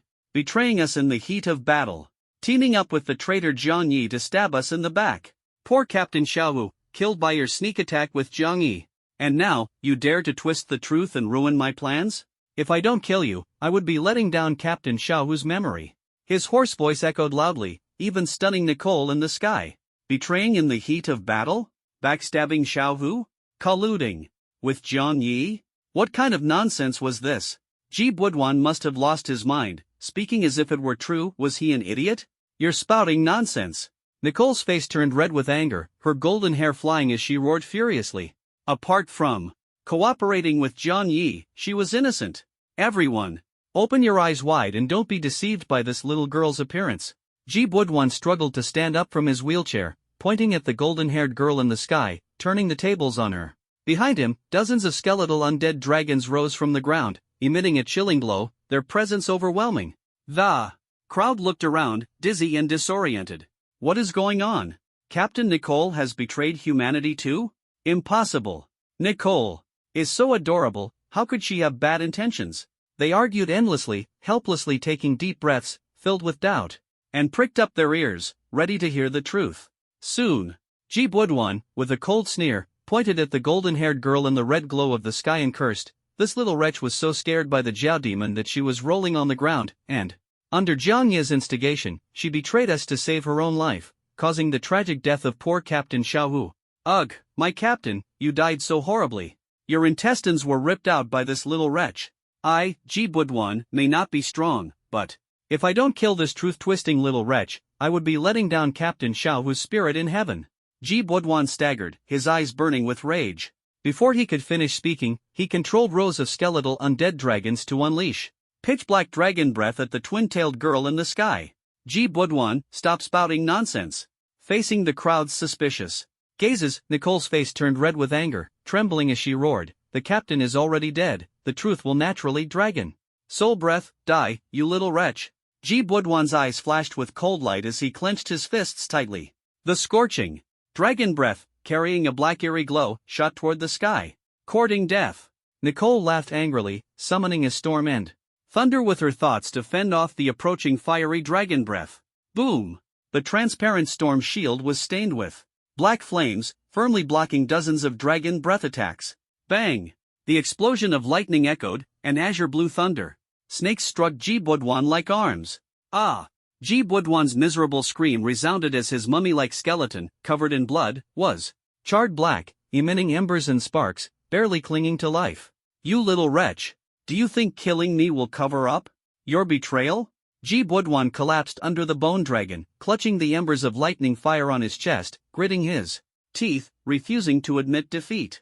The sudden battle and Ji Budwan's crushing defeat were over in just 3 seconds. Shock appeared in everyone's eyes, followed by suppressed anger as they glared at Nicole, their doubts and suspicions deepening. Captain Nicole, why did you harm someone? Are you trying to silence them? If Ji Budwan was lying, why did you almost kill her? Could it be that you're the one with a guilty conscience, Captain? Faced with the crowd's questioning, Nicole's face turned pale, the lightning in her palm gradually dissipating, leaving her too angry to speak. You fools!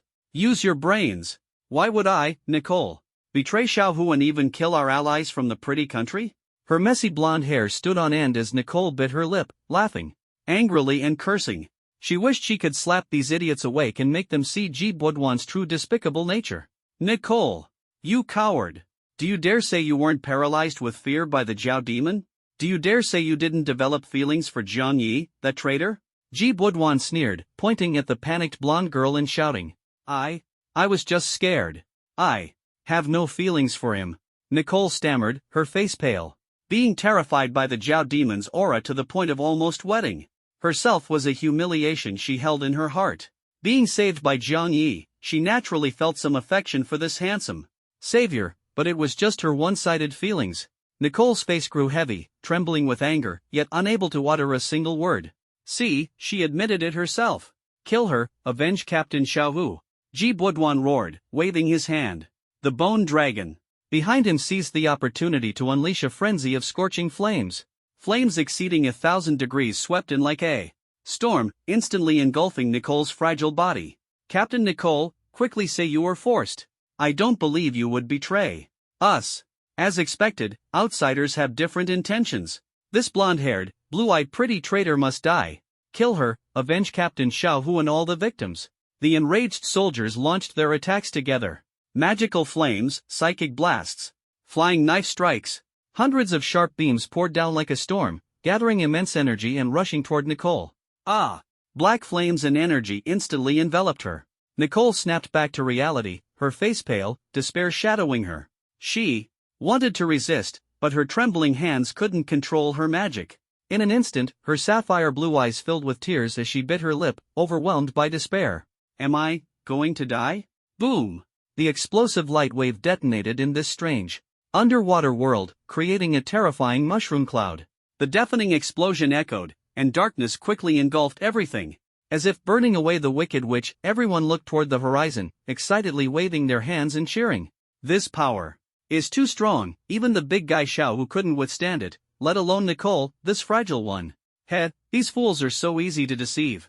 As long as I speak up, they'll help me eliminate the witnesses. Heaven helps me, Nicole is dead. Next, it's Jiang Yi's turn.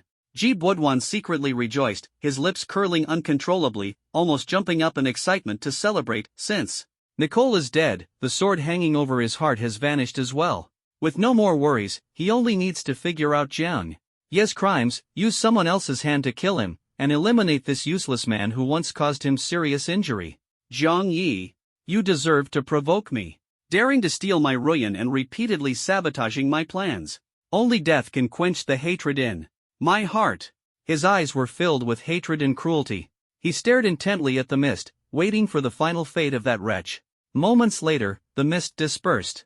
Beneath the water and sky, faint ripples shimmered. Ha ha ha! That wretch disappeared. Completely, not even a strand of hair left behind. What a miserable death! Jibo sat upright in his wheelchair, laughing wildly, his eyes full of mockery. Nicole is already dead, Jiang Yi, don't rush. Next, it's your turn. Jibo's lips curled slightly as he murmured softly. He finally breathed a sigh of relief. With a cold smile, he imagined how spectacular Jiang Yi's annoying face would look when he was framed and died miserably. My turn?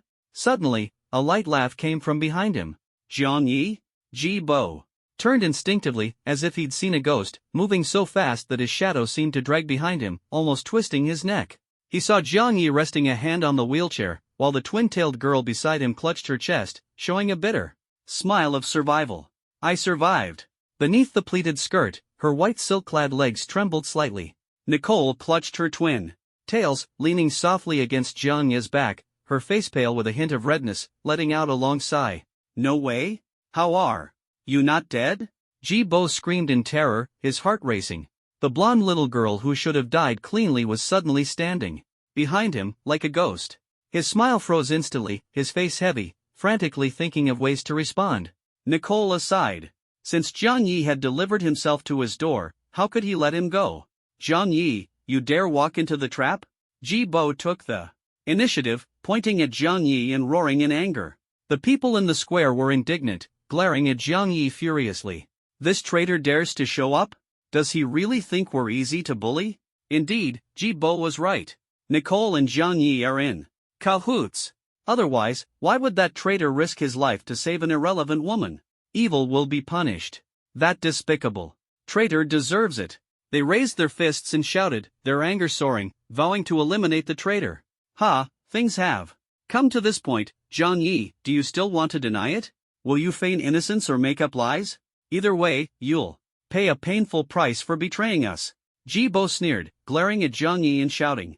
Finally seizing the chance for revenge, he intended to use the crowd to humiliate Jiang Yi, this useless man, mercilessly. He couldn't beat Jiang Yi alone, but what about a group of professional experts? Hundreds of experts attacking together, even Nicole, the captain of the codename team, couldn't withstand it. Against a useless man under level 20, wouldn't it be a piece of cake? The advantage was all his. Painful? How painful? Jiang Yi's lips curled into a mocking smile as he reached out and lightly patted Jibo's shoulder. Crack! The sound of bones breaking rang out crisply, and his right arm was instantly racked with pain, his shoulder a bloody mess. Ah! Jibo let out a heart-wrenching scream, his eyes wide open. Jiang Yi, you dare hurt me? He gasped through gritted teeth, his eyes filled with fear, weakly provoking. He wanted to anger Jiang Yi, make him strike first, and then use the opportunity to stir up sympathy from the crowd and crush Jiang Yi. Want me to hit you? Beg me for it. Jiang Yi looked at Jibo, smiling lightly as if teasing a child. Beg me to hit you. Jibo's lips curled slightly, showing a smug smile that begged to be punched. Smack! Jiang Yi didn't hesitate, slapping him hard. Jibo was swatted to the ground like a fly, smashing into the tiles and leaving a clear human-shaped imprint. His eyes lost focus, lying limp in the pit, his face swollen beyond the bandages, bruised and purple like a pig's head. That slap nearly killed Jibo. This is what you begged me to do yourself. Satisfied now? Jiang Yi stood at the edge of the pit, looking down at the dazed Ji Budwan, mocking him. In my entire life, I've never heard such a twisted request. Does Ji Budwan like ace or something? Nicole stood to the side, laughing uncontrollably at Ji Budwan's swollen, pig-like face. However, fearing it might affect Jiang Yi's impression of her, she covered her mouth and pretended to smile. Demurely. Jiang Yi. Stop. You traitor, do you intend to kill everyone? With us here, don't think you'll get away easily. Surrender now. You're surrounded, don't make futile struggles. The crowd, burning with rage, surrounded Jiang Yi, raising their fists and shouting. Seeing is believing, hearing is deceiving. They had witnessed Jiang Yi saving Nicole and slapping Ji Budwan hard enough to injure him. This stance clearly looked like he intended to silence them all. Ah! Jiang Yi, oh Jiang Yi. Don't you understand yet? It's useless. They've already been blinded by anger and completely stand on my side. I am the hero reborn from the flames, while you are nothing but a traitor who betrayed us and caused the elite squad to be wiped out. Ji Budwan endured the intense pain, his mouth twisted into a crazed grin, his eyes filled with hatred as he stared at Jiang Yi, venting all his fury. He laughed, a laugh full of arrogance. Though he looked like a dead man walking now, soon it would be Jiang Yi's turn to suffer. Yes, I still haven't vented my anger enough. Everyone raised their hands to block the impact, their expressions varied. Why isn't he fighting back? Like a turtle retreating into its shell, Ji Budwan stayed firmly behind the bone dragon shield, staring at the gradually calming vortex, cursing inwardly and feeling frustrated. Moments later, the turbid currents dissipated, and in the ruined hollow stood a hazy figure. Jiang Yi raised his right hand, surrounded by a cold, dark glow, and completely absorbed the deadly attack from earlier. Behind him, a blonde twin-tailed girl clung tightly to his waist, her face pale and trembling all over. Just now, she had almost died again. That was terrifying. Those brainless lunatics almost killed me. Twice. If it weren't for him, I would have been dead already. Nicole's eyes glistened with tears as she hugged Jiang Yi tightly, her fair face filled with relief. Beneath her black pleated skirt, her white silk-clad legs trembled lightly, quivering faintly. That's Jiang Yi? He's not dead? Whoa! He actually withstood the shockwave that could instantly kill a nightmare boss, and he's completely unharmed? He's a monster. A monster whose strength rivals that of a nightmare boss. Everyone's jaws nearly dropped as they stared at the unharmed young man in the hollow, exclaiming in shock, their faces pale. They began to feel fear. The timid ones had their legs go weak, wobbling and collapsing to the ground. What kind of monster had they provoked? Everyone, don't be afraid. Ji Budwan gritted his teeth, struggling to stand up, and roared. He wanted to regroup the scattered morale and ignite everyone's anger. The situation was urgent, and he had no way out. He couldn't let Jiang Yi survive easily. Jiang Yi is already on the verge of collapse. Besides, we have the numbers, we are the righteous force acting on behalf of justice. How could we fear his counterattack? Ji Budwan hid behind the bone dragon shield wall, supporting himself on his wheelchair.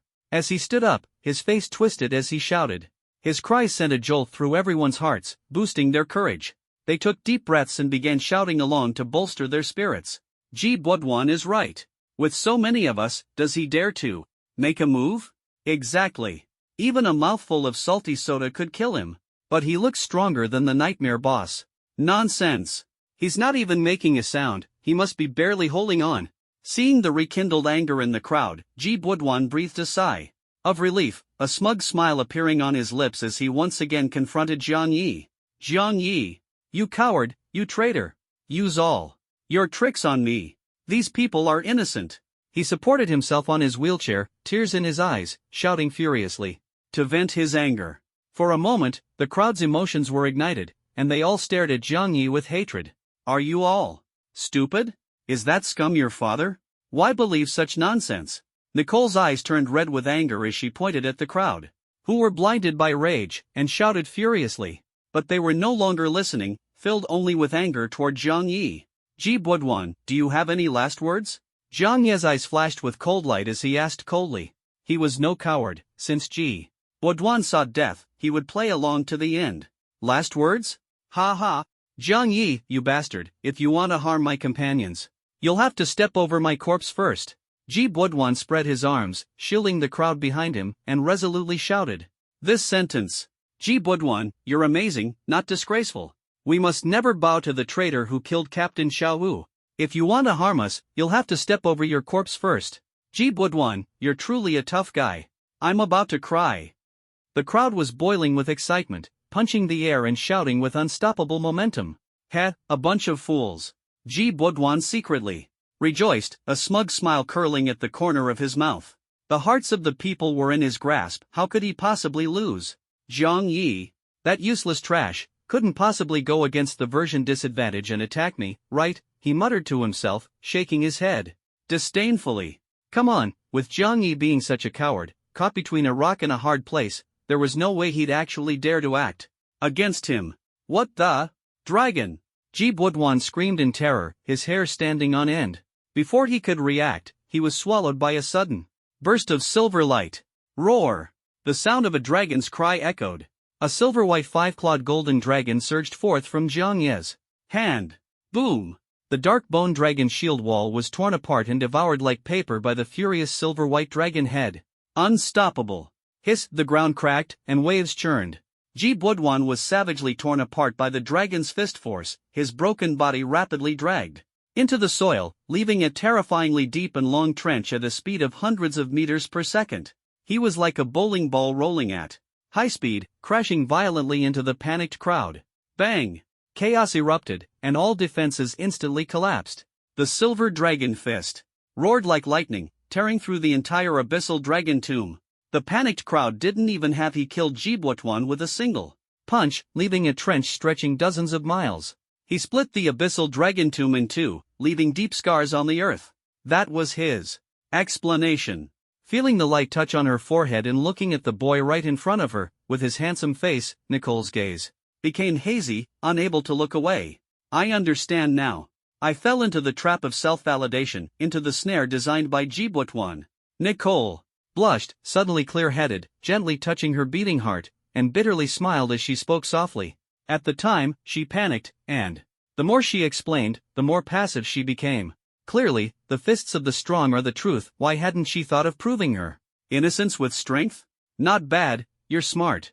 Jiang Yi flicked his fingers lightly, standing up with a faint smile of approval. Snap!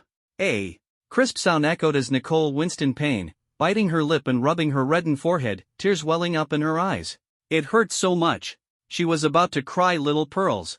How long are you going to hold on to my leg? Jiang Yi looked down at the little girl with a tearful, aggrieved face and coldly reminded her. I'm Nicole.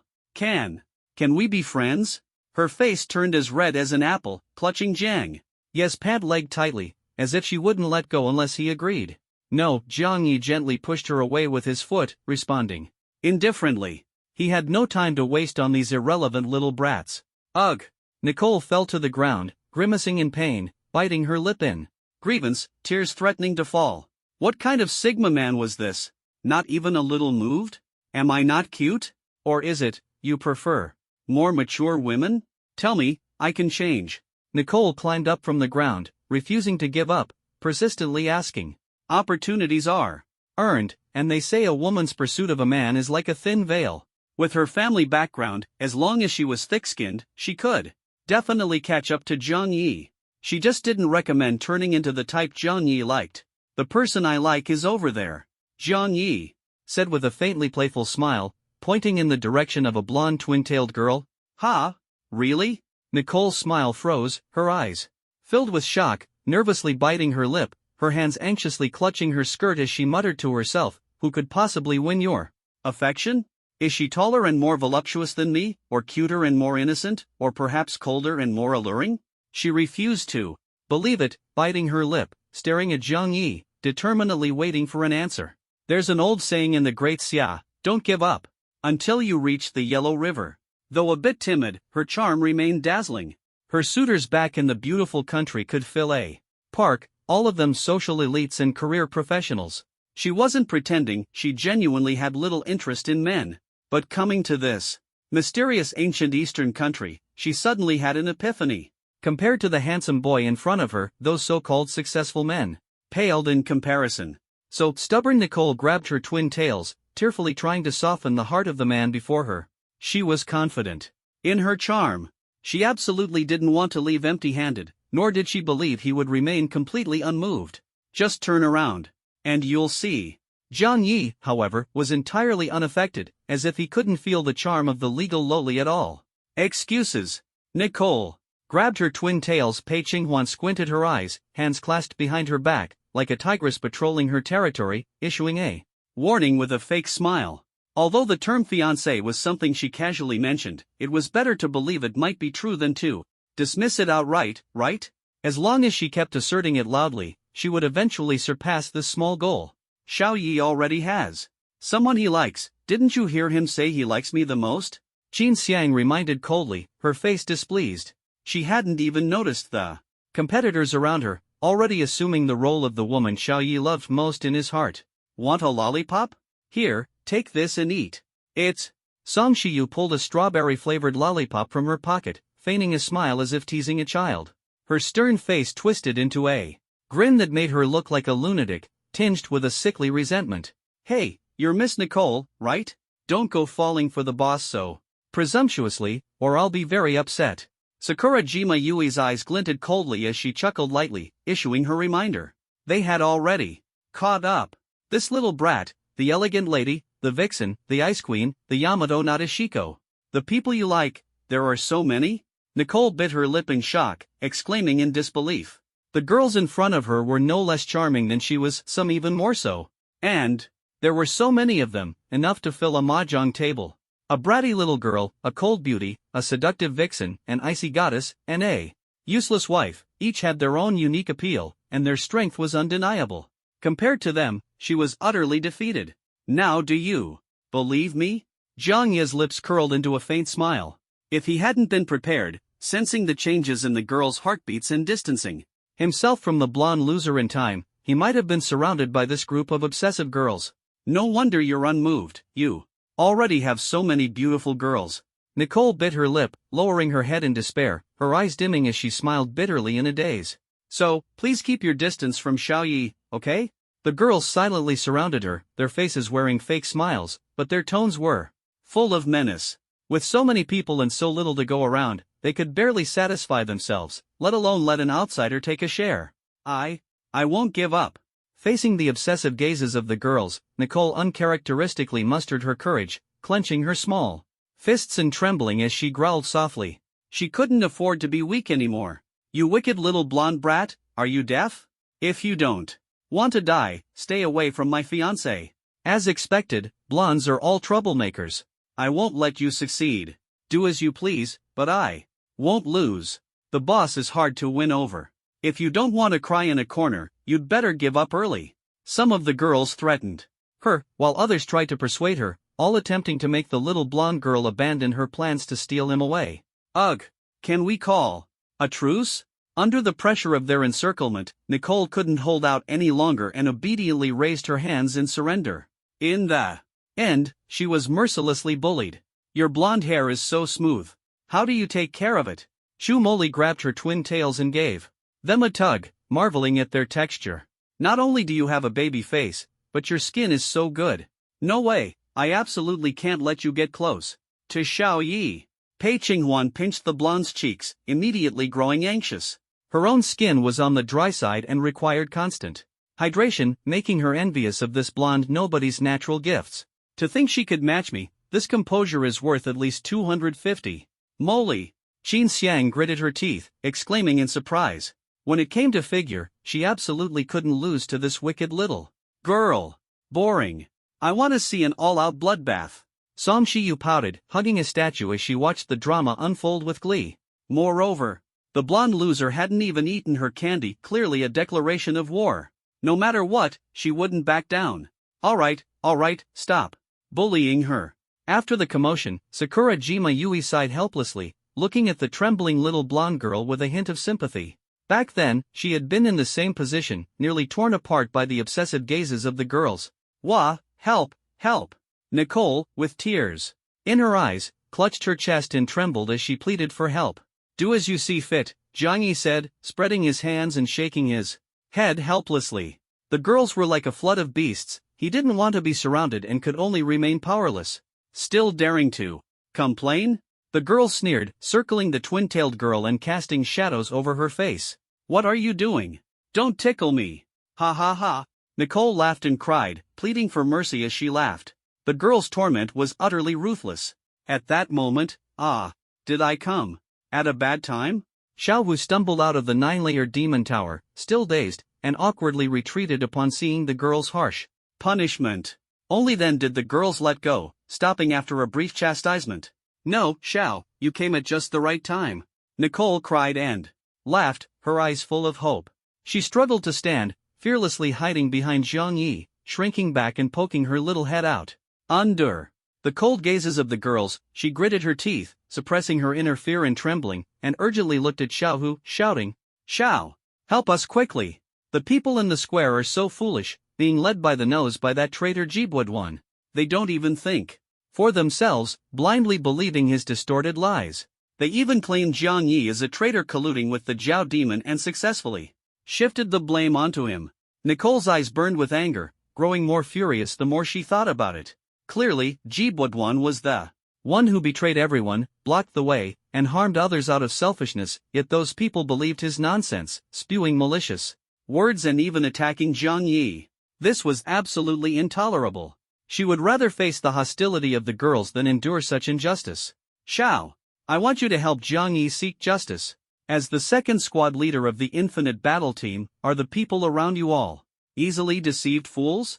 Nicole roared, trembling with rage. The air suddenly grew quiet. The girls frowned, filled with anger. They had been busy clearing the battlefield and missed this dramatic confrontation. Xiao Wu's expression changed, his anger boiling over. His disgust and hatred for Ji Buduan grew deeper and deeper. Damn it, bastard. Where is Ji Buduan? I'll personally kill that damned guy in clear Jiang Ye's name. If it weren't for Jiang Yi saving him, he would have already become a headless knight, dying miserably at the hands of the Jiao demon, utterly wronged. No need. I've already dealt with him, Jiang Yi finally spoke, explaining to Xiao Wu. Dead? Good, that's great. But dying so easily is far too lenient for him. Xiao Wu clapped his hands in approval, laughing until his eyes grew moist. Before him, he seemed to see the tragic deaths of his brothers in the sea of fire. In his ears, he seemed to hear the piercing screams. Those elite comrades who perished in the fiery rain were his brothers who fought side by side, yet they died miserably because of a petty man. And his savior was even framed and slandered by this petty man. How could Xiao Hu not be angry, not feel guilty? Brother Jiang, I owe you an apology. And those fallen fools, they owe you an apology and an explanation even more. Xiao Hu took a deep breath and bowed deeply to Jiang Yi. As the second squad leader of the Infinite Battle Team, he had misjudged someone, causing the deaths of his comrades, a sin beyond redemption. He also failed to manage his subordinates, nearly ruining Jiang Ye's reputation in the square. This matter could not be left unresolved. If he didn't clear Jiang Ye's name, how could he have the face to live? The more he thought about it, the angrier he became. Xiao Hu hurriedly ran toward the group of people lying in the ravine, groaning in pain. He kicked a crying woman nearby, his eyes red, gritting his teeth.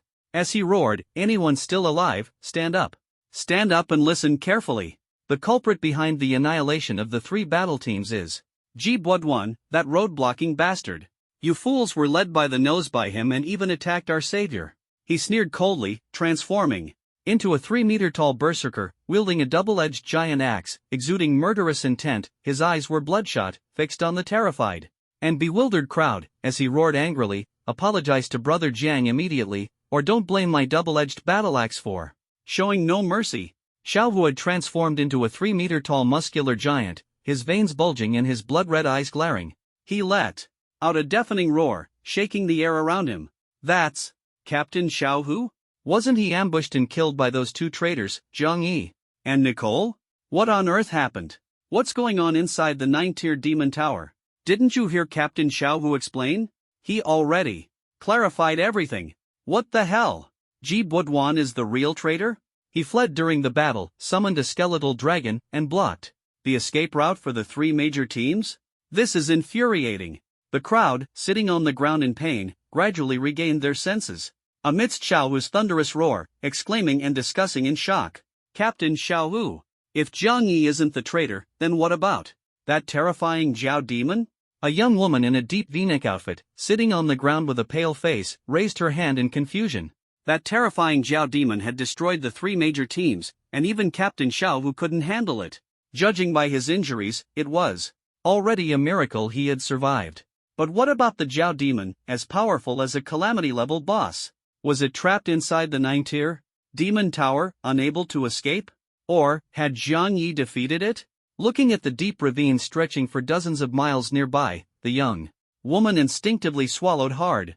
This possibility seemed highly likely. Her words ignited the crowd's curiosity. Everyone took a deep breath, their faces showing disbelief and shock. Captain Xiao Wu, can you briefly explain what happened inside the 9-tier demon tower? Yeah. What exactly happened? How did things unfold? How were the three major teams wiped out? Where did the Zhao demon go? How did you escape? And what exactly did that bastard Jibudwan do? We all want to know. Dragging their battered bodies, the crowd staggered to their feet, gritting their teeth and loudly demanding answers. You accomplices still have the nerve to ask for the truth? Still have the nerve to inquire? Fine. Since you refuse to give up, I'll enlighten you. Xiao Wu's face turned crimson, his blood-red eyes glaring, as he gritted his teeth and sneered coldly. Suddenly, his icy double-edged battle-axe slammed into the rubble-strewn steps. Boom!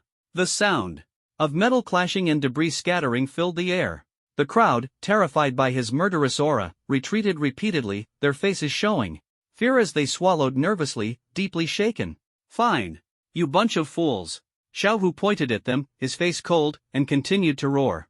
Angrily, the three major teams entered the 9-tier demon tower and didn't encounter any dragon soul shadows along the way until the 5th level, Mori River Marsh, where we finally came across that terrifying Zhao demon. As soon as we met, Yamabuki, Team Captain Daoguan Kotaro was decapitated by the Zhao demon, and, codename, Team Captain Nicole was so terrified she lost her ability to fight. I refused to back down and challenge the Zhao demon one-on-one, hoping Jibudwan would summon undead creatures to cover our retreat. But instead, I was injured by the Zhao demon with just one finger, nearly dying. Xiao Wu's face turned pale as he recalled that death-like moment, his heart still trembling with fear. He gasped heavily, his words undoubtedly dropping a bombshell among the crowd, instantly causing an uproar. What? That was King of Thieves, the fastest assassin of the new generation in Sakura Island. Decapitated in an instant, turned into a headless knight? Holy crap! Captain Nicole, known for her fierce and wild contrast cute persona on social media, was so scared she lost her combat ability? Captain Xiao Wu, the second in command of Infinity Team, couldn't withstand a single blow from the Zhao demon? Is this the terrifying power of a calamity-level boss? If I were there, I'd probably wet myself. The crowd exchanged words, their faces pale and their breathing labored. But if the Zhao demon was so strong, how did you manage to escape? The deep V-necked young woman clutched her trembling chest, her face pale, asking with a mix of fear and doubt. She was worried that the Zhao demon hadn't been eliminated. If it broke out of the demon tower, everyone here would be doomed, another bloody disaster. Yeah, how could we possibly escape alive? Xiao Hu looked up with a bitter smile, tears of guilt and self-reproach streaming from his eyes. He wanted to speak, but the words stuck in his throat. If it weren't for him, Xiao and I would have been dead long ago. The Zhao demon would have also broken out of the demon tower and wiped out you fools. In an instant, from behind Zhang Yi, Nicole stepped forward, suppressing her shame and full of regret. She took a deep breath, faced the crowd's complex gazes, furrowed her golden brows, and said coldly, "You fools want to know the truth, don't you? Then let this coward tell you." Her sharp voice made everyone's faces pale and their hearts tighten. But this was just the beginning. Her anger erupted, and she spared no one in her tirade. From the start of the battle, I was so scared I fell to the ground, unable to move. Ridiculous, isn't it? Me, the captain, losing my composure and causing my teammates to be slaughtered by the Zhao demon's countless forces. That arrogant Zhao demon loved playing cat and mouse games. We could have escaped with at least half of us alive. But that bastard Jibudwan summoned undead bone dragons to form a thick shield wall, completely blocking our escape route. At this point, Nicole's expression was pained, her sapphire blue eyes brimming with tears.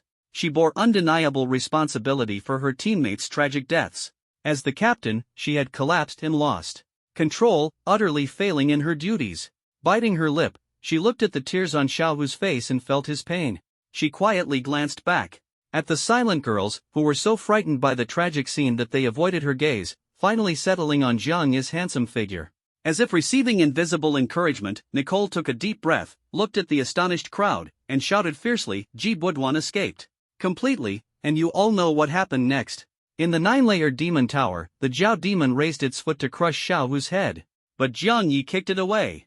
During the battle, Jiang Yi endured the Jiao demon's massive tidal waves, controlled the silver-white true dragon, and with fists as swift as dragon shadows, shattered the chains binding the Jiao demon and killed it completely. Xiao and I barely survived, snatching our lives back from the hands of death.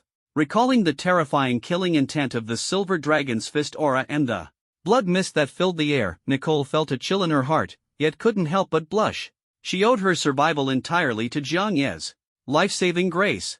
This debt of gratitude was so deep that even a lifetime wouldn't be enough to repay it. How ridiculous that you believed Ji Budwan's slander, oblivious to the fact that your lives were hanging by a thread.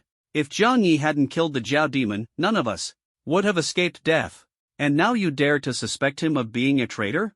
Nicole's face was cold as she roared furiously. In an instant, the square fell into dead silence. The crowd's faces turned pale, their heads hung low in shame. They began to regret. A tidal wave. Unmoving, fists defeating the Jiao demon, truly a hero among heroes. 3 major teams were completely wiped out, even Captain Xiao Hu was helpless. If Jiang Yi hadn't stepped in, we would have been scapegoats for Ji Budwan and brutally killed by the Jiao demon. I'm such a fool. I actually believe Ji Budwan's lies, not only insulting our savior but even attacking him. I deserve it.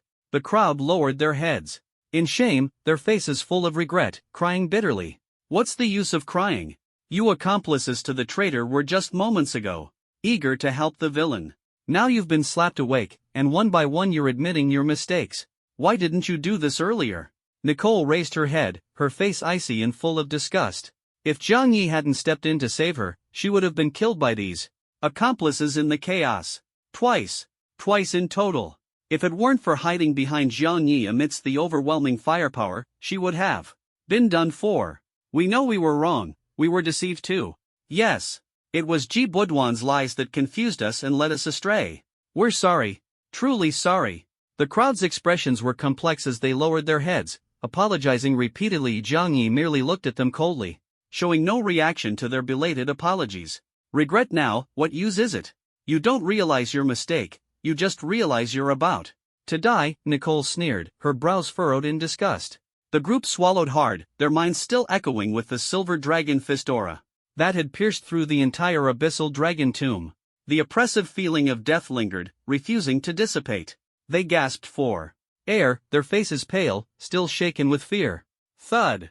The sound of kneeling echoed silently. The group repented and apologized, suddenly coming to their senses. If Jiang Yi hadn't held back, they would have ended up like Ji Budwan, reduced to nothing but bones. We're sorry. They knelt on the ground, heads bowed, apologizing sincerely, their faces full of regret. Pale and filled with self-reproach, they had no choice but to apologize now. Jiang Yi watched all of this coldly, then turned and left indifferently. Only then did the girls put away their dissatisfaction and anger, following him. Reflect on this properly. Nicole snorted coldly, turning away in annoyance. Keep kneeling, keep apologizing. Is that all the volume you can muster? And you call that repentance? Xiao Hu roared angrily, also kneeling down to repent sincerely. The guilt in his heart was indescribable. The group knelt in regret, apologizing with self-reproach. They refused to get up until Jiang Yi had left. A long time passed. What are you all doing? How long was I unconscious? Has the Wuji squad already come out of the ninefold demon tower? Say something. Why are you all kneeling there, not moving? Have you gone mute? Lu Ruyan woke up groggily, her face swollen and full of confusion as she asked in a trembling voice. She had just been slapped several times by Jiang Yi. Looking at the cold, mocking words on the agreement, she realized she had been played.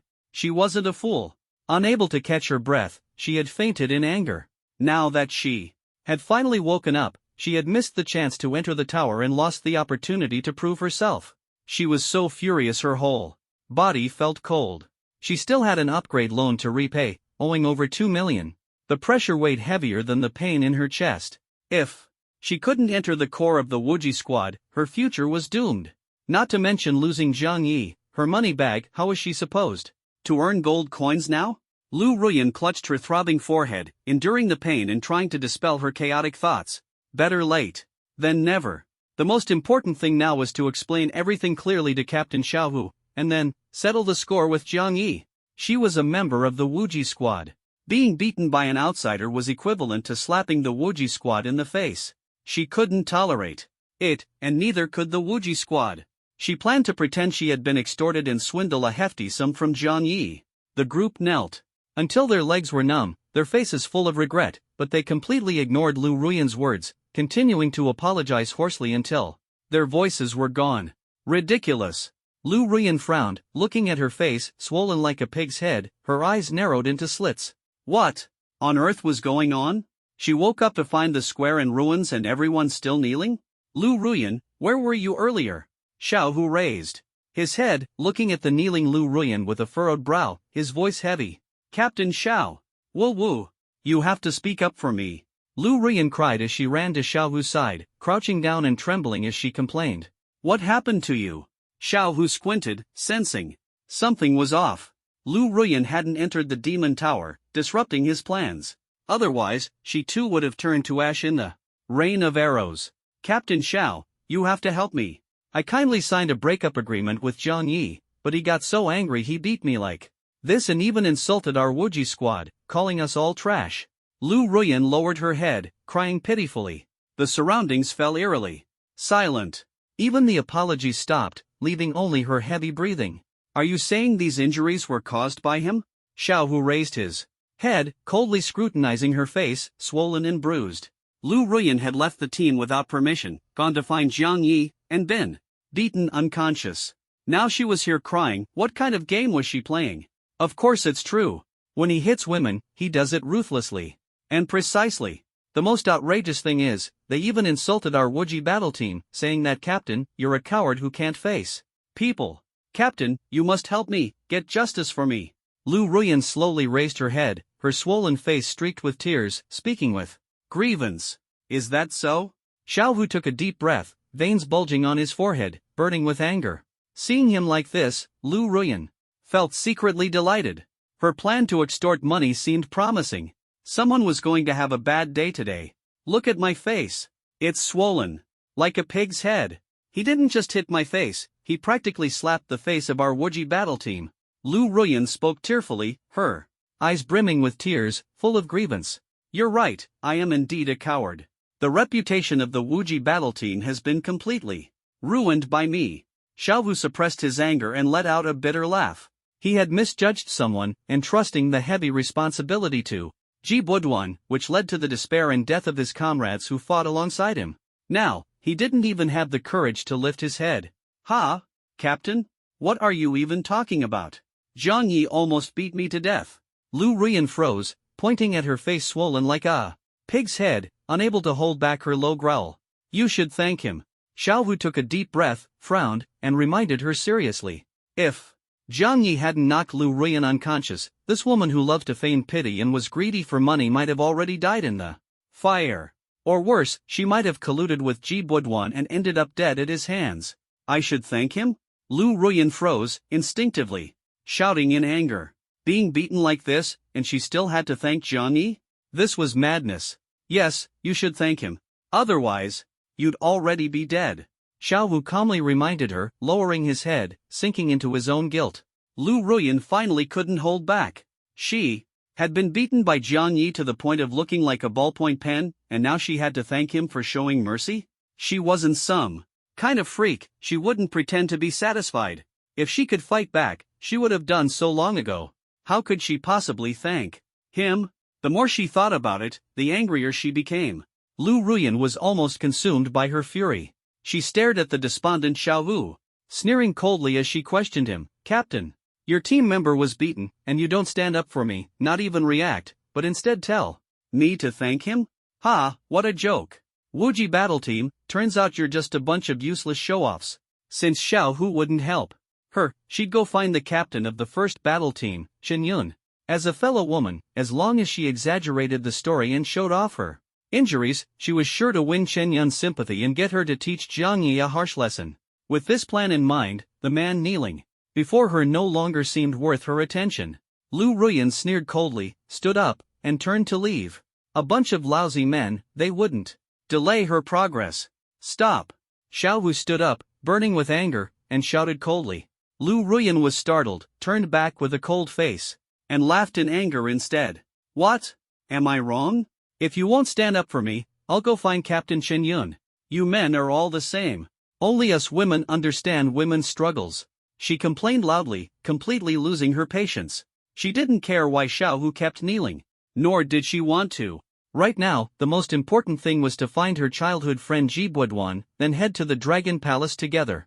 To complain to Captain Chen Yun. She had heard that Dragon of Wuji Chen Yun was particularly protective of her team members and would never let outsiders bully them. Her injuries weren't fake, and with a bit of added emotion, Chen Yun definitely wouldn't sit idly by. She would surely cause trouble for Jiang Yi. By then, Lu Ruyan could just sit back and enjoy the show. Once Chen Yun dealt with Jiang Yi, she'd not only get her revenge but also extort a hefty sum. It was a win-win situation. Thinking about this, Lu Ruyan couldn't help but hum a little tune. And then, slap, Xiao Wu swung his hand, and Lu Ruyan spun like a top from the force. Her swollen eyes, almost shut, instantly cleared up a bit. Thud, she flew backward, landing on the ground, clutching her bruised face, utterly terrified. Xiao Hu, what are you doing? You hit me for no reason, breaking the team rules. Captain Chen Yun will never let you off. She gritted her teeth so hard they were about to shatter, tears in her eyes as she fiercely warned in a low voice. What mistake had she made? First beaten by Jiang Yi, now by Xiao Hu. These lousy men, did they all think of her as a spinning top to be tossed around? For no reason? Xiao Hu sneered coldly, his towering figure like a mountain, suffocating Lu Ruyan. Lu Ruyan, you left the team without permission, got yourself into trouble and ended up seriously injured, disrupted my plans, and left the team without rescue. And weren't you going to find Ji Buoduan? That traitor fled during the battle, summoned a skeletal dragon to build a barrier, blocked our retreat, and caused the annihilation of 3 battle teams. Xiao Hu stepped closer and closer, forcing Lu Ruyan to retreat several steps, her face turning ashen. Do you think Captain Chen Yun will immediately deal with you when she finds out? You're still young, you don't want to ruin your future, do you? And you certainly don't want to be kicked out of the Wuji battle team, right? A flash of red light flickered in Xiao Hu's eyes as he coldly reminded her. Just for Lu Ruyan leaving the team without permission, he could kick this little green tea out at any time. Not to mention, she was childhood friends with Ji Buoduan. Don't talk nonsense. Lu Ruyan's face turned pale with fright, sweat dripping down her forehead as she hurriedly denied it. But inwardly, she cursed, damn it. What happened while I was unconscious? How could little Ji Buoduan use the 3 battle teams as a stepping stone to retreat? And when discovered, he even tried to frame Jiang Yi. Also, where is he now? After being exposed, he actually fled. Doesn't that leave me in the lurch? Her chest churned with anger, her mind in turmoil.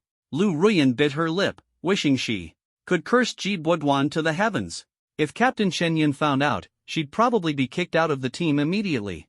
She still had a large upgrade loan to repay and couldn't make Jiang Yi back down for now. Losing the chance to earn money, wouldn't she be left with no options but to go into business?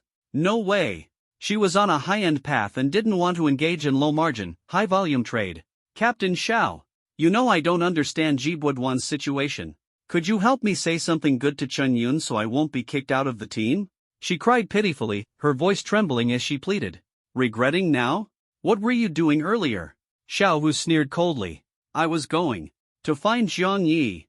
Lu Ruyan awkwardly smiled and spoke softly. If she hadn't been angered into fainting by Jiang Yi, she wouldn't have missed following the team into the Demon Tower, and her childhood friend Ji Buoduan wouldn't have caused such a big mess. One misstep leads to 1,000 regrets. For now, let's not talk about the facts. Was Jiang Yi completely blameless?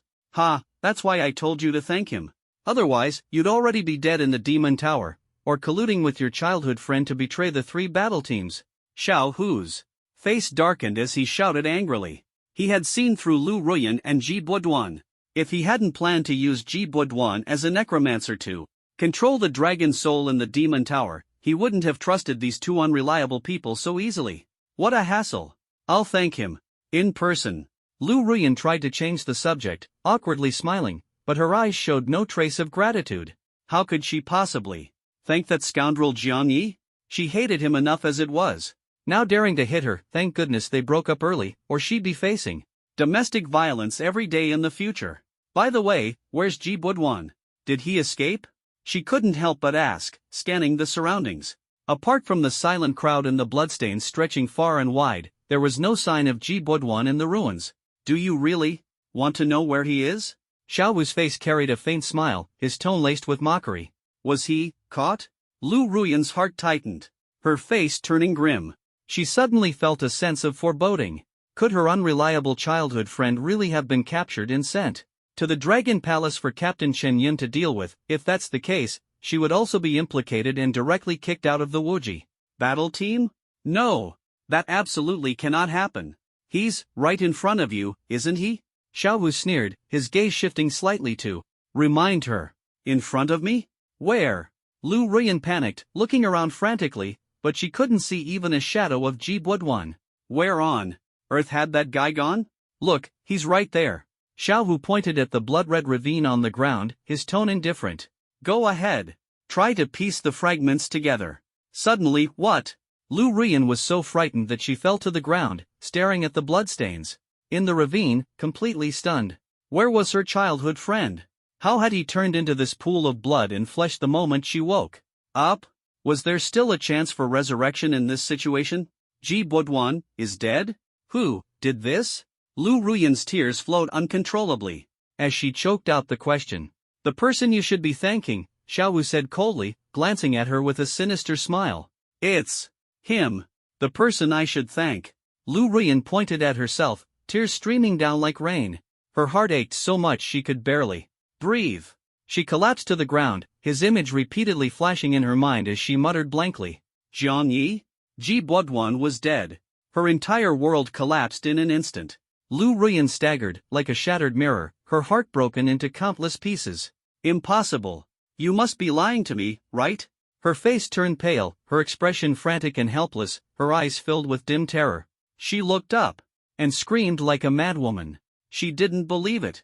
She refused to believe Ji Budwan was dead, refused to believe her childhood friend had died young. But all she received was the disdain of the crowd. Even Xiao Wu cast her a cold glance and snapped, "Get lost." After cursing her, he found her bothersome and kicked her aside as she sat on the ground. He pitied Lu Ruyan, but who would pity him? And who would mourn for those who had been killed by Ji Budwan? In the end, all of this was Lu Ruyan's own doing. Blood, so much blood. And the bandages, all stained black with blood. The fragments of the wheelchair are still here, but where is he? Lu Ruyan crawled on the ground, sniffing the blood like a dog, crying out in panic. She smelled the scent of blood mixed with soil, found several pieces of bandage stained black with blood, and even spotted a lone wheel rolling far away. Piecing these fragments together, Ji Budwan's shadow gradually emerged. Where did he go? Lu Ruyan's vision darkened, and she collapsed to the ground, her heart pierced with pain.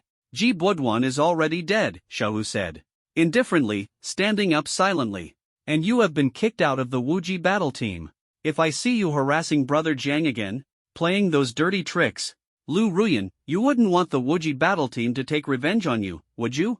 Xiao Wu stared coldly at her in the distance, clenching his fists as he issued his warning.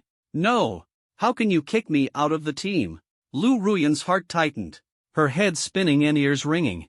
How could she be discarded like trash? Do you still think you haven't embarrassed yourself enough? The current you really looks like a dog. Xiao Wu threw out the words in disgust, then turned to leave this troublesome place. Wait! Don't! Go! Don't kick me out! What did I do wrong? Why are you all treating me like this? Lu Ruyan rolled on the ground in madness, crying and shouting, her tears flowing endlessly. You're just like them. Xiao Wu paused his steps, a cold glint flashing in his eyes. You provoked someone you shouldn't have. With that, he walked away without looking back. He still had to go apologize to Chen Yun. The second squad had been completely wiped out, and he couldn't shirk responsibility.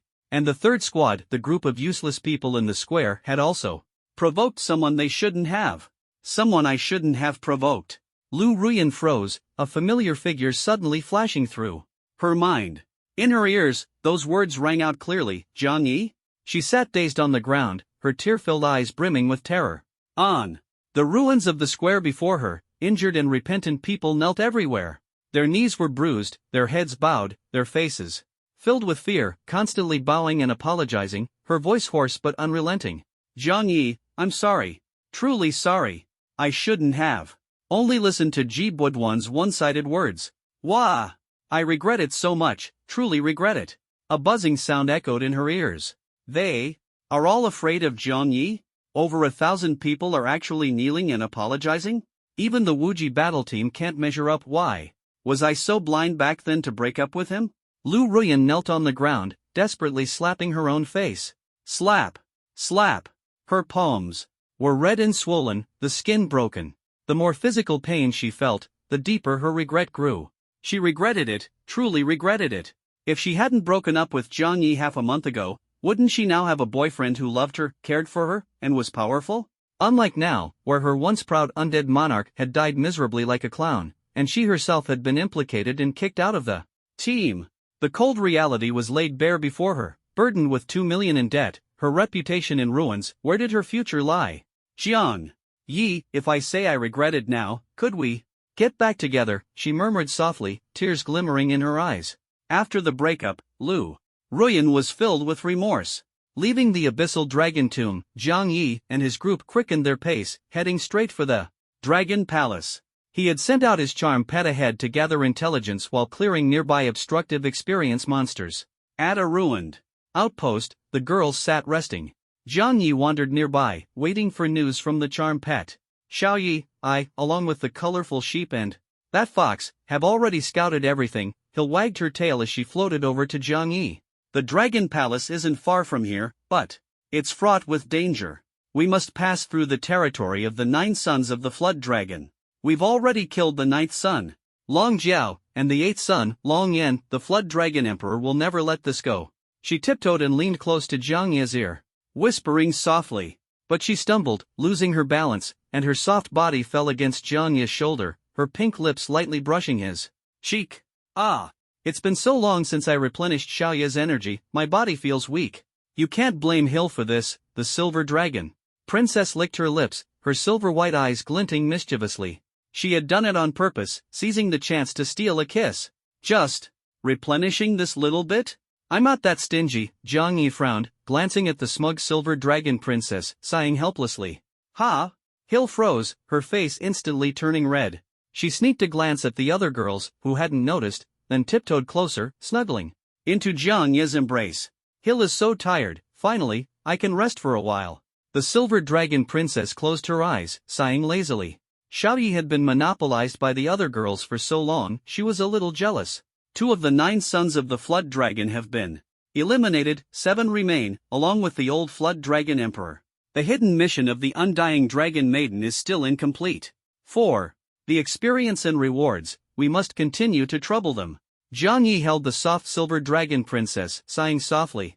Before him, a virtual panel appeared. Mission, Revenge of the Undying Dragon Maiden. Difficulty, SSS-level. Progress, first stage objective, hunt the traitorous Flood Demon Clan, eliminate the 9 sons of the Flood Dragon and the Flood Dragon Emperor. February 10th, reward, massive experience. Ancient Dragon Essence. I've accumulated a lot of experience, and with the support of the Flood Dragon family, I estimate I'll soon reach level 50. By then, I'll have the chance to explore the demon ruins. The Ancient Dragon Essence can be obtained in the first stage? I wonder if Hill can activate the Ancient Dragon's power after devouring it. She's already activated the Ender Shadow Dragon's devouring ability, her absorption capacity is nearly limitless. Jiang Yi stroked the silver dragon princess's silver hair, his brows furrowed. Having the ability to devour the heavens and earth, doesn't that mean the silver dragon princess can never be full? The silver dragon princess might just be that little gluttonous cat who loves to eat, able to do flips, splits, and a perfect side split, yet never full. The little kitty. Hill, you've awakened the Ender Shadow Dragoness devouring ability, haven't you?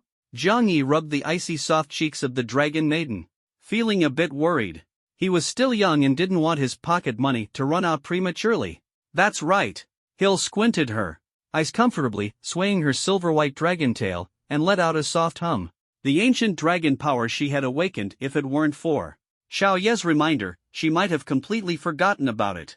But it wasn't her fault for being forgetful, without any real combat opportunities. Who would remember such things? So, it was all Xiao Ye's fault for not sparring with her, leaving her no chance to test the limits of her devouring ability. How much can you devour? Surely it's not unlimited? Jiang Yi pinched the cheek of the silly dragon girl. Curiously, devouring has its limits. I'm not a glutton, how could I eat that much? Hill opened her eyes, her silver pupils carrying a hint of doubt, and let out a soft hum. Sure, she had a bit of a craving, but she wouldn't just stuff anything into her mouth. Unless Xiao Yi really begged her. Perverted lizard, not only do you refuse to spar with me, but you're also slacking off and daring to think of other bad ideas? Gabriel floated in the air, her face full of dissatisfaction and disdain. What a perverted lizard, leave her unattended for a moment, and she'd start thinking of mischief. Oof. Hill pouted and reluctantly left Jiang Ye's embrace. She had just replenished her energy and was in a good mood, not wanting to quarrel with the perverted sheep. Gabriel, seeing the situation, restrained herself and obediently stood by. Jiang Ye sighed, her maidly instincts kicking in again. Xiao Yi. The white fox silently floated behind Jiang Yi, stretched lazily, and smiled sweetly. Did you miss me? They had only been apart for a short while, but she was already starting to miss him. Perhaps it was the influence of the 7 deadly sins. Ing Luo, this little white fox, had an extremely strong possessiveness, so strong it was frightening. As she hugged Jiang Yi, she silently covered up the scent left behind by the silver dragon princess. A scholar like him, only a white fox was worthy of him. Have you gathered all the information about the surrounding situation? Jiang Yi pushed away the fox's paws. In broad daylight. Was she already hungry and trying to sneak a bite? Foxes, did they really love chicken that much? Everything's under control, we're just waiting for the battle to begin.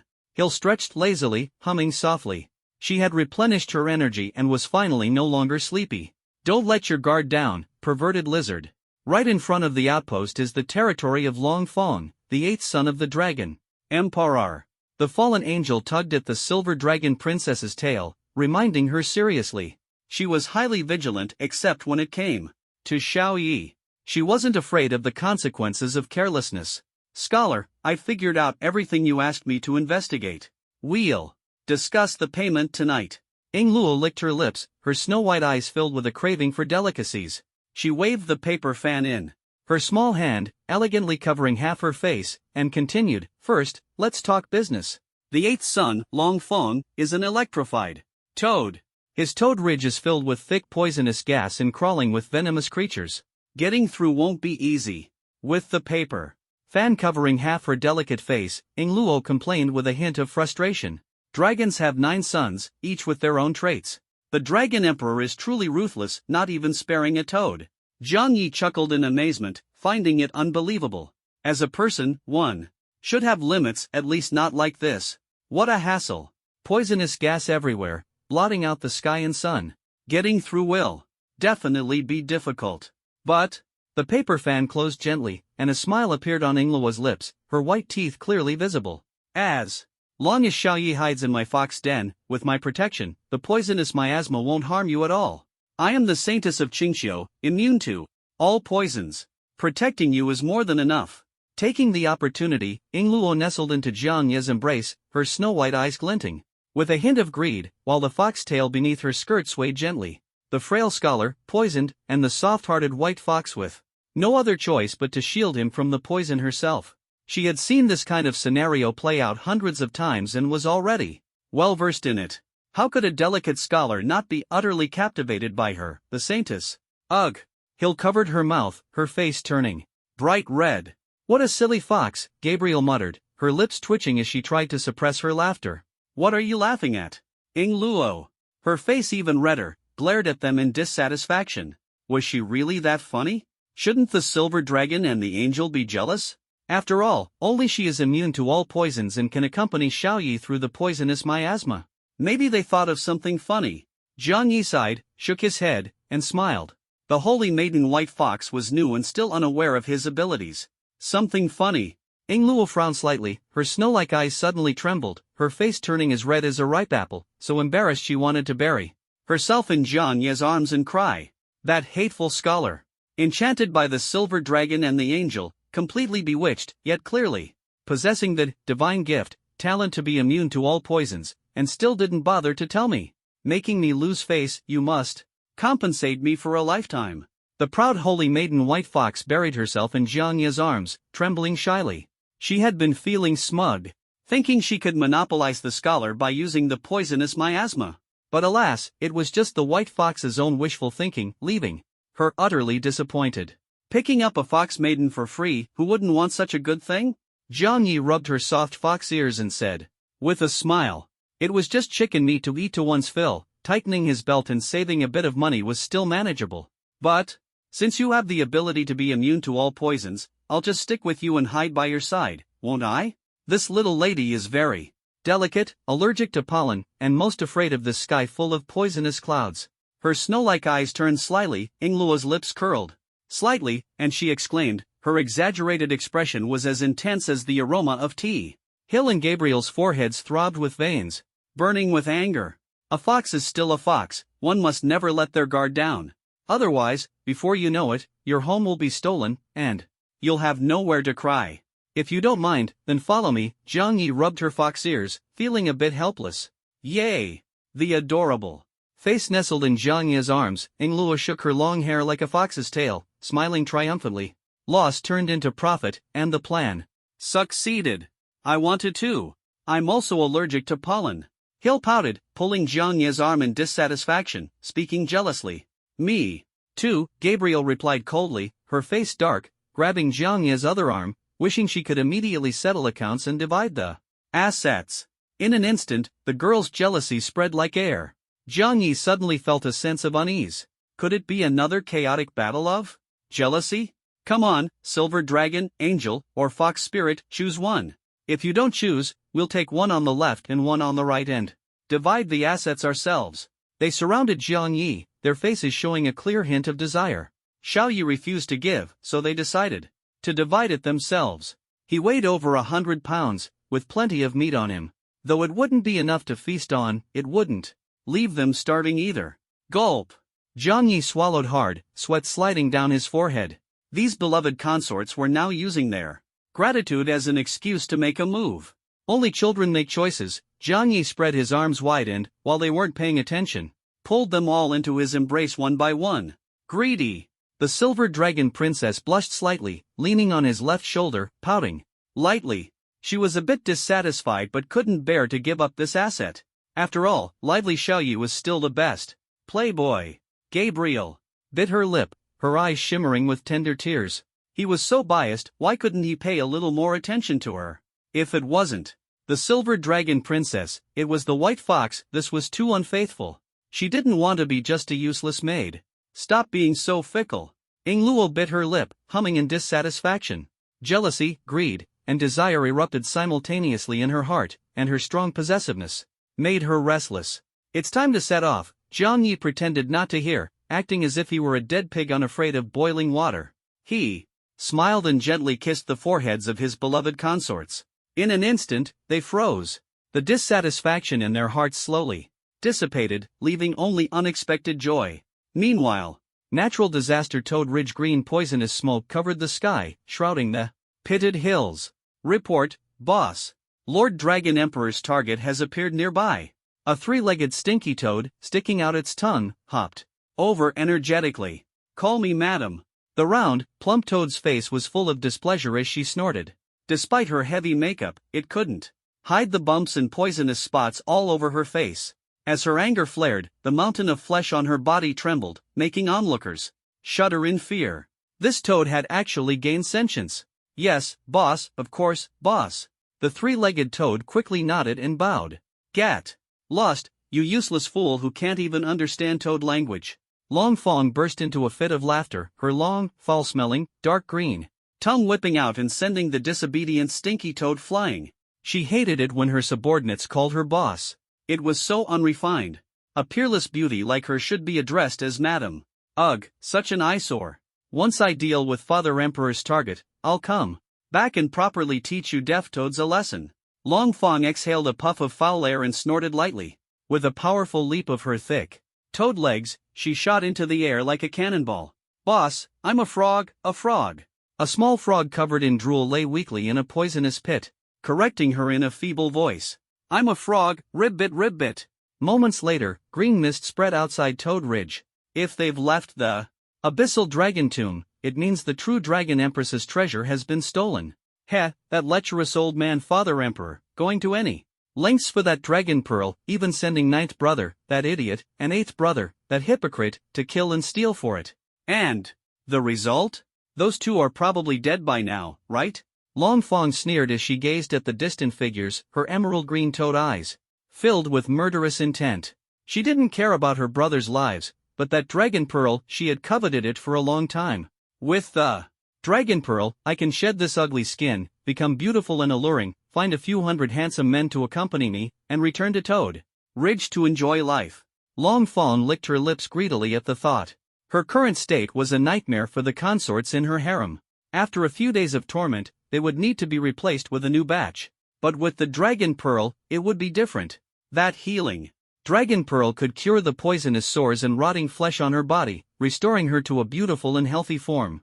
Only then could she truly enjoy a wonderful life. Ha! Why is it a group of women? The figures of young girls reflected in Long Fong's emerald green toad eyes, making her croak angrily in frustration. Damn it! They're so pretty, are they trying to make me look ugly? Her bloodshot toad eyes glared, and her swollen, bloated toad claws enviously touched the makeup on her face, only to spread the poisonous sores further, creating a horrifying sight. She hated women who were prettier than her. No way! I must skin them alive. Once I slim down, I'll wear their skin. That way, I can be beautiful too, ha ha. Long Fong held her swollen, sore-covered face, happily fantasizing. Suddenly, a hearty laugh interrupted her daydream. Damn it! Which little brat dares to interrupt my beautiful thoughts? When I catch him, I'll devour him completely. She fumed inwardly, her poisonous sores swelling even more in her anger. Licking her lips, she revealed a cruel, sinister smile. Miss, are you alone? Zhang Yi waved his hand, suppressing his inner shock, and asked with a smile. Before him stood a 5-meter-tall, emerald green mass of flesh.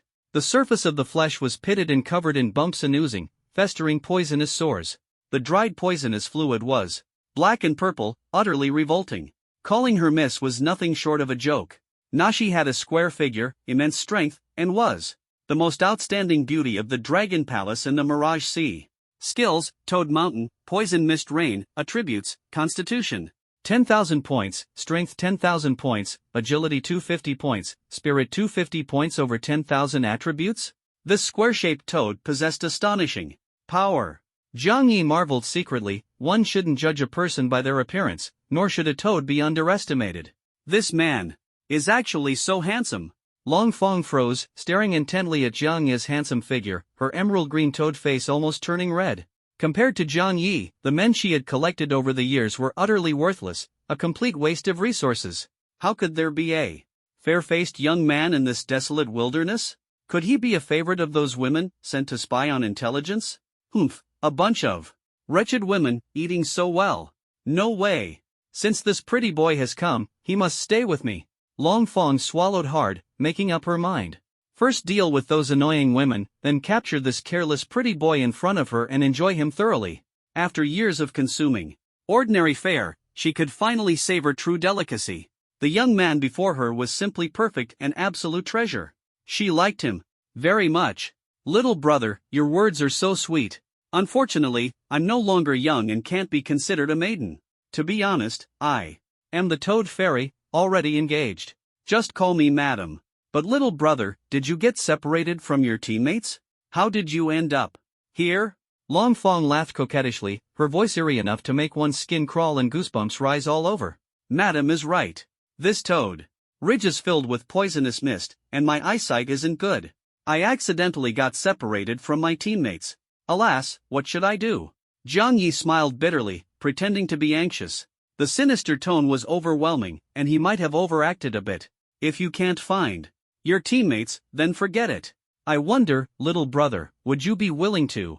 Long Fong looked down at Zhang Yi, sticking out her bluish-purple tongue and grinning maliciously. Share a bed with me tonight? Long Fong opened her gaping mouth, rubbing her sticky toad palms, and extended a meaningful invitation. This emerald green giant toad actually wanted to eat swan meat.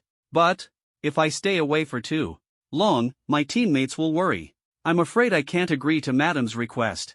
Jiang Yi forced a smile, wiping the cold sweat from his forehead, and resolutely declined. He could be a death knight or a grassroots hero, but a toad as heavy as Mount Tai was something he absolutely couldn't handle. Little gentleman, at this point, do you have any other choice besides sharing a bed with me? Long Fong's lips curled slightly, her emerald green toad eyes flashing with excited mockery. She licked her thick lips, rubbed her palms, and sneered coldly. This little gentleman was like a turtle trapped in a jar, he had no choice but to obey. But Jiang Yi suppressed the killing intent in his heart, continuing to act as if he were in a dilemma, smiling bitterly. He sensed an unfamiliar presence behind him, quickly approaching. He had to endure the killing intent for now and observe the situation. But what? Long Fong sneered, her patience finally running out. She tore off her facade, revealing a threatening grin, opening her gaping mouth, and laughing sinisterly. Dare to refuse me, relying on those old lovers of yours? Dream on. Little gentleman, if you don't want them to suffer, you know what to do, right? The emerald green giant toad licked her lips, flashing a mischievous smile. This toad fairy from Sakura Island, mind your image. Jiang Yi's lips twitched, almost unable to hold back his laughter. If it weren't for wanting to lure out the big toad in the territory, he wouldn't have wanted to act as bait. Long Fong was exceptionally cunning, and the underground palace was as complex as a maze. If she escaped and hid in those intricate underground tunnels, catching her again would be extremely difficult. Fortunately, this toad is so arrogant that since it came out, it shouldn't think about going back. Just as killing intent erupted in Jiang Yi's eyes and he was about to make a move, a furious and delicate shout suddenly came from behind. Filthy toad, let go of that young man and give me, Chen Huang, some face. A striking figure of a mature woman in a fiery red dress appeared, her red hair flowing and her aura commanding. Chen Huang? Could this woman also be from the Chen family of Lin Hai? Jiang Yi turned around in surprise to look at the red-haired mature woman who had suddenly appeared. A few days ago, he had just embarrassed the eldest son of the Chen family. This woman named Chen Huang does bear some resemblance to Chen Ji. If she is also from the Chen family, I hope she doesn't come looking for trouble with me. Jiang Yi sighed inwardly. He hated trouble and only hoped this red-haired woman wouldn't make things difficult for herself. Otherwise, he wouldn't mind teaching her a lesson. Toad? You disgusting, foul woman, how dare you call me a toad? Long Fong was so furious that she jumped up, her mung bean-like eyes burning with rage. Toad was her bottom line, and absolutely could not be mentioned. When I don't bathe, my feet do smell a bit. I could barely count as a foul woman. Chen Huang stepped forward, shielding Jiang Yi behind her. Facing the toad that resembled a small mountain, she smiled playfully and mockingly. But you, with your pockmarked face, rotting skin, and bloated belly, without even smelling urine, just the stench alone makes it clear you're either a toad or a frog, right? Outside Toad Ridge, the mature woman's bell-like laughter gently echoed. Long Fong trembled with rage, her mung bean eyes filled with fury. The killing intent surged, transforming into pitch-black malevolent energy that roiled madly. This woman is so formidable? Just a few words and she's driven Long Fong to lose control? Jiang Yi's mouth twitched, unable to suppress a secret laugh. Jiang Yi, what do you think? Chen Huang suddenly turned her head, looking at Jiang Yi with deep meaning and a light smile. Jiang Yi's smile froze, and he inwardly cursed. This woman was clearly well prepared, recognizing him despite never having met before, undoubtedly having done her homework. She truly is an incredibly ugly toad. Chen Huang pointed at the fuming Long Fong, mocking her without reservation. Repeated insults. Long Fong was a toad, not a turtle. She could no longer endure. You wretched woman! If I don't kill you, I won't be satisfied. Turning into a dragon. Furious beyond measure, her emerald green eyes brimmed with killing intent. With a powerful stomp of her stout toad legs, her body leaped high into the air, like a cannonball soaring hundreds of meters. Toad crush! Long Fong roared, her voice deafening. The thunderous sound was enough to shatter eardrums. But Jiang Yi remained unmoved, relying on his divine gift, talent to completely ignore these negative effects. He looked at the voluptuous Chen Huang in front of him, only to see her calm and composed in the face of the deafening frog croak. This woman truly had some skills. A toad is just a toad. Nothing more than a petty trick. Chen Huang sneered coldly, remaining composed as she silently shielded Jiang Yi behind her. Her casual action made Jiang Yi's heart tighten. What exactly was she planning? Die. A massive toad-like meatball trailing emerald green flames shot through the sky like a meteor, crashing down fiercely. Ha! Chen Huang sneered, raising her boot and kicking out forcefully. She's actually going to kick this toad away? Jiang Yi's eyes flashed with surprise, unable to suppress his curiosity. Smack! The sound of air splitting instantly echoed, and the emerald green flames fell in response. Get lost! Chen Huang shouted angrily, raising her leg high and delivering a whirlwind kick. Boom! Two forces collided violently, producing a deafening sound. Smack! The sound of air splitting rang out again as the massive emerald green toad-like meatball was sent flying by Chen Huang's kick, crashing heavily onto a poison-filled hill in the distance like a cannonball. Boom! The ground shook, dust flew, and a deep pit appeared in response. Long Feng's round body sank heavily into the mud, completely motionless. So powerful? Jiang Yi's eyes flickered, unable to hold back his admiration. All this time, aside from those young girls, he had never seen anyone dare to confront a Calamity boss head-on. This Chen Huang was truly a master. Of course. Your big sister is amazing, Chen Huang boasted without a hint of modesty, her tone full of pride. Knocking out a Calamity boss with one kick? That's just too cool. Jiang Yi marveled, his gaze unconsciously falling on the long boots of the red-haired woman. Cool. Want to give it a try? Chen Huang's lips curved into a teasing smile, her tone laced with provocation. The handsome young man before her had unfathomable strength. He had leveled up 10 times in a row and yet had managed to seriously injure her brother, Chen Ji, with a single move. Such potential was truly astonishing. You're really making your big sister excited. The red-haired woman licked her lips slightly, a twisted smile playing at the corners of her mouth. At 24, she had a particular fondness for interesting young men. Miss, stop messing around and tone it down, Jiang Yi said with a hint of helplessness, no longer hiding his thoughts now that Chen Huang had laid her cards on the table. He had no desire to get involved in this mess, nor did he appreciate the idea of dealing with sweaty feet. Why not consider it? Chen Huang was still unwilling to give up. She bent down, revealing an alluring neckline, and removed her boots. Her fair, rosy toes gently curled as she extended her foot toward Jiang Yi. That toad lady isn't dead yet. Mississippi, don't be so careless. Jiang Yi suppressed his inner irritation and reminded her with restraint. Ha! Chen Huang chuckled. You're really different from the others, not interested in women? How interesting. A trace of appreciation flashed across her face. If Jiang Yi had acted like a dog, fawning over her feet with infatuation, she wouldn't have needed such a fool. I'm a sworn enemy of gambling and drugs, Jiang Yi replied seriously, shaking his head. Life always has its little passions, and traditional values are hard to abandon. What a coincidence, so am I, Chen Huang said, licking her lips and tilting her head back with a twisted smile. Aside from being a bit of a flirt, she didn't have any particular hobbies. But since she couldn't find an interesting soul, she could only rely on her body to play the role of a gold digger to pass the time. Filthy woman! How dare you touch someone I've set my sights on? Suddenly, a series of croaks echoed from behind. A deafening sonic boom followed, sending the red-haired woman's hair flying and her skirt fluttering. So annoying, that meddlesome creature woke up. Let me deal with her first, then we can have a proper chat, Chen Huang said to Jiang Yi with a smile, preparing to face the bothersome toad. Damn it, I was just about to devour him. But that damn toad just had to wake up. Chen Huang pouted, her brows furrowing, her eyes filled with anger. Are you sure you can handle her? Jiang Yi's lips twitched as he pointed at the increasingly massive toad in the distance, smiling as he asked. Stupid little brother, don't underestimate your big sister. I'm not like that flashy Chen Ji. Dealing with the toad is more than manageable.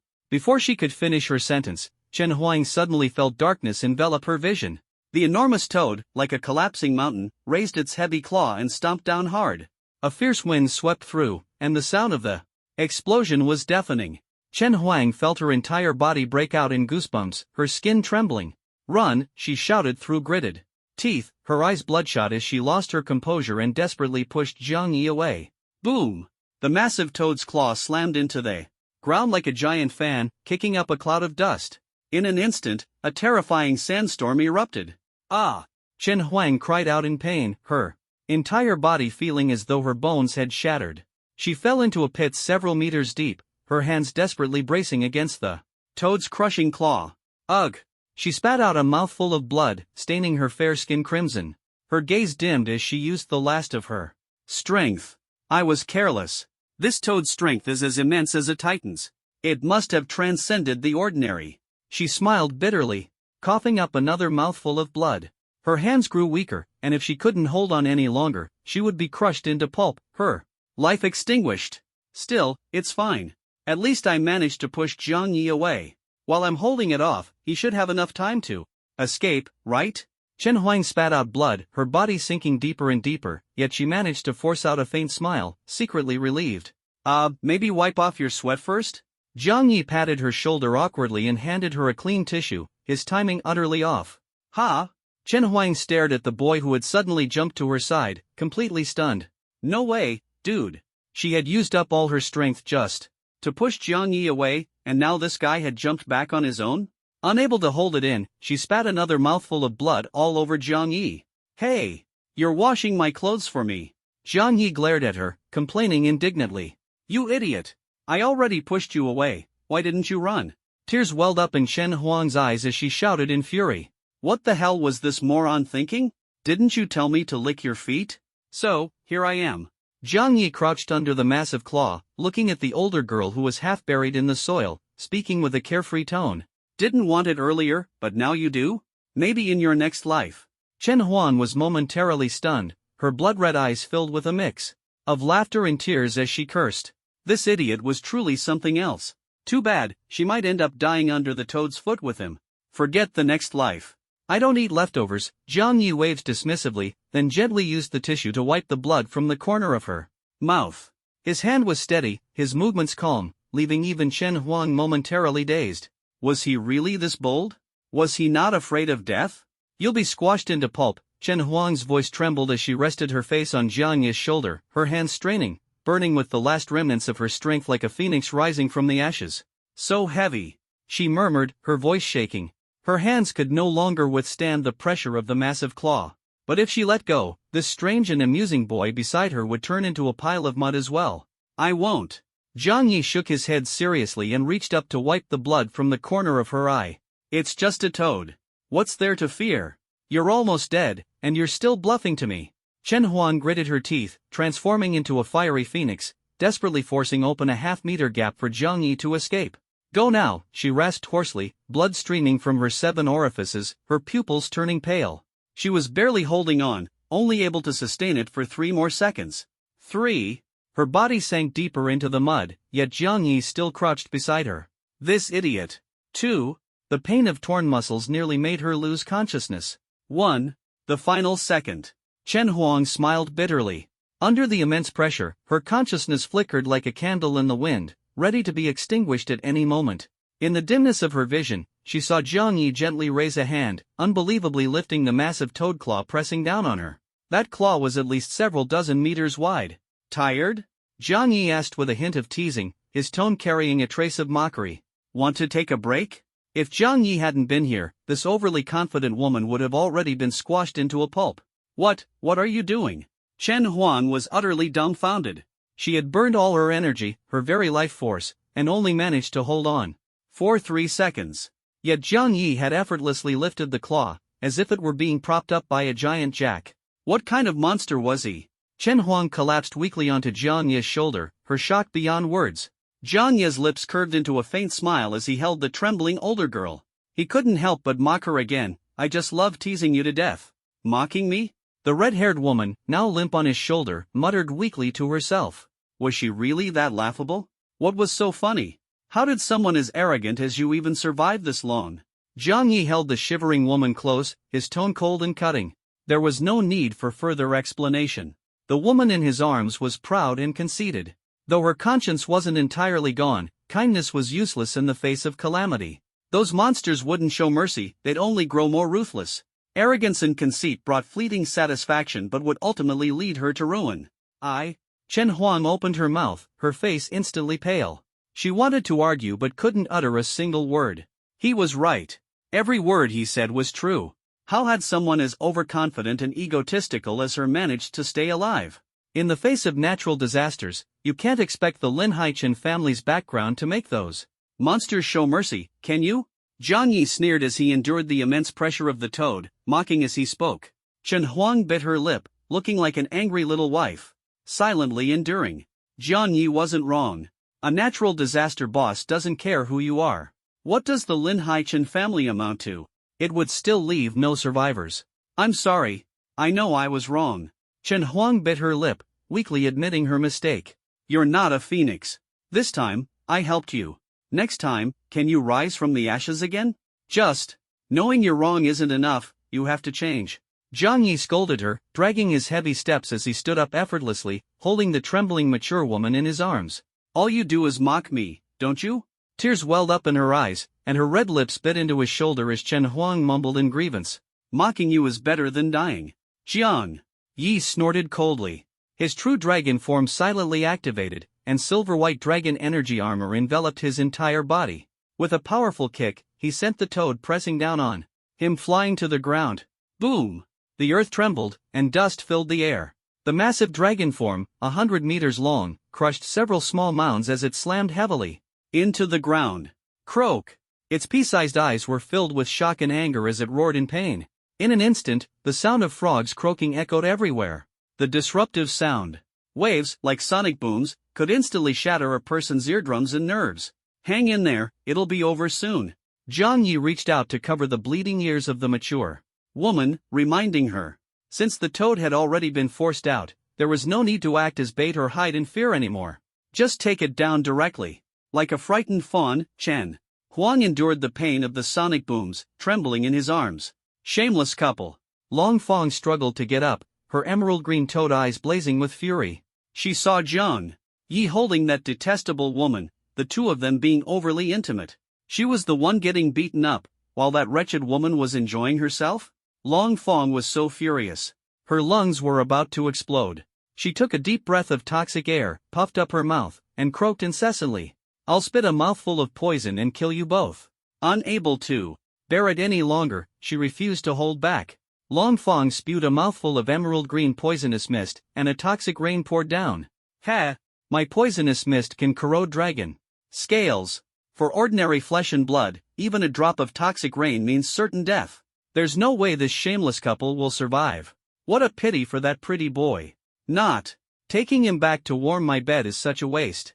A trace of regret flashed in her pea-sized eyes, her blood-red mouth curling into a sinister smile.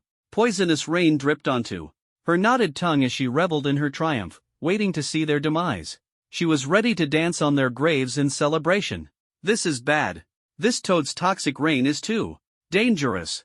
Even a tiny drop is like maggots burrowing into your bones, corroding flesh and blood completely. Damn it! If only my phoenix fire were still here, I wouldn't fear this. Toxic rain. Chen Huang gritted her teeth, her face full of despair and unwillingness. Her phoenix fire could purge all impurities, including deadly toxins. Not fearing toxic rain, you're really a phoenix, huh? Zhang Yi's lips curled into a faint smile. He showed no concern for the toxic rain, even teasing her. But you're not a phoenix. The toxic rain is coming. You'd better hold me up as an umbrella, maybe that'll save your life. Chen Huan gave a bitter smile, her eyes reddening as she hurriedly reminded him. She truly wanted to press Zhang Yi beneath her, using her body to shield him from the toxic rain. Just because you haven't seen it doesn't mean I haven't. Zhang Yi's lips curved into a smile, his eyes glinting faintly. You're about to die, and you're still bragging. Chen Huang blushed, scolding him shyly. Though the phoenix was powerful, it couldn't resist the corrosion of toxic rain. In the end, it would still die. You'd better think of a way to deal with this toxic rain. If you can't stop it, just leave me and run for your life.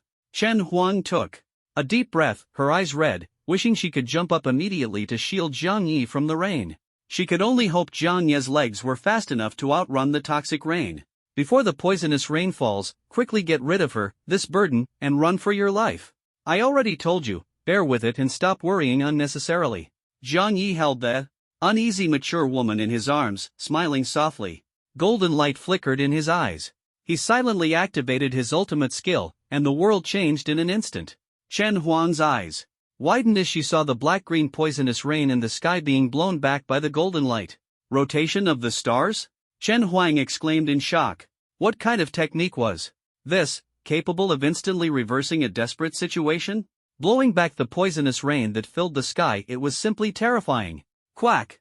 Long Fang's eyes bulged wide, as she dumbfoundedly watched the poisonous rain flying back toward her.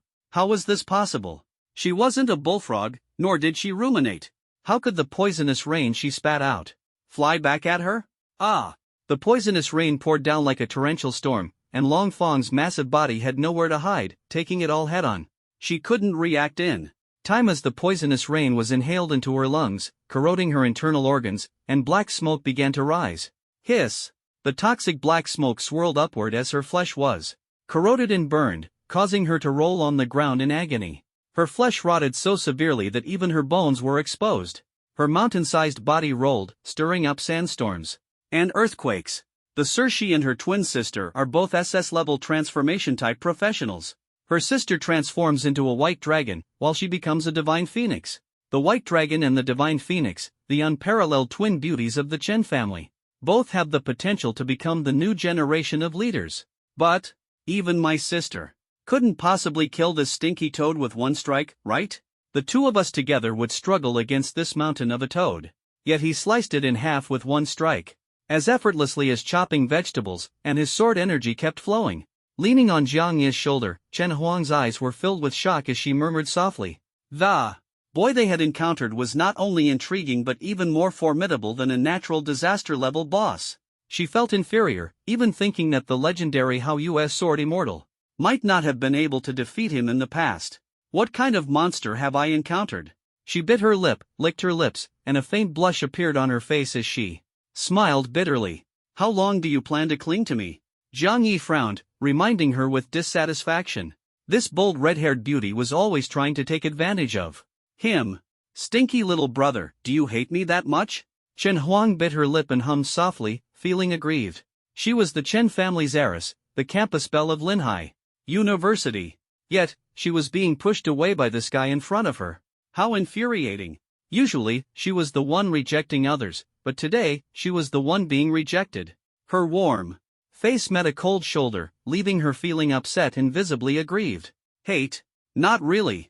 Jiang Yi smiled at her, his tone relaxed. If you don't hate me, then you must like me. Her phoenix-like eyes narrowed slightly, and Chen Huang's lips curled into a smile. She brushed her hair aside, revealing a mischievous grin. I like plenty of people. As for you, get in line. Jiang Yi glanced at her, pretending to think as he shook his head. Get in line? When I, Chen Huang, want something, I take it directly. There's no such thing as waiting in line. With a slightly twisted smile, she wrapped her arms around Jiang Yi's neck, her eyes flashing with danger. You really do have the temperament of a spoiled heiress. Jiang Yi glanced at her helplessly. Do you feel even a little moved? Chen Huang lightly poked Jiang Yi's chest with her finger, her face growing paler as she tried to tease him playfully. Miss, please behave. Jiang Yi rejected her without hesitation. Ugh, I knew it. Chen Huang smiled bitterly, her face pale, her lips showing a hint of helplessness. What do you think you know now? Still trying to reason with your little brother? Jiang Yi asked bluntly. I wouldn't dare. Chen Huang smiled bitterly, her voice weak. She wasn't ready to die yet, so why would she provoke Jiang Yi? After all, Jiang Yi had effortlessly defeated the natural disaster-level boss that had crushed her, proving himself even stronger than the Hao Yue's sword immortal. My brother's matter, are you still angry? A little. How do you plan to make it up to me? I'll apologize on his behalf first, and then offer you some interest? Chen Huang raised her pale face, her expression apologetic as she weakly pleaded. Her brother, Chen Ji, had brought trouble upon himself by provoking someone he shouldn't have, and now she had to clean up his mess. Just an apology isn't enough. Jiang Yi shook his head, smiling as he deliberately made things difficult. As for Chen Ji, if it weren't for encountering Chen Huang, Jiang Yi would have already forgotten about him. After all, a worthless opponent defeated in one move wasn't worth his attention. I already said there would be interest. Chen Huang bent over and bowed, showing sincerity. She looked up, her lips trembling with tears, and reminded him with a hint of grievance. Interest? What kind of interest? Jiang Yi was curious. The Chen family's heiress repeatedly mentioned interest, so it must be something unusual. Chen Huang's lips curled into a faint smile as she coughed up blood, revealing her true feelings. Taking advantage of Jiang Yi's momentary distraction, she stood on tiptoe and used the last of her strength to gently kiss the corner of his lips. Her tear-filled eyes closed heavily, and she collapsed like a puddle of mud, leaning softly against Jiang Yi's shoulder, completely motionless. This interest, does it come with installment payments? Jiang Yi held the unconscious red-haired beauty in his arms, sighing as he joked. Under the crushing weight of the 100-meter toad, Chen Huang had completely exhausted herself. If it weren't for Jiang Yi's timely rescue, she would have been crushed into a pulp long ago. How could she have the strength to discuss interest or installment payments? Having nothing to her name, she could only bear the pressure herself, striving to repay the kindness and debt. You've really made me suffer quite a bit. Jiang Yi sighed helplessly while holding Chen Huang in his arms. Behind him, a few figures filled with resentment appeared. Their faces were pale, and their expressions displeased. Turning around, he saw that it was the Yandere girls who had rushed over from the ruins of the outpost after hearing the commotion. Xiao Yi, how long do you plan to collect interest? They squinted their eyes, glaring jealously at the unconscious red-haired lady, their tone full of warning. It's over. He's surrounded by the Yanderes again. A long while later, at the ruins of the outpost outside Toad Ridge. Seriously, we just left for a little while, and now there's another romantic disaster. Chu Moli spread out a mat, complaining endlessly. Her Xiao Yi inexplicably seemed like a succubus, always attracting romantic debts. Isn't that Chen Huang girl always inseparable from her sister? How did she end up here alone, and why is she clinging to Xiao Yi? Pei Qinghuan placed the unconscious lady on the mat, frowning slightly as she looked at her. In confusion. The reputation of the Chen family's twin beauties was well known in Linhai, even beginning to surpass that of their elder sister, Pei Qingshu. Compared to the ethereal swordswoman, the twin sisters were more down-to-earth. But the two were always inseparable, as if they shared a telepathic bond. How could one act alone? It was truly suspicious. Her bones broke and then regenerated, her body is truly miraculous. Sakura Jima Yui marveled as she treated the injuries. She had never seen someone whose bones could break and then be reborn in flames. But this woman, full of inappropriate thoughts, was already thinking about asking Xiao Yi for interest. Couldn't she wait until she recovered to repay the favor? Red hair? That's rare. Qin Xiang held a strand of wine-red hair, exclaiming in surprise. This lady looked dangerous and definitely untrustworthy. She couldn't let her guard down. Pink-haired vixen alert, vigilance level +1. She has burn marks on her body, but her clothes aren't damaged. The quality of these clothes is really good.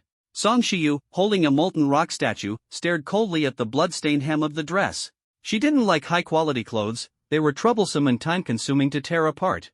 The group carefully tended to the unconscious Chen Huang, while Jiang Yi stood to the side, helplessly enduring the jealous stares of his Yandere companions as they awaited their judgment.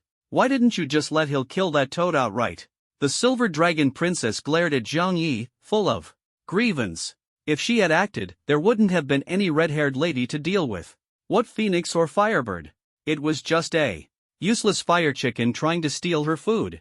Not to mention, Xiao Yi wouldn't have had to risk himself feeding the demon with his body. Lustful lizard, violence doesn't solve everything.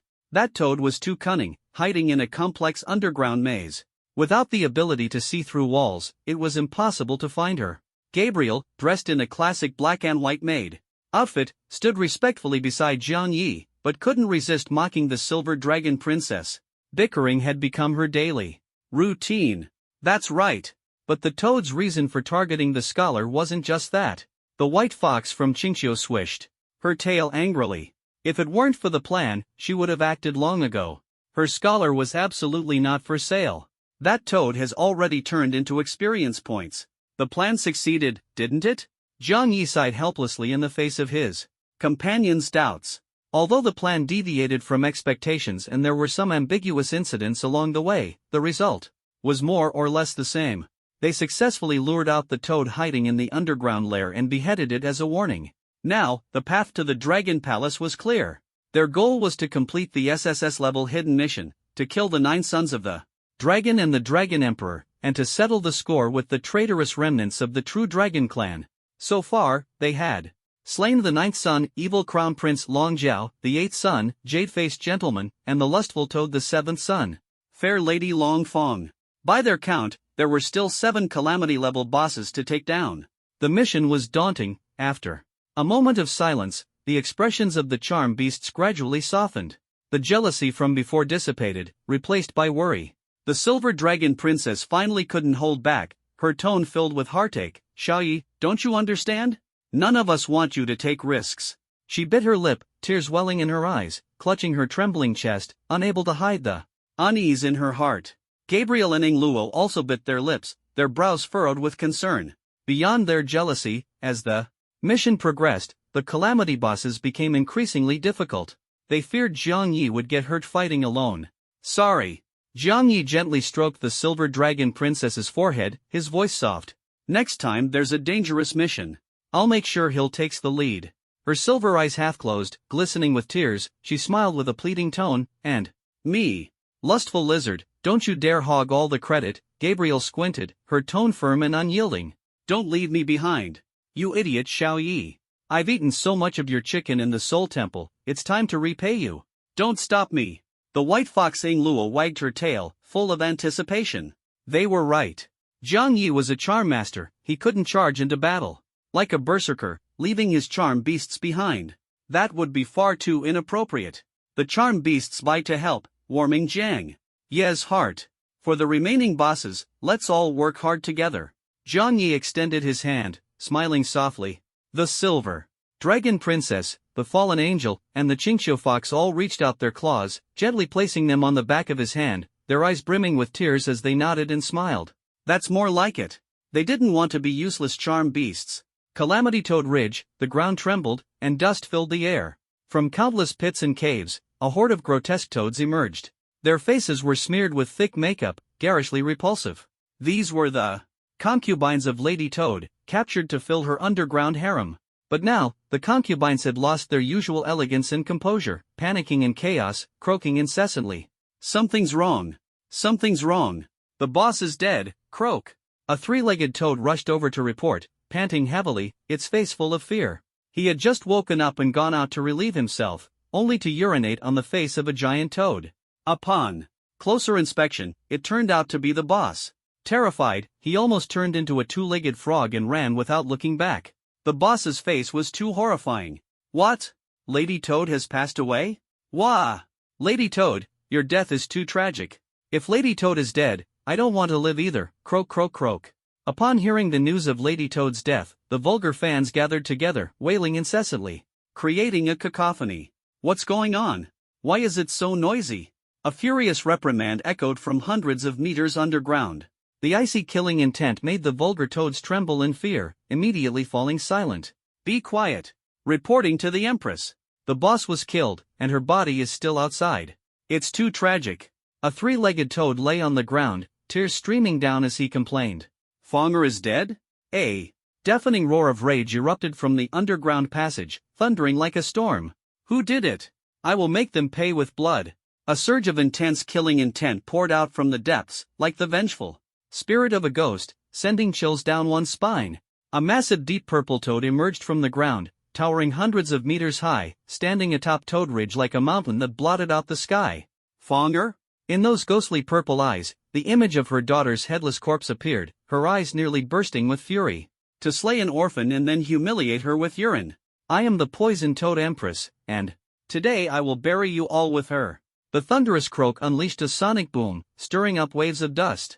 She howled to the heavens, her toad face swelling as she spewed a purple toxic cloud, ready to avenge her beloved daughter by slaughtering the humans who had intruded into the Mirage Sea Dragon Palace. Can't find the culprit? Then they all must die. Why did the sky suddenly turn dark? What is that? A giant deep purple toad? No, that's the Poison Toad Empress. The venom she spews carries the suffocating stench of death. A tiny bit can poison thousands of people.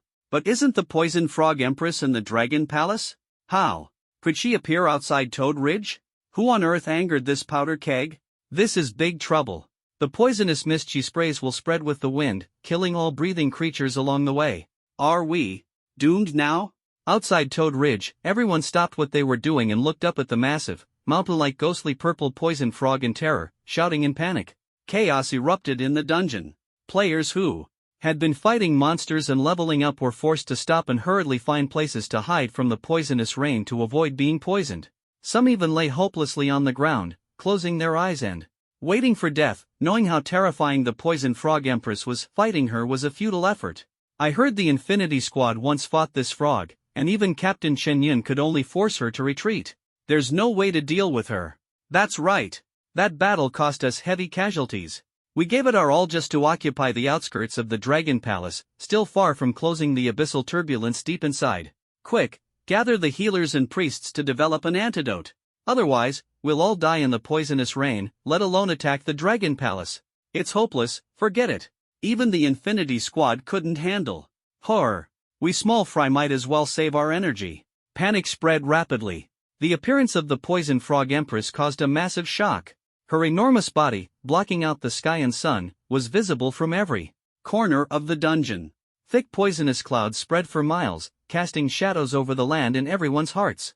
Meanwhile, at the outskirts of the Dragon Palace, in the camp amidst the ruins of the city walls, inside a tent, a white-haired girl gritted her teeth as she squeezed out the poisonous sores on her shoulder, the burning pain causing her to sweat profusely. Not long ago, she had dueled the poison frog empress and suffered a crushing defeat, leaving her poisoned and injured. Captain Chen Yun, bad news. A girl in black armor rushed in, her brows furrowed, reporting anxiously. Lu Yu, what happened to make you so panicked? Chen Yun, pale-faced, frowned and asked. Captain, come out and see for yourself. Lu Yu pointed to the distant horizon, her face filled with fear. Purple poisonous clouds stretched across the sky, shadows enveloping the land, and the aura of death rapidly spread everywhere. Damn it! Chen Yun stepped out of the tent, staring at the mountain-like purple giant frog, growling in anger. All the poison wounds on her body were left by the poison frog empress. If not for her sister Chen Huan using the undying divine flame to burn away the poison, she would have been dead by now. Her wounds hadn't healed yet, and now the poison frog empress was causing trouble again. A sense of helplessness surged in her heart. Chen Yun's face turned pale, her figure swaying. Captain, should we retreat? This poisonous rain can corrode everything. There's no way to hide from it. For now, we can only avoid the poison, move to the respawn point, and wait for an opportunity to plan. Lu Yu bit her lip, nervously suggesting. It wasn't that she was afraid of death, but she didn't want to sacrifice herself in vain. As the saying goes, you must preserve yourself to have a chance to rise again. It's too late. Chen Yun furrowed her brows, shaking her head gravely. The poisonous clouds spread several times faster than retreating, lingering like a nightmare. Notify the entire team to evacuate the outskirts of the Dragon Palace immediately and do everything possible to stop the poison frog empress from spraying poison. Without hesitation, Chen Yun decisively ordered. Escape meant death, and staying meant death. She could only fight to the death, buying time for those who wanted to survive. She even had to create a miracle to kill this giant poisonous frog. But Captain, your injuries. Lu Yu frowned with worry, hesitating to speak. The first squad had suffered heavy casualties and was severely understaffed. As the third squad leader, she had been transferred to replace fallen comrades, earning a rare promotion to the first squad. This showed how devastating the losses of the Infinity Squad were. Even the invincible Chen Yun had been poisoned and gravely injured by the poison frog empress, nearly losing her life. Now, with her wounds still unhealed, she was going to confront the enraged poison frog again. Wasn't this a death sentence? Is there any other choice? Chen Yun smiled, patting Lu Yu's shoulder, speaking fearlessly. She wasn't afraid of death, she was only afraid of dying without meaning. Her hometown by the sea was invaded by the abyss. If those scum crawling out of hell wanted to step into this pure land, they would first have to trample over her corpse. Her mission was already decided at this moment. Lu Yu remained silent, looking at Chen Yun. Her heart was moved by Chen Yun's strength, and she gritted her teeth, ready to live and die alongside her. Captain, I'll go with you. Although Lu Yu's strength was not on par with Chen Yun's, she was still considered a skilled fighter. As the third squad leader, she was strong. You don't need to follow me. Chen Yun didn't turn her head, coldly refusing. Take some people and cover the other team's retreat. Leave the rest to me. I'll buy you time. She raised her head, her pale eyes flashing with killing intent, staring intently at the distant, ghostly purple venomous toad. A swift victory was no longer possible now. she could only fight to give the retreating teams a chance at survival. But Captain, you'll die, won't you? Lu Yu's eyes filled with tears as she shouted in a daze. Yes. But at least, you all can live on. Shen Yun turned back with a faint smile, her face resolute and fearless. Lu Yu was stunned, shaken to her core, until Chen Yun transformed into a snow-white dragon. Shadow, snapping her back to reality. Roar! A resounding dragon's cry pierced the sky. The white dragon, as swift as a streak of lightning, soared through the air, flying against the retreating crowd, charging straight at the venomous Toad Queen, spewing purple poison mist. Heavens, please bless her. Captain must come back safely. Lu Yu's eyes glistened with tears as she clasped her hands together, praying fervently. She had no time to hesitate. The opportunity to retreat was a precious moment bought with the lives of those who charged against the tide. Lu Yu suppressed her unease and fear, working closely with her teammates to desperately cover the evacuation of the people in the dungeon. Wah! It's over. The path to the dungeon exit is blocked. Ah! The next time the exit opens is 3 days later, right? By then, we'll all be dead. The crowd's faces turned pale as they suddenly remembered that the light curtain at the exit hadn't refreshed yet. Do you think Captain Shen Yun can create a miracle and defeat the venomous Toad Queen? She definitely can. If she fails, we're all doomed. I'm still a virgin. I've never even held a girl's hand, and I don't want to die so miserably under this venomous Toad Queen's poisonous rain. Panic spread rapidly, and everyone was losing their composure. Just as Lu Yu was growing anxious, her face suddenly turned pale, and a figure flashed in her mind. Impossible, right? No matter how strong they are, they only managed to defeat the Bone Lady of the Skeleton Forest. If they could really handle the venomous Toad Queen, they would have acted already. Lu Yu shook her head silently, her face pale and full of despair. Those girls resting at the ruins outpost, though powerful, were probably no match for the venomous Toad Queen. Otherwise, they would have taken action long ago. Thinking of this, they were truly doomed. The girl's eye provoked wiped out the skeleton forest and took down the Bone Lady in one fell swoop. Their strength is terrifying. If they could help the captain, maybe they really could create a miracle and repel that venomous Toad Queen. But they're clearly near the abyssal dragon tomb. Why haven't they acted yet? Could it be that they're being held up by the Toad Lady of Toad Ridge? Lu Yu clenched her teeth, sweat dripping from her forehead like broken beads, as she anxiously prayed in her heart. What about that ridiculously handsome young man? If all those girls are fighting to rest their heads on his lap, he must have extraordinary abilities, right? Could he help Captain Chen Yun and join the fight against that enraged venomous Toad Queen? In her panic, Jiang Ye's figure suddenly flashed through her mind. Lu Yu shook her head with a bitter smile, scolding herself for losing her composure. How could she pin her hopes on a young man whose background she didn't even know? Wait! Like a thunderclap in her mind, Lu Yu suppressed her trembling heart and stared blankly at the white dragon in the sky. If that young man is the leader of those girls, then he must be terrifyingly strong. I mustn't guess wrong. One more expert means one more chance at survival. She took a deep breath, gritted her teeth, and loudly encouraged herself in her heart. She and her teammates from the Wuji battle team worked together to comfort the crowd that couldn't evacuate. Most of those trapped in the undersea currents were injured, with almost no combat capability. Facing the approaching toxic rain, they could only wait in despair for death. This was already the outermost area of the dungeon. Yet the sky was still shrouded in poisonous clouds. There were 3 days left until the teleportation screen refreshed, but the toxic rain was expected to pour down in less than half an hour. By then, this place would become their graveyard. Panic and unease weighed heavily on everyone's hearts. Time ticked by second, and the poisonous clouds over Toad Ridge grew darker and thicker, like the shadow of death, pushing everyone to the brink of collapse. Has that poison toad empress gone mad? The poisonous clouds she spews can be seen from dozens of miles away. Does she really want to kill everyone? What do? We have too many injured people here. There's no way we can withstand the erosion of the toxic rain. This is bad. Poisonous raindrops are already starting to fall.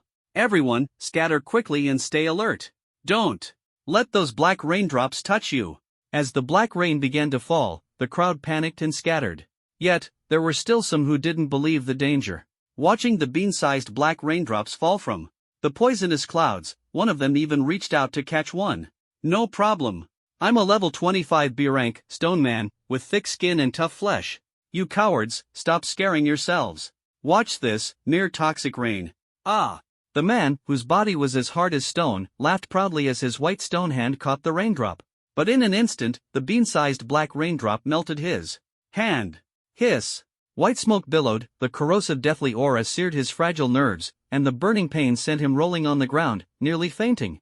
What an idiot! Lu Yu cursed in her heart. Without hesitation, she drew the blade at her waist and swiftly severed the stone man's rotting, blackened right hand. Clang! The blade flashed, and the decayed, blackened arm spurted hot blood as it fell to the ground with a thud. Covered in foul-smelling black liquid, it corroded the surrounding soil instantly, like living maggots. Ah! The stone man's face turned pale as he nearly passed out from the pain. My hand! He stared in horror at the stump of his arm, which had turned into black sludge, and see how Raidon forget she has a sister who is just as formidable. With the sisters united, even the poison frog Empress can be evenly matched. The tense atmosphere in the crowded shack eased considerably, and hope for survival reignited in everyone's eyes. After all, this was Shen Yun, the legendary prodigy of the new generation in Linhai, transformed into a pure white dragon, daring even to challenge natural disasters. With her here, the tide could surely be turned. Ah! Lu Yu wiped the cold sweat from her forehead, calming her inner panic, finally able to breathe a little easier. She raised her head, her brows furrowed with worry. The captain's injuries haven't healed, will it affect the battle? She murmured softly, her eyes suddenly flashing. In the distance, the pure white dragon was struck down by the ghostly purple poison frog with a single blow, plummeting from the sky like a kite with a broken string, crashing heavily to the ground. What? Captain! Lu Yu wished she could slap herself. How could her words have crushed the captain's momentum as soon as she spoke? It wasn't until the white dragon completely disappeared from view that the panicked crowd finally reacted. After a brief silence, fear spread rapidly. The white dragon has fallen. It's over, completely over. Even Captain Shen Yun has failed, we're doomed. I told you, stop wasting your energy. Better to use the time we have left to write a will. Captain, you have to hold on. Without you, how can we survive? The shack descended into chaos. Everyone was panicking, utterly disoriented. The hope in their hearts had been effortlessly crushed by the poison frog empress with a single wave of her hand. Everyone, calm down. This is just the captain's tactical adjustment, pretending to be weak to make the poison frog lower its guard, then we'll counterattack. Stay calm, wait a few minutes, the captain will surely bring good news. Lu Yu gritted her teeth, forcing herself to stay composed. She took a deep breath and loudly reassured everyone. Her voice trembled slightly, her legs felt weak. If not for the heavy responsibility on her shoulders, she would have broken down in tears. Sure enough, Chen Yun's old injuries flared up, and she was easily defeated by the poison frog. That snow-white dragon disappeared before everyone's eyes, and the hope that had just been ignited was instantly extinguished. That's right. It's a tactical adjustment. The white dragon can't be defeated so easily. Captain Shen Yun is invincible. Let's wait patiently for a few minutes, the situation will surely turn around. White dragon, you must rise again. The people in the shack huddled together tightly, their heads tilted upward, staring at the dark purple sky. A minute passed, and the room fell into dead silence. The sound of their rapid heartbeats was audible. Sweat dripped down their foreheads, their eyes reddened. 10 minutes passed, and the snow-white dragon's silhouette was nowhere to be seen in the dark purple sky. Only the massive ghostly purple poison frog remained. Ah! A desperate scream instantly ignited everyone's fear. The shack erupted into chaos, engulfed by panic and despair. Even Captain Shen Yun has failed, we're just waiting to die now. Ugh! I haven't even been in love yet, I can't die. Help! I haven't cleared my phone browsing history, please spare me. People clutched their heads and wept bitterly, their cries of despair lingering for a long time. Lu Yu leaned weakly against the wall, crouching down and curling into a ball, sobbing. Captain Chen Yun, I'm sorry, I've failed too. Fear and despair gripped everyone's hearts tightly. Even the strongest white dragon had been easily defeated, and the poisonous rain overhead was about to pour down. In half an hour, they would surely die. On Toad Ridge, the green miasma was shrouded by dark poisonous clouds. A snow-white figure fell hopelessly. Ugh! Chen Yun spat out a mouthful of blood, her dragon form long gone, reverting to human form. Her eyes were swollen, her poison wounds had flared up, and several ribs were broken. At this point, she couldn't even muster the strength to lift her gaze. She had exhausted all her energy. But, the 100-foot-tall giant poison frog entrenched on Toad Ridge remained rampant. If it wasn't defeated, the poisonous rain pouring down in half an hour would kill everyone in the dungeon. Not to mention, if the poisonous rain seeped beyond the light screen and contaminated Leanhi's water supply, the consequences would be unimaginable, and all of this was because of her crushing defeat. If only I were stronger. Tears slid down her cheeks as Chun Yun bit her lip, filled with unwillingness. Could I have protected everyone and avoided disaster? As she plummeted rapidly, she questioned herself, the pain and guilt of failure tormenting her fragile nerves. I'm sorry. A tear slipped from her eye. Chen Yun bitterly smiled and closed her eyes, ready to be smashed to pieces. Whoosh! A shadow streaked across the sky like an arrow, catching the falling girl. I'm not dead? Feeling the warmth of a chest, Chen Yun trembled as she opened her eyes, murmuring in confusion.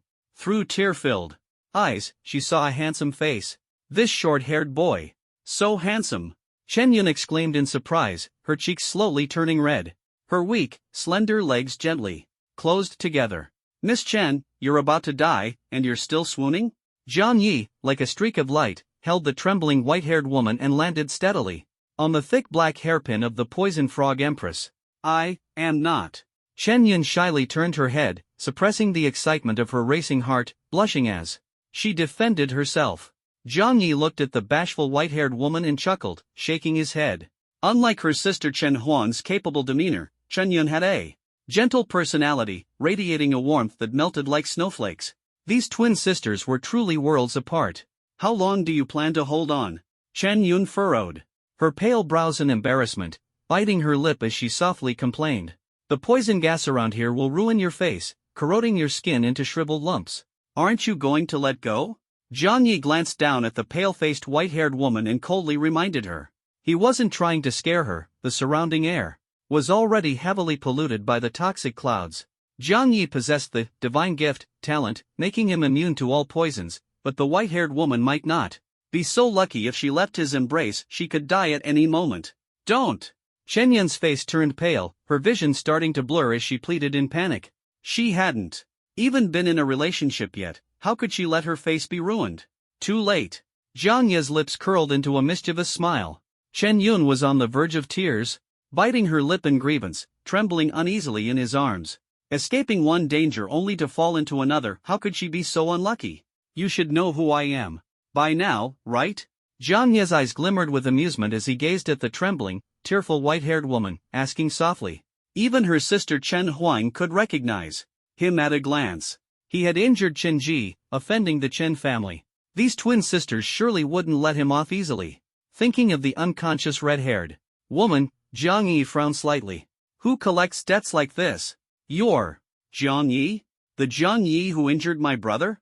Tears glimmered with doubt in her eyes. And after confirming his identity, Chen Yun trembled and exclaimed in shock. Before entering the dungeon, they had just heard that their brother had caused trouble at the Pei family again. This time, Chen Ji had encountered a tough opponent and was beaten half to death. When he woke up, he would surely cause another commotion. So, are you planning to avenge your brother now? Jiang Yi gently poked the white-haired woman's flawless face and said softly, Sorry, it was my brother who caused trouble for you. If you have any grievances, you can vent them on me directly. Chen Yun's voice trembled as she apologized, her snow-white eyes brimming with tears, on the verge of crying. Any grievances? Jiang Yi stared at her, a glimmer flashing in his eyes, his lips curling unconsciously. Chen Yun blushed, nodding lightly, her voice trembling as she cautiously said, Then, help me. Kill that stinking frog beneath us. What? You want me to fight the poison frog empress? Is this for real? Chen Yun's mouth dropped open in shock, her tear-filled eyes brimming with disbelief. She had thought Jiang Yi might make an unreasonable request, like asking her to be his girlfriend. But this guy was even more outrageous. He wanted her to challenge the poison frog empress, who was at her peak and furious. It was practically a death sentence. Tears welled up as panic and grievance spread in her heart just now. She transformed into a white dragon and unleashed her full strength in a single strike, but it was effortlessly neutralized by the poison frog empress with one palm, nearly killing her. The fact that she survived was already a miracle, but her body was covered in injuries, leaving her with no strength to fight again. How could she possibly defeat the poison frog empress, who hadn't even noticed her presence? Even if she broke the rules and launched a sneak attack, It would be like an ant trying to shake a tree, completely overestimating herself. Her injuries were too severe, there was no way she could complete this task. Can't do it? You dare to agree to any request, Miss Chen, even when you can't deliver. You're so full of yourself. Jiang Yi's lips curled into a mocking smile as he spoke in a cold tone. I can't beat her. Then you can choose a less difficult request. Tears welled up in her eyes as Chen Yun forced a bitter smile, her voice soft and weak. As long as it wasn't too excessive, as long as it was something she could do, she would agree even if it meant becoming his girlfriend. But I don't seem to like being praised too much. Stealing a few glances at Jiang Yi, Chen Yun's cheeks flushed red as she thought to herself. She had never met a young man as uniquely charismatic and extraordinarily handsome as Jiang Yi. Even if she agreed, who was really taking advantage of whom? It was hard to say. Oh no, her heart was racing. What should she do? Should she state her own request first to remind this guy, who only knew how to bully her? As she was lost in her thoughts, Jiang Yi frowned and asked, "What do you mean by not excessive?" Was his earlier request really that unreasonable? It was just to defeat a toad, after all. If she couldn't even do that, how could she lead the Wuji battle team to become stronger? You could kiss me, or kiss you? Chen Yun asked in confusion, her face already as red as if she had a fever, her head spinning. What nonsense was he spouting? What was wrong with her? Normally, she wasn't the least bit infatuated. So why did she become so dazed around this scoundrel? The poison frog empress hadn't been dealt with yet, and everyone's worries hadn't been resolved. How could she let her mind wander at a time like this? But since she had agreed to Jiang Yi, she had to follow through. As the eldest daughter of the Chen family, Chen Yun would rather die than break her word. You're trying to take advantage of me too? What a fool! Jiang Yi frowned and let out a dissatisfied snort. This white-haired, strong-browed woman, how was she any different from those red-haired women who only thought about taking advantage of others? They were all the same. I haven't even finished feeling upset, and now you're unhappy? Chen Yun bit her lip in grievance, tears slipping down her cheeks. She had been so focused on leveling up and fighting monsters that she had never experienced a sweet romance, making her as pure as could be. Yet this guy actually found her unattractive? How could someone as popular as her lack charm? I'm the one being taken advantage of, and I'm supposed to pretend to be happy? Jiang Yi shot her a sidelong glance, snorting in displeasure. All you do is bully me. Chen Yun bit her lip, breaking down into sobs. Tears streamed uncontrollably as she cursed this jerk in her heart. Shoo! Stop crying. If you scare the toad below, we're all doomed. Jiang Yi pressed a finger to his lips, making a shushing gesture as he pretended to be frightened to tease her. Ugh! Chen Yun's face turned pale as she suddenly remembered she was still standing on the poison frog empress's head. Terrified, she dared not make a sound, biting her lip and holding back her tears, letting the grievance in her heart spread. I'll bite you to death, I'll bite this jerk to death. Let's see you bully me. Again. Isn't bullying me your favorite thing? Why aren't you doing it now? Serves you right. This is the consequence of bullying me. Muttering silently to herself, her grievance and sadness eased slightly. She lowered her voice, her eyes brimming with tears, and asked softly, with a hint of confusion and unease, what should we do now? The poison frog empress was already gathering strength to release a toxic cloud that covered most of the dungeon. Soon, a poisonous rain would pour down, turning the entire Mirage Sea Dragon Palace into a stinking hell. Everyone in the dungeon brushing me off is just a waste of your breath and time, Chen Yun said softly, biting her lip in grievance. If he didn't want to tell her the next plan, fine, but why dismiss her so casually? This annoying scoundrel, he better not give her a chance, or she'd make him pay. Your dismissive tone is nothing like your sister's. A waft of tea fragrance drifted over as Jiang Yi looked at her, teasing with a smile. You've met my sister? Is she okay? She's not in trouble, is she? A flicker of unease flashed in Chen Yun's eyes as she suppressed her anxiety and asked urgently. To develop an antidote for the venom of the poison frog empress, the gravely injured Chen Yun had sent her sister to Hama Ridge to collect venom. But now, Lady Toad was missing, and the poison frog empress had suddenly appeared. Could her sister already be? Her face turned pale, and tears began to fall. Had she caused her sister's death? She's fine, just unconscious, nothing serious, Jiang Yi said, raising a hand to wipe the tears from the face of the white-haired woman, answering earnestly. You saved her. I'll be grateful to you for the rest of my life. The dim snow-colored eyes lit up again, filled with gratitude through her tears. Jiang He hadn't just saved her, he had saved her sister too. This debt of gratitude, she could never repay it in her lifetime. Does that mean, in the next life, I'll still have to be bullied by him? She murmured softly to herself, biting her lip. When she looked up, she saw Jiang Yi's face full of calm and confidence.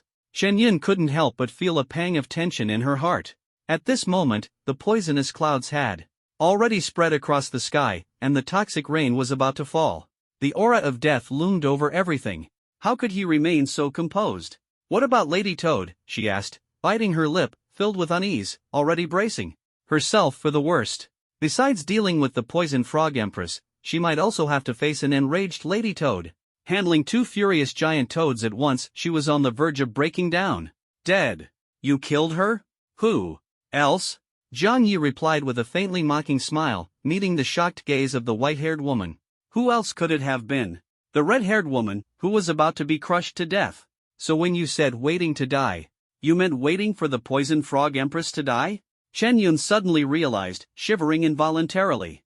Jiang Yi chuckled softly, nodding. What else would I be waiting for? He was waiting for the toxic rain to fall and for the toad to meet its end. Jiang Yi's lips curved slightly, his smile tinged with mockery. He was waiting for the toad beneath him to expel all the venom from its poison sac. Did the white-haired woman in his arms really think he was just daydreaming? You're waiting for the poison frog empress to die? You have a way to defeat her? Chen Yun's mouth fell open in shock, her eyes wide as saucers, utterly incredulous. No one understood the terror of the poison frog empress better than she did. She had already fought the purple toad beneath her twice, and both encounters had ended disastrously. Even with all their might, the first squad had suffered heavy casualties and had only barely managed to force the poison frog empress to retreat. She herself had nearly been slapped into doubting her own existence. Yet the toad beneath her feet was still alive and kicking, completely unscathed. Its monstrous constitution granted it endless vitality, its mountainous size brought terrifying strength, and the omnipresent poison made it an unstoppable disaster in the Mirage Sea Dragon Palace. Shen Yun racked her brain but couldn't think of a way to defeat this creature. Yet the scoundrel before her remained calm and unruffled, as if everything were under control, making her feel that things might not be so simple. Could it be he really had a way? Her eyes trembled slightly, her heartbeat quickened. Taking a deep breath, she suppressed her inner shock, biting her lip as she nervously awaited his answer. At this point, the usually proud and self-reliant Chen Yun had placed all her hopes on this scoundrel who only knew how to bully her. The thought alone was laughable. But the despair in her heart made her unable to stop mocking herself. She hadn't yet surpassed the moonlit sword immortal, hadn't yet become a legend of Linhai. How could she fall here? If this scoundrel before her truly had a way, he had to give her a definite answer. Are you deaf? Jiang Yi tugged at her earlobe impatiently and said, You mean there's really a way to defeat the poison frog empress? Shen Yun's pupils contracted violently as she took a deep breath, her cheeks flushed, but she still lowered her voice, afraid of alarming the giant creature beneath them and disrupting the plan. Her expression was like that of a nervous little cat caught stealing. Of course. Jiang Yi nodded impatiently, pinching her ear, wondering if she'd been slapped silly, frozen in place and unable to hear properly. Whoosh! Hearing Jiang Yi's affirmative response, Chen Yun's face turned red, her heart racing as she pressed her snow-white hand against her chest and let out a long sigh of relief. Finally, she'd found a savior who could turn the tide. As long as they could deal with the toad beneath them and resolve the life and death crisis, she'd willingly endure being bullied by this rogue for a lifetime. If she didn't risk her life, who would? How do you plan to take it down? Let me tell you first, the poison frog empress has thick skin and tough flesh, an astonishing vitality, and strength powerful enough to move mountains and fill seas. Plus, it can unleash a torrential poisonous rain at any moment. Facing it head-on is basically suicide. Chen Yun bit her lip, suppressing her inner excitement, and softly reminded him. She was afraid Jiang Yi would act recklessly and miss the best opportunity, ruining the plan. If that happened, she would never forgive herself for not speaking the truth. Just look up, and you'll understand, Jiang Yi said softly, a mysterious smile playing on his lips. The sky is filled with endless ghostly purple poison clouds? Wait, are you planning to poison the poison frog empress? Chen Yun froze, her brows furrowing as a layer of mist clouded her eyes. She spoke in disappointment, feeling foolish for believing this rogue who only knew how to bully her. The poison frog empress was immune to all poisons, a master of toxins. No matter how much poisonous rain fell, it would only grow stronger in battle. Of course not. Jiang Yi shook his head, outright denying it. This torrential poisonous rain could kill thousands, but for this toad, it wasn't even enough to quench its thirst. Using poison against poison? He wouldn't make such a foolish move. Then what exactly is your plan? Chen bit her lip, hope reigniting in her eyes as she asked softly. Her trembling hand pressed against her chest, her heartbeat quickening, sweat forming on her forehead as her tension grew stronger. She had no room for failure, she couldn't afford the consequences of defeat. If they didn't succeed, it meant death. What else? Wait for the poison frog to exhaust its venom, then I'll finish it off. With one strike. Jiang Yi's fingertips lightly brushed her soft neck as he smiled and revealed his plan. He was simply waiting for the moment the poison frog emptied its venom, then, along with his charming pet and his beautiful female teammate, they'd surround and kill it. Head on? Do you even have the strength for that? Chen Yun's face turned pale, unable to suppress her anger any longer. Her face flushed red as she anxiously questioned him. Battling a toad as massive as a mountain, he was bullying her and had clearly bullied his own brain into stupidity. Do I have the strength? Isn't that something you're well aware of? Jiang Yi calmly retorted. Indifferent. I don't want to know. Chen Yun's face turned even redder as she bit her lip, utterly embarrassed. At such a critical life and death moment, this rogue was still joking around. Isn't it true that you need to be strong to forge iron? Jiang Yi replied with a confident smile. There's no hope. What did I, Chen Yun, do to deserve this? Even at the brink of death, I'm still being bullied by you. The snow-haired girl's eyes reddened as she bit her lip and cried softly. From despair to hope, and then from hope back to despair, the massive emotional roller coaster had completely crushed her. Croak, just as she was about to give up, a deafening frog croak suddenly echoed from the sky, its sound waves scattering the surrounding poison clouds. This is bad. The poison frog empress has finished expelling its venom and is preparing to unleash a poisonous rain attack on the deep-sea dragon palace. Chen Yun's eyes reddened as she broke free from Jiang Yi's embrace, determined to stop it even if it cost her life. If you don't want to die, stay put. Jiang Yi held the despairing and collapsing girl tightly, his playful smile vanishing. As his expression turned serious, his eyes gleamed with icy silver light, brimming with killing intent. Chen Yun froze, suddenly finding the rogue before her unfamiliar and terrifying. The murderous intent even surpassed the poisonous aura emitted by the Toad Empress, forcing the toxic clouds in the sky to rapidly contract. He's not joking, is he? Does he really intend to kill the Toad Empress? Her snow-white chest heaved violently, and an absurd sense of trust inexplicably arose in her heart. Facing the 100-foot-long giant toad head-on with an 8-foot-tall figure, anyone would think it was a suicidal move. Yet, the snow-white eyes of that handsome man were filled with confidence, completely fearless. Who's there? The Toad Empress felt the suffocating murderous intent, her fury igniting as she roared sharply. Her dark purple toad eyes stared intently at the horizon, where a blood-red storm churned, the murderous aura as sharp as blades, suppressing the surrounding toxic clouds and rain. Who was this? Someone who could evade her perception and suppress her aura. The Toad Empress, her face thickly painted with makeup, widened her dark purple toad eyes, scanning her surroundings warily. Suddenly, a pitch-black figure slowly descended from above. He held a surprised silver-haired lady in his arms, his eyes shimmering with silver light. From the angel's embrace, he drew a pitch-black sword and, without hesitation, swung it down. Who are you? The Toad Empress spat out her dark purple toad tongue with astonishing force, like a 100-ton beast charging forward. Her eyes flickered with murderous intent. Under the shocked gaze of the silver-haired lady, Jiang Yi spoke coldly, the one who will kill you. Slash! The blade of judgment in Jiang Yi's hand gleamed darkly, yet it unleashed a sharp crimson sword light. In an instant, his sword edge struck the terrifying toad face, slicing open a hideous wound beneath its eyelid, blood gushing out. Did it work? Chen Yun's eyes sparkled with excitement as she exclaimed with a smile. Although the elite first squad of the infinite battle team she led had suffered heavy casualties, their attacks on the thick-skinned and tough Toad Empress had been nothing more than scratching an itch. Now, seeing her bleed with her own eyes, the anger in her heart was finally released, and Chen Yun felt an immense sense of satisfaction. So strong. She and the rogue beside her were incredibly powerful. Well done. Keep it up. We can definitely win. Chen Yun waved her small fists, shouting excitedly. Severely injured, the Toad Empress's face was covered in blood. Murderous intent surged, spreading from her croaking roar, as if the entire world had changed. Kill me? The Toad Empress's dark purple pupils twisted grotesquely. Her makeup-covered face contorted with madness and disdain. The one who can kill me hasn't been born yet. She roared furiously, spitting out her 100-meter-long toad tongue, her gaze fixed on the mosquito-like figure darting before her, charging forward like a 100-ton beast in a sudden attack. It's over. Chen Yun panicked, tears involuntarily streaming down her face and falling mid-air.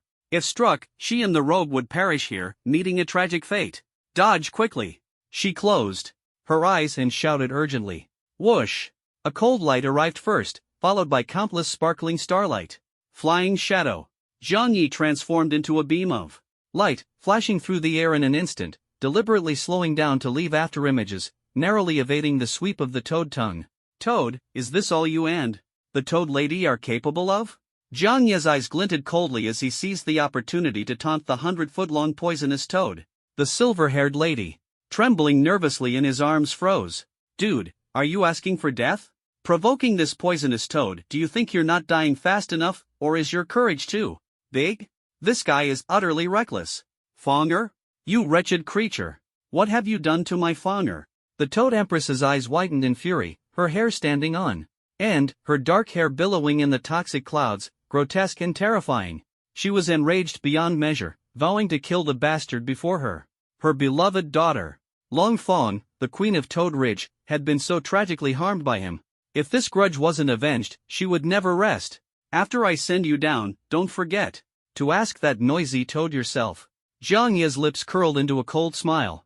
Courting death. Loneliness will definitely kill you. Flay your skin, light the sky lantern, and offer it as a sacrifice to the spirit of my deceased daughter.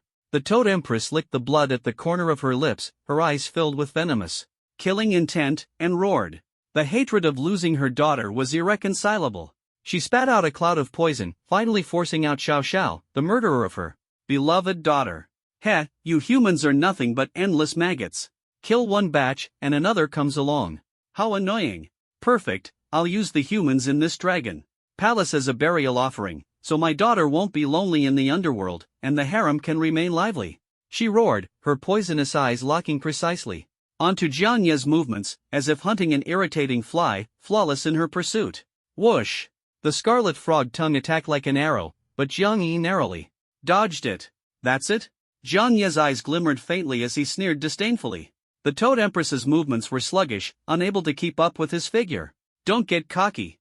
I will tear you two filthy lovers into pieces. The Toad Empress jumped up and down in fury, poisonous clouds scattering as a wild wind kicked up sand and dust. She fixated on the fleeting figure, furiously lashing out her long tongue, vowing to turn them into minced meat. Ugh, so thrilling. I almost died. Ah! Gurgle, too fast. I can't hold on much longer. Chen Yun was dizzy, biting her lip hard, almost fainting. No more excitement, no more excitement. Got it.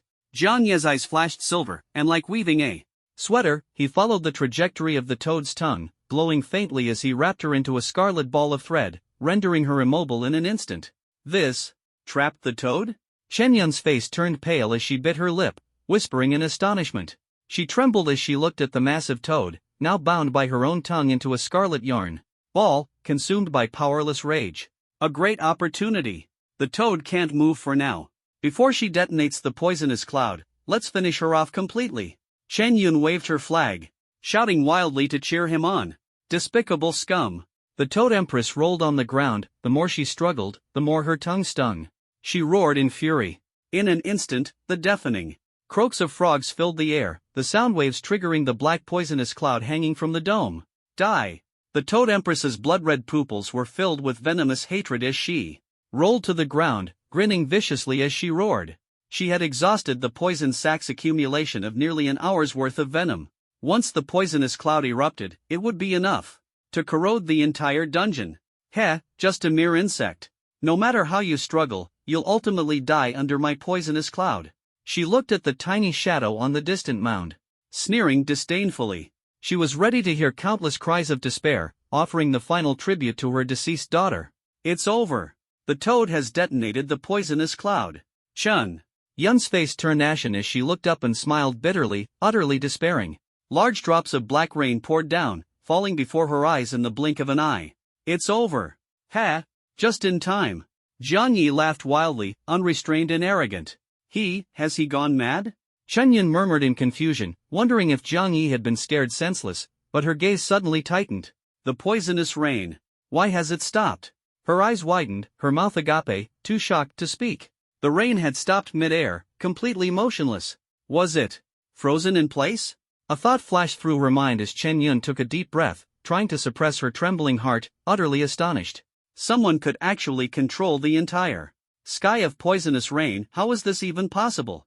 Impossible. The poisonous rain has severed its connection and is no longer under my control? The Toad Empress's eyes widened. In fury she stared at the vast poisonous rain suspended in midair, shouting in disbelief. She could hardly believe her eyes. How could such a miracle occur? Where in the world does rain stop midair without falling? You think you're worthy of controlling it? Jiang Yi sneered coldly, holding the trembling white-haired lady in his arms as he clenched his raised hand tightly. Devour. In an instant, the black dragon vortex gathered in the palm, stirring up a storm and drawing all the suspended poisonous rain into the hand with immense suction. Demon-slaying poison Jiao fist. A dark purple Jiao dragon, brimming with murderous intent, coiled endlessly around the fist and smashed downward with a ferocious punch. Roar! The dragon's roar shook the heavens as the dark purple poison Jiao bellowed furiously, its aura overwhelmingly fierce. Damn it! The poison frog empress panicked, attempting to drag her bound body away, only to find herself completely immobilized. The shadow locked her firmly to the ground, making escape impossible. You are doomed. The young women sneered coldly, emerging stealthily from their hidden outposts. At the same time, four sharp killing intents surged toward the terrified blood-red eyes of the poison frog empress. Exhaust the marsh. Awaken the thunder. Inferno. The silver dragon and poison Jiao moved in tandem, unleashing roaring waves and engaging in a fierce battle. The twin angels combined their swords, golden lightning flashing as they pursued swiftly. The saintess of Qingqiu flew with her sword, like a demon from hell, releasing scorching infernal flames. Ah! The poison frog empress's eyes widened in shock, unable to react before a scream escaped her lips, instantly consumed by the ferocious killing intent. Boom! A terrifying shockwave swept up. 100 feet of dust and sand, while dark yellow poisonous mist shrouded the sky. Ding! Successfully killed poison frog empress, gaining 1 million experience points. As the dust settled, Jiang Yi slowly descended, the mature woman in his arms staring wide-eyed and exclaiming, "The poison frog empress, she's dead?" Name, see Queen Poison Frog Empress. Level, 30 rank, Catastrophe Boss Description, a stunningly beautiful 100-foot giant frog who married the tall and mighty Jiao Dragon King, defying societal norms. Love made everything possible. Shortly after, the Poison Frog Empress became pregnant and gave birth to a daughter, whom she doted on immensely. Skills, Poison the World, Frog Snake Bind. Sky Surge, Attributes, Constitution 15,000, Strength 10,000, Agility 250, Spirit 5000. Evaluation, a terrifying frog with immense power anger her, and you might not even find your bones. Boom! The massive 100-foot poison frog was bitten down by the dark purple poison Jiao. The poisonous liquid it sprayed instantly corroded the surrounding area for miles. On Frog Ridge, scorching white smoke rose continuously, shrouding the area in mist. The imprisoned silver dragon princess unleashed a tidal wave that crashed down violently. The dragon's roar shook the heavens, torrential rain poured down, submerging the entire Frog Ridge. But it wasn't over yet. Suddenly, a bolt of lightning tore through the sky, like summer thunder. A golden and a pitch-black lightning streak rapidly crossed the battlefield, enveloping the rain curtain and forming a terrifying lightning dome, resembling an execution ground. Bang! The sand scorched by lightning emitted a blazing glow, ejecting a 100-meter-high stream of heat, carrying the resentment of the 7 deadly sins, all pouring onto the poison frog. Ah! A piercing scream echoed through the clouds, as dark purple waves surged in the sky. At the brink of life and death, the poison frog tried to escape but was tightly locked by shadows. The young women continued their interference and ambushes, leaving her despairing as she was overwhelmed by Jiang Yi and his deadly moves. Bang! Flash! Exploded, blood mist filled the air, refusing to dissipate. Jiang Yi held the trembling mature woman as he slowly landed. A clear notification sounded in his ears. Ding! See Queen Poison Frog Empress has been killed, awarding 1 million experience points. Ding! Level up! Level 35, Level 36. Ding! Epic equipment, the most poisonous woman's heart has dropped.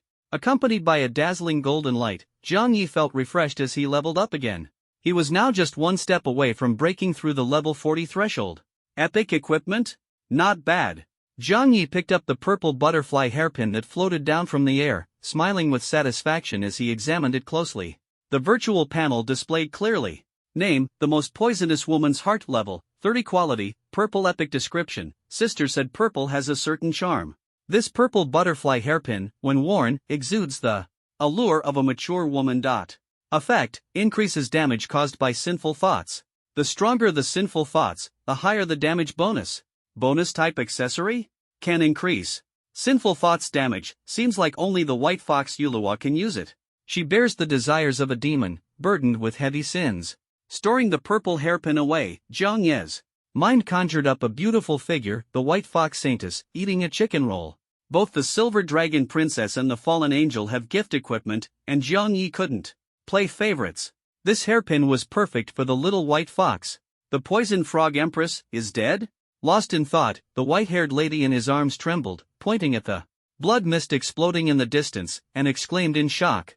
In her snow-white eyes, a deep, massive crack was reflected, completely destroying the entire frog ridge. From now on, this place should be called Frog Pit. The sky has cleared, the rain has stopped. With the crisis resolved, Zhang Yi felt the white-haired lady regain some strength and disdainfully let go of her. The silver dragon princess is far more charming. I won't join in your white dragon antics. The sky has cleared. We're saved. Chen Yun looked up at the post-disaster sky, savoring the joy of breathing freely, and excitedly hugged Zhang Yi, eager to share her happiness. Then, she was immediately surrounded by several cold gazes. You lustful lizard, get away from Xiao Yi. He'll bit the tip of her tail, jealously warning the sneaky white dragon. Another lustful lizard. As expected, all dragons are lecherous. Gabriel, dressed in a classic black and white maid outfit, stood quietly to the side, staring coldly.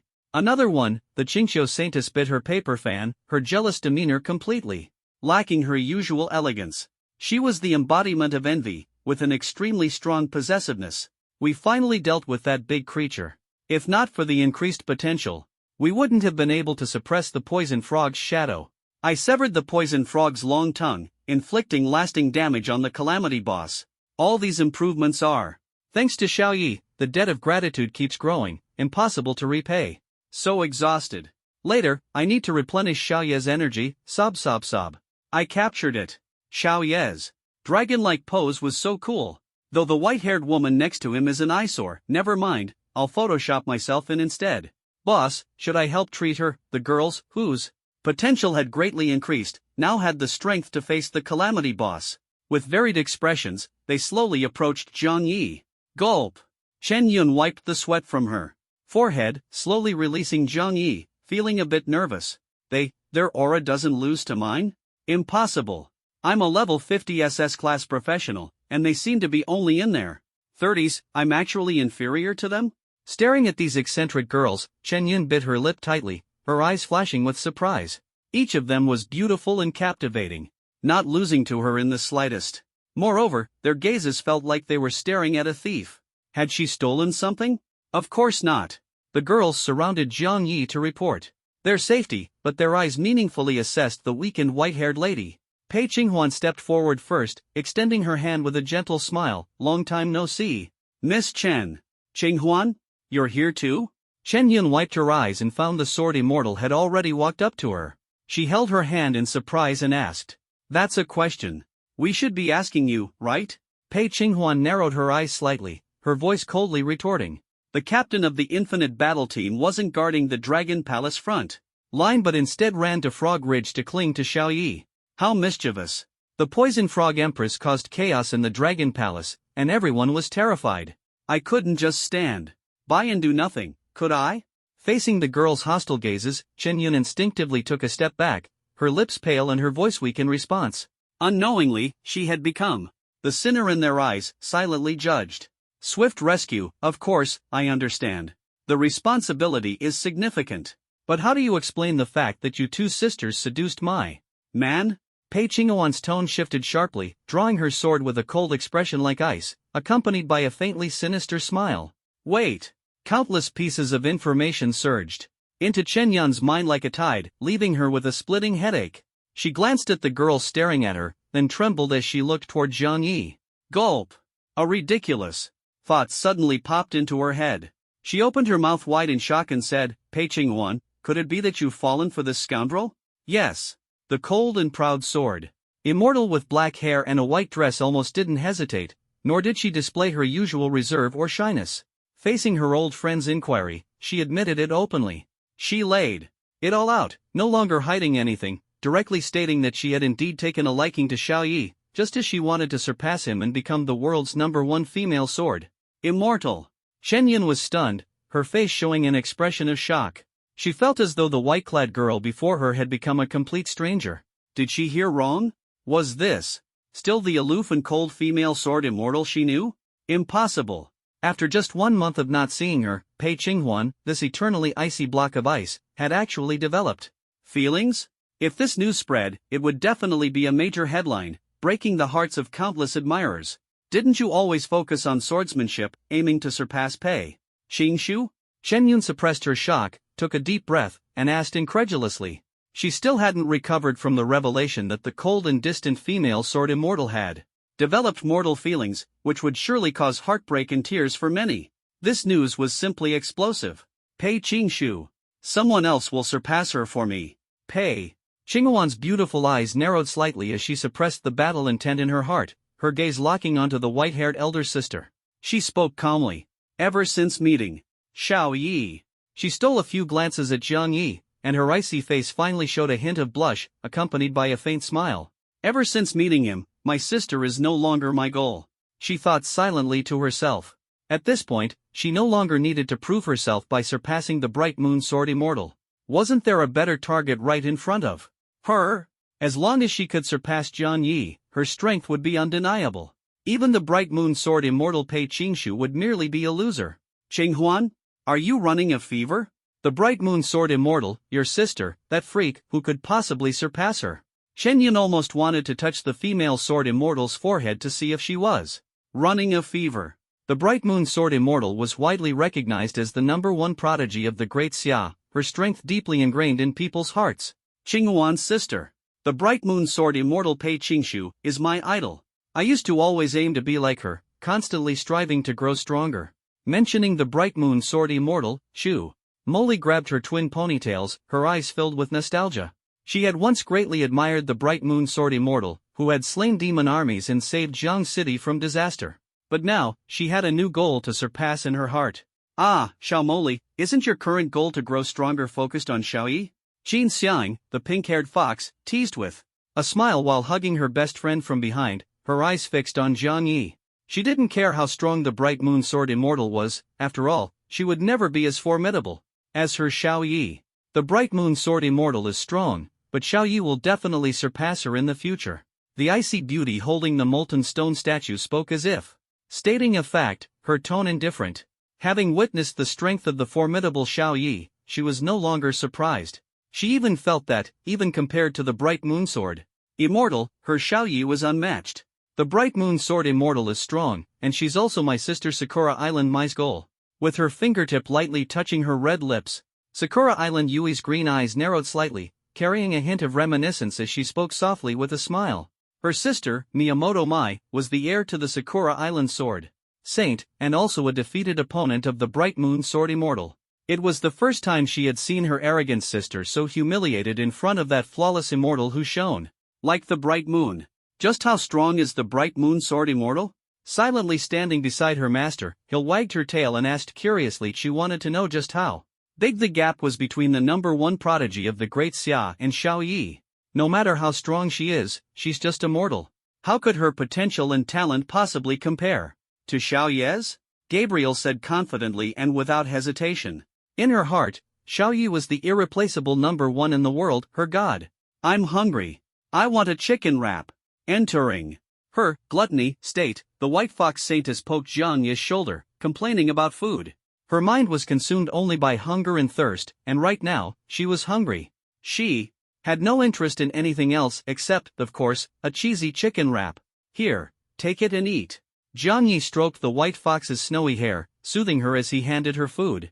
Then, looking at the still-shocked silver-haired lady beside him, he couldn't help but ask curiously, "Can you tell me about the bright moon sword immortal, Pei Qingshu? Just how strong was Pei Qingshu, the bright moon sword immortal, to be called the #1 prodigy of the great Xia? How big was the gap between her and Jiang Yi?"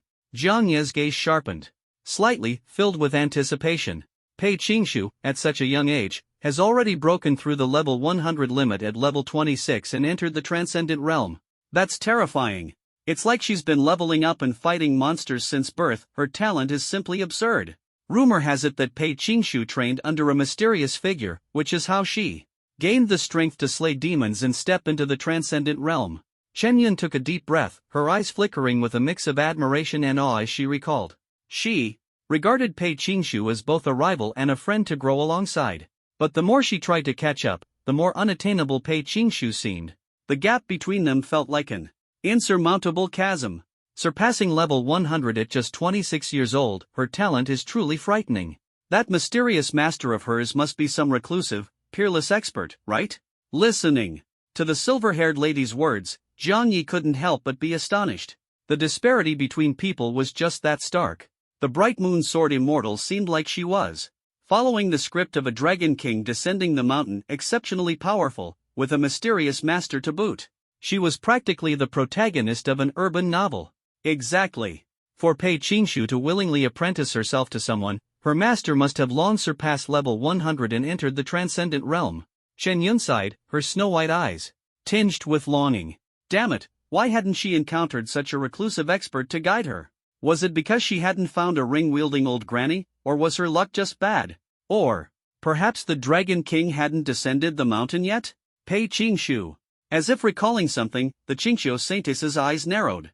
Fixing her gaze on her white silk-clad jade feet, she leaned close to Jiang Ye's ear, her lips pursed slightly as she softly reminded him, she's senior Jiang Chen's disciple, and also, the scholar's fiancé. Fiancé? Jiang Ye's expression changed drastically, his heart skipping a beat. Xiaoying, you must be joking, right? My father's disciple is actually Pei Qingshu? And she's also my fiancé? Jiang Yi gritted his teeth, quietly pulling the little fox aside and asking in a low voice. How could this possibly be a joke? Xiaoying, have you forgotten what I told you in the Mind Temple? Senior Jiang Chen specifically asked me to give you the Dragon Pearl to help you awaken and change your class. And while he was at it, he also wanted to help you. And Pei Qingshu. The Qingqiu Saintess's gaze turned slightly cold, and she reluctantly said, get married. What? Jiang Ye's face changed dramatically. He instinctively glanced at Pei Qinghuan's pale face, and his heart was suddenly filled with mixed emotions. If the elder sister is the fiancé, doesn't that make the younger sister the loser? His eyes flickered, and he suddenly thought the female sword immortal's hair had a strange greenish tint. But don't worry. This saintess doesn't have the kind of quirk where I'd willingly share. I won't easily let the scholar go. The Qingqiu Saintess waved her small fists, full of fighting spirit. She wasn't the type of weak woman who would hide under the bed, in the closet, or behind the curtains and watch things go wrong. But didn't you already agree to my father? Jiang Yi rubbed the white fox's silver hair, unable to resist asking softly. Agreeing doesn't mean I have to do it. The white fox snorted coldly, pursing her lips with an air of defiance, as if to say, you can't do anything about me. What a troublesome little fellow. Inequalities solved in seconds, ha. Jiang Yi smiled wryly inside. Unexpected, truly unexpected.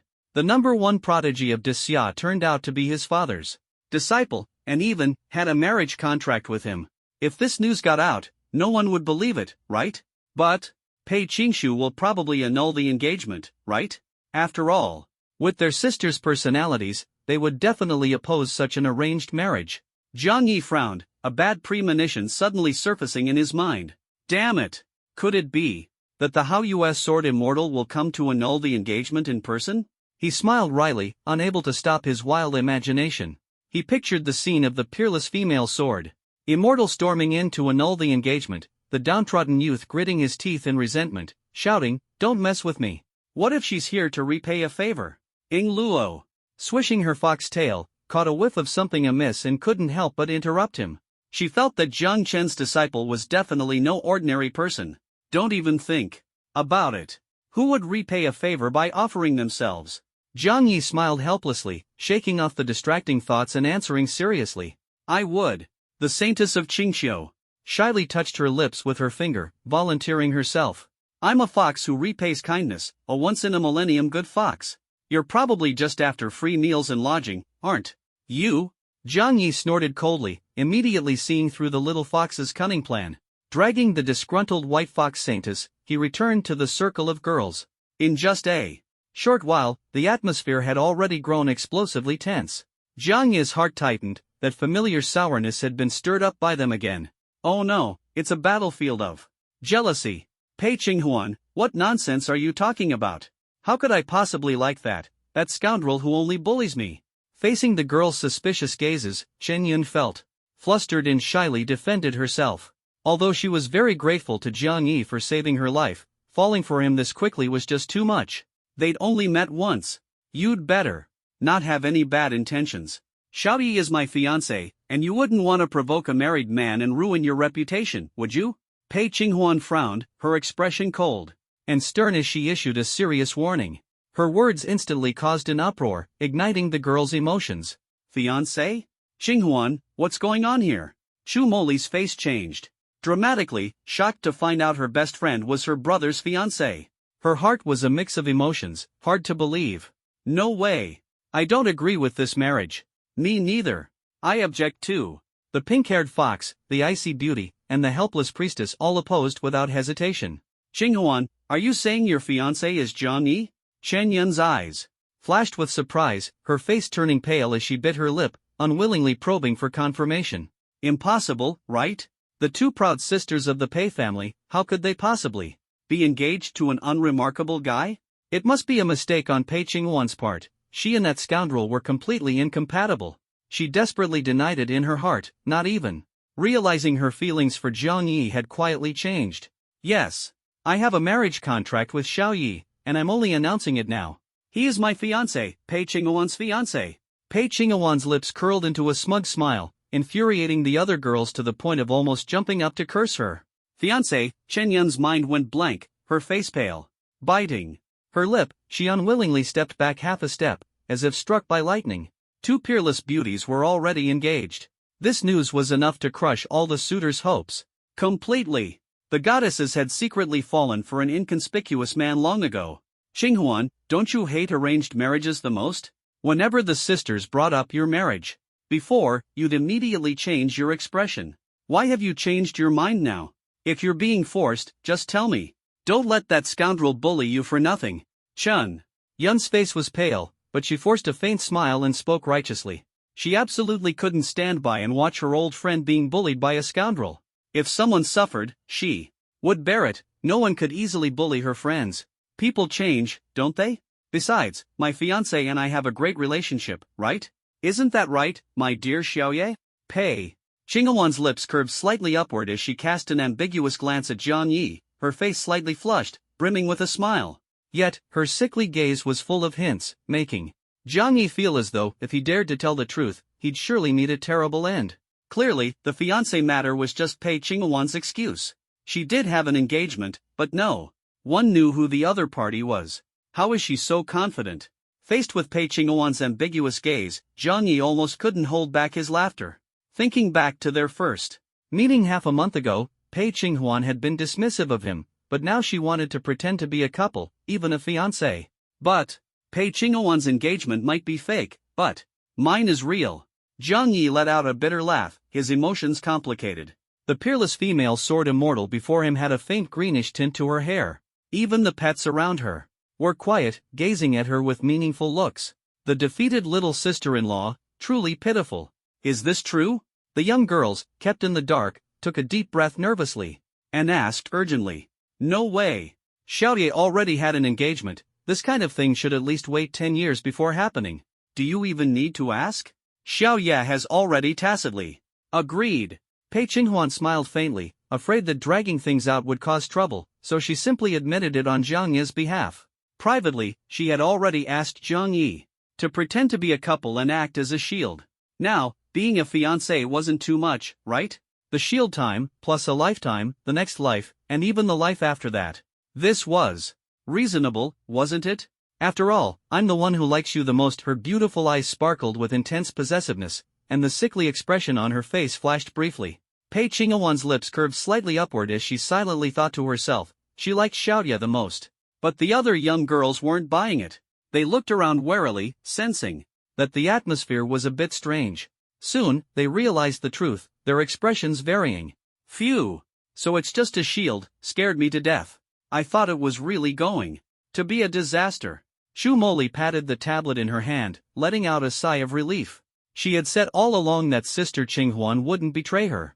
If it weren't for being annoyed by that Chen family wastrel, Qinji, she wouldn't have emphasized the engagement in front of his sister. Sister Qinghuan, honestly, why didn't you discuss this with us? So selfish. A shield? What's going on? Feels like she might actually be falling for him. Qin Xiang frowned, half believing, half doubting as she speculated. A shield? Why didn't I think of that? Song Shiyu's eyes lit up, a plan forming in her mind. Ah, got it. As long as she pretended to be a couple with Xiaoye and brought him home. Fake romance turning real. The more they acted, the more genuine it would become. By then, Xiaoye wouldn't be able to escape even if he wanted to. Of course, there was a risk of the plan being exposed, but how? Could there be rewards without taking risks? Boss isn't a shield. Protest. Sakurajima Yui, wearing black-framed glasses, was so angry that even the tear mole at the corner of her eye seemed to jump. The boss she admired couldn't possibly be someone else's shield. This was too much. A shield? No way. Pei Qinghuan was dumbfounded, not expecting her teammates to stab her in the back. Even if it was a shield, it shouldn't be revealed so easily. So it was a shield, huh? I thought Qinghuan, this cold girl, would never fall for anyone. Chun. Yun froze for a moment, a hint of surprise flashing in her eyes. Suppressing an inexplicable excitement, she smiled and asked. She grabbed Pei Qinghuan's hand, placing it on her chest, and solemnly promised, "Is it my idiot brother Chenji causing trouble again? Don't worry, there won't be a next time. When I get back, I'll definitely break his leg." She was well aware of her spoiled younger brother, who always caused trouble and frequently harassed Pei Qinghuan, leaving her utterly exasperated. If it weren't for the Chen family's reputation, she would have broken his third leg long ago. This time, during the coastal crisis, Chenji even went to bother Pei Qinghuan, which led to him provoking a local thug and getting severely injured with a single punch. He probably won't be able to get out of bed for months. Phew! At least this serves as a lesson for him. When I get back, I'll break his leg again. Make him reflect properly, and keep him confined so he won't stir up trouble anymore. After sorting out her thoughts, Chen Yun's expression relaxed, and she appeared at ease. The life and death crisis had passed, her stress had significantly reduced, and she couldn't help but feel cheerful enough to hum a tune. The thug nearby, without a marriage contract. He can't bully my best friend. Is that so? You're quite a ruthless sister, Pei Qinghuan snorted coldly, pursing her lips, unwilling to explain further. What could she say after being exposed like this by her teammate? I'm doing this for your own good, Chen Yun blinked and responded with concern. The two had different thoughts but understood each other well. Forget it. I'll talk to Xiaoye privately. First, pretend to be a couple to fool my parents, cancel my engagement, and then turn the act into reality. By then, I'll make sure you little girls witness something spectacular at the wedding. Xiaoye is definitely not just a shield. Taking a deep breath, Pei Qinghuan's face turned stern as she made up her mind. Even if the girls saw through her plan, it didn't matter, she could openly proceed with her strategy while secretly achieving her goals. After her secret was stolen, let's see if they still dare to laugh. Ahem. Now that the explanation is clear, shouldn't we get to the main topic? Zhang Yi cleared his throat, interrupting the girls' argument. After defeating the enraged poison frog queen, Hama Ridge had been cleared, and the path to the Dragon Palace was wide open. Now was the perfect opportunity for Chen Shang to pursue an attack. Yes, the main task is the most important. I have something crucial to tell you all, and I need your help. Chen Yun restrained her thoughts, her expression serious as she earnestly requested. She had exhausted all her resources, and the first squad had suffered heavy casualties. Before the next wave of supplies arrived, they absolutely couldn't withstand the frenzied attacks of the Jiao demons. She had no choice but to seek assistance, and the rogue in front of her was the best candidate, instantly defeating a supernatural calamity. Commanding a silver dragon, angel, and white fox, with fists like dragons, leveling Hama Ridge to the ground. An extraordinary talent with immense potential, even chosen as the supreme moonlight sword immortal. Only he can turn despair into hope for a comeback. Looking at Jiang Yi, Chen Yun felt conflicted. Although she was reluctant to admit it, in the face of desperation, she instinctively wanted to rely on him. Even though they'd only met once, even though he'd always bullied her, she didn't feel any dislike in her heart. Instead, she was willing to accept it. Was the pressure too much for her, causing her to mentally collapse a bit? Of C exchanging glances with the white-haired lady, both revealed satisfied smiles. Meanwhile, across the Dragon Palace of the Mirage Sea, the survivors of the calamity were astonished, and cheers erupted one after another. Holy crap! Who is that man? He actually held Captain Chen Yun, absorbed the poisonous clouds with a single punch, unleashed the poison Jiao Fist, and tore apart and devoured that massive poison frog empress? Is that the five-clawed silver dragon? It raised 100-foot-high waves, and even the poison frog empress couldn't withstand the surge and the silver dragon's attack instantly. Swallowed by the tide, the four-winged angel and the blood-winged succubus? Their combined swords flashed by, unleashing thunderous lightning. Holy crap!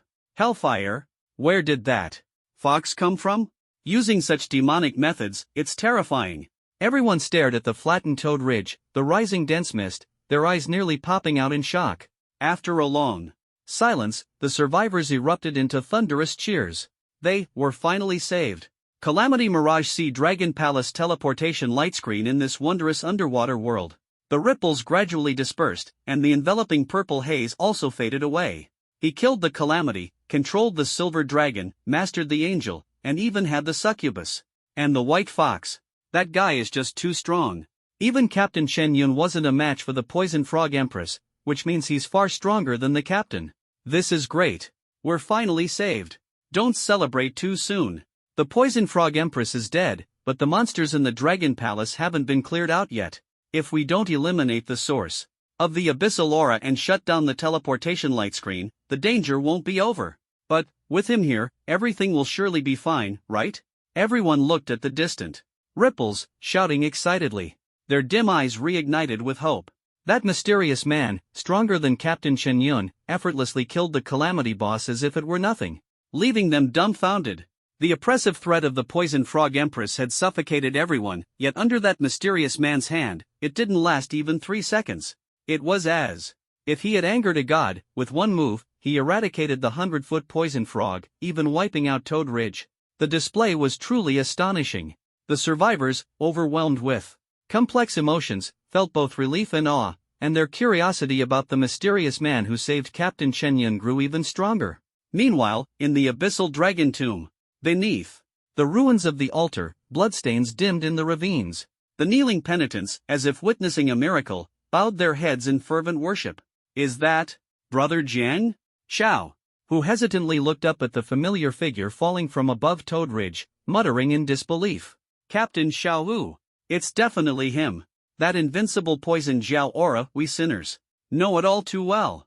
Listen to that dragon's roar, the ravine splitting open, completely erasing Toad Ridge. He's no longer guarding that place, and his strength can now easily defeat the calamity boss. Indeed, back then, he deliberately held back, otherwise, we'd have been wiped out long ago. Jiang Yi has saved us once again. This debt of gratitude can never be repaid. We're truly despicable, having misunderstood Jiang Yi. We deserve to die. Tears streamed down their faces as they cried in gratitude. Thinking of their previous misunderstandings, their hearts ached, and they repeatedly blamed the deceased Jibuatuan, finding solace only in this way. From now on, if anyone dared to speak ill of Jiang Yi, they would be the first to jump in and refute. The 100-foot poison frog that slapped Captain Chen Yun down with one strike was blown apart by Brother Jiang with a single punch. I used to think Captain Chen Yun was the strongest in the world, but after seeing Brother Jiang, I realized how insignificant we are, like ants. Truly eye-opening. Xiao Hu gazed at the sky, his face a mix of shock and admiration. Controlling the silver dragon, mastering the angel, and punching out the calamity boss, he was truly a great hero. Jiang Yi, saved Captain Chen Yun and even counter-killed the 100-foot poison frog? Am I dreaming? Lu Ruyan had just woken up from unconsciousness and happened to witness the scene. She rubbed her swollen eyes, her face filled with shock and disbelief. Then, regret overwhelmed her. After breaking up with me, he actually surpassed Chen Yun and can even kill disaster level bosses at will. I was blind, missing out on such a precious boyfriend. She wished she could gouge out her eyes, sitting on the ground in despair, clutching her head and crying bitterly. She was so foolish, too foolish. In her youth, she failed to see Jiang Yi's worth and instead treated Ji Budwan as a treasure. All because of a mere agreement, focusing only on immediate benefits. She decisively broke up. As a result, she missed out on opportunities worth billions. Lu Ruyan regretted it to death. Houses, cars, resources, she could have had them all, as long as she stayed with Jiang Yi. If I hadn't broken up with Xiao Yi. Lu Ruyan's tear-filled eyes blurred as she bit her lip, murmuring to herself, I would still be his girlfriend now. I would be the envy of everyone, even Chen Yun would pale in comparison to me. My future life would be incredibly exciting. She bit her lip tightly. The more she thought about it, the more unbearable it became, bitterness spreading in her heart. I actually lost him. Lu Ruyan's body trembled, tears streaming down uncontrollably. Her face etched with the pain of regret. Now Ji Budwan was dead in disgrace, while her ex-boyfriend had become a great hero. She herself was burdened with over 2 million in loans, completely unable to repay them. Kicked out of the Wuji battle team, her punishment for leveling up was still ongoing. From being the focus of everyone's envy to a destitute debtor, it all came down to one wrong decision. All because she chose to break up. Ah, Lu Ruyan, what were you even thinking? Lying on the ground, she wept bitterly, murmuring in anguish. It was too late to regret breaking up with her ex-boyfriend now. Ruins of Toad Ridge, in front of the sentry post. Water. On the seaweed-covered ground, the unconscious, mature woman weakly called out, You're awake? I'll go find Xiao Yi. The blonde-haired girl's eyes flashed with a hint of joy. After handing a cup of water to the red-haired mature woman, she hurried off to find Jiang Yi. Beside the camp, Jiang Yi and the girls were lying on mats, taking a brief rest. After working non-stop for several days, they weren't machines, they were somewhat fatigued. With the red-haired mature woman waking up, it was the perfect time to take a break. Xiao Yi, Chen Huang has finally woken up. Nicole quietly approached Jiang Yi, squatted down, and whispered in his ear. During the previous battle, she hadn't participated, focusing instead on caring for the unconscious injured. She's finally awake. Time to collect some interest. Jiang Yi opened his eyes, the corners of his mouth lifting slightly in a smug smile. He had put in a lot of effort to care for the injured Chen Huang. He couldn't let it go unrewarded, otherwise, it would be a huge loss. I can help her repay it. Nicole tugged at her twin ponytails, her face slightly flushed, softly suggesting women should help each other, supporting one another. Chen Huang was still injured and her body couldn't handle the strain. This hardship let her, the little twin-tailed troublemaker, bear it instead. What are you meddling for? Aren't you afraid of getting beaten up by them? Jiang Yi smiled faintly, coldly reminding her. The blonde-haired girl was both weak and playful, with a particularly timid nature, yet she always sought trouble by provoking others. If she dared touch the girl's cake, wasn't she afraid her twin ponytails would get cut off? I understand. Nicole lowered her head, biting her lip, filled with bitterness and disappointment. So annoying. These days, everyone had a chance to rise. Don't underestimate these seemingly weak little Lolas. My sister, is she awake? Chen Yun heard the commotion, stood up from the mat nearby, glanced at Jiang Yi, then shyly turned her head away, softly asking. Earlier, after briefly discussing tactical coordination with Jiang Yi, she couldn't help but take a nap. Who would have thought that as soon as she closed her eyes, her mind would be filled with the image of that rascal? A short nap felt like an eternity, and in her dream, she actually developed feelings for that rascal. Ugh, how utterly disgraceful. Let's go check on her, then get ready to leave. Jiang Yi nodded and quietly led the shy and uneasy white-haired lady to the corner of the camp. The girls around were still resting, and his footsteps were so light they were almost silent. Chen Yun cautiously followed behind, hiding in Jiang Yi's shadow. It seems, there's no real harm in it. She recalled the version of herself in her dream, shamelessly acting spoiled just to hold Jiang Yi's hand. Her cheeks flushed uncontrollably, her head lowered as she fiddled with the hem of her skirt, her heartbeat quickening. It seemed she was truly sick, and not lightly so, because she had started to fall for the rogue who always bullied her. In the corner, the red-haired sister was still unconscious. Her brows were furrowed, her face pale, as if she were suffering from a nightmare. Is she okay? Jiang Yi squatted down, holding the red-haired sister's icy hand, and asked with concern. She had fought desperately against Madame Toad and was seriously injured. Jiang Yi, you heartless guy, you still remember to come see me? Suddenly, Chen Huang seemed to come back to life, a smile tugging at her lips, her blood-red eyes filled with grievance and dependence. She threw herself directly into Jiang Yi's arms, speaking with a hint of resentment. She had almost thought she'd never see this unfaithful man again. Get up first. The red-haired sister in his arms made Jiang Yi feel a chill down his spine. He frowned and said helplessly, I won't. Chen Huang huffed, biting Jiang Yi's shoulder in dissatisfaction. I thought I was about to die and would never see you again. She clung to him, tears welling up in her eyes, trembling as her snow-white skin evoked pity. If it weren't for you saving me, I would have been crushed into pulp by Madame Toad. So, I'm yours now. Chen Huang looked up with reddened eyes and whispered. Sharing life and death, she had truly come to realize how handsome this towering man was. In an instant, Jiang Yi's expression changed, his heart tightening sharply. Nicole, the little ghost girl, clutched her twin ponytails, staring in shock. The gentle Chen Yun turned pale, as if struck by lightning. Chen Huang, I sent you to deal with Madame Toad, not to flirt. Before Jiang Yi could speak, the white-haired sister behind him couldn't hold back anymore. Like an enraged tigress, her usually gentle demeanor suddenly turned assertive. With a cold expression, she grabbed her troublesome younger sister's ear as if squeezing a persimmon, forcibly pulling her out of Jiang Yi's arms. Sis? Chen Huang cried out in pain, ready to curse, but upon seeing her sister's furious expression, her face turned pale, and she guiltily exclaimed, What are you doing here? Oh no, this was way too embarrassing. Confessing to the person she liked in front of her twin sister, how mortifying. Why shouldn't I be here? The real question is, why are you acting love-struck and clinging to Jiang Yi? Chen Yun's face was cold as she assumed the role of the elder sister, reprimanding her scheming younger sibling. He saved me, and I just like him. Chen Huang endured the pain, lowering her head, not daring to meet her sister's fierce gaze. Her face was as red as a ripe apple, and she softly admitted her feelings. It was rare for her to be moved, so why was her sister angry again? Could it be that she didn't like Xiao Yi and was afraid she'd be bullied? Thinking this, she secretly resolved to make her sister believe in him no matter what. Her Xiao Yi wasn't just any rogue, he was a strong man with limitless potential. What do you like about him? Chen Yun bit her lip, her face pale, her voice trembling. I like that he's handsome. Chen Huang answered honestly, her head lowered, not daring to look up. Forgive her for being too realistic and practical. And what else? What's so good about this rogue? Chen Yun felt a wave of awkwardness, frowning as she coldly tried to dissuade her. He was tall and skinny, what was so good about that? Was it because it made hanging clothes easier? Sis, you can't talk about him like that. Chen Huang's face turned cold as she frowned in warning.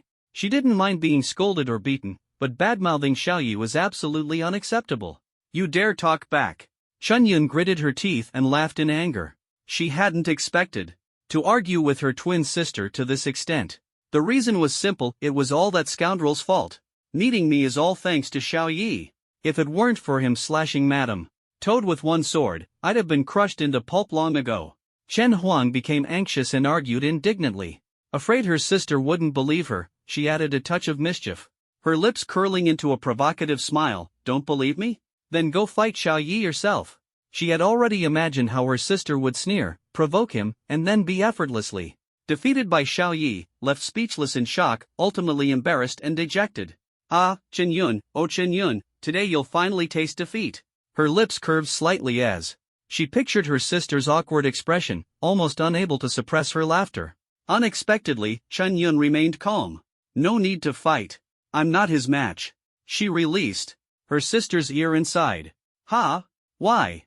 Chen Huang's face was full of confusion. Because I'm just like you, a love-struck fool. And I owe him my life too. Chen Yun rubbed her sister's red hair, smiling bitterly, her emotions indescribably complex. At this point, how should she interact with her sister? Sister, you too. Chen Huang suddenly realized, pointing at Chen Yun, her expression changing. Yes, I'm the same. Chen Yun lowered her head, her face darkened, fists clenched, then loosened weakly, speaking softly. Is that so? Chen Huang's expression was complicated. She took a deep breath and instead held her sister's hand, showing concern. Are you okay? What happened while I was unconscious?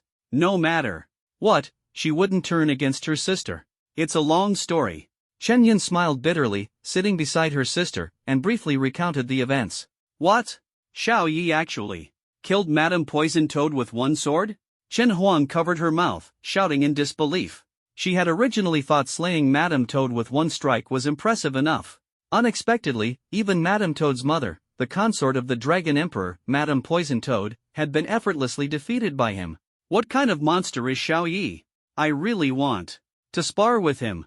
Chen Huang swallowed hard, sneaking a glance at Zhang Yi beside her, her eyes full of determination. She also wanted Zhang Yi to teach her how to become stronger. With guidance and effort, she could continuously improve through practice and challenges. Suppressing the thoughts in her heart, Chen Huang's face flushed slightly. She took a deep breath and couldn't help but sincerely admire him. I didn't expect that while I was asleep, you saved my life again. A life-saving grace is impossible to repay. This little lady can only offer herself in marriage. Before she could finish, Zhang Yi reached out and covered her lips. I'd prefer you to be my assistant, he said with a hint of dissatisfaction, humorously teasing her. This red-haired vixen had improper thoughts. If he didn't put her in her place, she'd never learn restraint. You really don't understand romance. Chen Huang bit her lip, pouting in grievance. She wasn't against playing along with the role. Looks like you're fine now. Seeing her troublesome sister still scheming to win over Xiao Yi, Chen Yun felt a pang of frustration but also relief. At least this silly girl with a head full of mischief was physically okay. As long as she was alive, without him, the two sisters would have been dead long ago. This life was owed to him, and this body, who knows if it could ever repay his kindness. Don't worry, my injuries have almost healed, Chen Huang said. Seriously, without joking or pretending. In that case, let's set out immediately, Zhang Yi said, frowning and nodding. Madame Poison Toad is dead, the Zhao Demon clan won't let this go. They'll definitely retaliate madly. We must strike first and go straight in. Chen Yun's expression turned serious as she agreed. She had fought the Zhao demons many times before. These scoundrels held grudges and would never let things slide. Instead of waiting for their revenge, it was better to take the initiative, everyone agreed, and Zhang Yi, without hesitation, woke the resting young girl, ready to set out. The 6 sons of the Zhao Dragon Emperor guard the Dragon Palace, perfect for wiping them out in one go. Once we deal with these scum, only that traitor, the Zhao Dragon Emperor, that old beast, will remain. Zhang Ye's gaze turned icy, suppressing the killing intent within his heart.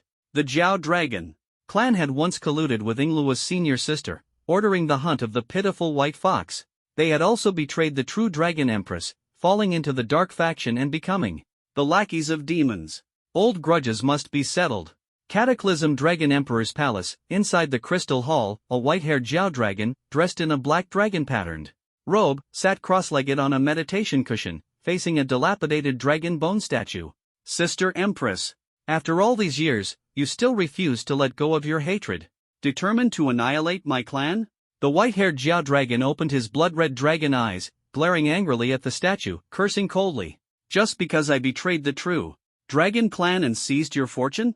Sister Empress, oh Sister Empress, you truly have a narrow mind. Women are so hard to please. The white-haired Zhao dragon sneered, muttering to himself. Crack! A sudden loud noise erupted, shattering the crystal within the palace. That's the scent of my beloved consort's blood? Wait, why have the life candles of Zhaoer, Yenner, and Fanger all gone out? The white-haired Zhao dragon was dumbfounded, staring fixedly at the extinguished life candles on the altar, his heart wrenching in pain. The extinguishing of the flames meant his flesh and blood had perished? Sister Empress, is this the work of the savior you prophesied? They were your nephews too, yet as their aunt, you cruelly cursed them. Truly despicable and shameless. Sister Empress, you're no different from me. The Zhao Dragon Emperor spat a mouthful of old blood in fury, cursing angrily. Before her death, the true Dragon Empress had prophesied, years later, the traitor who betrayed the true Dragon clan would see his entire family perish, leaving no corpses behind. Now, it seemed retribution had arrived. But the white-haired Zhao dragon refused to believe in fate. My destiny is mine to control, not the heavens. I don't believe in any prophecy. Enough, there's plenty of blood outside. Let the dragon sons and grandsons feast to their heart's content. If the culprit can't be found, then kill them all as a sacrifice. The white-haired Zhao dragon shed bloody tears, blood dripping from the corners of his mouth, laughing maniacally. He was the traitor who had betrayed the true dragon clan, and defected to the abyss thousands of years ago. Once the second prince of the Shanghai Dragon Palace, the half-brother of the true Dragon Empress Ao Shuang, AOMO. After usurping the throne, he became the current ruler of the Dragon Palace, the Jiao Dragon Emperor. At his command, the Jiao demon guards of the Dragon Palace erupted into action. Dragon Emperors. Decree. Bloodbath Dragon City, eradicate humanity. Kill. Kill. Kill. Leave no despicable humans alive. Ha ha ha. After starving for so long, we can finally feast to our hearts. Content. The black-armored Jiao demons, their eyes blood-red and filled with vengeful fury, raised their arms and shouted. They swore to annihilate the invading humans and avenge the Crown Prince. In an instant, 1,000,000 black-armored dragon guards mobilized. A vast, oppressive army surged forward like a swarm of insects in the starry sky, sweeping in from all directions. The various regions of the dungeon were instantly shrouded in a thick killing intent. Whoa! The Jiao demon army? They're mobilizing their entire force? This overwhelming mass must be a 1,000,000-strong army. We're doomed. We're still injured and outnumbered. If surrounded, there's no way out but death. Damn it! Just escaped the wolf's den, only to fall into the tiger's lair. Who can save us now? After the death of the poison frog empress, the group had barely begun to celebrate when they were terrified by the overwhelming presence of the Jiao demons. Most of them were severely injured and had faced the Jiao demons multiple times with poor outcomes. Even at their peak, they couldn't prevail, and now, isolated and surrounded by 1,000,000 Jiao demons, they could only despair and await death. Everyone, don't panic. Captain Chen Yun and that mysterious figure will surely turn the tide. Lu Yu took a deep breath, calming the panicked crowd. Her forehead was drenched in sweat, her heart tense and fearful, yet she stood up, suppressing her terror, and reassured everyone. In her moment of despair, a figure appeared in her mind. It was Jiang Yi, enjoying the lap pillows of the young girls at the outpost, who had saved Captain Chen Yun and effortlessly slain the poison frog empress. Now the flood demons are wreaking havoc, the crisis is imminent, and perhaps only he can turn the tide. Everyone's last hope naturally rested on Jiang Yi. If it were him, there would surely be no problem, right? After all, only he could do it. He could slay the poison frog empress and even effortlessly annihilate natural disasters. With such immense power, he could undoubtedly reverse the situation and resolve the current crisis. Not only Lu Yu, but even the panicked crowd gradually calmed down upon hearing the words, mysterious man. In their despairing eyes, the hope to survive reignited. As long as he was there, facing mere millions of flood demons, what was there to fear? That's right. As long as that mysterious man takes action, what are millions of flood demons? Victory is on our side. Wonderful, that great man has arrived, we finally have hope. But the flood demons are swarming in groups. No matter how powerful the mysterious man is, he can't possibly protect every one of us, can he? Stop overthinking. When the sky falls, someone will hold it up. The flood demons may be strong, but my sword isn't just for show. Millions of flood demons surged like a tide, densely packed. Their ferocious killing intent was enough to make one's scalp tingle with just a glance. The crowd's expressions were grave as they prayed for the mysterious man to turn the tide. At this moment, they could only fight to survive. Meanwhile, the entire flood demon army was mobilized, with the main force rushing toward the ruins of Toad Ridge under the orders of the Flood Dragon Emperor, vowing to annihilate all enemies. At the front of the formation, a man riding a black-armored seahorse wore a black python robe, appearing thin and frail. He was none other than Long Weizhen, the fifth son of the Flood Dragon Emperor, a serpent python with flood dragon bloodline. He glanced at the cold and stunning white-haired beauty beside him and sneered sinisterly, "Sixth sister, those humans are nothing more than ants to be casually crushed. What's there to care about?" He picked up the crimson wine gourd at his waist, took a small sip, his face pale yet tinged with drunkenness, exuding a peculiar allure. Seventh sister, eighth brother, the crown prince, even the noble consort empress all died at the hands of that scoundrel. Blood debts must be repaid, how could we not avenge them? The cold beauty with white hair wore silver-white armor, resembling an invincible female general with an imposing aura. She was the sixth child of the Flood Dragon Emperor, Long Ba. At this moment, her face was icy, her eyes filled with disdain and loathing, and she said coldly, "Humph, spare me the pleasantries. It's just the two of us siblings here, there's no need to pretend to be reserved. Don't you always want to see those beasts dead? Mothers fall from favor, doesn't it have something to do with that stinking toad?" Long Weizhen sipped his wine, his drunken eyes hazy as he chuckled. The white-haired serpent beauty Long Ba's eyes flashed with a trace of pain, biting her lip without speaking. Her incomparably beautiful mother had been outshone by that warty, ugly toad. Mother fell from favor, was neglected by father, and sent to the cold palace. Yet that toad wouldn't stop there. She even used father's name to bestow poison wine, killing mother. Cough cough, this wine isn't strong enough. Not strong enough. Long Weijun coughed incessantly, his face pale, his drunkenness deepening. Long Ba remained silent, gripping her sword tightly, her serpent eyes flashing with a fierce light, her killing intent growing stronger. Brother, shut up. Mother's death, how could I not know? How could I not feel pain? How could I not hate? But those two toads, no matter how wrong they were, died at the hands of that scoundrel. I've always wanted to tear them apart alive, fry, boil, and stew them, leaving them barely alive, just to torment them. But that scoundrel struck first. If I don't kill him, I won't feel at ease. She gritted her teeth, wishing she could first eliminate the one blocking her path to revenge. You're repaying kindness with enmity. How are you any different from those beasts? Asterisk cough cough, asterisk Long Weijun coughed, the sickly flush of drunkenness on his face carrying a strangely appealing charm. If he were in the heavenly kingdom, he would surely be on the list of renowned figures. Repaying kindness with enmity. The white-haired serpent beauty Long Ba murmured softly, her blood-red eyes briefly flashing with clarity before being swallowed by killing intent again. So what? Who made me bear the blood of beasts? Who made my fate beyond my control? She gritted her teeth, her emotions agitated, beginning to walk toward the darkness. Her mother was the only light in her heart, but that light had been caged by a group of beasts, and her? She could do nothing, like a puppet being controlled, even her anger had to be hidden. Cough. Sister, do you want revenge? Do you want freedom? Are you willing to hide in the depths of the sea, never seeing sunlight, surrounded by a bunch of beasts making noise? Long Weijun took a swig of strong liquor, coughed violently, and then smiled with a hint of temptation. We're nothing but puppets on strings, what can we do? Long Ba smiled bitterly, her beautiful face full of helplessness and despair.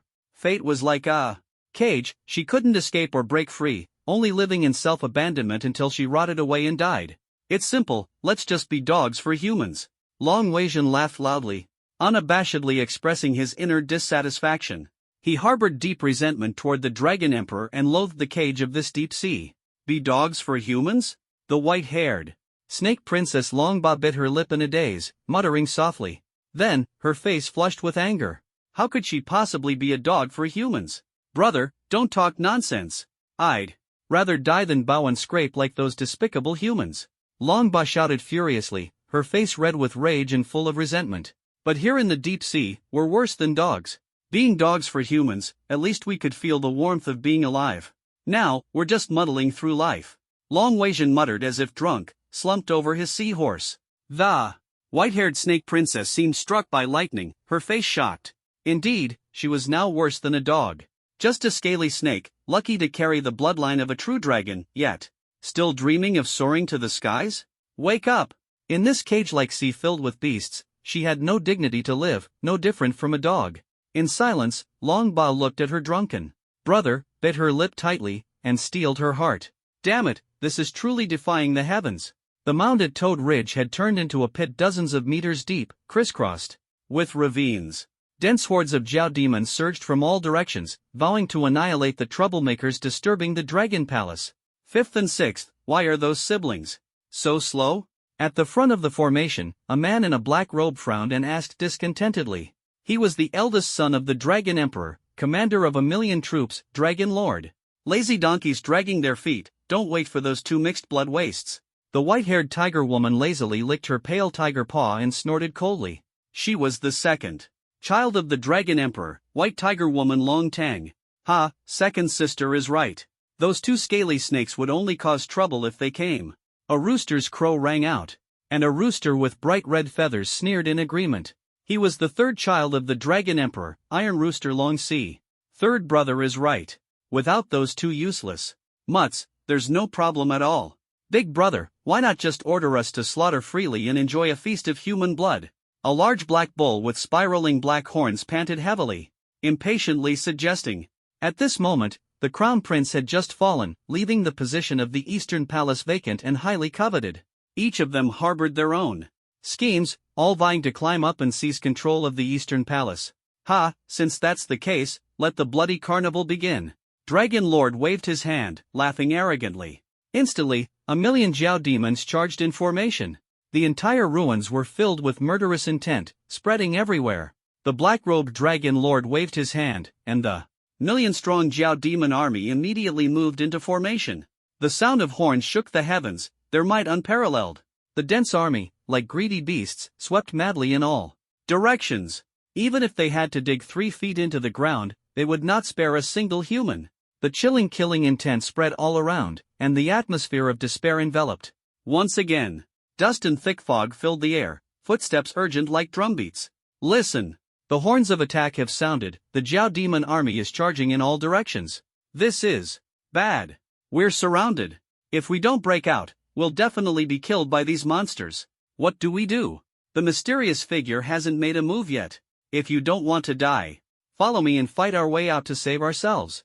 Seeing the Jiao demon army swarming like locusts, everyone's faces changed, gritting their teeth as they organized their lines and fought back desperately.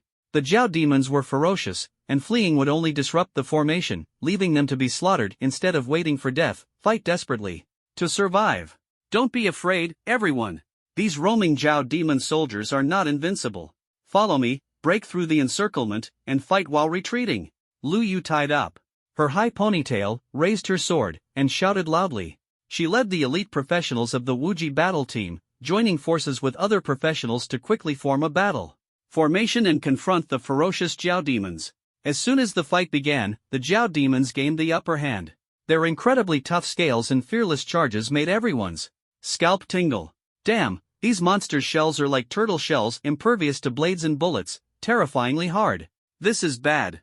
They're not afraid of death, showing no fear at all, like robots. It's too scary. Ugh, we can't hold on. Priests, step it up. Quickly cast healing spells, or we won't make it. All over the dungeon, flames of war raged. The armored Jiao demons were fearless, driving everyone to despair as they struggled to hold on. Failure and capture were only a matter of time.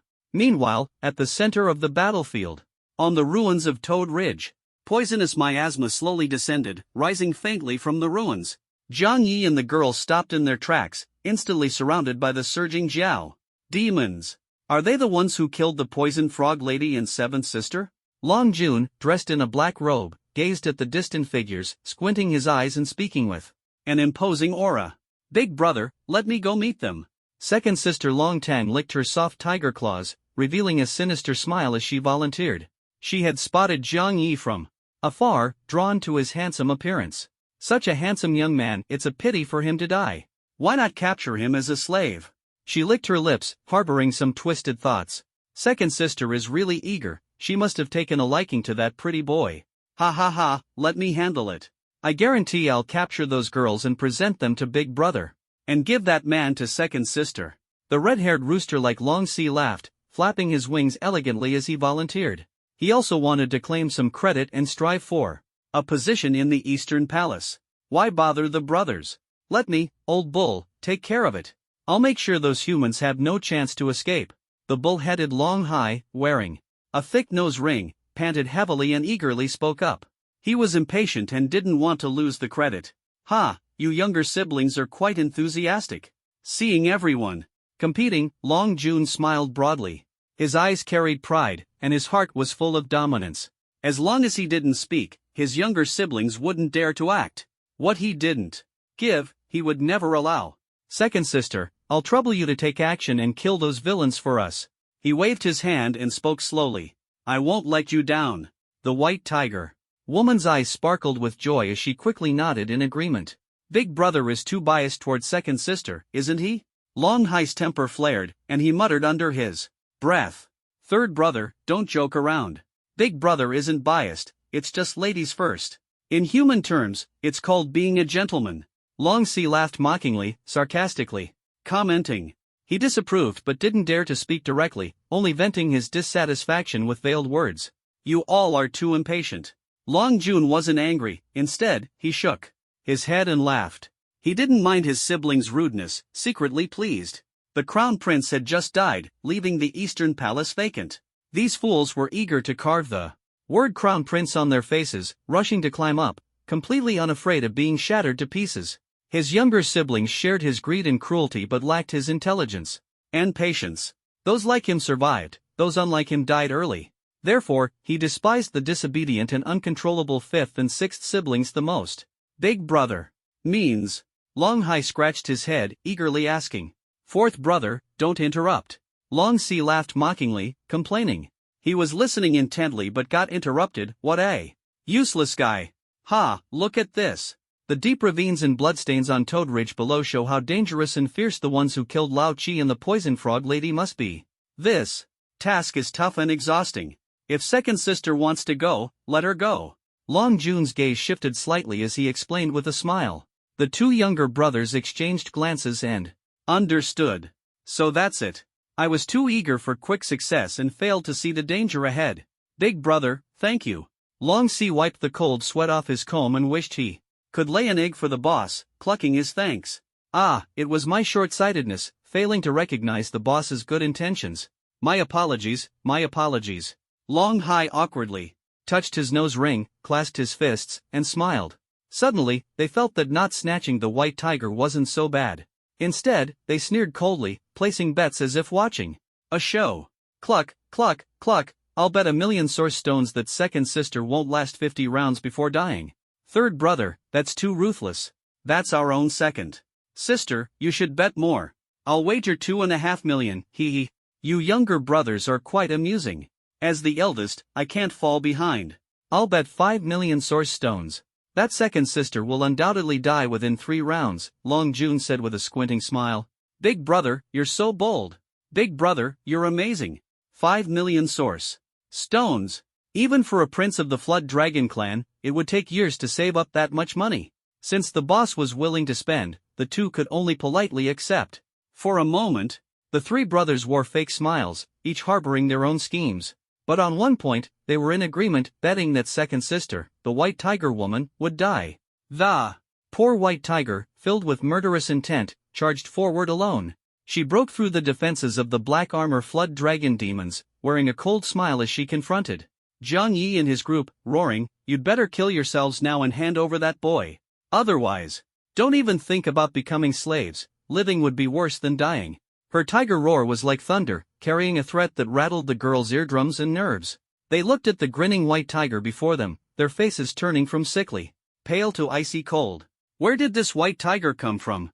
Zhang Yi glanced at the roaring tigress, frowning as he muttered to himself. With some curiosity, he carefully scanned the white tiger's information. Name, White Tiger Long Tongue, Level, 40, Grade, Calamity Boss Transcendent Species, Description, the eldest daughter and second child of the Flood Dragon Emperor. At her birth, celestial phenomena appeared, with thunder and rain, exuding a powerful aura. The Flood Dragon Emperor was shocked, carefully cradling the tiger cub in swaddling clothes, and exclaimed in delight, "My daughter Long Tang has the makings of an emperor." From then on, Long Tang was extraordinary, doted upon, and raised in luxury, developing a somewhat domineering personality. She particularly enjoyed whipping and torturing human slaves, calling it a reward. Skills: Tiger Roar, Dragon Howl, Fierce Tiger Wind, Lightning Flash, Water Dragon Chant. Attributes: Constitution 10,000, Strength 12,000, Agility 10,000, Spirit 10,000. All 4 attributes exceed 10,000? This white tiger is truly formidable, definitely a transcendent species. Zhang Yi's heart tightened as he grew wary. The white tiger's strength was even more terrifying than the poison frog empress. Practically a living humanoid nuclear bomb, completely beyond the norm. Compared to the already deceased Madame Toad and Long Yan Long Jiao, this white tiger was more like a monstrous terror. Bastard! How dare you ignore me, the great me? Long Tang's tiger eyes glared, her face erupting with fury. She had been ignored, disregarded by a group of bugs she could crush with a slap. This was an immense insult. "I'll give you one last chance, tie that boy up and present him to me as a slave, then kill yourselves to atone. I warn you 3 times. If you don't listen, I'll make sure you wish you were dead." She drew the whip from her waist, brandishing it as she roared her ultimatum at the girls. "Ha, a bunch of lowlifes, and you think you deserve such a fine boy? Killing you would dirty my hands, that's too easy for you. Why not reward you to the army, make you wish you were?" She despised those tigers. That appeared clean but were actually insidious and cunning. A mere white tiger dares to provoke us? Qin Xiang snorted coldly, silently empowering her sisters. Not just white tigers even. Black tigers wouldn't stand a chance. Her Xiao Yi was the treasure of the fox. Too bad it's a tigress. Otherwise, killing it and using its whip to brew wine for Xiao Yi would have been perfect for his health. Song Shiyu, holding the lava golem, had a cold expression but spoke ruthlessly. She secretly felt regret but would never miss an opportunity to nourish Xiao Yi. She was, after all, the most caring and virtuous girl for Xiao Yi. Sisters, don't be careless. This tiger is fierce and cannot be underestimated. Let's join forces and take down this arrogant creature to vent our leader's anger. Sakura Island Yui's gaze was cold as she gripped her sapphire staff, exuding killing intent. Ever since their potential had been enhanced, their strength had greatly increased, and they were confident in taking on even a calamity-level boss together. Damn tiger, let Hill kill it. Keep the tiger skin, I'll make a sweater for Xiao Yi. Too bad it's not a chicken, I don't eat tiger meat. The Silver Dragon Princess, Fallen Angel, and Xingqiu Fox exchanged cold glances, silently protecting Jiang Yi and maintaining their formation. What? Long Teng heard the insults and trembled with rage. She was the eldest princess of the Flood Dragon Emperor. To be cursed so harshly by a group of insects, how could she tolerate it?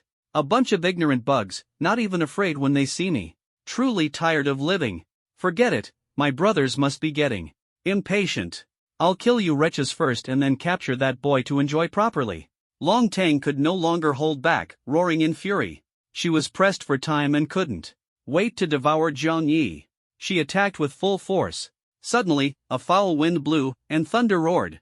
A ferocious tiger pounced, and a flash of white light streaked by. Roar! The tiger's roar was deafening, and in an instant, it lunged at the girls. They showed no fear, as if petrified. Heh, die already! Long Teng sneered as she charged forward to tear them apart. In the tiger's eyes, the despair on the girls' faces was already visible, filling its heart with glee. Get lost! A furious shout tore through the air. A white serpent's phantom flew in, its skirt swirling, delivering a fierce kick to the tiger's forehead.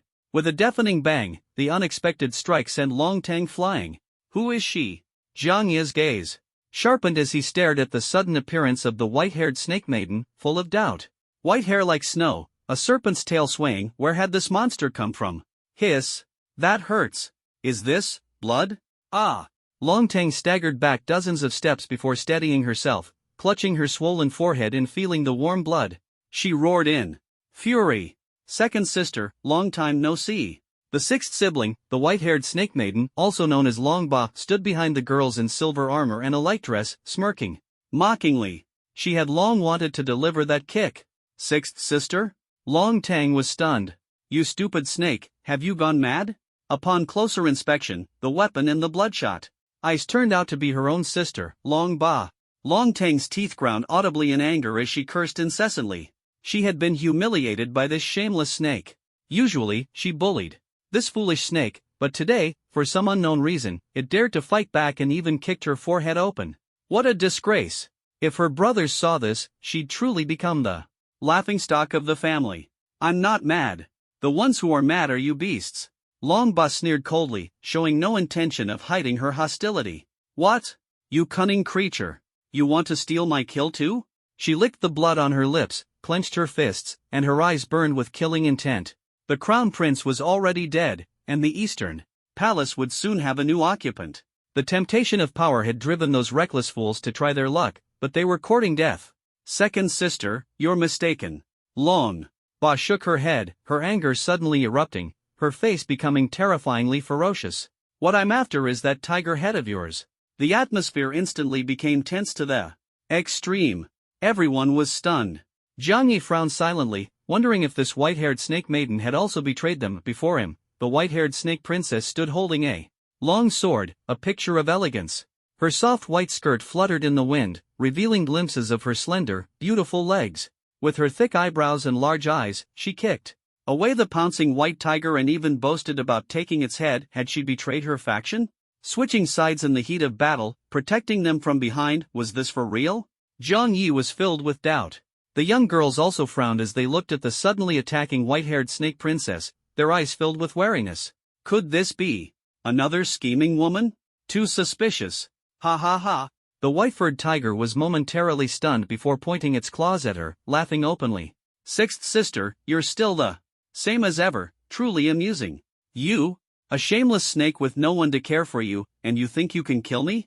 Her tone shifted, her cold sneer fading into a mocking glint in her eyes as she shouted fiercely, you bastard born of a mother but abandoned by all, get lost from my sight. Human blood is merely a supplement. You, shameless snake, do you really think you can block my path? Suddenly, the wind howled, and the tiger's furious roar was deafening. What if I don't? The white-haired snake princess raised her hand to wipe her icy long sword, her cold snake-like pupils flashing with killing intent. Then die. Longtongue roared, his face twisted into a cruel smile. The position of crown prince was vacant, and anyone capable could vie for it. Eliminating this shameless snake would mean one less competitor. After all, he didn't even consider this orphan snake worth his attention. Did this worthless creature really think she could kill him and kick his corpse around like a ball? Longtongue chuckled inwardly, his murderous intent surging. Well said, then die. The white-haired snake princess Longbaw let out a piercing laugh and charged forward with her sword. In the Dragon Palace, she had always been the clown mocked by the princes, a puppet with no freedom. She had had enough. She would rather die than be bound. Dancing dragon snake. The white-haired snake princess Longbaw shouted coldly, her snake-scale long sword moving like a swimming dragon. The sword's shadow resembled a fierce flood dragon emerging from the water, its icy killing intent enveloping her entire body. She stepped with the fluidity of a dragon, her figure elusive, like a ghost impossible to grasp. She's too fast. She's clearly a white snake, but her sword's shadow moves like a fierce dragon. Her speed is incredible. I can't catch her movements at all. This swordsmanship is both graceful and domineering, with a faint sense of unity between person and sword. Wow, so fast. All I see is a residual shadow. This snake princess must not be underestimated. She's strong, but she's still lacking a bit. She's not as skilled as my Xiao Yi. Clap, clap, clap, applause all around. So intense. Who do you think will win? As the white-haired snake princess danced with her sword, the young girls exclaimed in excitement, discussing fervently. They curiously compared the odds between the white tiger and the white snake. I think the white-haired snake princess is amazing. She kicked the white tiger so hard it was bleeding.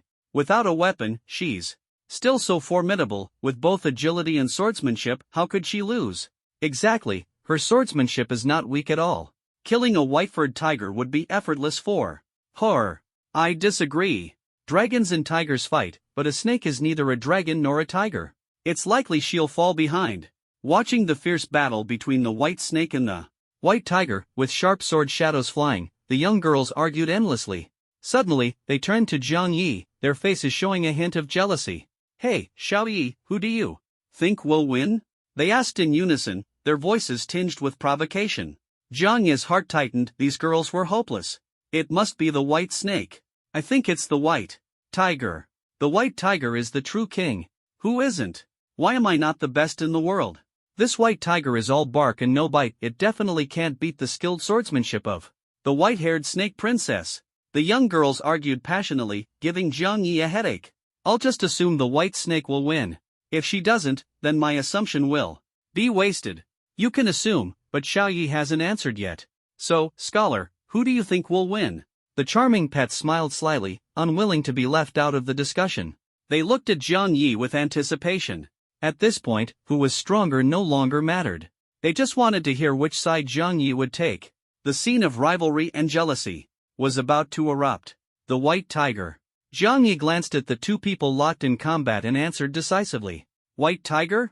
But the white snake is clearly gaining the upper hand. Chumoli froze, his face full of confusion. The white-haired snake princess's sword shadows danced, almost suppressing the white tiger, firmly holding the advantage. Ha! Xiao Yi got it wrong. He probably doesn't understand the power of the snake princess's swordsmanship. Looks like I'll have to give him a lesson.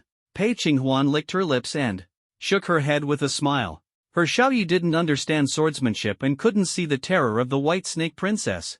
As her fiancé, not understanding swordsmanship wouldn't do. She'd have to find an opportunity to teach him properly. How could it be the white tiger? Don't be biased just because it's a protected animal. Qin Xiang bit her lip in dissatisfaction, complaining. Don't be fooled by the fact that the white tiger is a protected animal it had just pounced over, trying to eat the little fox. Turns out it really is the white tiger. Too bad I can't help at all. Song Shiyu guessed correctly, her lips curling into a smug smile. But then she frowned, secretly conflicted. Should she cut her hair and disguise herself? Is it the white tiger? Although others don't believe it, I have full confidence in the boss. Sakurajima Yui had already become Jianya's diehard fan, waving her little fists, her eyes sparkling with hearts, utterly infatuated, almost shouting out cheers. If you don't believe me, just wait and see. Jiang Yi smiled confidently. Darling, you're so sure? After observing coldly for a while, Chen Huang's lips curved slightly as she asked softly. She had fought against the white-haired snake princess before. If the opponent hadn't shown mercy, she'd already be dead. This time, you're definitely guessing wrong. Chen Yun supported her frail sister, staring at Jiang Yi with a hint of smugness as she interjected. Even though she had transformed into a white dragon and teamed up with her sister to attack, they still couldn't gain any advantage against the white-haired snake princess.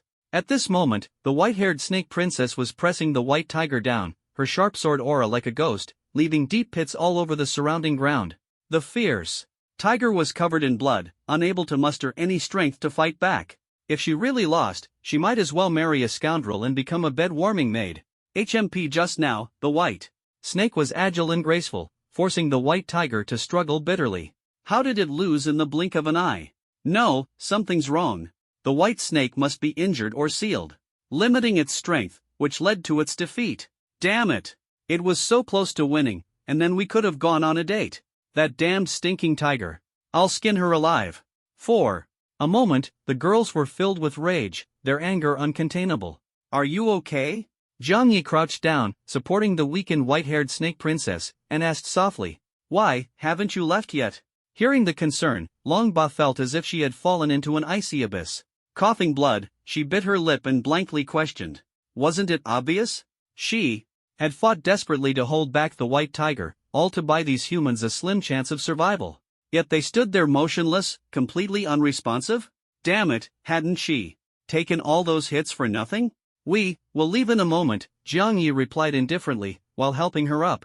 His figure seemed cold and powerless. Leave in a moment? The white-haired snake princess froze, then bit her lip in fury, spitting out a mouthful of hot blood and nearly fainting.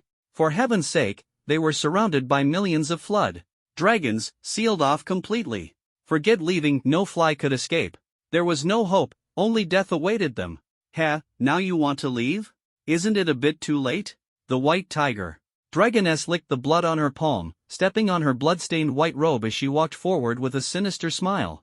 If it weren't for you, this shameless snake, being bound by the blood shackles and unable to unleash your full strength, I wouldn't have one so easily. Now, if you have any last words, say them quickly. And don't forget to bid farewell to that shameless snake in the underworld for me. The poisoned wine she drank? I personally prepared it. The white tiger raised her head and sneered coldly, revealing her bloodthirsty grin as she spoke with murderous intent. Ugh! The white-haired snake princess's face turned pale, her heart felt as if it were being torn apart. She spat out a mouthful of blood and collapsed into Jiang Yi's arms, overwhelmed with grief and indignation. Her mother, so innocent and gentle, had taught her to read, to sew, and the principles of being a good person, but had never taught her how to resist. Even when drinking poisoned wine, her mother had smiled. Was she really a shameless snake? If she hadn't been born trapped in a dark, damp cage, forced to live with poisonous insects every night, her skin wouldn't have decayed, nor would she have been burdened with the infamous title of shameless snake. She hadn't done anything wrong, so why did her father and siblings dislike her? Why, after her mother's death, were seals branded onto her and her brother's clavicles, imprisoning them like caged birds? Raised as weapons for killing, she and her brother could only endure silently. This was the patience her mother had taught her, but it only brought more ridicule and humiliation. They were siblings, so why were they ostracized? Why? The white-haired snake princess went mad, her dim eyes filled with bloodshot veins. She raised her head, staring fiercely at the coldly smiling white tiger approaching, and asked with bitter resentment, "Aren't we family? Why do you treat me and my brother like this?" She cried out hoarsely, trembling as she lay in Jiang Yi's arms, blood tears streaming from her eyes. Family? The white tiger stopped in her tracks, coldly gazing at the blood-spitting, despairing white-haired Snake Princess, and shook her head disdainfully. Don't be ridiculous.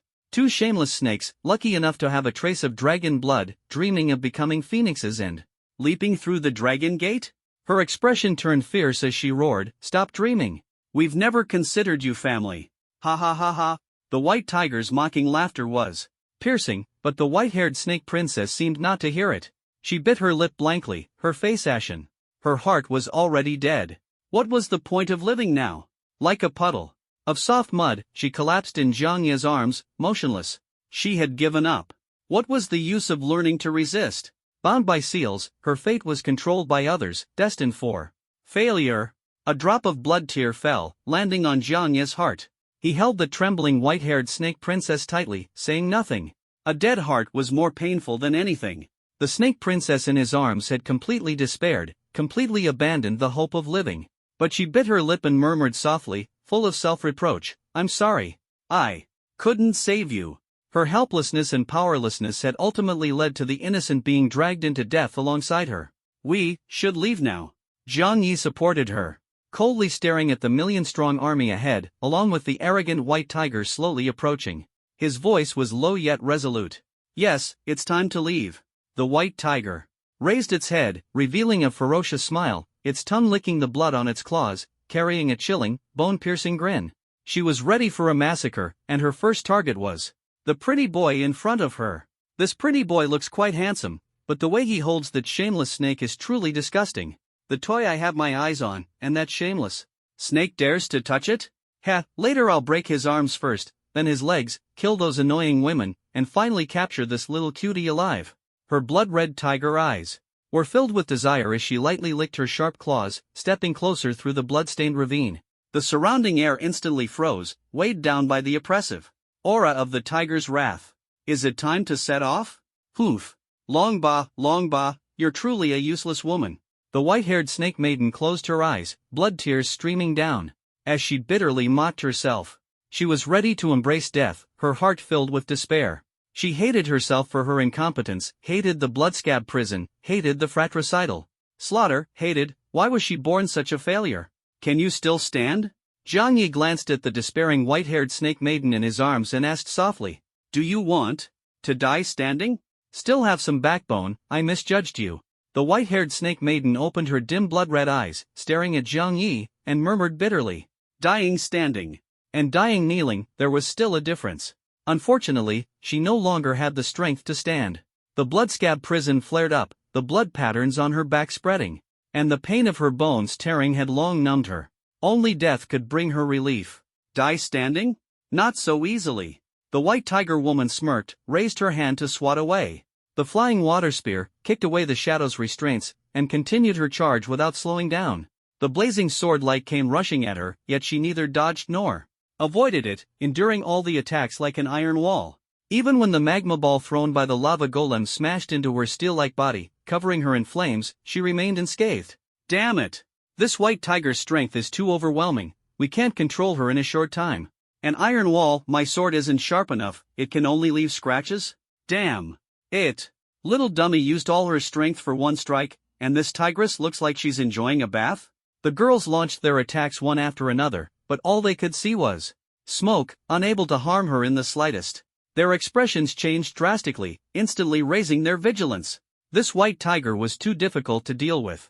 Flame soared into the sky in the deep ravine. The white tiger unleashed her iron wall technique, her tiger body trembling as she neutralized all the attacks. Her dark bronze figure slowly emerged from the flames, her blood-red tiger eyes gleaming with murderous intent. Fierce tiger heart strike. She punched toward Jiang Yi, intending to teach him a lesson. The toy she had claimed, now tainted by the shameless snake scent, had to be thoroughly cleansed with blood until it was completely pure. Whose heart are you trying to strike? Hill stepped in front of Jiang Yi, her silver hair flying, her gaze icy cold. The Eye of Azure activated. In an instant, the white tiger woman felt as if she had fallen into an icy abyss. The overwhelming killing intent made her feel extreme fear, her tiger legs trembling uncontrollably, even giving rise to cowardice. In her moment of distraction, Hill crushed her tiger claw, causing her to scream in agony. Watch out, you lustful lizard. This tiger skin, I was planning to use it to knit a sweater for Xiao Yi. Gabriel snorted discontentedly, her twin swords unsheathed, reminding her with a faint tone. Swish! A flash of lightning, sword shadows blooming like flowers. Gabriel danced with her twin swords, instantly severing the white tiger's tendons, severely injuring her. Ah! The shrill screams were as piercing as a pig being slaughtered, shocking everyone and making their hearts race. Impossible! I am the Iron Wall, how could I be injured by swords? She widened her terrified tiger eyes, staring at her broken limbs, and roared in despair. A mere white tiger, an iron wall doesn't mean you're invulnerable to blades and spears. The Saintess of Qingqiu sneered, swinging her fan to fiercely slap the white tiger's face. The sound of slaps echoed like thunder. Stop! Don't humiliate me! The white tiger roared in fury, glaring fiercely at the holy maiden of Qingqiu, only to receive another slap across her face.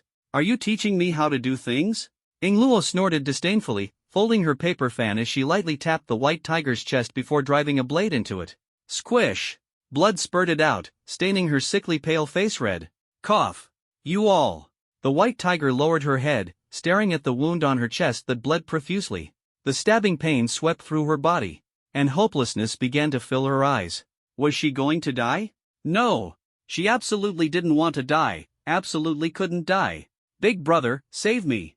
The white tiger howled, coughing up blood as she screamed in terror. But what responded to her cries was a flying iron boot. Boom! Ah! Like a leather ball, the white tiger was kicked away, her ribs snapping as she crashed heavily into a ravine, unable to move. In the blink of an eye, the battle was over. Holy crap! Sister Sierra, Sister Ali, and Aunt Yingluo are so strong? So these are Xiaoye's charm pets. If I became a charm pet too, would I also be this powerful? Even with my scent buff, utterly annihilating this white tiger is way too over the top. The girls gaped, exclaiming in disbelief. They had attacked with all their might but couldn't even scratch the white tiger. Yet the charm pets had effortlessly crushed her with a single blow. Comparing themselves to them was simply infuriating. A silver dragon, an angel, and a white fox, too strong. The red-haired mature lady Chen Huang exclaimed weakly with her mouth wide open. The terrifying silver dragon. Compared to her, what am I, a white dragon? Just a lowly caterpillar. The white-haired mature lady's face was filled with shock as she bit her lip, her heart brimming with envy and frustration. Trashy white tiger, trash, trash. Nico tugged on her twin ponytails, mocking viciously. Though she was the weakest, wasn't it enough for her to deal with small fry? With Jiang Yi around, the charm pets didn't even need to lift a finger to sweep away everything. What was there to fear? Borrowing strength from others, huh? Cough, cough. Brother, save me. The white tiger lay in the blood-soaked ravine, weakly lifting her head to plead for help. A mouthful of clotted blood stuck in her throat, and her raspy cries vanished like stones sinking into the sea. Behind her, the army of 1,000,000 demon serpents stood motionless, completely ignoring her pleas. Despair loomed before her. Her only hope now was the dashing young man. Why you? What are you planning to do? The white tiger bit her lip, her face filled with terror, though her voice carried a pretense of ferocity. Pathetic, every bone in her body felt as though it had been snapped apart, her muscles numb and powerless, leaving her sprawled in the mud, unable to move. Was she really going to be killed by this useless man who hid behind women? Her pupils shrank sharply, her body trembling uncontrollably. The white tiger woman opened her mouth wide, about to beg for mercy, but what she saw was Jiang Yi's raised foot stomping down fiercely. What am I planning to do? Crush you! Jiang Yi sneered coldly as his size 42 boot came down with force. Crack! Like stepping on a giant watermelon, the white tiger woman could no longer make a single sound. Splatter! Boom! With one forceful stomp, blood sprayed out, and the ground cracked open into a deep chasm. Dust rose into the air, shaking the very mountains and rivers. You have slain the white tiger Longting, gaining 1.05 million experience points. Drop epic grade material, Yu. A crisp level-up notification rang in his ears. With one stomp, the calamity white tiger fell instantly, not even managing a single struggle. Buzz! The terrifying shockwave rippled along the cracked earth, sending the million-strong army of demon serpents swaying unsteadily. Their densely packed scales rippled like waves of wheat, and they all fell to their knees. In an instant, the battlefield fell into dead silence. Everyone was dumbfounded. Too brutal. I wouldn't dare to wear brother's shoes after this. Chu Moli covered her eyes, still in shock, her voice trembling. No, didn't you see clearly? When that foot came down, the invisible shockwave completely blocked the spraying blood, not a single drop splashed out. Pei Qinghuan tightly gripped the hilt of her sword, her eyes wide with disbelief as she shouted. Jiang Yi stomped a calamity boss to death with a single step. His power was simply monstrous. What's even more terrifying is his control over force, refined to the point where he can elegantly prevent blood from splattering, leaving no trace at all. To achieve this, not only does it require immense strength, but also astonishing precision and control. Qin Xiang also noticed this and, biting her lip, exclaimed in shock. If Jiang Yi were willing to teach her this technique, would her abilities improve significantly? She couldn't help but feel curious and planned to privately spar with him to test it out. Xiao Yi has gotten stronger again? He's leveling up so quickly. How can I ever catch up to him? Song Shiyu hugged the lava golem, her voice heavy with emotion. She didn't want to always be overshadowed by Jiang Yi. Sometimes, she wanted to surpass him and prove herself with her own strength. Looking at the millions of soldiers kneeling and the white tiger being instantly killed, she knew in her heart that surpassing him in this lifetime would be as difficult as reaching the heavens. Boss is amazing. Boss is the best. Sakurajima Yui cheered loudly, her eyes sparkling. She was completely awed by Jiang Yi's strength, wishing she could steal a few moves from him and upgrade herself to a combat priest. She didn't want Jiang Yi to always be the sole vanguard in future dungeons. The girl's astonishment was mixed with reverence, evident on the faces of the mature ladies and the minor characters. So domineering. If that kick landed on my butt. Nicole, unable to stand steadily, fell to the ground, clutching her golden twin ponytails, her eyes filled with shock as she couldn't help but imagine. Forget you, even I couldn't withstand that kick. Chen Huang held her face, staring intently at Jiang Yi's profile, licking her lips and exclaiming. If she were hit by that kick, she'd probably be bedridden for half a month. This guy is truly terrifying. Chen Yin gasped, her snow-white hair fluttering in the wind. She witnessed the millions of Jiao demons prostrating, flags scattered chaotically, and the white tiger's corpse lying horrifyingly on the ground. All of this was caused by just one kick from Jiang Yi. Amid the cracked ruins and ravines, Jiang Yi turned back and gently patted the white-haired mature lady who had fallen to the ground, his expression calm. You killed that white tiger? The white-haired snake empress Longba trembled as she sat, her blood-red snake eyes filled with shock. Isn't that obvious? Didn't I say I was going to send it on its way? Jiang Yi frowned, asking in confusion. So when you said on its way, you meant sending the white tiger to meet the king of hell? Longba's hair flew wildly as she clutched her chest, trembling and muttering to herself in a daze. Who was she trying to protect just now? One kick toppled millions of Jiao demons and directly took out the calamity white tiger. There was no need for protection, instead, he had protected her. Watching the black-haired boy pass by, the white-haired snake empress clutched her trembling heart, unable to calm down for a long time. A blood-red chain on her body broke, and the prison that confined her cracked open slightly. If she seized the opportunity, this little snake might escape and regain her freedom to soar. It's time to move forward, Jiang Yi said with a slight smile, looking at the stunned girls and patiently reminding them. After slaying the white tiger Long Tang, a flood of experience poured in, leaving him just one step away from leveling up. The purple material that dropped could enhance power. It was a rare treasure, and he took it directly. The girls didn't need it and weren't interested in it. After all, what they wanted wasn't the equipment from the dungeon. Name, Chi-Yu level 30 quality, purple epic description. The 9 offspring of the dragon each have unique traits. She is a hornless beast with a tiger's head and a lizard's body, said to reside on rooftops, capable of preventing fires and disasters. Effect, an amber-colored candy that, when consumed, grants magical power. Increases eye power by 100% and teaches the movement skill Chi-Yu. Chi-Yu moves like a swimming dragon, light and graceful as a startled swan, mysterious and unpredictable, with steps that are enigmatic and conceal deadly intent. The amber-colored candy melted in his mouth, tasting sweet and sour. After eating it, Jiang Yi felt sharp-eyed and clear-headed, refreshed. He had been lacking a practical movement skill, and Chi-Yu filled that gap perfectly. I want candy too. The silver dragon princess reached out to ask for some. If Jiang Yi didn't have milk candy, a harder lollipop would do. She wasn't picky and didn't have cavities.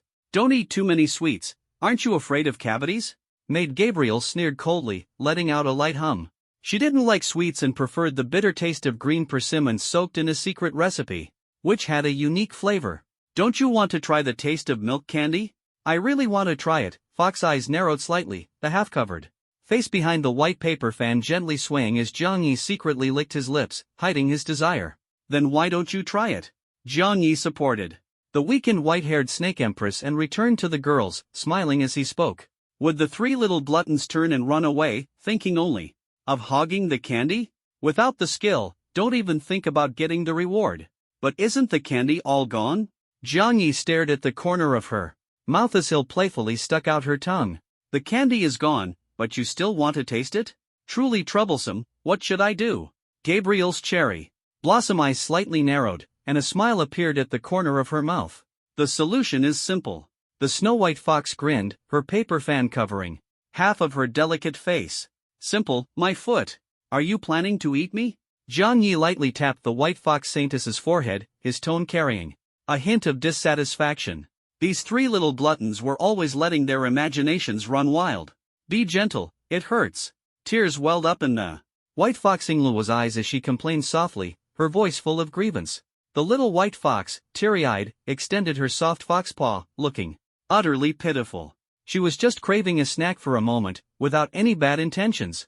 That hateful Jiang Yi always bullied her. If she weren't hungry, she wouldn't even bother with him. You little gluttonous fox, you actually know what pain is? Jiang Yi wiped away the tears at the corner of her eyes, and took out a blue and white hairpin, gently fastening it into her snow-white hair. This hairpin was a purple accessory picked up from the poison frog. Empress, the most poisonous woman's heart. This is for me? Ingluo touched the cool hairpin in surprise, unable to suppress her soft gasp. Do you like it? I love it. Ingluo nodded, instinctively wrapping her arms around Jiang Yi's neck. Under the jealous gazes of the silver dragon and the angel, she shyly brushed her cheek against his. Now we're even. Her face turned red as she whispered. She didn't like owing people favors, so she repaid them to settle the debt. Apart from her master, she had never received any gifts before. This hairpin was more important than life itself. She would take good care of it and never lose it. If you ever get angry, you can't take back my hairpin. White Fox Ingluo nervously covered her forehead, afraid Jiang Yi might go back on his word. I won't. Jiang Yi couldn't help but laugh. This little fox was overly cautious. Then I'll treasure it for a lifetime.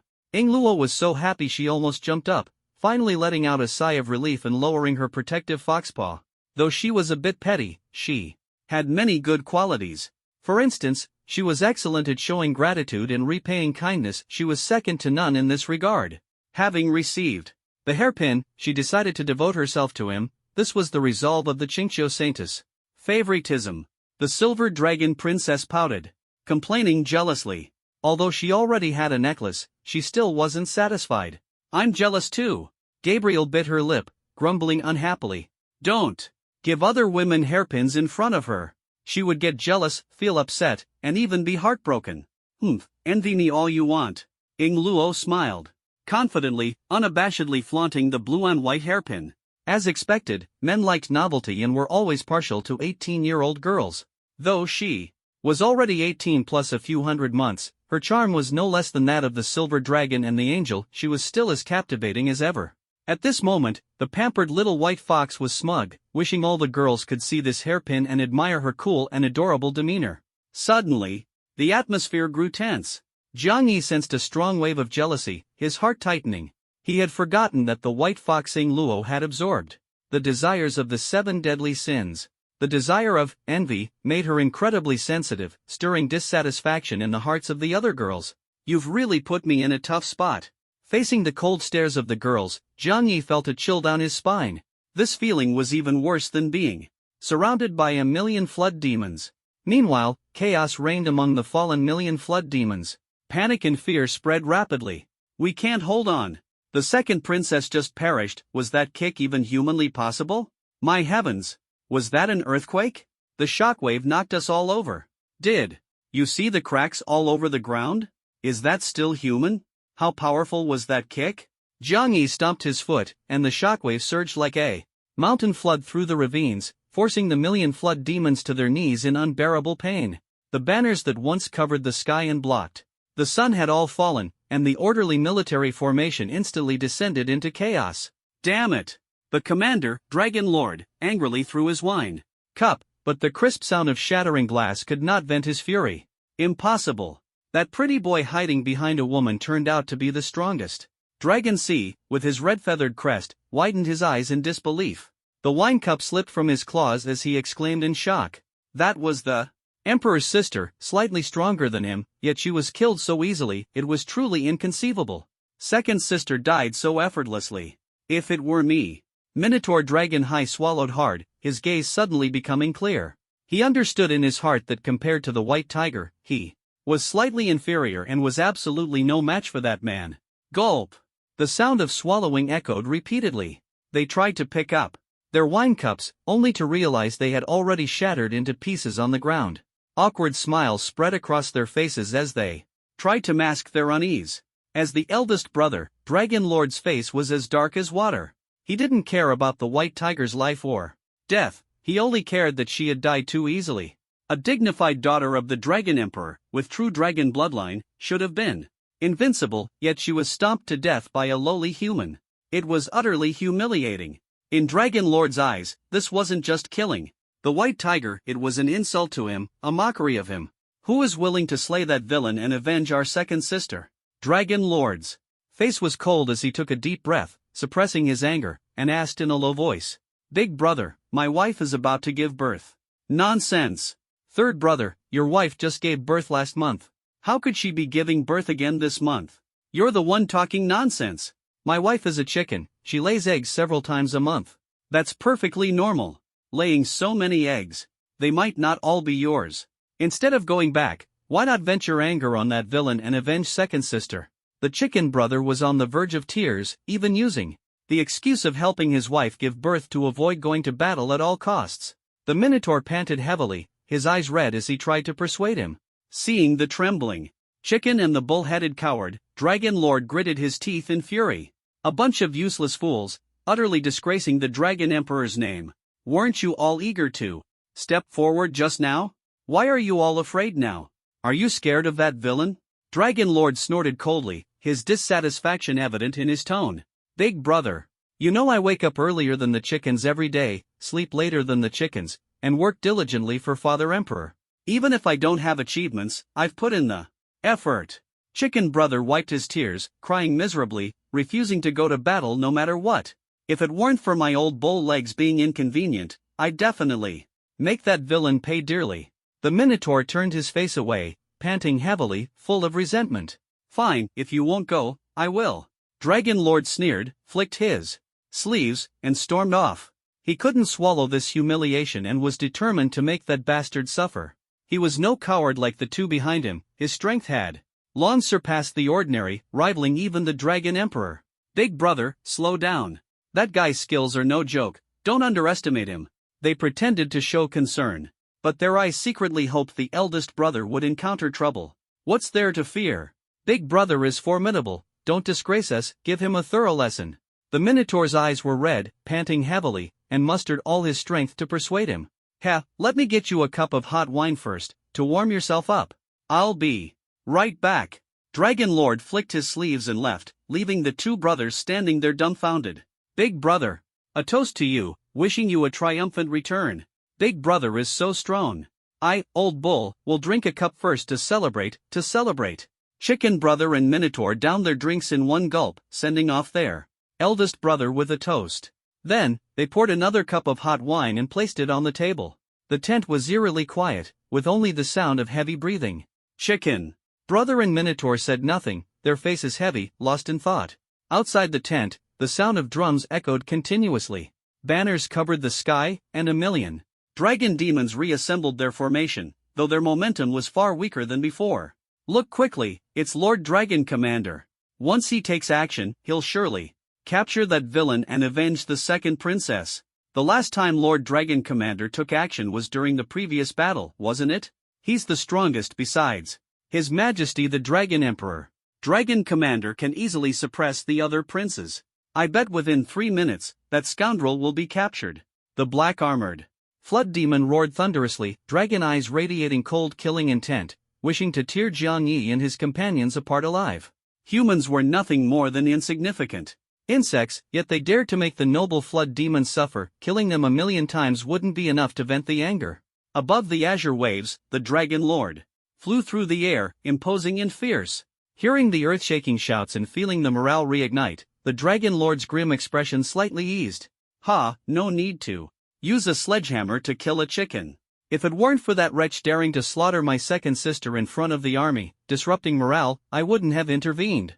Those two fools, trembling in fear, don't even have the courage to fight a bunch of cowards. Yet they dare to covet the crown prince's position, thinking they can become emperor once father dies? Delusional. The Dragon Lord sneered inwardly. He was no green-feathered chicken helping his wife give birth in the camp, nor a foolish ox tripping over his own hooves. He understood the strength of that scoundrel. That's why he took the risk to act, because his power was simply absurd. I was born extraordinary. A bunch of insects dare to compete with me? Watch me sip warm wine, strike swiftly, and end this battle in one move. The Dragon Lord's lips curled into an arrogant smile. He had every right to be so conceited because his strength matched his confidence. Among the 9 sons of the Flood Dragon, he could fight 8 at once and swiftly kill them. His power was terrifying, far surpassing the other 8 sons. If he weren't arrogant, it would be a waste of his abilities. Born extraordinary, how could he not be proud? Ha, the ground cracks, the earth trembles? Sand flies, wild winds roar? These are mere tricks, thunderous noise with little substance, nothing impressive.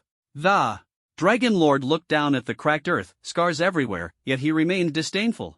He could create even more terrifying disasters at any moment, like a natural calamity descending, annihilating the world in one strike. Damn it! That wretch killed my second sister and dares to show off in front of his female companions? He even uses dragon blood as a means to flirt, truly audacious. If I don't kill him, I swear not to transform into a dragon. Seeing Jiang Yi surrounded by young women, the Dragon Lord was furious, his face darkened, and killing intent erupted. He set out with overwhelming momentum, majestic and awe-inspiring. The drumbeats were urgent, the shouts deafening, and the voices of a million flood demons broke through the azure sky. Yet, that scoundrel paid no heed, still indulging in female company, brazenly flaunting himself. It was utterly incomprehensible. Did the white tiger's life mean nothing? The Dragon Lord gritted his teeth, feeling utterly disregarded. This was blatant provocation. Courting death. The Dragon Lord roared, his dark red dragon eyes emitting icy killing intent, his entire body enveloped in scarlet murderous aura, transforming into a blood-colored meteor, burning with passion, plummeting downward. Boom! The blood-colored flame tail tore through the azure waves like a long rainbow, instantly piercing downward. Flood. Dragons fall. The Dragon Lord roared, delivering a flying kick accompanied by dragon-like scarlet murderous aura, fiercely aiming at Jiang Yi's head. This kick was meant to take his life, directly smashing his skull. Not good. That blood-colored meteor, its killing intent has materialized? Chu Moli sensed danger, her expression changing drastically. She hurriedly manipulated shadows, condensing a water curtain in an attempt to block the blood-colored meteor. In an instant, the shadow serpent coiled its nostrils, opening its massive mouth to devour the blood-colored rainbow. Ink shadows splattered, but the blood-colored rainbow was unstoppable, breaking through the serpent's coils, dispersing the water net, and rapidly evaporating. I'll help you. Pei Qinghuan, burning with rage, flashed her fiery sword shadow like a rainbow piercing the sun, the blade slashing toward the blood-red flying kick. Clang! The clash of metal echoed deafeningly. Hiss! Pei Qinghuan was sent flying, her fiery sword embedding into a ravine, slowly halting her movement. She wiped the blood from the corner of her mouth, her anger blazing, yet she couldn't move. This force is too strong, at least 10 times more powerful than the white tiger. She gritted her teeth, speaking unwillingly. Hold on. We absolutely can't let this beast strike here. Go ahead, it's up to you. Now, little fool. Song Shiyu's body overflowed with intensified fragrance, her brows furrowed tightly. With a loud shout, she swung her hand like a windmill, hurling the erupting magma golem wildly. In the blink of an eye, the magma golem curled its knees and folded its body, gradually expanding into a giant sphere dozens of meters high. The scorching lava fiercely collided with the flying kick. Boom! Sparks flew, and rubble scattered everywhere. A mournful cry echoed as fireworks-like explosions erupted over the blue waves, and the magma shattered and scattered. Little dummy! Song Shiyu's face changed, and she cried out in alarm. A pitch-black stone sphere fell to the ground, rolling to her feet, barely alive. The magma golem couldn't withstand the knight's flying kick. Don't worry, I'll save her. Sakurajima Kagaya comforted, waving her staff to release a healing wave while fully concentrating to form a pure white barrier of light, isolating the scorching meteor outside. Don't panic, my holy light. Barrier can block all evil. No matter how strong this dragon demon's blood curse is, it won't break through. Before Song Shiyu could finish her sentence, her expression froze instantly. Crack! The crisp sound of shattering glass exploded as the pure white barrier fractured and broke apart. The blood curse's flying kick destroyed everything, rapidly closing in. In an instant, the girls' faces changed dramatically, their hearts trembling with fear. Quick, dodge. I'll use my storm to block their vision. The blonde little girl erupted with immense power, whipping up several gusts of wind to swiftly escort the injured girls away. Damn it! My wounds haven't healed yet, otherwise, I would have fought back long ago. Chen Huang bit her lip tightly, filled with unwillingness and self-blame. This is bad. Nicole's sandstorm can't withstand the impact of this blood curse. Are we really going to? Chen Yun's face changed, shouting in despair. They couldn't possibly stop the Dragon Lord's bloodthirsty flying kick, and it seemed this time their fate was truly sealed. Ha ha ha, die! The bloodthirsty demon dragon leaped into the air, delivering a kick that carved a deep trench and raised a massive cloud of dust.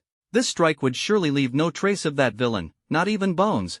The blood-red meteor streaked across the sky like lightning. Jiang Yi delivered a powerful kick from mid-air, breaking through layer upon layer of defenses, heading straight for the enemy's head. He was determined to retaliate in the same way and avenge his younger sister. The blood curse raged like a roaring dragon, its kick carving deep trenches and stirring up a towering sandstorm. The wind howled, the dust churned, and the entire Toad Ridge was shrouded in a thick killing intent. The air was filled with a blood-red haze.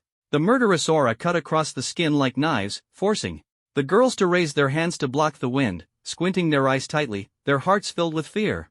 They gave it their all, but the bloodthirsty dragon's speed showed no signs of slowing. If they were hit, they would undoubtedly be crushed to pieces by the scorching blood curse, exploding instantly. Thud! The girls held their breath, all looking to the side. They saw Jiang Yi gently stroking the snow-white fur of the white fox, carefully examining the cute blue and white hairpin. Despite the overwhelming sandstorm and the piercing killing intent, he showed no reaction at all. The enemy was already upon them, yet he was still flirting? In that instant, the girls were dumbfounded, their emotions a mix of shock and complexity. It was over. This time, there was truly no hope. Wah! I haven't even had my first kiss yet, I can't fall here.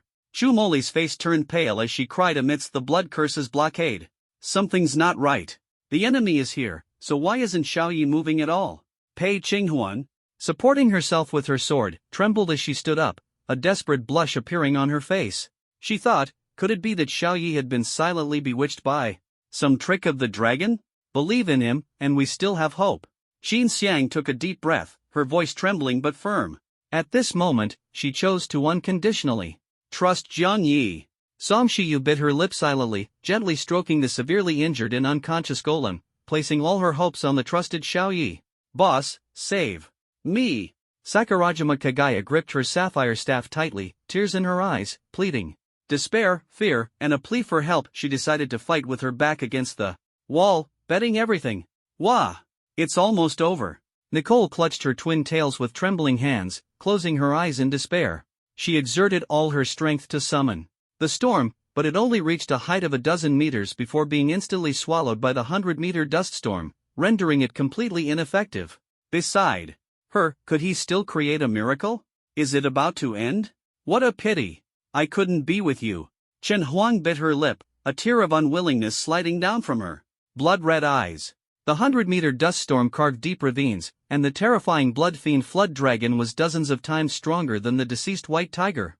Could this truly be a natural disaster that human power could overcome? Wait, what is that? A green light. In a flash, Chen Yun's beautiful eyes trembled slightly, surrounded by emerald green light. It was the glow of fireflies, yet they bravely charged toward the blood-fiend flood dragon, which was hundreds of times stronger than them. A bunch of fools, about to die, and still pinning their hopes on that pale-faced scoundrel. The blood-fiend flood dragon sneered, its blood-red dragon eyes filled with killing intent and disdain. You think defeating the white tiger makes you invincible? I am the Dragon Lord, and I will show you what true strength is. With a roar, he coldly swept his gaze over the panicked girls, his blood-fiend dragon form surging with power, charging toward Jiang Yi's head with unstoppable force. All of this happened in an instant, the girl's fear, the blood-fiend flood dragon's arrogance, and Jiang Yi's calmness. Wait, where was Jiang Yi? Strange. How did that pale-faced scoundrel's aura and figure disappear in an instant? No, could this drifting green light be him transformed? Ha! Throwing an egg against a rock, overestimating oneself. Just as the dragon lord was puzzled by Jiang Yi's disappearance, he saw Jiang Yi's aura transform into a speck of green light, charging directly at him without any evasion. Seeing Jiang Yi rushing forward to court death, the scarlet flood dragon formed by Bloodfiend let out a thunderous dragon roar. Flood demise. This strike contained all his life's mastery, capable of instantly annihilating 10 white tigers and leveling Toad Ridge and the abyssal dragon tomb. That pale-faced scholar was merely a mortal. How could he withstand such extraordinary power? Magic Seal. The divine-level talent, Magic Seal, quietly activated, and the Bloodfiend flood dragon instantly dissipated. The dragon-shaped blood armor vanished into smoke, leaving only the Dragon Lord flying forward with a kick. What? He cried out in shock, realizing that the bloodline power within him seemed locked, unable to be mobilized in the slightest.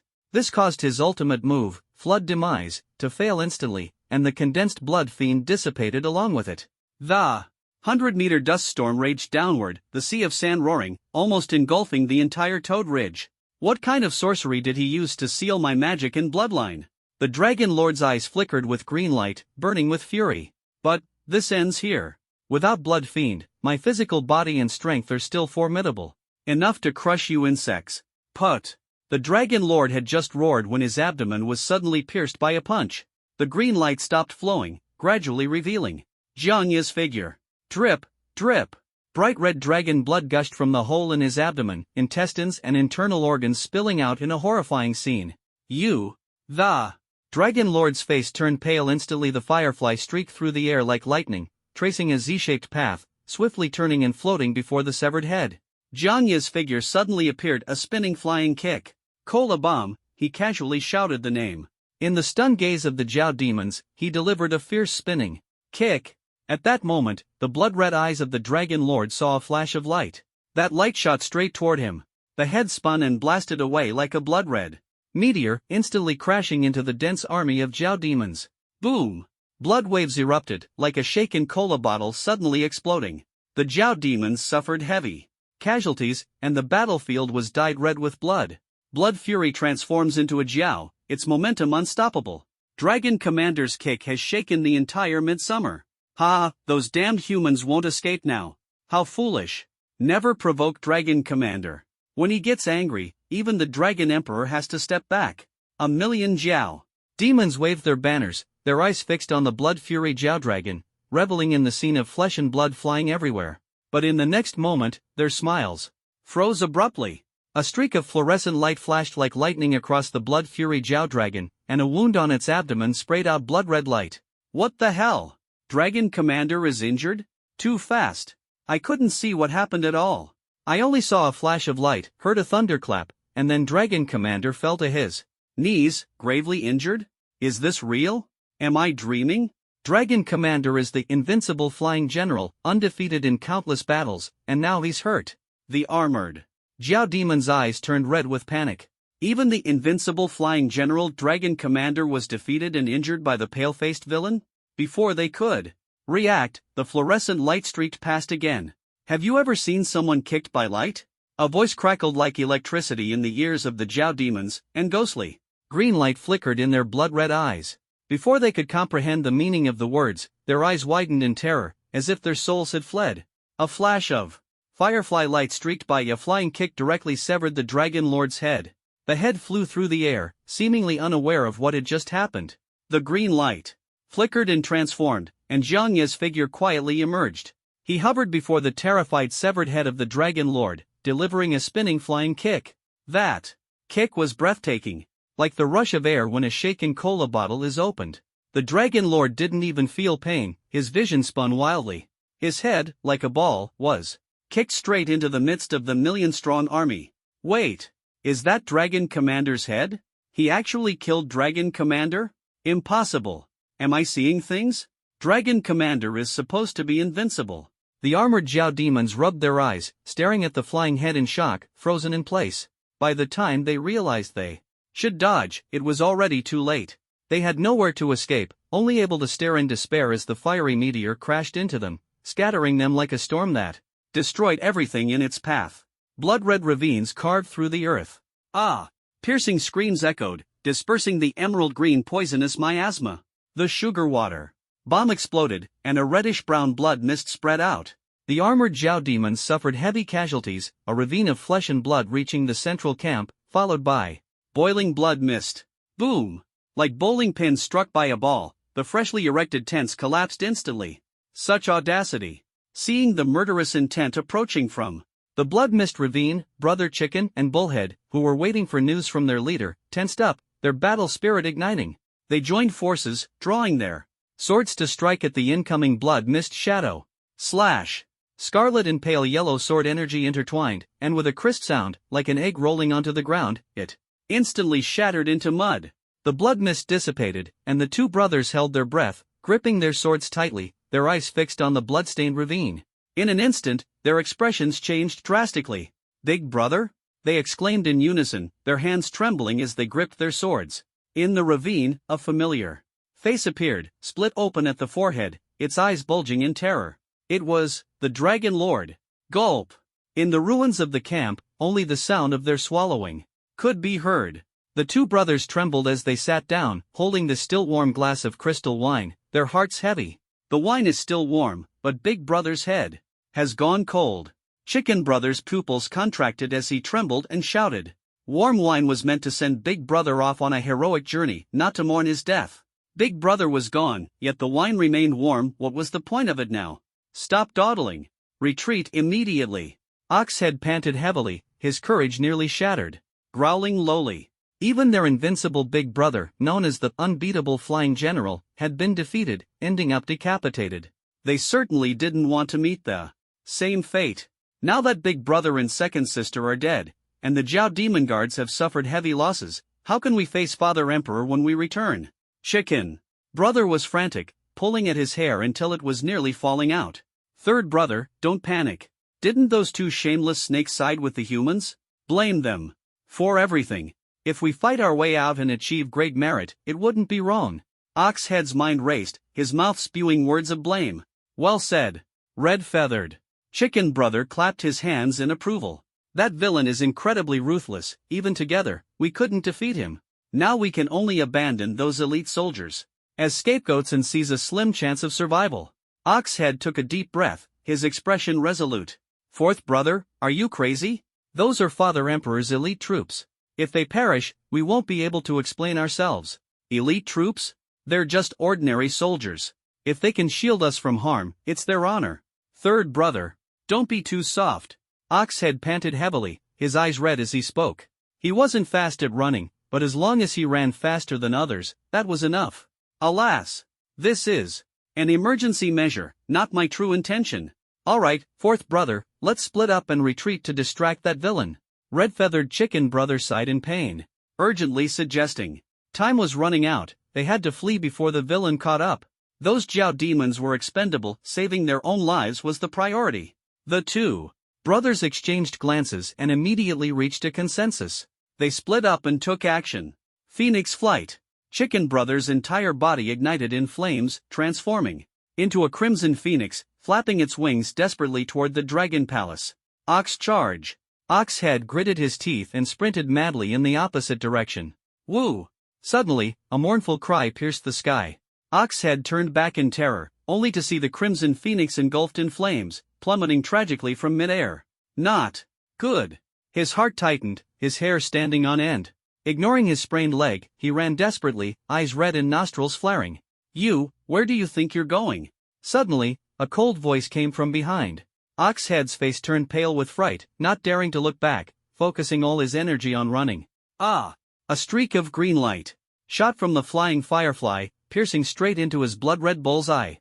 The black-haired youth landed steadily in front of Oxhead, stepping on the dying phoenix. Engulfed in flames. Trying to escape, did you get my permission? Zhang Yi extended his hand, forcibly halting the bull's charge. With a single hand, he flipped Ox's head to the ground. Boom! The ground shook as Ox's head lay on his back, unable to struggle, his eyes filled with terror and despair. Jiang Yi's size 42-foot stomped down mercilessly. Splat! In one move, it was over.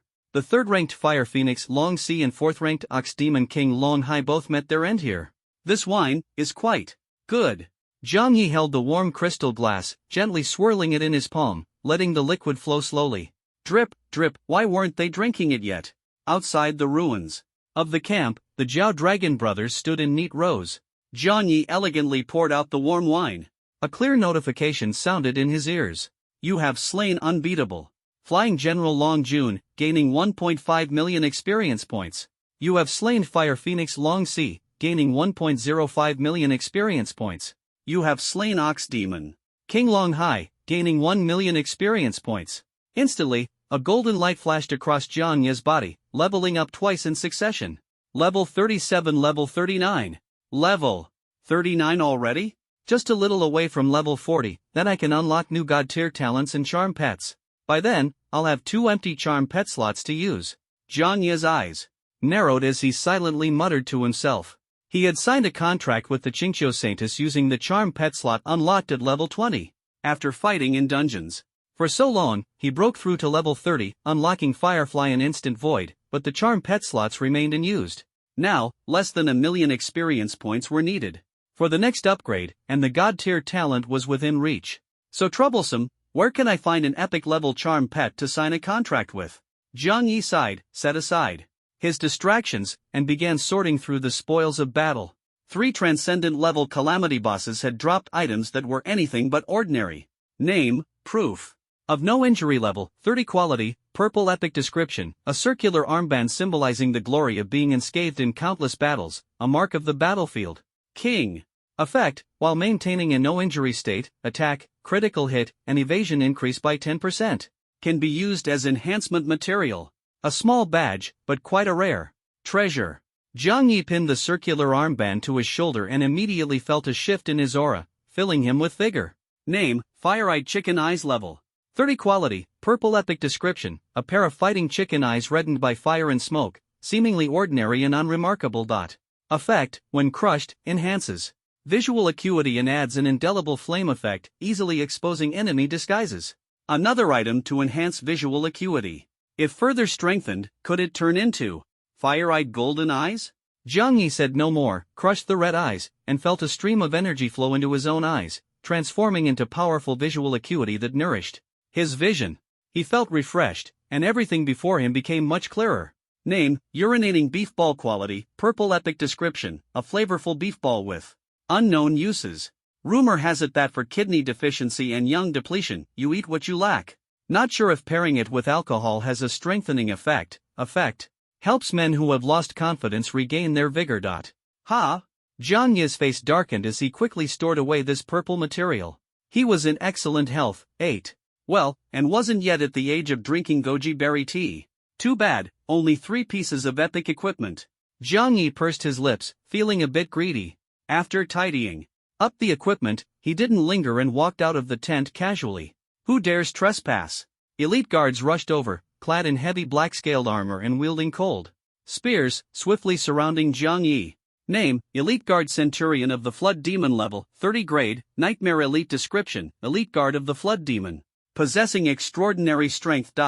Skills, Flood Dragon Roar, Flood Dragon Shot, Dragon Spear Kill. Attributes, Constitution 66 points, Strength 2500 points, Agility 1500 points, Spirit 250 points. Weakness, Lightning-based, Magic status, currently hunting the human intruder in the camp. Jiang Yi was slightly startled, noticing that the black-scaled Flood Demon displayed status and weakness information in his vision. Could this be the ability brought by Fire-Eyed Chicken Eyes? His heart tightened, but a smile appeared on his lips. Kill! The Flood Demon Elite Centurion roared, preparing to slay the dazed human on the spot and take his head to claim rewards from the generals. Lord Dragon King had said that a human head was worth 500,000 source stones. Dozens of black-armored flood demons closed in step by step, their blood-red eyes filled with greed. In their eyes, the human before them was a living pile of source stones. A single head could make them rich. What were they waiting for? Kill! The shouts of Battle rang out, and the formation quickly took shape. Flood Demon Spear Formation, skilled in formation kills and charges, but its slow speed is a major weakness. Jiang Yi saw the enemy's weakness, the prompts clearly visible in his vision. Facing the charging Centurion, Jiang Yi moved like a swimming dragon, deftly dodging a few steps and quickly retreating. Shoo! The spear swept through, missing like falling rain. What? The Centurion's face changed drastically, feeling that the human before him was as slippery as an eel, impossible to catch. They charged in formation, their spears striking like dragons, easily piercing through fragile humans. But this time, they hit a wall. In the world of martial arts, speed is the key. Their movements were too slow. Jiang Yi's figure flickered, and the spear tips always landed in the air, half a body length behind. Damn it, if we don't take this guy down before the Lord arrives, we'll all be punished. The Centurion broke into a sweat, gritting his teeth as he ordered them to scatter and charge individually. Dozens of spearmen formed a circular formation, accelerating their assault from all directions. They were determined to turn this annoying human into a sieve. Kill him, and I'll treat you all to drinks with the reward, the Centurion roared, leading the charge. His spear surged forward like a galloping steed, aiming fiercely at Jiang Yi's throat. Too slow. Jiang Yi frowned, speaking disdainfully. In his eyes, the Centurion's charge was like slow motion, riddled with flaws, and a single strike could end the fight. His movements were like a swimming dragon, effortlessly weaving through the spear formation. What? He dodged that too? Is this guy the reincarnation of an eel? Damn it, we were so close to killing him, it's maddening. This is bad. We're making too much noise, we might disturb the lords while they're drinking. If we don't deal with this human quickly, we're doomed. Hearing the word punishment, the armored demons tensed up, gritted their teeth, and charged with all their might. Swish, swish, swish. Spears rained down like a storm, stabbing fiercely at Jiang Yi's afterimage. Shoo! Blood mist erupted, the scene turning gruesomely tragic. Don't even think about running. This spear of mine will kill you. The Centurion's eyes were bloodshot with frenzy, leading the spearmen in a mad pursuit of the afterimage. A few minutes later, they finally stopped, panting heavily. They pulled out their spears, shaking off the blood on the blades, and looked at the bloodstains with frustration, feeling no sense of accomplishment. Useless. Just as the Centurion was about to decapitate the corpse to claim the reward, he suddenly froze, his eyes trembling as he fell to his knees, shaking. Dragon Commander? Third Prince? Fourth Prince? His face to this speed is unbelievable. From the moment the strange noise was heard to their hasty mobilization, it was only a matter of minutes, and the entire command camp was wiped out. The aroma of wine still lingered, yet the princes were all gone cold. They all died at the hands of this human in front of them? Gulp. Swallowing hard, breathing heavily, the group of Jiao demons stared intently at Jiang Yi, as if trying to confirm the truth, though their fearful hearts already knew the answer. The Centurion collapsed to the ground, his face darkened to a purplish hue. Trembling all over in fright, his legs involuntarily retreating as his terrified eyes fixed on Jiang Yi. It really was you. He swallowed frantically, his tongue tied in knots, a clear sign of the immense pressure he was under. Why don't you go down and ask him yourself? Jiang Yi's lips curled into a faint, gentle smile. Ask him? They wouldn't dare. The Jiao demons felt their scalps tingle as they hurriedly retreated, slipping and sliding like frightened dogs on the blood-soaked muddy ground, wishing they could grow extra legs to escape faster. Shi Mao. Jiang Yi called out softly, his eyes flashing with silver light as his pupil power erupted. Ah! The Jiao demons let out a collective scream, as if struck by a heavy blow, and instantly collapsed to the ground. Flames ignited on their dark scales, and the aura of a ferocious dragon surged upward, devouring their flesh and blood. Crackle, crackle. The fire burned and consumed them. In less than 3 seconds, the tent fell into a deathly silence. The blazing dragon's aura danced in the air, and with a snap of Jiang Yi's fingers, the flames vanished instantly. All that remained was the scorched, blackened earth, and the lifeless bodies of dozens of elite Jiao demons. You have slain the Blood Jiao camp and gained 250,000 experience points. Only 250,000? Jiang Yi frowned, muttering in dissatisfaction. That Centurion was a nightmare-level powerhouse, a tough opponent in any regular dungeon. It should have been worth at least 300,000 experience points, right? Hosts. Level exceeds the dungeon cap by 30 levels. Experience gain reduced by 200%. Dungeons above cataclysm level are not affected. The system prompt sounded, and Jiang Ye's brows furrowed tightly, his mood sour. What was this? Even the dungeon didn't show respect, imposing an experience penalty. No wonder high-level players don't bother with low-level dungeons. With experience penalties, it's a complete waste of time. Jiang Yi sighed. Though disappointed, he wasn't discouraged. Less experience was fine, as long as the numbers were large enough. He never hesitated to kill, preferring to eliminate 1,000 wrongly than let one escape. Oof. These small fry are better than nothing. Wiping out 1,000,000 Jiao demons should be enough to get me to level 50, right?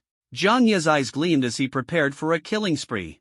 He had to level up quickly and grow stronger. Reaching level 50 would allow him to use the rusted key he had obtained earlier to unlock the demon ruins. A level 50 cataclysm dungeon was extremely dangerous. Without first upgrading his equipment and strength, he wouldn't dare take the risk. Without absolute certainty, he would never gamble with his life. Dungeons weren't games, there were no revival tokens. Death meant the end, with no second chances. I'm almost at level 40. I'll unlock a new god-tier talent soon. Hopefully, it'll bring some surprises. Jiang Ye's lips curled into a faint smile as a beam of light shot toward the sky. The synergy between his skills, Firefly and Instant Void, was flawless. As he pondered, he wondered if the new god-tier talent would bring unexpected delights. Just then, a radiant light soared over the vast, majestic waves. Drain the lake.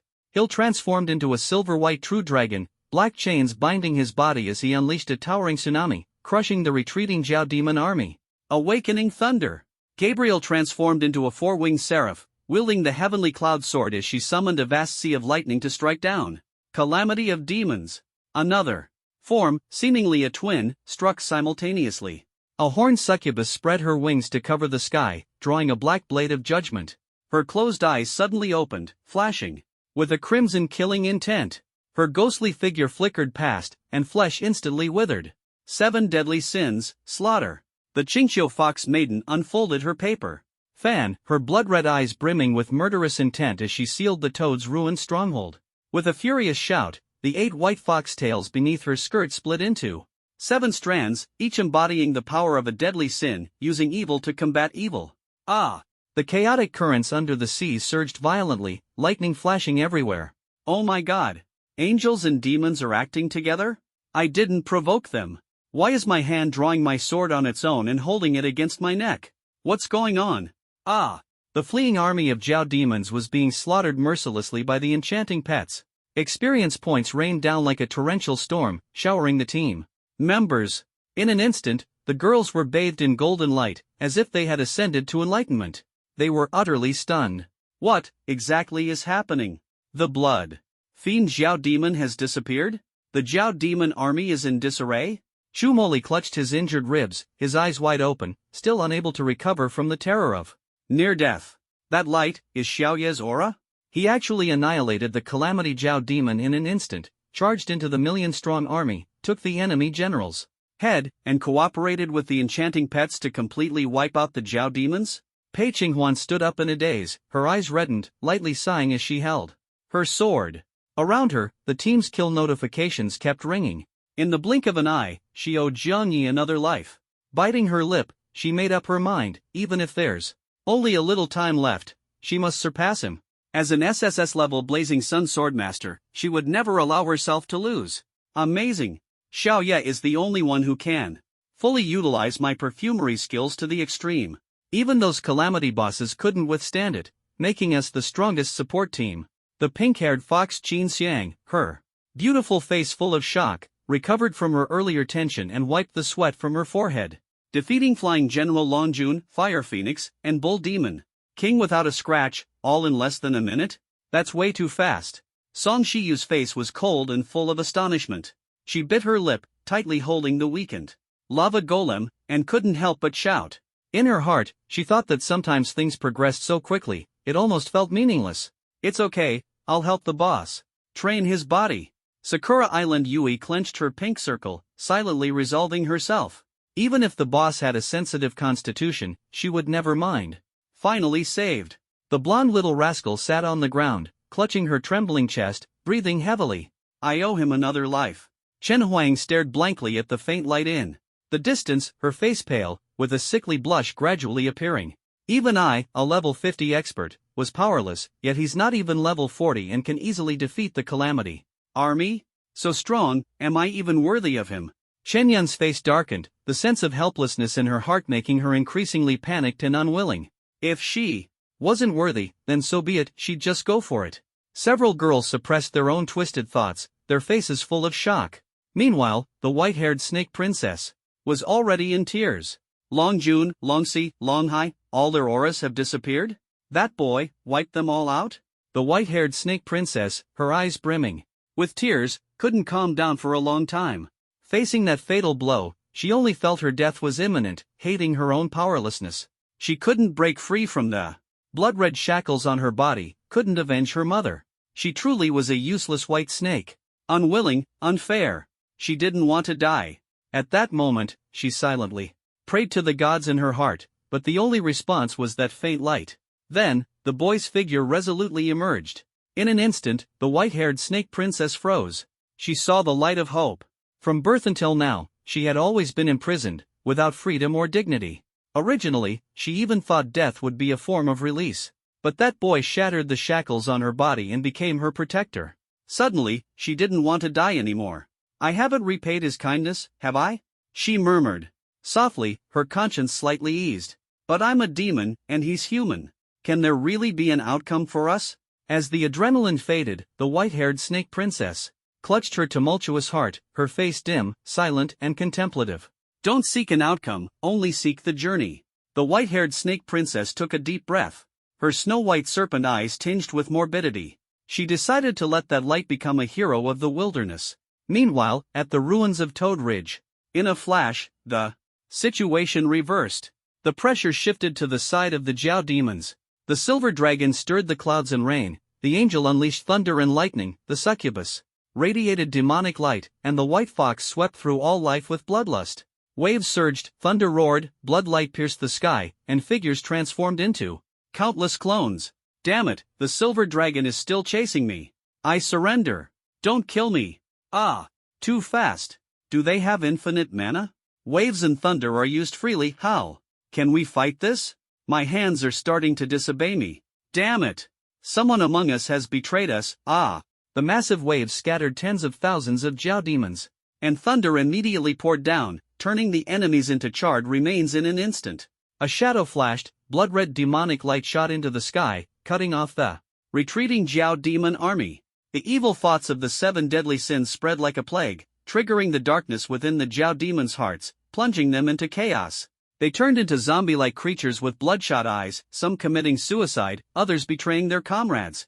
The million-strong army collapsed in an instant, utterly powerless to resist. The Jiao demons screamed in agony, while the charm pets showed no mercy. If they weren't strong, they would have died from that fatal blow long ago. Half an hour later, the vast army dyed the earth red.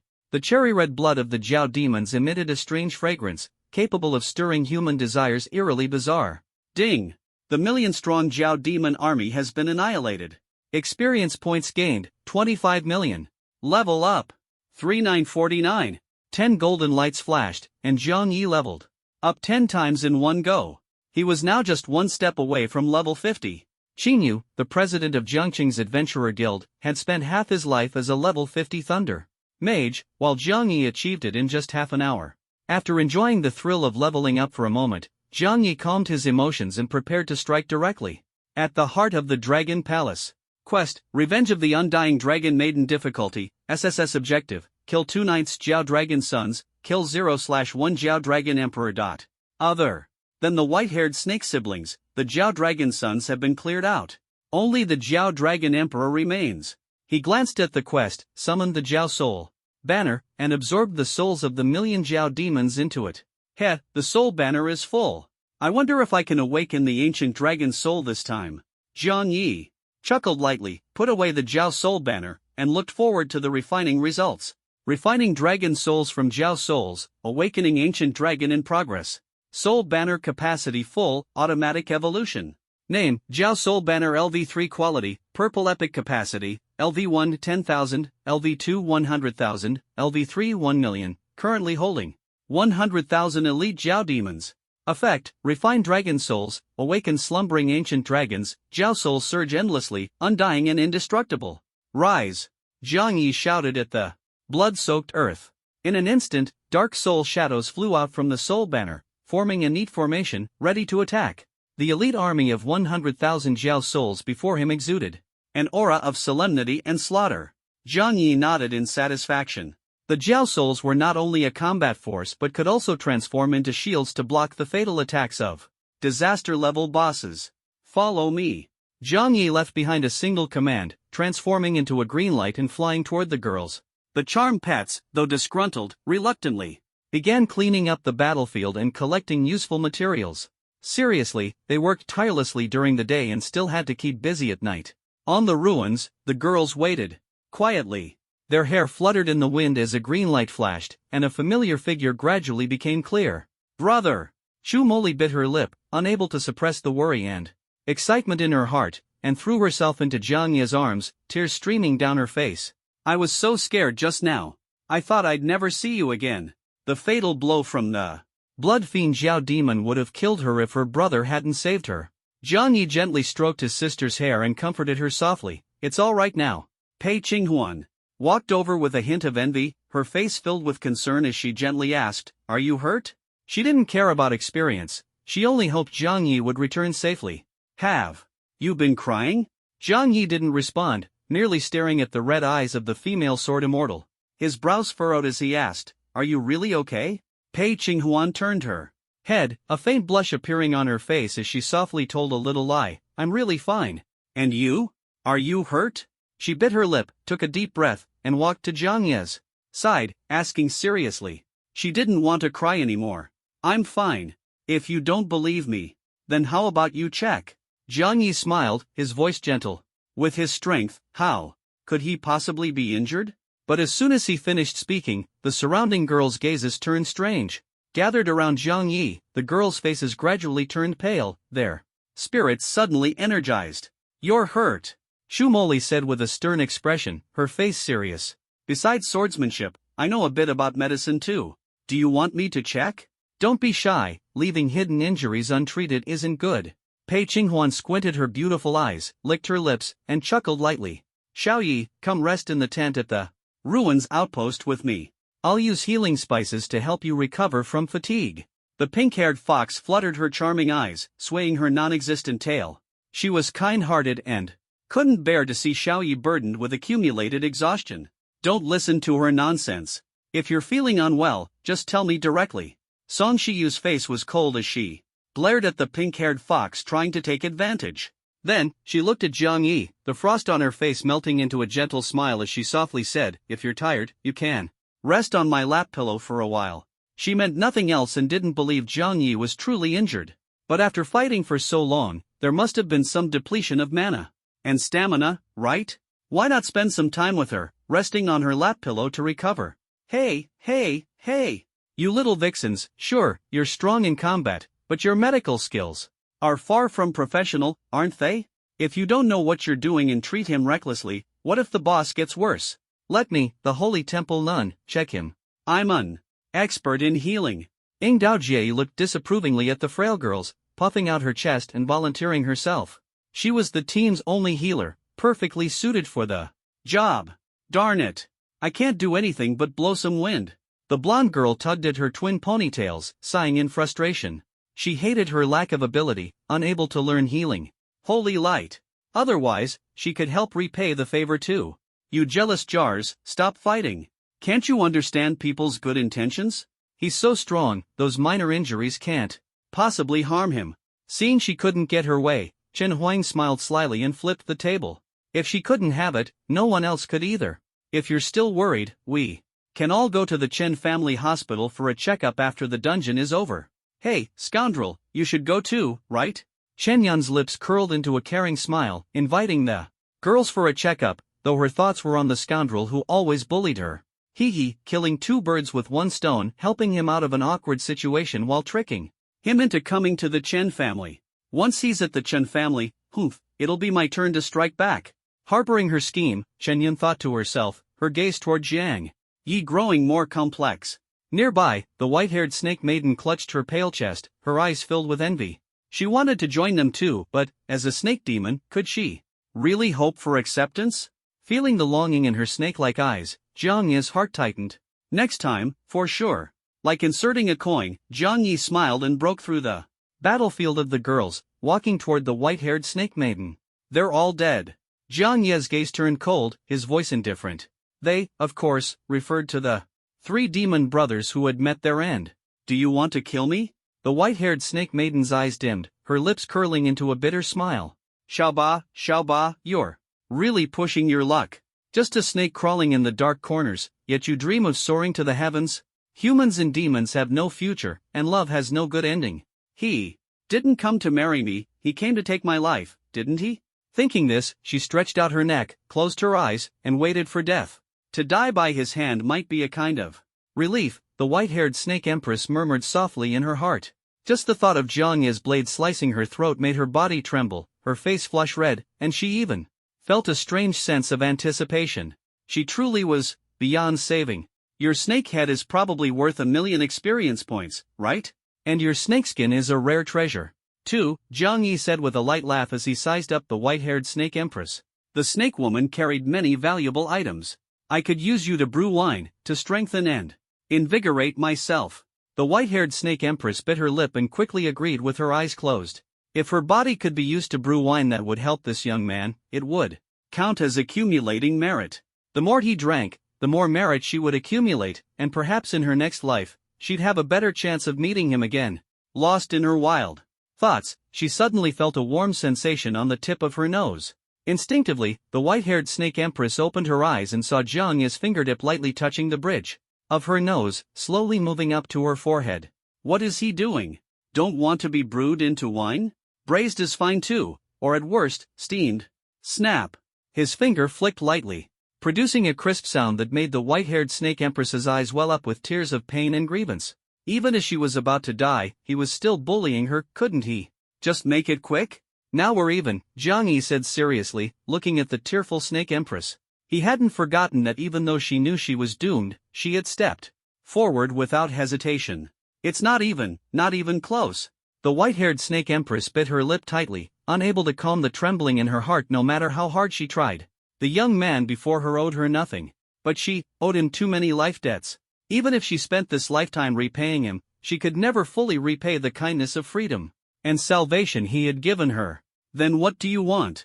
Jiang Yi's expression grew complicated, his words trailing off. Let me brew wine for you. Or braise me, steam me? I'm not a lazy snake. I take good care of myself, my meat is very tender. The white-haired snake empress opened her tear-filled eyes and hurriedly explained. Seeing Jiang Yi's aura retract and him not making a move, she panicked. If he didn't kill her, how could she complete her redemption? Are you really that delicious? Jiang Yi's expression grew increasingly strange as he asked in confusion. He had never eaten snake meat and didn't know what it tasted like. But the white-haired beauty before him must surely be delicious, right? Have you heard of dragon tiger soup? It's made by stewing tiger meat, snake meat, and chicken together. It's both delicious and invigorating. Wouldn't you consider trying it? The white-haired snake empress bit her lip nervously, trying to persuade him. She wasn't lying, she really was delicious. If he didn't believe her, he could try for himself. Do you really want to die that badly? Jiang Yi asked, puzzled. This white-haired snake empress seemed far too world-weary. She was even offering herself as food, was she not a bit twisted? Someone like me, a snake demon, is nothing more than experience points in the eyes of humans, isn't it? She said. I don't want to die at someone else's hands. If you're willing, please kill me. The white-haired snake empress raised her head, closed her eyes, and let her tears fall, full of pleading. The surrounding girls were still watching her like hawks. But she didn't want to make things difficult for this young man.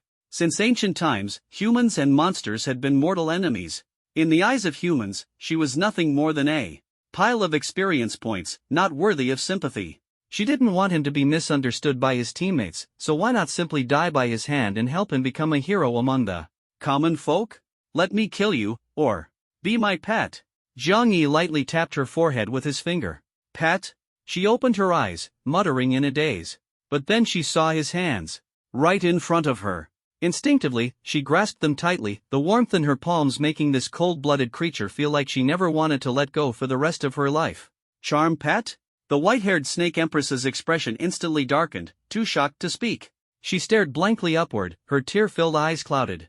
She had no idea what charm pet meant, but the words stirred chaotic thoughts in her mind. A charm pet was a bewitched little companion, essentially an emotional companion. Someone as dark and twisted as her, a lazy snake. Was she really worthy? Could she truly fulfill such a role? For a moment, the white-haired serpent princess strongly doubted her own charm.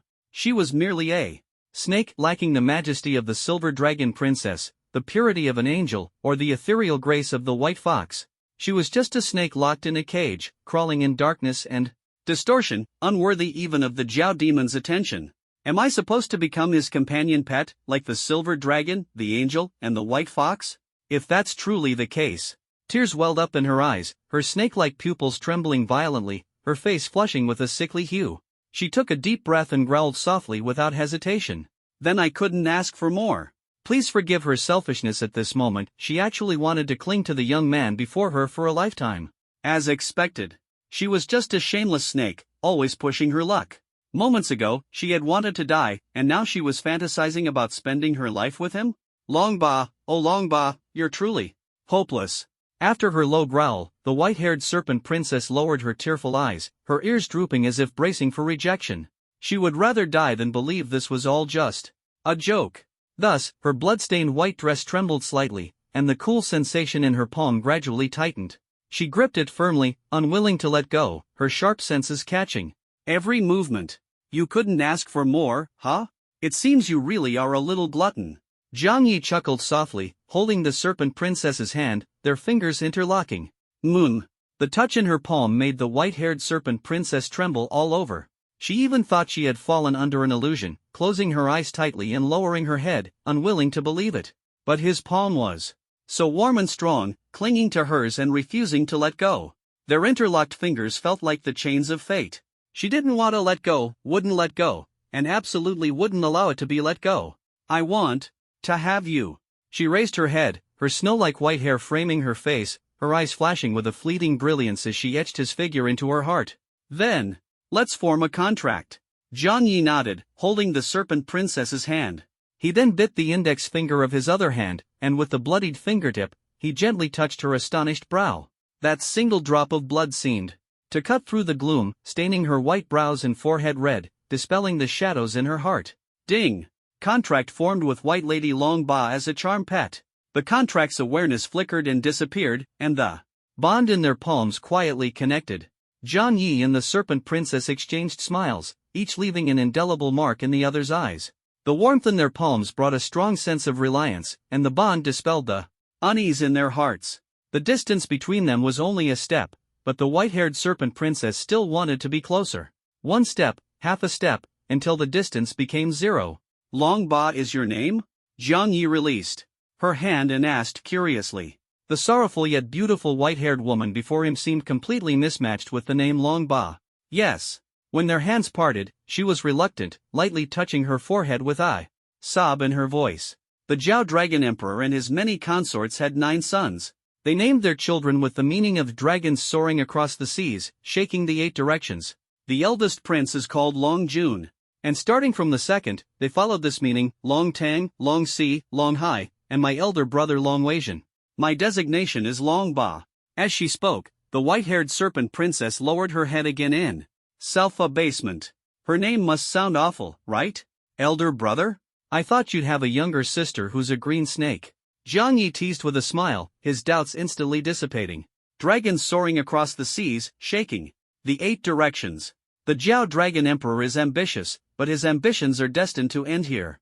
Mission, Revenge of the Unyielding Dragon Wife, Difficulty, SSS, Objective, Trigger Hidden Conditions, Contract White Lady, Reward Accessory Love of Green and White, Kill 1/9 Jiao Dragon Sons, Kill 0 out of 1 Jiao Dragon Emperor. Accessory, Love of Green and White, Level, 40, Quality, Golden Legendary, Description, a jade hairpin of white tinged with green, cool and refreshing to the touch. It is said that a white snake and a green snake, nearly frozen to death in winter, were found by a scholar who carried them home in his arms through the snowstorm and cared for them attentively. The next day, the scholar fell ill with a cold and lay bedridden, but he heard two gentle voices calling out to him. He opened his eyes and saw a beauty in a white and green cheongsam sitting by the bed, holding medicine, while the two snakes, one green and one white, that had been by the fireplace were nowhere to be seen. Effect, exclusive to Bai Nyangzi's equipment. Upon equipping, it triggers the love of green and white. The deeper the bond with the owner, the stronger the ability. Current stage, green snake emerges, allowing the summoning of the younger sister Shaoqing to assist in battle. This jade hairpin, with its white-green hue, possesses extraordinary utility. Jiang Yi carefully put the accessory away, planning to help Bai Nyangzi wear it later. Do you also think my name sounds unpleasant? Seeing Jiang Yi remain silent, the white-haired snake maiden assumed her name was disliked. She lowered her head, biting her lip, filled with helpless sorrow. It's not that I dislike the name, I just feel that such an ambitious name doesn't suit your poignant beauty and melancholic aura, Jiang Yi said with a smile. Speaking candidly, he could only be thankful that his father's surname wasn't Jing, or his name would have been even more ridiculous. Ambition. You're right. I am merely the accidental product of the Dragon Emperor's revenge and indulgence. I don't like this name. Pain filled the white-haired snake maiden's eyes as she lowered her head, took a deep breath, and clenched her small hands tightly, her nails cutting into her palms. Blood dripped down, but she felt no pain, only the resolve to break free from the shackles of her past. Her determination was as firm as iron. She raised her head, her tearful eyes filled with pleading. Can you give me a new name? I don't want to be called Long Bai anymore. I want to completely say goodbye to the weak version of myself from the past. Taking a deep breath, the white-haired snake maiden raised her head, her tearful eyes full of anticipation. She hated the weak version of herself from the past and felt deeply inferior due to her dark and twisted memories. What she could do was not deny her shadowy past but choose to start anew, with a brand new identity, loyally serving him for the rest of her life. Sure, no problem, as long as you don't mind, Jiang Yi nodded, making his intentions clear in advance. He wasn't particularly creative when it came to naming, so what if the white-haired snake maiden didn't like the name he chose? It doesn't matter. As long as it's a name you give me, I'll be happy. She raised her head, her tearful eyes narrowing slightly, crystalline tears sliding down to her gently lifted lips, which showed no trace of bitterness. Before marrying him, she wanted to give herself a name. Even if it were something like Ergo, she wouldn't dislike it. She was willing even if it meant being a loyal little dog. Woof! That actually sounds pretty good. The white-haired snake maiden clutched her neck until the blood rushed up, almost suffocating her, before snapping out of her fantasy. She liked the cuteness of little dogs, at least, little dogs were cared for and loved. As for her, she had nothing but a cage. No, that wasn't true. Now, she had everything. She was also a loved little dog. Wagging her snow-white snake tail, the white-haired snake maiden blushed, quietly waiting for Jiang Yi to give her a name. Since you want to sever ties with the past, let's start anew.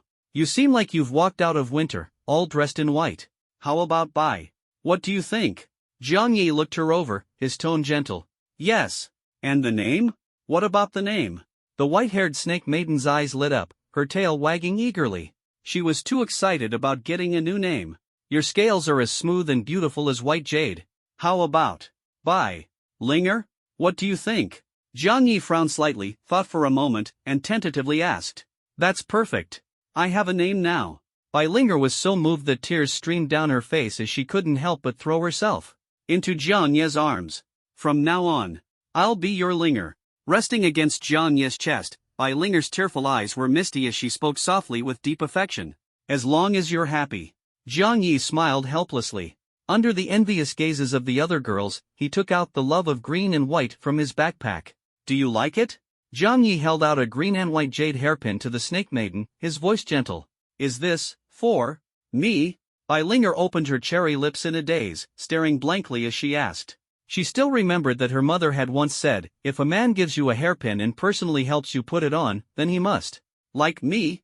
Bai Linger's snow-white snake-like pupils trembled violently, her heartbeat quickened, and her breathing grew rapid. The gazes of the surrounding girls were filled with envy, and even a hint of jealousy. It was a kind of attention she had never experienced before, making her feel like the heroine of a novel, standing center stage and basking in supreme glory. The cost?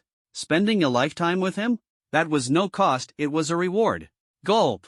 Bai Linger's Cheeks flushed, her face hidden beneath her snowy hair carrying the shy demeanor of a married woman. It was a look of wanting to refuse but welcoming, both bashful and expectant. "If you don't mind, may I help you put it on?" Jiang Yi waved his hand, his voice gentle.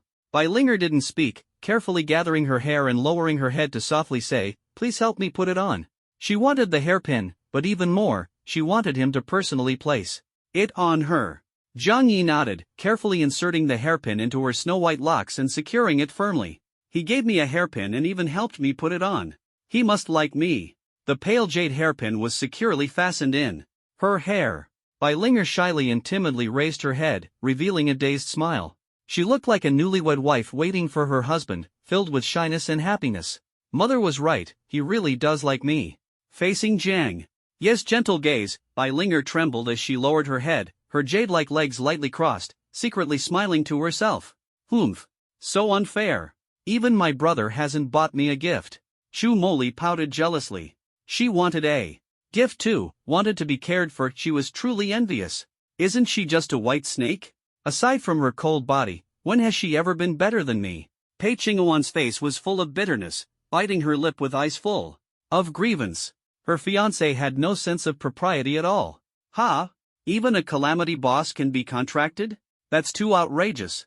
I thought Xiaoyu was just a flirt who liked those heroic and rugged types," Qin Xiang exclaimed.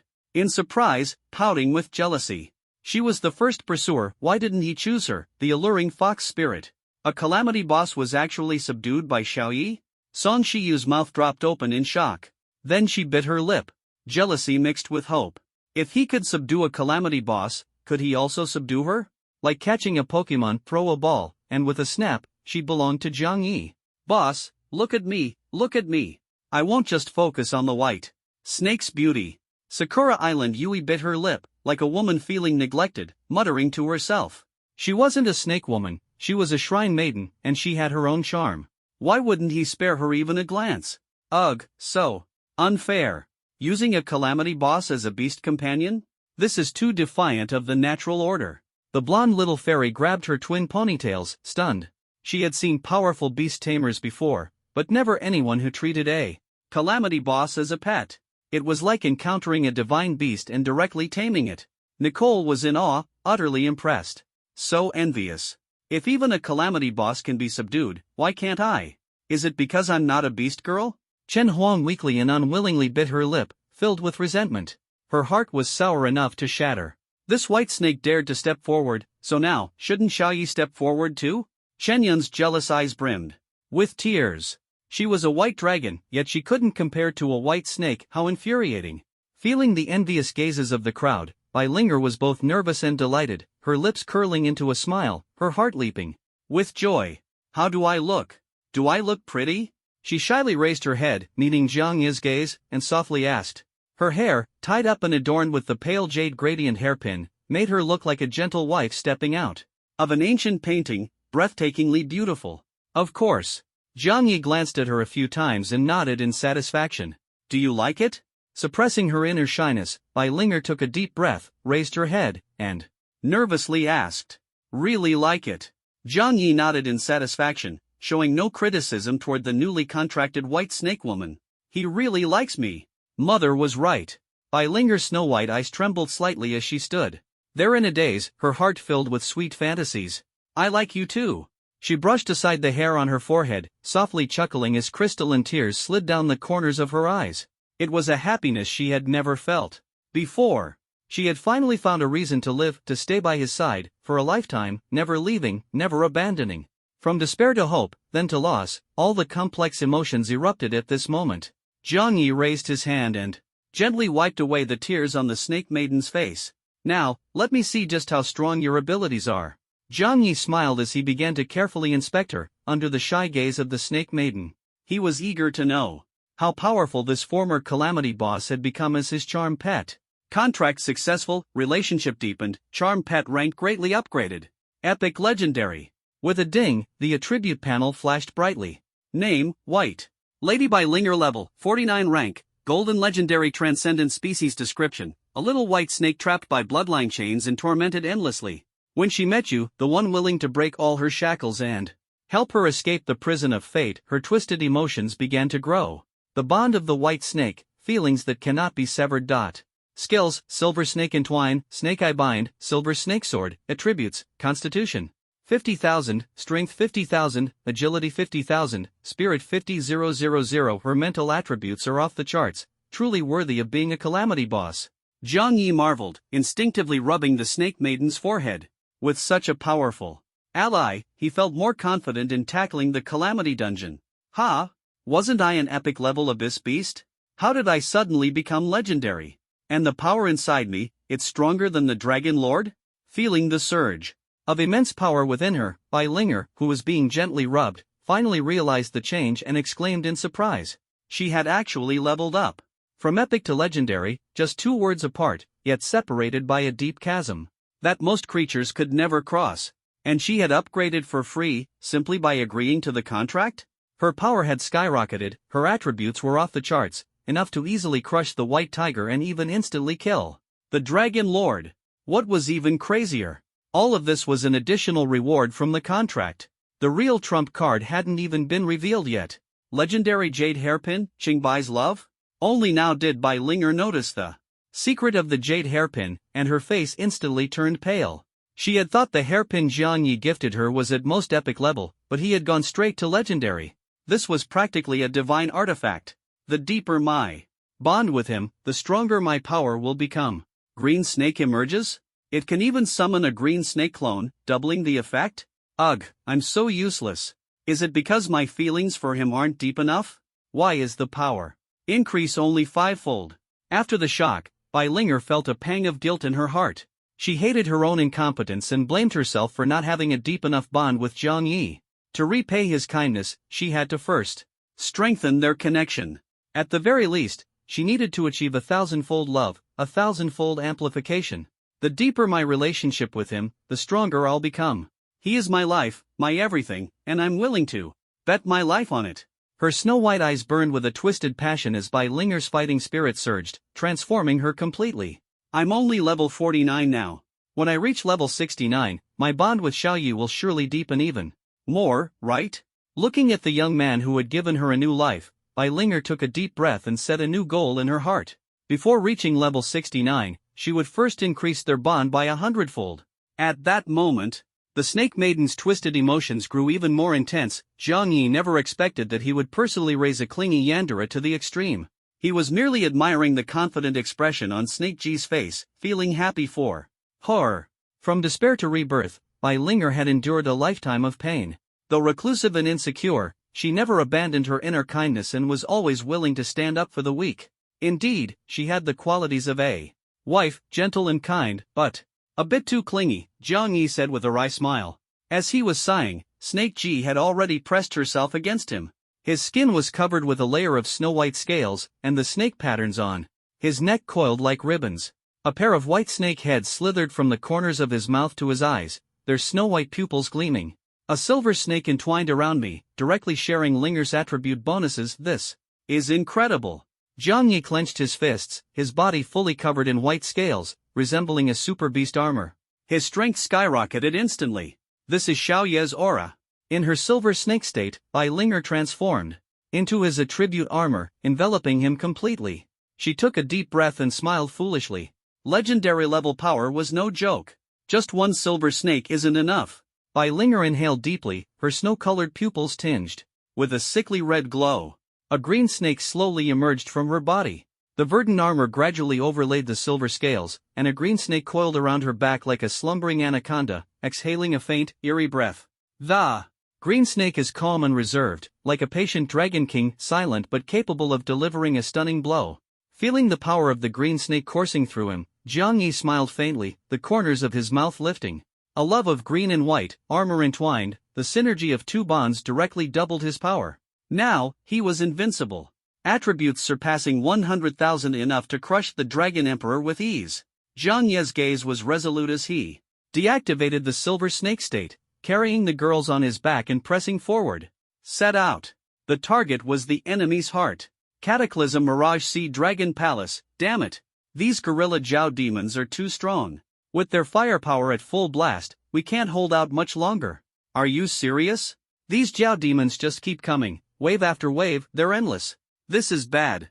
We're surrounded again, there's no way to break through anymore. The dungeon was engulfed in flames of war. These squads of Jiao demons, detached from the main army and rampaging across human territories, were not only powerful but also numerous. They slaughtered madly, devoid of reason. Terrifying. From the very start of the battle, they had been at a disadvantage, struggling desperately. After several attempts to break through, their ammunition and supplies were depleted. Now trapped in a ruined outpost, they were surrounded on all sides by black-armored Jiao demons. If nothing unexpected happened, they would soon meet their end. Holy crap, it's a dragon! Suddenly, someone screamed, staring blankly upward, so shocked that the sword in their hand fell to the ground. They were completely stunned. We're about to die, and you're still shouting? You're just scared out of your wits by your own yelling. Holy crap, a dragon! A teammate nearby gritted their teeth in frustration, but before they could finish their complaint, their mouth gaped wide open in shock, exclaiming loudly. Following their gaze, the survivors also looked up, unable to tear their eyes away. A silver-white five-clawed true dragon swam gracefully above the azure waves, its body wrapped in black chains, mysterious and powerful. Wait, are those black dots on the silver dragon's back, people? That silver dragon isn't Captain Chen Yun, so could it be that mysterious figure? Thank goodness.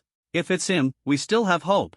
Just as everyone was despairing and awaiting death, a sudden turn of events reignited their spirits. The crowd took a deep breath, their faces lighting up with anticipation and excitement. Look! That person just leapt off the dragon's back and is charging straight at the Jiao demons attacking us. That's the green and white twin snakes? He's like a god of war, cutting through the Jiao demons like they're nothing. Amazing! Who is that green and white snake warrior under? The survivors fixed their eyes on the invincible figure mowing down the Jiao demons, exclaiming in awe. Wait! Silver dragon! Angel? I remember now, I remember. Ha ha ha! Suddenly, someone stood up frantically, pointing at the pale blue serpent man. Amid the puzzled gazes of the crowd, he shouted his name. Jiang Yi. That's right, it's him, it has to be him. Controlling the silver dragon and the angel, who else in Jiang City or Linhai could do that besides Jiang Yi? The blond young man threw his head back in laughter, his face flushed with excitement, as if he had just witnessed a miracle. Being from Jiang City himself, his eyes grew moist at the sight of a fellow townsman. Jiang Yi? In the ruins of the outpost, the survivors looked at each other, both surprised and confused. Jiang Yi? Who's that? They had no idea who this name belonged to. Could it be the Jiang Yi who racked up 100,000 points in the forbidden zone of Xuanha in Jiang City half a month ago? A bespectacled male mage slapped his forehead in realization. He finally remembered. Half a month ago, a killing god had appeared in the Xuanha forbidden zone, controlling the silver dragon and the angel, sweeping through the dungeon solo, racking up points like crazy, and smashing the league's all-time records. That fearsome figure was now standing right in front of them. And he looked even stronger. Before their eyes, the silver dragon roared, the angel and succubus alternated like lightning, the nine-tailed white fox danced gracefully, and the pale blue serpent unleashed a storm of sword shadows. The Jiao demon army collapsed in an instant, their corpses piling up like mountains. That's right, it's him. The silver dragon and the angel, and now there's a white fox and a white serpent too. He's gotten even stronger, the blond young man shouted in admiration. He was a professional player from Linhai No. 1 High School, with decent results in the league. But compared to Jiang Yi riding on the dragon's back, he was like a child playing in the sand. Wait, isn't the Xuanha Forbidden Zone just a medium difficulty dungeon? In just half a month, he's already capable of soloing the hardest Cataclysm dungeon? That's insane. I've been studying traditional techniques for so long and still can't match that speed. After hearing the explanation, the survivors were utterly shocked. In just half a month, he had gone from clearing dungeons with ease to soloing the hardest ones. Such growth speed was beyond their wildest dreams. But reality was even crazier than dreams. While they were still struggling in despair, the Jiao demon encirclement was broken in the blink of an eye. The crisis was instantly resolved. Roar! The dragon's cry pierced the sky as the black-haired youth leapt gracefully on the dragon's back. Behind him was a battlefield drenched in blood and carnage. Boom! The ruins of the outpost fell silent. The only sound was the survivors swallowing hard. Their faces were filled with shock. In less than 3 minutes, he wiped out the entire Jiao demon army? That was so fast. If I could Trade my traditional skills for monster-killing speed, maybe I could barely compete with him. Stop kidding yourself. With your rookie skills, you think you can compare to him? You wouldn't last a minute, not even 10 seconds. Having survived life and death, the survivors were first stunned, then erupted into thunderous cheers. They were alive, and Zhang Yi had saved them. Wait! Don't celebrate too soon. The Zhao demon army numbers in the tens of thousands. Zhang Yi only killed the small group surrounding us. Compared to the entire army, this is nothing. Sigh, don't get too happy yet. Zhang Yi may have saved us, but there are still millions of Zhao demons ahead, not to mention the terrifying 9 sons of the Zhao Dragon and the Zhao Dragon Emperor. Oh no, someone give me a life extension card. I want to live a little longer. The survivors' joy was short-lived as their faces turned grim again. Crushed by the immense pressure, despair loomed over them like dark clouds. They took deep breaths and crawled out of the shelter like frightened quails. Seeing the blood-soaked remains scattered everywhere, their faces turned pale with fear. Wait, look! Suddenly, the blonde young man gasped for air, pointing behind him, his eyes nearly popping out. Blondie, why are you so worked up? Don't tell me the Zhao demon army is back, someone in the crowd complained. Their nerves were already stretched to the limit, unable to handle another scare. It's not the Zhao demon army, it's those minions. They can't catch up anymore. Blondie collapsed to the ground, trembling as he poi yellow. Hair sat on the ground, nodding furiously like a pecking chicken. Ha, you really know how to dream. A million pigs couldn't be caught in 3 days and nights, let alone a million Zhao demons. We understand your despair. But be realistic. Stop relying on Zhang Yi, he's not an omnipotent god. The survivors found humor in their misery, shaking their heads in disbelief. Although they secretly hoped someone could turn the tide and eliminate all the Zhao demons, they knew it was impossible. He is a god. Yellow Hair shouted, stunning everyone into silence. Was such worship really necessary? Faced with the harsh reality, Yellow Hair had simply broken down. If miracles truly existed, how could the Zhao demons still rampage? Though they didn't believe it in their hearts, they instinctively looked in the direction Yellow Hair pointed, unable to tear their eyes away, forgetting to breathe in shock. Is that a road paved with dragon blood? The crowd gasped, their faces filled with extreme astonishment. Before them lay a blood-soaked path, covered with the corpses of Zhao demons. They couldn't help but follow the trail, growing more fearful and silent with each step. Along the way, the bodies of Zhao demons were strewn everywhere, countless in number. How many had been killed? Could they really have all been wiped out? Hiss! The crowd gasped again, their faces numb with shock. Everywhere they looked, there were monster corpses. Even a passing seal had been slapped at if we hadn't broken up. Now I must be the envy of all those women, right? Her tear-swollen eyes were filled with endless regret and sorrow. If she had known earlier, Lu Ruyan would never have let go, even if it killed her. Ha! Lu Ruyan? Is it really you? Suddenly, a surprised voice rang out. Lu Ruyan instinctively turned her head and saw a stranger with blonde hair excitedly walking toward her. That flowing blonde hair reminded her of someone from the past. Ji Boduan. He had blonde hair when he was alive. Lu Ruyan's expression became dazed, and she instinctively turned her head away, flustered. Oh no! She had been recognized.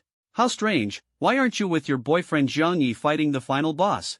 The blonde-haired man, acting overly familiar, chased after Lu Ruyan to strike up a conversation. I have a stomachache. Lu Ruyan was terrified, immediately turning her head and answering in a trembling voice. Damn it! If these people found out she and Zhang Yi had broken up, wouldn't she become a laughingstock?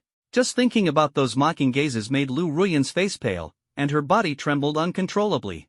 No, please. She didn't want to become the object of everyone's ridicule. Fortunately, the dungeon was vast, and there were many strangers in Linhai. The news of her breakup with Zhang Yi hadn't spread yet. The blonde-haired man in front of her seemed to be out of the loop, probably not paying much attention to gossip, so he should be easy to deceive. Determined, she resolved not to let the news of the breakup get out. At least, not here, where she could be turned into a joke. Ha! Your face. The blonde-haired man looked puzzled and asked with a strange expression. Lu Ruyan's eyes were swollen from crying, and her cheek was still puffy. Even after using holy light several times to heal it, there was still a palm print on her hand. Had she been slapped in the face? What the hell? The blonde-haired man's expression changed, and he was shocked. Who was the bold genius who dared to bully Zhang Yi's girlfriend? Jiang Yi was their savior, how could anyone dare to bully their benefactor's woman? This was intolerable. Who hit you? Tell us, we'll help you get revenge. The blonde-haired man stepped forward, shouting angrily, immediately attracting the attention of many people. The survivors who had come with him also looked furious, roaring, "Ugh! Who had the audacity to bully Jiang Yi?" Lu Ruyan trembled with anger inside but still had to force a smile, as if she were entertaining guests. "What are you all arguing about here?" Suddenly, a furious shout interrupted the commotion. Xiao Hu walked over with a stern expression. He had been immersed in the awe of the blood-red ravine, marveling at the miracle left behind by Jiang Yi, but the noise had disrupted his thoughts, leaving him displeased. As he approached, he saw a group of people angrily surrounding Lu Ruyan, shouting at her. "Lu Ruyan, what trouble have you caused this time?" Xiao Hu frowned, his gaze sharp and cold as he questioned her. He felt as though he had the worst luck imaginable, having to deal with troublemakers like Lu Ruyan and Ji Buoduan. "Captain Xiao Hu, you've misunderstood. It's not her causing trouble, someone is bullying her," the blonde-haired man quickly explained with a smile. Xiao Hu's expression turned complicated as he shot a harsh glance at Lu Ruyan, his curiosity piqued. Someone dared to bully this vampire? The fact that she wasn't out sucking people's blood was already a sign of conscience. "Lu Ruyan, someone bullied you?" Suppressing his anger, Xiao Hu asked in a low voice. No, it's nothing, just a misunderstanding, Lu Ruyan's expression changed, cold sweat forming on her forehead as she hurriedly waved her hands and nervously explained. Xiao Hu knew she and Jiang Yi had already broken up. If the truth were exposed, it would be utterly humiliating. "Lu Ruyan, don't be afraid, we've got your back." "Exactly. Your boyfriend Jiang Yi is our savior, how could we stand by and watch you get bullied? Speak up. With Captain Xiao Hu here, we'll help you vent your anger together." Everyone was furious, their anger boiling over. Xiao Hu froze for a moment, then laughed coldly, his tone sharp. "Who said Lu Ruyan is Jiang Yi's girlfriend? Lu Ruyan wasn't worthy of brother Jiang, no one could argue with that." Xiao Hu smirked, his dissatisfaction evident in his thoughts. Suddenly, the scene fell silent, and everyone was stunned. "Ha? She's not Jiang Yi's girlfriend? What's going on here?" The crowd exclaimed in surprise, their faces filled with confusion as they turned to Lu Ruyan. Countless curious eyes focused on her. Lu Ruyan felt her hands and feet go cold, her back drenched in sweat. Damn it! The secret of her breakup with Jiang Yi had been exposed. "Captain Xiao Hu, what's going on here?" The blonde-haired man awkwardly scratched his head, looking at the burly man in front of him and hurriedly asking. He wasn't much of a gossip, only knowing that Lu Ruyan and Jiang Yi were dating. Could it all have been rumors? Or had something really happened and they'd already broken up? Go ask this foolish woman yourself. Xiao Hu shrugged and snorted coldly, uninterested in wasting time on Lu Ruyan. After witnessing that miracle, he turned and walked straight toward the final boss. Compared to Lu Ruyan, he was far more eager to see the 108 ways the Dragon Emperor could die. The crowd could only stare blankly at Lu Ruyan, their gazes intertwining. "Lu Ruyan, did you and Jiang Yi break up?" The blonde-haired man took a deep breath and cautiously probed. No. Lu Ruyan's expression changed, forcing a strained smile as she hurriedly shook her head in denial. She would never admit to the breakup. Not even in death. Thank goodness that foolish brute Xiao Hu left. As long as I stubbornly deny it, these people can't do anything to me. Breathing a sigh of relief, her expression slightly improved, though her mind was filled with curses. If it weren't for these people, she wouldn't be in such an awkward situation. If the truth about the breakup were revealed, she'd immediately become the target of ridicule. She absolutely couldn't let the truth slip out. Lu Ruyan refused to become a laughingstock. Then what's with the injury on your face? Why aren't you with Jiang Yi? The blonde-haired man noticed something amiss, frowning in confusion as he asked. He was starting to suspect something. "We had a fight." Lu Ruyan gritted her teeth and held on, barely managing to say. A breakup was essentially just a fight. As long as she shamelessly apologized, Jiang Yi would surely come around. A fight? The blonde-haired man was half convinced, wanting to press further, but seeing Lu Ruyan's tight-lipped demeanor, he decided not to push too hard. Don't listen to her nonsense, they broke up a long time ago. Suddenly, a cold laugh came from the side. Lu Ruyan's face changed drastically, and she quickly turned around. "Nicole? What are you doing here?" Lu Ruyan froze, biting her lip and staring fiercely at this troublesome little figure. Damn it! How did this ponytailed little pest suddenly appear? Wasn't she supposed to be trailing behind Zhang Yi? How could she show up here? Why can't I be here? Nicole snorted coldly, grabbing her twin ponytails and glaring fiercely at Lu Ruyan. Her aura was overwhelming. Don't be fooled by her small stature, her ability to provoke was top-notch. A pesky ex-girlfriend who had done so many bad things and still wanted to play innocent? Did the household registry only have her name on it? You. Lu Ruyan was trembling with anger, almost exploding. First, the big Xiao who had just left, and now Nicole, this little pest, had come along. She hated these troublemakers the most. Captain Nicole? Huang. Mao exclaimed in surprise, quickly asking with confusion, what's going on here? Lu Ruyan got dumped? He instinctively thought of one possibility. Zhang Yi, after making it big, immediately dumped his girlfriend. Could this be the conflict Lu Ruyan had mentioned? She got dumped? Nicole frowned, then snorted in dissatisfaction, clenching her fists tightly. It was this foolish woman who dumped Zhang Yi. The little girl angrily explained. When Nicole first heard this news, even she couldn't believe it. A woman with a boyfriend capable of instantly defeating disaster-level bosses would actually dump him?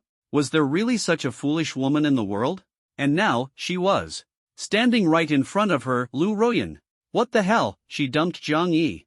Huang Mao was shocked, pointing at Lu Ruyan and shouting. He was completely stunned, his scalp tingling. A man as powerful as Zhang Yi, who could annihilate 1,000,000 flood demons with a laugh, was dumped just like that? How terrible must Lu Ruyan be? Not only was Huang Mao dumbfounded, but the people around them were also stunned. After realizing what had happened, the crowd erupted in boos. Their gazes toward Lu Ruyan turned cold. Don't listen to her nonsense. Lu Ruyan's face changed drastically, and she hurriedly tried to defend herself. But no one believed her. Her appearance was too suspicious. With injuries on her face and a dirty white robe that looked like she'd been rolling in blood, she definitely didn't look like someone who had been with Zhang Yi all along. She initiated the breakup and even forced Xiao Yi to sign an agreement, repeatedly trying to sever ties. Nicole grabbed her twin ponytails and coldly explained. The more the crowd listened, the colder their expressions became, their fists clenched tightly. What kind of person is this? Her boyfriend's parents passed away, and instead of comforting him, she tried to steal the inheritance? She's a beast. If my girlfriend were like this, I'd have broken her hands long ago. Zhang Yi was still polite. To her, I would have killed this scumbag already. The crowd surrounded Lu Ruyan, gritting their teeth and cursing her. They had initially wanted to defend Lu Ruyan, but now she had jumped out to condemn herself. So this scumbag was Lu Ruyan. No, it's not like that. Lu Ruyan's face turned pale as she bit her lip and frantically tried to explain. But no one believed her. Phew. Breaking up was the right choice. What else could he do? Keep enduring? I told you, Zhang Yi is so amazing, Lu Ruyan doesn't deserve him. This woman is cruel and selfish, she deserves it. And now she wants to reconcile? What a joke. All she could hear were mocking voices. Lu Ruyan's face turned ashen, as if she'd fallen into an icy pit. Trembling, she covered her ears and squatted down in despair. Facing the crowd's accusations, Lu Ruyan had barely opened her mouth when she was showered with spit. The insults made her break out in a cold sweat. We'll get back together. Xiao Yi still likes me, the breakup is just a test. We still have a chance. Lu Ruyan gritted her teeth, her tear-swollen face desperately shouting, trying to win a shred of sympathy. But the result was even harsher ridicule. Then you're going to be disappointed. Nicole looked down at the trembling and defeated Lu Ruyan. The sight of the ex-girlfriend in such a sorry state was almost laughable. Xiao Yi already has a girlfriend now. She smirked and mercilessly dropped this bombshell. He already has a girlfriend? Lu Ruyan collapsed to the ground, her fingernails scratching her cheek, her gaze instantly losing its light. Just 1 month after their breakup, her ex-boyfriend had already found a new love? Does this mean I don't even have a chance to reconcile? No. I can wait for him to break up. Yes, break up. Lu Ruyan, like a madwoman, bit her lip, her swollen face covered in scratches, and growled fiercely. The situation wasn't settled yet, she still had a chance. You? Nicole, holding her twin ponytails, looked down at the sickly woman on the ground, a contemptuous smile curling at the corner of her lips, her bright blue eyes gleaming with mockery. Lu Ruyan, you let go yourself. How could a broken mirror ever be mended? You couldn't even catch up to Xiao Yi, and you, a worn-out Shu Hu, doesn't even qualify as a backup, dare talk about reconciliation. The more she spoke, the paler Lu Ruyan's face became. The words worn-out shoe pierced her heart like a sharp blade, shattering her defenses completely. Lu Ruyan sat dazed on the ground, trembling as she raised her head, her face flushed red, hurriedly retorting, Xiao Yi and I just had a little misunderstanding. He still likes me like he used to. He'll buy me expensive bags and listen to me. She screamed hysterically, like a rabid dog desperately guarding her selfish desires, refusing to admit her pain. A worn-out shoe, no matter how much you patch it up, is useless. Throwing it away is the right choice. Besides, with me as the backup, why would he need second-hand goods like you? What a joke. You don't even have cling wrap, and you still have the nerve to say you're not broken? Nicole frowned slightly, her eyes filled with disdain. Her smile mocking. She made no effort to hide her disgust and ridicule for Lu Ruyan, tearing her down completely. Lu Ruyan broke down entirely. You like Jiang Yi too? She reacted as if facing a great enemy, her pupils shrinking sharply. The blonde twin-tailed girl before her was no ordinary person. She was a young American prodigy, a wealthy heiress, a bona fide little princess of privilege. She was leagues above someone like Lu Ruyan, who had no background to speak of. This wealthy heiress actually liked Jiang Yi too and was willing to be a backup? Had she gone mad from lack of male companionship, lowering herself to be a sycophant? Crazy. Not only was Lu Ruyan shocked, but the onlookers were also dumbfounded. This cute, blonde, twin-tailed goddess from a wealthy family was actually willing to be a backup? Jiang Yi, what on earth did you do to the goddess? Wasn't she supposed to be a cute heiress? How did she turn into a sycophant? Look at Nicole's expression, it seems like she's the one benefiting here. Everyone exchanged glances, exclaiming in disbelief. The goddess secretly loved Jiang Yi and was even willing to be a backup. Listening to the crowd's chatter, Lu Ruyan felt an unbearable ache in her heart, numb with regret. That was her ex-boyfriend, what right did these women have to fight over him? Even if they had broken up, Jiang Yi could only love her. You're not allowed to like him. Lu Ruyan gritted her teeth, glaring at Nicole, her voice hoarse from shouting. Why can't I like him? Nicole rolled her eyes at her, raising her hand to lightly pat Lu Ruyan's scratched face, a mocking smile playing on her lips. Honestly, I should thank you. If it weren't for you, this idiot, breaking up with Xiao Yi first, how would we have had the chance to pursue him? The things you didn't cherish, we'll treasure. Her blue eyes gleamed with disdain, her pink lips curling slightly as she gently patted Lu Ruyan's face, as if cursing her even after delivering the fatal blow. You all? Lu Ruyan froze, her chest aching sharply. Was the treasure she had lost now being held in their hands? Yes, us. Is there a problem? Fair competition for everyone. You, the loser, have no right to interfere. Nicole sneered indifferently. She knew deep down that the chances of winning over Xiao Yi were as slim as winning the lottery. But it was still better than this loser in front of her. When did he become so sought after? Lu Ruyan sat on the ground, her eyes red and brimming with tears. Just a month ago, her ex-boyfriend had been unknown, but now, after their breakup, he had become a hot commodity? What had she missed? Your ex-boyfriend has always been outstanding, but you're just a fool who only sees money and can't recognize his worth. Don't just talk about me, even the Chen family's twin sisters secretly like him. Nicole's lips curved into a faint smile, her sapphire blue eyes gleaming with confidence. Her words were like a stone thrown into a calm lake, stirring up ripples. What? Even the Chen family sisters like Jiang Yi? This is deeper than it seems. The survivors gasped in shock, filled with both envy and jealousy. The Chen sisters were renowned beauties of Lin Hai. The elder sister, Chen Yun, was gentle and graceful, exuding the charm of a mature woman. The younger sister, Chen Huang, was cold and proud, with a commanding presence. They were goddesses in the hearts of many, yet they had both silently fallen for the same man? And all because of one person? If it's someone I like, why does it have to be Jiang Yi? Goddess, are you confused? Besides being handsome and capable, what else does Jiang Yi have? I don't know Jiang Yi's strengths, but as for yours, you're just a small fry. Stop embarrassing yourself here. This aloof goddess usually has no scandals, but the moment she encounters Jiang Yi, she loses her composure. Truly a lifetime mistake. Ugh. Jiang Yi is too strong, the dungeon is too dangerous, and we're too weak. If we want to survive, we can only rely on him. The survivors lamented, filled with envy. From that moment, their love was completely shattered. You're lying to me, aren't you? You must be lying to me. How could Jiang Yi possibly have so many outstanding women liking him? Lu Ruyan bit her lip, screaming in madness.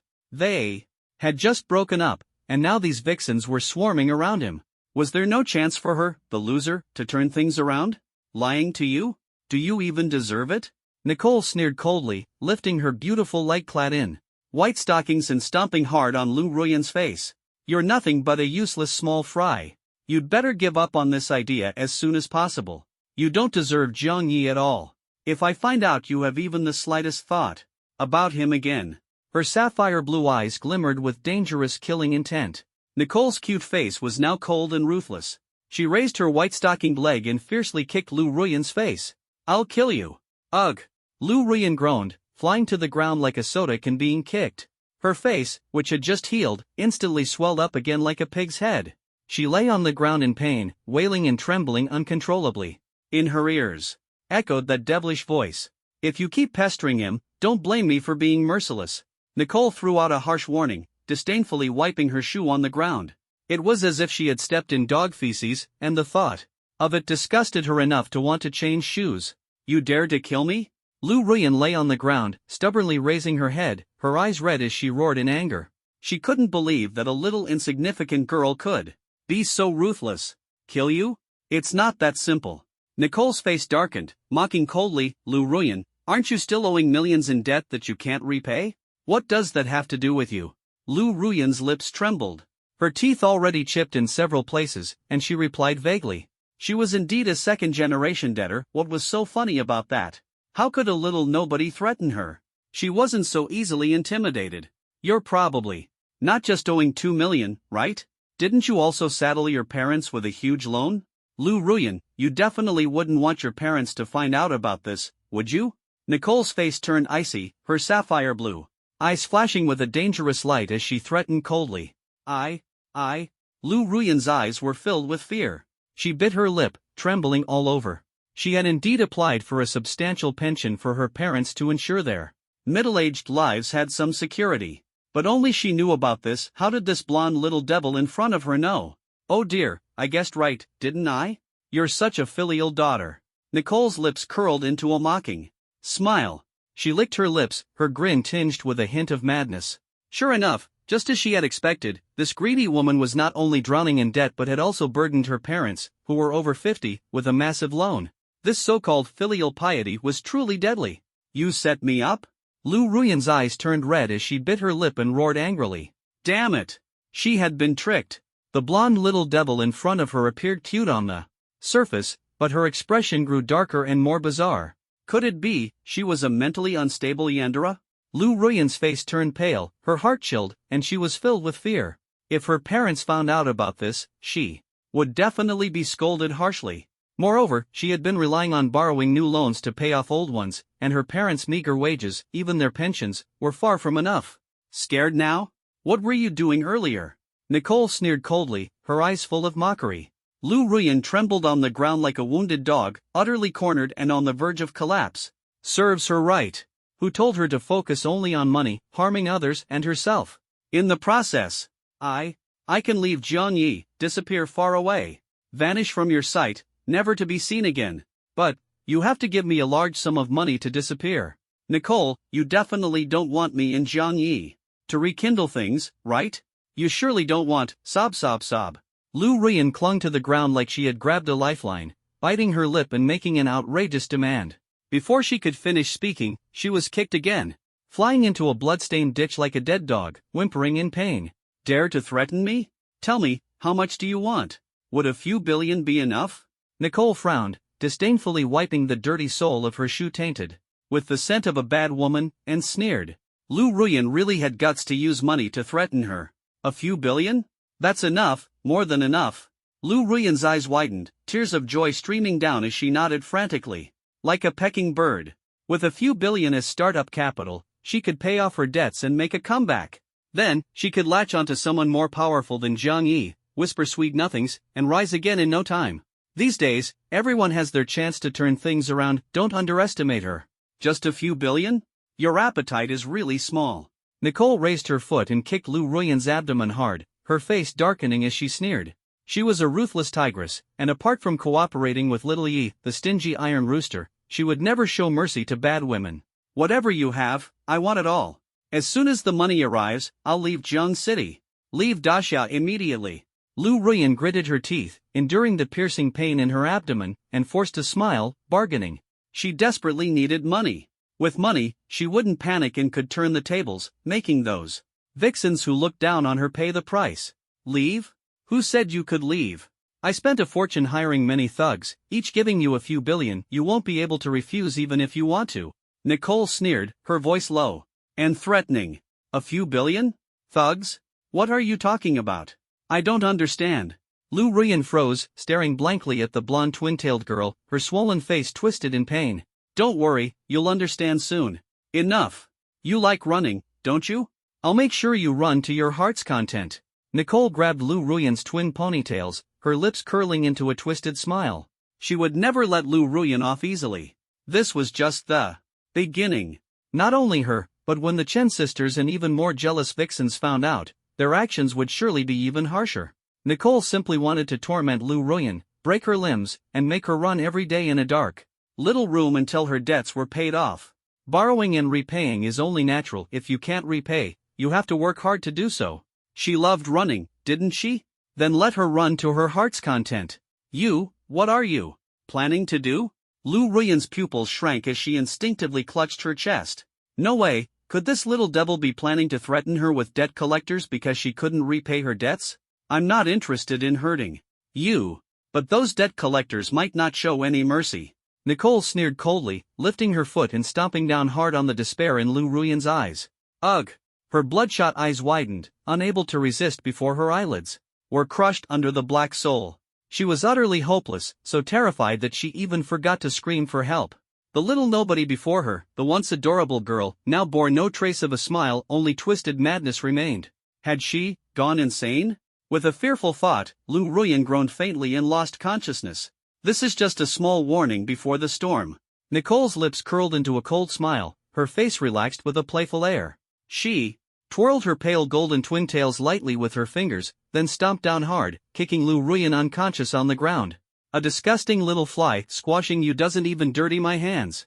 Licking her lips, Nicole snorted coldly.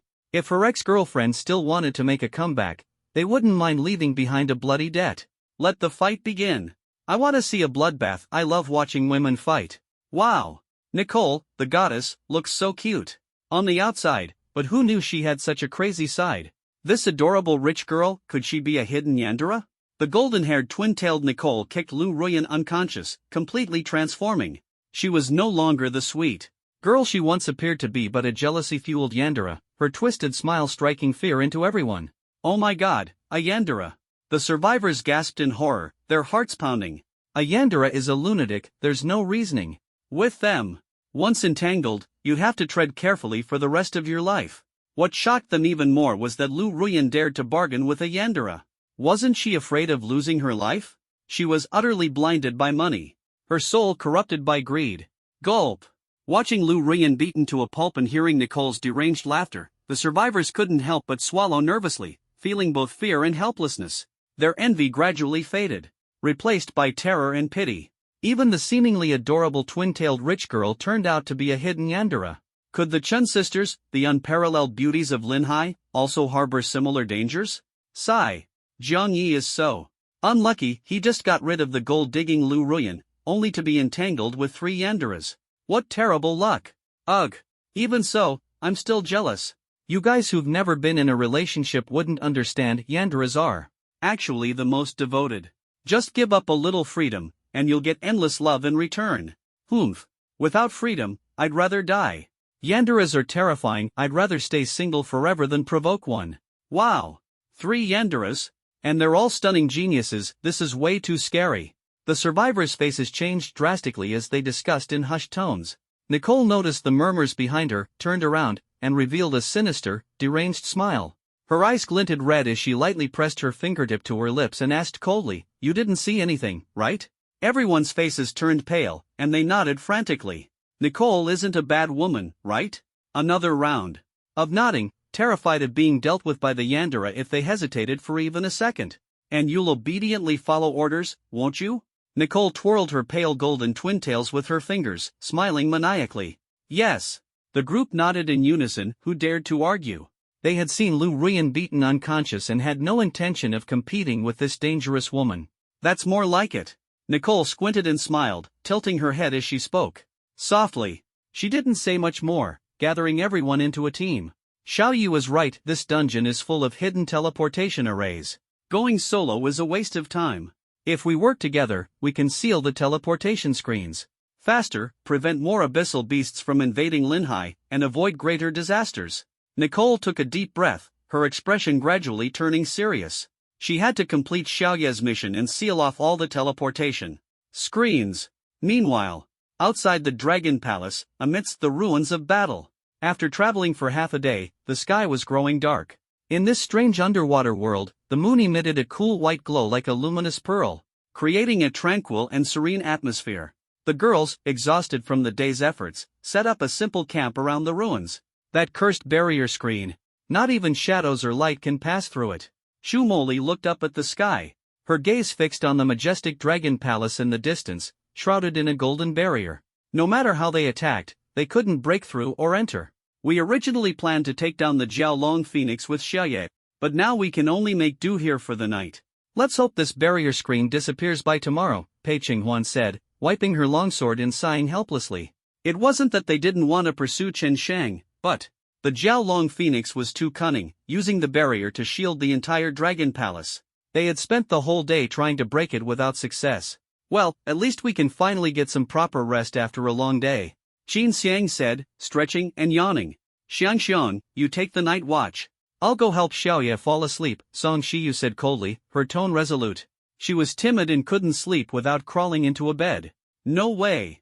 The boss has had a long day, don't disturb him. I'm not just a priest, I also learned some massage techniques. Let me help the boss relax, Sakurajima Yui said, putting down her magic staff with a sly smile. A massage from the campus. Beauty would surely help the boss relieve some stress. But there's only one bed, and there are 5 of us, one of the girls pointed out. They exchanged glances and fell silent. With too many people and too few beds, and unspoken war began to brew. In the distance, Zhang Yi, who was scouting the terrain, remained unaware of the brewing tension. He had his charming Pat on guard duty, rotating shifts. As for the small fry and the Chen sisters, they were tasked with sealing off the teleportation screens throughout the dungeon. Everyone had their roles. Zhang Yi was responsible for clearing monsters and dangers, while the others focused on closing the screens leading to the abyss. 12 more hours. By tomorrow morning, this golden barrier will disappear, Zhang Yi said, looking up at the golden screen in the distance. Name, Dragon Emperor's Veil. Description, a barrier crafted by artisans under the true Dragon Empress Ao Xuan to protect the palace. After the fall of the Dragon Palace, her soul was sealed here, guarding the ancient capital. Effect, blocks everything. Remaining time, 12 hours. The true Dragon Empress's barrier. Is her soul still inside the Dragon Palace? Zhang Yi frowned, pondering to himself. I don't know what her intentions are. Perhaps she's been imprisoned and sealed by the Jiaolong Emperor, losing her consciousness, which triggered this barrier to stop us from advancing. He sighed, neither hurried nor impatient. After defeating 1,000,000 Jiao demons and the 9 sons of the Jiao demon, it was the perfect time to rest and get a good night's sleep. After ensuring the surroundings were safe, the night deepened. Zhang Yi quietly returned to the camp, careful not to wake the girls who were secretly competing with each other. Wrapping himself tightly in a sleeping bag, he half-closed his eyes, ready to rest. Xiaoye, Xiaoye. He didn't know how much time had passed when a soft voice called from outside the tent. Zhang Yi opened his eyes and saw the silhouette of a woman cast on the tent door. Who was she? Why?